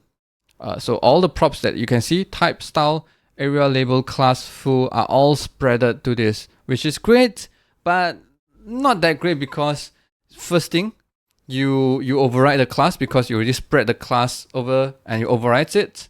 A way of workaround is probably come over and reverse it. But if, say for example, in my app.svelte, I really do have a class called A. Okay, I should make it global because it does not mesh anything at the moment.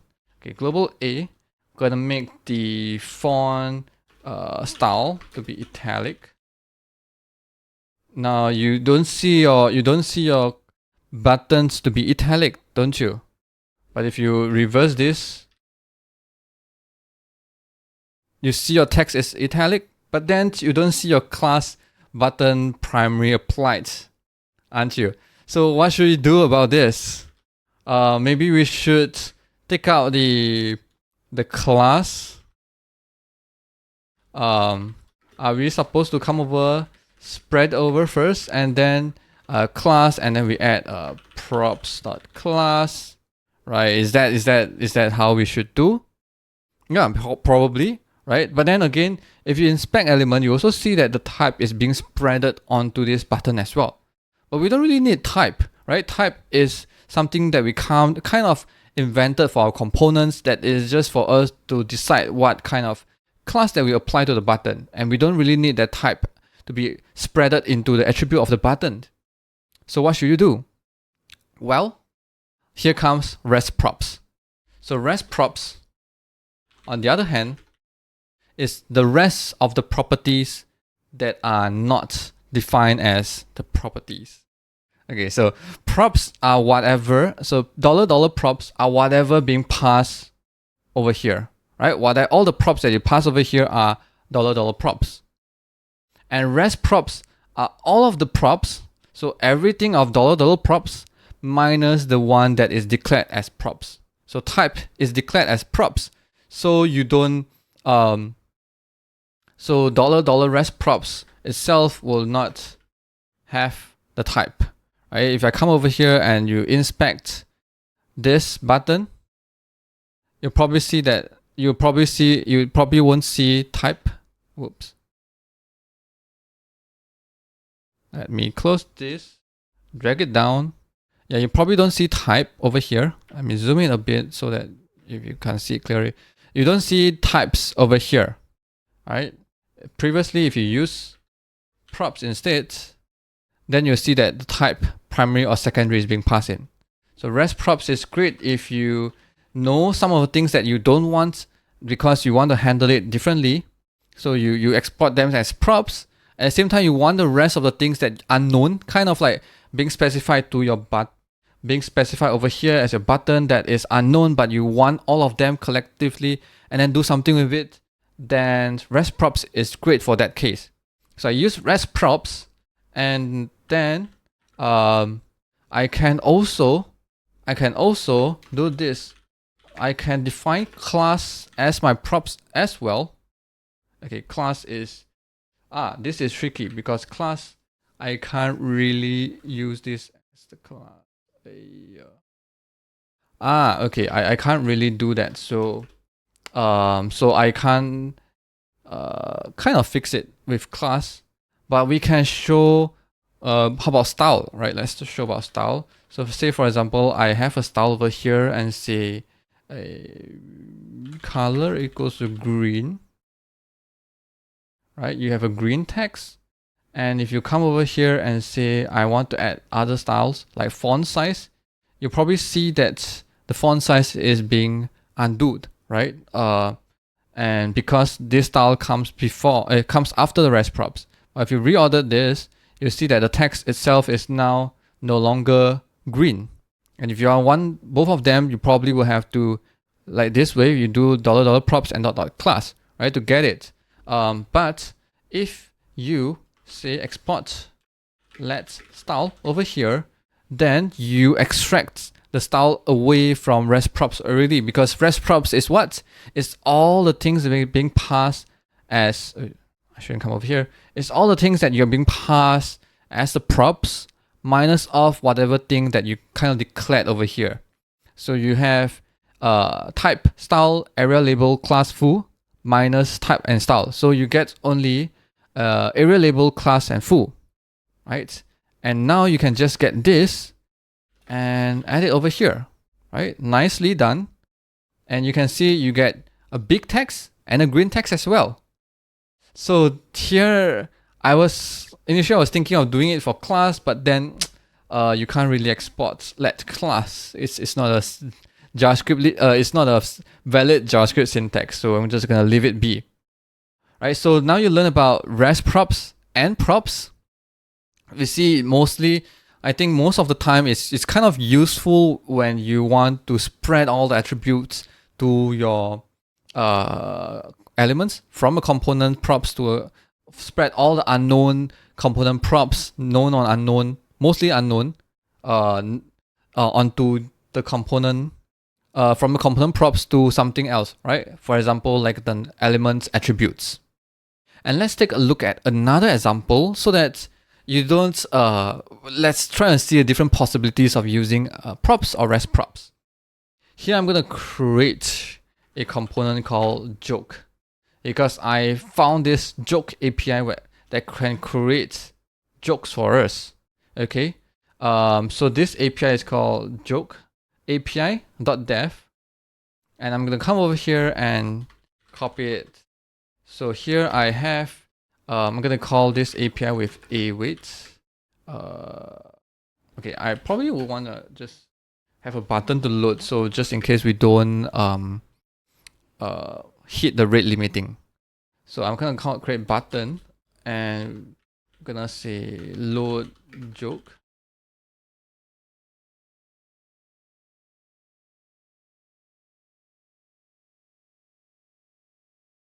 Okay, so here I define a function called load joke. I'm gonna call this API, and right now I'm gonna call any joke with a single type. So here I'm gonna async get response await, and I'm gonna console data equals await response.json. And let's see, what should I get from the data? Joke, right? I'm gonna get a joke. So here I'm gonna define a variable called joke, and I'm gonna assign joke equals to data.joke. Okay, so every time when I load a joke, I will get a joke, and I'm gonna display it. So here is the joke. Okay, this is my joke component. I'm gonna come over here and import this, import joke from joke.svelte. Okay, let me maybe remove this. Let's see where I'm gonna use my joke over here. Okay, when I load the joke, you'll see that I get a new joke. Okay, so what does this gonna do with props? Can you please go to the point? Well, over here, if you take a look at the joke API, there's a lot of things that you can configure. And it doesn't make sense that you come over here and define all the different props that allows people to define for your joke, right? Sometimes you want to have joke that is maybe of type single, type single, or you want to type, okay, no, let's not do single since we have done that. Let's do a two-part joke. So the type, if it's the type 2 parts, then you're gonna see a 2-part joke. Okay, and what else can we do for joke API? We can have flags to blacklist. So now I want a blacklist flags called NSFW, not safe for work. Okay, let's do that. Okay, what else can I pass to my joke API? Say for example, I want a custom joke, maybe just a programming joke. So this is the type, is the categories, right? So categories, it's called programming. Let's see, if I do miscellaneous, what happens? Okay, if I miscellaneous, I'm gonna have comma, right? So I'm gonna have programming and dark joke. So this is gonna be my dark and programming joke. Okay, so what else can I get? Different kind of configuration, amount of jokes. Oh, never mind. Language. Let's switch for a French joke. So language code is called French. Although I don't understand French, but let's try and do that. So language is French. Okay, so we have custom joke component with, I want to customize through the props. And I could have defined all the different possibilities, all the things that you can pass over here as an API, but I don't have to do that. I can say, I think I just need to define the categories, because the default categories that I can do, the default categories that I can have is called any, if I don't pass in anything.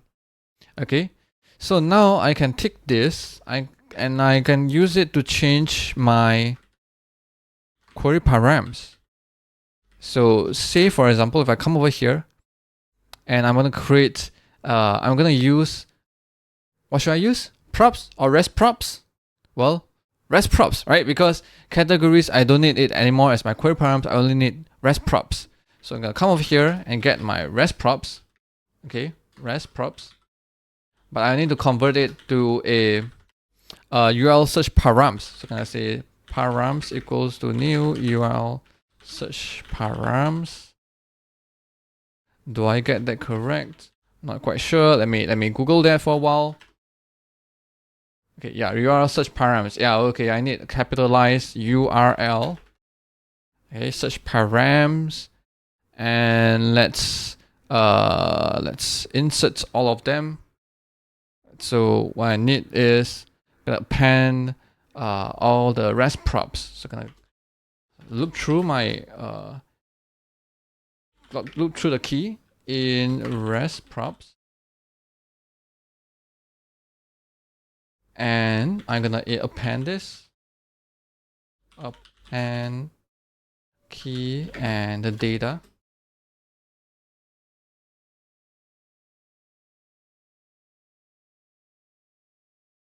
And I'm gonna get the toString to get my query params. Okay, so here I'm gonna say, oops, sorry. I need I need question mark. Come over here, question mark, params dot toString. Okay, what did I miss? Yeah, I don't miss anything. Okay, so now let's see. I have my custom joke that is dark and programming and 2 parts,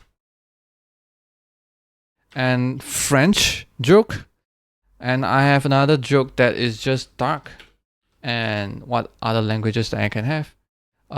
Say Portuguese joke, PT, which is just a single joke, 1 part joke. Okay, and let's try and run this. Load joke. Oh no, what's this? Ah man, let's see. Can't access data before initialization. Oh, this is key. This is not data. Okay, so I have a Portuguese joke. Hopefully it's loaded. No, please load the joke.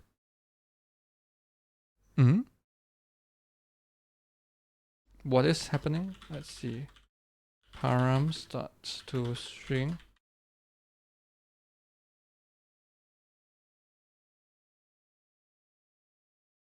Load the joke. Yeah, that's correct. And probably I can't load any joke because, let's see, what do I get for data? Wait, there's no matching joke found. Okay, I don't have a Portuguese dark joke that is not safe for work. Let's try no blacklist flags. Let's try run this. No matching joke. Okay, probably just Portuguese joke with no categories. There's no such language. Oh no. Okay, how about just come back and get some German joke. DE. Oh man, that's so sad. Let's just use English joke. Okay, now I have an English joke. Right. Let's how about this one? I can have no matching joke found again. That is too so sad. I'm gonna use French with 2 parts joke. No? Okay, 2 parts. You have a setup and a delivery. Okay, so I am gonna just make it one thing. So joke. Okay, so let's see. What's the again? Probably I have the what's that type? 2 parts, right?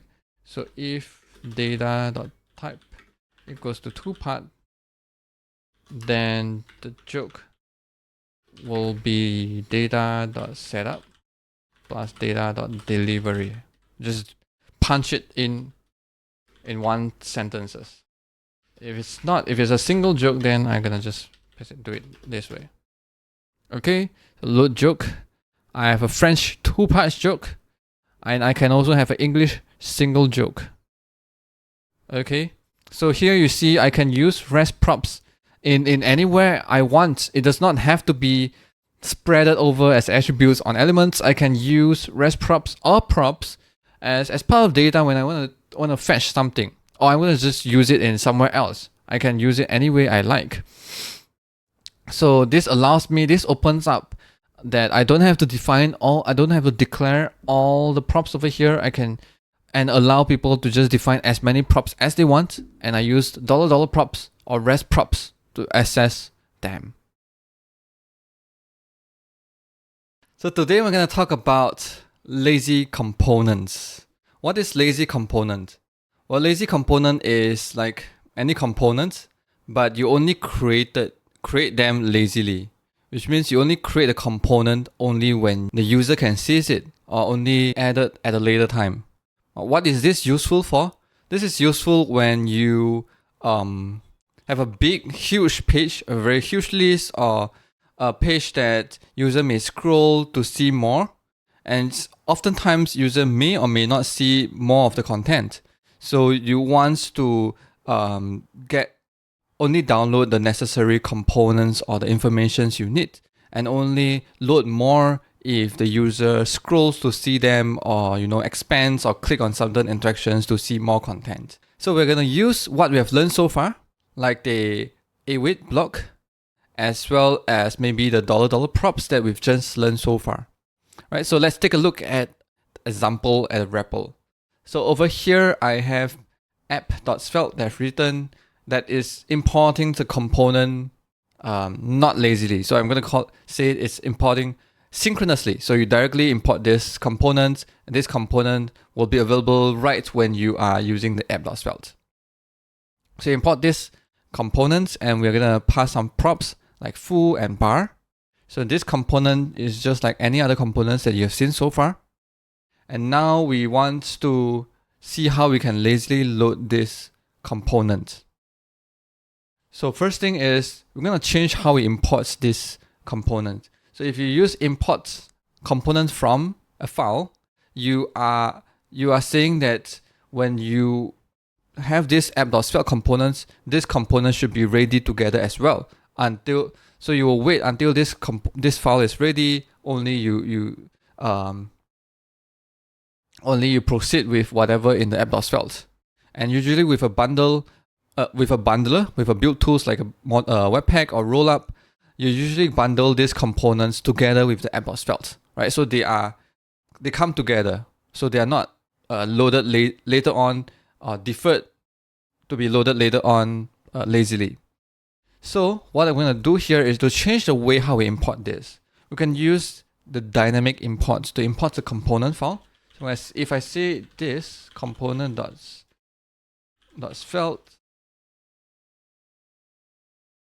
and I remove this, okay, let me just comment this out first.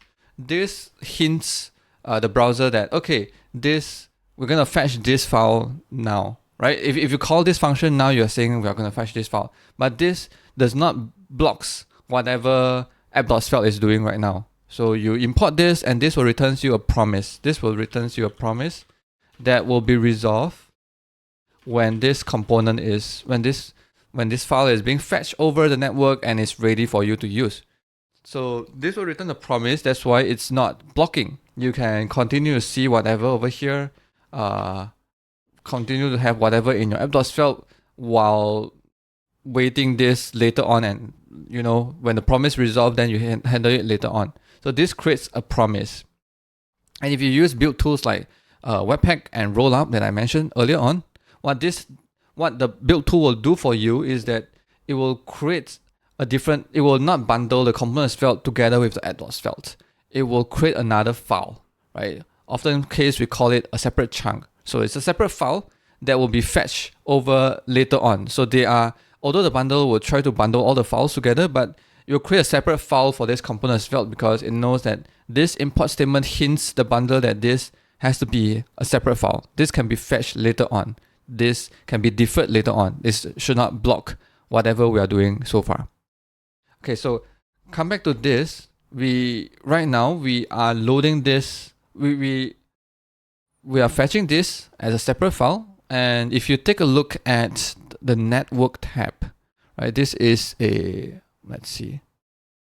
I'm not sure whether we can see this, but let's try. You should. Okay. Okay. Sorry. I think you can't see this from the network tab. But if you use a build, because of the REPL, all these files are not actually fetched. They are somehow simulated to be fetched lazily, but they are not actually going through the network.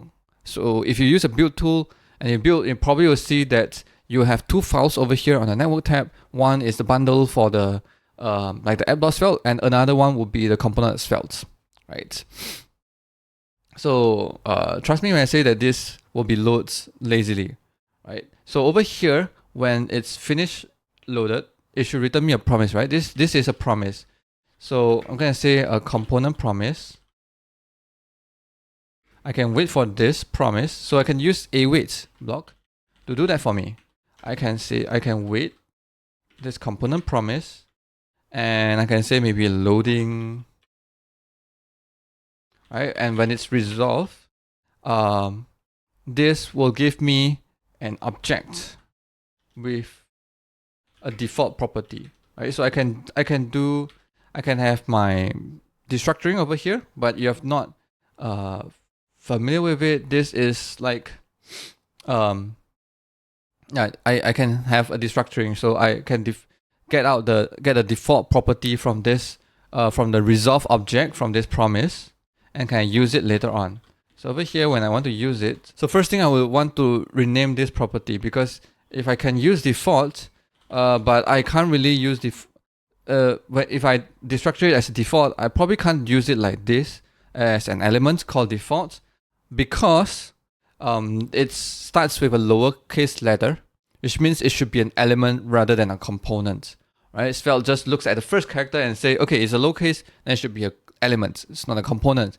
We want to create a component that's being written from here, and the components is in the default property. So what we can do is we can rename this. We can rename it to say component, okay, and we use it over here. So this is capital letter, so we can use it.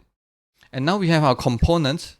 Same thing goes. We want to pass some props to this component. We can come over here and we can pass it to this component. And now you see that this component is being loaded, and you can see foo 123 bar 456, right? As if nothing has changed. But you can come over here and load this later on. So here we call imports immediately when we call it immediately when you in the initialization of the app.svelte, right? But sometimes that is not what we want. We want to wait for certain interactions, or wait for these components to be actually shown to the user only we load this component. Because for example, sometimes you have a very huge list and you want to, okay, so I'm going to create a huge list over here. So imagine I have a big block of content over here, and let's say background is blue, and the height is 1000 pixels. You have a very huge blue content over here, and if I come over here in the components, console.log, you see that this initialize is being called immediately. Although I haven't seen my components, I can actually load this later on until, you know, when I scroll to the end and see this component. So what I can do instead, I can come over here and maybe create a small div that has this use viewport action. So this viewport action is an action that we have written. I've created a video over here that talks about how we can write a viewport action in the use viewport action example. So this action, what it does is that it will observe your elements if it intersects with the viewport. If it comes into the viewports, then you'll get notified, you get an event, and therefore that's when we want to load our component. So I'm going to use this use viewport. I'm going to import viewport from the use viewport action. Okay, import this file, viewport. I'm going to use this action on this component using use. And then when it's entering the viewport, you will see this event called on enter viewport. So I'm going to call on enter viewport, and I'm going to do something. What I'm going to do is I am going to load my component. So here I can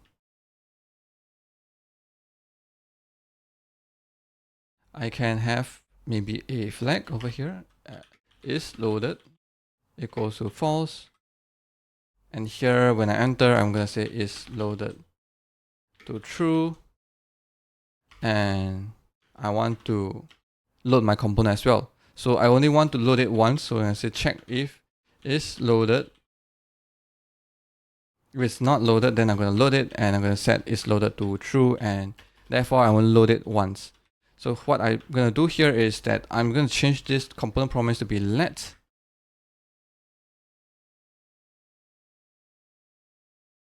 And I'll come over here and set this component promise to this import component.svelte over here. Okay, and now my component promise is undefined at first, so I probably want to check first before I await for it. I await for anything, await for null, or I await for undefined. I will get resolved to whatever it is, right? Because sometimes when you await a promise, you will get whatever is. You will wait for that promise to return, but if you await something that is not a promise, then you kind of immediately resolve with whatever that thing is. So right now what happens is that we are awaiting undefined, and undefined is not an object, and we can't destructure here. That's why it says cannot read property default of undefined. So we're going to first check if component promise is something, right? I can do this. Just make sure that it's not undefined, and we promise that we always set it to something else, which is a promise when we want to actually load it. So now you see when we do this, first thing you notice is that component is not loaded yet. If you look at here, initialize is not called, and if you try to inspect the elements, you're probably gonna see that there's nothing here, right? You only okay. Let me zoom it up a lot more. I think this is big enough. You probably see that you have the blue div over here. This is our little div that we try to see whether we are whether we are entering the viewport, right? This is like our little marker over here that is right above the component, where the component will be, right? So now if I scroll, and when this div enters the viewport, oh no, it's not working. Let's see. On enter viewport is not loaded, then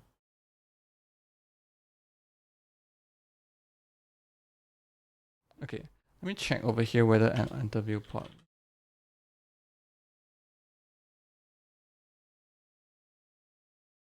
Will be called. Okay, so if I come here and scroll, it's not being called. So something is wrong with the action itself.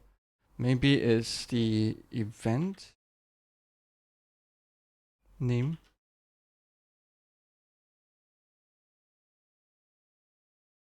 And maybe it's that this div has no content. Maybe I'm gonna set maybe like a style. Hey, hold on. It's entering viewport. Ah man, what happened? Okay, so if I scroll, you see that it's loaded. So I'm not very sure what's happening. Probably I typed this out. Maybe my spelling was wrong. So play it back and see what happens. I have no idea what's happening. So here, as you can see, we didn't really change much, but only when you so only when this initialize is not called, this component is not loaded yet, it's not being fetched yet. And when we scroll down all the way, you see that once it's entering a viewport, it's being fetched and it's being loaded, and you see this component, right? Because how the REPL works, this component is being fetched so fast that you can't see the loading state. But yeah, you probably have to handle like a loading, put something like a placeholder over here so that when it's loading, you have something nice to wait for. So this is how you would roughly create a lazily loaded component. But then again, to do this, to do all this is a lot. And if you want to do it for every time when you want to lazily load a component, then you have to write this, right? Viewport and have a promise and wait for it and all this. It is not that hard, but how about let's make it into a component that handle this for us. So we're gonna have this component called lazy component, lazy. And let's again go for API first approach to design how we want this lazy component to feel like, how we want to use this, and then take a step back and figure out whether this is possible, is feasible, and let's see how we can implement that. So how I would want my lazy component to be is I'm gonna write lazy over here. Right? I want to have my lazy component, and hopefully this lazy component handles all the viewports thing for me, so I don't have to take care of that. And probably I would want to also pass in maybe like a props called this, which is not this, but get component. Right? It has to be a function. Import. Okay. It has to be a function. At first I was thinking of writing maybe lazy. Let me enter a few lines so that we don't get disrupted by that. So initially I was thinking of like writing as lazy and with a this, just like how we would write the Svelte component with a this, right? I was thinking of having this kind of similar props and API style. But to think about it, I need to have a function rather than a component. I can still use this, the name, kind of not that hinting that it's gonna be a function, but I can still use this. Okay, maybe let's just decide that it's called this.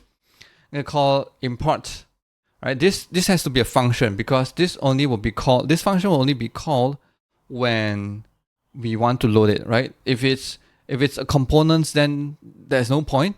And if you already call it import directly, then it has no point as well, because this is like, yes, it is another file, but you kind of call it immediately, right? We want this lazy component to handle the viewport when we only load this, only call this function, only call this import when we are entering the viewport. So we're gonna change this to a function.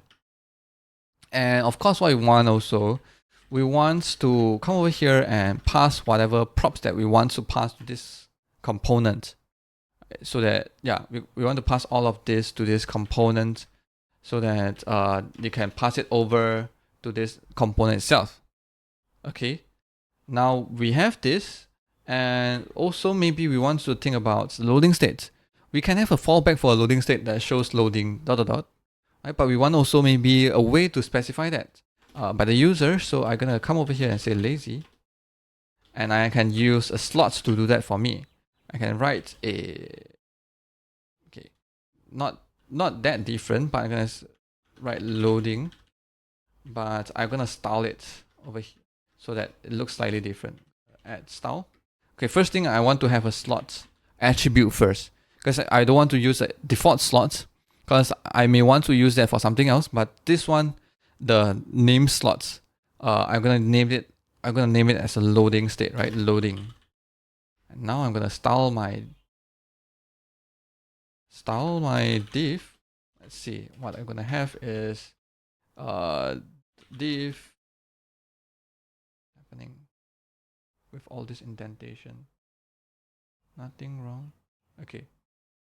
So my div, I'm gonna say a color is blue. Just to see that it is being styled. Right? Okay, this is not a class, this should be an element. Okay, we are done with here, and now let's design our lazy component. So far, so good.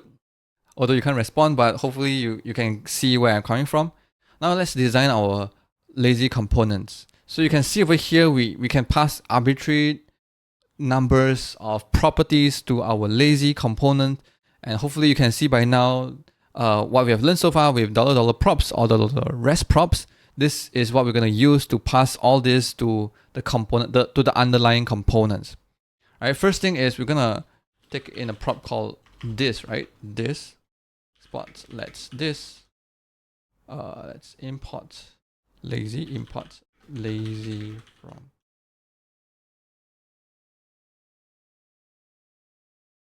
And in the meantime, I'm gonna copy all this and gonna comment it out. Right? We don't need this, but we probably would have to implement something like this over here. Okay, so we can't. Oh no, we can't use this over here. That's because this is a keyword that we can't really use this. So probably we can rename this somehow, right? I'm gonna say this is gonna load component, and let's see. I wanna but I can do this where I say I'm gonna rename it when I export. So export load component as this. So here this is not gonna complain that this is a special default. This will treat this as just a normal variable name. It does not have the context of being what's that called again?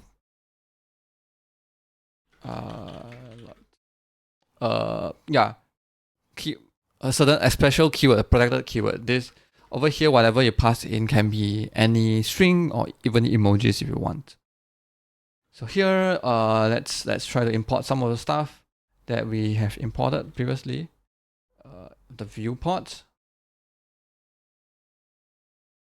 and then I think that's all. So we need a state called is loaded, and the component is component promise, right? So we're gonna say, oops, that's not one. Let is loaded, and let component promise. Okay. We are done with this, and now let's see. External reference only, please So we're gonna use this load component over here instead.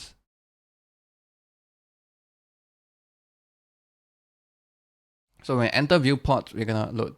Okay, so I'm gonna I think all this is okay now, and I'm gonna come over here and use the rest props instead. Yeah, rest props, because we don't need this props as the props to our component, right? And I think that's all. So another thing over here, we have our slots, loading slots. So we're gonna, instead of have a default, we're gonna have a slots component named loading.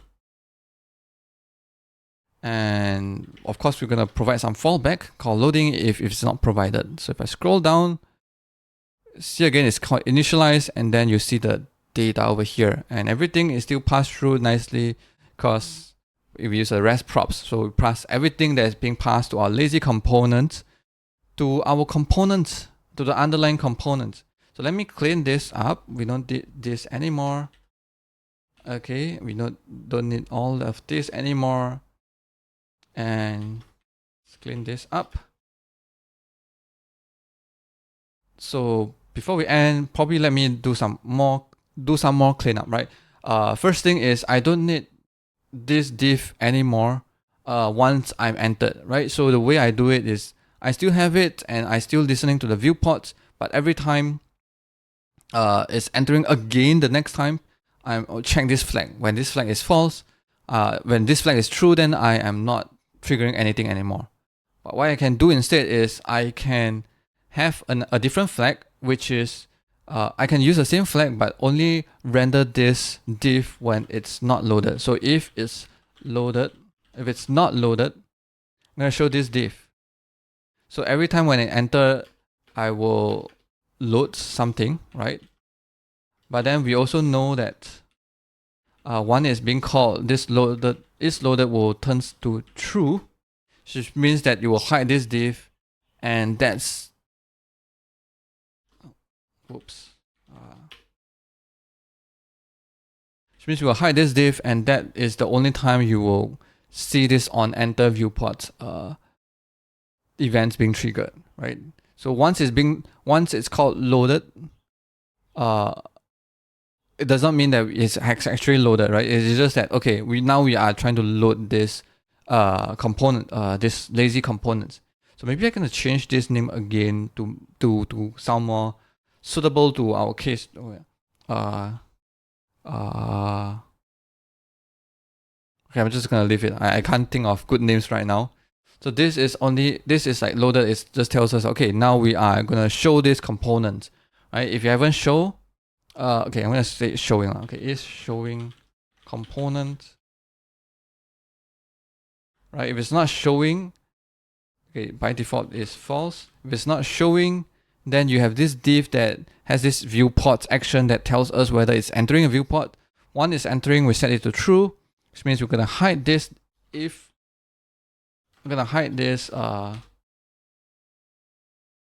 div anymore. We're gonna hide this div, and now we're gonna fetch our lazy component. Right, so over here we also don't really need to check if component promise, because once we know that if it's showing component is true, the component promise is assumed that it will be a promise, right? So we can also remove this check. This is unnecessary now, because every time is showing component is true, this component will always be a promise. So let me nicely format everything. And here we end up with if showing, then we, if it's not showing, we have a div that tells us whether we are entering viewport. Once it's entered, showing is true, then now we're actually waiting for our component promise to wait for this to resolve and show our component. So let's scroll back up and let's run this thing again. Right. Okay, let's see. Okay, run this thing again. So now you don't see the initialize, component is not loaded, and once we scroll it all the way down, you see components here and immediately it's initialized. So that's all. Well, I thought so too. But then I think about it even more. I realized that yes, I have my lazy component, but at the same time, I'm kind of lost. Something is lost along the way. For example, if my component itself have, say, binding, for example, I'm going to come over here and create this bar that can bind to a variable. So input bind value equals to bar. If I create this input, and somehow over here I also want to show this value of bar, which is a variable. Let's bar over here, and I want to bind this bar with bar. And let's initialize this with 456. Let's try this. So let's scroll all the way down. Okay, we see 456 over here and the bar and the input. And if I try to do something like this, you see that the binding is not working. And you may ask, like, why? Well, here's why. Binding is actually passing a property called bar to this component, and also tries to subscribe to any changes in the props of the lazy component. But the lazy component itself does not have anything, does not change the props directly. It spreads all the props to this component. So it passes down the bar to this component, but itself does not pass down the binding that it's receiving to the component itself.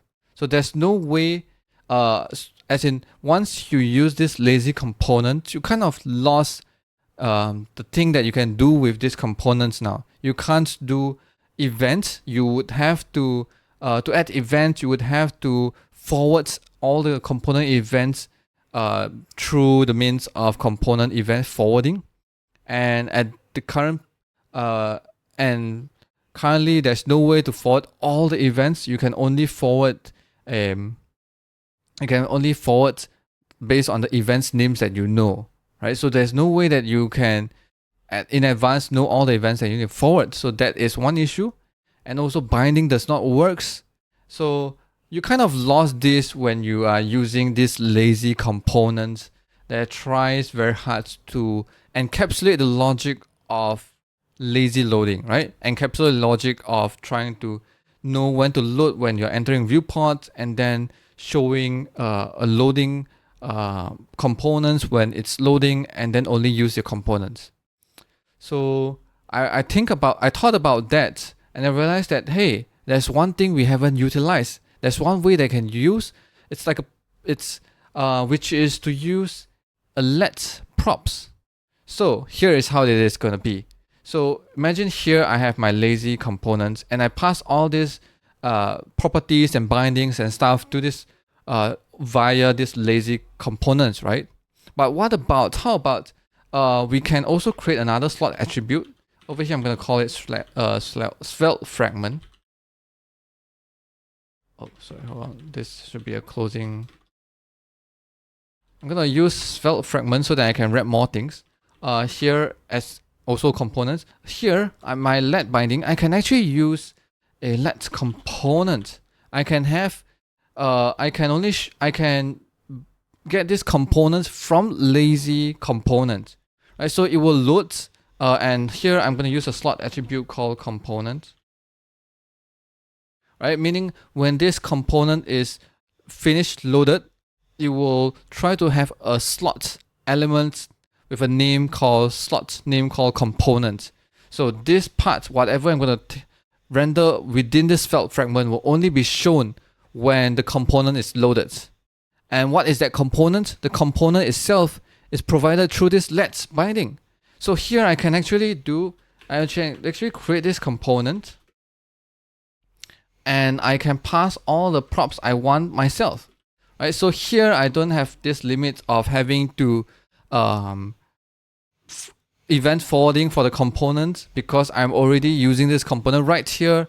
I don't have to worry about bindings to pass down bindings and stuff, because I'm doing myself directly to this component. Right? So this component can be any component being resolved from here. This is just like a variable, but you can treat it as it is a variable. You treat it as a variable, but it itself is a component, and I'm going to use it over here. So now how do I implement this? So we've learned so far that if you are slot attribute called component, then you need a name slot called component. So here, when it's done, I'm create a slot name component.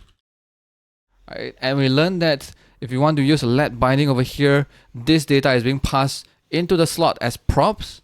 So here what we want to pass in is this component. So I'm going to pass this component as props to my slot. And now I can remove this because I don't need anymore. And everything still works fine, right? So now let's take a look. Moment of truth. Where now we kind of scroll. So nothing is initialized until we scroll the way down. So this component, as you see, even if we write it here, it's not created yet, right? And all the way when you scroll down, now it's initialized, and this component is created and added and mounted to the DOM. Here during initialization phase, you see the console log, right? And now when we want to try the binding, I type something, you notice that this 4, 5, 6, 7, 8, 9 comes from here. So the binding works. The binding works nicely, and we don't have to sweat about trying to figure out how to pass down the binding through a component. And if you try to add events over here, right, on click maybe. Oops. I'm just gonna say this, and let's add a button and forward that event. You realize that when I click this button, let me add more space over here. I'm not sure my head is blocking this, so let me add it at the front. So now when you click me, you'll notice that this event is also being dispatched, and I can listen from here, right? So there's no need to go through this lazy component. Previously, we create this component within the lazy component. So if you want, you have to forward the event yourself. And now we don't have to do that. It's so easy right now. So I would say that this will be what I imagine my lazy component be like. So today we're going to talk about a special element called Svelte component. So have you ever have this situation where you want to, based on the condition, use component A, but as a different condition, you want to use component B, and at a certain condition, you want to use component C. These A, B, C component are actually interchangeable. They're taking the same props, they're kind of taking the same, have the same behavior, but you just want to use different components, different of them, for different situations. And how do you do that?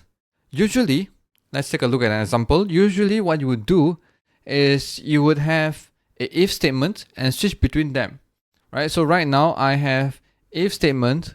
Based on the condition, I want to use foo, and sometimes I want to use bar. And actually, foo and bar can bind value, right? You can bind value to foo and bar, and so that foo and bar can handle them, right? Can they? Oh no, I haven't implemented. So let's do this. So let's have this, let's value, and foo will show an input type, number, and bind value. So foo will have its own input and bind a value. Bar will do almost the same thing as well. Yeah, except they show a different words. Okay. Of course, there's better way of doing this, but let's assume that they looks almost the same, takes in almost the same props, and have almost the same behavior. Actually, this is exactly the same behavior. So let's try something else. Let's say a. Oh, okay. I need to actually export let's value instead, so that it's a props. For bar, I am going to have buttons instead. On click, this is 200. Okay. On click value will be 200. Another button on click will be 400. Right, so bar has this button that you can click and change the value, and foo has this number that you can change, input text that you can change. So they both have the same props called value, and they work slightly differently internally. And when do you want to render foo or bar? Basically based on some other conditions, right? In this case, based on value, if it's 50, you will show foo, or else you will show bar. Okay, this is very contrived, but this is just going to show how this works, right? So when you come over here and you change this value to say 70, you will see foo, right? And foo can change this back to 0, and then you see bar. Bar can click to change to 200, then you see foo, right? Based on the condition, you want to switch between different components. So one way is, of course, use an if-else statements. Then you would have to implement, if you have a lot of props that you want to pass in, A equals something, B equals something, C equals to something. You have a lot of props that you want to pass into both of them, and both of the case are actually the same props that you want to pass them.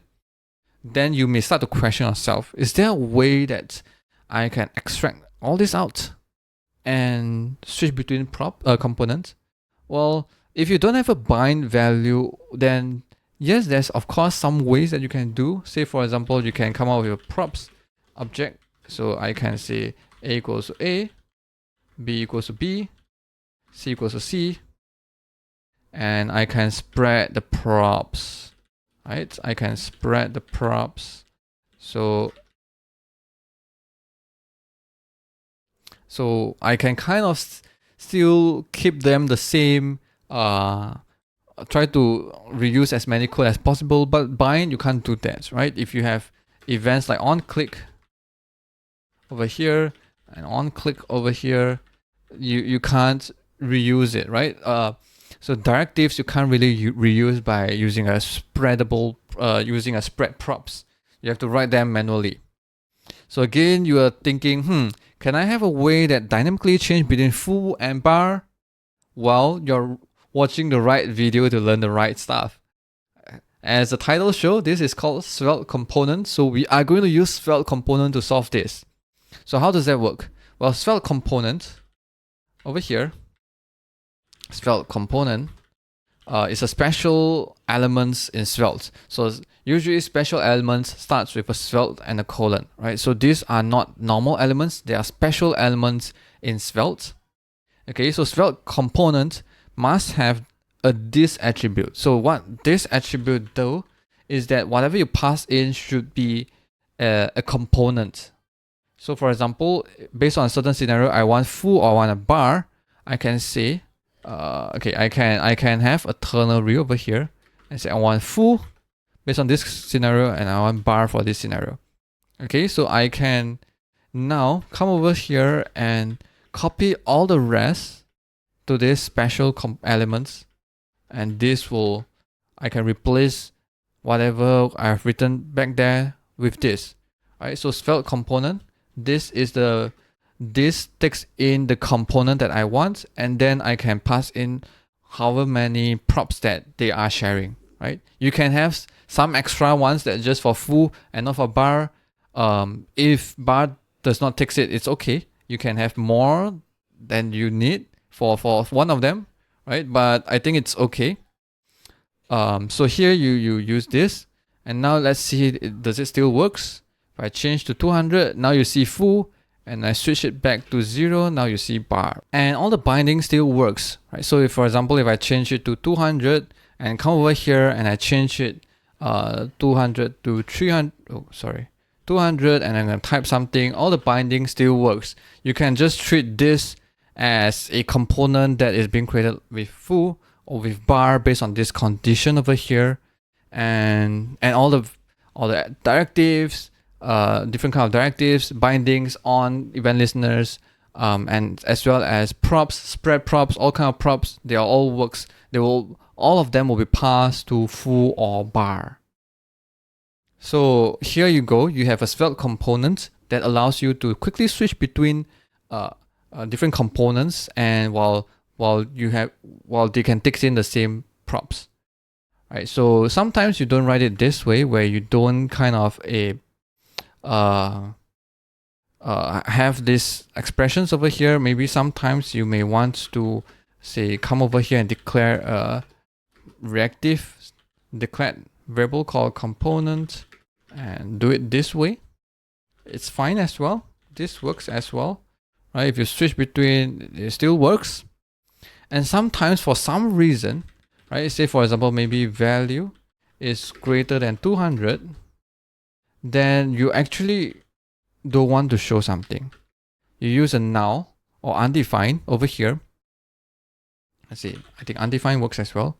So in this case, when you hit 400, you actually not render anything, right? I think null works as well. Let me try, I can't remember. Yeah, null works as well. So null or undefined, as long as the component is null or undefined, that you pass it over here for the this. So if this is null or undefined, you don't see anything, right? There's no error. There's no error where the component is undefined and you can't create it, right? Svelte will just remove it. So if you are rendering if you throw nothing here, then you don't see a component. And if you go back, turn it back to 50, then you start to see your component based on this condition. So what components you're giving will see the component you're getting out over here. So today we're going to learn about a special Svelte element. Svelte special element, which is Svelte self. So what is Svelte self? Well, let's take a look and we shall see. Take a look at an example. So the example that I prepared for you over here is I want to create a visualization for arrays, right? So if I have an array, say the data is 1, 2, 3, 4, 5, I'm going to display it like this, right? I wrap the array with a blue box and each of the item with a red box. So you see that this array has 5 items. Nicely done. But sometimes life is not that easy. Sometimes the array is not flat. This array is flat, right? You only have one level. But sometimes some people may create array that are nested. For example, like this, you get nested arrays. So what should you do with it, right? By default, if you don't do anything, if you get an array, you will make it a string by calling like string and wrap it become a string. And when you make an array a string, you get a comma separated value of the item, right? So this is what you get. But this is not what we want. We want is wrap this with a blue box and each of the item with red box, and then do it recursively, because tree is another level of the array, right? So what can you do? Probably we can extract this out into another component and call it again, right? Call it recursively. Well, how about call yourself recursively? Because this component itself, we know, already handles array, and we can use ourselves inside ourselves recursively when it's an array.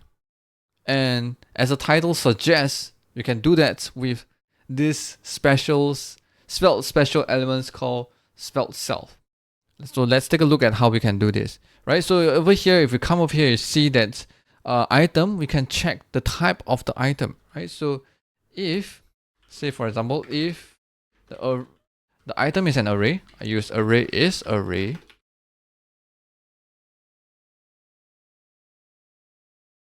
then we can come over here and render ourselves, right? So ourself is svelte.self, and we can pass data to ourselves, right? So here, what I'm gonna do is the data is a props, and I'm gonna pass in item, the sub item over here.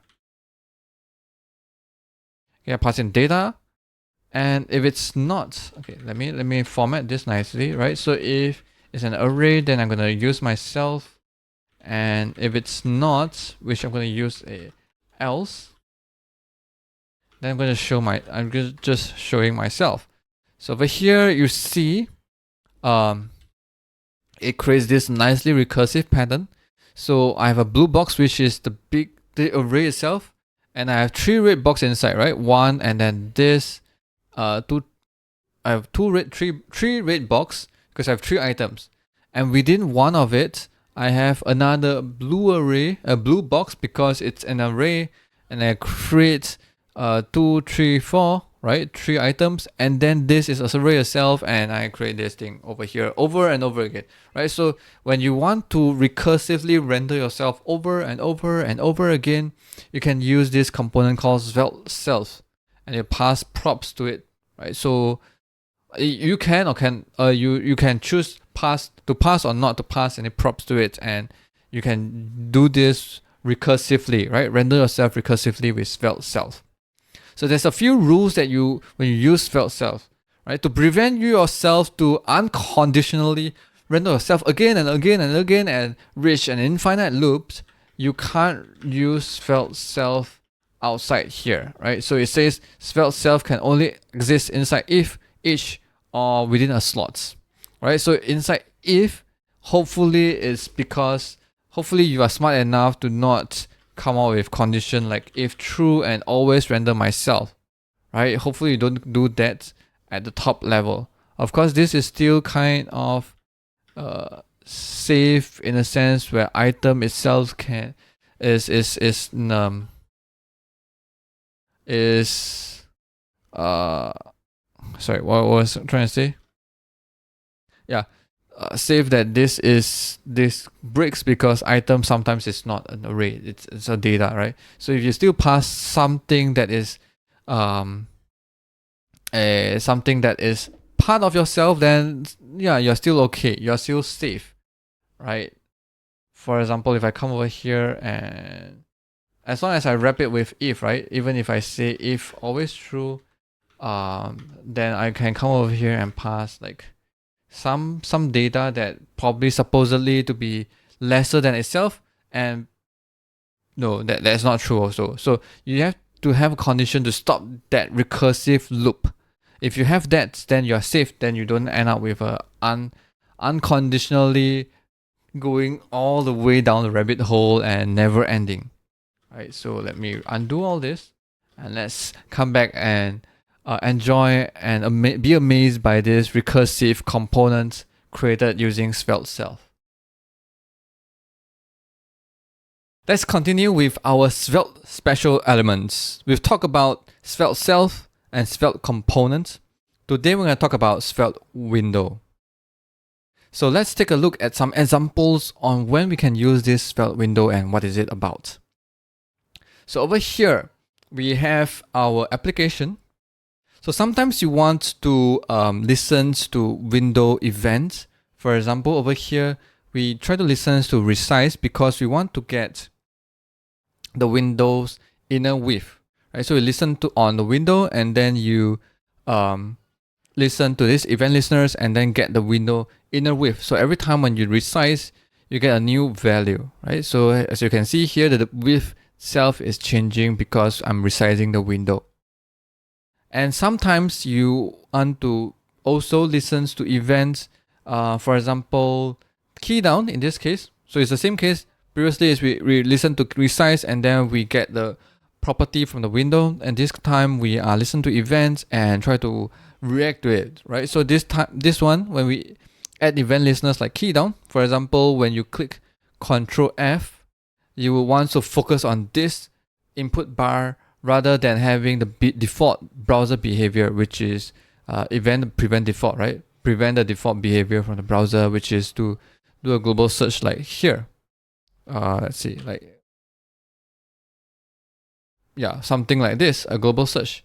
You want to change that, you want to focus over here instead. So so how you would usually do is you would maybe wait for a component to be mounted. So you add the event listeners in onMount and remember to return a function to clean it up so that you don't lead to like a memory leak. So yes, you can do it this way, but today we'll talk about Svelte window, right? And Svelte window is actually a way for you to add event listeners and read out some properties such as inner width from the window without having to manually set up your event listeners and listen to it and update it. Right, so let's take a look at maybe the first one, which is this one, which is closer so that we can change one by one. So here we listen to the key down event and we add this, call this event handler, right? So an alternative would be having a Svelte window element and we add this event listeners over here. So you can treat this special element Svelte window like your window element, except it won't render anything. So there's nothing being rendered. There's nothing new. There's no new element created by this special element itself, but rather this special element is here for you to add event listeners. So here I can add on key down, and let's copy this event handler. Let's collapse this and comment all of them. On key down. So pass this in over here. And let's try to click Control F and everything still works. So you can write this instead using on key down. And the same thing as how you add event listeners with elements, Svelte will take care for you when you want to unmount this component. You remember to remove the event listeners from window. So this is a slightly shorter version of writing all that we have written so far. Adding event listeners and remove event listeners when we don't need it.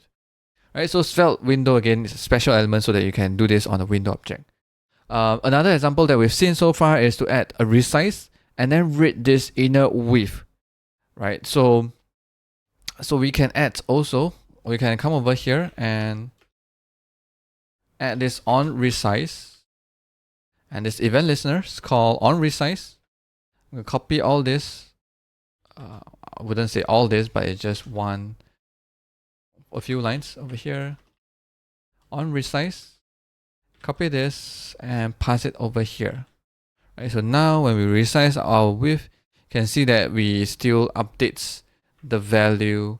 We still have this event listeners and update this value inner width, right? Is there a better way? Is there a shorter way? I wouldn't say better, but it's a shorter way of writing this. Yes, there's actually a shorter way of writing this, which is you can use a binding, right? Binding is like a two-way binding, where you can set the width of the window. Well, I'm not sure whether you can, but you can also when an event's happening, you will update this variable from the property of your element, right? In this case, the element is window. We want to listen to some event. We want Svelte to handle that, know what events to listen, and listen to that event, and then update our variable. So we can actually bind inner with over here instead of writing an on resize. So let me comment this. Let me remove this. Let's come over here, bind inner with, and I'm going to bind to the variable with the same name. Right, so there's a shorthand of writing that for binding, which is just do this.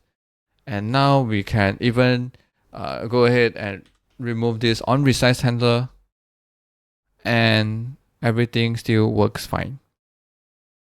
So what are the things that you can bind to, and what are the events you can listen to? Well, for events, you can listen to all the events that is available on window or any elements, right? But but of course, you make sure that it makes sense to listen onto the window, right? So you can basically listen to any events. There's no restriction over here.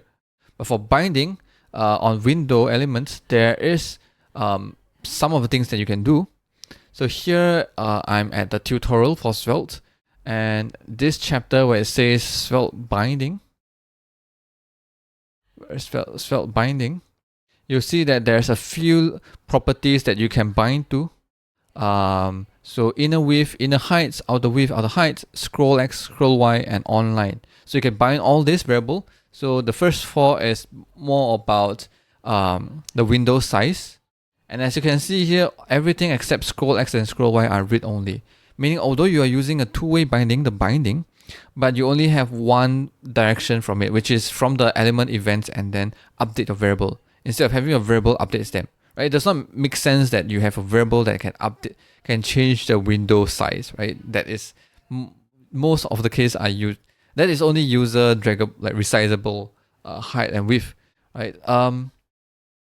As well as online status, right? Online, whether the user is connected to the internet or not, this is not. You can't change the user's connectivity. You can only have events like the online and offline events from the window, and then read this property out of window the navigator. However, of course, scroll X and scroll Y, you can change both ways, right? You can change the scroll position or get the scroll position to change your variable.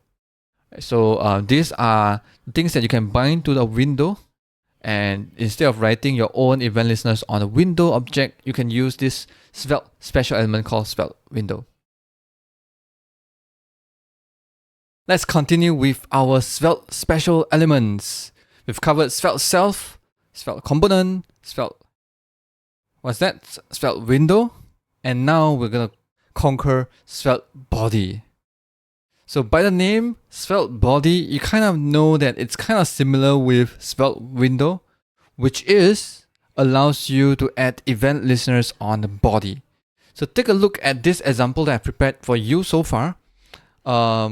I spent some time to create this nice visual, which add a mouse move event listeners on the body. So whenever I move my mouse on the body, you see that I'm updating the mouse position X and Y, and thus create this very nice pattern, which I use two linear gradient. So one is linear gradient from top to bottom, from transparent color and to all the way to a solid red color, but with 50% opacity, so that you can see that on the next gradient that I'm going to lay on top, which is from left to right, transparent, and then on the right side you have blue, which is again opacity of 50%. So you get top bottom transparent to red, and then left to right transparent to blue. So on the bottom right corner you see a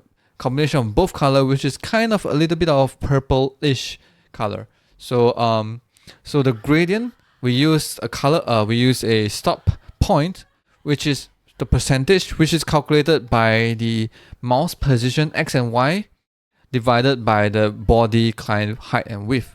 Therefore, you can see this when I move my mouse, you can see that it's drawing a gradient at stopping at a different position. So we use document body event listeners to add this. And as we've seen in the earlier video, which on the Svelte window, we say that we can use a special element like Svelte window to add event listeners on it so that Svelte can also help us take care of removing event listeners when we are not needed anymore. So same case like this, we don't have to come over and add our own event listeners and remove them. We can create this special element called Svelte body and add our event listeners over there. So Svelte body itself will not create anything on your screen, except it's just a special element that allows you to add event listeners onto the body. So here I'm going to say add on, and we're going to use a mouse move event. We call this function mouse move. So at the same time, we're going to copy this mouse move event handler, collapse this onMount, and comment everything. Whoops, let me do this. Comment. And now I'm going to create this mouse move function. So now everything still works the same, except now we don't have to add event listeners on onMount and then remember to clean it up. We can have all this handled by the special element Svelte body to allow us to attach event listeners onto the body. So that's all about Svelte body. There's nothing more that you want. That's all about it. So at least if you download this, if you head over to the link on this REPL, you can also play around with this so that you learn something unexpected.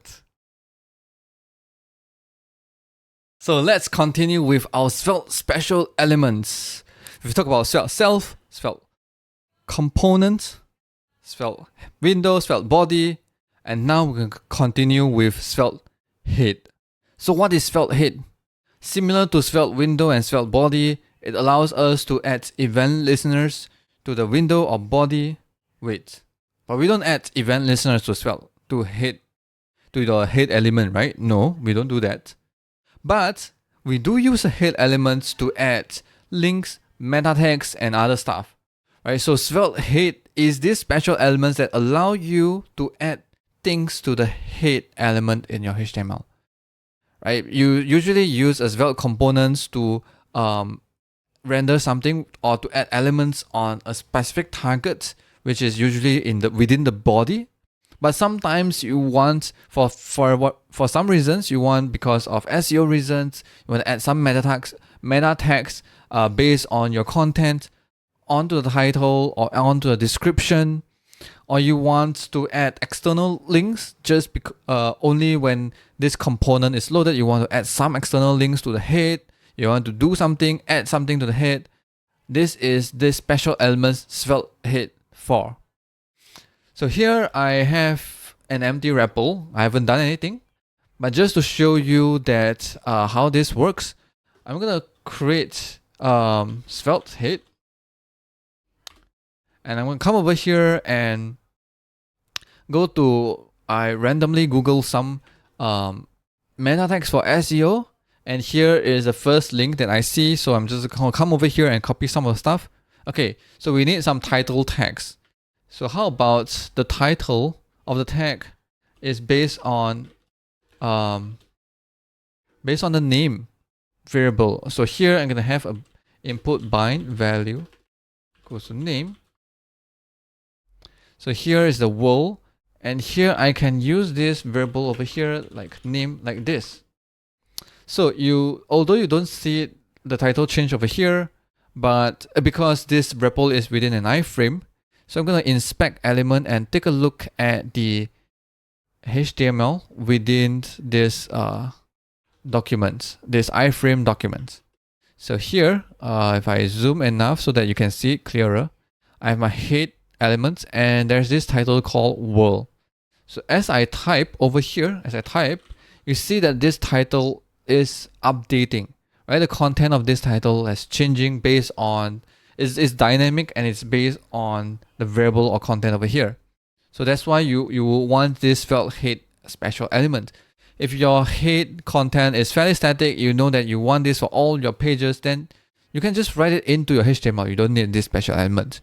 You usually use it because you have some dynamic contents inside, right? So next, if I take a look, what's next over here is some description, right? Meta description tags.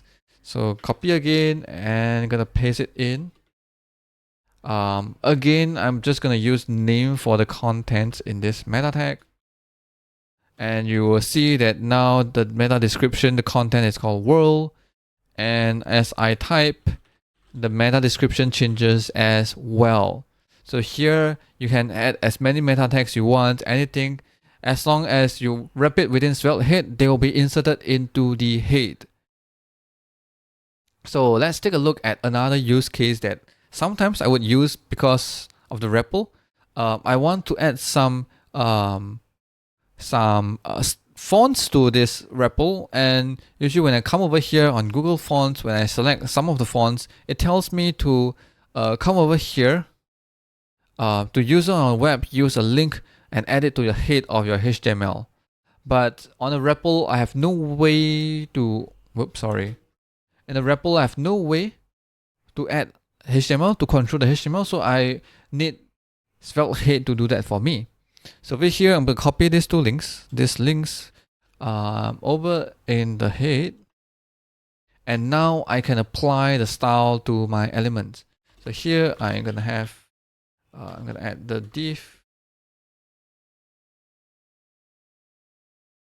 over here, and I'm going to add style tags so that I can style the div. Style the div and the input, and come over here and copy the font family. I'm not sure you can see this, hopefully not covered by my head, but I'm going to copy it over. I'm just copying things from the Google Font website. So you can see here my font family is style, dancing, script, and cursive.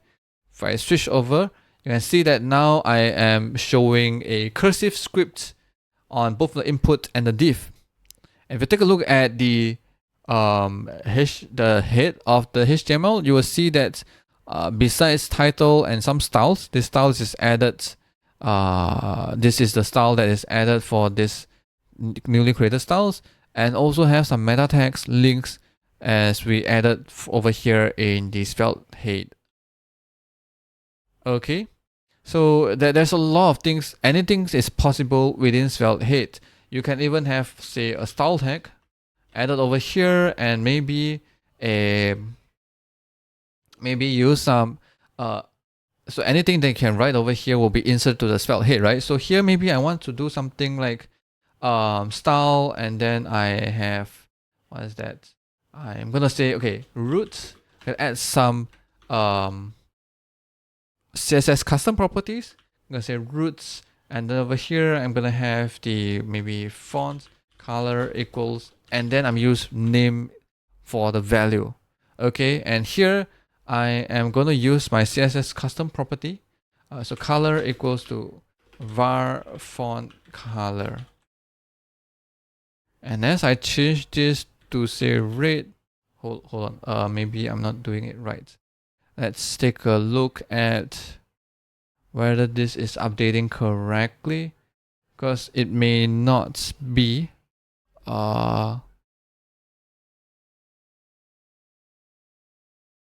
Let's take a look at our special style elements that we just created. Root.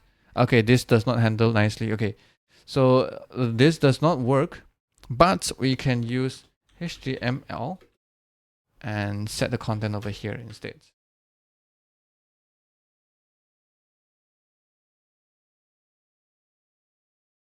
Wait, hold on. I'm not supposed to add it over here, but rather I'm gonna add this whole thing to wrap over the whole style elements. So I'm going to use a HTML tag to add content over here, and this content, and add this content onto the head. So if you look at here, this is being added. Wait, sorry, hold on. This should be like this. This whole thing is added to the. This whole thing is added to the head, right? The style is added to the head, right? If you want anything to add a head, you use a Svelte head element. And here, now if you change this word to red, you kind of see that this font color turns to red because we set the font color custom property to be whatever we are typing in the input, and we use that value to be our color of our text over here. So if I change it to Rebecca, purple. You can see that it changes to Rebecca purple. Of course, you doesn't have to add this style elements onto the head. Then you can add it over here somewhere in the body as well. It's up to you, right? So because style element itself does not have to be just on the head, it can be anywhere, right? But usually people likes to add it on the head. That's why we are adding it over here like this. So there you go, Svelte head element, a special element that does not add anything on the screen that you see, but add it at the behind the scenes, which is on your head element. It adds anything you add to this Svelte head element will be added to the head. Today we're going to talk about Svelte options. So Svelte options is a special element in Svelte which allows you to customize compile options of your Svelte component. Customize compile options for a Svelte component. What is that? Well, if we're not sure about compile options of Svelte components, basically Svelte options is it's beyond us, right? So let's first take a look at what are they. So over here, when I'm looking at API docs, which shows which if you go to the Svelte compile section, it says that you can use this Svelte.compile method function to compile your Svelte source code. So usually you don't do this yourself. You use some plugins or loaders based on your build tools. So for example, if you are using Rollup, you're using Rollup plugin Svelte. If you're using Webpack, you're using Svelte loader. Using something else, it's something plugin Svelte something, right? So under the hood, they are calling Svelte compiler, which is a method called Svelte.compile to compile your code into JavaScript, right? It takes in the Svelte source code that you write and it spits out JavaScript code.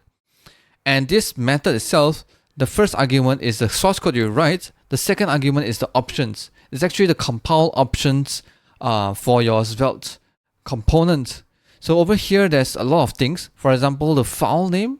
So this is useful for debugging. There's like name, there's format, there's generate, there's def, whether it's development mode or production mode, so that whether you insert more runtime checks or insert more debugging methods or functions inside, right? Then you have immutable, hydratable, legacy, accessors, custom elements. So there's a lot of things over here, which I'm not going to go through each of everyone, especially those that are related to custom elements. We're going to talk about them more extensively when we talk about custom elements. Okay? So stay tuned. If you want to watch about that, subscribe to my channel so that you get notified when that's out. So here, if you scroll through, you probably see that some of the things sounds familiar if you read the docs or tutorials for Svelte options. Okay, if you haven't, so here I'm gonna jump over to take a look. Right, here I'm at the Svelte tutorial.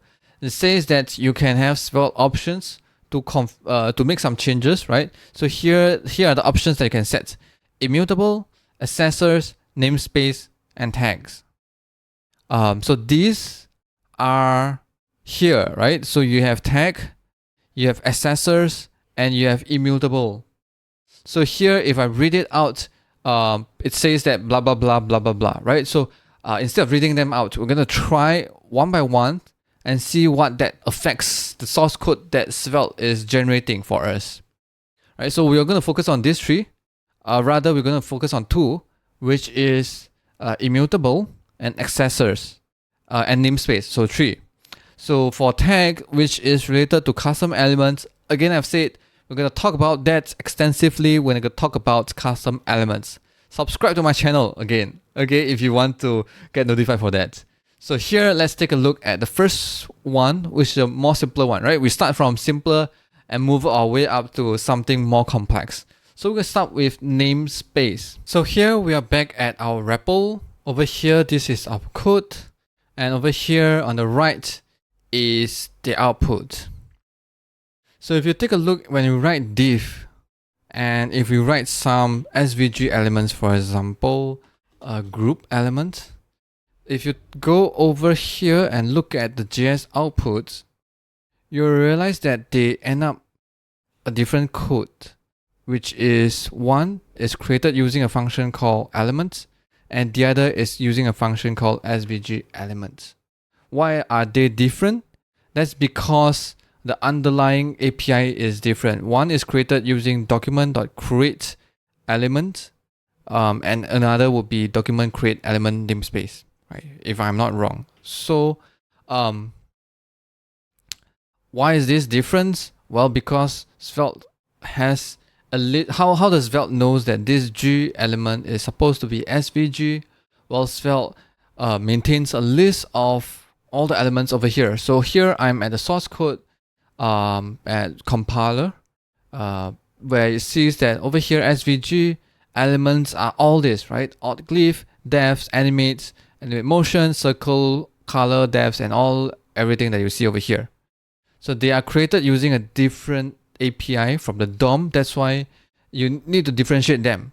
But however, if for some reasons when you are creating an element and this element is not in this list, in this SVG list, and Svelte has no idea that this is actually an SVG element, then there's one way that you can tell Svelte that, okay, hey, how about this? All these elements that is written in this component should be considered as an SVG element. And how you do that is you're going to use a namespace option over here. So you could either pass it to the, I'm not sure you have this namespace over here. Yeah, you could either pass it as namespace over here in the compile options, which you can have HTML, mathml, SVG, foreign, and foreign.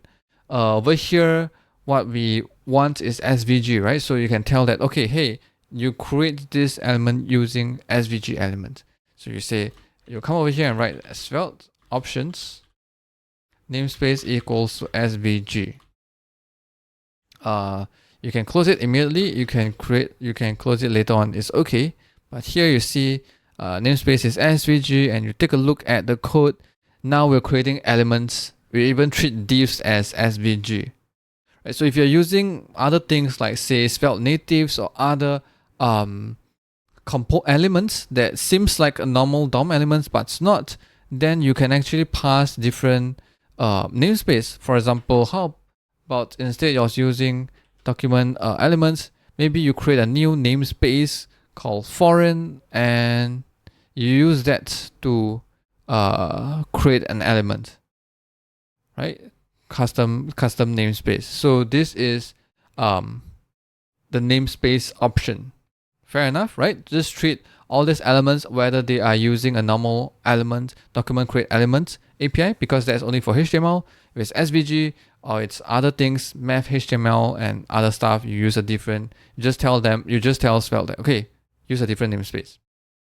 Okay, so let's move on to the next one, which is accessors, true or false, right? Adding getters and setters. What does that mean? Okay, so here, if you have props, for example, here I have named props, I can add accessors, which is like getters for this, getters and setters for my props. So let's take a look at what does that mean. So over here, I'm going to copy all this code and come over here and say component. Paste this in. Remove this. Okay, so here I have my components, and if I import this component, imports component,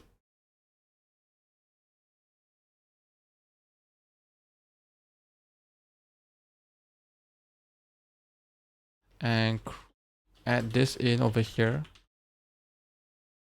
I can bind the instance of this component to a variable. So I'm going to bind this to component.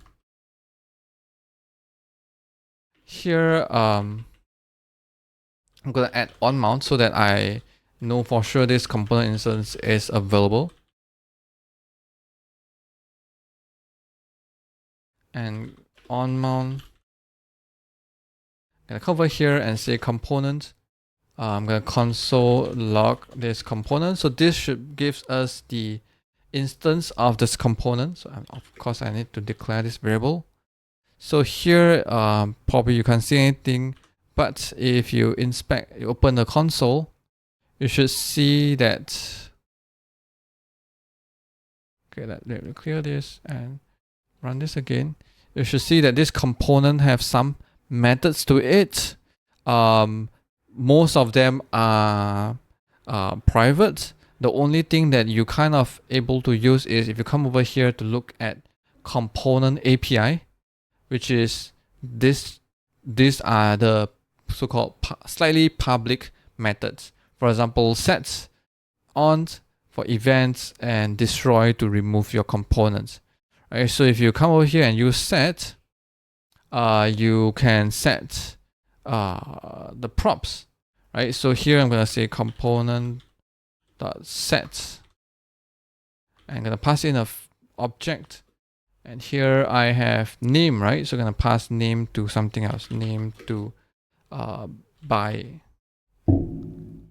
So here, if I take a look, this name, this variable, this props, as the value, we update the value of the props using the sets $sets method to update the by, a name to by, and you see this value has changed. Of course, this you can use this, but sometimes you want a slightly easier way of getting the props or changing the props. Over here, there's no way that for you to basically read out the value of the props, right? So what we need is so-called accessors. So we're gonna add the Svelte options to the components that we want to have accessors, which is this for component. Come over here and say Svelte options accessors equals to true. So false is the default. If you take a look here, it says false is the default. If we want the getter and setters, we need to pass it as true. So here we have accessors as true. Now what we can do is we can come over here and say component dot by name equals to by. At the same time, if you take a look at one of the components that's log out, you can see properties over here right now. Previously there's no such thing, and now you have new property, and we can now read the value out and update value directly over here using accessors. So now if I close the console and take a look at the output, let's see what's the difference. Right, so we're focused on the components and see over code over here. So it generates a class for your component, and it adds this to the name, the getter for the name, and the setter for updating the name. Right, under the hood is still using the .set method, except that it's much easier for you to just call component.set name equals something, right? So that you can set it. If you remove this line or just change this to false, then this two getter and setter is not generated. So by default, this is false. For some reason, if you want this, you can turn it to true. Right? This is usually I'm not sure what is being used in real life, but one very nice cases that been using is in the test cases for Svelte source code. You will see that this is turned on so that we can just read out the props value so that we can verify and we can check in our test cases, assert whether the props is right now the value that we are expecting. So this is accessors. So if you have multiple options that you want to change, for example, just now we were saying like a namespace and now it's accessors, then you use the same Svelte option element and add more stuff over here, right? If you try to create another Svelte options elements, you probably see that it will say that one component can only have one Svelte options tag. So you can only have one. So if you want to have configure multiple of them, just create multiple attributes, right? Here, now we are fully that's okay for accessors. So we're going to move on to the last one, which is immutable. So if you watch my previous videos on Svelte Store, you probably noticed that in the immutable store, we talk about how we use this when we are saying that we want to have immutable data. So what is this immutable options? Okay, so here is explanation from my a slightly easier explanation on this option itself. So by default, if you come over here, let's continue using this component. Let me set it up first. Say for example, I have another state object called object. Okay, this is an object and has a few properties. Say maybe name equals to my name, and maybe age. No, age is a secret. Okay, secret. So here I have an object, and I can show the value of this state. So I'm coming over here and object dot. Okay, let me. Okay, this is not. Let's just comment this out. Right. Okay, what's wrong with? Okay. Now we have object dot name, and is object dot age. Okay, so I'm gonna read this name and object name and object age, and you can see this display on the screen. Okay, that shouldn't be a problem. So now we have a buttons that we want to updates the object, right? So when I have this button, when I click this button, what happens is that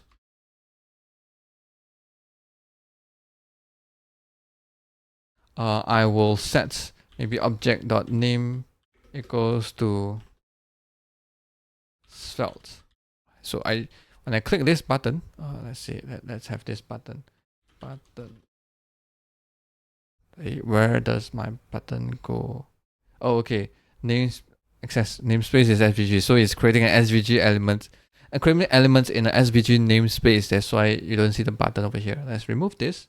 I'll change it to HTML to tell you that this is the default. See the button over here. So here, if I click on the button, it mutates the object by setting the name equals to Svelte. And now you can see this is updated on the screen, right? I think we've been used to do this and this is the default behavior of Svelte, right? So what happens is that actually what Svelte cares is down to the bottom of this is it only cares about the state variable, right? So name is not really a state variable. It's the object itself is a variable that is a state. So any top level variables over here that can be changed and is being used in a template is considered as states variable. So like name and object over here, not this object name or object.age, right? So every time when you change something, when you change this object, it will go to Svelte and say, okay, this is changed. But before that, we also need to verify whether is it actually changed. So for example, if you come over here and do something like name equals to world, since it's already world and you try to click, and so if you do this, you're changing name to back to the same value, nothing will happen.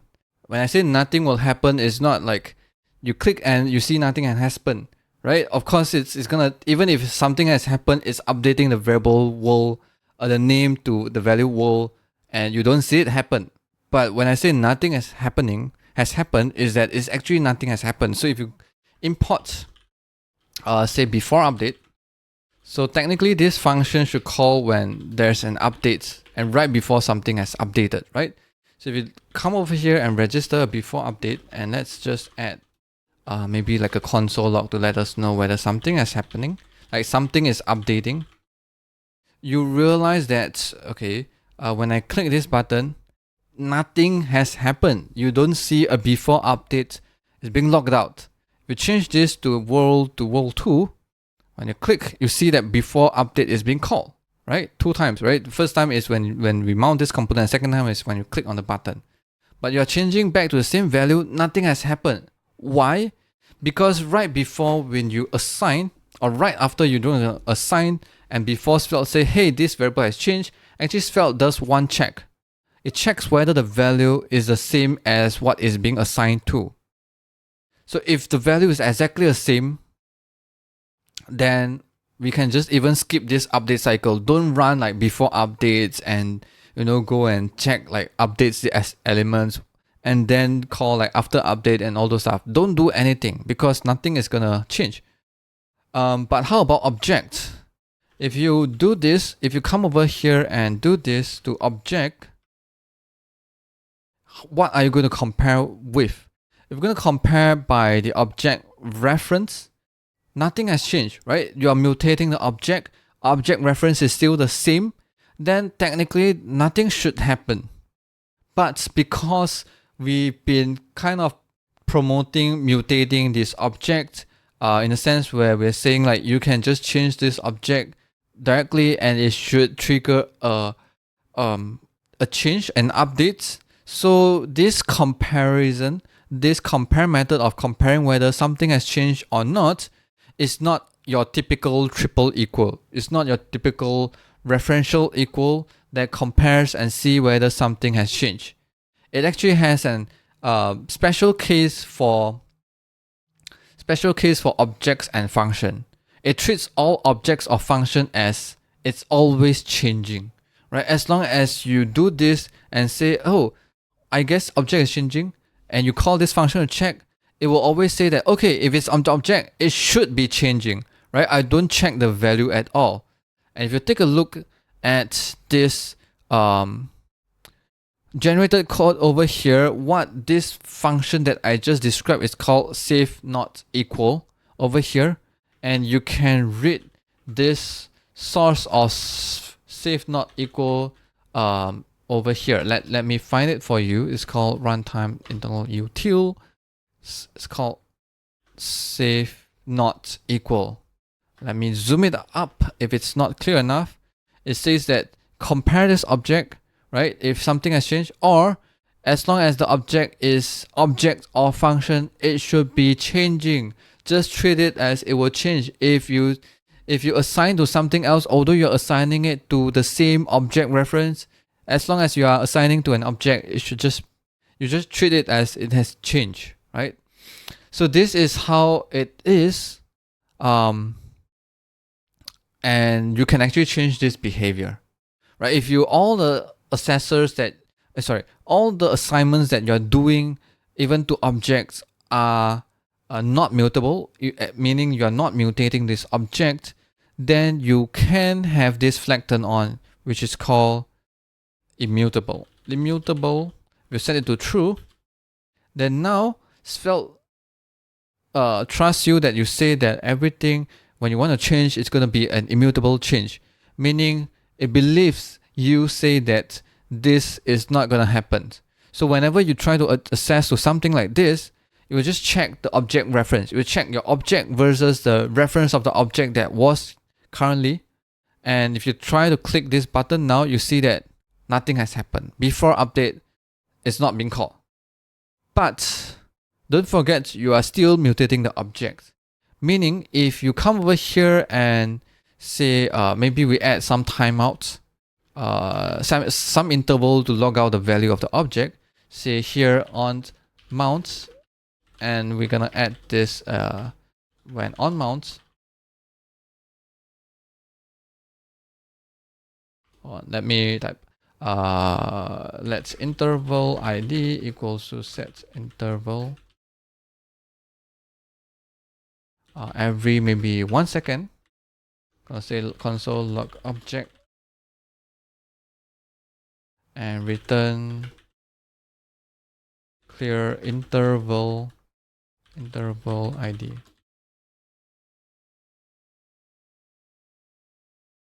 Okay, so now every second we are consoling out the object, and when you click yes, nothing has changed, but do you realize that this object name has changed to Svelte?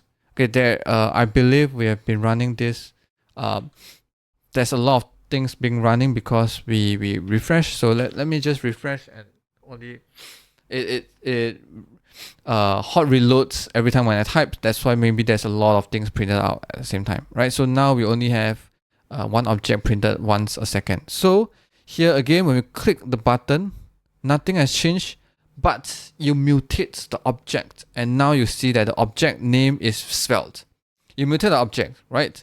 But then because Svelte trusts you that when you you won't do mutation, right? Meaning when you do this, it will still say, okay, I want to, something has changed, object has changed here. Okay, go and check. But now you're not used this, what's that called again? You're not calling save not equal. You're not using save not equal.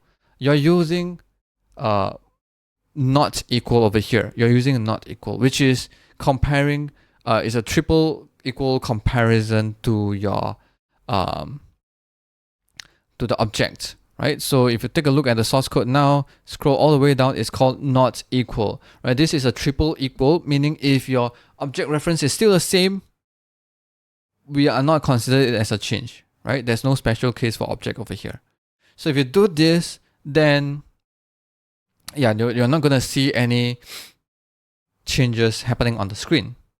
So the way to now is to do this, right? Object equals to, and then you do a, you're not mutating object, rather you try to maybe update the object over here manually. So age equals to object.age, right? You create, rather update, sorry, I shouldn't say updates, but rather you create a new object every time you want to mutate. So here you call name, spelled, and age equals to the original age. Or usually what people like to do is to just spread this object, and because there's a lot of properties that could be changing, so you do a spreading. Let me, oh, no wonder it's not working. It should be clear interval. No wonder it's not cleaning up for me. Okay, let me refresh again.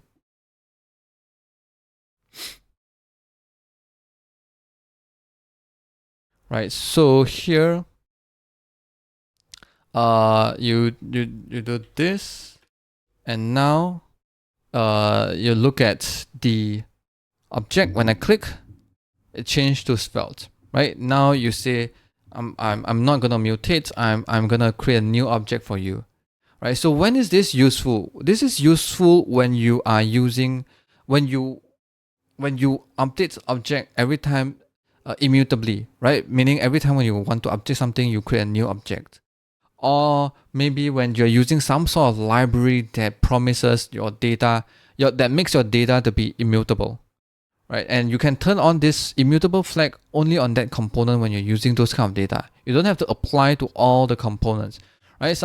Usually when you come over here to your compile options that we've seen so far, usually you specify this in your build tool to your plugins, right? Your Svelte loaders or rollup plugin Svelte.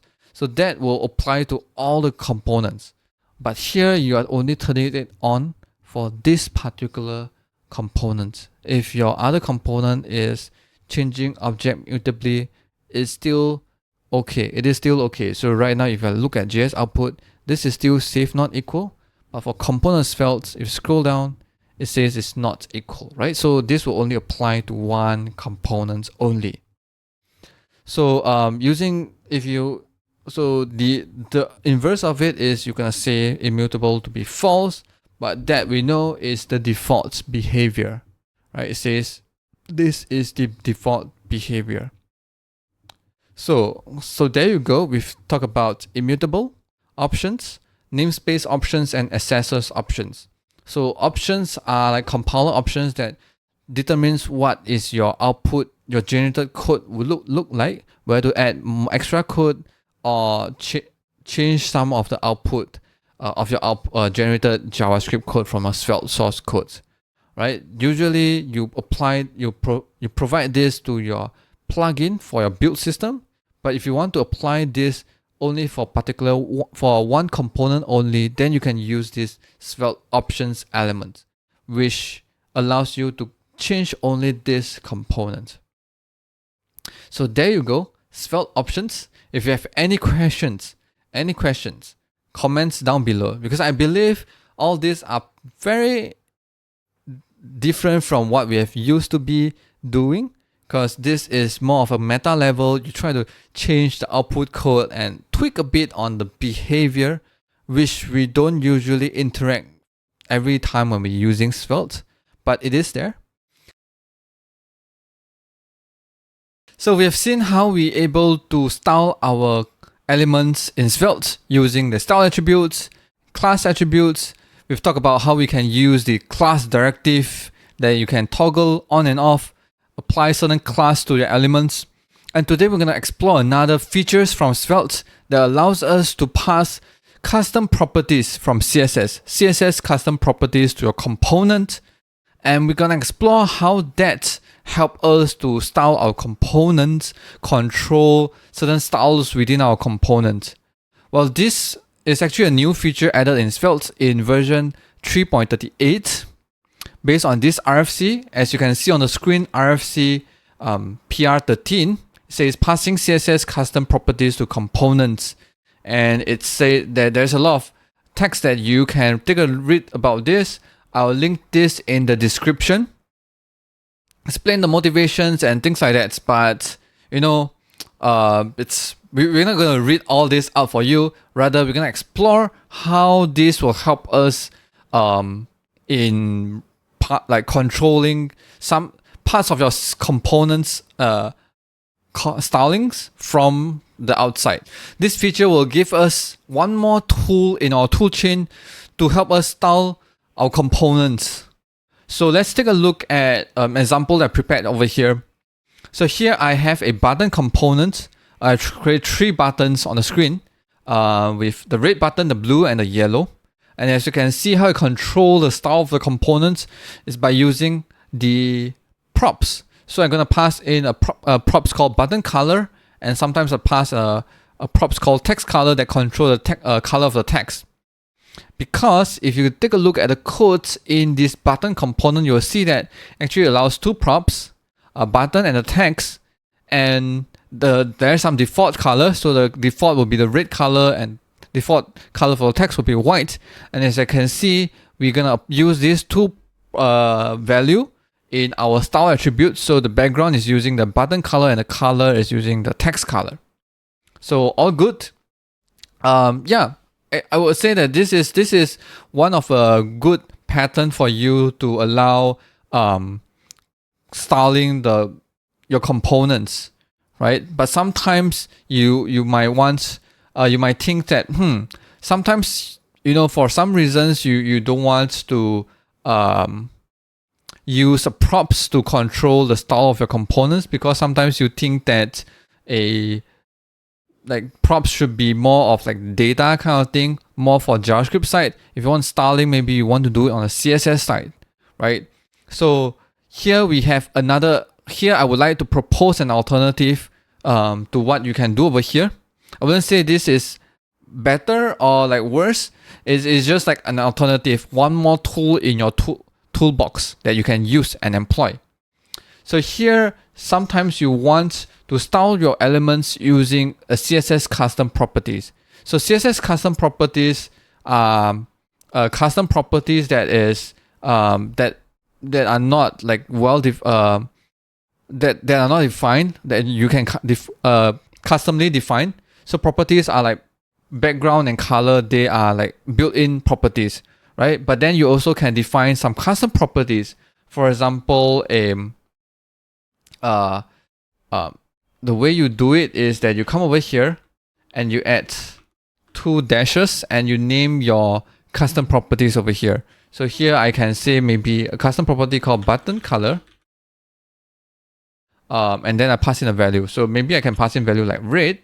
And to use this custom property, I will come over here and say var button color instead.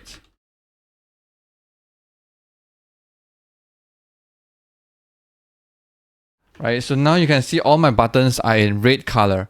So this is the custom property, right? You can define it anywhere, any element, and it will follow inheritance based on the DOM tree structure, right? So if your parents define this custom property, all the elements, DOM elements based on the DOM structure of the tree element tree will receive these custom properties and can able to use this custom property.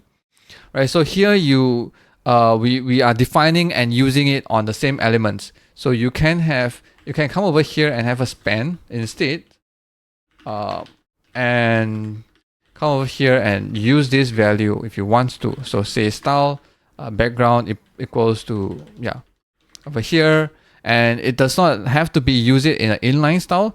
You can also have things like maybe a style tag, and say define like a span element with background equals to var background color, right? So you can define this custom property over here called button color, and all its elements and its element children will be able to use this custom property. So depends on what the value is, you will use that value over here. And you can use this value across a lot of places, right? It doesn't have to be just in span, background color. It can, if you have another, say a div over here, say some text, you can also use it multiple places, right? So it's just all the elements that is underneath, or all the elements that is within this scope of your custom property will be able to use this the value of this custom property over here. So as you can see, you can have the text and some text in different color, and yeah, using background and color different properties can use the same custom properties over here. So what this means is that because you can use this element, this custom property, once you apply to one element, all its children will receive it, right? So meaning it doesn't have to be come over here. It doesn't have to be within this button component. You can have this written somewhere else, somewhere higher, as long as it's parent of the of your elements in the element tree structure, in your DOM tree structure, right? So if I say I wrap this button with this, if I wrap the button with a div, and I come over here and define the style, say button color as red, you can see that now this button will receive this button color red, because this tool now does not have any color applied because the button color is undefined. And if you have undefined, then the background and color will be undefined. So you can also, so in CSS, if you want to use a custom property, and sometimes you know that maybe this may be undefined, you want to provide a fallback. So if the way of providing fallback for a custom property will be come over here in your var, you say your custom property name and then a fallback value. So here I'm going to fall back to say blue. And here I'm going to fall back to say blue as well. And now as you can see, oh sorry, yeah, it's not working because I shouldn't have the quotes. And now you can see that now instead of red, you will fall back to blue. And if I come over here and wrap this button, and I say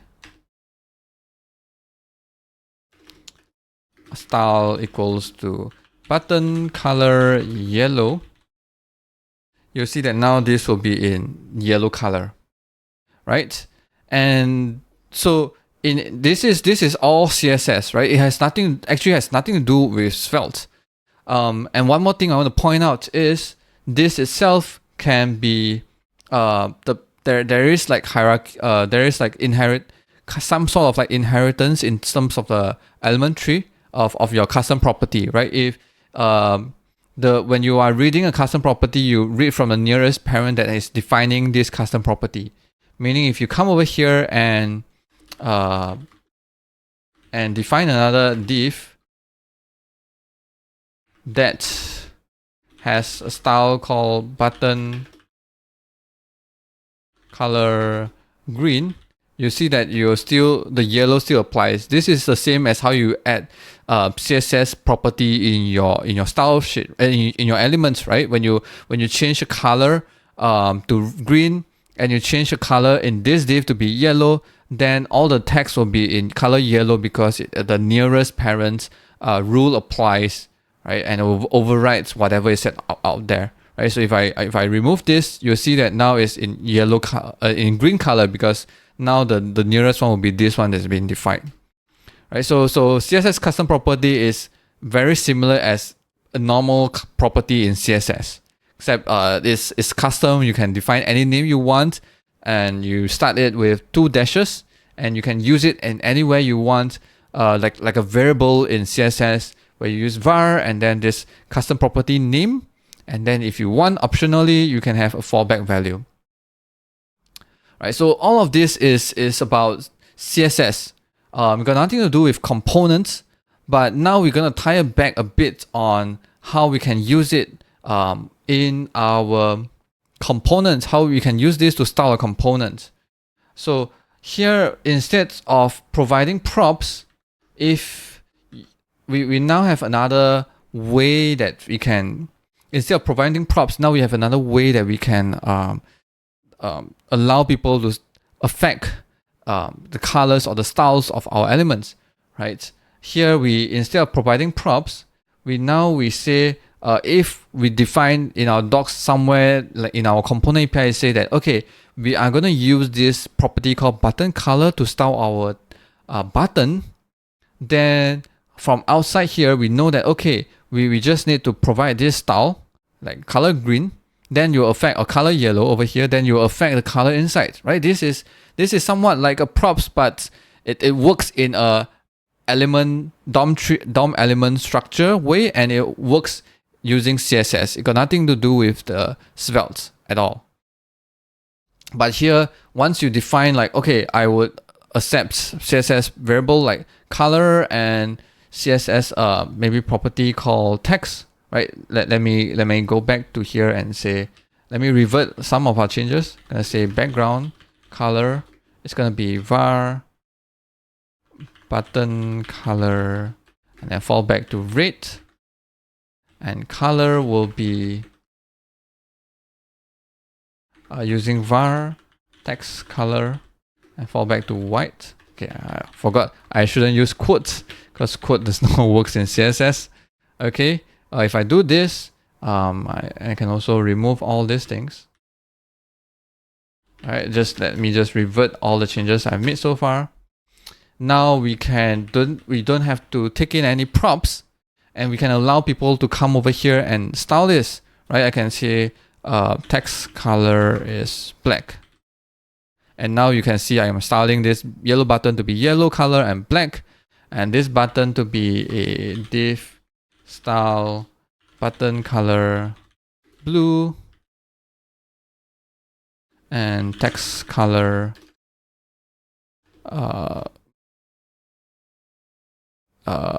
yellow, right?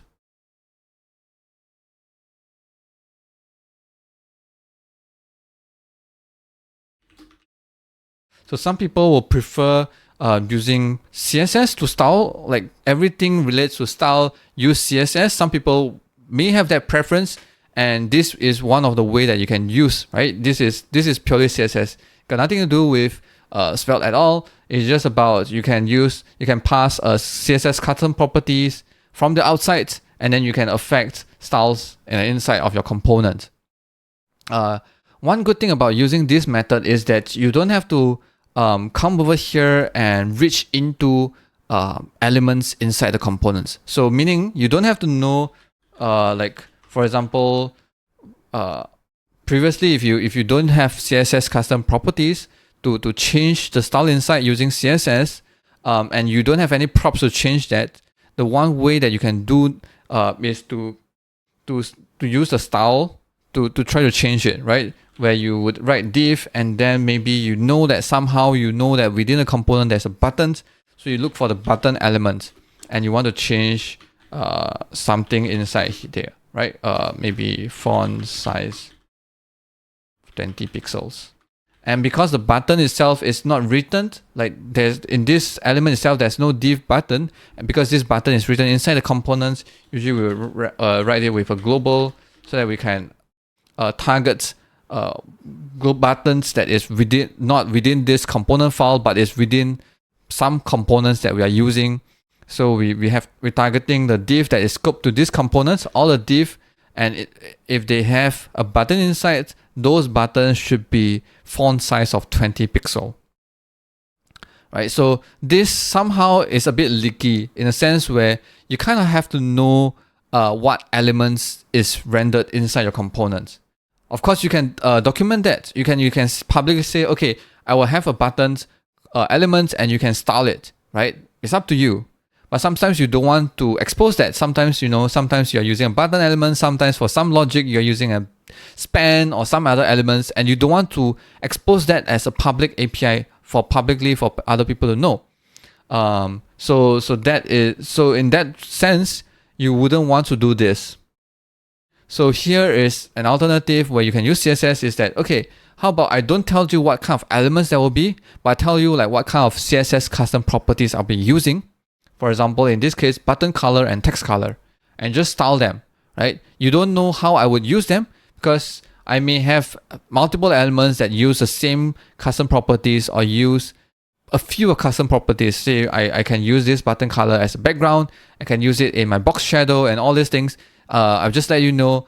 You don't have to like find a way to override them. I just let you know I'm going to use this custom property, and you can just change it to change the style of my component, right? In that way, you use a CSS custom property to override them over here.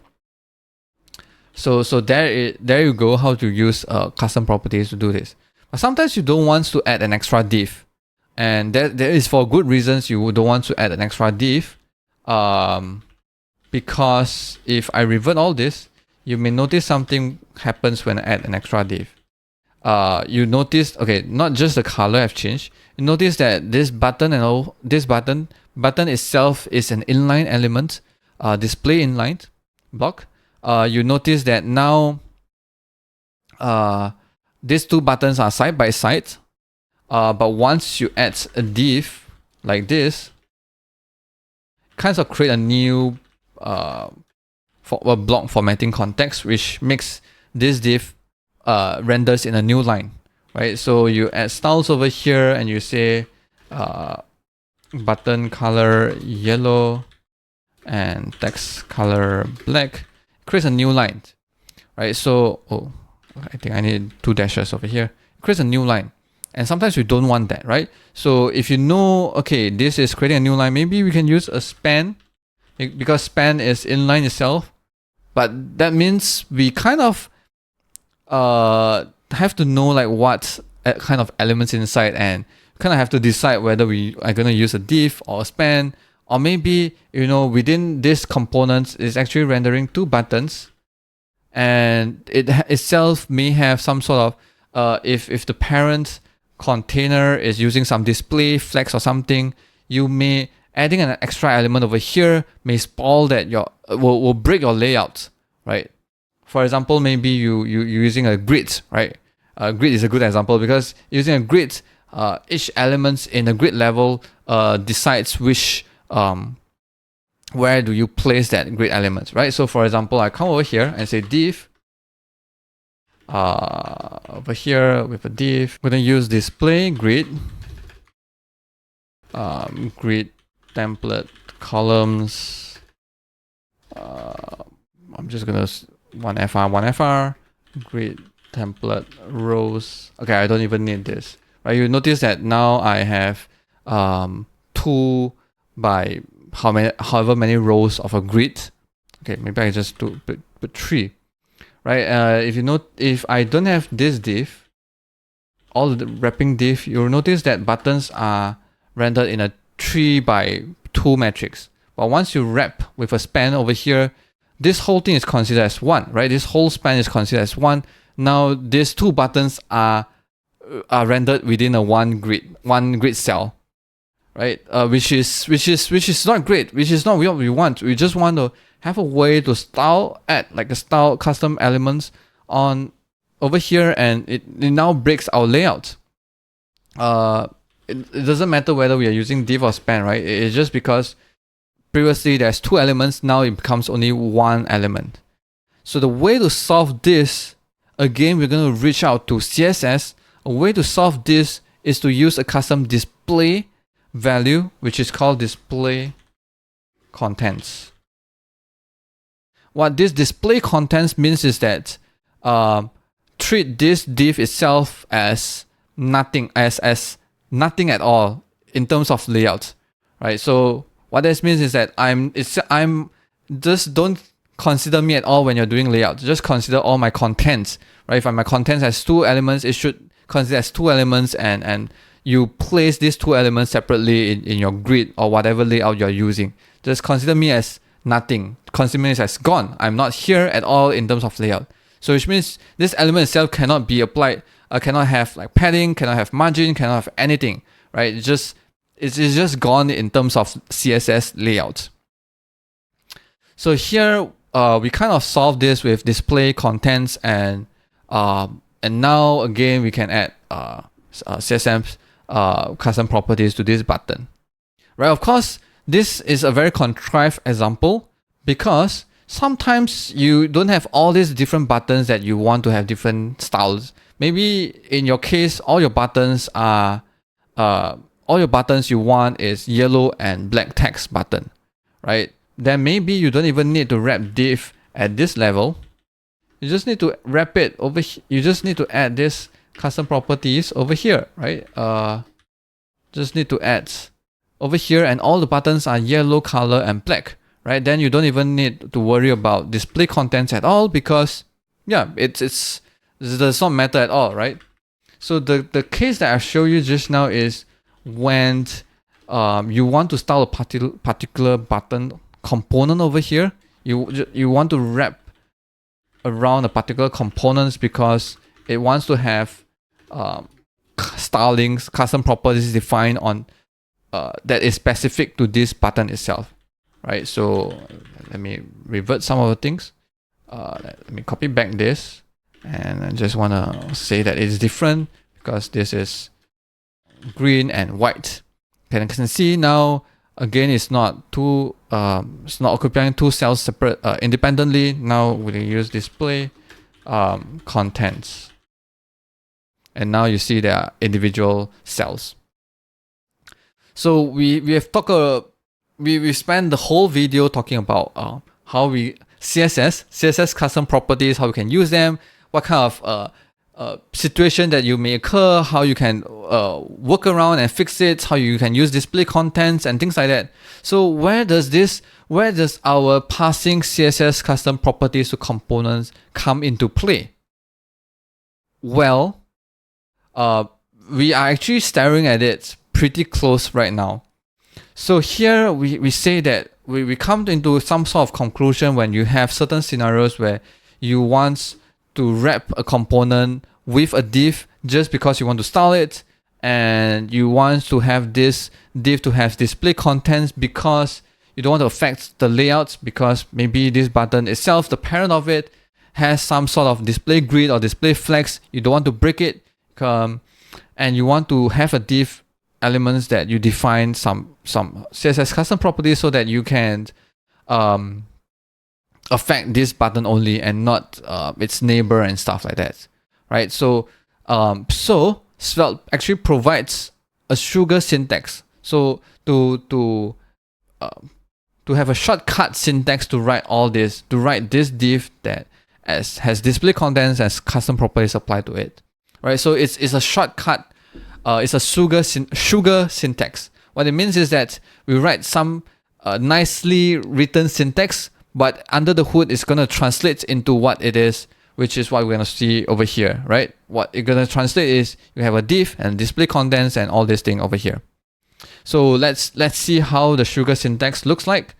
So here, instead of writing this, we can have, okay, I think these two props are useless, so we can remove. And just to compare, I have my original code over here, and I'm going to show you how it will turn out to be over here, right? So the sugar syntax is that you can have a props that starts with double dashes, and you can name with you can have a property value like this, right? And now you can remove this div. And both of these looks the same. If you inspect element, you'll notice that this and this is actually the same, exactly the same. It's just that it allows us to write this way. It looks like slicker. You don't have to you don't have to write display contents. You don't have to write extra divs. Your code looks shorter and nicer, sweeter because of the sugar. But under the hood, it's actually doing this, right? This just translates to this, and then and then you get Svelte to render whatever to control this div, right? And also what this means is that we've seen previously where we can have dynamic styling from on the div, where you can have, say, color over here, a property called color. Let's let color equals to green. You can have that over here as well, color.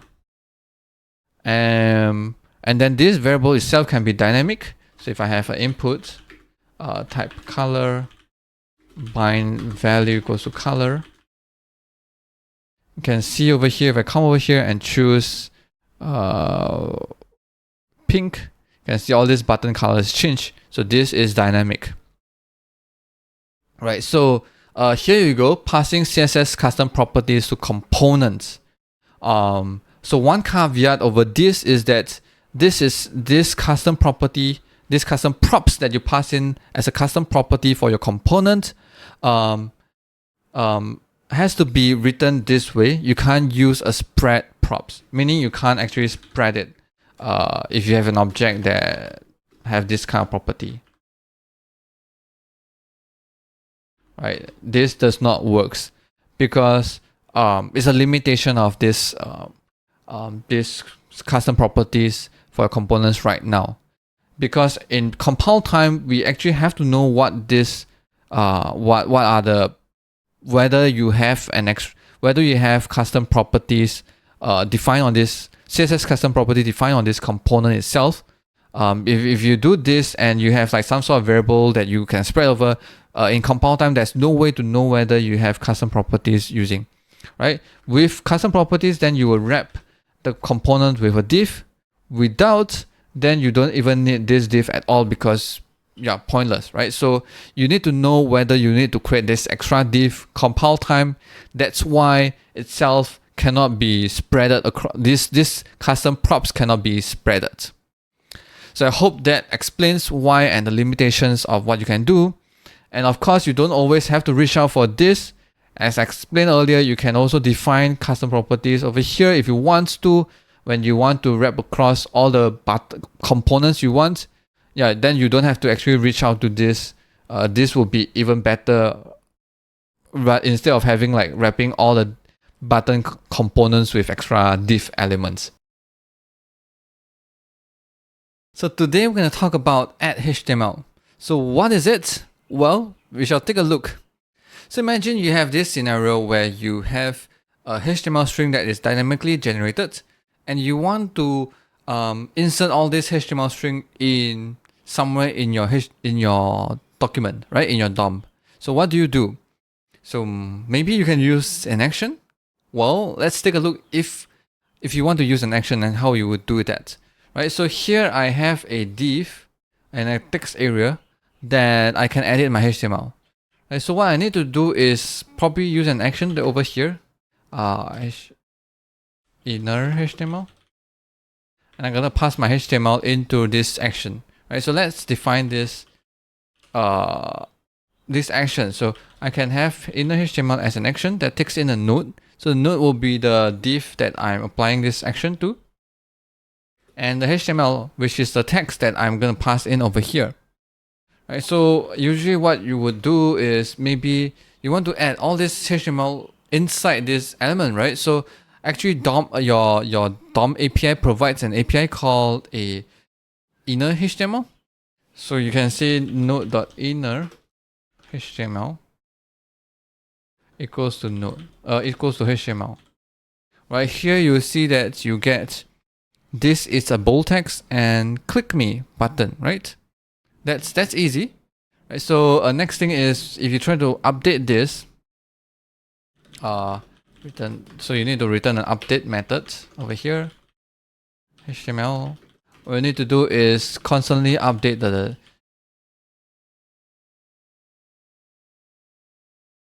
inner HTML of your node. So if I type something, it should update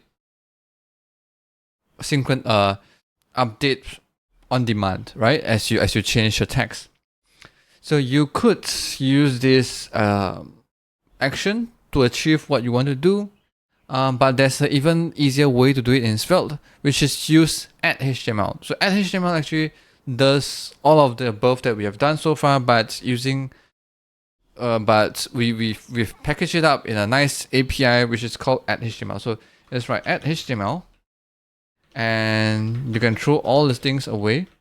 And here you pass in expressions. So an expressions can be anything that just form a string that you would like to be insert as an inner HTML in your in the element. So you would say HTML over here, and now we remove this action. See that everything still looks the same, and you don't have to even handle the case where dynamic text, you can change it dynamically, it will update by itself. That's good, right?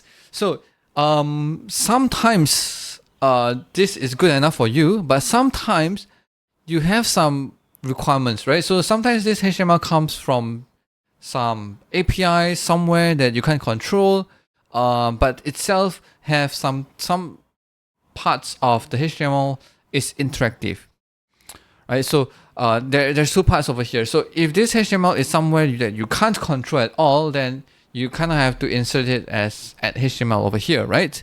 Dynamically update it, right? But if it's somewhere that you can control, then my suggestion for you would be copy all this, come over here, create a new component, paste it in, and then just import it, right? Then it's a lot way easier to add interactions to elements over here.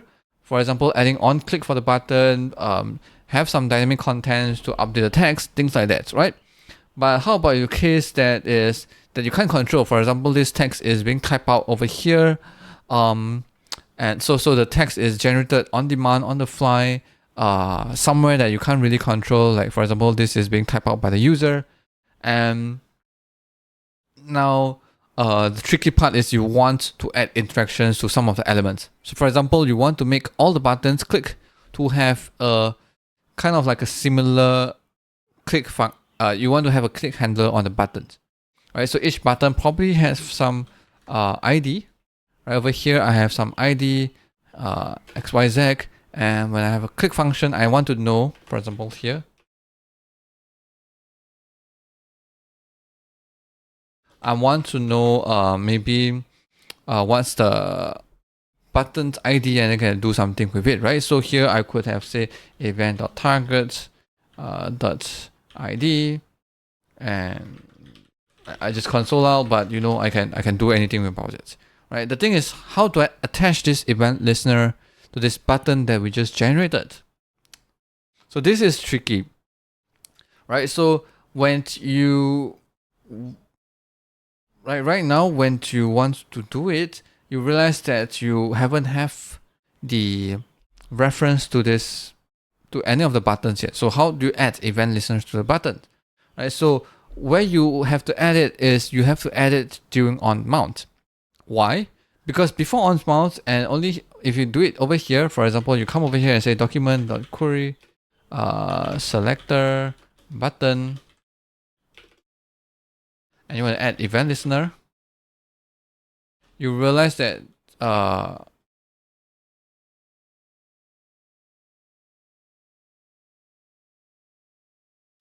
you have error because the button, you can't find the button yet because the button is not yet available for you. So what you have to do is come in here, use onMount, and then run this during onMount. So I can come over here and say onMount and find the buttons and then add event listener, right? That's only when the button is available for you. But in this case, it's a bit tricky. Just select all the buttons on the screen, right? Meaning because you are query selector on the button on the document. So if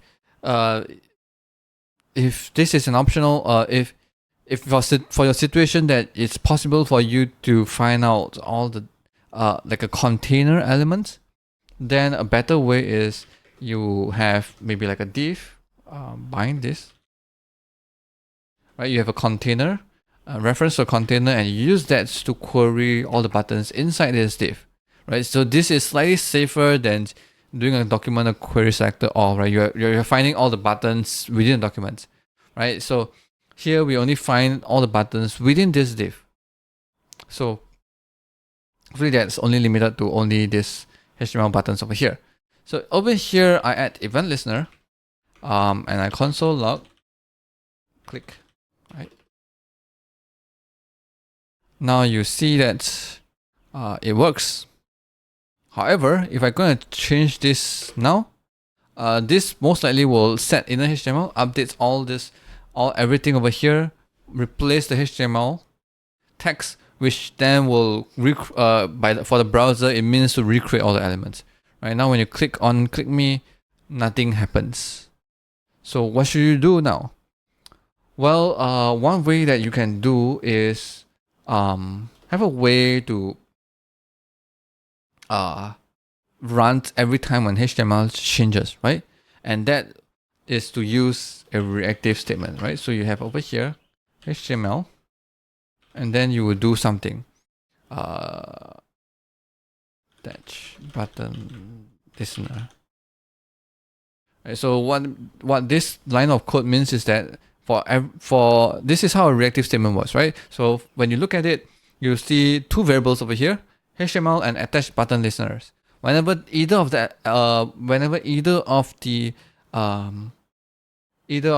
variable has changed, then this statement will be rerun, right? In this case, since attach button listener is a function and we never change it, then it's indirectly means that anytime when HTML changes, this whole statement is being re-evaluated. Of course, you can write this way as well. It doesn't. In our case, it doesn't really matter because HTML is kind of always something, right? So if you write this HTML attach button listener, then yeah, you want to do something. However, if you try to come over here and say div query selector, you'll realize that there's a few errors. First is that div is not yet available because you haven't mount a you will run this, you evaluate this first before you first mounting any elements, right? So reactive statements or reactive declarations will be run even before, like after initializing your component, but before you try to mount the elements. When you're trying to create the elements, all the reactive statements will be run because sometimes you want to declare some reactive variables, right? And you're going to use it in a template. So this has to be run ahead before you actually create elements and mount it on a DOM. So over here, div will be undefined. So what do you do? In this case, I would think that we would either check, like we could check if div is not available, then we return, right? So we over here, if you look at console log, every time we change something, realize that it will be evaluated.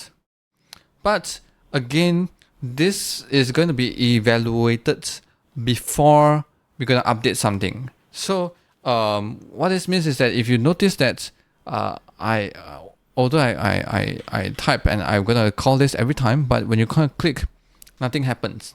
Why? Because this runs right before any changes, right? Because you want to, if it's a reactive statements or variables that you're trying to update it, you want the variable to be updated before you actually make changes to them, right? Before you update them and things like that, because you want the variable to be ready first, right? All those reactively declared variables to be updated first before you update the DOM. So over here, when this is being run, you're actually accessing the old content, right? You are finding all the old button and then attach event listeners to them. So this is not what you want. What you want is you want to come over here at tick. You want to wait for a tick before you. Oops. You want to wait for a tick before you actually search for the buttons and then make some changes, right? So now, once the tick is done, actually the div is also being defined because the tick will be resolved. The tick will return a function that will be resolved when update or mounting has done. Right, if you're not sure about how tick works, I have a video about tick. You should check that out. Links in the description and hopefully on somewhere in our screen. Right. So we wait for a tick and then we select. So we wait for updates happens, and then only you look for buttons and attach event listeners. Right. So here, if I click, now you can still see a click me. And I change something and then I click. This will still happens because you will, anytime HTML changes, you'll wait for the changes to be applied. Then only you figure out, you find the newest buttons and then you attach event listeners. So here we always attach event listeners, but we never remove them. So will this be an issue, and how do we resolve it? Right. So here, let's try to just use this event listener instead. No big deal. It's just that it's easier to remove this because we can reference to the same function, right? So here, this still works, right? We print out the XYZ of the button. So if you have multiple buttons over here, I can use selector all and then for each button dot add event listener. All right, so here if I create more button, id equals to z, click me to, whoops, what's wrong with this?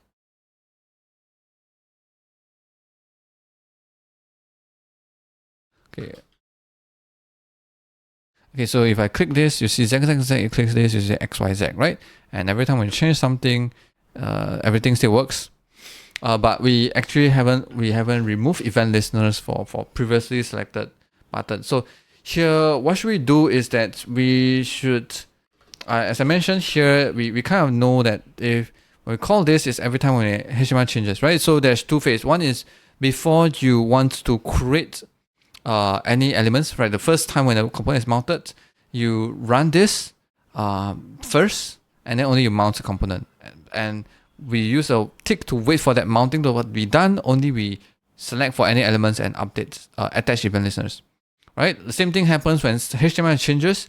You call this function, but that's update hasn't been done, right? You call this function, so we wait for a tick. We wait for the changes to be actually applied to the DOM.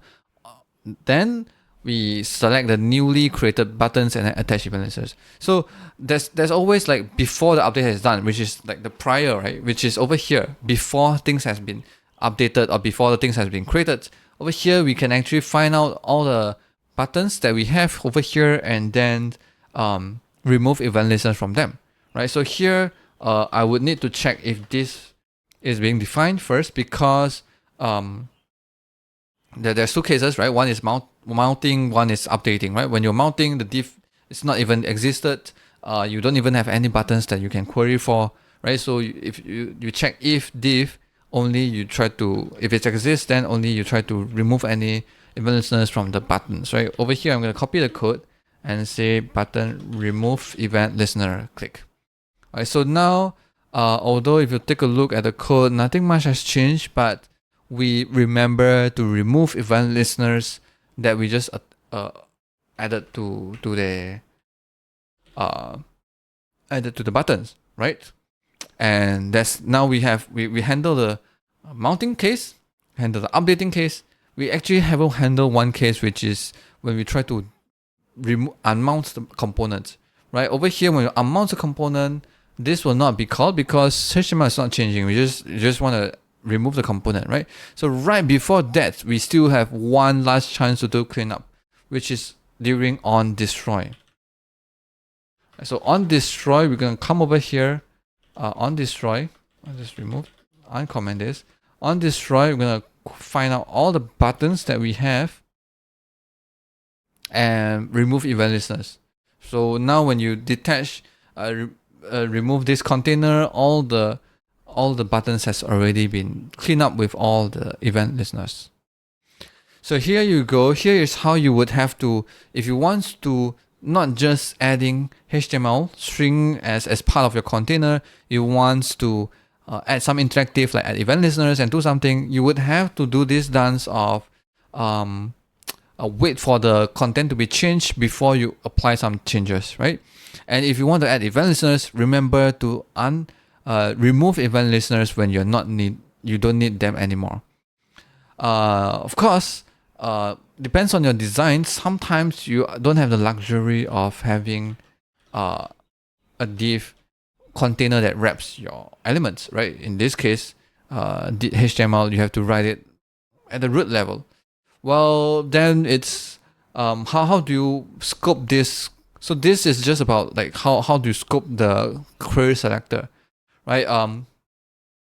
If you ask me, I would say that every time when you want to apply, like when you have something like this and you know that you want to find out all the buttons, probably you can add some hints to the HTML, right? So for example, over here, I can say, because this is a string, right? So I can come over here and replace all. I can replace all button text. Okay, shit. So the thing about here is, okay, I think it's just a syntax highlighting. I can replace all button text with button and maybe add some data attribute that I can query for. So special,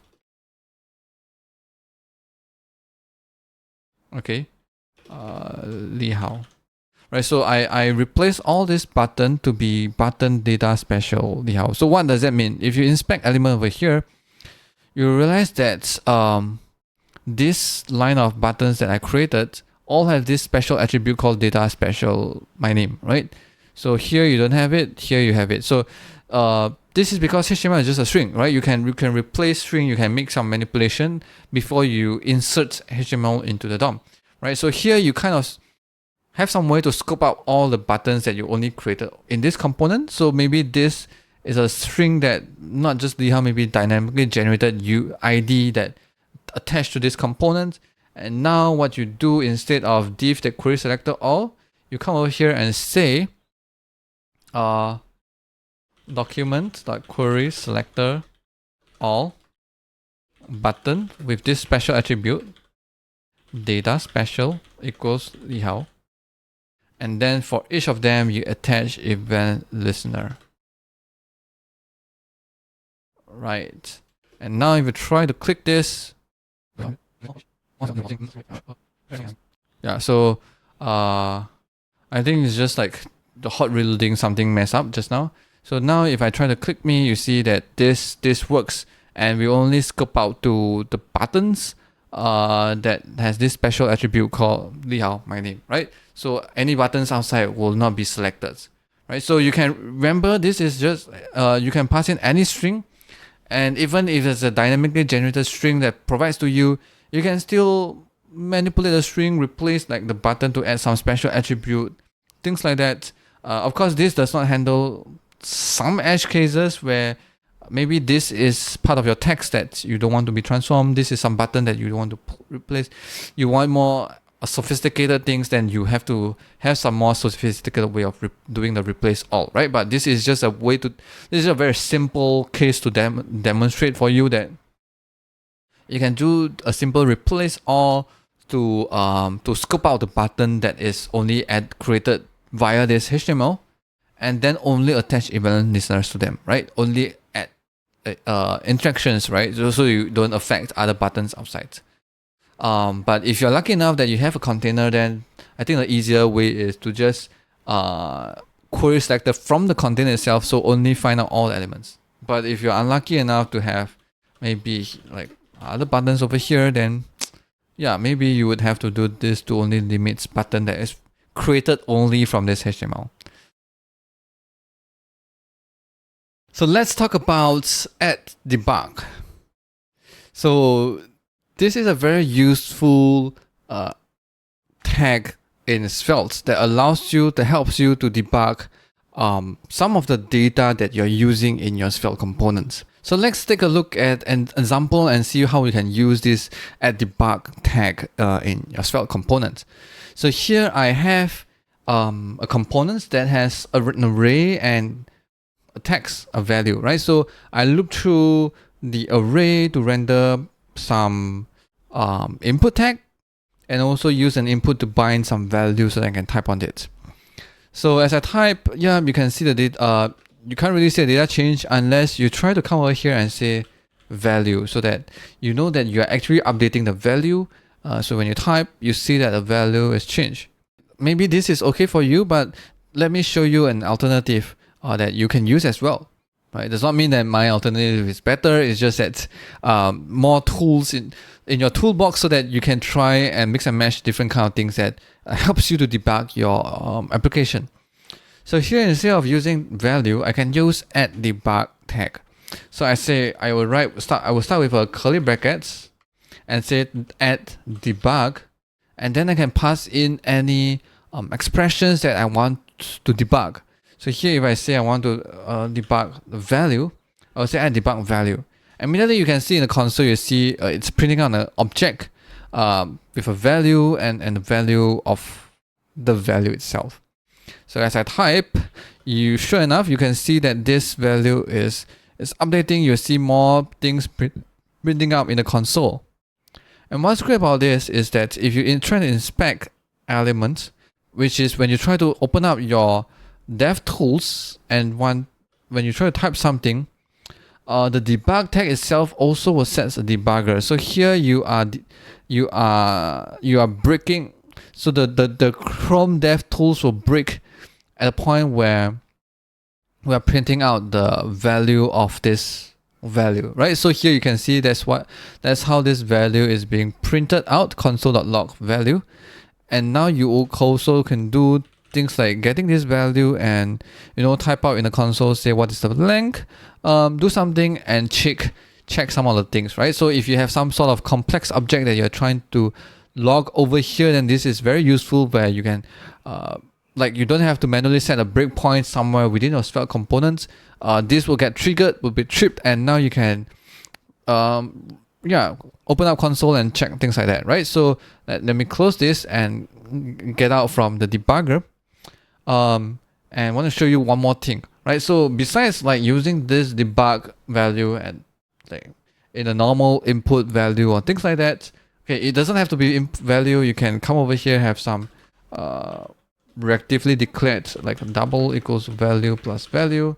You could also have double over here, right? So every time you change, you see double, print out double over here.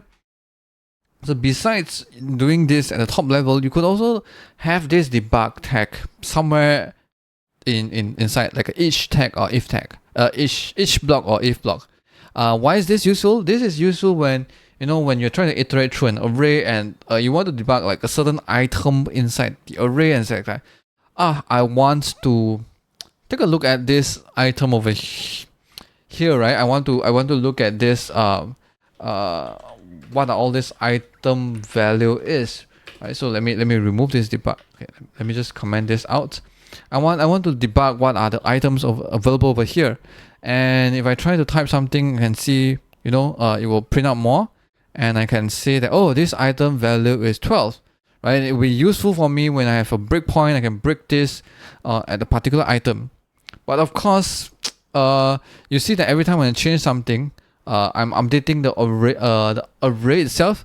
So all this item is being updated, and too bad there's no way that you can just limit this debug for a particular index. At least you can't do it this way. So a trick that I have is I can have a if block, if index goes to, say, I just want to check the second one, which is index at 1, and print out this debug, right? So now when I change something else, it does not trip anything, only when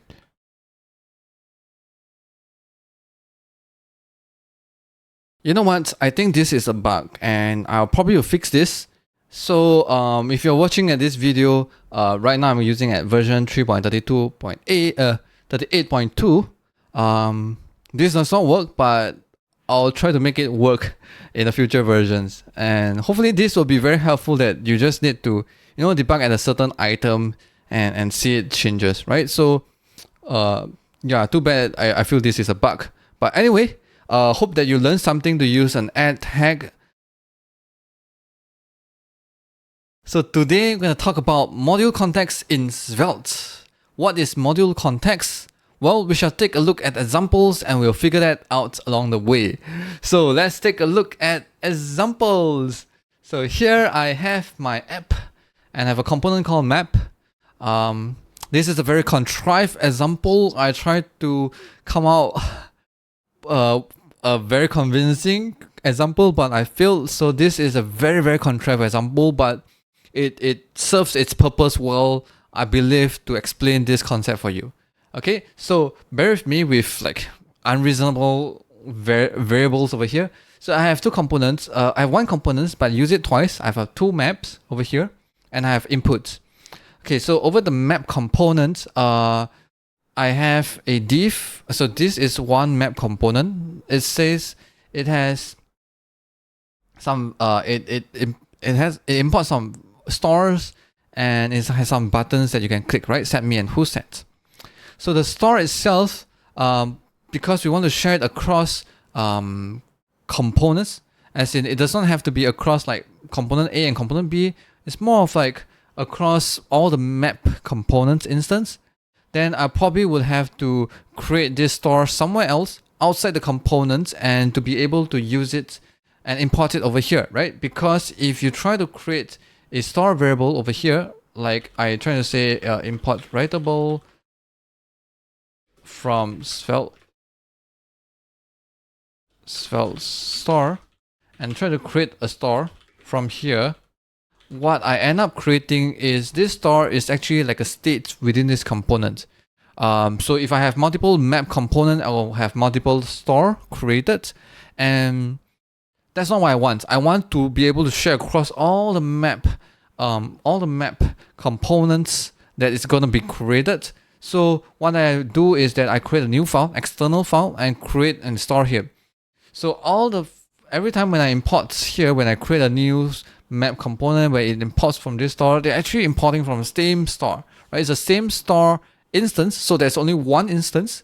Sometimes we call this a singleton because it's just single one ton, right? So if it's a singleton one store instance, then I would have to move it out into one separate file and import it from here, right? So here I have a map store file. I create this store instance and I import it into the map component. Okay, so so this is the map store, and I also use this store over here in the app component, right? So here in the app component, I render inputs that I can change, and I can update the value of the store from the outside, right? So that's so this store is like external, where I can import from across multiple files, but and use it and update it there. Right, so here I have some problem over here. I wouldn't say a problem, but I have some questions over here where I would think like, is there a better way of writing this? Is that the map store itself, we kind of agree that I can't create this map store within this map component because it will end up become like a state for this component. I want it to be a singleton. I want one instance across all components. But this map store itself is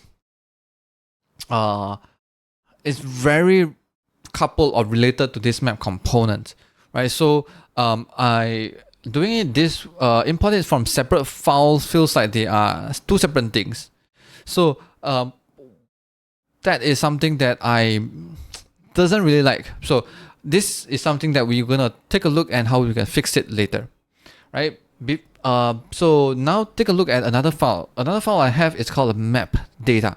So this is also an external file where I have variables that I exported. So this is again like a singleton, right? This is a module.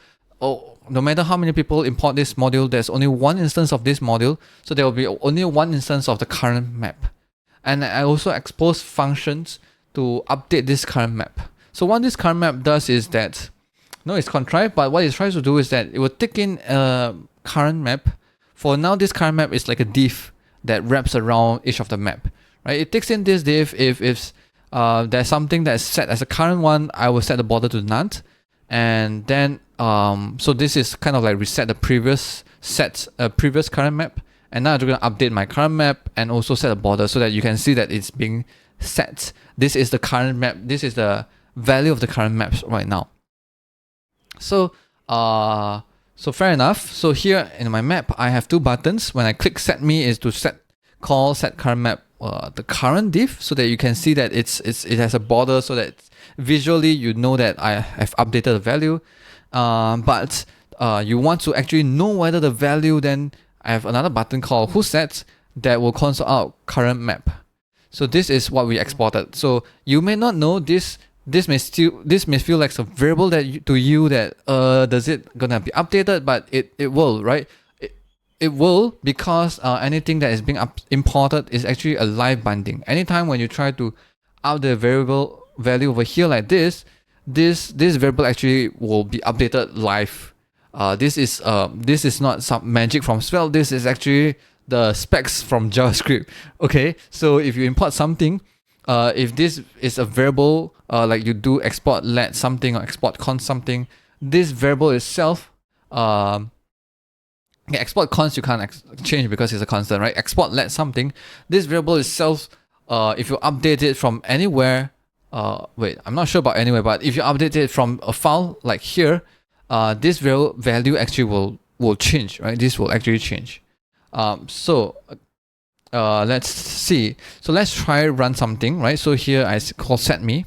So this has a border, and I call whoSet. You will see that in the console. So I will print out the current sets value. So I click whoSet.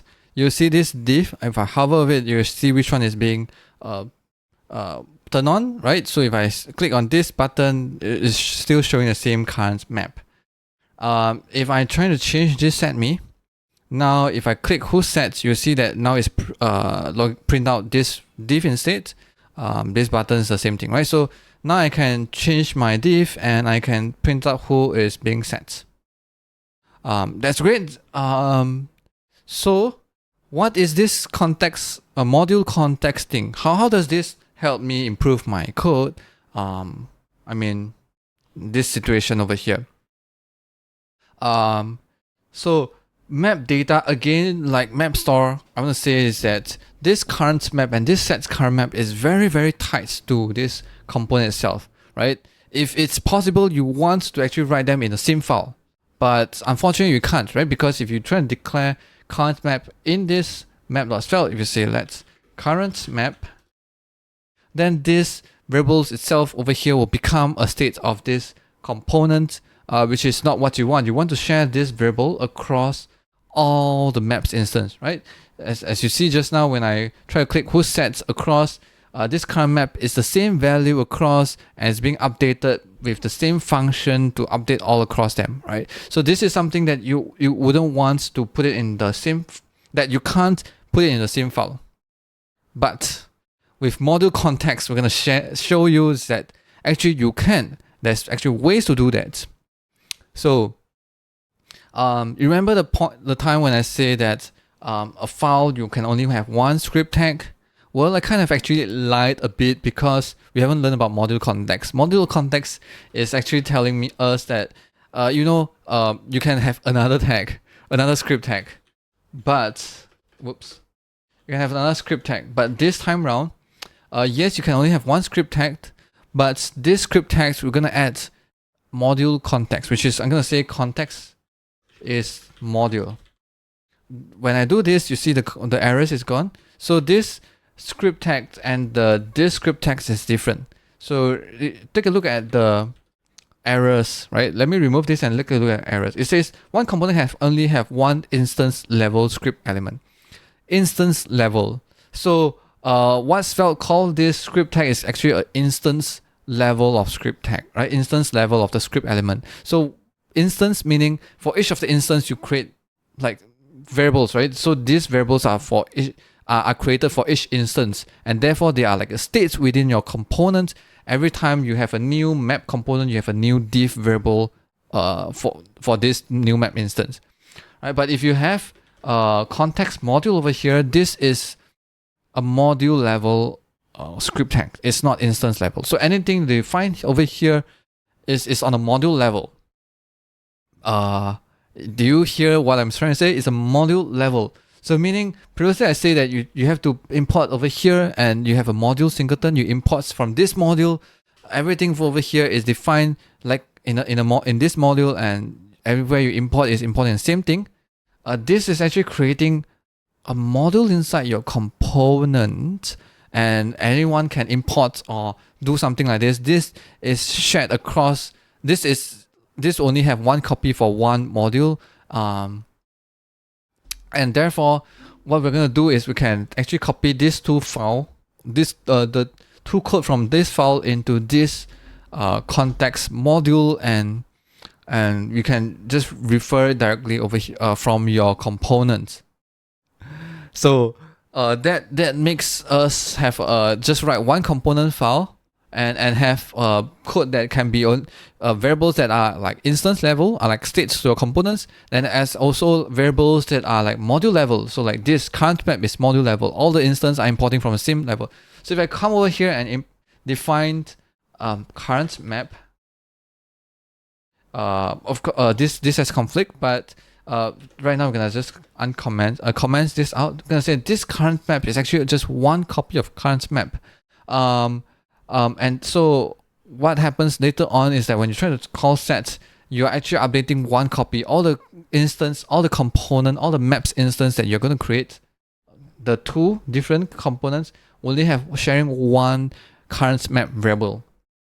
Right here, I'm going to copy this function as well, to set current map, to come over here and do it over here, right? So now your set current map and current map, actually, interestingly, they are available over here in your everywhere in your code, right?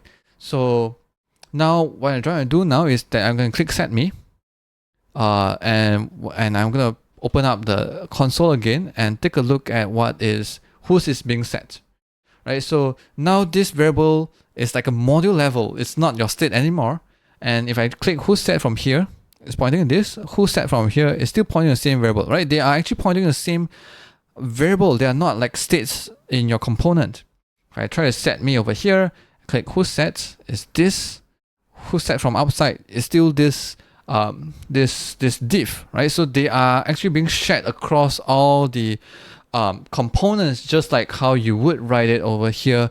One module and every component is importing the same module, right? So this is a module level variables, functions, and everything that you can think of. So before I go ahead and talk about more, you may have questions like how would this be different from other states? Like, yes, I get what you're trying to say, but why is this different, right? How does Svelte create this like module instance for me? And actually there's no magic to this, right? So like every Svelte file, like the file that ends with .svelte is going to be compiled down into JavaScript, right? And you import this Svelte component, you're actually importing the file, you're importing this file, and it export default the component itself, right? So this is actually a module that you're importing, right? It's like a .svelte file is actually a module, and you're importing, and all this code over here, if you open up the JS code, you realize that all of these are being pasted over. That's fine. It's actually on the module level, right over here. So this is so-called module level.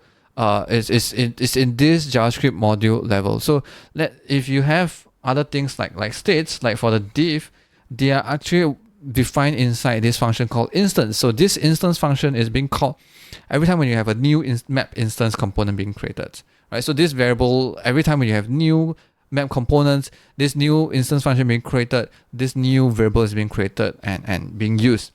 But variables or functions over here like current map and set current map are defined at a module level. They are copied over at the module level. So Actually, Svelte does not do any magic over here. Anything that you write on a context module over here will be pasted over here. No magic over here at all, and no reactivity at all. You can't really expect that you change this this variable over here and get everything to be updated. You still need like a store. You still treat this like a shortcut of not having to write a separate module file to declare them. Just paste everything in here. And if you want the reactivity, you still need, like, you want a store like reactivity, you still have to do that. Yeah, so now I'm going to copy all this over here as well.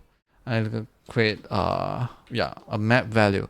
So now I don't need this. I can directly use this map value over here. And do you notice that I do the export cons over here? So if I export things over here, this being exported like a module, right? This is module level, so I can import map value from this map.svelte. So previously I'm import this over here. Now I can write this like this. I can import map and map value. This is a module level export and get. If you use exports in the instance script tag, that could be a props or could be a component method. But if you have it over here, then you're able to import it in your module. So this is like a module level export. So you import like a module name exports from a module, right? So you do it over here. So one thing you can't do is export default over here, because you already have export default, which is the component itself. So you can't export default in a module context. Hopefully that's reasonable. So we have everything copied from the two files, map store and map data, into our component as a module level module context. And let's try to see whether everything still works as previously, right? So the store still works as we said just now. And so here we see that we have a function called setCurrentMap. And actually it does not matter whether we define this function over here or actually in the script tag, the instance script tag. So you may ask, like, okay, will this be creating an extra functions every time? Well, it depends. Svelte actually will do some optimization, so it will see that whether this function is actually updating something that is like a state, or it's not a state at all, right? So this is not a state. If you take a look at the code, you would probably realize that like this is still at the module level, right? So it doesn't really matter whether you do it at over here or within an instance, right? But as soon as you try to set something like this, then that's a different story. You make it inside as like a states method, right? So here, since we can do it this way, we can update this current map like this, then we might as well not have this function at all. And in the sets me, we just directly set, our current map. So you can directly change variables inside the context, module context. You just can't assume that it's like a state, right? So every time when you what I mean is that if you try to say define maybe a variable like count over here, and I'm showing this count, right? You can see that it is 1 for now, but every time when you're trying to change it, on click count plus, you can't really expect it to change. It does not work this way. You have to think that all these variables are like variables that you have defined in external files, external modules. So when you have this, usually what you do is you make it the writable store, right? And you update the value of the store using a $sign to reference it and to update it, right? So this will update all, and you can see that this shares across all instances. It's not a state of your component. So hopefully you get that right, and that's all for now. Here I have a task list application where I can add more items or remove them, or create more lists and remove the lists. So here I'm going to take a look at another implementation of the similar application. So here I have the same task list application where I can add items or remove them, add a list and remove the list. Notice the difference? Yes, the second application feels more fluid because we added transitions. And today we are going to talk about how you can add transitions in Svelte. Let's take a look a bit on the code structure before we get started. So we render each of these lists within each block, and depending whether the list should be shown or not, we have each block, and then for each of these lists we have another each block that loops through all the items, and then here is where each of the items is rendered with a list item. To start using transitions in Svelte, we need to import Svelte transitions. Svelte transitions provide 5 built-in transitions: fade, blur, fly, slide, and scale. And we're going to look at how we can use them in the example. To start using transitions, you can use the transition directive. Here you type transition, and the name of the transition, in this case fade. So here I add transitions to the list, so when it's added or removed, it will fade in and fade out. You can add arguments to the transitions. In this case, we're going to add duration equals to 4 seconds. So now it will fade in 4 seconds and fade out within 4 seconds.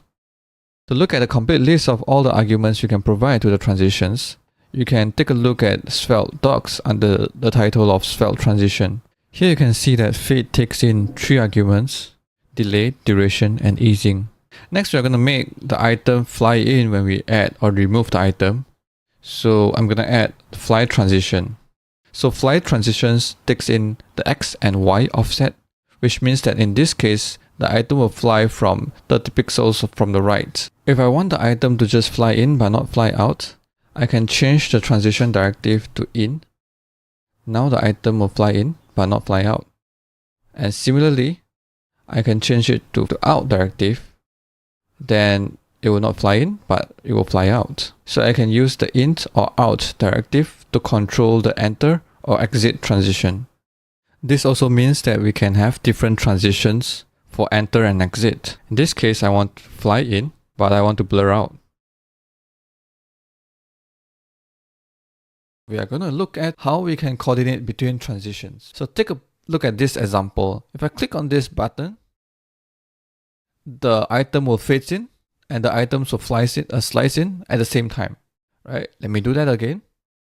2 transitions happening at the same time. Is it possible that we can coordinate them such that the first transition happens at the first and then after that subsequently on the next transitions? So it is possible to do with a property called delay. So in here we can look at transition fades taking 400 milliseconds. Over here on all the items we fly in, and the default delay is 0 seconds. So which means that these 2 transitions is happening at the same time.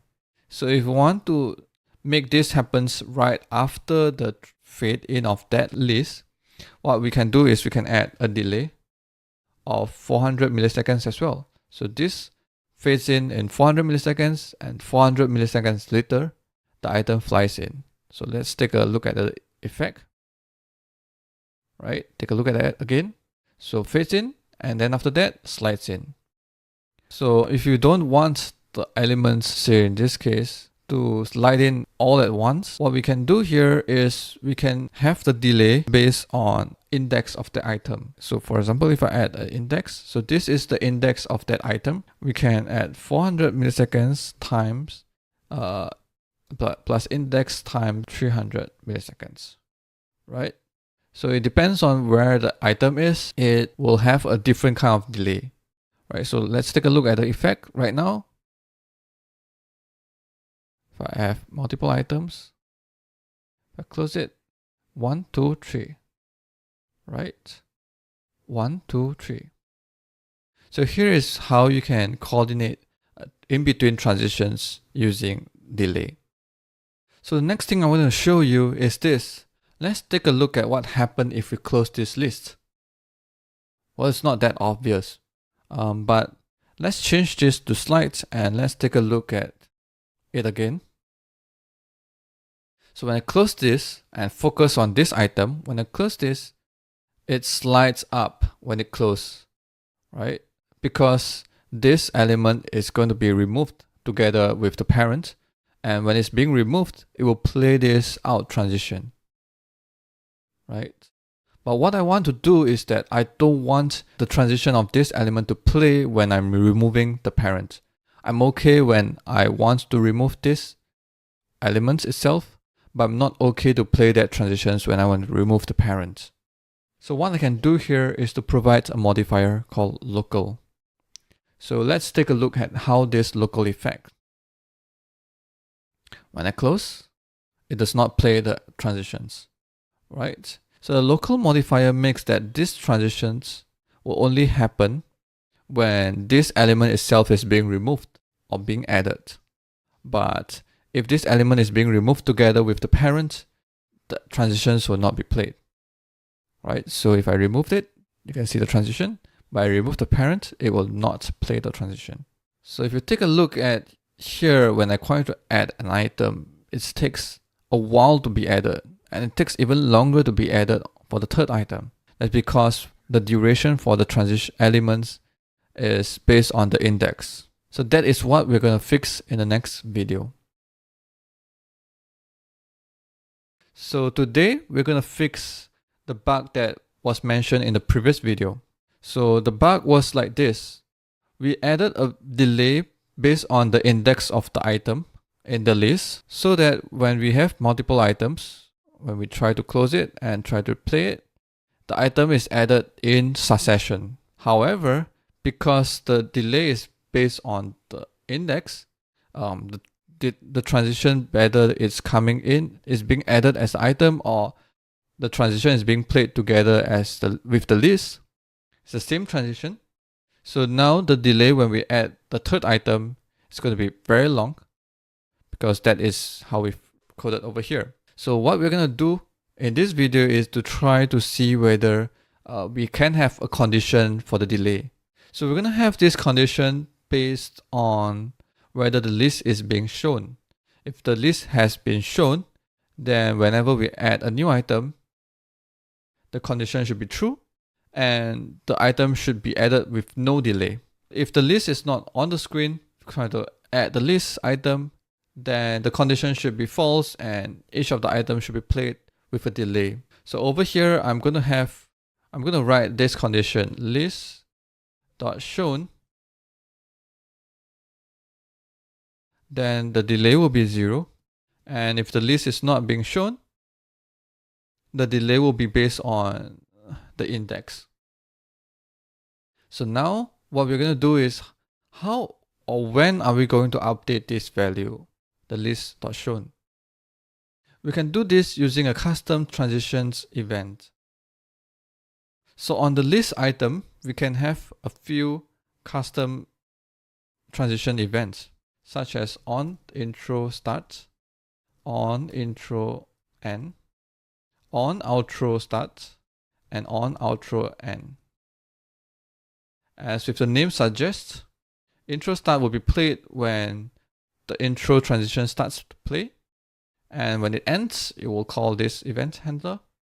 And if you have the outro, when it starts playing, this event will be triggered, and then when it ends, this will be played.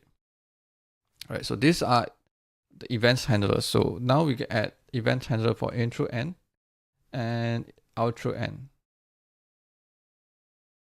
I'm going to remove this too. So now intro end, we're going to set the list.shown equals to true. And on the outro end, we're going to set list.shown equals to false. So let's see what we have right now. When we click on it, you have a delay. So when you click on this element, you have a certain delay when you are showing the item. But when you try to add a new item, Because the list of shown is true, there's no more delay. I try to close this and try to play again. The delay is based on the index. But if I add a new item, it shows immediately. So a summary of what we have done so far. We have a custom condition to determine what is the delay of the item. And then we also seen a custom event for transitions such as intro start, intro end, outro start, and outro end. So we have seen how we can use delay and duration to customize a transition. But there's one more thing that we haven't covered, which is easing. Easing can add a lot of flavors to a transition. And that's what we're going to look at in the next video. In this video, we're going to take a look at how we can use easing to add flares and add flavors to a Svelte transition. So the first thing is, what is easing?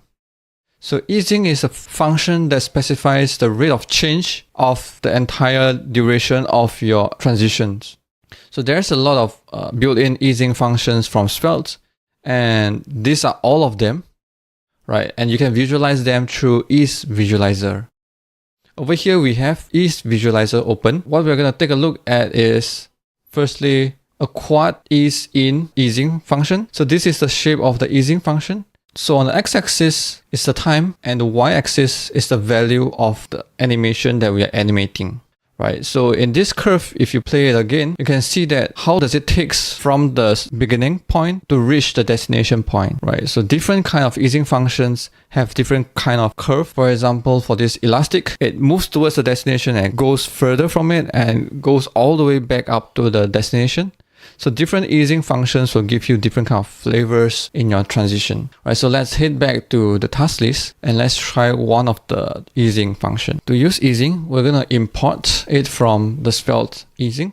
So in this example, we're going to import bounce in out from Svelte easing. To use this, we're going to copy the name of the easing function, and we're going to find one of the place where we have so in this case, we are going to add it in the fly, where when this items flies in, and I'm going to add easing to be bounce in out.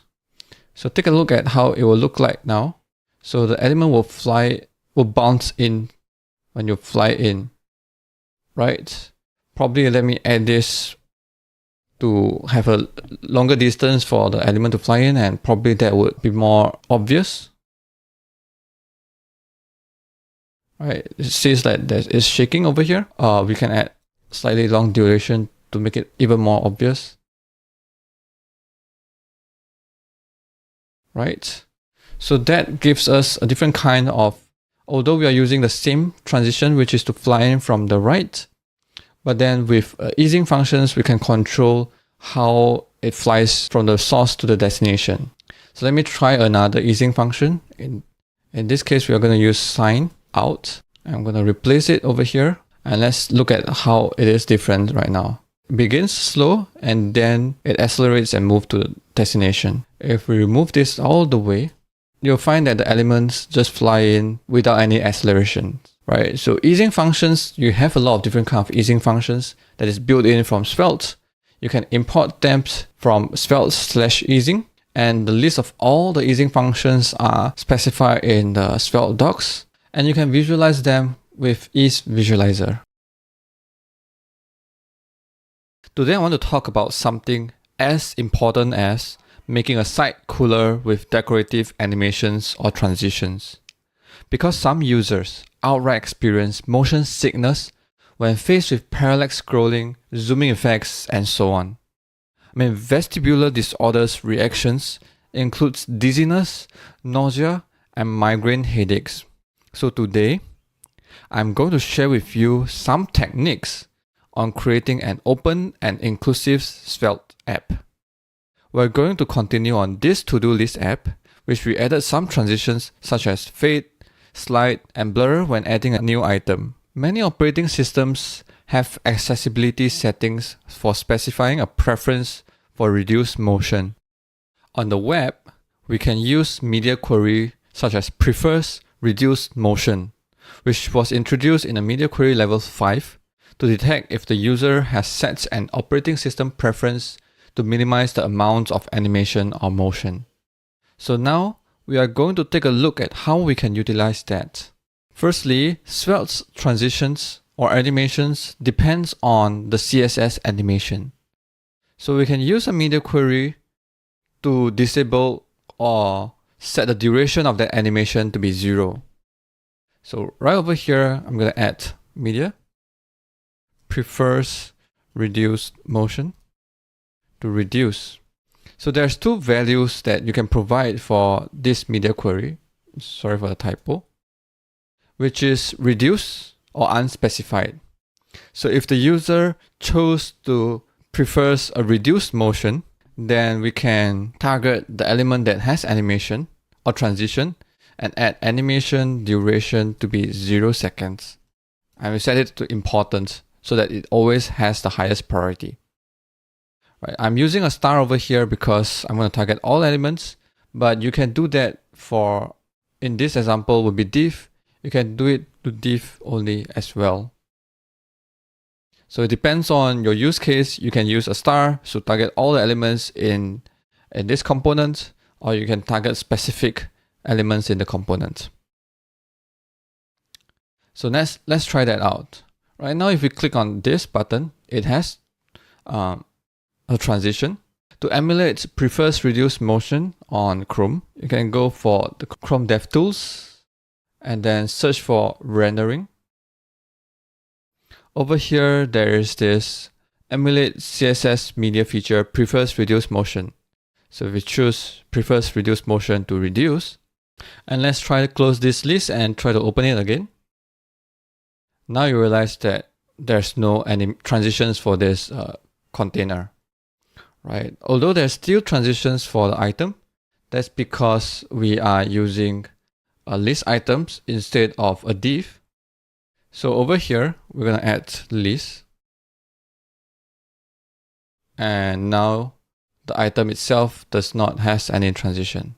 So if you try to open the list, you may realize that there is some delay on the item showing up on the screen, right? So when we use CSS solution to disable animation duration, we're disabling how long it takes for that animation. But in this case, we still have a delay when the item is showing up on the screen. So we need a JavaScript solution so that we can pass a different delay for the transition over here. So the delay right now is based on list shown 0 or 400 plus index times 300. So we need to add another condition over here where if the user prefers reduced motion, and that's what we are going to do now.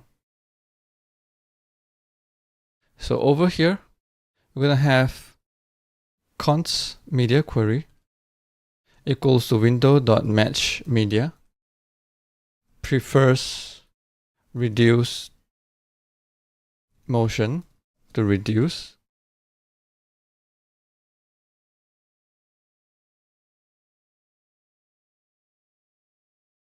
And the value where it matches or not would be media query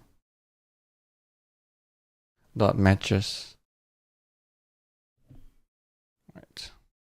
So this will be computed at the very beginning of your component, depending on the user, which I think is unlikely, but there may be user like us where we try to switch between reduce and no emulation back to reduce.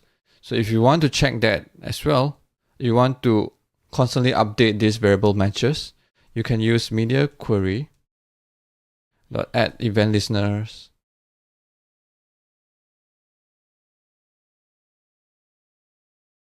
change, and you can update the value of matches equals to media query dot matches.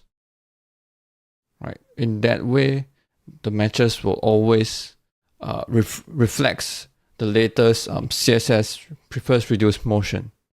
Right. So the user may go onto the operating system settings and change it, and you want that to reflect on your Svelte component immediately, then you would have to listen to any media query changes for this prefers reduced motion.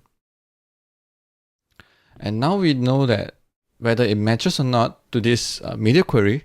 So if it matches, which means that the user opted to reduce the motion, then we are going to pass this in as a duration condition for the duration. Right, so I'm gonna add here or matches. Then if I click now, there's no more delay for this item to come out on the screen. Right. Another alternative that if you don't like to pass in a delay or duration for each of the transitions, depending on whether the user opted a reduced motion, what we can do here is that we can create a custom transition. Right. So I will talk a bit more on custom transitions later on, but over here, a custom transition is none other than a function that returns an object that describes how your transition works. Over here, we can return a delay of 0 and duration of 0. So meaning this custom transition is actually no transition, right? You can still pass into the transition directive, but itself has no effect at all because it has no duration, it has no delay. It just happens immediately. Right. What we can use here is that we can use this no transition, and then we can have what we call a reduce fly is equals to whether we matches the user preference for reduced motion. If it does, we will return a no transition, or else we will return a fly transition from the Svelte transition. Right. So we can use this reduce fly instead of the built-in fly. This way, this reduce fly will have no effect at all. We don't have to use a custom delay and whatnot. And this itself will be a no transition if the user opted for a reduced motion, and it will be back to a normal fly transition if the user didn't specify any preference. All right, so let's try it again. It works. And that's all. So we have seen how we can use CSS solutions to stop all durations. That would be one way of doing things. We also see how we can use JavaScript with match media query, and we use that to have a custom transitions, or we use that to set like the delay or duration to be 0. Once again, I believe that web should be an open place for everyone, and we as a developer should take responsibility to build an open and inclusive web and app for everyone. So the other day, I saw this talk in Svelte Summit by Annie Taylor-Chen on building a Meowflix, which you guys should definitely check it out. Within the talk, I saw her slides. When she moves from one slide to another, there's this very amazing transitions that swipes through the text and then transitions to the next slide. So take a look. So I played it slowly at a quarter speed. And as you can see, there's a color block that swipes through the text, and as it shrinks, it reveals the text behind. So let me play that again. So the color block grows and shrinks and reveals the text behind. Let's see that again.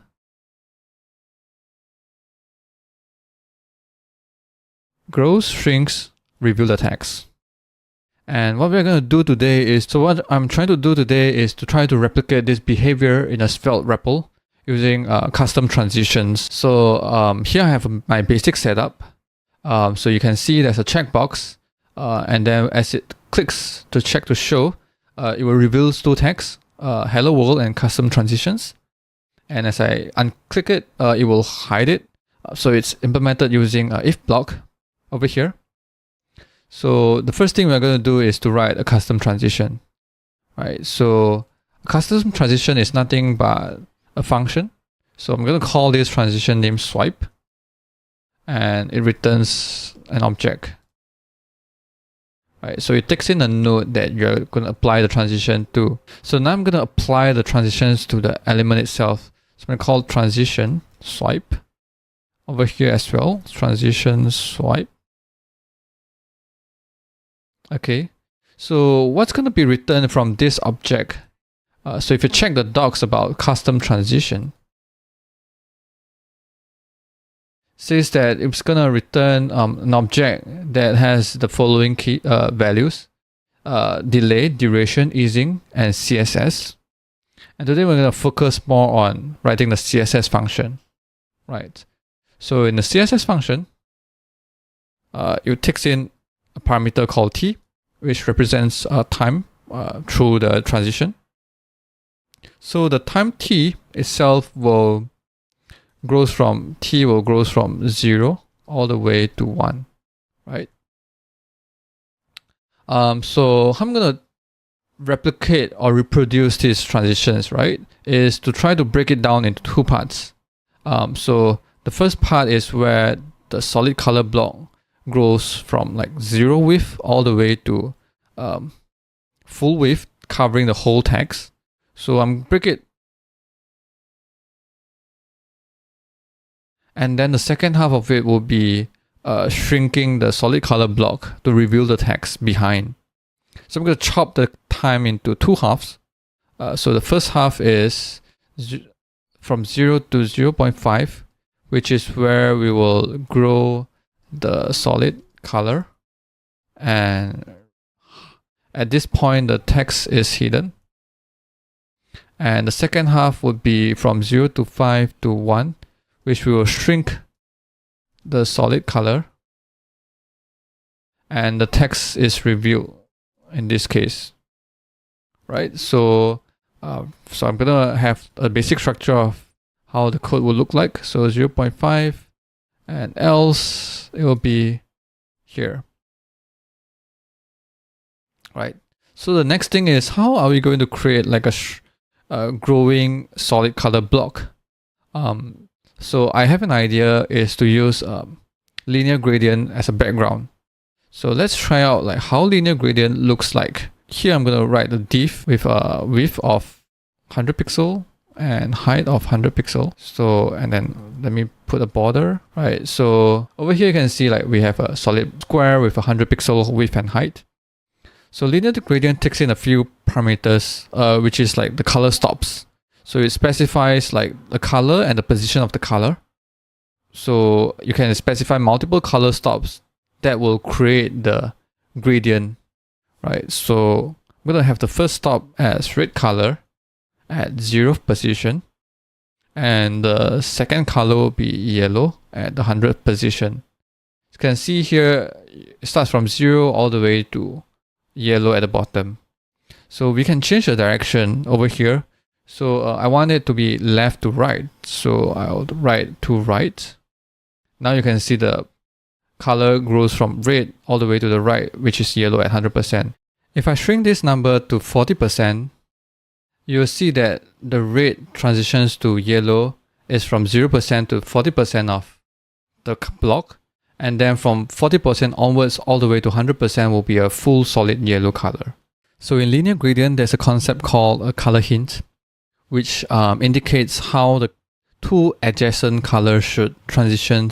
So in this example, if I specify 40%, it means that the color red will start transition from 40% of the position all the way to yellow, which is at 40%. So in this case, both values are 40%. So you will see like a very sharp distinction from the first 40% of a red color and 40% all the way to 100% is yellow color. So I can change the yellow color to say transparent. In this case, you will see a red color block at 40% width.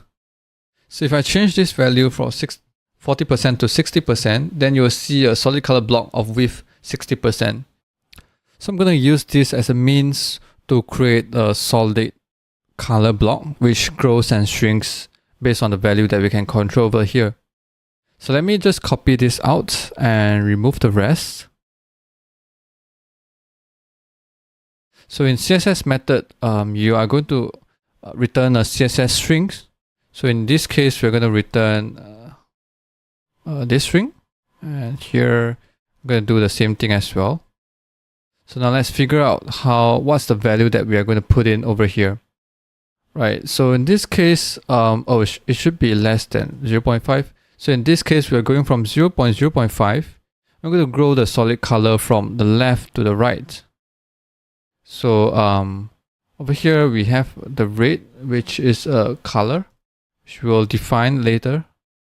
So let's say color equals to red. And the value of here should grows from 0 to 100%. Right, so we have a value t that goes from 0 to 0.5, and we are going to calculate the value percentage that goes from 0 to 100. So let's do some math over here. So percentage should be a value times t, and this value is 200, because 0 times 200 is 0, and 0.5 times 200 is 100. Right, so we're going to use this value percentage over here and over here. Right. And over here, on the other hand, we are going to have a gradient of transparent all the way to the red color. So it should start from transparent to red. That's because the red solid block color will shrink from the left to the right. So let's calculate the value of here. So as it shrinks, it's also going to grow from 0 to 100%. So t is now 0.5 to 1, and we're going to calculate a percentage, which should goes from 0 to 100. So how to calculate that? So we can shift the value from 0 to 5 to 1 to a value of u, which is t minus 0.5. This value itself will go from 0 to 0.5. Right, so 0.5 minus 0.5 is 0, and 1 minus 0.5 is 0.5. And now we have a range from 0 to 0.5, which is the same as above. So we times it 200. So u times 200. Now we have the value of percentage. Let's pass it in over here. And we're going to use a variable color instead of red. So let's see what we have. Right, so it's a bit too fast. I'm going to change the duration to, let's say, 3 seconds. So as it grows and it shrinks. Right.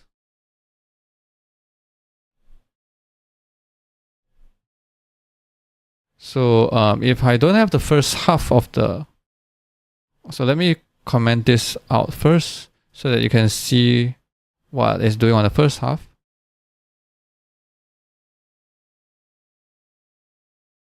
Right. And what we have on the second half.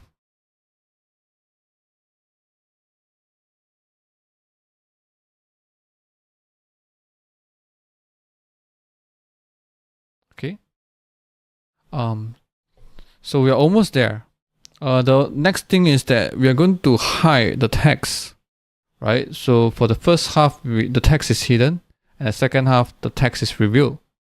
How we're going to do it is that we're going to change the color of the text to transparent for the first half of the time, and change it back to the original color on the second half of the time.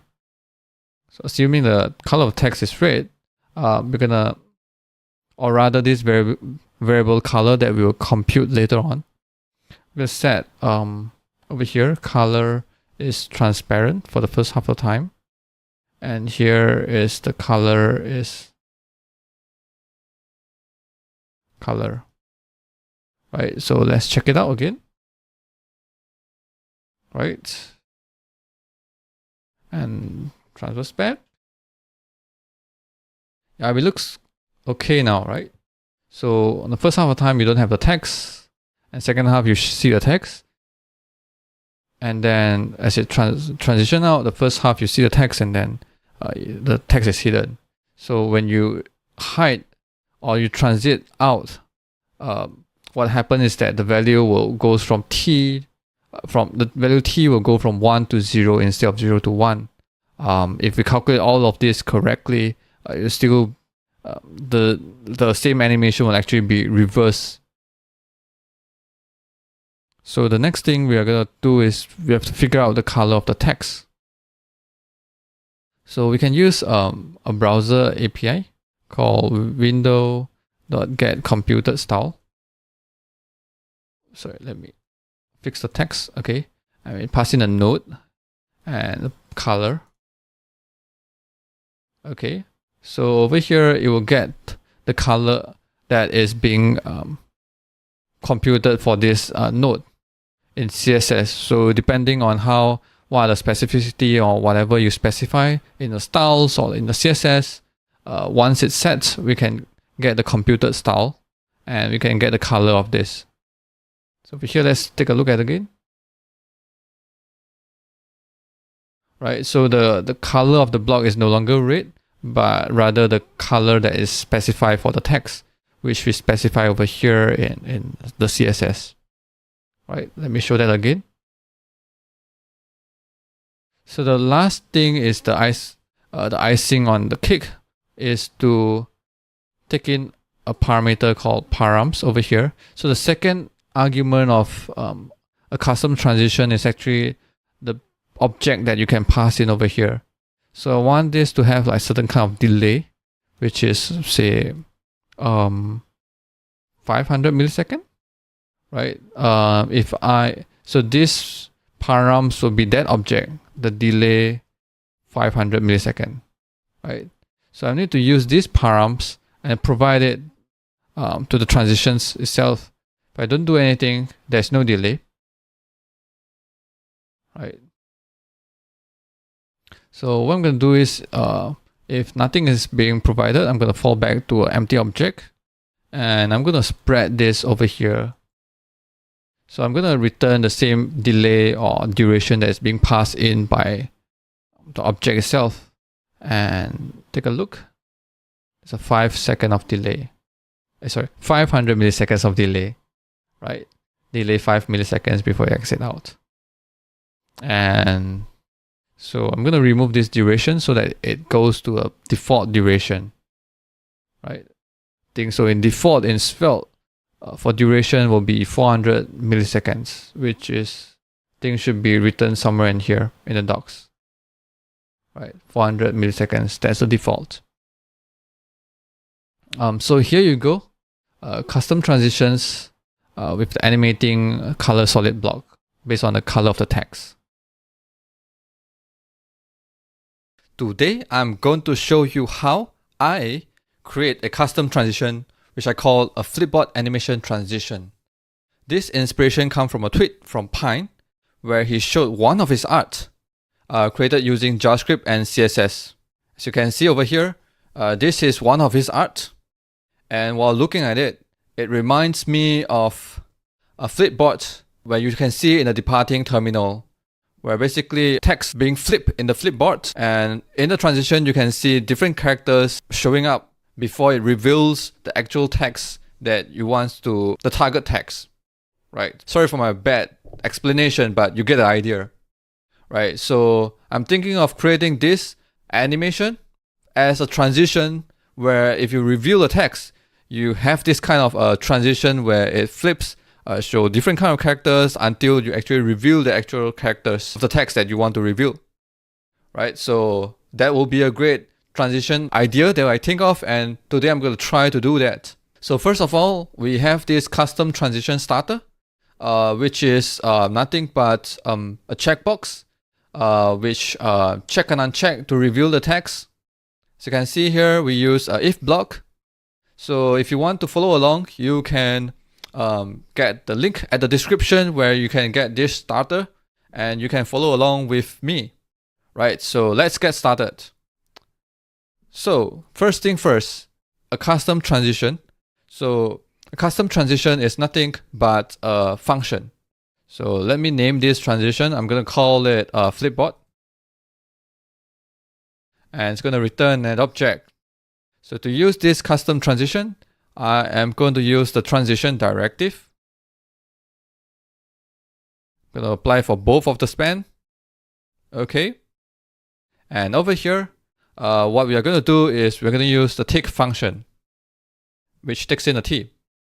Right. So a custom transition is a function that returns an object, and that object has several properties that you can define, and that will define how your transition will behave. Right. Tick is one of them. So this tick function takes in a t, so this tick function will be called by Svelte when the element is being transitioned out or in, and it will be called on every frame. So this t value will represent whether it stands for time, but it represents what the state of that element is. So if you are transitioned in, meaning from nothing to something, then the t value will be a value from 0 to 1. And so 0 as in it's not shown on the screen, and 1 is being shown on the screen.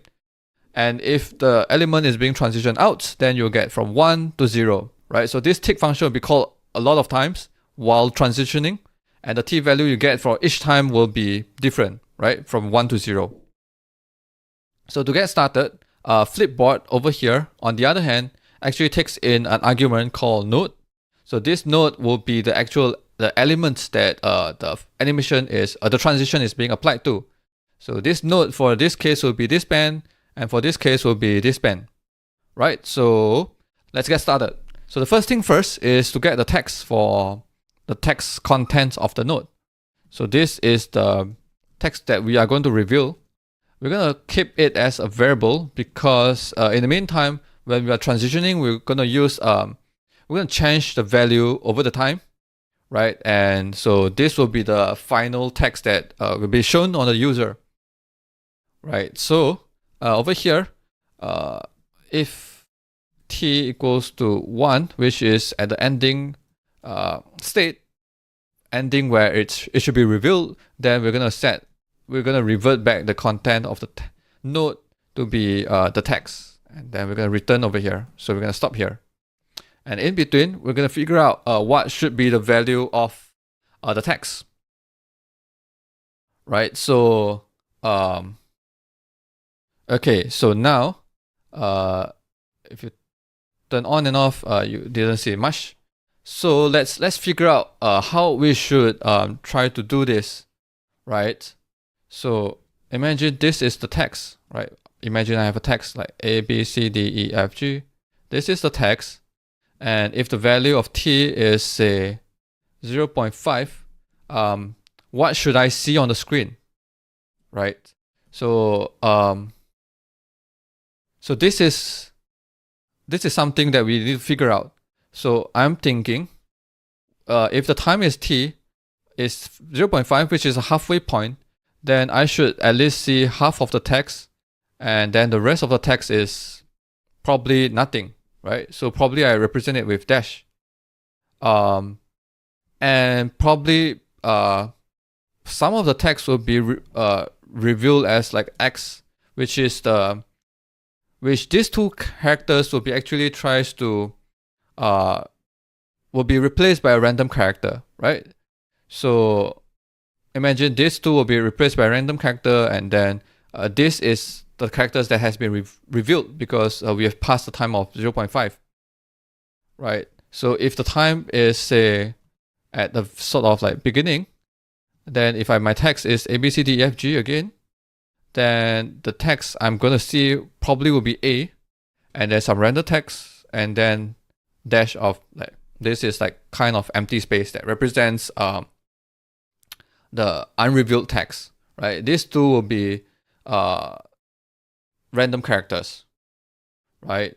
So as you can see here is that what characters that we are going to show, it depends on the position of the character, right? So we are going to probably create a string like this. This will be the string that we are going to create.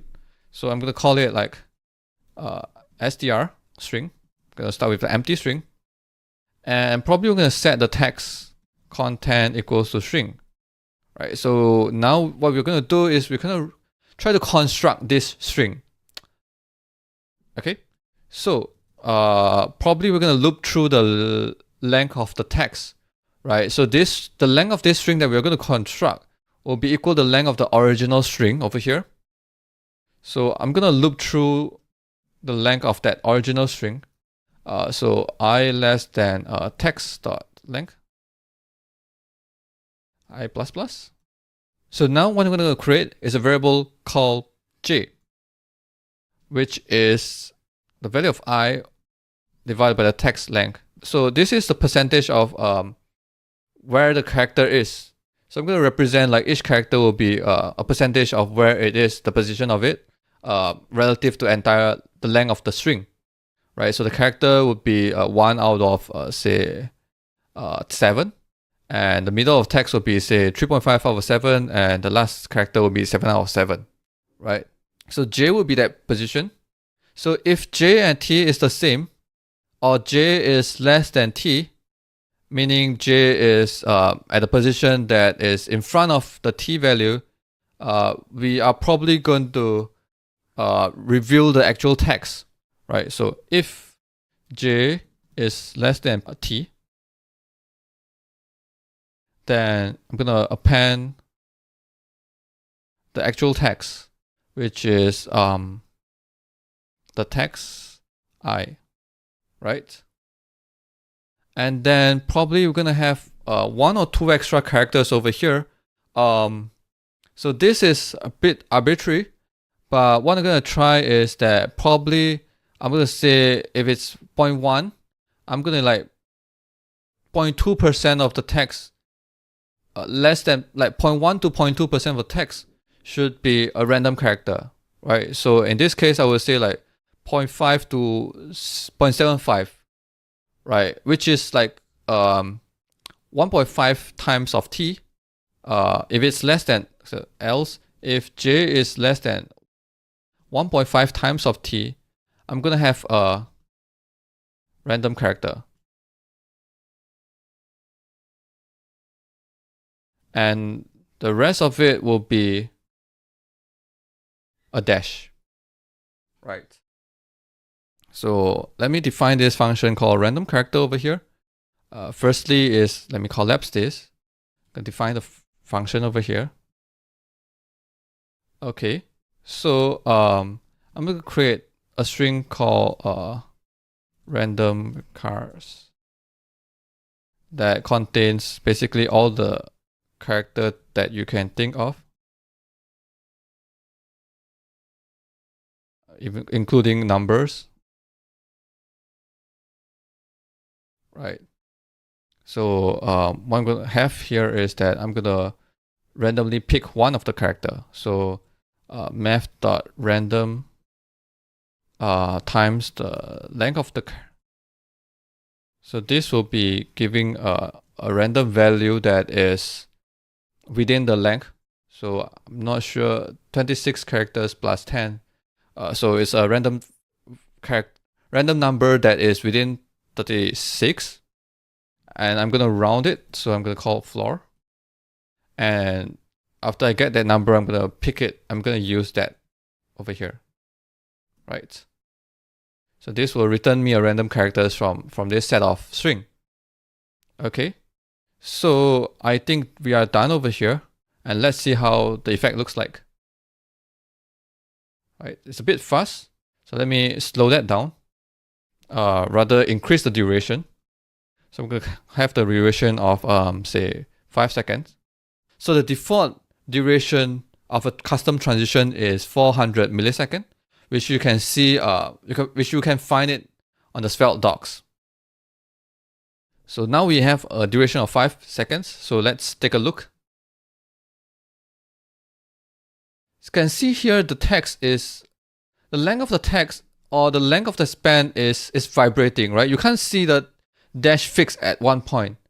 That's because the width of each character is different, right? So while we are randomly choosing one character, say I is actually narrower than say N or S, right? Because different characters has different width, and if we choose a narrow or slimmer character, then the dash will be, then the whole width of the text will be narrow.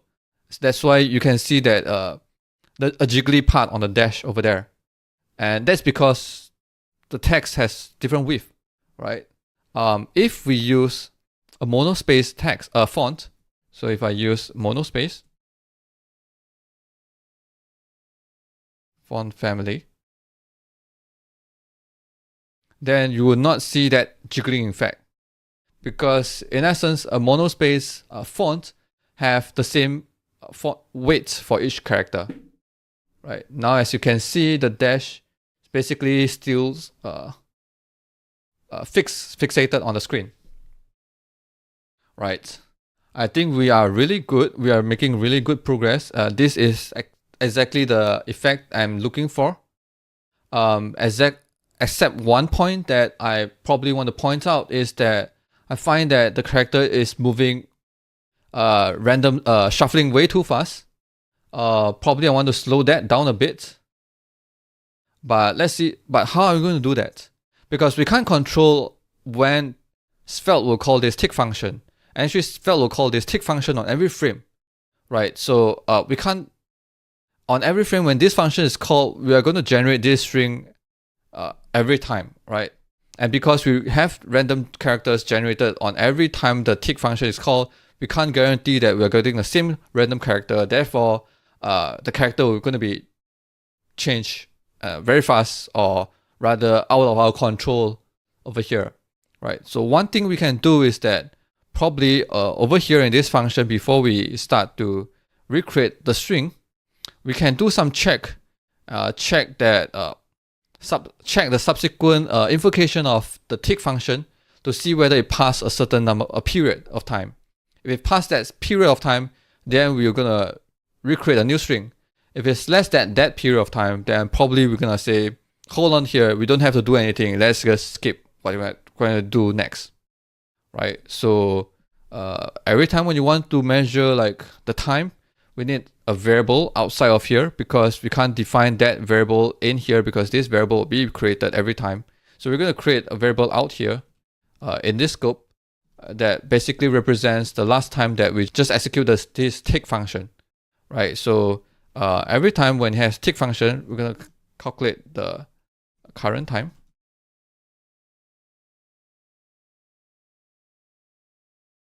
And if the current time is minus the last time is greater than, say, 30 milliseconds, right? So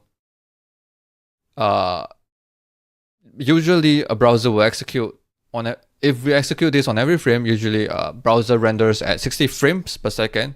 That means that this function will be called on every 16.66 milliseconds, right? So this will be like double of that amount of time. So if it's greater than that, then or rather if it's less than that, we're gonna end here. We're not gonna do anything. But if it's greater than that, then last time will equals to the current time, and then we'll allow to calculate a new string. All right, let's see the effect. Right, you can see here definitely it's shuffling less frequent than we had just now. If you can't tell the difference, let me bump this up a bit. So 300 milliseconds. So text is being updated every 300 milliseconds. Right, probably very slow. Right, 100 milliseconds, slightly faster. Right, so this is updated on every 100 milliseconds. Rather than every frame. So every frame this function will still be called, but we are not going to do anything if it doesn't pass 100 milliseconds. Right, so this is one of the way that you can kind of control or throttle how fast that you want the tick function, the rest of the tick function to be called. So there you have it, a custom flipboard animation. So today I'm going to talk about Component API in Svelte. More specifically, client-side Component API. So what is that about? So let's take a look at one example where over here I have app.svelte and I'm importing component.svelte. The component has all the things that we have talked about previously. For example, dispatching events, having props, having reactive statements, and some UIs, binding, event listeners, and all these things, right? So this component, when we import, we write import component from component.svelte. So in this statement, we can see that the component that we just written in this component.svelte file is exporting a component that you can use in a default export. Right here, we are, imagine if this is normal JavaScript module, then this would be your default export. Right, so we're importing default export, importing a component, and we just write this, and we can use this component on the fly. Of course, this is in the app.svelte. But what if you want to use this component and use it somewhere else? So we know that a component, if you look at the JavaScript output, it says that it's a class that is being exported. Right, so we want to use this class somehow mount on somewhere else on by ourselves. So what do? Well, we will just instantiate this class and use it. And that is the component API that we're going to talk about. In this example, we're going to talk about how we can use this class, what are the API that we can use, and for example, how we can update the props, as well as how we can listen to events coming from the component. So here it's a bit limited to do this in the REPL, so I'm going to download this file, download this project, and uncompress it, and I'm going to use it and open it on VS Code and do it over here instead. Okay, so here we've seen that in the main.js file, this is the main file of your application. Over here, we can see that we are importing app from app.svelte, and we are actually instantiating the component like this. So there are some properties that you can pass in for the app, right? If we remove this line, if we just do nothing, don't do anything from here, you see that now there's nothing shown on the screen. Right, so this part is where it will attach or mount your app component onto the screen. So what I'm going to do here is I don't want to use this. I want to use my component directly, because the component I've written has props, has event listeners, has component events, list component events, and we're going to play with that instead. Right, so here I'm going to import the component directly. And now, just like how we did for app.svelte, we are going to mount this component onto the screen. So I'm going to say app equals new component and target document.body. Right, so how about just use component instead of app. So now if we split the screen into two parts, you'll see that we can still see the components on the screen, right? So here, the first thing we're gonna take a look over here is what can you pass in for the as the parameters for your constructor, right? You are constructing this component instance, and what can you pass in? So the first thing we can see is we can pass in an object, and the first property we can see is target. So target is where you are mounting your components. So if we come over here, inspect elements, if you take a look at the HTML, let me try to zoom this up. Right, let me close everything else. If you try to expand, you realize that now the component is mounted on the document body, right? This div is what we've written over here in the component.svelte, right? Exactly the same div with a grid, right? So let's try to play with this. Let's try to mount it somewhere else. So let me open this file in the HTML file. I'm going to add some div over here. I'm going to add maybe like header. Hello component API. And I'm going to come over here and then create a div, or maybe a main tag, right? Main content will be added over here in the main tag. And then maybe some footer over here. So here I'm going to put a second heading, a footer, right? Footer. Examples prepared by Lihao. Okay. So I have I have a title, main tag, and a footer. Right? By default, you will realize that because we are adding we are mounting the components on the body itself, so it will be appended to the body, right? So here you see that all this h1 main footer is still intact on the screen, but then the components, right? This div is the component is being attached, appended at the end of the document.body. Right? So now we can change this target to the main element instead. So we can do document.querySelector main. And now if I refresh, realize that this component is being sandwiched between the header and then a footer, right? So now inside main is where you see the component.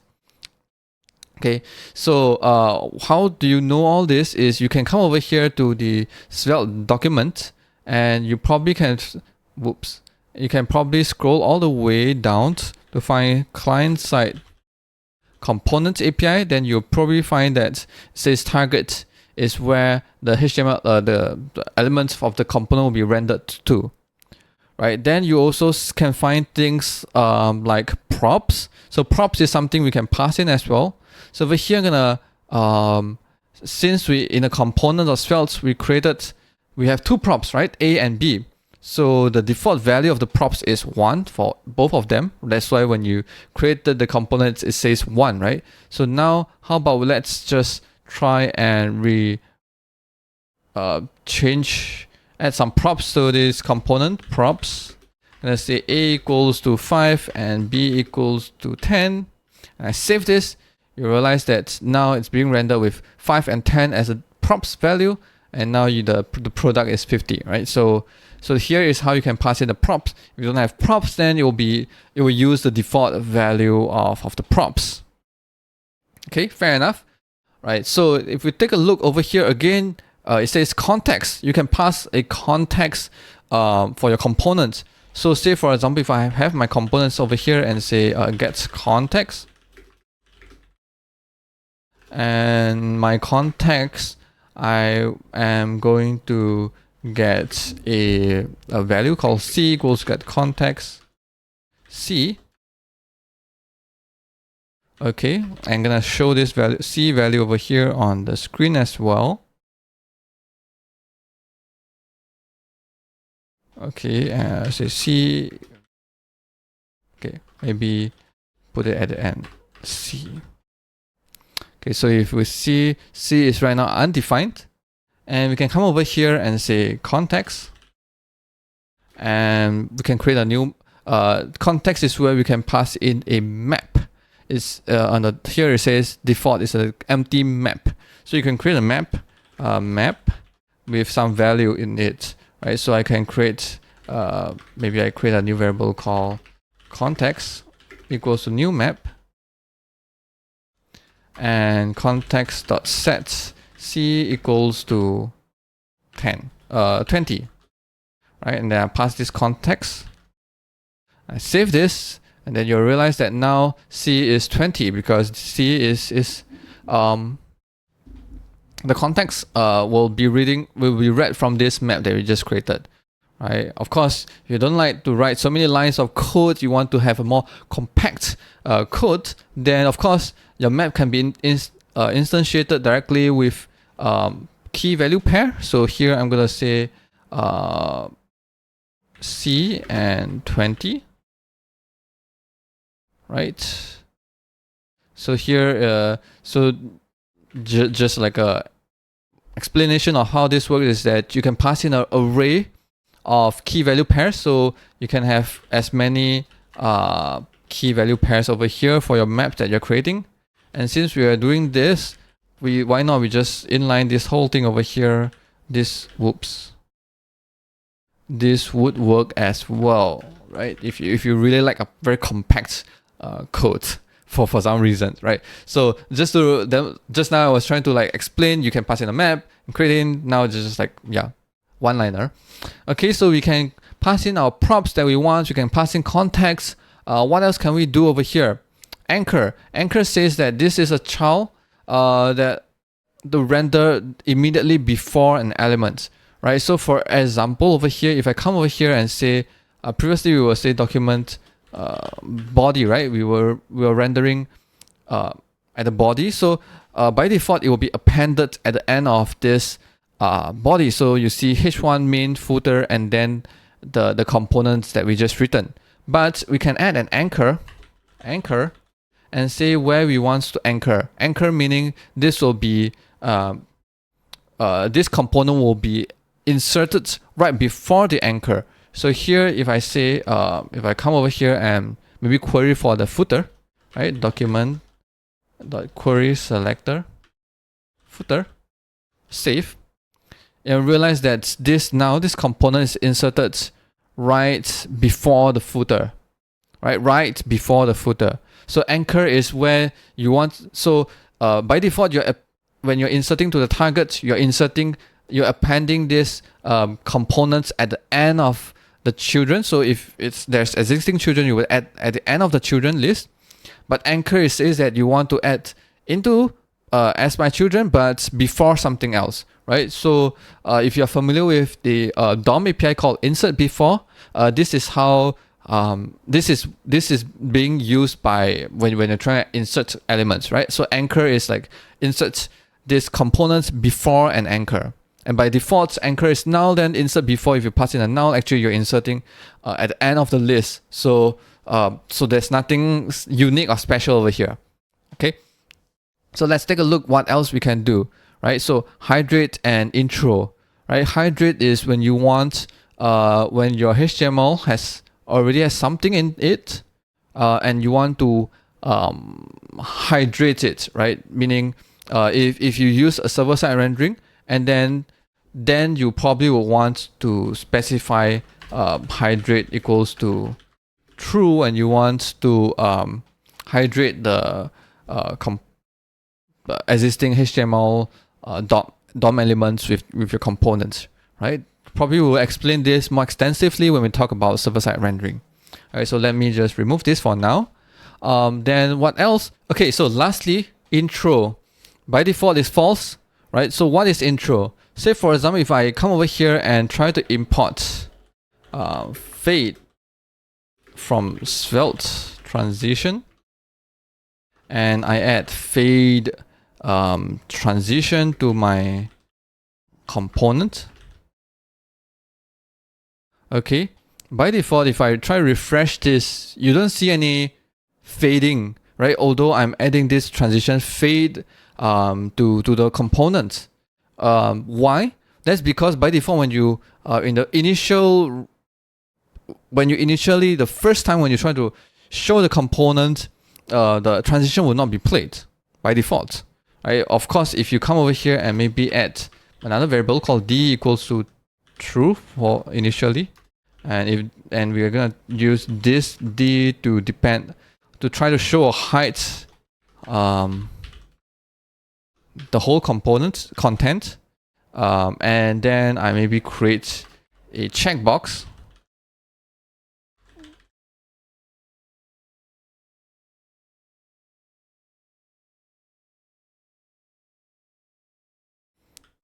Now I notice when I refresh the page, there's no transition being played at all. But now if I try to turn it off and turn it on, you see that the component is fading, right? But then the first time when you see on the screen, there's no fading being played, right? I refresh, no fading is being played. So this is, to some people, this is not what they want, but to most people, this is good, right? Because you wouldn't want, at first glance when you try to add components, everything is fading, right? This is some like the initial content, it should be just there. Of course, if you want to change this behavior, then this is where the intro useful, right? Remember, if we look at the docs, by default it says false, says that it will not play transition on the initial render, right? It will not play, but if it's true, you will play transition on initial render. So if I come over here and say intro to true, I save this, okay, and I try to refresh, you see that take notice of here and refresh, you'll see that the intro fading is being played.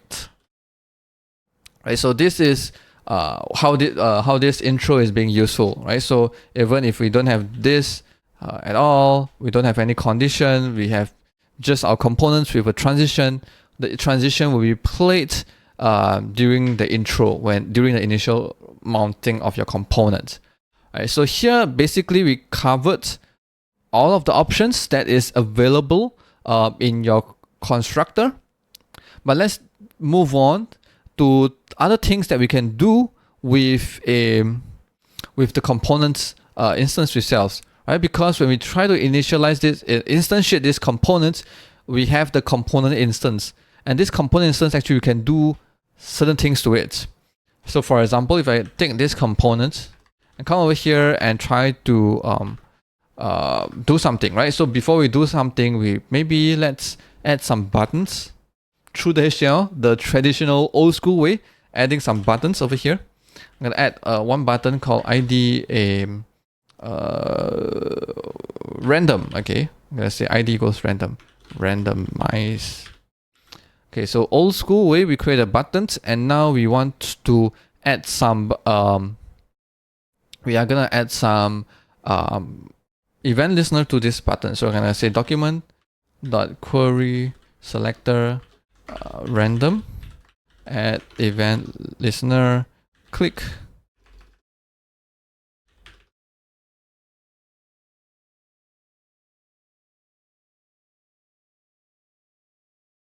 Okay, not sure you can see this clearly. Let me try to expand it bigger, wider.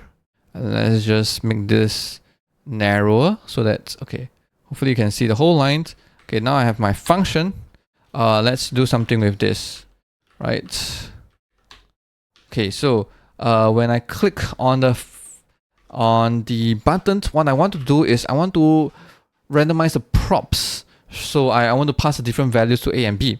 So first thing is, how do I pass values to A and B? What I can do over here is I can come over here and say component.set and set the props value. So set is a method for you to actually set props value to the component. So here I can say A equals to 20 and B equals to 70, right? So save. So when I click randomize, you'll see that it will change A to 20 and B to 70. So I want random, right? So probably I can math.random, and then let's see, times 100, math.floor. So I get a nice round integer number in a range from 1 to 100. So let me save this. So now I randomize, you can see that this is changing A and B, right? Every time when I click. So this is useful when, for example, now we are not being restricted on just using a Svelte component in another Svelte component.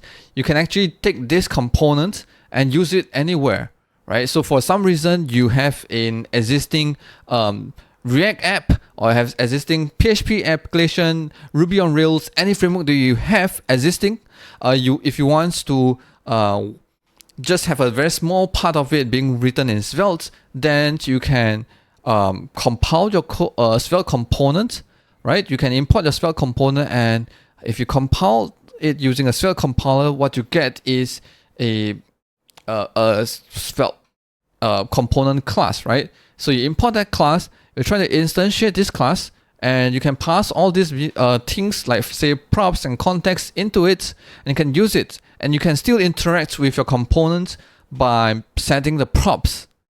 Right? You can set the props with this component, and if you watch my video about props, there are two types of props. One is like normal variables. There are also what I call a component methods. For example, if you export function, say do something, what this will do is I'm gonna say, okay, instead of do something I call reset, this will reset A and B equals to 1. This component method can be also used by from your component instance over here, right? So here I can come over here maybe have another button called reset, and I'm going to call this method reset. Right, let me save this. Let me add another button called reset. Okay. So here I have two buttons, randomize, I can change the value, and reset, and we'll reset everything back to 1. Right, so I can interact with these components by setting the prompts or getting some component methods and call it directly. Right, so the last thing I want to show you is how do you listen events, component events being dispatched from this component itself. So here I'm dispatching a product event. The name of the event is called product. Right, so here I want to listen to it. What I can do is I can come over here and say component dot on and pass in the name of the event. So this is called product, and I can get event listener. And the let me think. Let me just console out the data, right? So console logged product event events.detail, right? Events.detail is where you can get the detail of the product, which is the data that you're going to pass in over here, which is the product itself, right? So here, let me open my console. Let's show the console at the bottom. Let me hide my head, and let's see. So here, every time when I change a value, you notice that the product event is being triggered, and you get the detail of the events, which is now the value is 70. Right? Of course, you can pass more things. Say product. Oops. Product. Oh, about product A and B. Can pass in all these things in here. And so every time when you change, you get products A and B, right? So you get data coming out by listening to events. So I believe this is almost everything that you can do with the component, right? You can set the props or call functions or even listen to events coming out from the component. So lastly, here we introduce how you can mount the components, but what if you have some buttons that you want to do where you want to unmount a component, right? How do you unmount your component? That will be calling the destroy method, right? So first thing, so destroy will be here in the docs, right? Destroy. So first thing is I am going to create a button for that. Let's say destroy. Okay, so upon clicking on this destroy button, whoops. Let's see, destroy, ID is destroy. I'm gonna call destroy. Okay, so once it's being destroyed, it will be removed and it will be it. You can't mount the component back again anymore. You have to create a new component because the destroy will do all the cleanup. For example, remove any event listeners being added for the component. It will stop everything.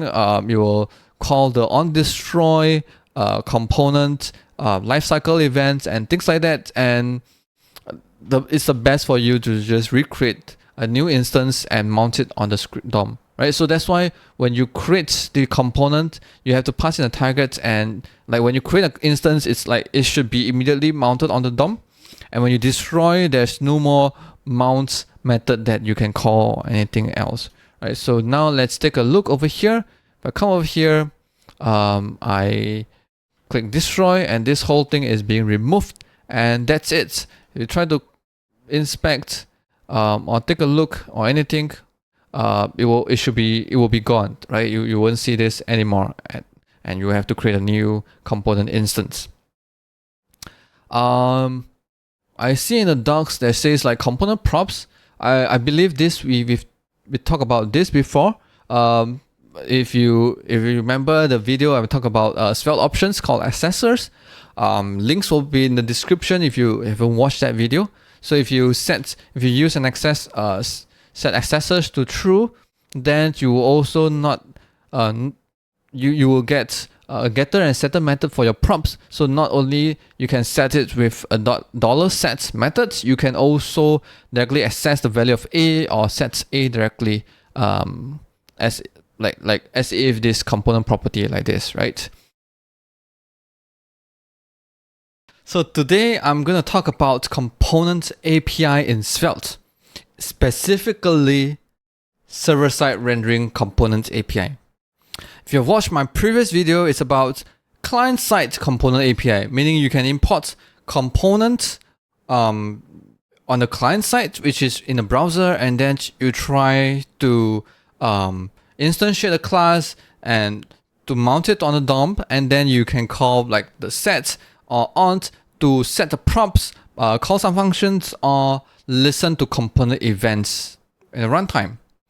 Right, so but today we're going to talk about more on the server-side kind of things, right? So Svelte supports server-side rendering, meaning Svelte can actually provides a method for you to call, which returns a string, which is like a HTML string, which you can then return to a user. So this code can run it on the server, and whenever someone tries to query something from you, you can return some contents to the user.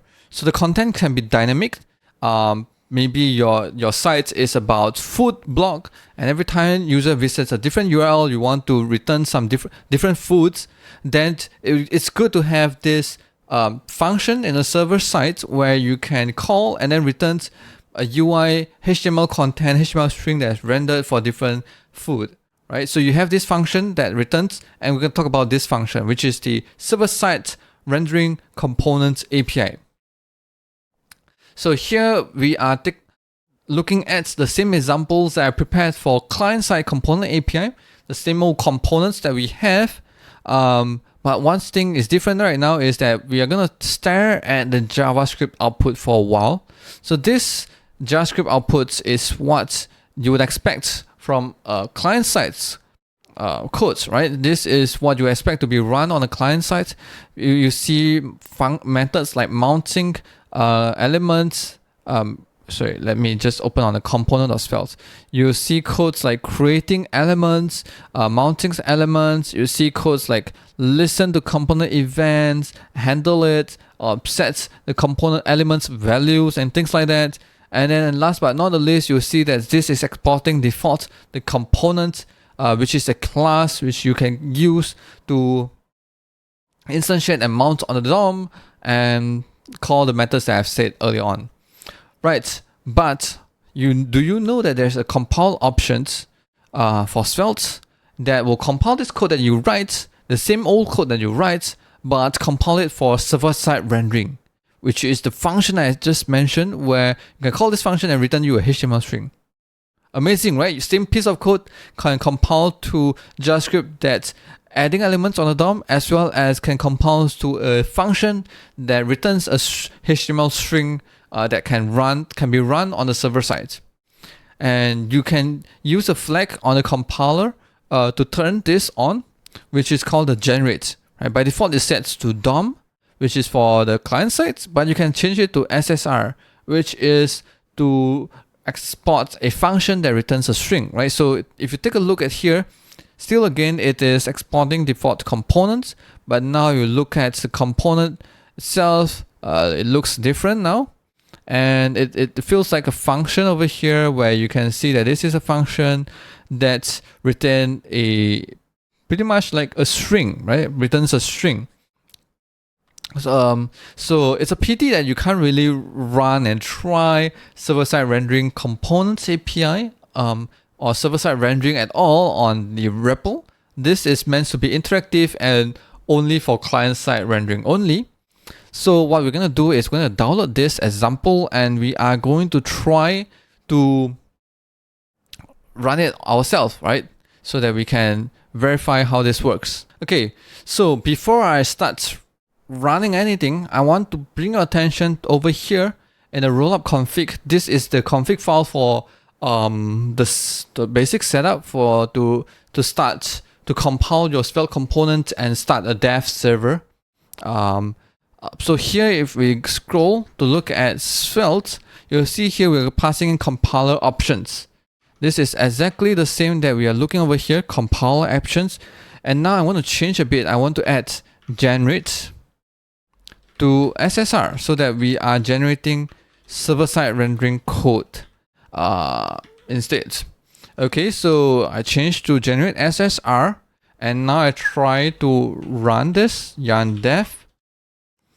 And before we run anything, we're gonna now take a look at the main.js, right? So previously, in the previous video, I said I want to throw all this away because I'm going to take a look at just the component.svelte. So I am going to import that component.svelte.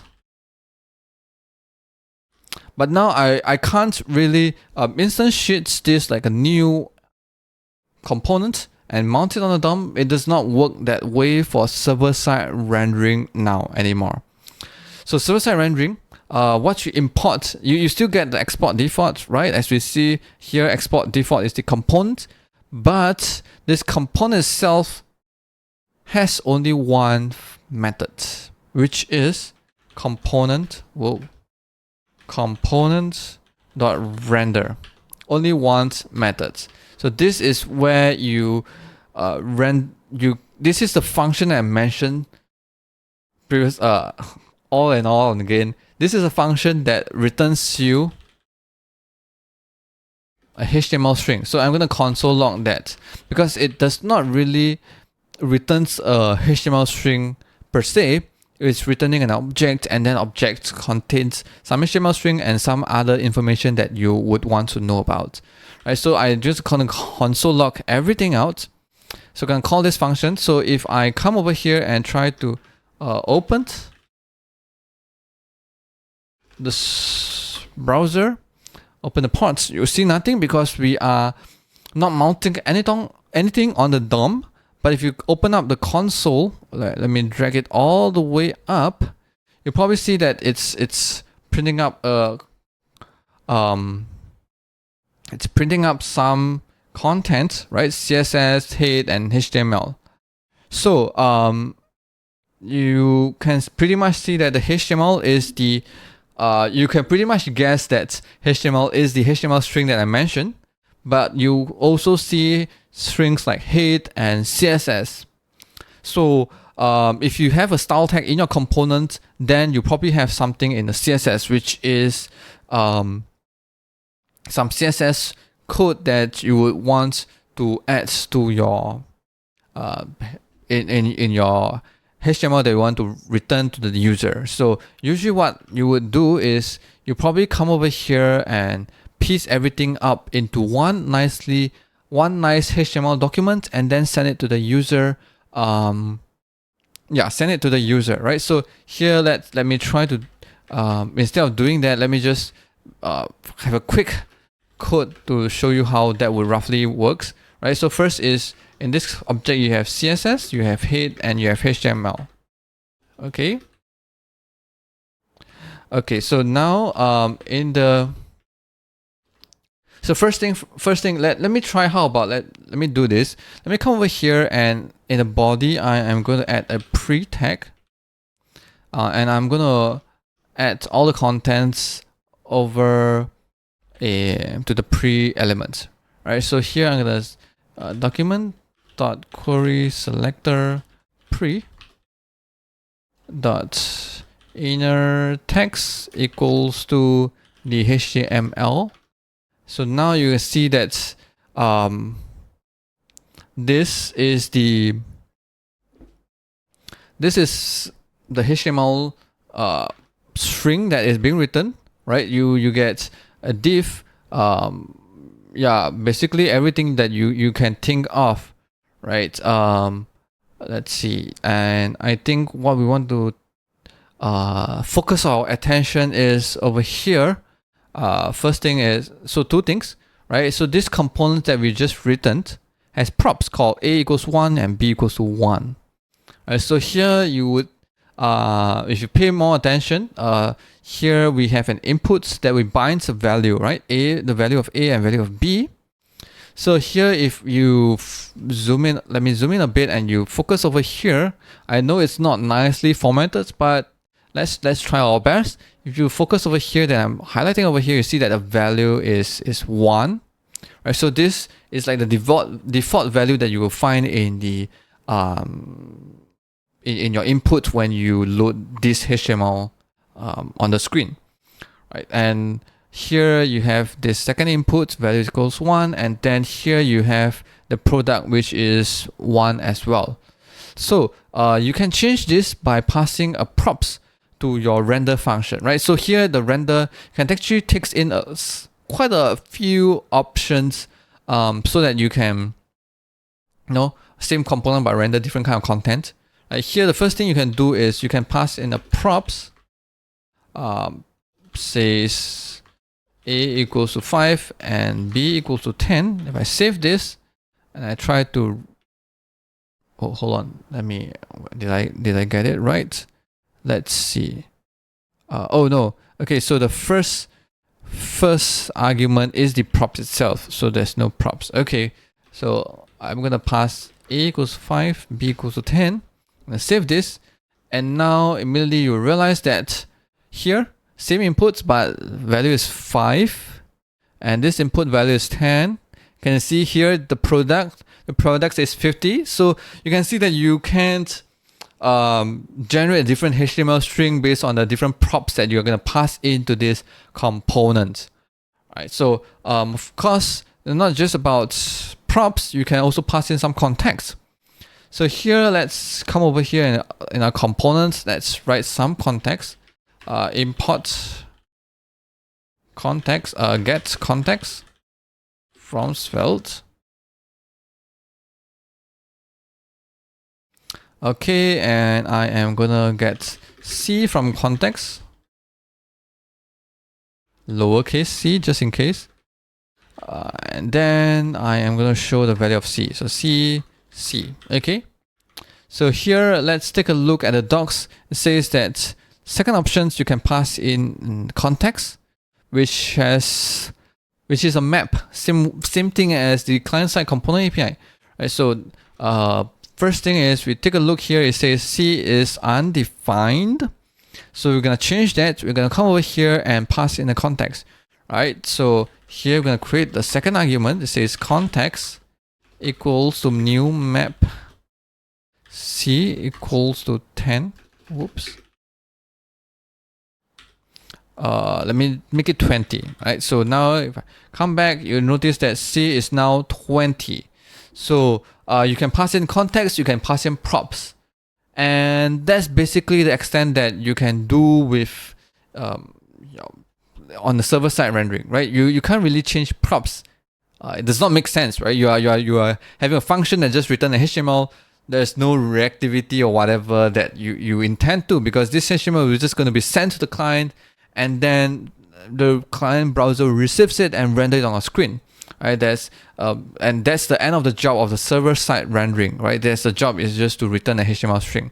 So there's no methods for you to play with change the props, or there's no methods for you to sort of like listen to component events. So the extent of server-side component API is just returning a function that returns HTML string. Of course, we said earlier on, there's also CSS and there's also head. So if you come over here, you take a look at this HTML. This is like not a very complete HTML, right? You probably, what you want to send to the client is probably a full HTML document, right? Nicely formatted. So here, let me try to do that. Let's create a template string. So here I have HTML, right? As how you imagine a HTML. And now I have a this usually goes to the body. So I'm gonna have a body element.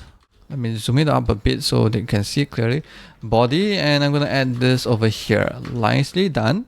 And then sometimes you have a head, right? Where you put in things like titles and stuff like that, right? Title. So let me refresh. You probably see like this is more like it a nicely formatted HTML document that you would usually use, right? So here, let's come into this component and add some contents to the head, right? So what you can do is you can svelte head, and you can add things like title. Why? You can add things like meta. I'm not very familiar with meta text. Let me try to search for one. HTML meta. Okay, this sounds like good enough. Author keywords. Okay, let's save this, and let's come over here and take a look at how this head would look like, right? Oh, I didn't print that out. So let's go back to our editor. Here I'm gonna print out what is in the head. So you see that the head now contains it is also a string which contains everything that we just written in the Svelte head element. Right, so let me copy this and let me try to replace this instead. So anything in the head will be head. So if I I don't think I need to refresh. Let me just collapse this down. Now you see that everything is over here is in the head. Everything in the body is nicely your components. So if you have maybe you have a props that is like the title.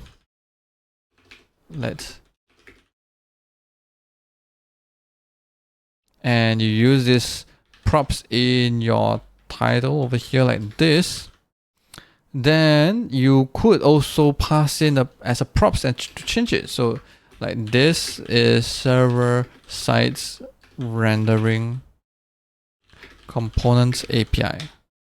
And take a look, here is your title, right? You can pass in title as props, and then you render it inside the Svelte head as a title. And when you call a server-side component API to render function to return, then the head will be a string that contains all the elements in the render function over here. And HTML will be everything about that is over here that is not in the Svelte head. That will be part of like the body. Right. Lastly, you have CSS, right? I think we've seen CSS. It's like an object, right? If I come over here, you see CSS is like an object. So you just need to pay a focus on the code, right? So there's code and there's map. So map is more like a source map. It'll be useful if you want to debug something. I believe it will be turned on if you pass in the developer mode to be true. Then you have some more debugging information. I'm not quite sure. This is my guess, right? But I think the focus here is the code. So here you come over here and say, maybe in the head, you would also have, say for example, a style tag, and then put everything in the css.code inside over here. Okay. Yeah, everything like this.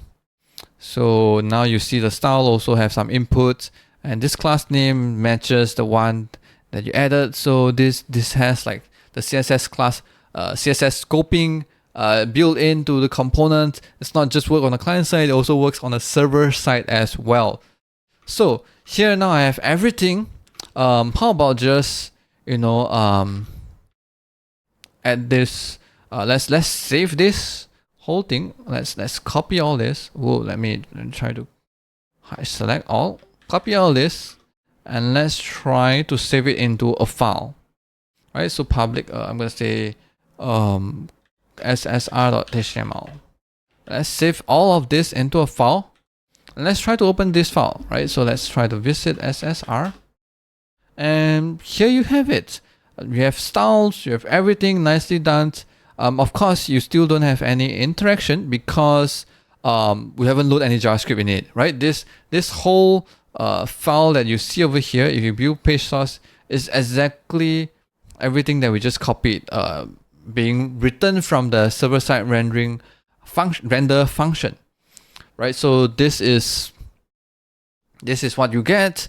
So probably the next thing we're going to talk about is hydration. Today I'm going to talk about Svelte Compiler API. We know of Svelte is a compiler, or kind of know about Svelte is a compiler because I've been on and on saying that you write your Svelte component and then Svelte will transform it into JavaScript, right? So that process is called a compilation. You compile your code that you've written in one language or something into another thing, which is JavaScript in this case. So the Svelte compiler compiles the Svelte component code that you write into plain JavaScript that browser then can execute. Right. So most of the time when we interact with Svelte, for example, import get context, import create event dispatcher from Svelte, we are interacting with the sort of like the client side of Svelte, which is the runtime of Svelte, the code that actually runs in your browser. But today we're going to talk about one step back, which is how the part of Svelte, which is the compiler part, how do we use it to convert your Svelte component into JavaScript code? Right, so we're going to take a look at how we can use the Svelte compiler. Okay, so in most of the time you wouldn't have to do this because most of the time you will probably be using some bundling tools, some build tools that you're using, for example, Rollup or Webpack, and there's already a Rollup plugin or Webpack loaders that can handle those for you.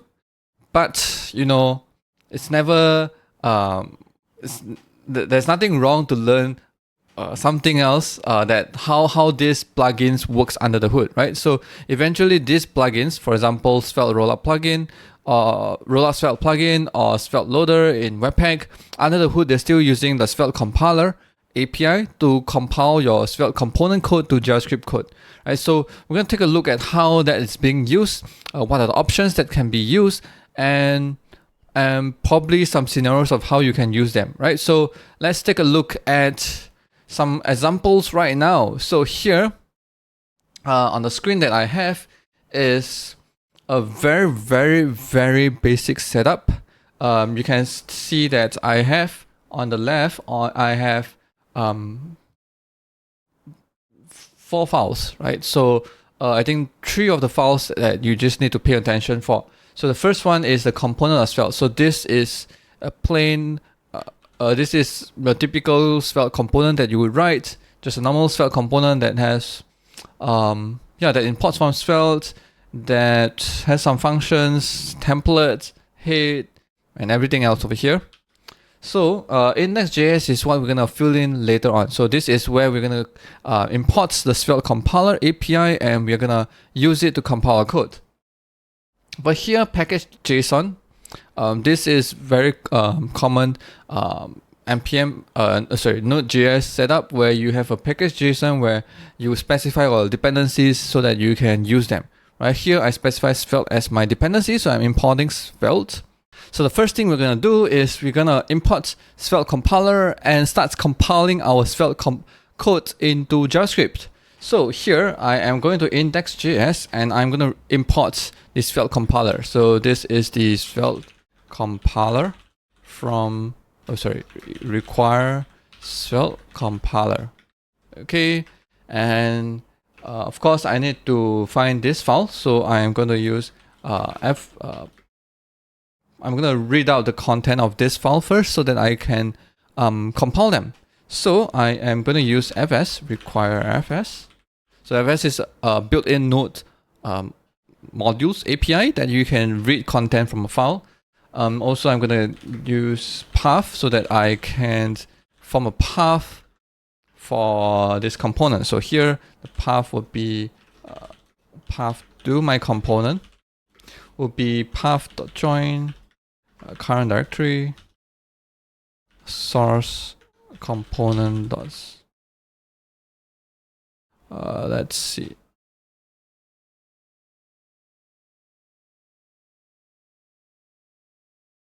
Okay. Then I would have, next thing is that, okay, hold on. Whoops, sorry. Let me wrap around. Okay. So next thing I'm going to do is I'm going to read the content. So fs.read file sync. I'm going to use a synchronous version of the read file so that I can just, everything is like one line. We don't have to use promises, deal with promises and stuff. So here I'm going to read the file content. Encoding is UTF-8. Svelte code. So this is a Svelte code that we just read out from this file. And then the next thing is we're going to call Svelte compiler to compile our code. So let's take a look at how we can use this. So if you import Svelte compiler, you get a svelte.compile. So here's .compile. And then you pass in the code. So this is the code. And then you can pass in some options over here. So some of these options we've seen before.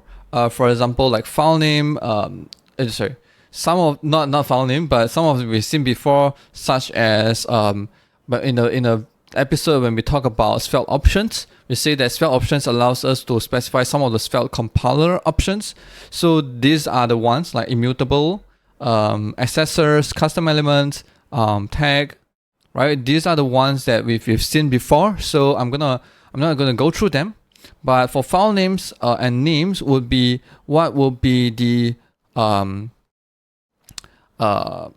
class of the name of the class name of the Svelte component, right? So if you take a look at Svelte REPL over here,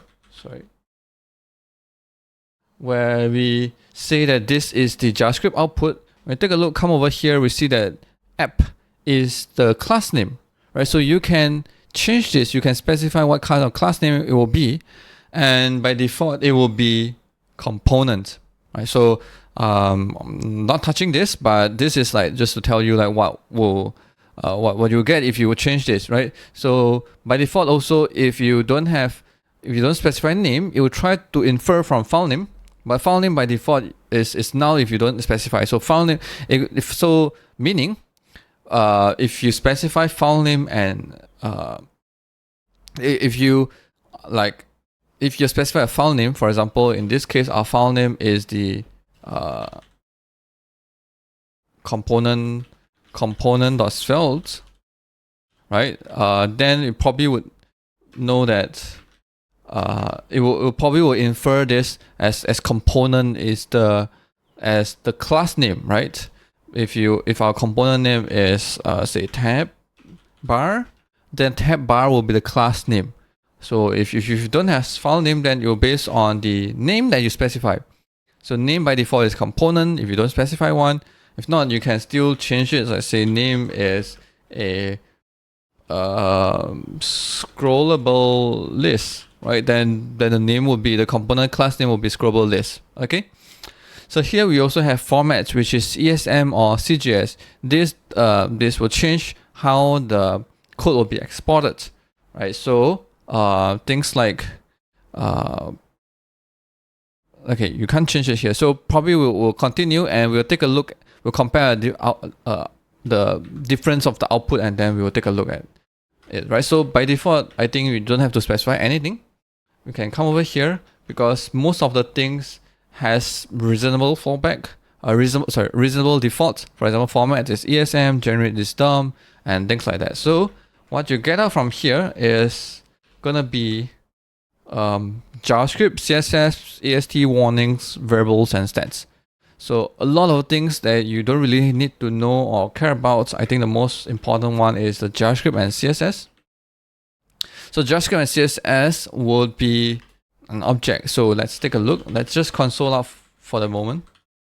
Right, JavaScript and CSS. Note, let me zoom this up a bit as well. Okay. Node index.js. Okay, so now you see that the JavaScript will be an object that has code, which is the JavaScript code that you see, as well as a map, which is like a source map. So source map will be helpful for you if you want to do debugging later on, right? So this is the source map object that you probably would want to save it in a separate file, as a separate file.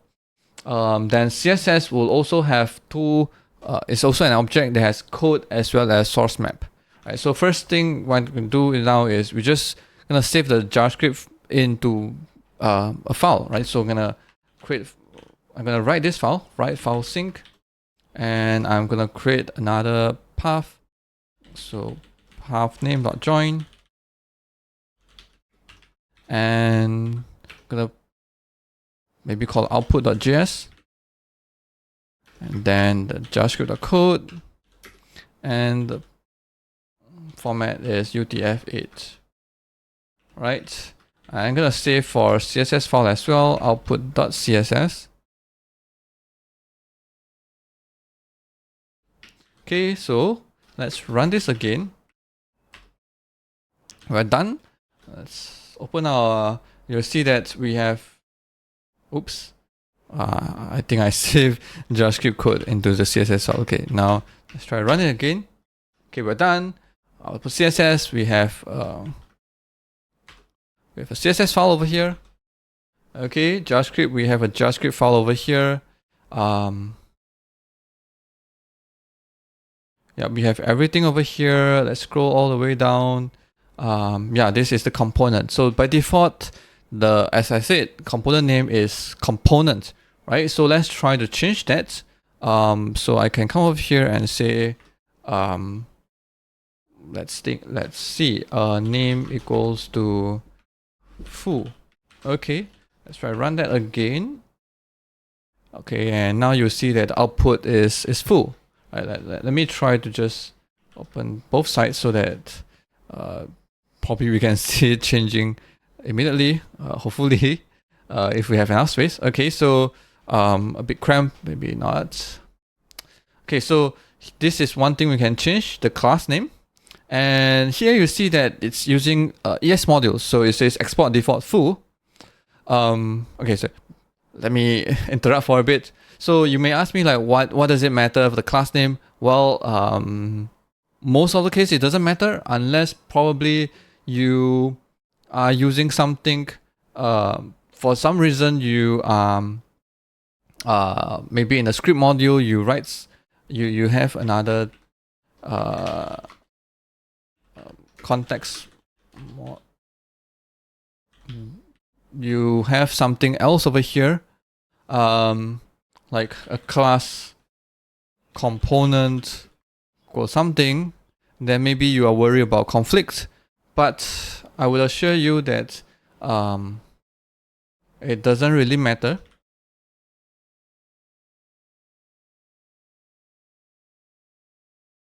Because the name is based on yes, you give a hint about the component name, but when you generate the output, it will still try to deconflict and prevent any conflict between between the code that you write and the code that the Svelte compiler is going to generate, right? So you don't have to really worry about that. So it's mostly for nicely printing out the code where you have a nice class name. And also maybe when you print out the instance, some debugger will tell you that this extends from a certain class. And if all of the Svelte component class that you created are all named components, it's a bit hard to debug, I would say. So this is mainly for nicely printing out and nicely debugging, right? So as I was saying, that this output export default is ES modules. So you can change that. You can come over here and make a change, right? So we can see this is part of the format. So now if I change it to format to CGS, CommonJS, now if I run this again, you see that the output now changed to CommonJS, right? Previously it's export default something, now it's exports.default equals to something. This is the CommonJS export. So you still get .default so that when you import, no matter whether you are importing from a CommonJS file or like ES modules, I think your bundler will know how to handle this case where component will still be the .default export. So it could be the named default or like actual default export from ES modules. So next we have generate. I think we've seen this before, the last video when we talk about server-side rendering. So this will allow us to specify whether we are generating for a server-side rendering. So SSR. So this is the server-side rendering code, or it should be a code that run on the client side on the browser, right? So by default is DOM. Okay, so we have some dev. This is to turn on or turn off some of the debugging codes that you have.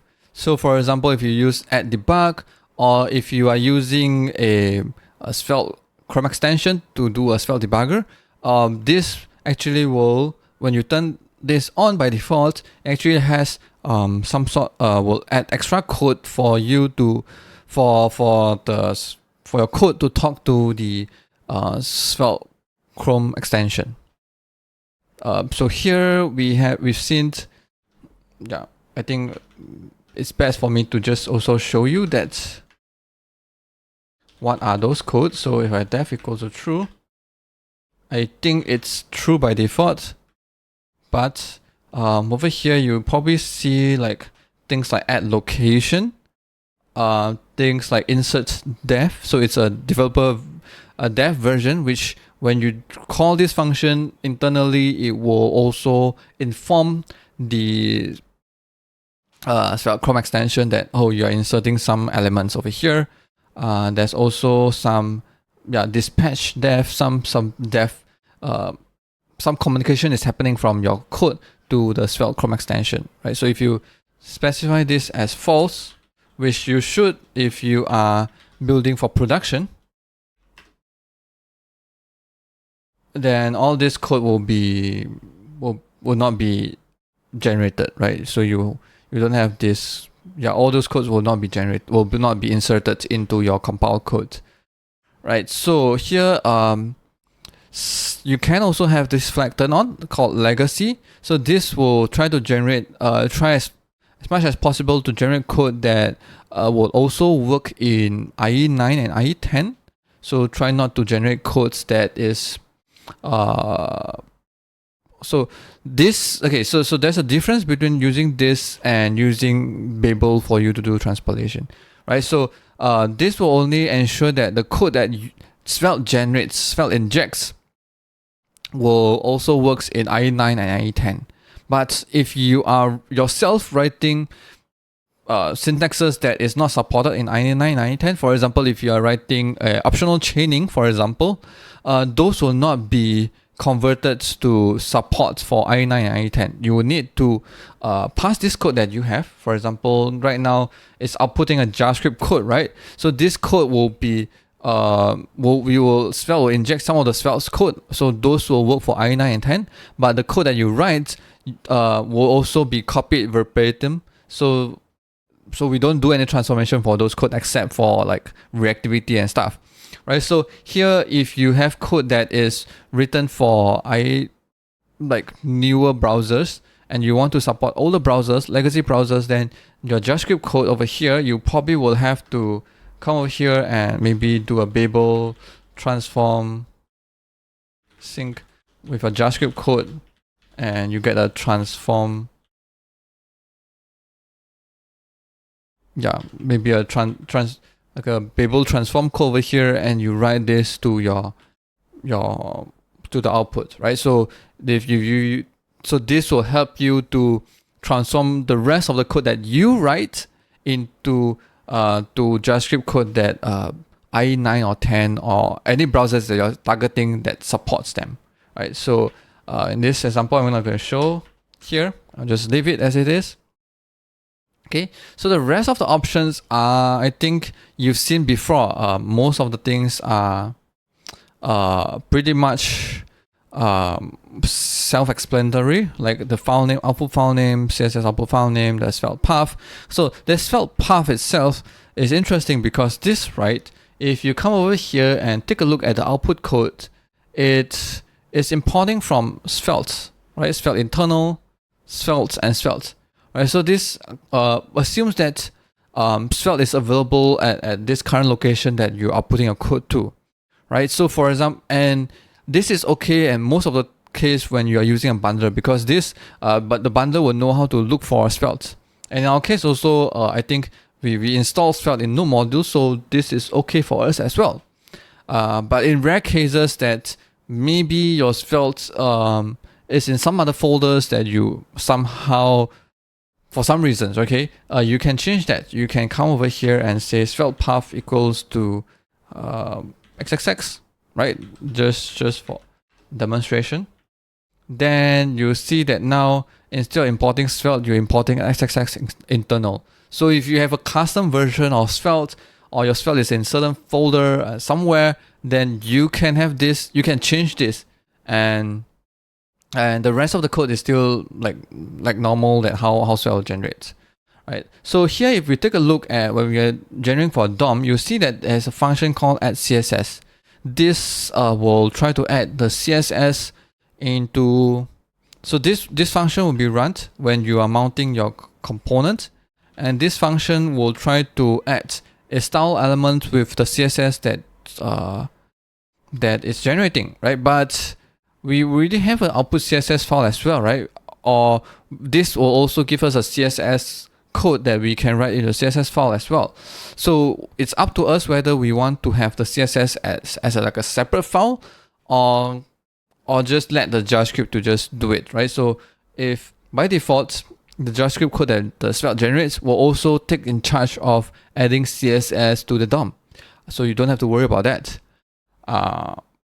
So yeah, but then if you don't want that, you don't want that extra code thing that been generated by JavaScript, you don't want JavaScript to insert CSS, but rather you have an external, you want to get a CSS output and save it in an external file and include this CSS file in your HTML, right? If you want to do that, then what you need to do is you're going to come over here and specify CSS to false, right? So this is this option. It says over here, CSS false, then it will not be included in the JavaScript. So if I run this, probably see that now you don't have the add CSS function over here, right? The JavaScript will not take care of adding CSS, but of course your component that you write will still have the class names, right? Those scoped class names. So it's up to you to figure out when you want to load your CSS. So you still can get your CSS output from here and try to write in a file or do whatever you want with it. But just make sure that you have it available so that at least your component is styled, right? There's another function called CSS hash. So this one, if you take a look over here, it says that it's a function that takes in a hash, CSS name, and file name, and you should return some a string, right? So what this means, so over here you see that CSS to do a scoping, we add some custom Svelte hash class names to your elements, right? In here it says Svelte dash and blah blah blah, right? So this hash is generated based on is a hash of your code that you've written. So every time when you change your code, it generates a different hash, right? And some people doesn't like the prefix called Svelte dash prefix, so you can change that. So this is a CSS hash function that can change these class names, right? So it's a function that so you just implement you specify a function that returns a string, and that string will be used instead. That string will be used instead of the default class name that Svelte provides, right? So by default, a hash is a function, and you can pass in a CSS or whatever, and then you generate this, right? This is the default Svelte class that Svelte generates, but you can change that. So for example, I'm gonna say I don't care about hash, I don't care about anything. I just want all my class to prefix with XYZ, okay? But you have to be careful with this. So everything prefixed with X, everything will be XYZ. Okay, let's take a look over here. So all your special scope class name will be XYZ. And what I say you have to be careful is that now if you have multiple components that has this class name, then they are not scoped to just one component anymore, because all the components share this special unique class name, right? Previously, this class name also includes a hash that is unique to this component because it's generated based on this component, based on the code that you've written for this component. So if you don't have that, then it's a bit it's a bit worrying that your scoping may not work, right? So so it's recommended that you use the hash function to generate some hash, right? So you have a hash, you have CSS, you have name and file name, right? So this name and file name is the one that is being passed over here. Previously, we say we can specify name and file name, right? Of course. So here we're gonna say this plus maybe a hash CSS. Let's try run. Oops. Let's see. So at least now you have some hash injected as well. Or maybe you don't like XYZ, you can it's totally up to find. So this is customizable. It's really up to you what you want. You can have a hash only, and if you find that hash is too long, you can change it, but you have to be careful, right? Just make sure that it has enough characters to make sure that the possibility of collision is very, very low. Right? If you only have like one character, imagine you only have like A to Z and 0 to 9. That's like 36 characters, and it's very high probability, like 1 in 36 chance to get collision. Right? I hope I get my maths correct. So anyway, okay. I think my maths should be as long as by pigeonhole principle more than 36. If you have 37 components, then you will have two components that will have collision, right? So here we have some other flags that are just for developer that is turned on for developer mode. For example, loop guard timeout. This one is, we added this for the REPL. For example, if you accidentally added a while loop that never ends, this will try to throw an error for if your loop goes more than like how many cycles or something like that, right? So this will, if your loop goes more than like a certain period of time, so this guards the loop. So you want to have this if you have a loop, if you, just in case your code will like infinite looping and freeze up the whole browser. But this is mostly for developer actually, right? Because once your code is written, you tested it, most likely you don't have any infinite loop happening, right? I believe in you. So here are some other things, like say whether you want to preserve your comments or you want to preserve some white space in between elements and things like that. And I think that's most of the options that you can do with your Svelte compile. In the last video, we talked about Svelte compiler API. In this video, I'm going to talk about Svelte preprocess. So, in the Svelte compiler API, we learned that we have a function called Svelte.compile, which takes in the Svelte code in string that you write, and it will return an object that has like JavaScript and CSS, which you can use it and write in a file or use it somehow, right? So you take Svelte code that you write and it transforms to JavaScript code. But sometimes the Svelte code you write is not actually a Svelte code per se.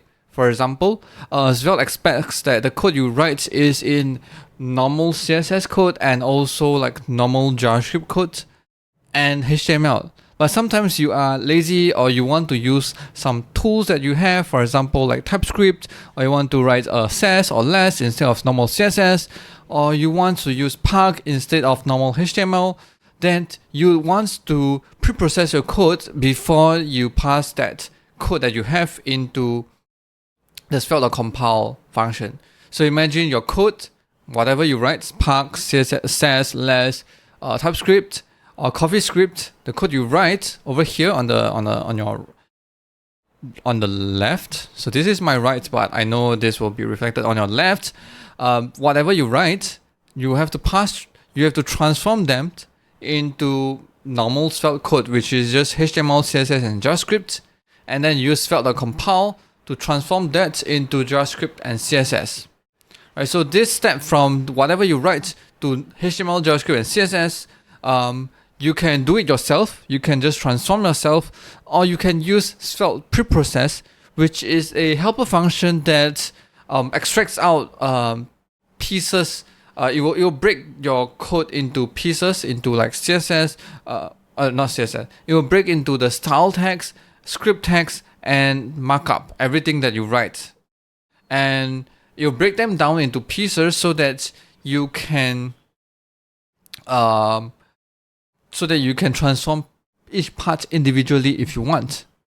Right, so let's take a look at an example over here. So here we have the code that we just written for Svelte compiler API.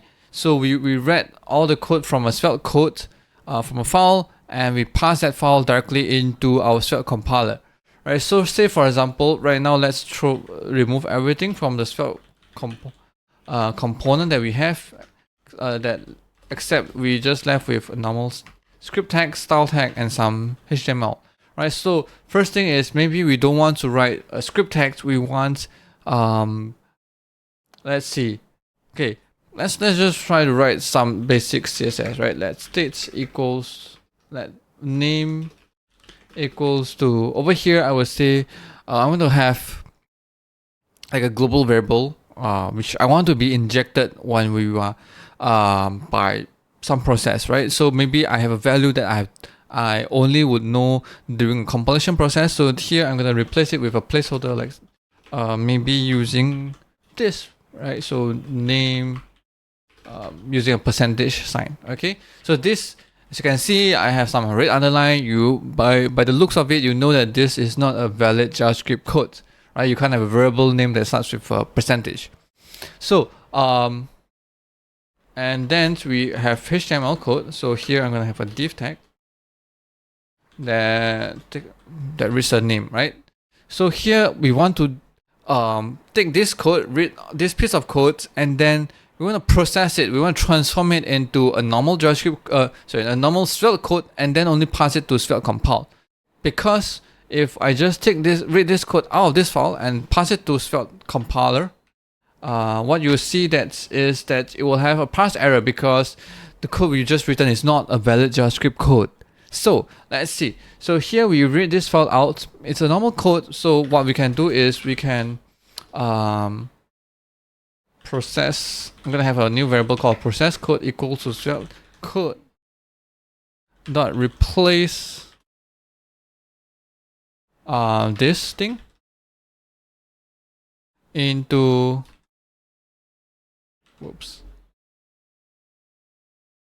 valid string. So here I'm gonna say a hello world. Okay. Now, if you try to look at this process code, you realize that we have replaced this percentage into a string, and hopefully that will end up with a valid JavaScript code in the script tag. So if you run this now, hold on. Okay, we need to pass this in as well. I run this now. Replace. Let's see, what do I missed.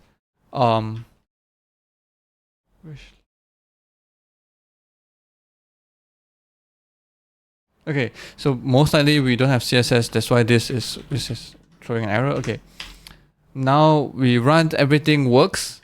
If we come over here and take a look at the output JavaScript code, if you take a look at the code over here, you see that the name is now replaced to hello world and everything still works, right?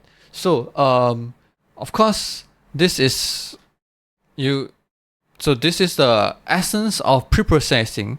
You have your code, you run through a function. In this case, our function that we're going to run through is replace like name, and then we pass the preprocessed code to the Svelte compiler.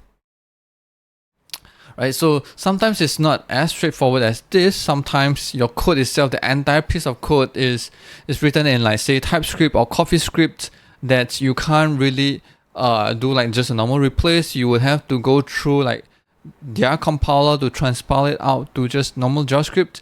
Then you probably would want to have this function called a preprocess. So Svelte compiler has a function called preprocess. That's again taking a string and taking a list of preprocessors.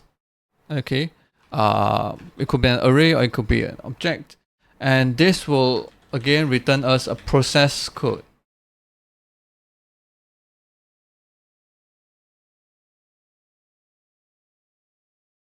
Okay, let me comment this out. Okay, it returns a process code. So here in the preprocess, what you pass in is an array of objects. So each of these objects is called a preprocessors, and this over here you can this object itself can be a can have three properties. One is the markup, or the style, or the script. So individually, each of these is a function that takes in the code just in the script tag and transform it out, right? So so let's take one example that I'm gonna do. Here I have this, we said about this is have in our script tag, but we also have the same text over here in the HTML. So we want to handle only the case we only want to replace it. Okay, so let's do this. We only want to replace if it's in the script tag, but not replace it if it's in the HTML. So what we can do here is that we can't really rely on replacing all anymore, but rather we have to come into a preprocess part, and we only transform in the script part. Right, so here it takes in a content, which is the codes. So it's a function. So this is a function. So take in content, and we're going to replace the content, right? So we're going to use the same code over here and do a replace. And now then that's it. That's like a simplest preprocessor that I can think of. Now you have a preprocessed code and you pass it to the compiler, and now we run it through. Hold on, must be a string. Okay, and then preprocessed code is it's a promise. Okay. Now I need to okay, so I have .then value. Okay, I'm gonna copy all this, shove all this in.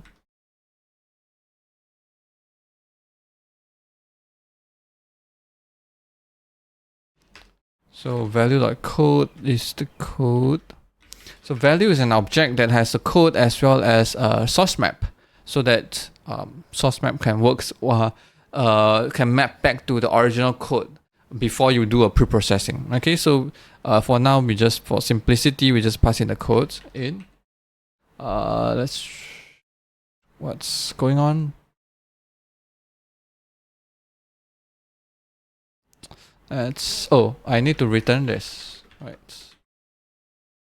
And what you return is actually going to be object as well, and you should return object with content. Right, so it says over here that not content, code. It says over here that your preprocessor should return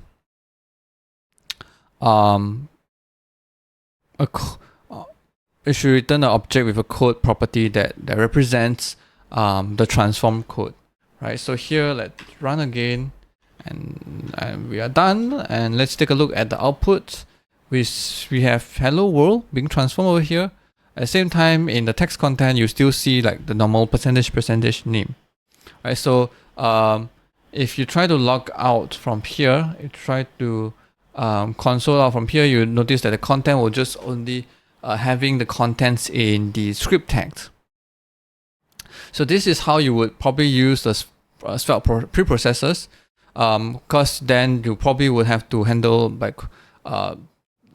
so you can write your own preprocessors if you like to, right? So it's not just about contents. What you get over here is also attributes. So attributes is all the attributes that's available on the script element here. So for example, sometimes we don't want to transform all the script text. It depends on maybe say a language. Is it a TypeScript or coffee?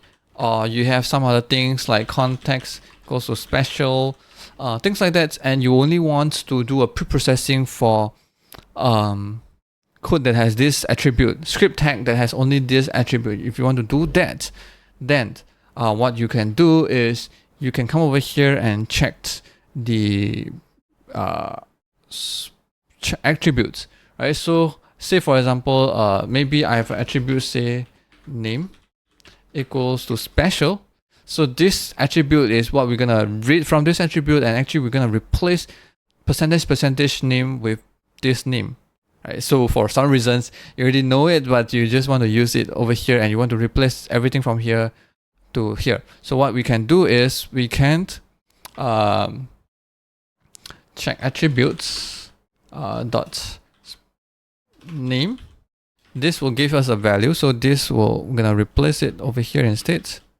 And this is the string itself, right? And we can't just put in a string. If we just put in a string like this, what you'll get is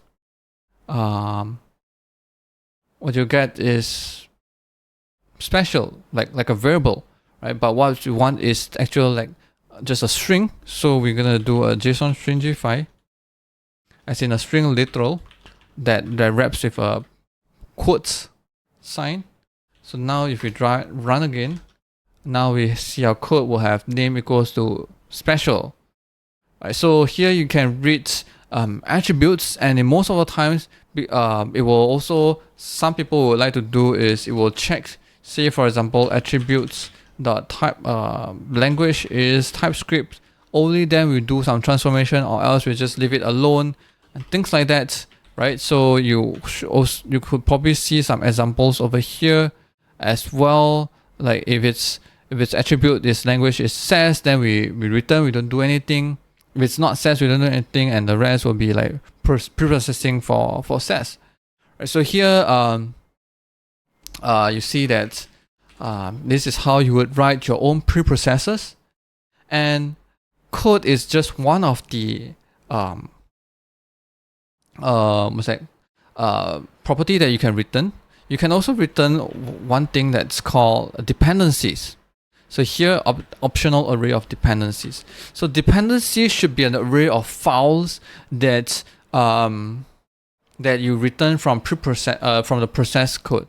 Right here, process code actually will have not just code. You can also have dependencies. Right, this will be an array that combines all the dependencies for all the preprocessors.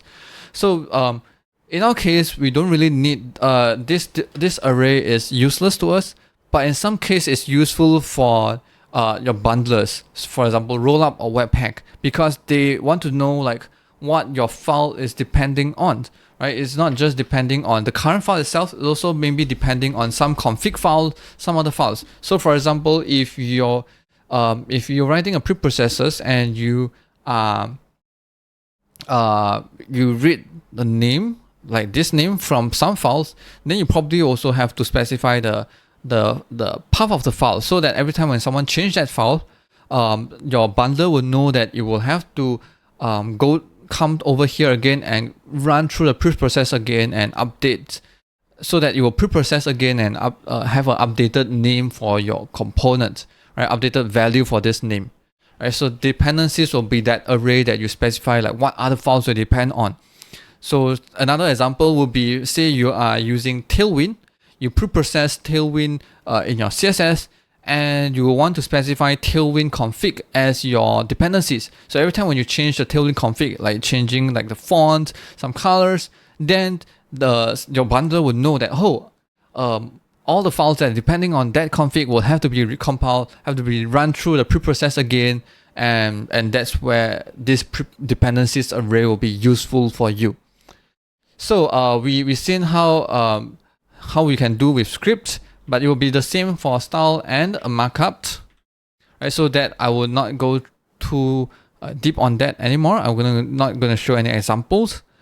So this Svelte compiler preprocess is only useful if you are like me that write this code and show it example. But most of the case, this preprocess function will be called the same way as how the Svelte compiler will be called by the plugin for your bundlers. Say for example, Svelte rollup plugin or like Svelte loaders, right? So in those loaders or plugins, usually they have a field called preprocess that you can pass in preprocessors. So that is where you can pass in this object into that option, right? So it's still useful to know that how to write like one preprocessors, and you can try it out with a Svelte compiler and try it out yourself.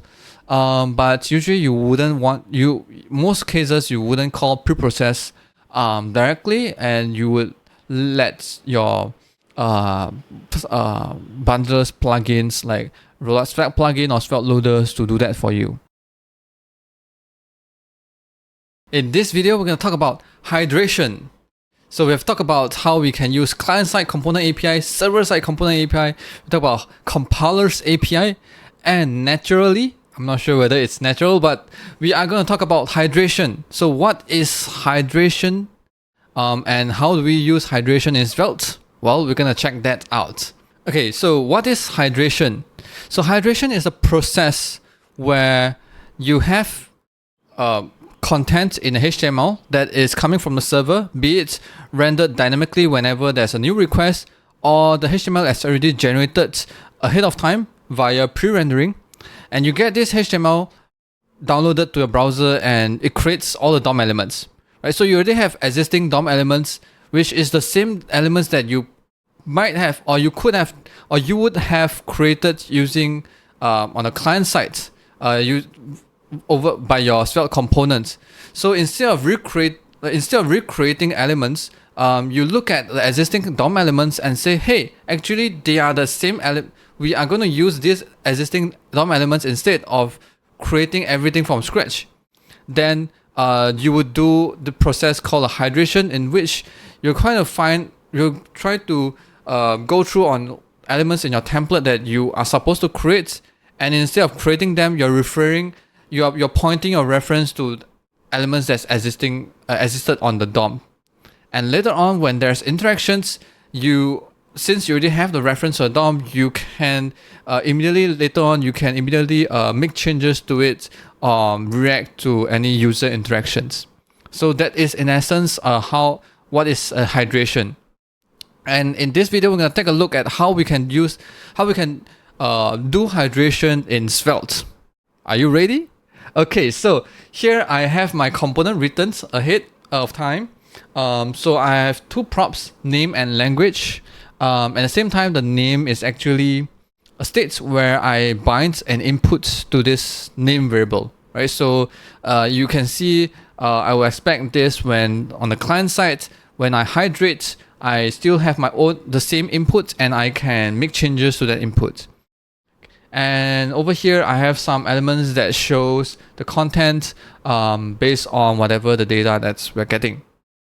So first thing of hydration is you will probably want to render this out in the server side, right? You want to have a way to generate the HTML first, and then you serve that HTML to the user. So here what I'm going to do now is that I'm going to come over here, index.js, and I'm going to write all that out. Right, so first is I'm going to import the Svelte compiler from Svelte compiler. So here I'm going to write out the raw process, the manual process that you would have to write if you are not using any frameworks such as Swapper, or in future maybe SvelteKit. Right, this is what is being done under the hood. I'm going to take a look at like the raw way of doing things. Right, so we have a Svelte compiler, and we're going to compile our code using a targets to SSR, so that we get a function, and we can call this function to get us a HTML.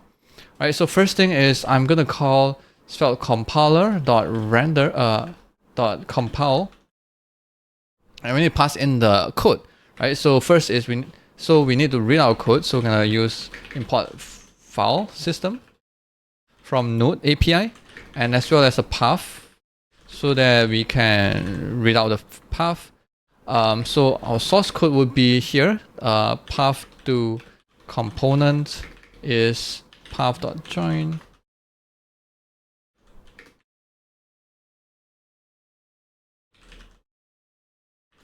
Okay, and then we're gonna read out the source code. Svelte code equals to read file sync. So I'm gonna use a synchronous version of the read file, so that I don't have to await from anything. I can just like read it out. So I'm gonna pass in a path to component, and encoding will be UTF-8. So here I'm gonna pass in this code in, and I'm gonna specify my targets. No, I think it's called generate to SSR. So I'm gonna generate an SSR code, and also most importantly, because we want to do hydration, we also need to pass in a flag called hydratable to be true. So this will generate the function the function that we end up getting that will return as a HTML will be a hydratable HTML. So Svelte may do some optimization or add some reference here and there, so that it's easier for us to find out where the element is later on when we want to hydrate this from the HTML that is being written from our code. Right here, if you take a look, we have JS code and CSS. I think we can leave the CSS alone. We get the JS, and so now js.code would be the code output that is that is a function, right? So what we can do is we are going to take this piece of code. Okay, so first is let's take a look at what this is.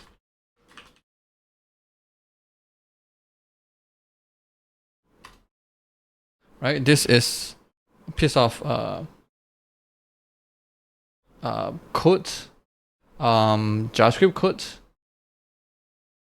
that is compiled using SSR mode, right? Probably we would, let's see. Yeah, so we will have to call this. We will have to treat this as a module and then call it later, right? So I think the easiest way is we're gonna write this piece of code into a file, and then we execute the file later on. So I'm gonna do that. So right, file sync, and then we're gonna say path.join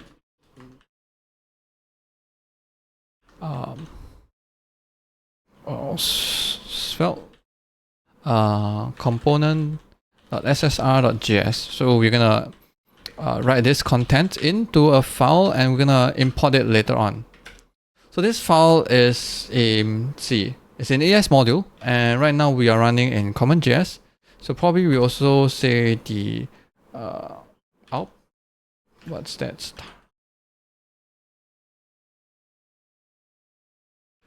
We need the option called, let's see.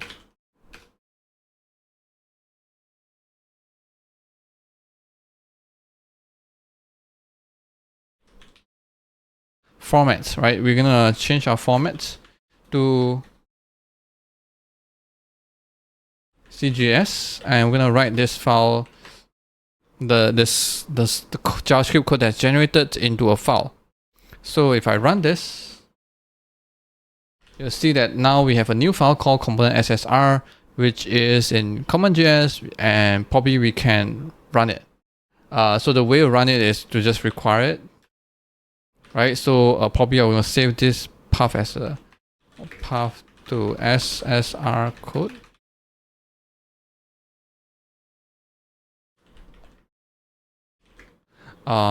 So SSR component, and remember we use exports.defaults, right? So we can probably will need .default to get this value. Now if you console out SSR component, it'll be the SSR, it'll be object with a render function, right? So we're gonna call this render function to render our component into a HTML code. So now we're gonna call this render, and we're gonna pass in some props. So the first, so here, if we take a look at our code, there's two props, name and language. So I'm gonna say name would be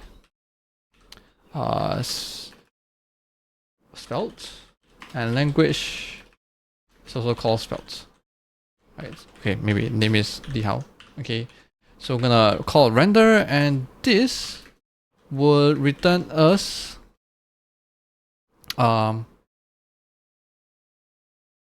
some contents, right? So if you take a look at server-side component API, this is the results. Result will return us the head, the HTML, and the CSS, right? So head, HTML, and CSS.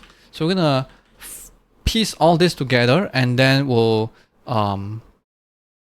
to form HTML content, and gonna send that content to a user, right? So here, what we are gonna do is we are going to firstly, okay. So my plan is I'm gonna write this HTML file into a folder called public, so that later on we're gonna open this folder, right? So this folder will be I'm gonna create this folder now, public.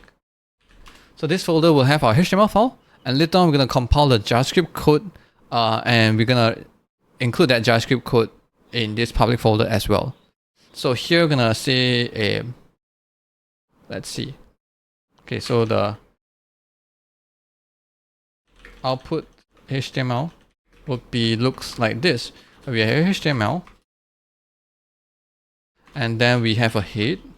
This is where we put in the head content, and also we can have some style. This is where we put in our CSS,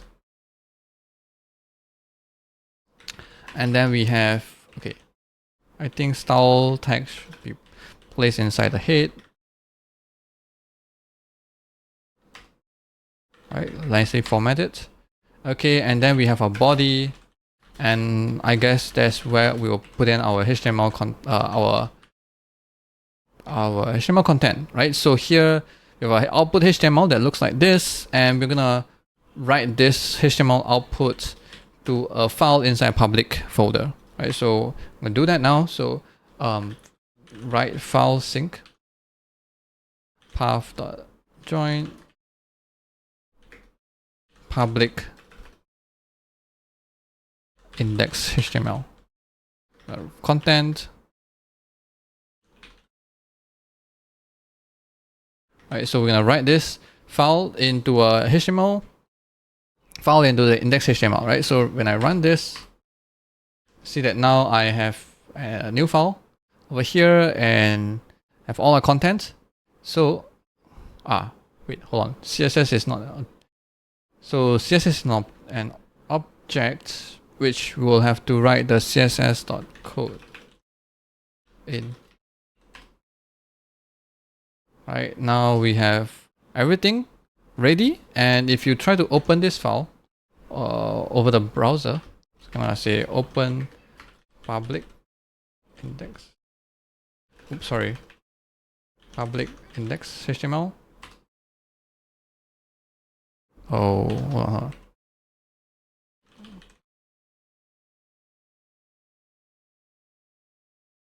whoops.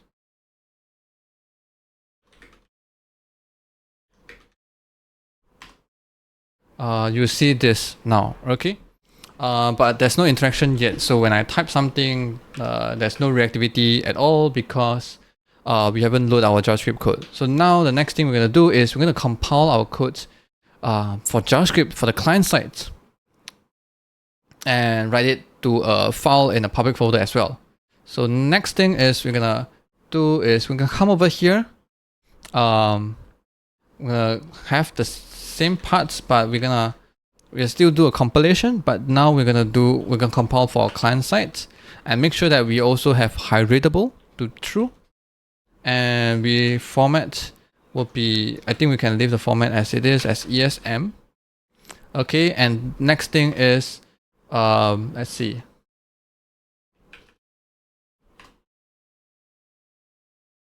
And okay, so because on our server side we already have like CSS inserted, so here we can just don't have to compile CSS for our client side component. So if you check here, there's this flag called CSS, right? So CSS we can file as false because we don't need it, right? So now we get our JavaScript code and we're gonna write it into a file. So fs.write file sync. Now we're gonna have this one, and I'm gonna say index.js, js.code, and encoding is UTF-8. Okay, so now if you run this, oops, sorry.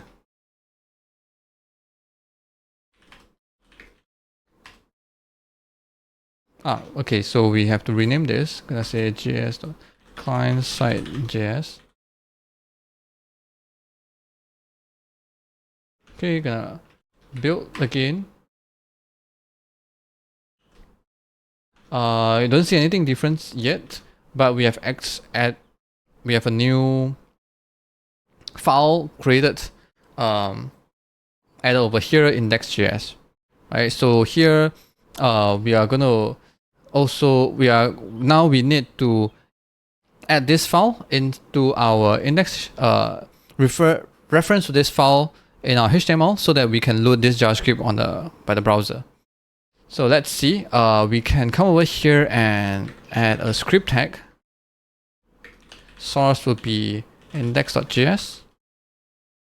And because we are using import statements, so we also need to make sure that the type is module.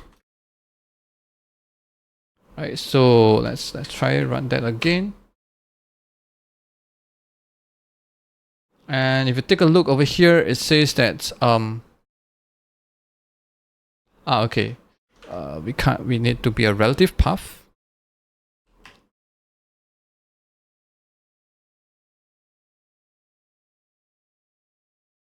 Okay, so the thing is we can't load a module script using in a file protocol, right? So if we open this file like this, we can't really serve this file. So what we need is a file server that serves all the folders from the public folder. So here I'm going to open a new tab and run a HTTP server to serve the public folder. So here I'm going to visit this, and it will still serve our index.html, right? If you take a look now, we realize that, whoops,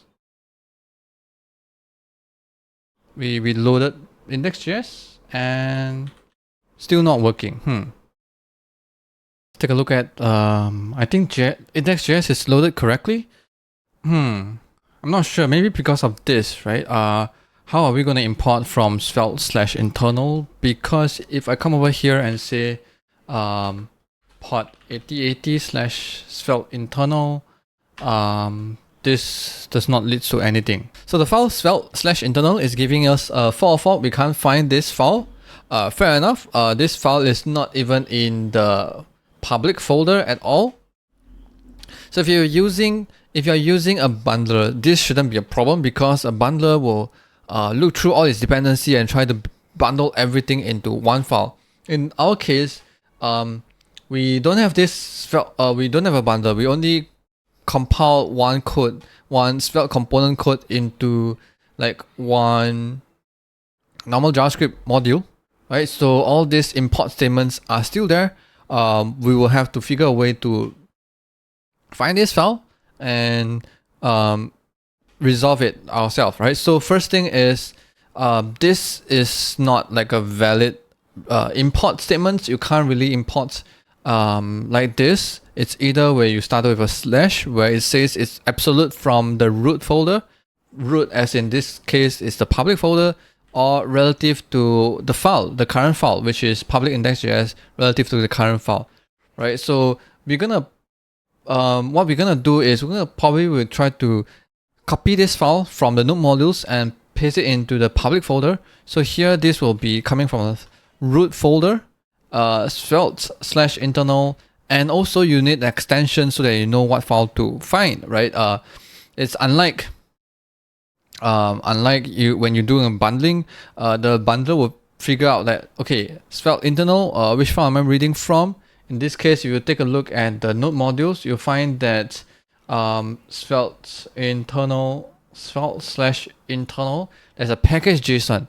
So a bundler will look at this file and then figure the next step. So if it's internal, it's a folder, and it finds a package JSON, it'll figure, okay, let's read this file and figure out, okay, a bundle will figure out whether to get like the main file or the module files, or and try to get resolved to that file. But in our case, we don't have a bundle, so what I'm going to do is I'm going to just copy this index.mjs file and I'm going to paste it into the public folder, right? So these are like manual works. So I'm going to paste the index. So I'm going to have root path svelte/internals.mjs. Okay, so here I need to rename my file to be svelte/internal.mjs as well, so that I can resolve to this, I can find this file, right? Luckily, this file does not have any more import statements, so I think that will be the extent of it. So let's save this. Let's save our index.js as well. Let's try to refresh again. Interesting. This is not resolving from the, let's see, bundle will load this file index.js type module. Oh, we didn't close our script tag, that's why there's problems over here. Okay, so let's see, let's come over here and close our script tag. I think we just come over here and do it ourselves in the build code as well. Okay, and let's refresh again. Okay, in this case, we loaded index.js as well as internal MJS, right? So everything is loaded. But if you try to run, nothing happened yet, right? So what's the problem now? The problem is we have this component, we loaded, but we haven't really used it, right? Recall the client-side component API where we actually import this component and then we actually use it in a sense where we instantiate this component, right? So what I'm going to do now is I'm going to move this index.js file into a component.js, and I'm going to create another file called index.js, and here I am going to write import component from component.js. Right, and then I am going to create an instance. So component equals new component, and now I need to figure out my targets. So in our case, the target is the body because we pasted everything HTML into the body. So I'm gonna say, I'm gonna come over here and say targets equals to the body. Wait, sorry, document.body. And then Hydratable. Let's see. So let's look at the component API. Hydratable. Oops. I think it's called the hydrates. We need to pass it as true. Now we need to specify the same props as what we get over here as well. In our server side, when we render this component, our component, let's see, where are we? Okay, when we call this props is Lihao and Svelte, so we're gonna copy this over as well. You see there's a lot of things to make sure everything goes correctly, right? But when you have something like a Sepper or Svelte kits, all this is being done for you. So here we instantiate. Okay, so the most important thing that is different from what we done previously is that this has to be true, hydrate has to be true, and I have to make sure that this, our code that we built is hydratable to be true for server side as well as the client side. So let's save this, save everything, and let's try to refresh again. This time round, we loaded index.js, component, and internal m.js. Now, hopefully, there's no error in the console, except we didn't have a favicon,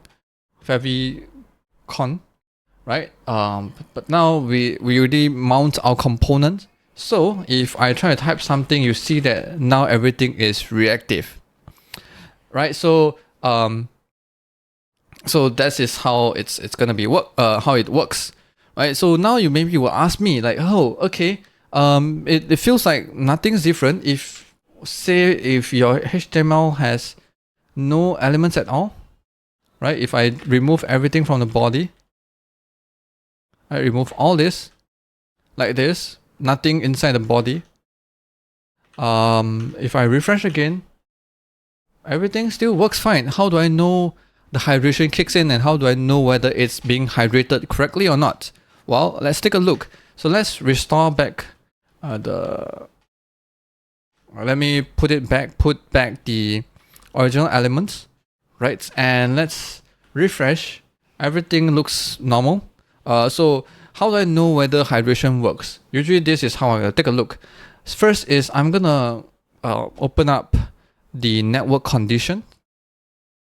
Sorry, let me find where is the network condition. So I use Command P to open up this drawer and find like you can manually type this arrow symbol and say network condition. So here I'm not sure.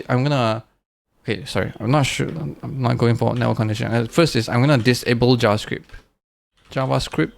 disable. So what this do is that now I load my page. This whole thing is so-called server rendered because we, of course, in our case, it's more like we don't dynamically render this page on per request, but we render ahead of time when we run our code to generate HTML, right? So this HTML is already rendered, is being generated.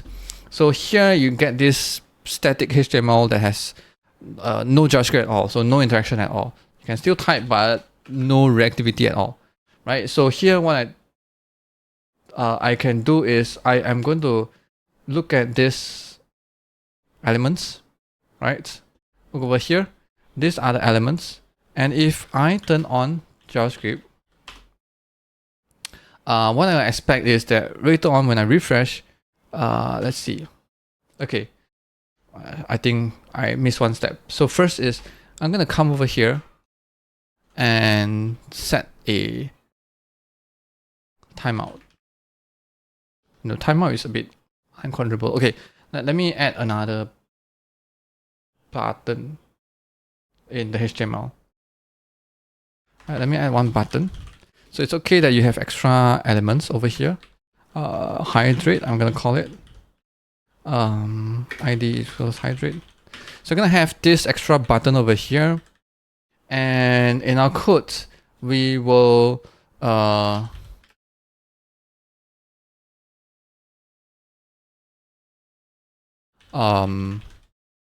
only hydrate our HTML when I click this hydrate button, right? So I'm gonna say you will see hydrate, and then I will instantiate our component. So here is where we actually do the hydration, right? So let's try refresh again.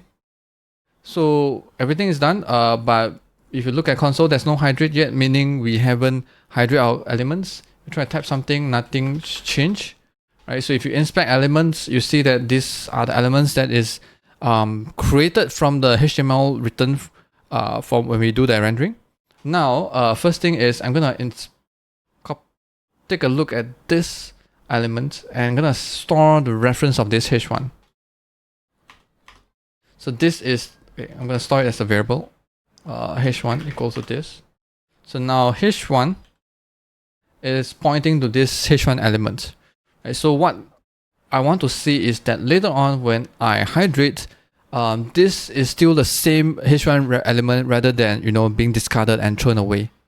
And I want to make sure that later on it's still the same element and the input is still the same input. So I'm gonna do this as well. Input equals to this. The input is still the same input.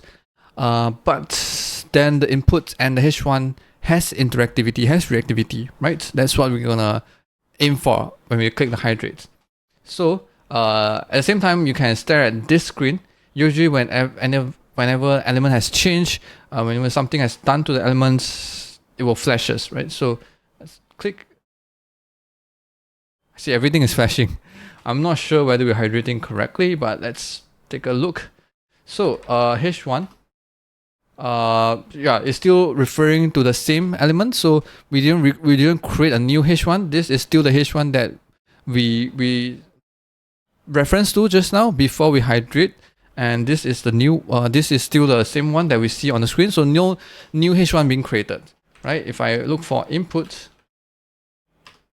this is still the same input elements that you see just now, and the one that's right now we are looking at is still the same input element. So no new input element being created, is still the same input element, but right now the input element is reactive, right? When you try to type something, you see that it's reflected, reacted, and things change, right? So this is hydration. Hydration is you get the HTML being rendered when you pre-rendered, meaning render ahead of time or render when you have a request. You get that HTML as served to the user, and at the same time you compile the code for the client side, which when you instantiate, you should pass the flag called hydrate, so that it will, instead of recreate any new elements, it will look for the existing elements and then point reference to them, right? So if I don't have this hydrate to true, what it means is that you ask Svelte to actually recreate this component. And rather than recreate, actually what Svelte will do is it will create a new set of elements inserted at the end of the body, right? We learned that we can have as many elements we have on the screen. When you create an element, it will actually create a component. Your mount component actually will insert at the end of the children, right? So if you don't have hydrate, this is what's gonna happen. But if you pass hydrate to true, then it will claim existing elements as the elements that it treated like existing elements as elements that it will be creating, and then pointing reference to them, and then add event listeners so that whenever something has changed, it will update the existing elements. So in this video, we're going to talk about Svelte register. As I was trying to read through the docs, I found that there's this section that says Svelte register. It says that to render Svelte component in Node.js without bundling, use require Svelte register. After that, you can use require to include any .svelte file. Right? Apparently, this is like a magic where you can require Svelte register, and therefore you can start requiring .svelte file. How does that even work? Right, let's try it out. So we should know that when we try to require something, it should be requiring a JavaScript module, right? Or else it wouldn't work. Right? It should require a JavaScript CommonJS module, because we are using require. So over here, if we try to run this, we'll end up in the unexpected token syntax error, because this itself it's not a JavaScript, right? So apparently there's this magic that you can do, where I can copy over here, paste it in, and if I run this now, amazing, we can now import .svelte file. So how does that work? In this video, of course, we're gonna learn about, yes, you can do this, as expected, but how does that work? So apparently, from what I found, is that there's this secret API from Node.js says that require extension. Apparently, it's deprecated since version 0. Is that? Yeah, version 0. So it's added in the very beginning, and it's deprecated since very early on, because right now I think Node.js latest version is 14 or 16, right? At this moment when I try to record this. So this has been added very, very early on, and it's deprecated since very, very early on, but it's still apparently is being in use. So apparently this require extension works in a way that you can, in a Svelte register, it tries to add like a pre-processing before you require any files, and it's using this require extension API from Node.js that does the magic. So in this video, we're gonna take a look at how it's being done and how we can try to write one ourselves. Right. So instead of importing Svelte module for now, we're gonna create a file called a .env file, right? So this is a very common file. You see that .env files, you can write some environment variables that is supposed to be secret, and only so that you don't commit this file, it should be a git ignore file. So every time, but then to save time, to every time when you run a command, you have to provide some environment variable. Maybe you write this file, right? So this file usually will look something like this, where you have secret A equals to XXX and secret B equals to YYY, right? Something like this. So imagine this is a file, just like any files that we have. Imagine what we want to do is we want to require this file. Oops.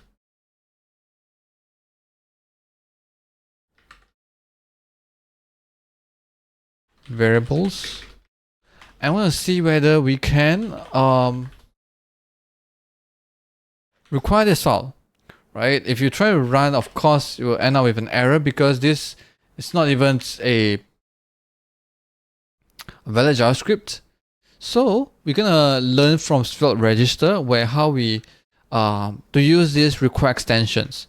So how it works is that you can come over here and say require.extensions, and you can add an extension. So in this case, our extension will be a .env. So any file that ends with a .env would be have to go through this this function. Let's see, .env equals. So you can pass in a function apparently.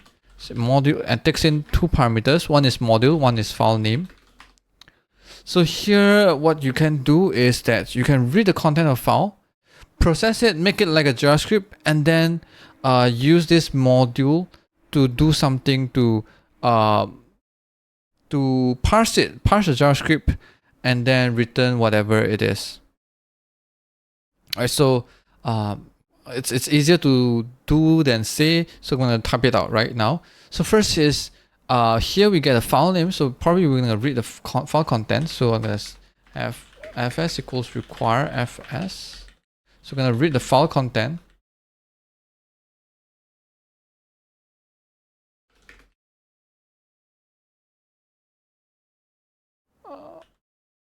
Content. So here I'm just gonna console log the content here. Gonna add some logs. And let's try to run this. Okay, are we able to? It's not defined. Okay, apparently we didn't trigger this. So maybe we need to add some file name. Let's try that. I have no idea how this works. Maybe dev.env. So let's require.dev.env. Oh, okay. So now you have to have a file name and then an extension. So in this case, what we have is when we try to require any file that ends with .env, in this case dev.env, what we get is what happens is that this function will be triggered and you're gonna you able to do something, right? So here we're gonna read this content and we're gonna process it, like treat every line is a property. So we're gonna content.split new line and map for each. Okay, the create an object for every line, for each line. line.split again by equal sign. So you have a key and a value pair. So object equals key equals value. So I created an object from the content, and I want to create a JavaScript file, JavaScript code out of it. If that makes sense. So the JavaScript code should look something like this: module.exports equals to blah blah blah, whatever, right? So you should be having like a secret A equals to XXX and secret B equals to YYY, right? It should look something like this, right? Hope that makes sense. So instead of, so what we need to do is we already have this object in JavaScript, so we can serialize it using JSON stringify to make it like this object, to print it out like an object, JSON.stringify. And also we need to add this, so we're gonna make a string that looks something like this. So instead of like having a module that looks like this, we have a JavaScript code that looks like this. So it's a string, it's a code, it's a piece of code, it's a string. And what we do with this piece of code is we are going to use module.compile all this with a file name. And this will returns us a module which we just returned from this function. Okay, now what we've done is that we create a module out of any file. And if you try to run this, you realize that now, let's remove this. And let's print out here. Realize that we ourselves will make any file to become just a normal JavaScript module. So this is a secret behind Svelte register. And actually what it does is that it will go and require extension .svelte file and make it a module. So it will make it a Svelte module. So here I'm gonna read the content, and I am gonna use Svelte compiler to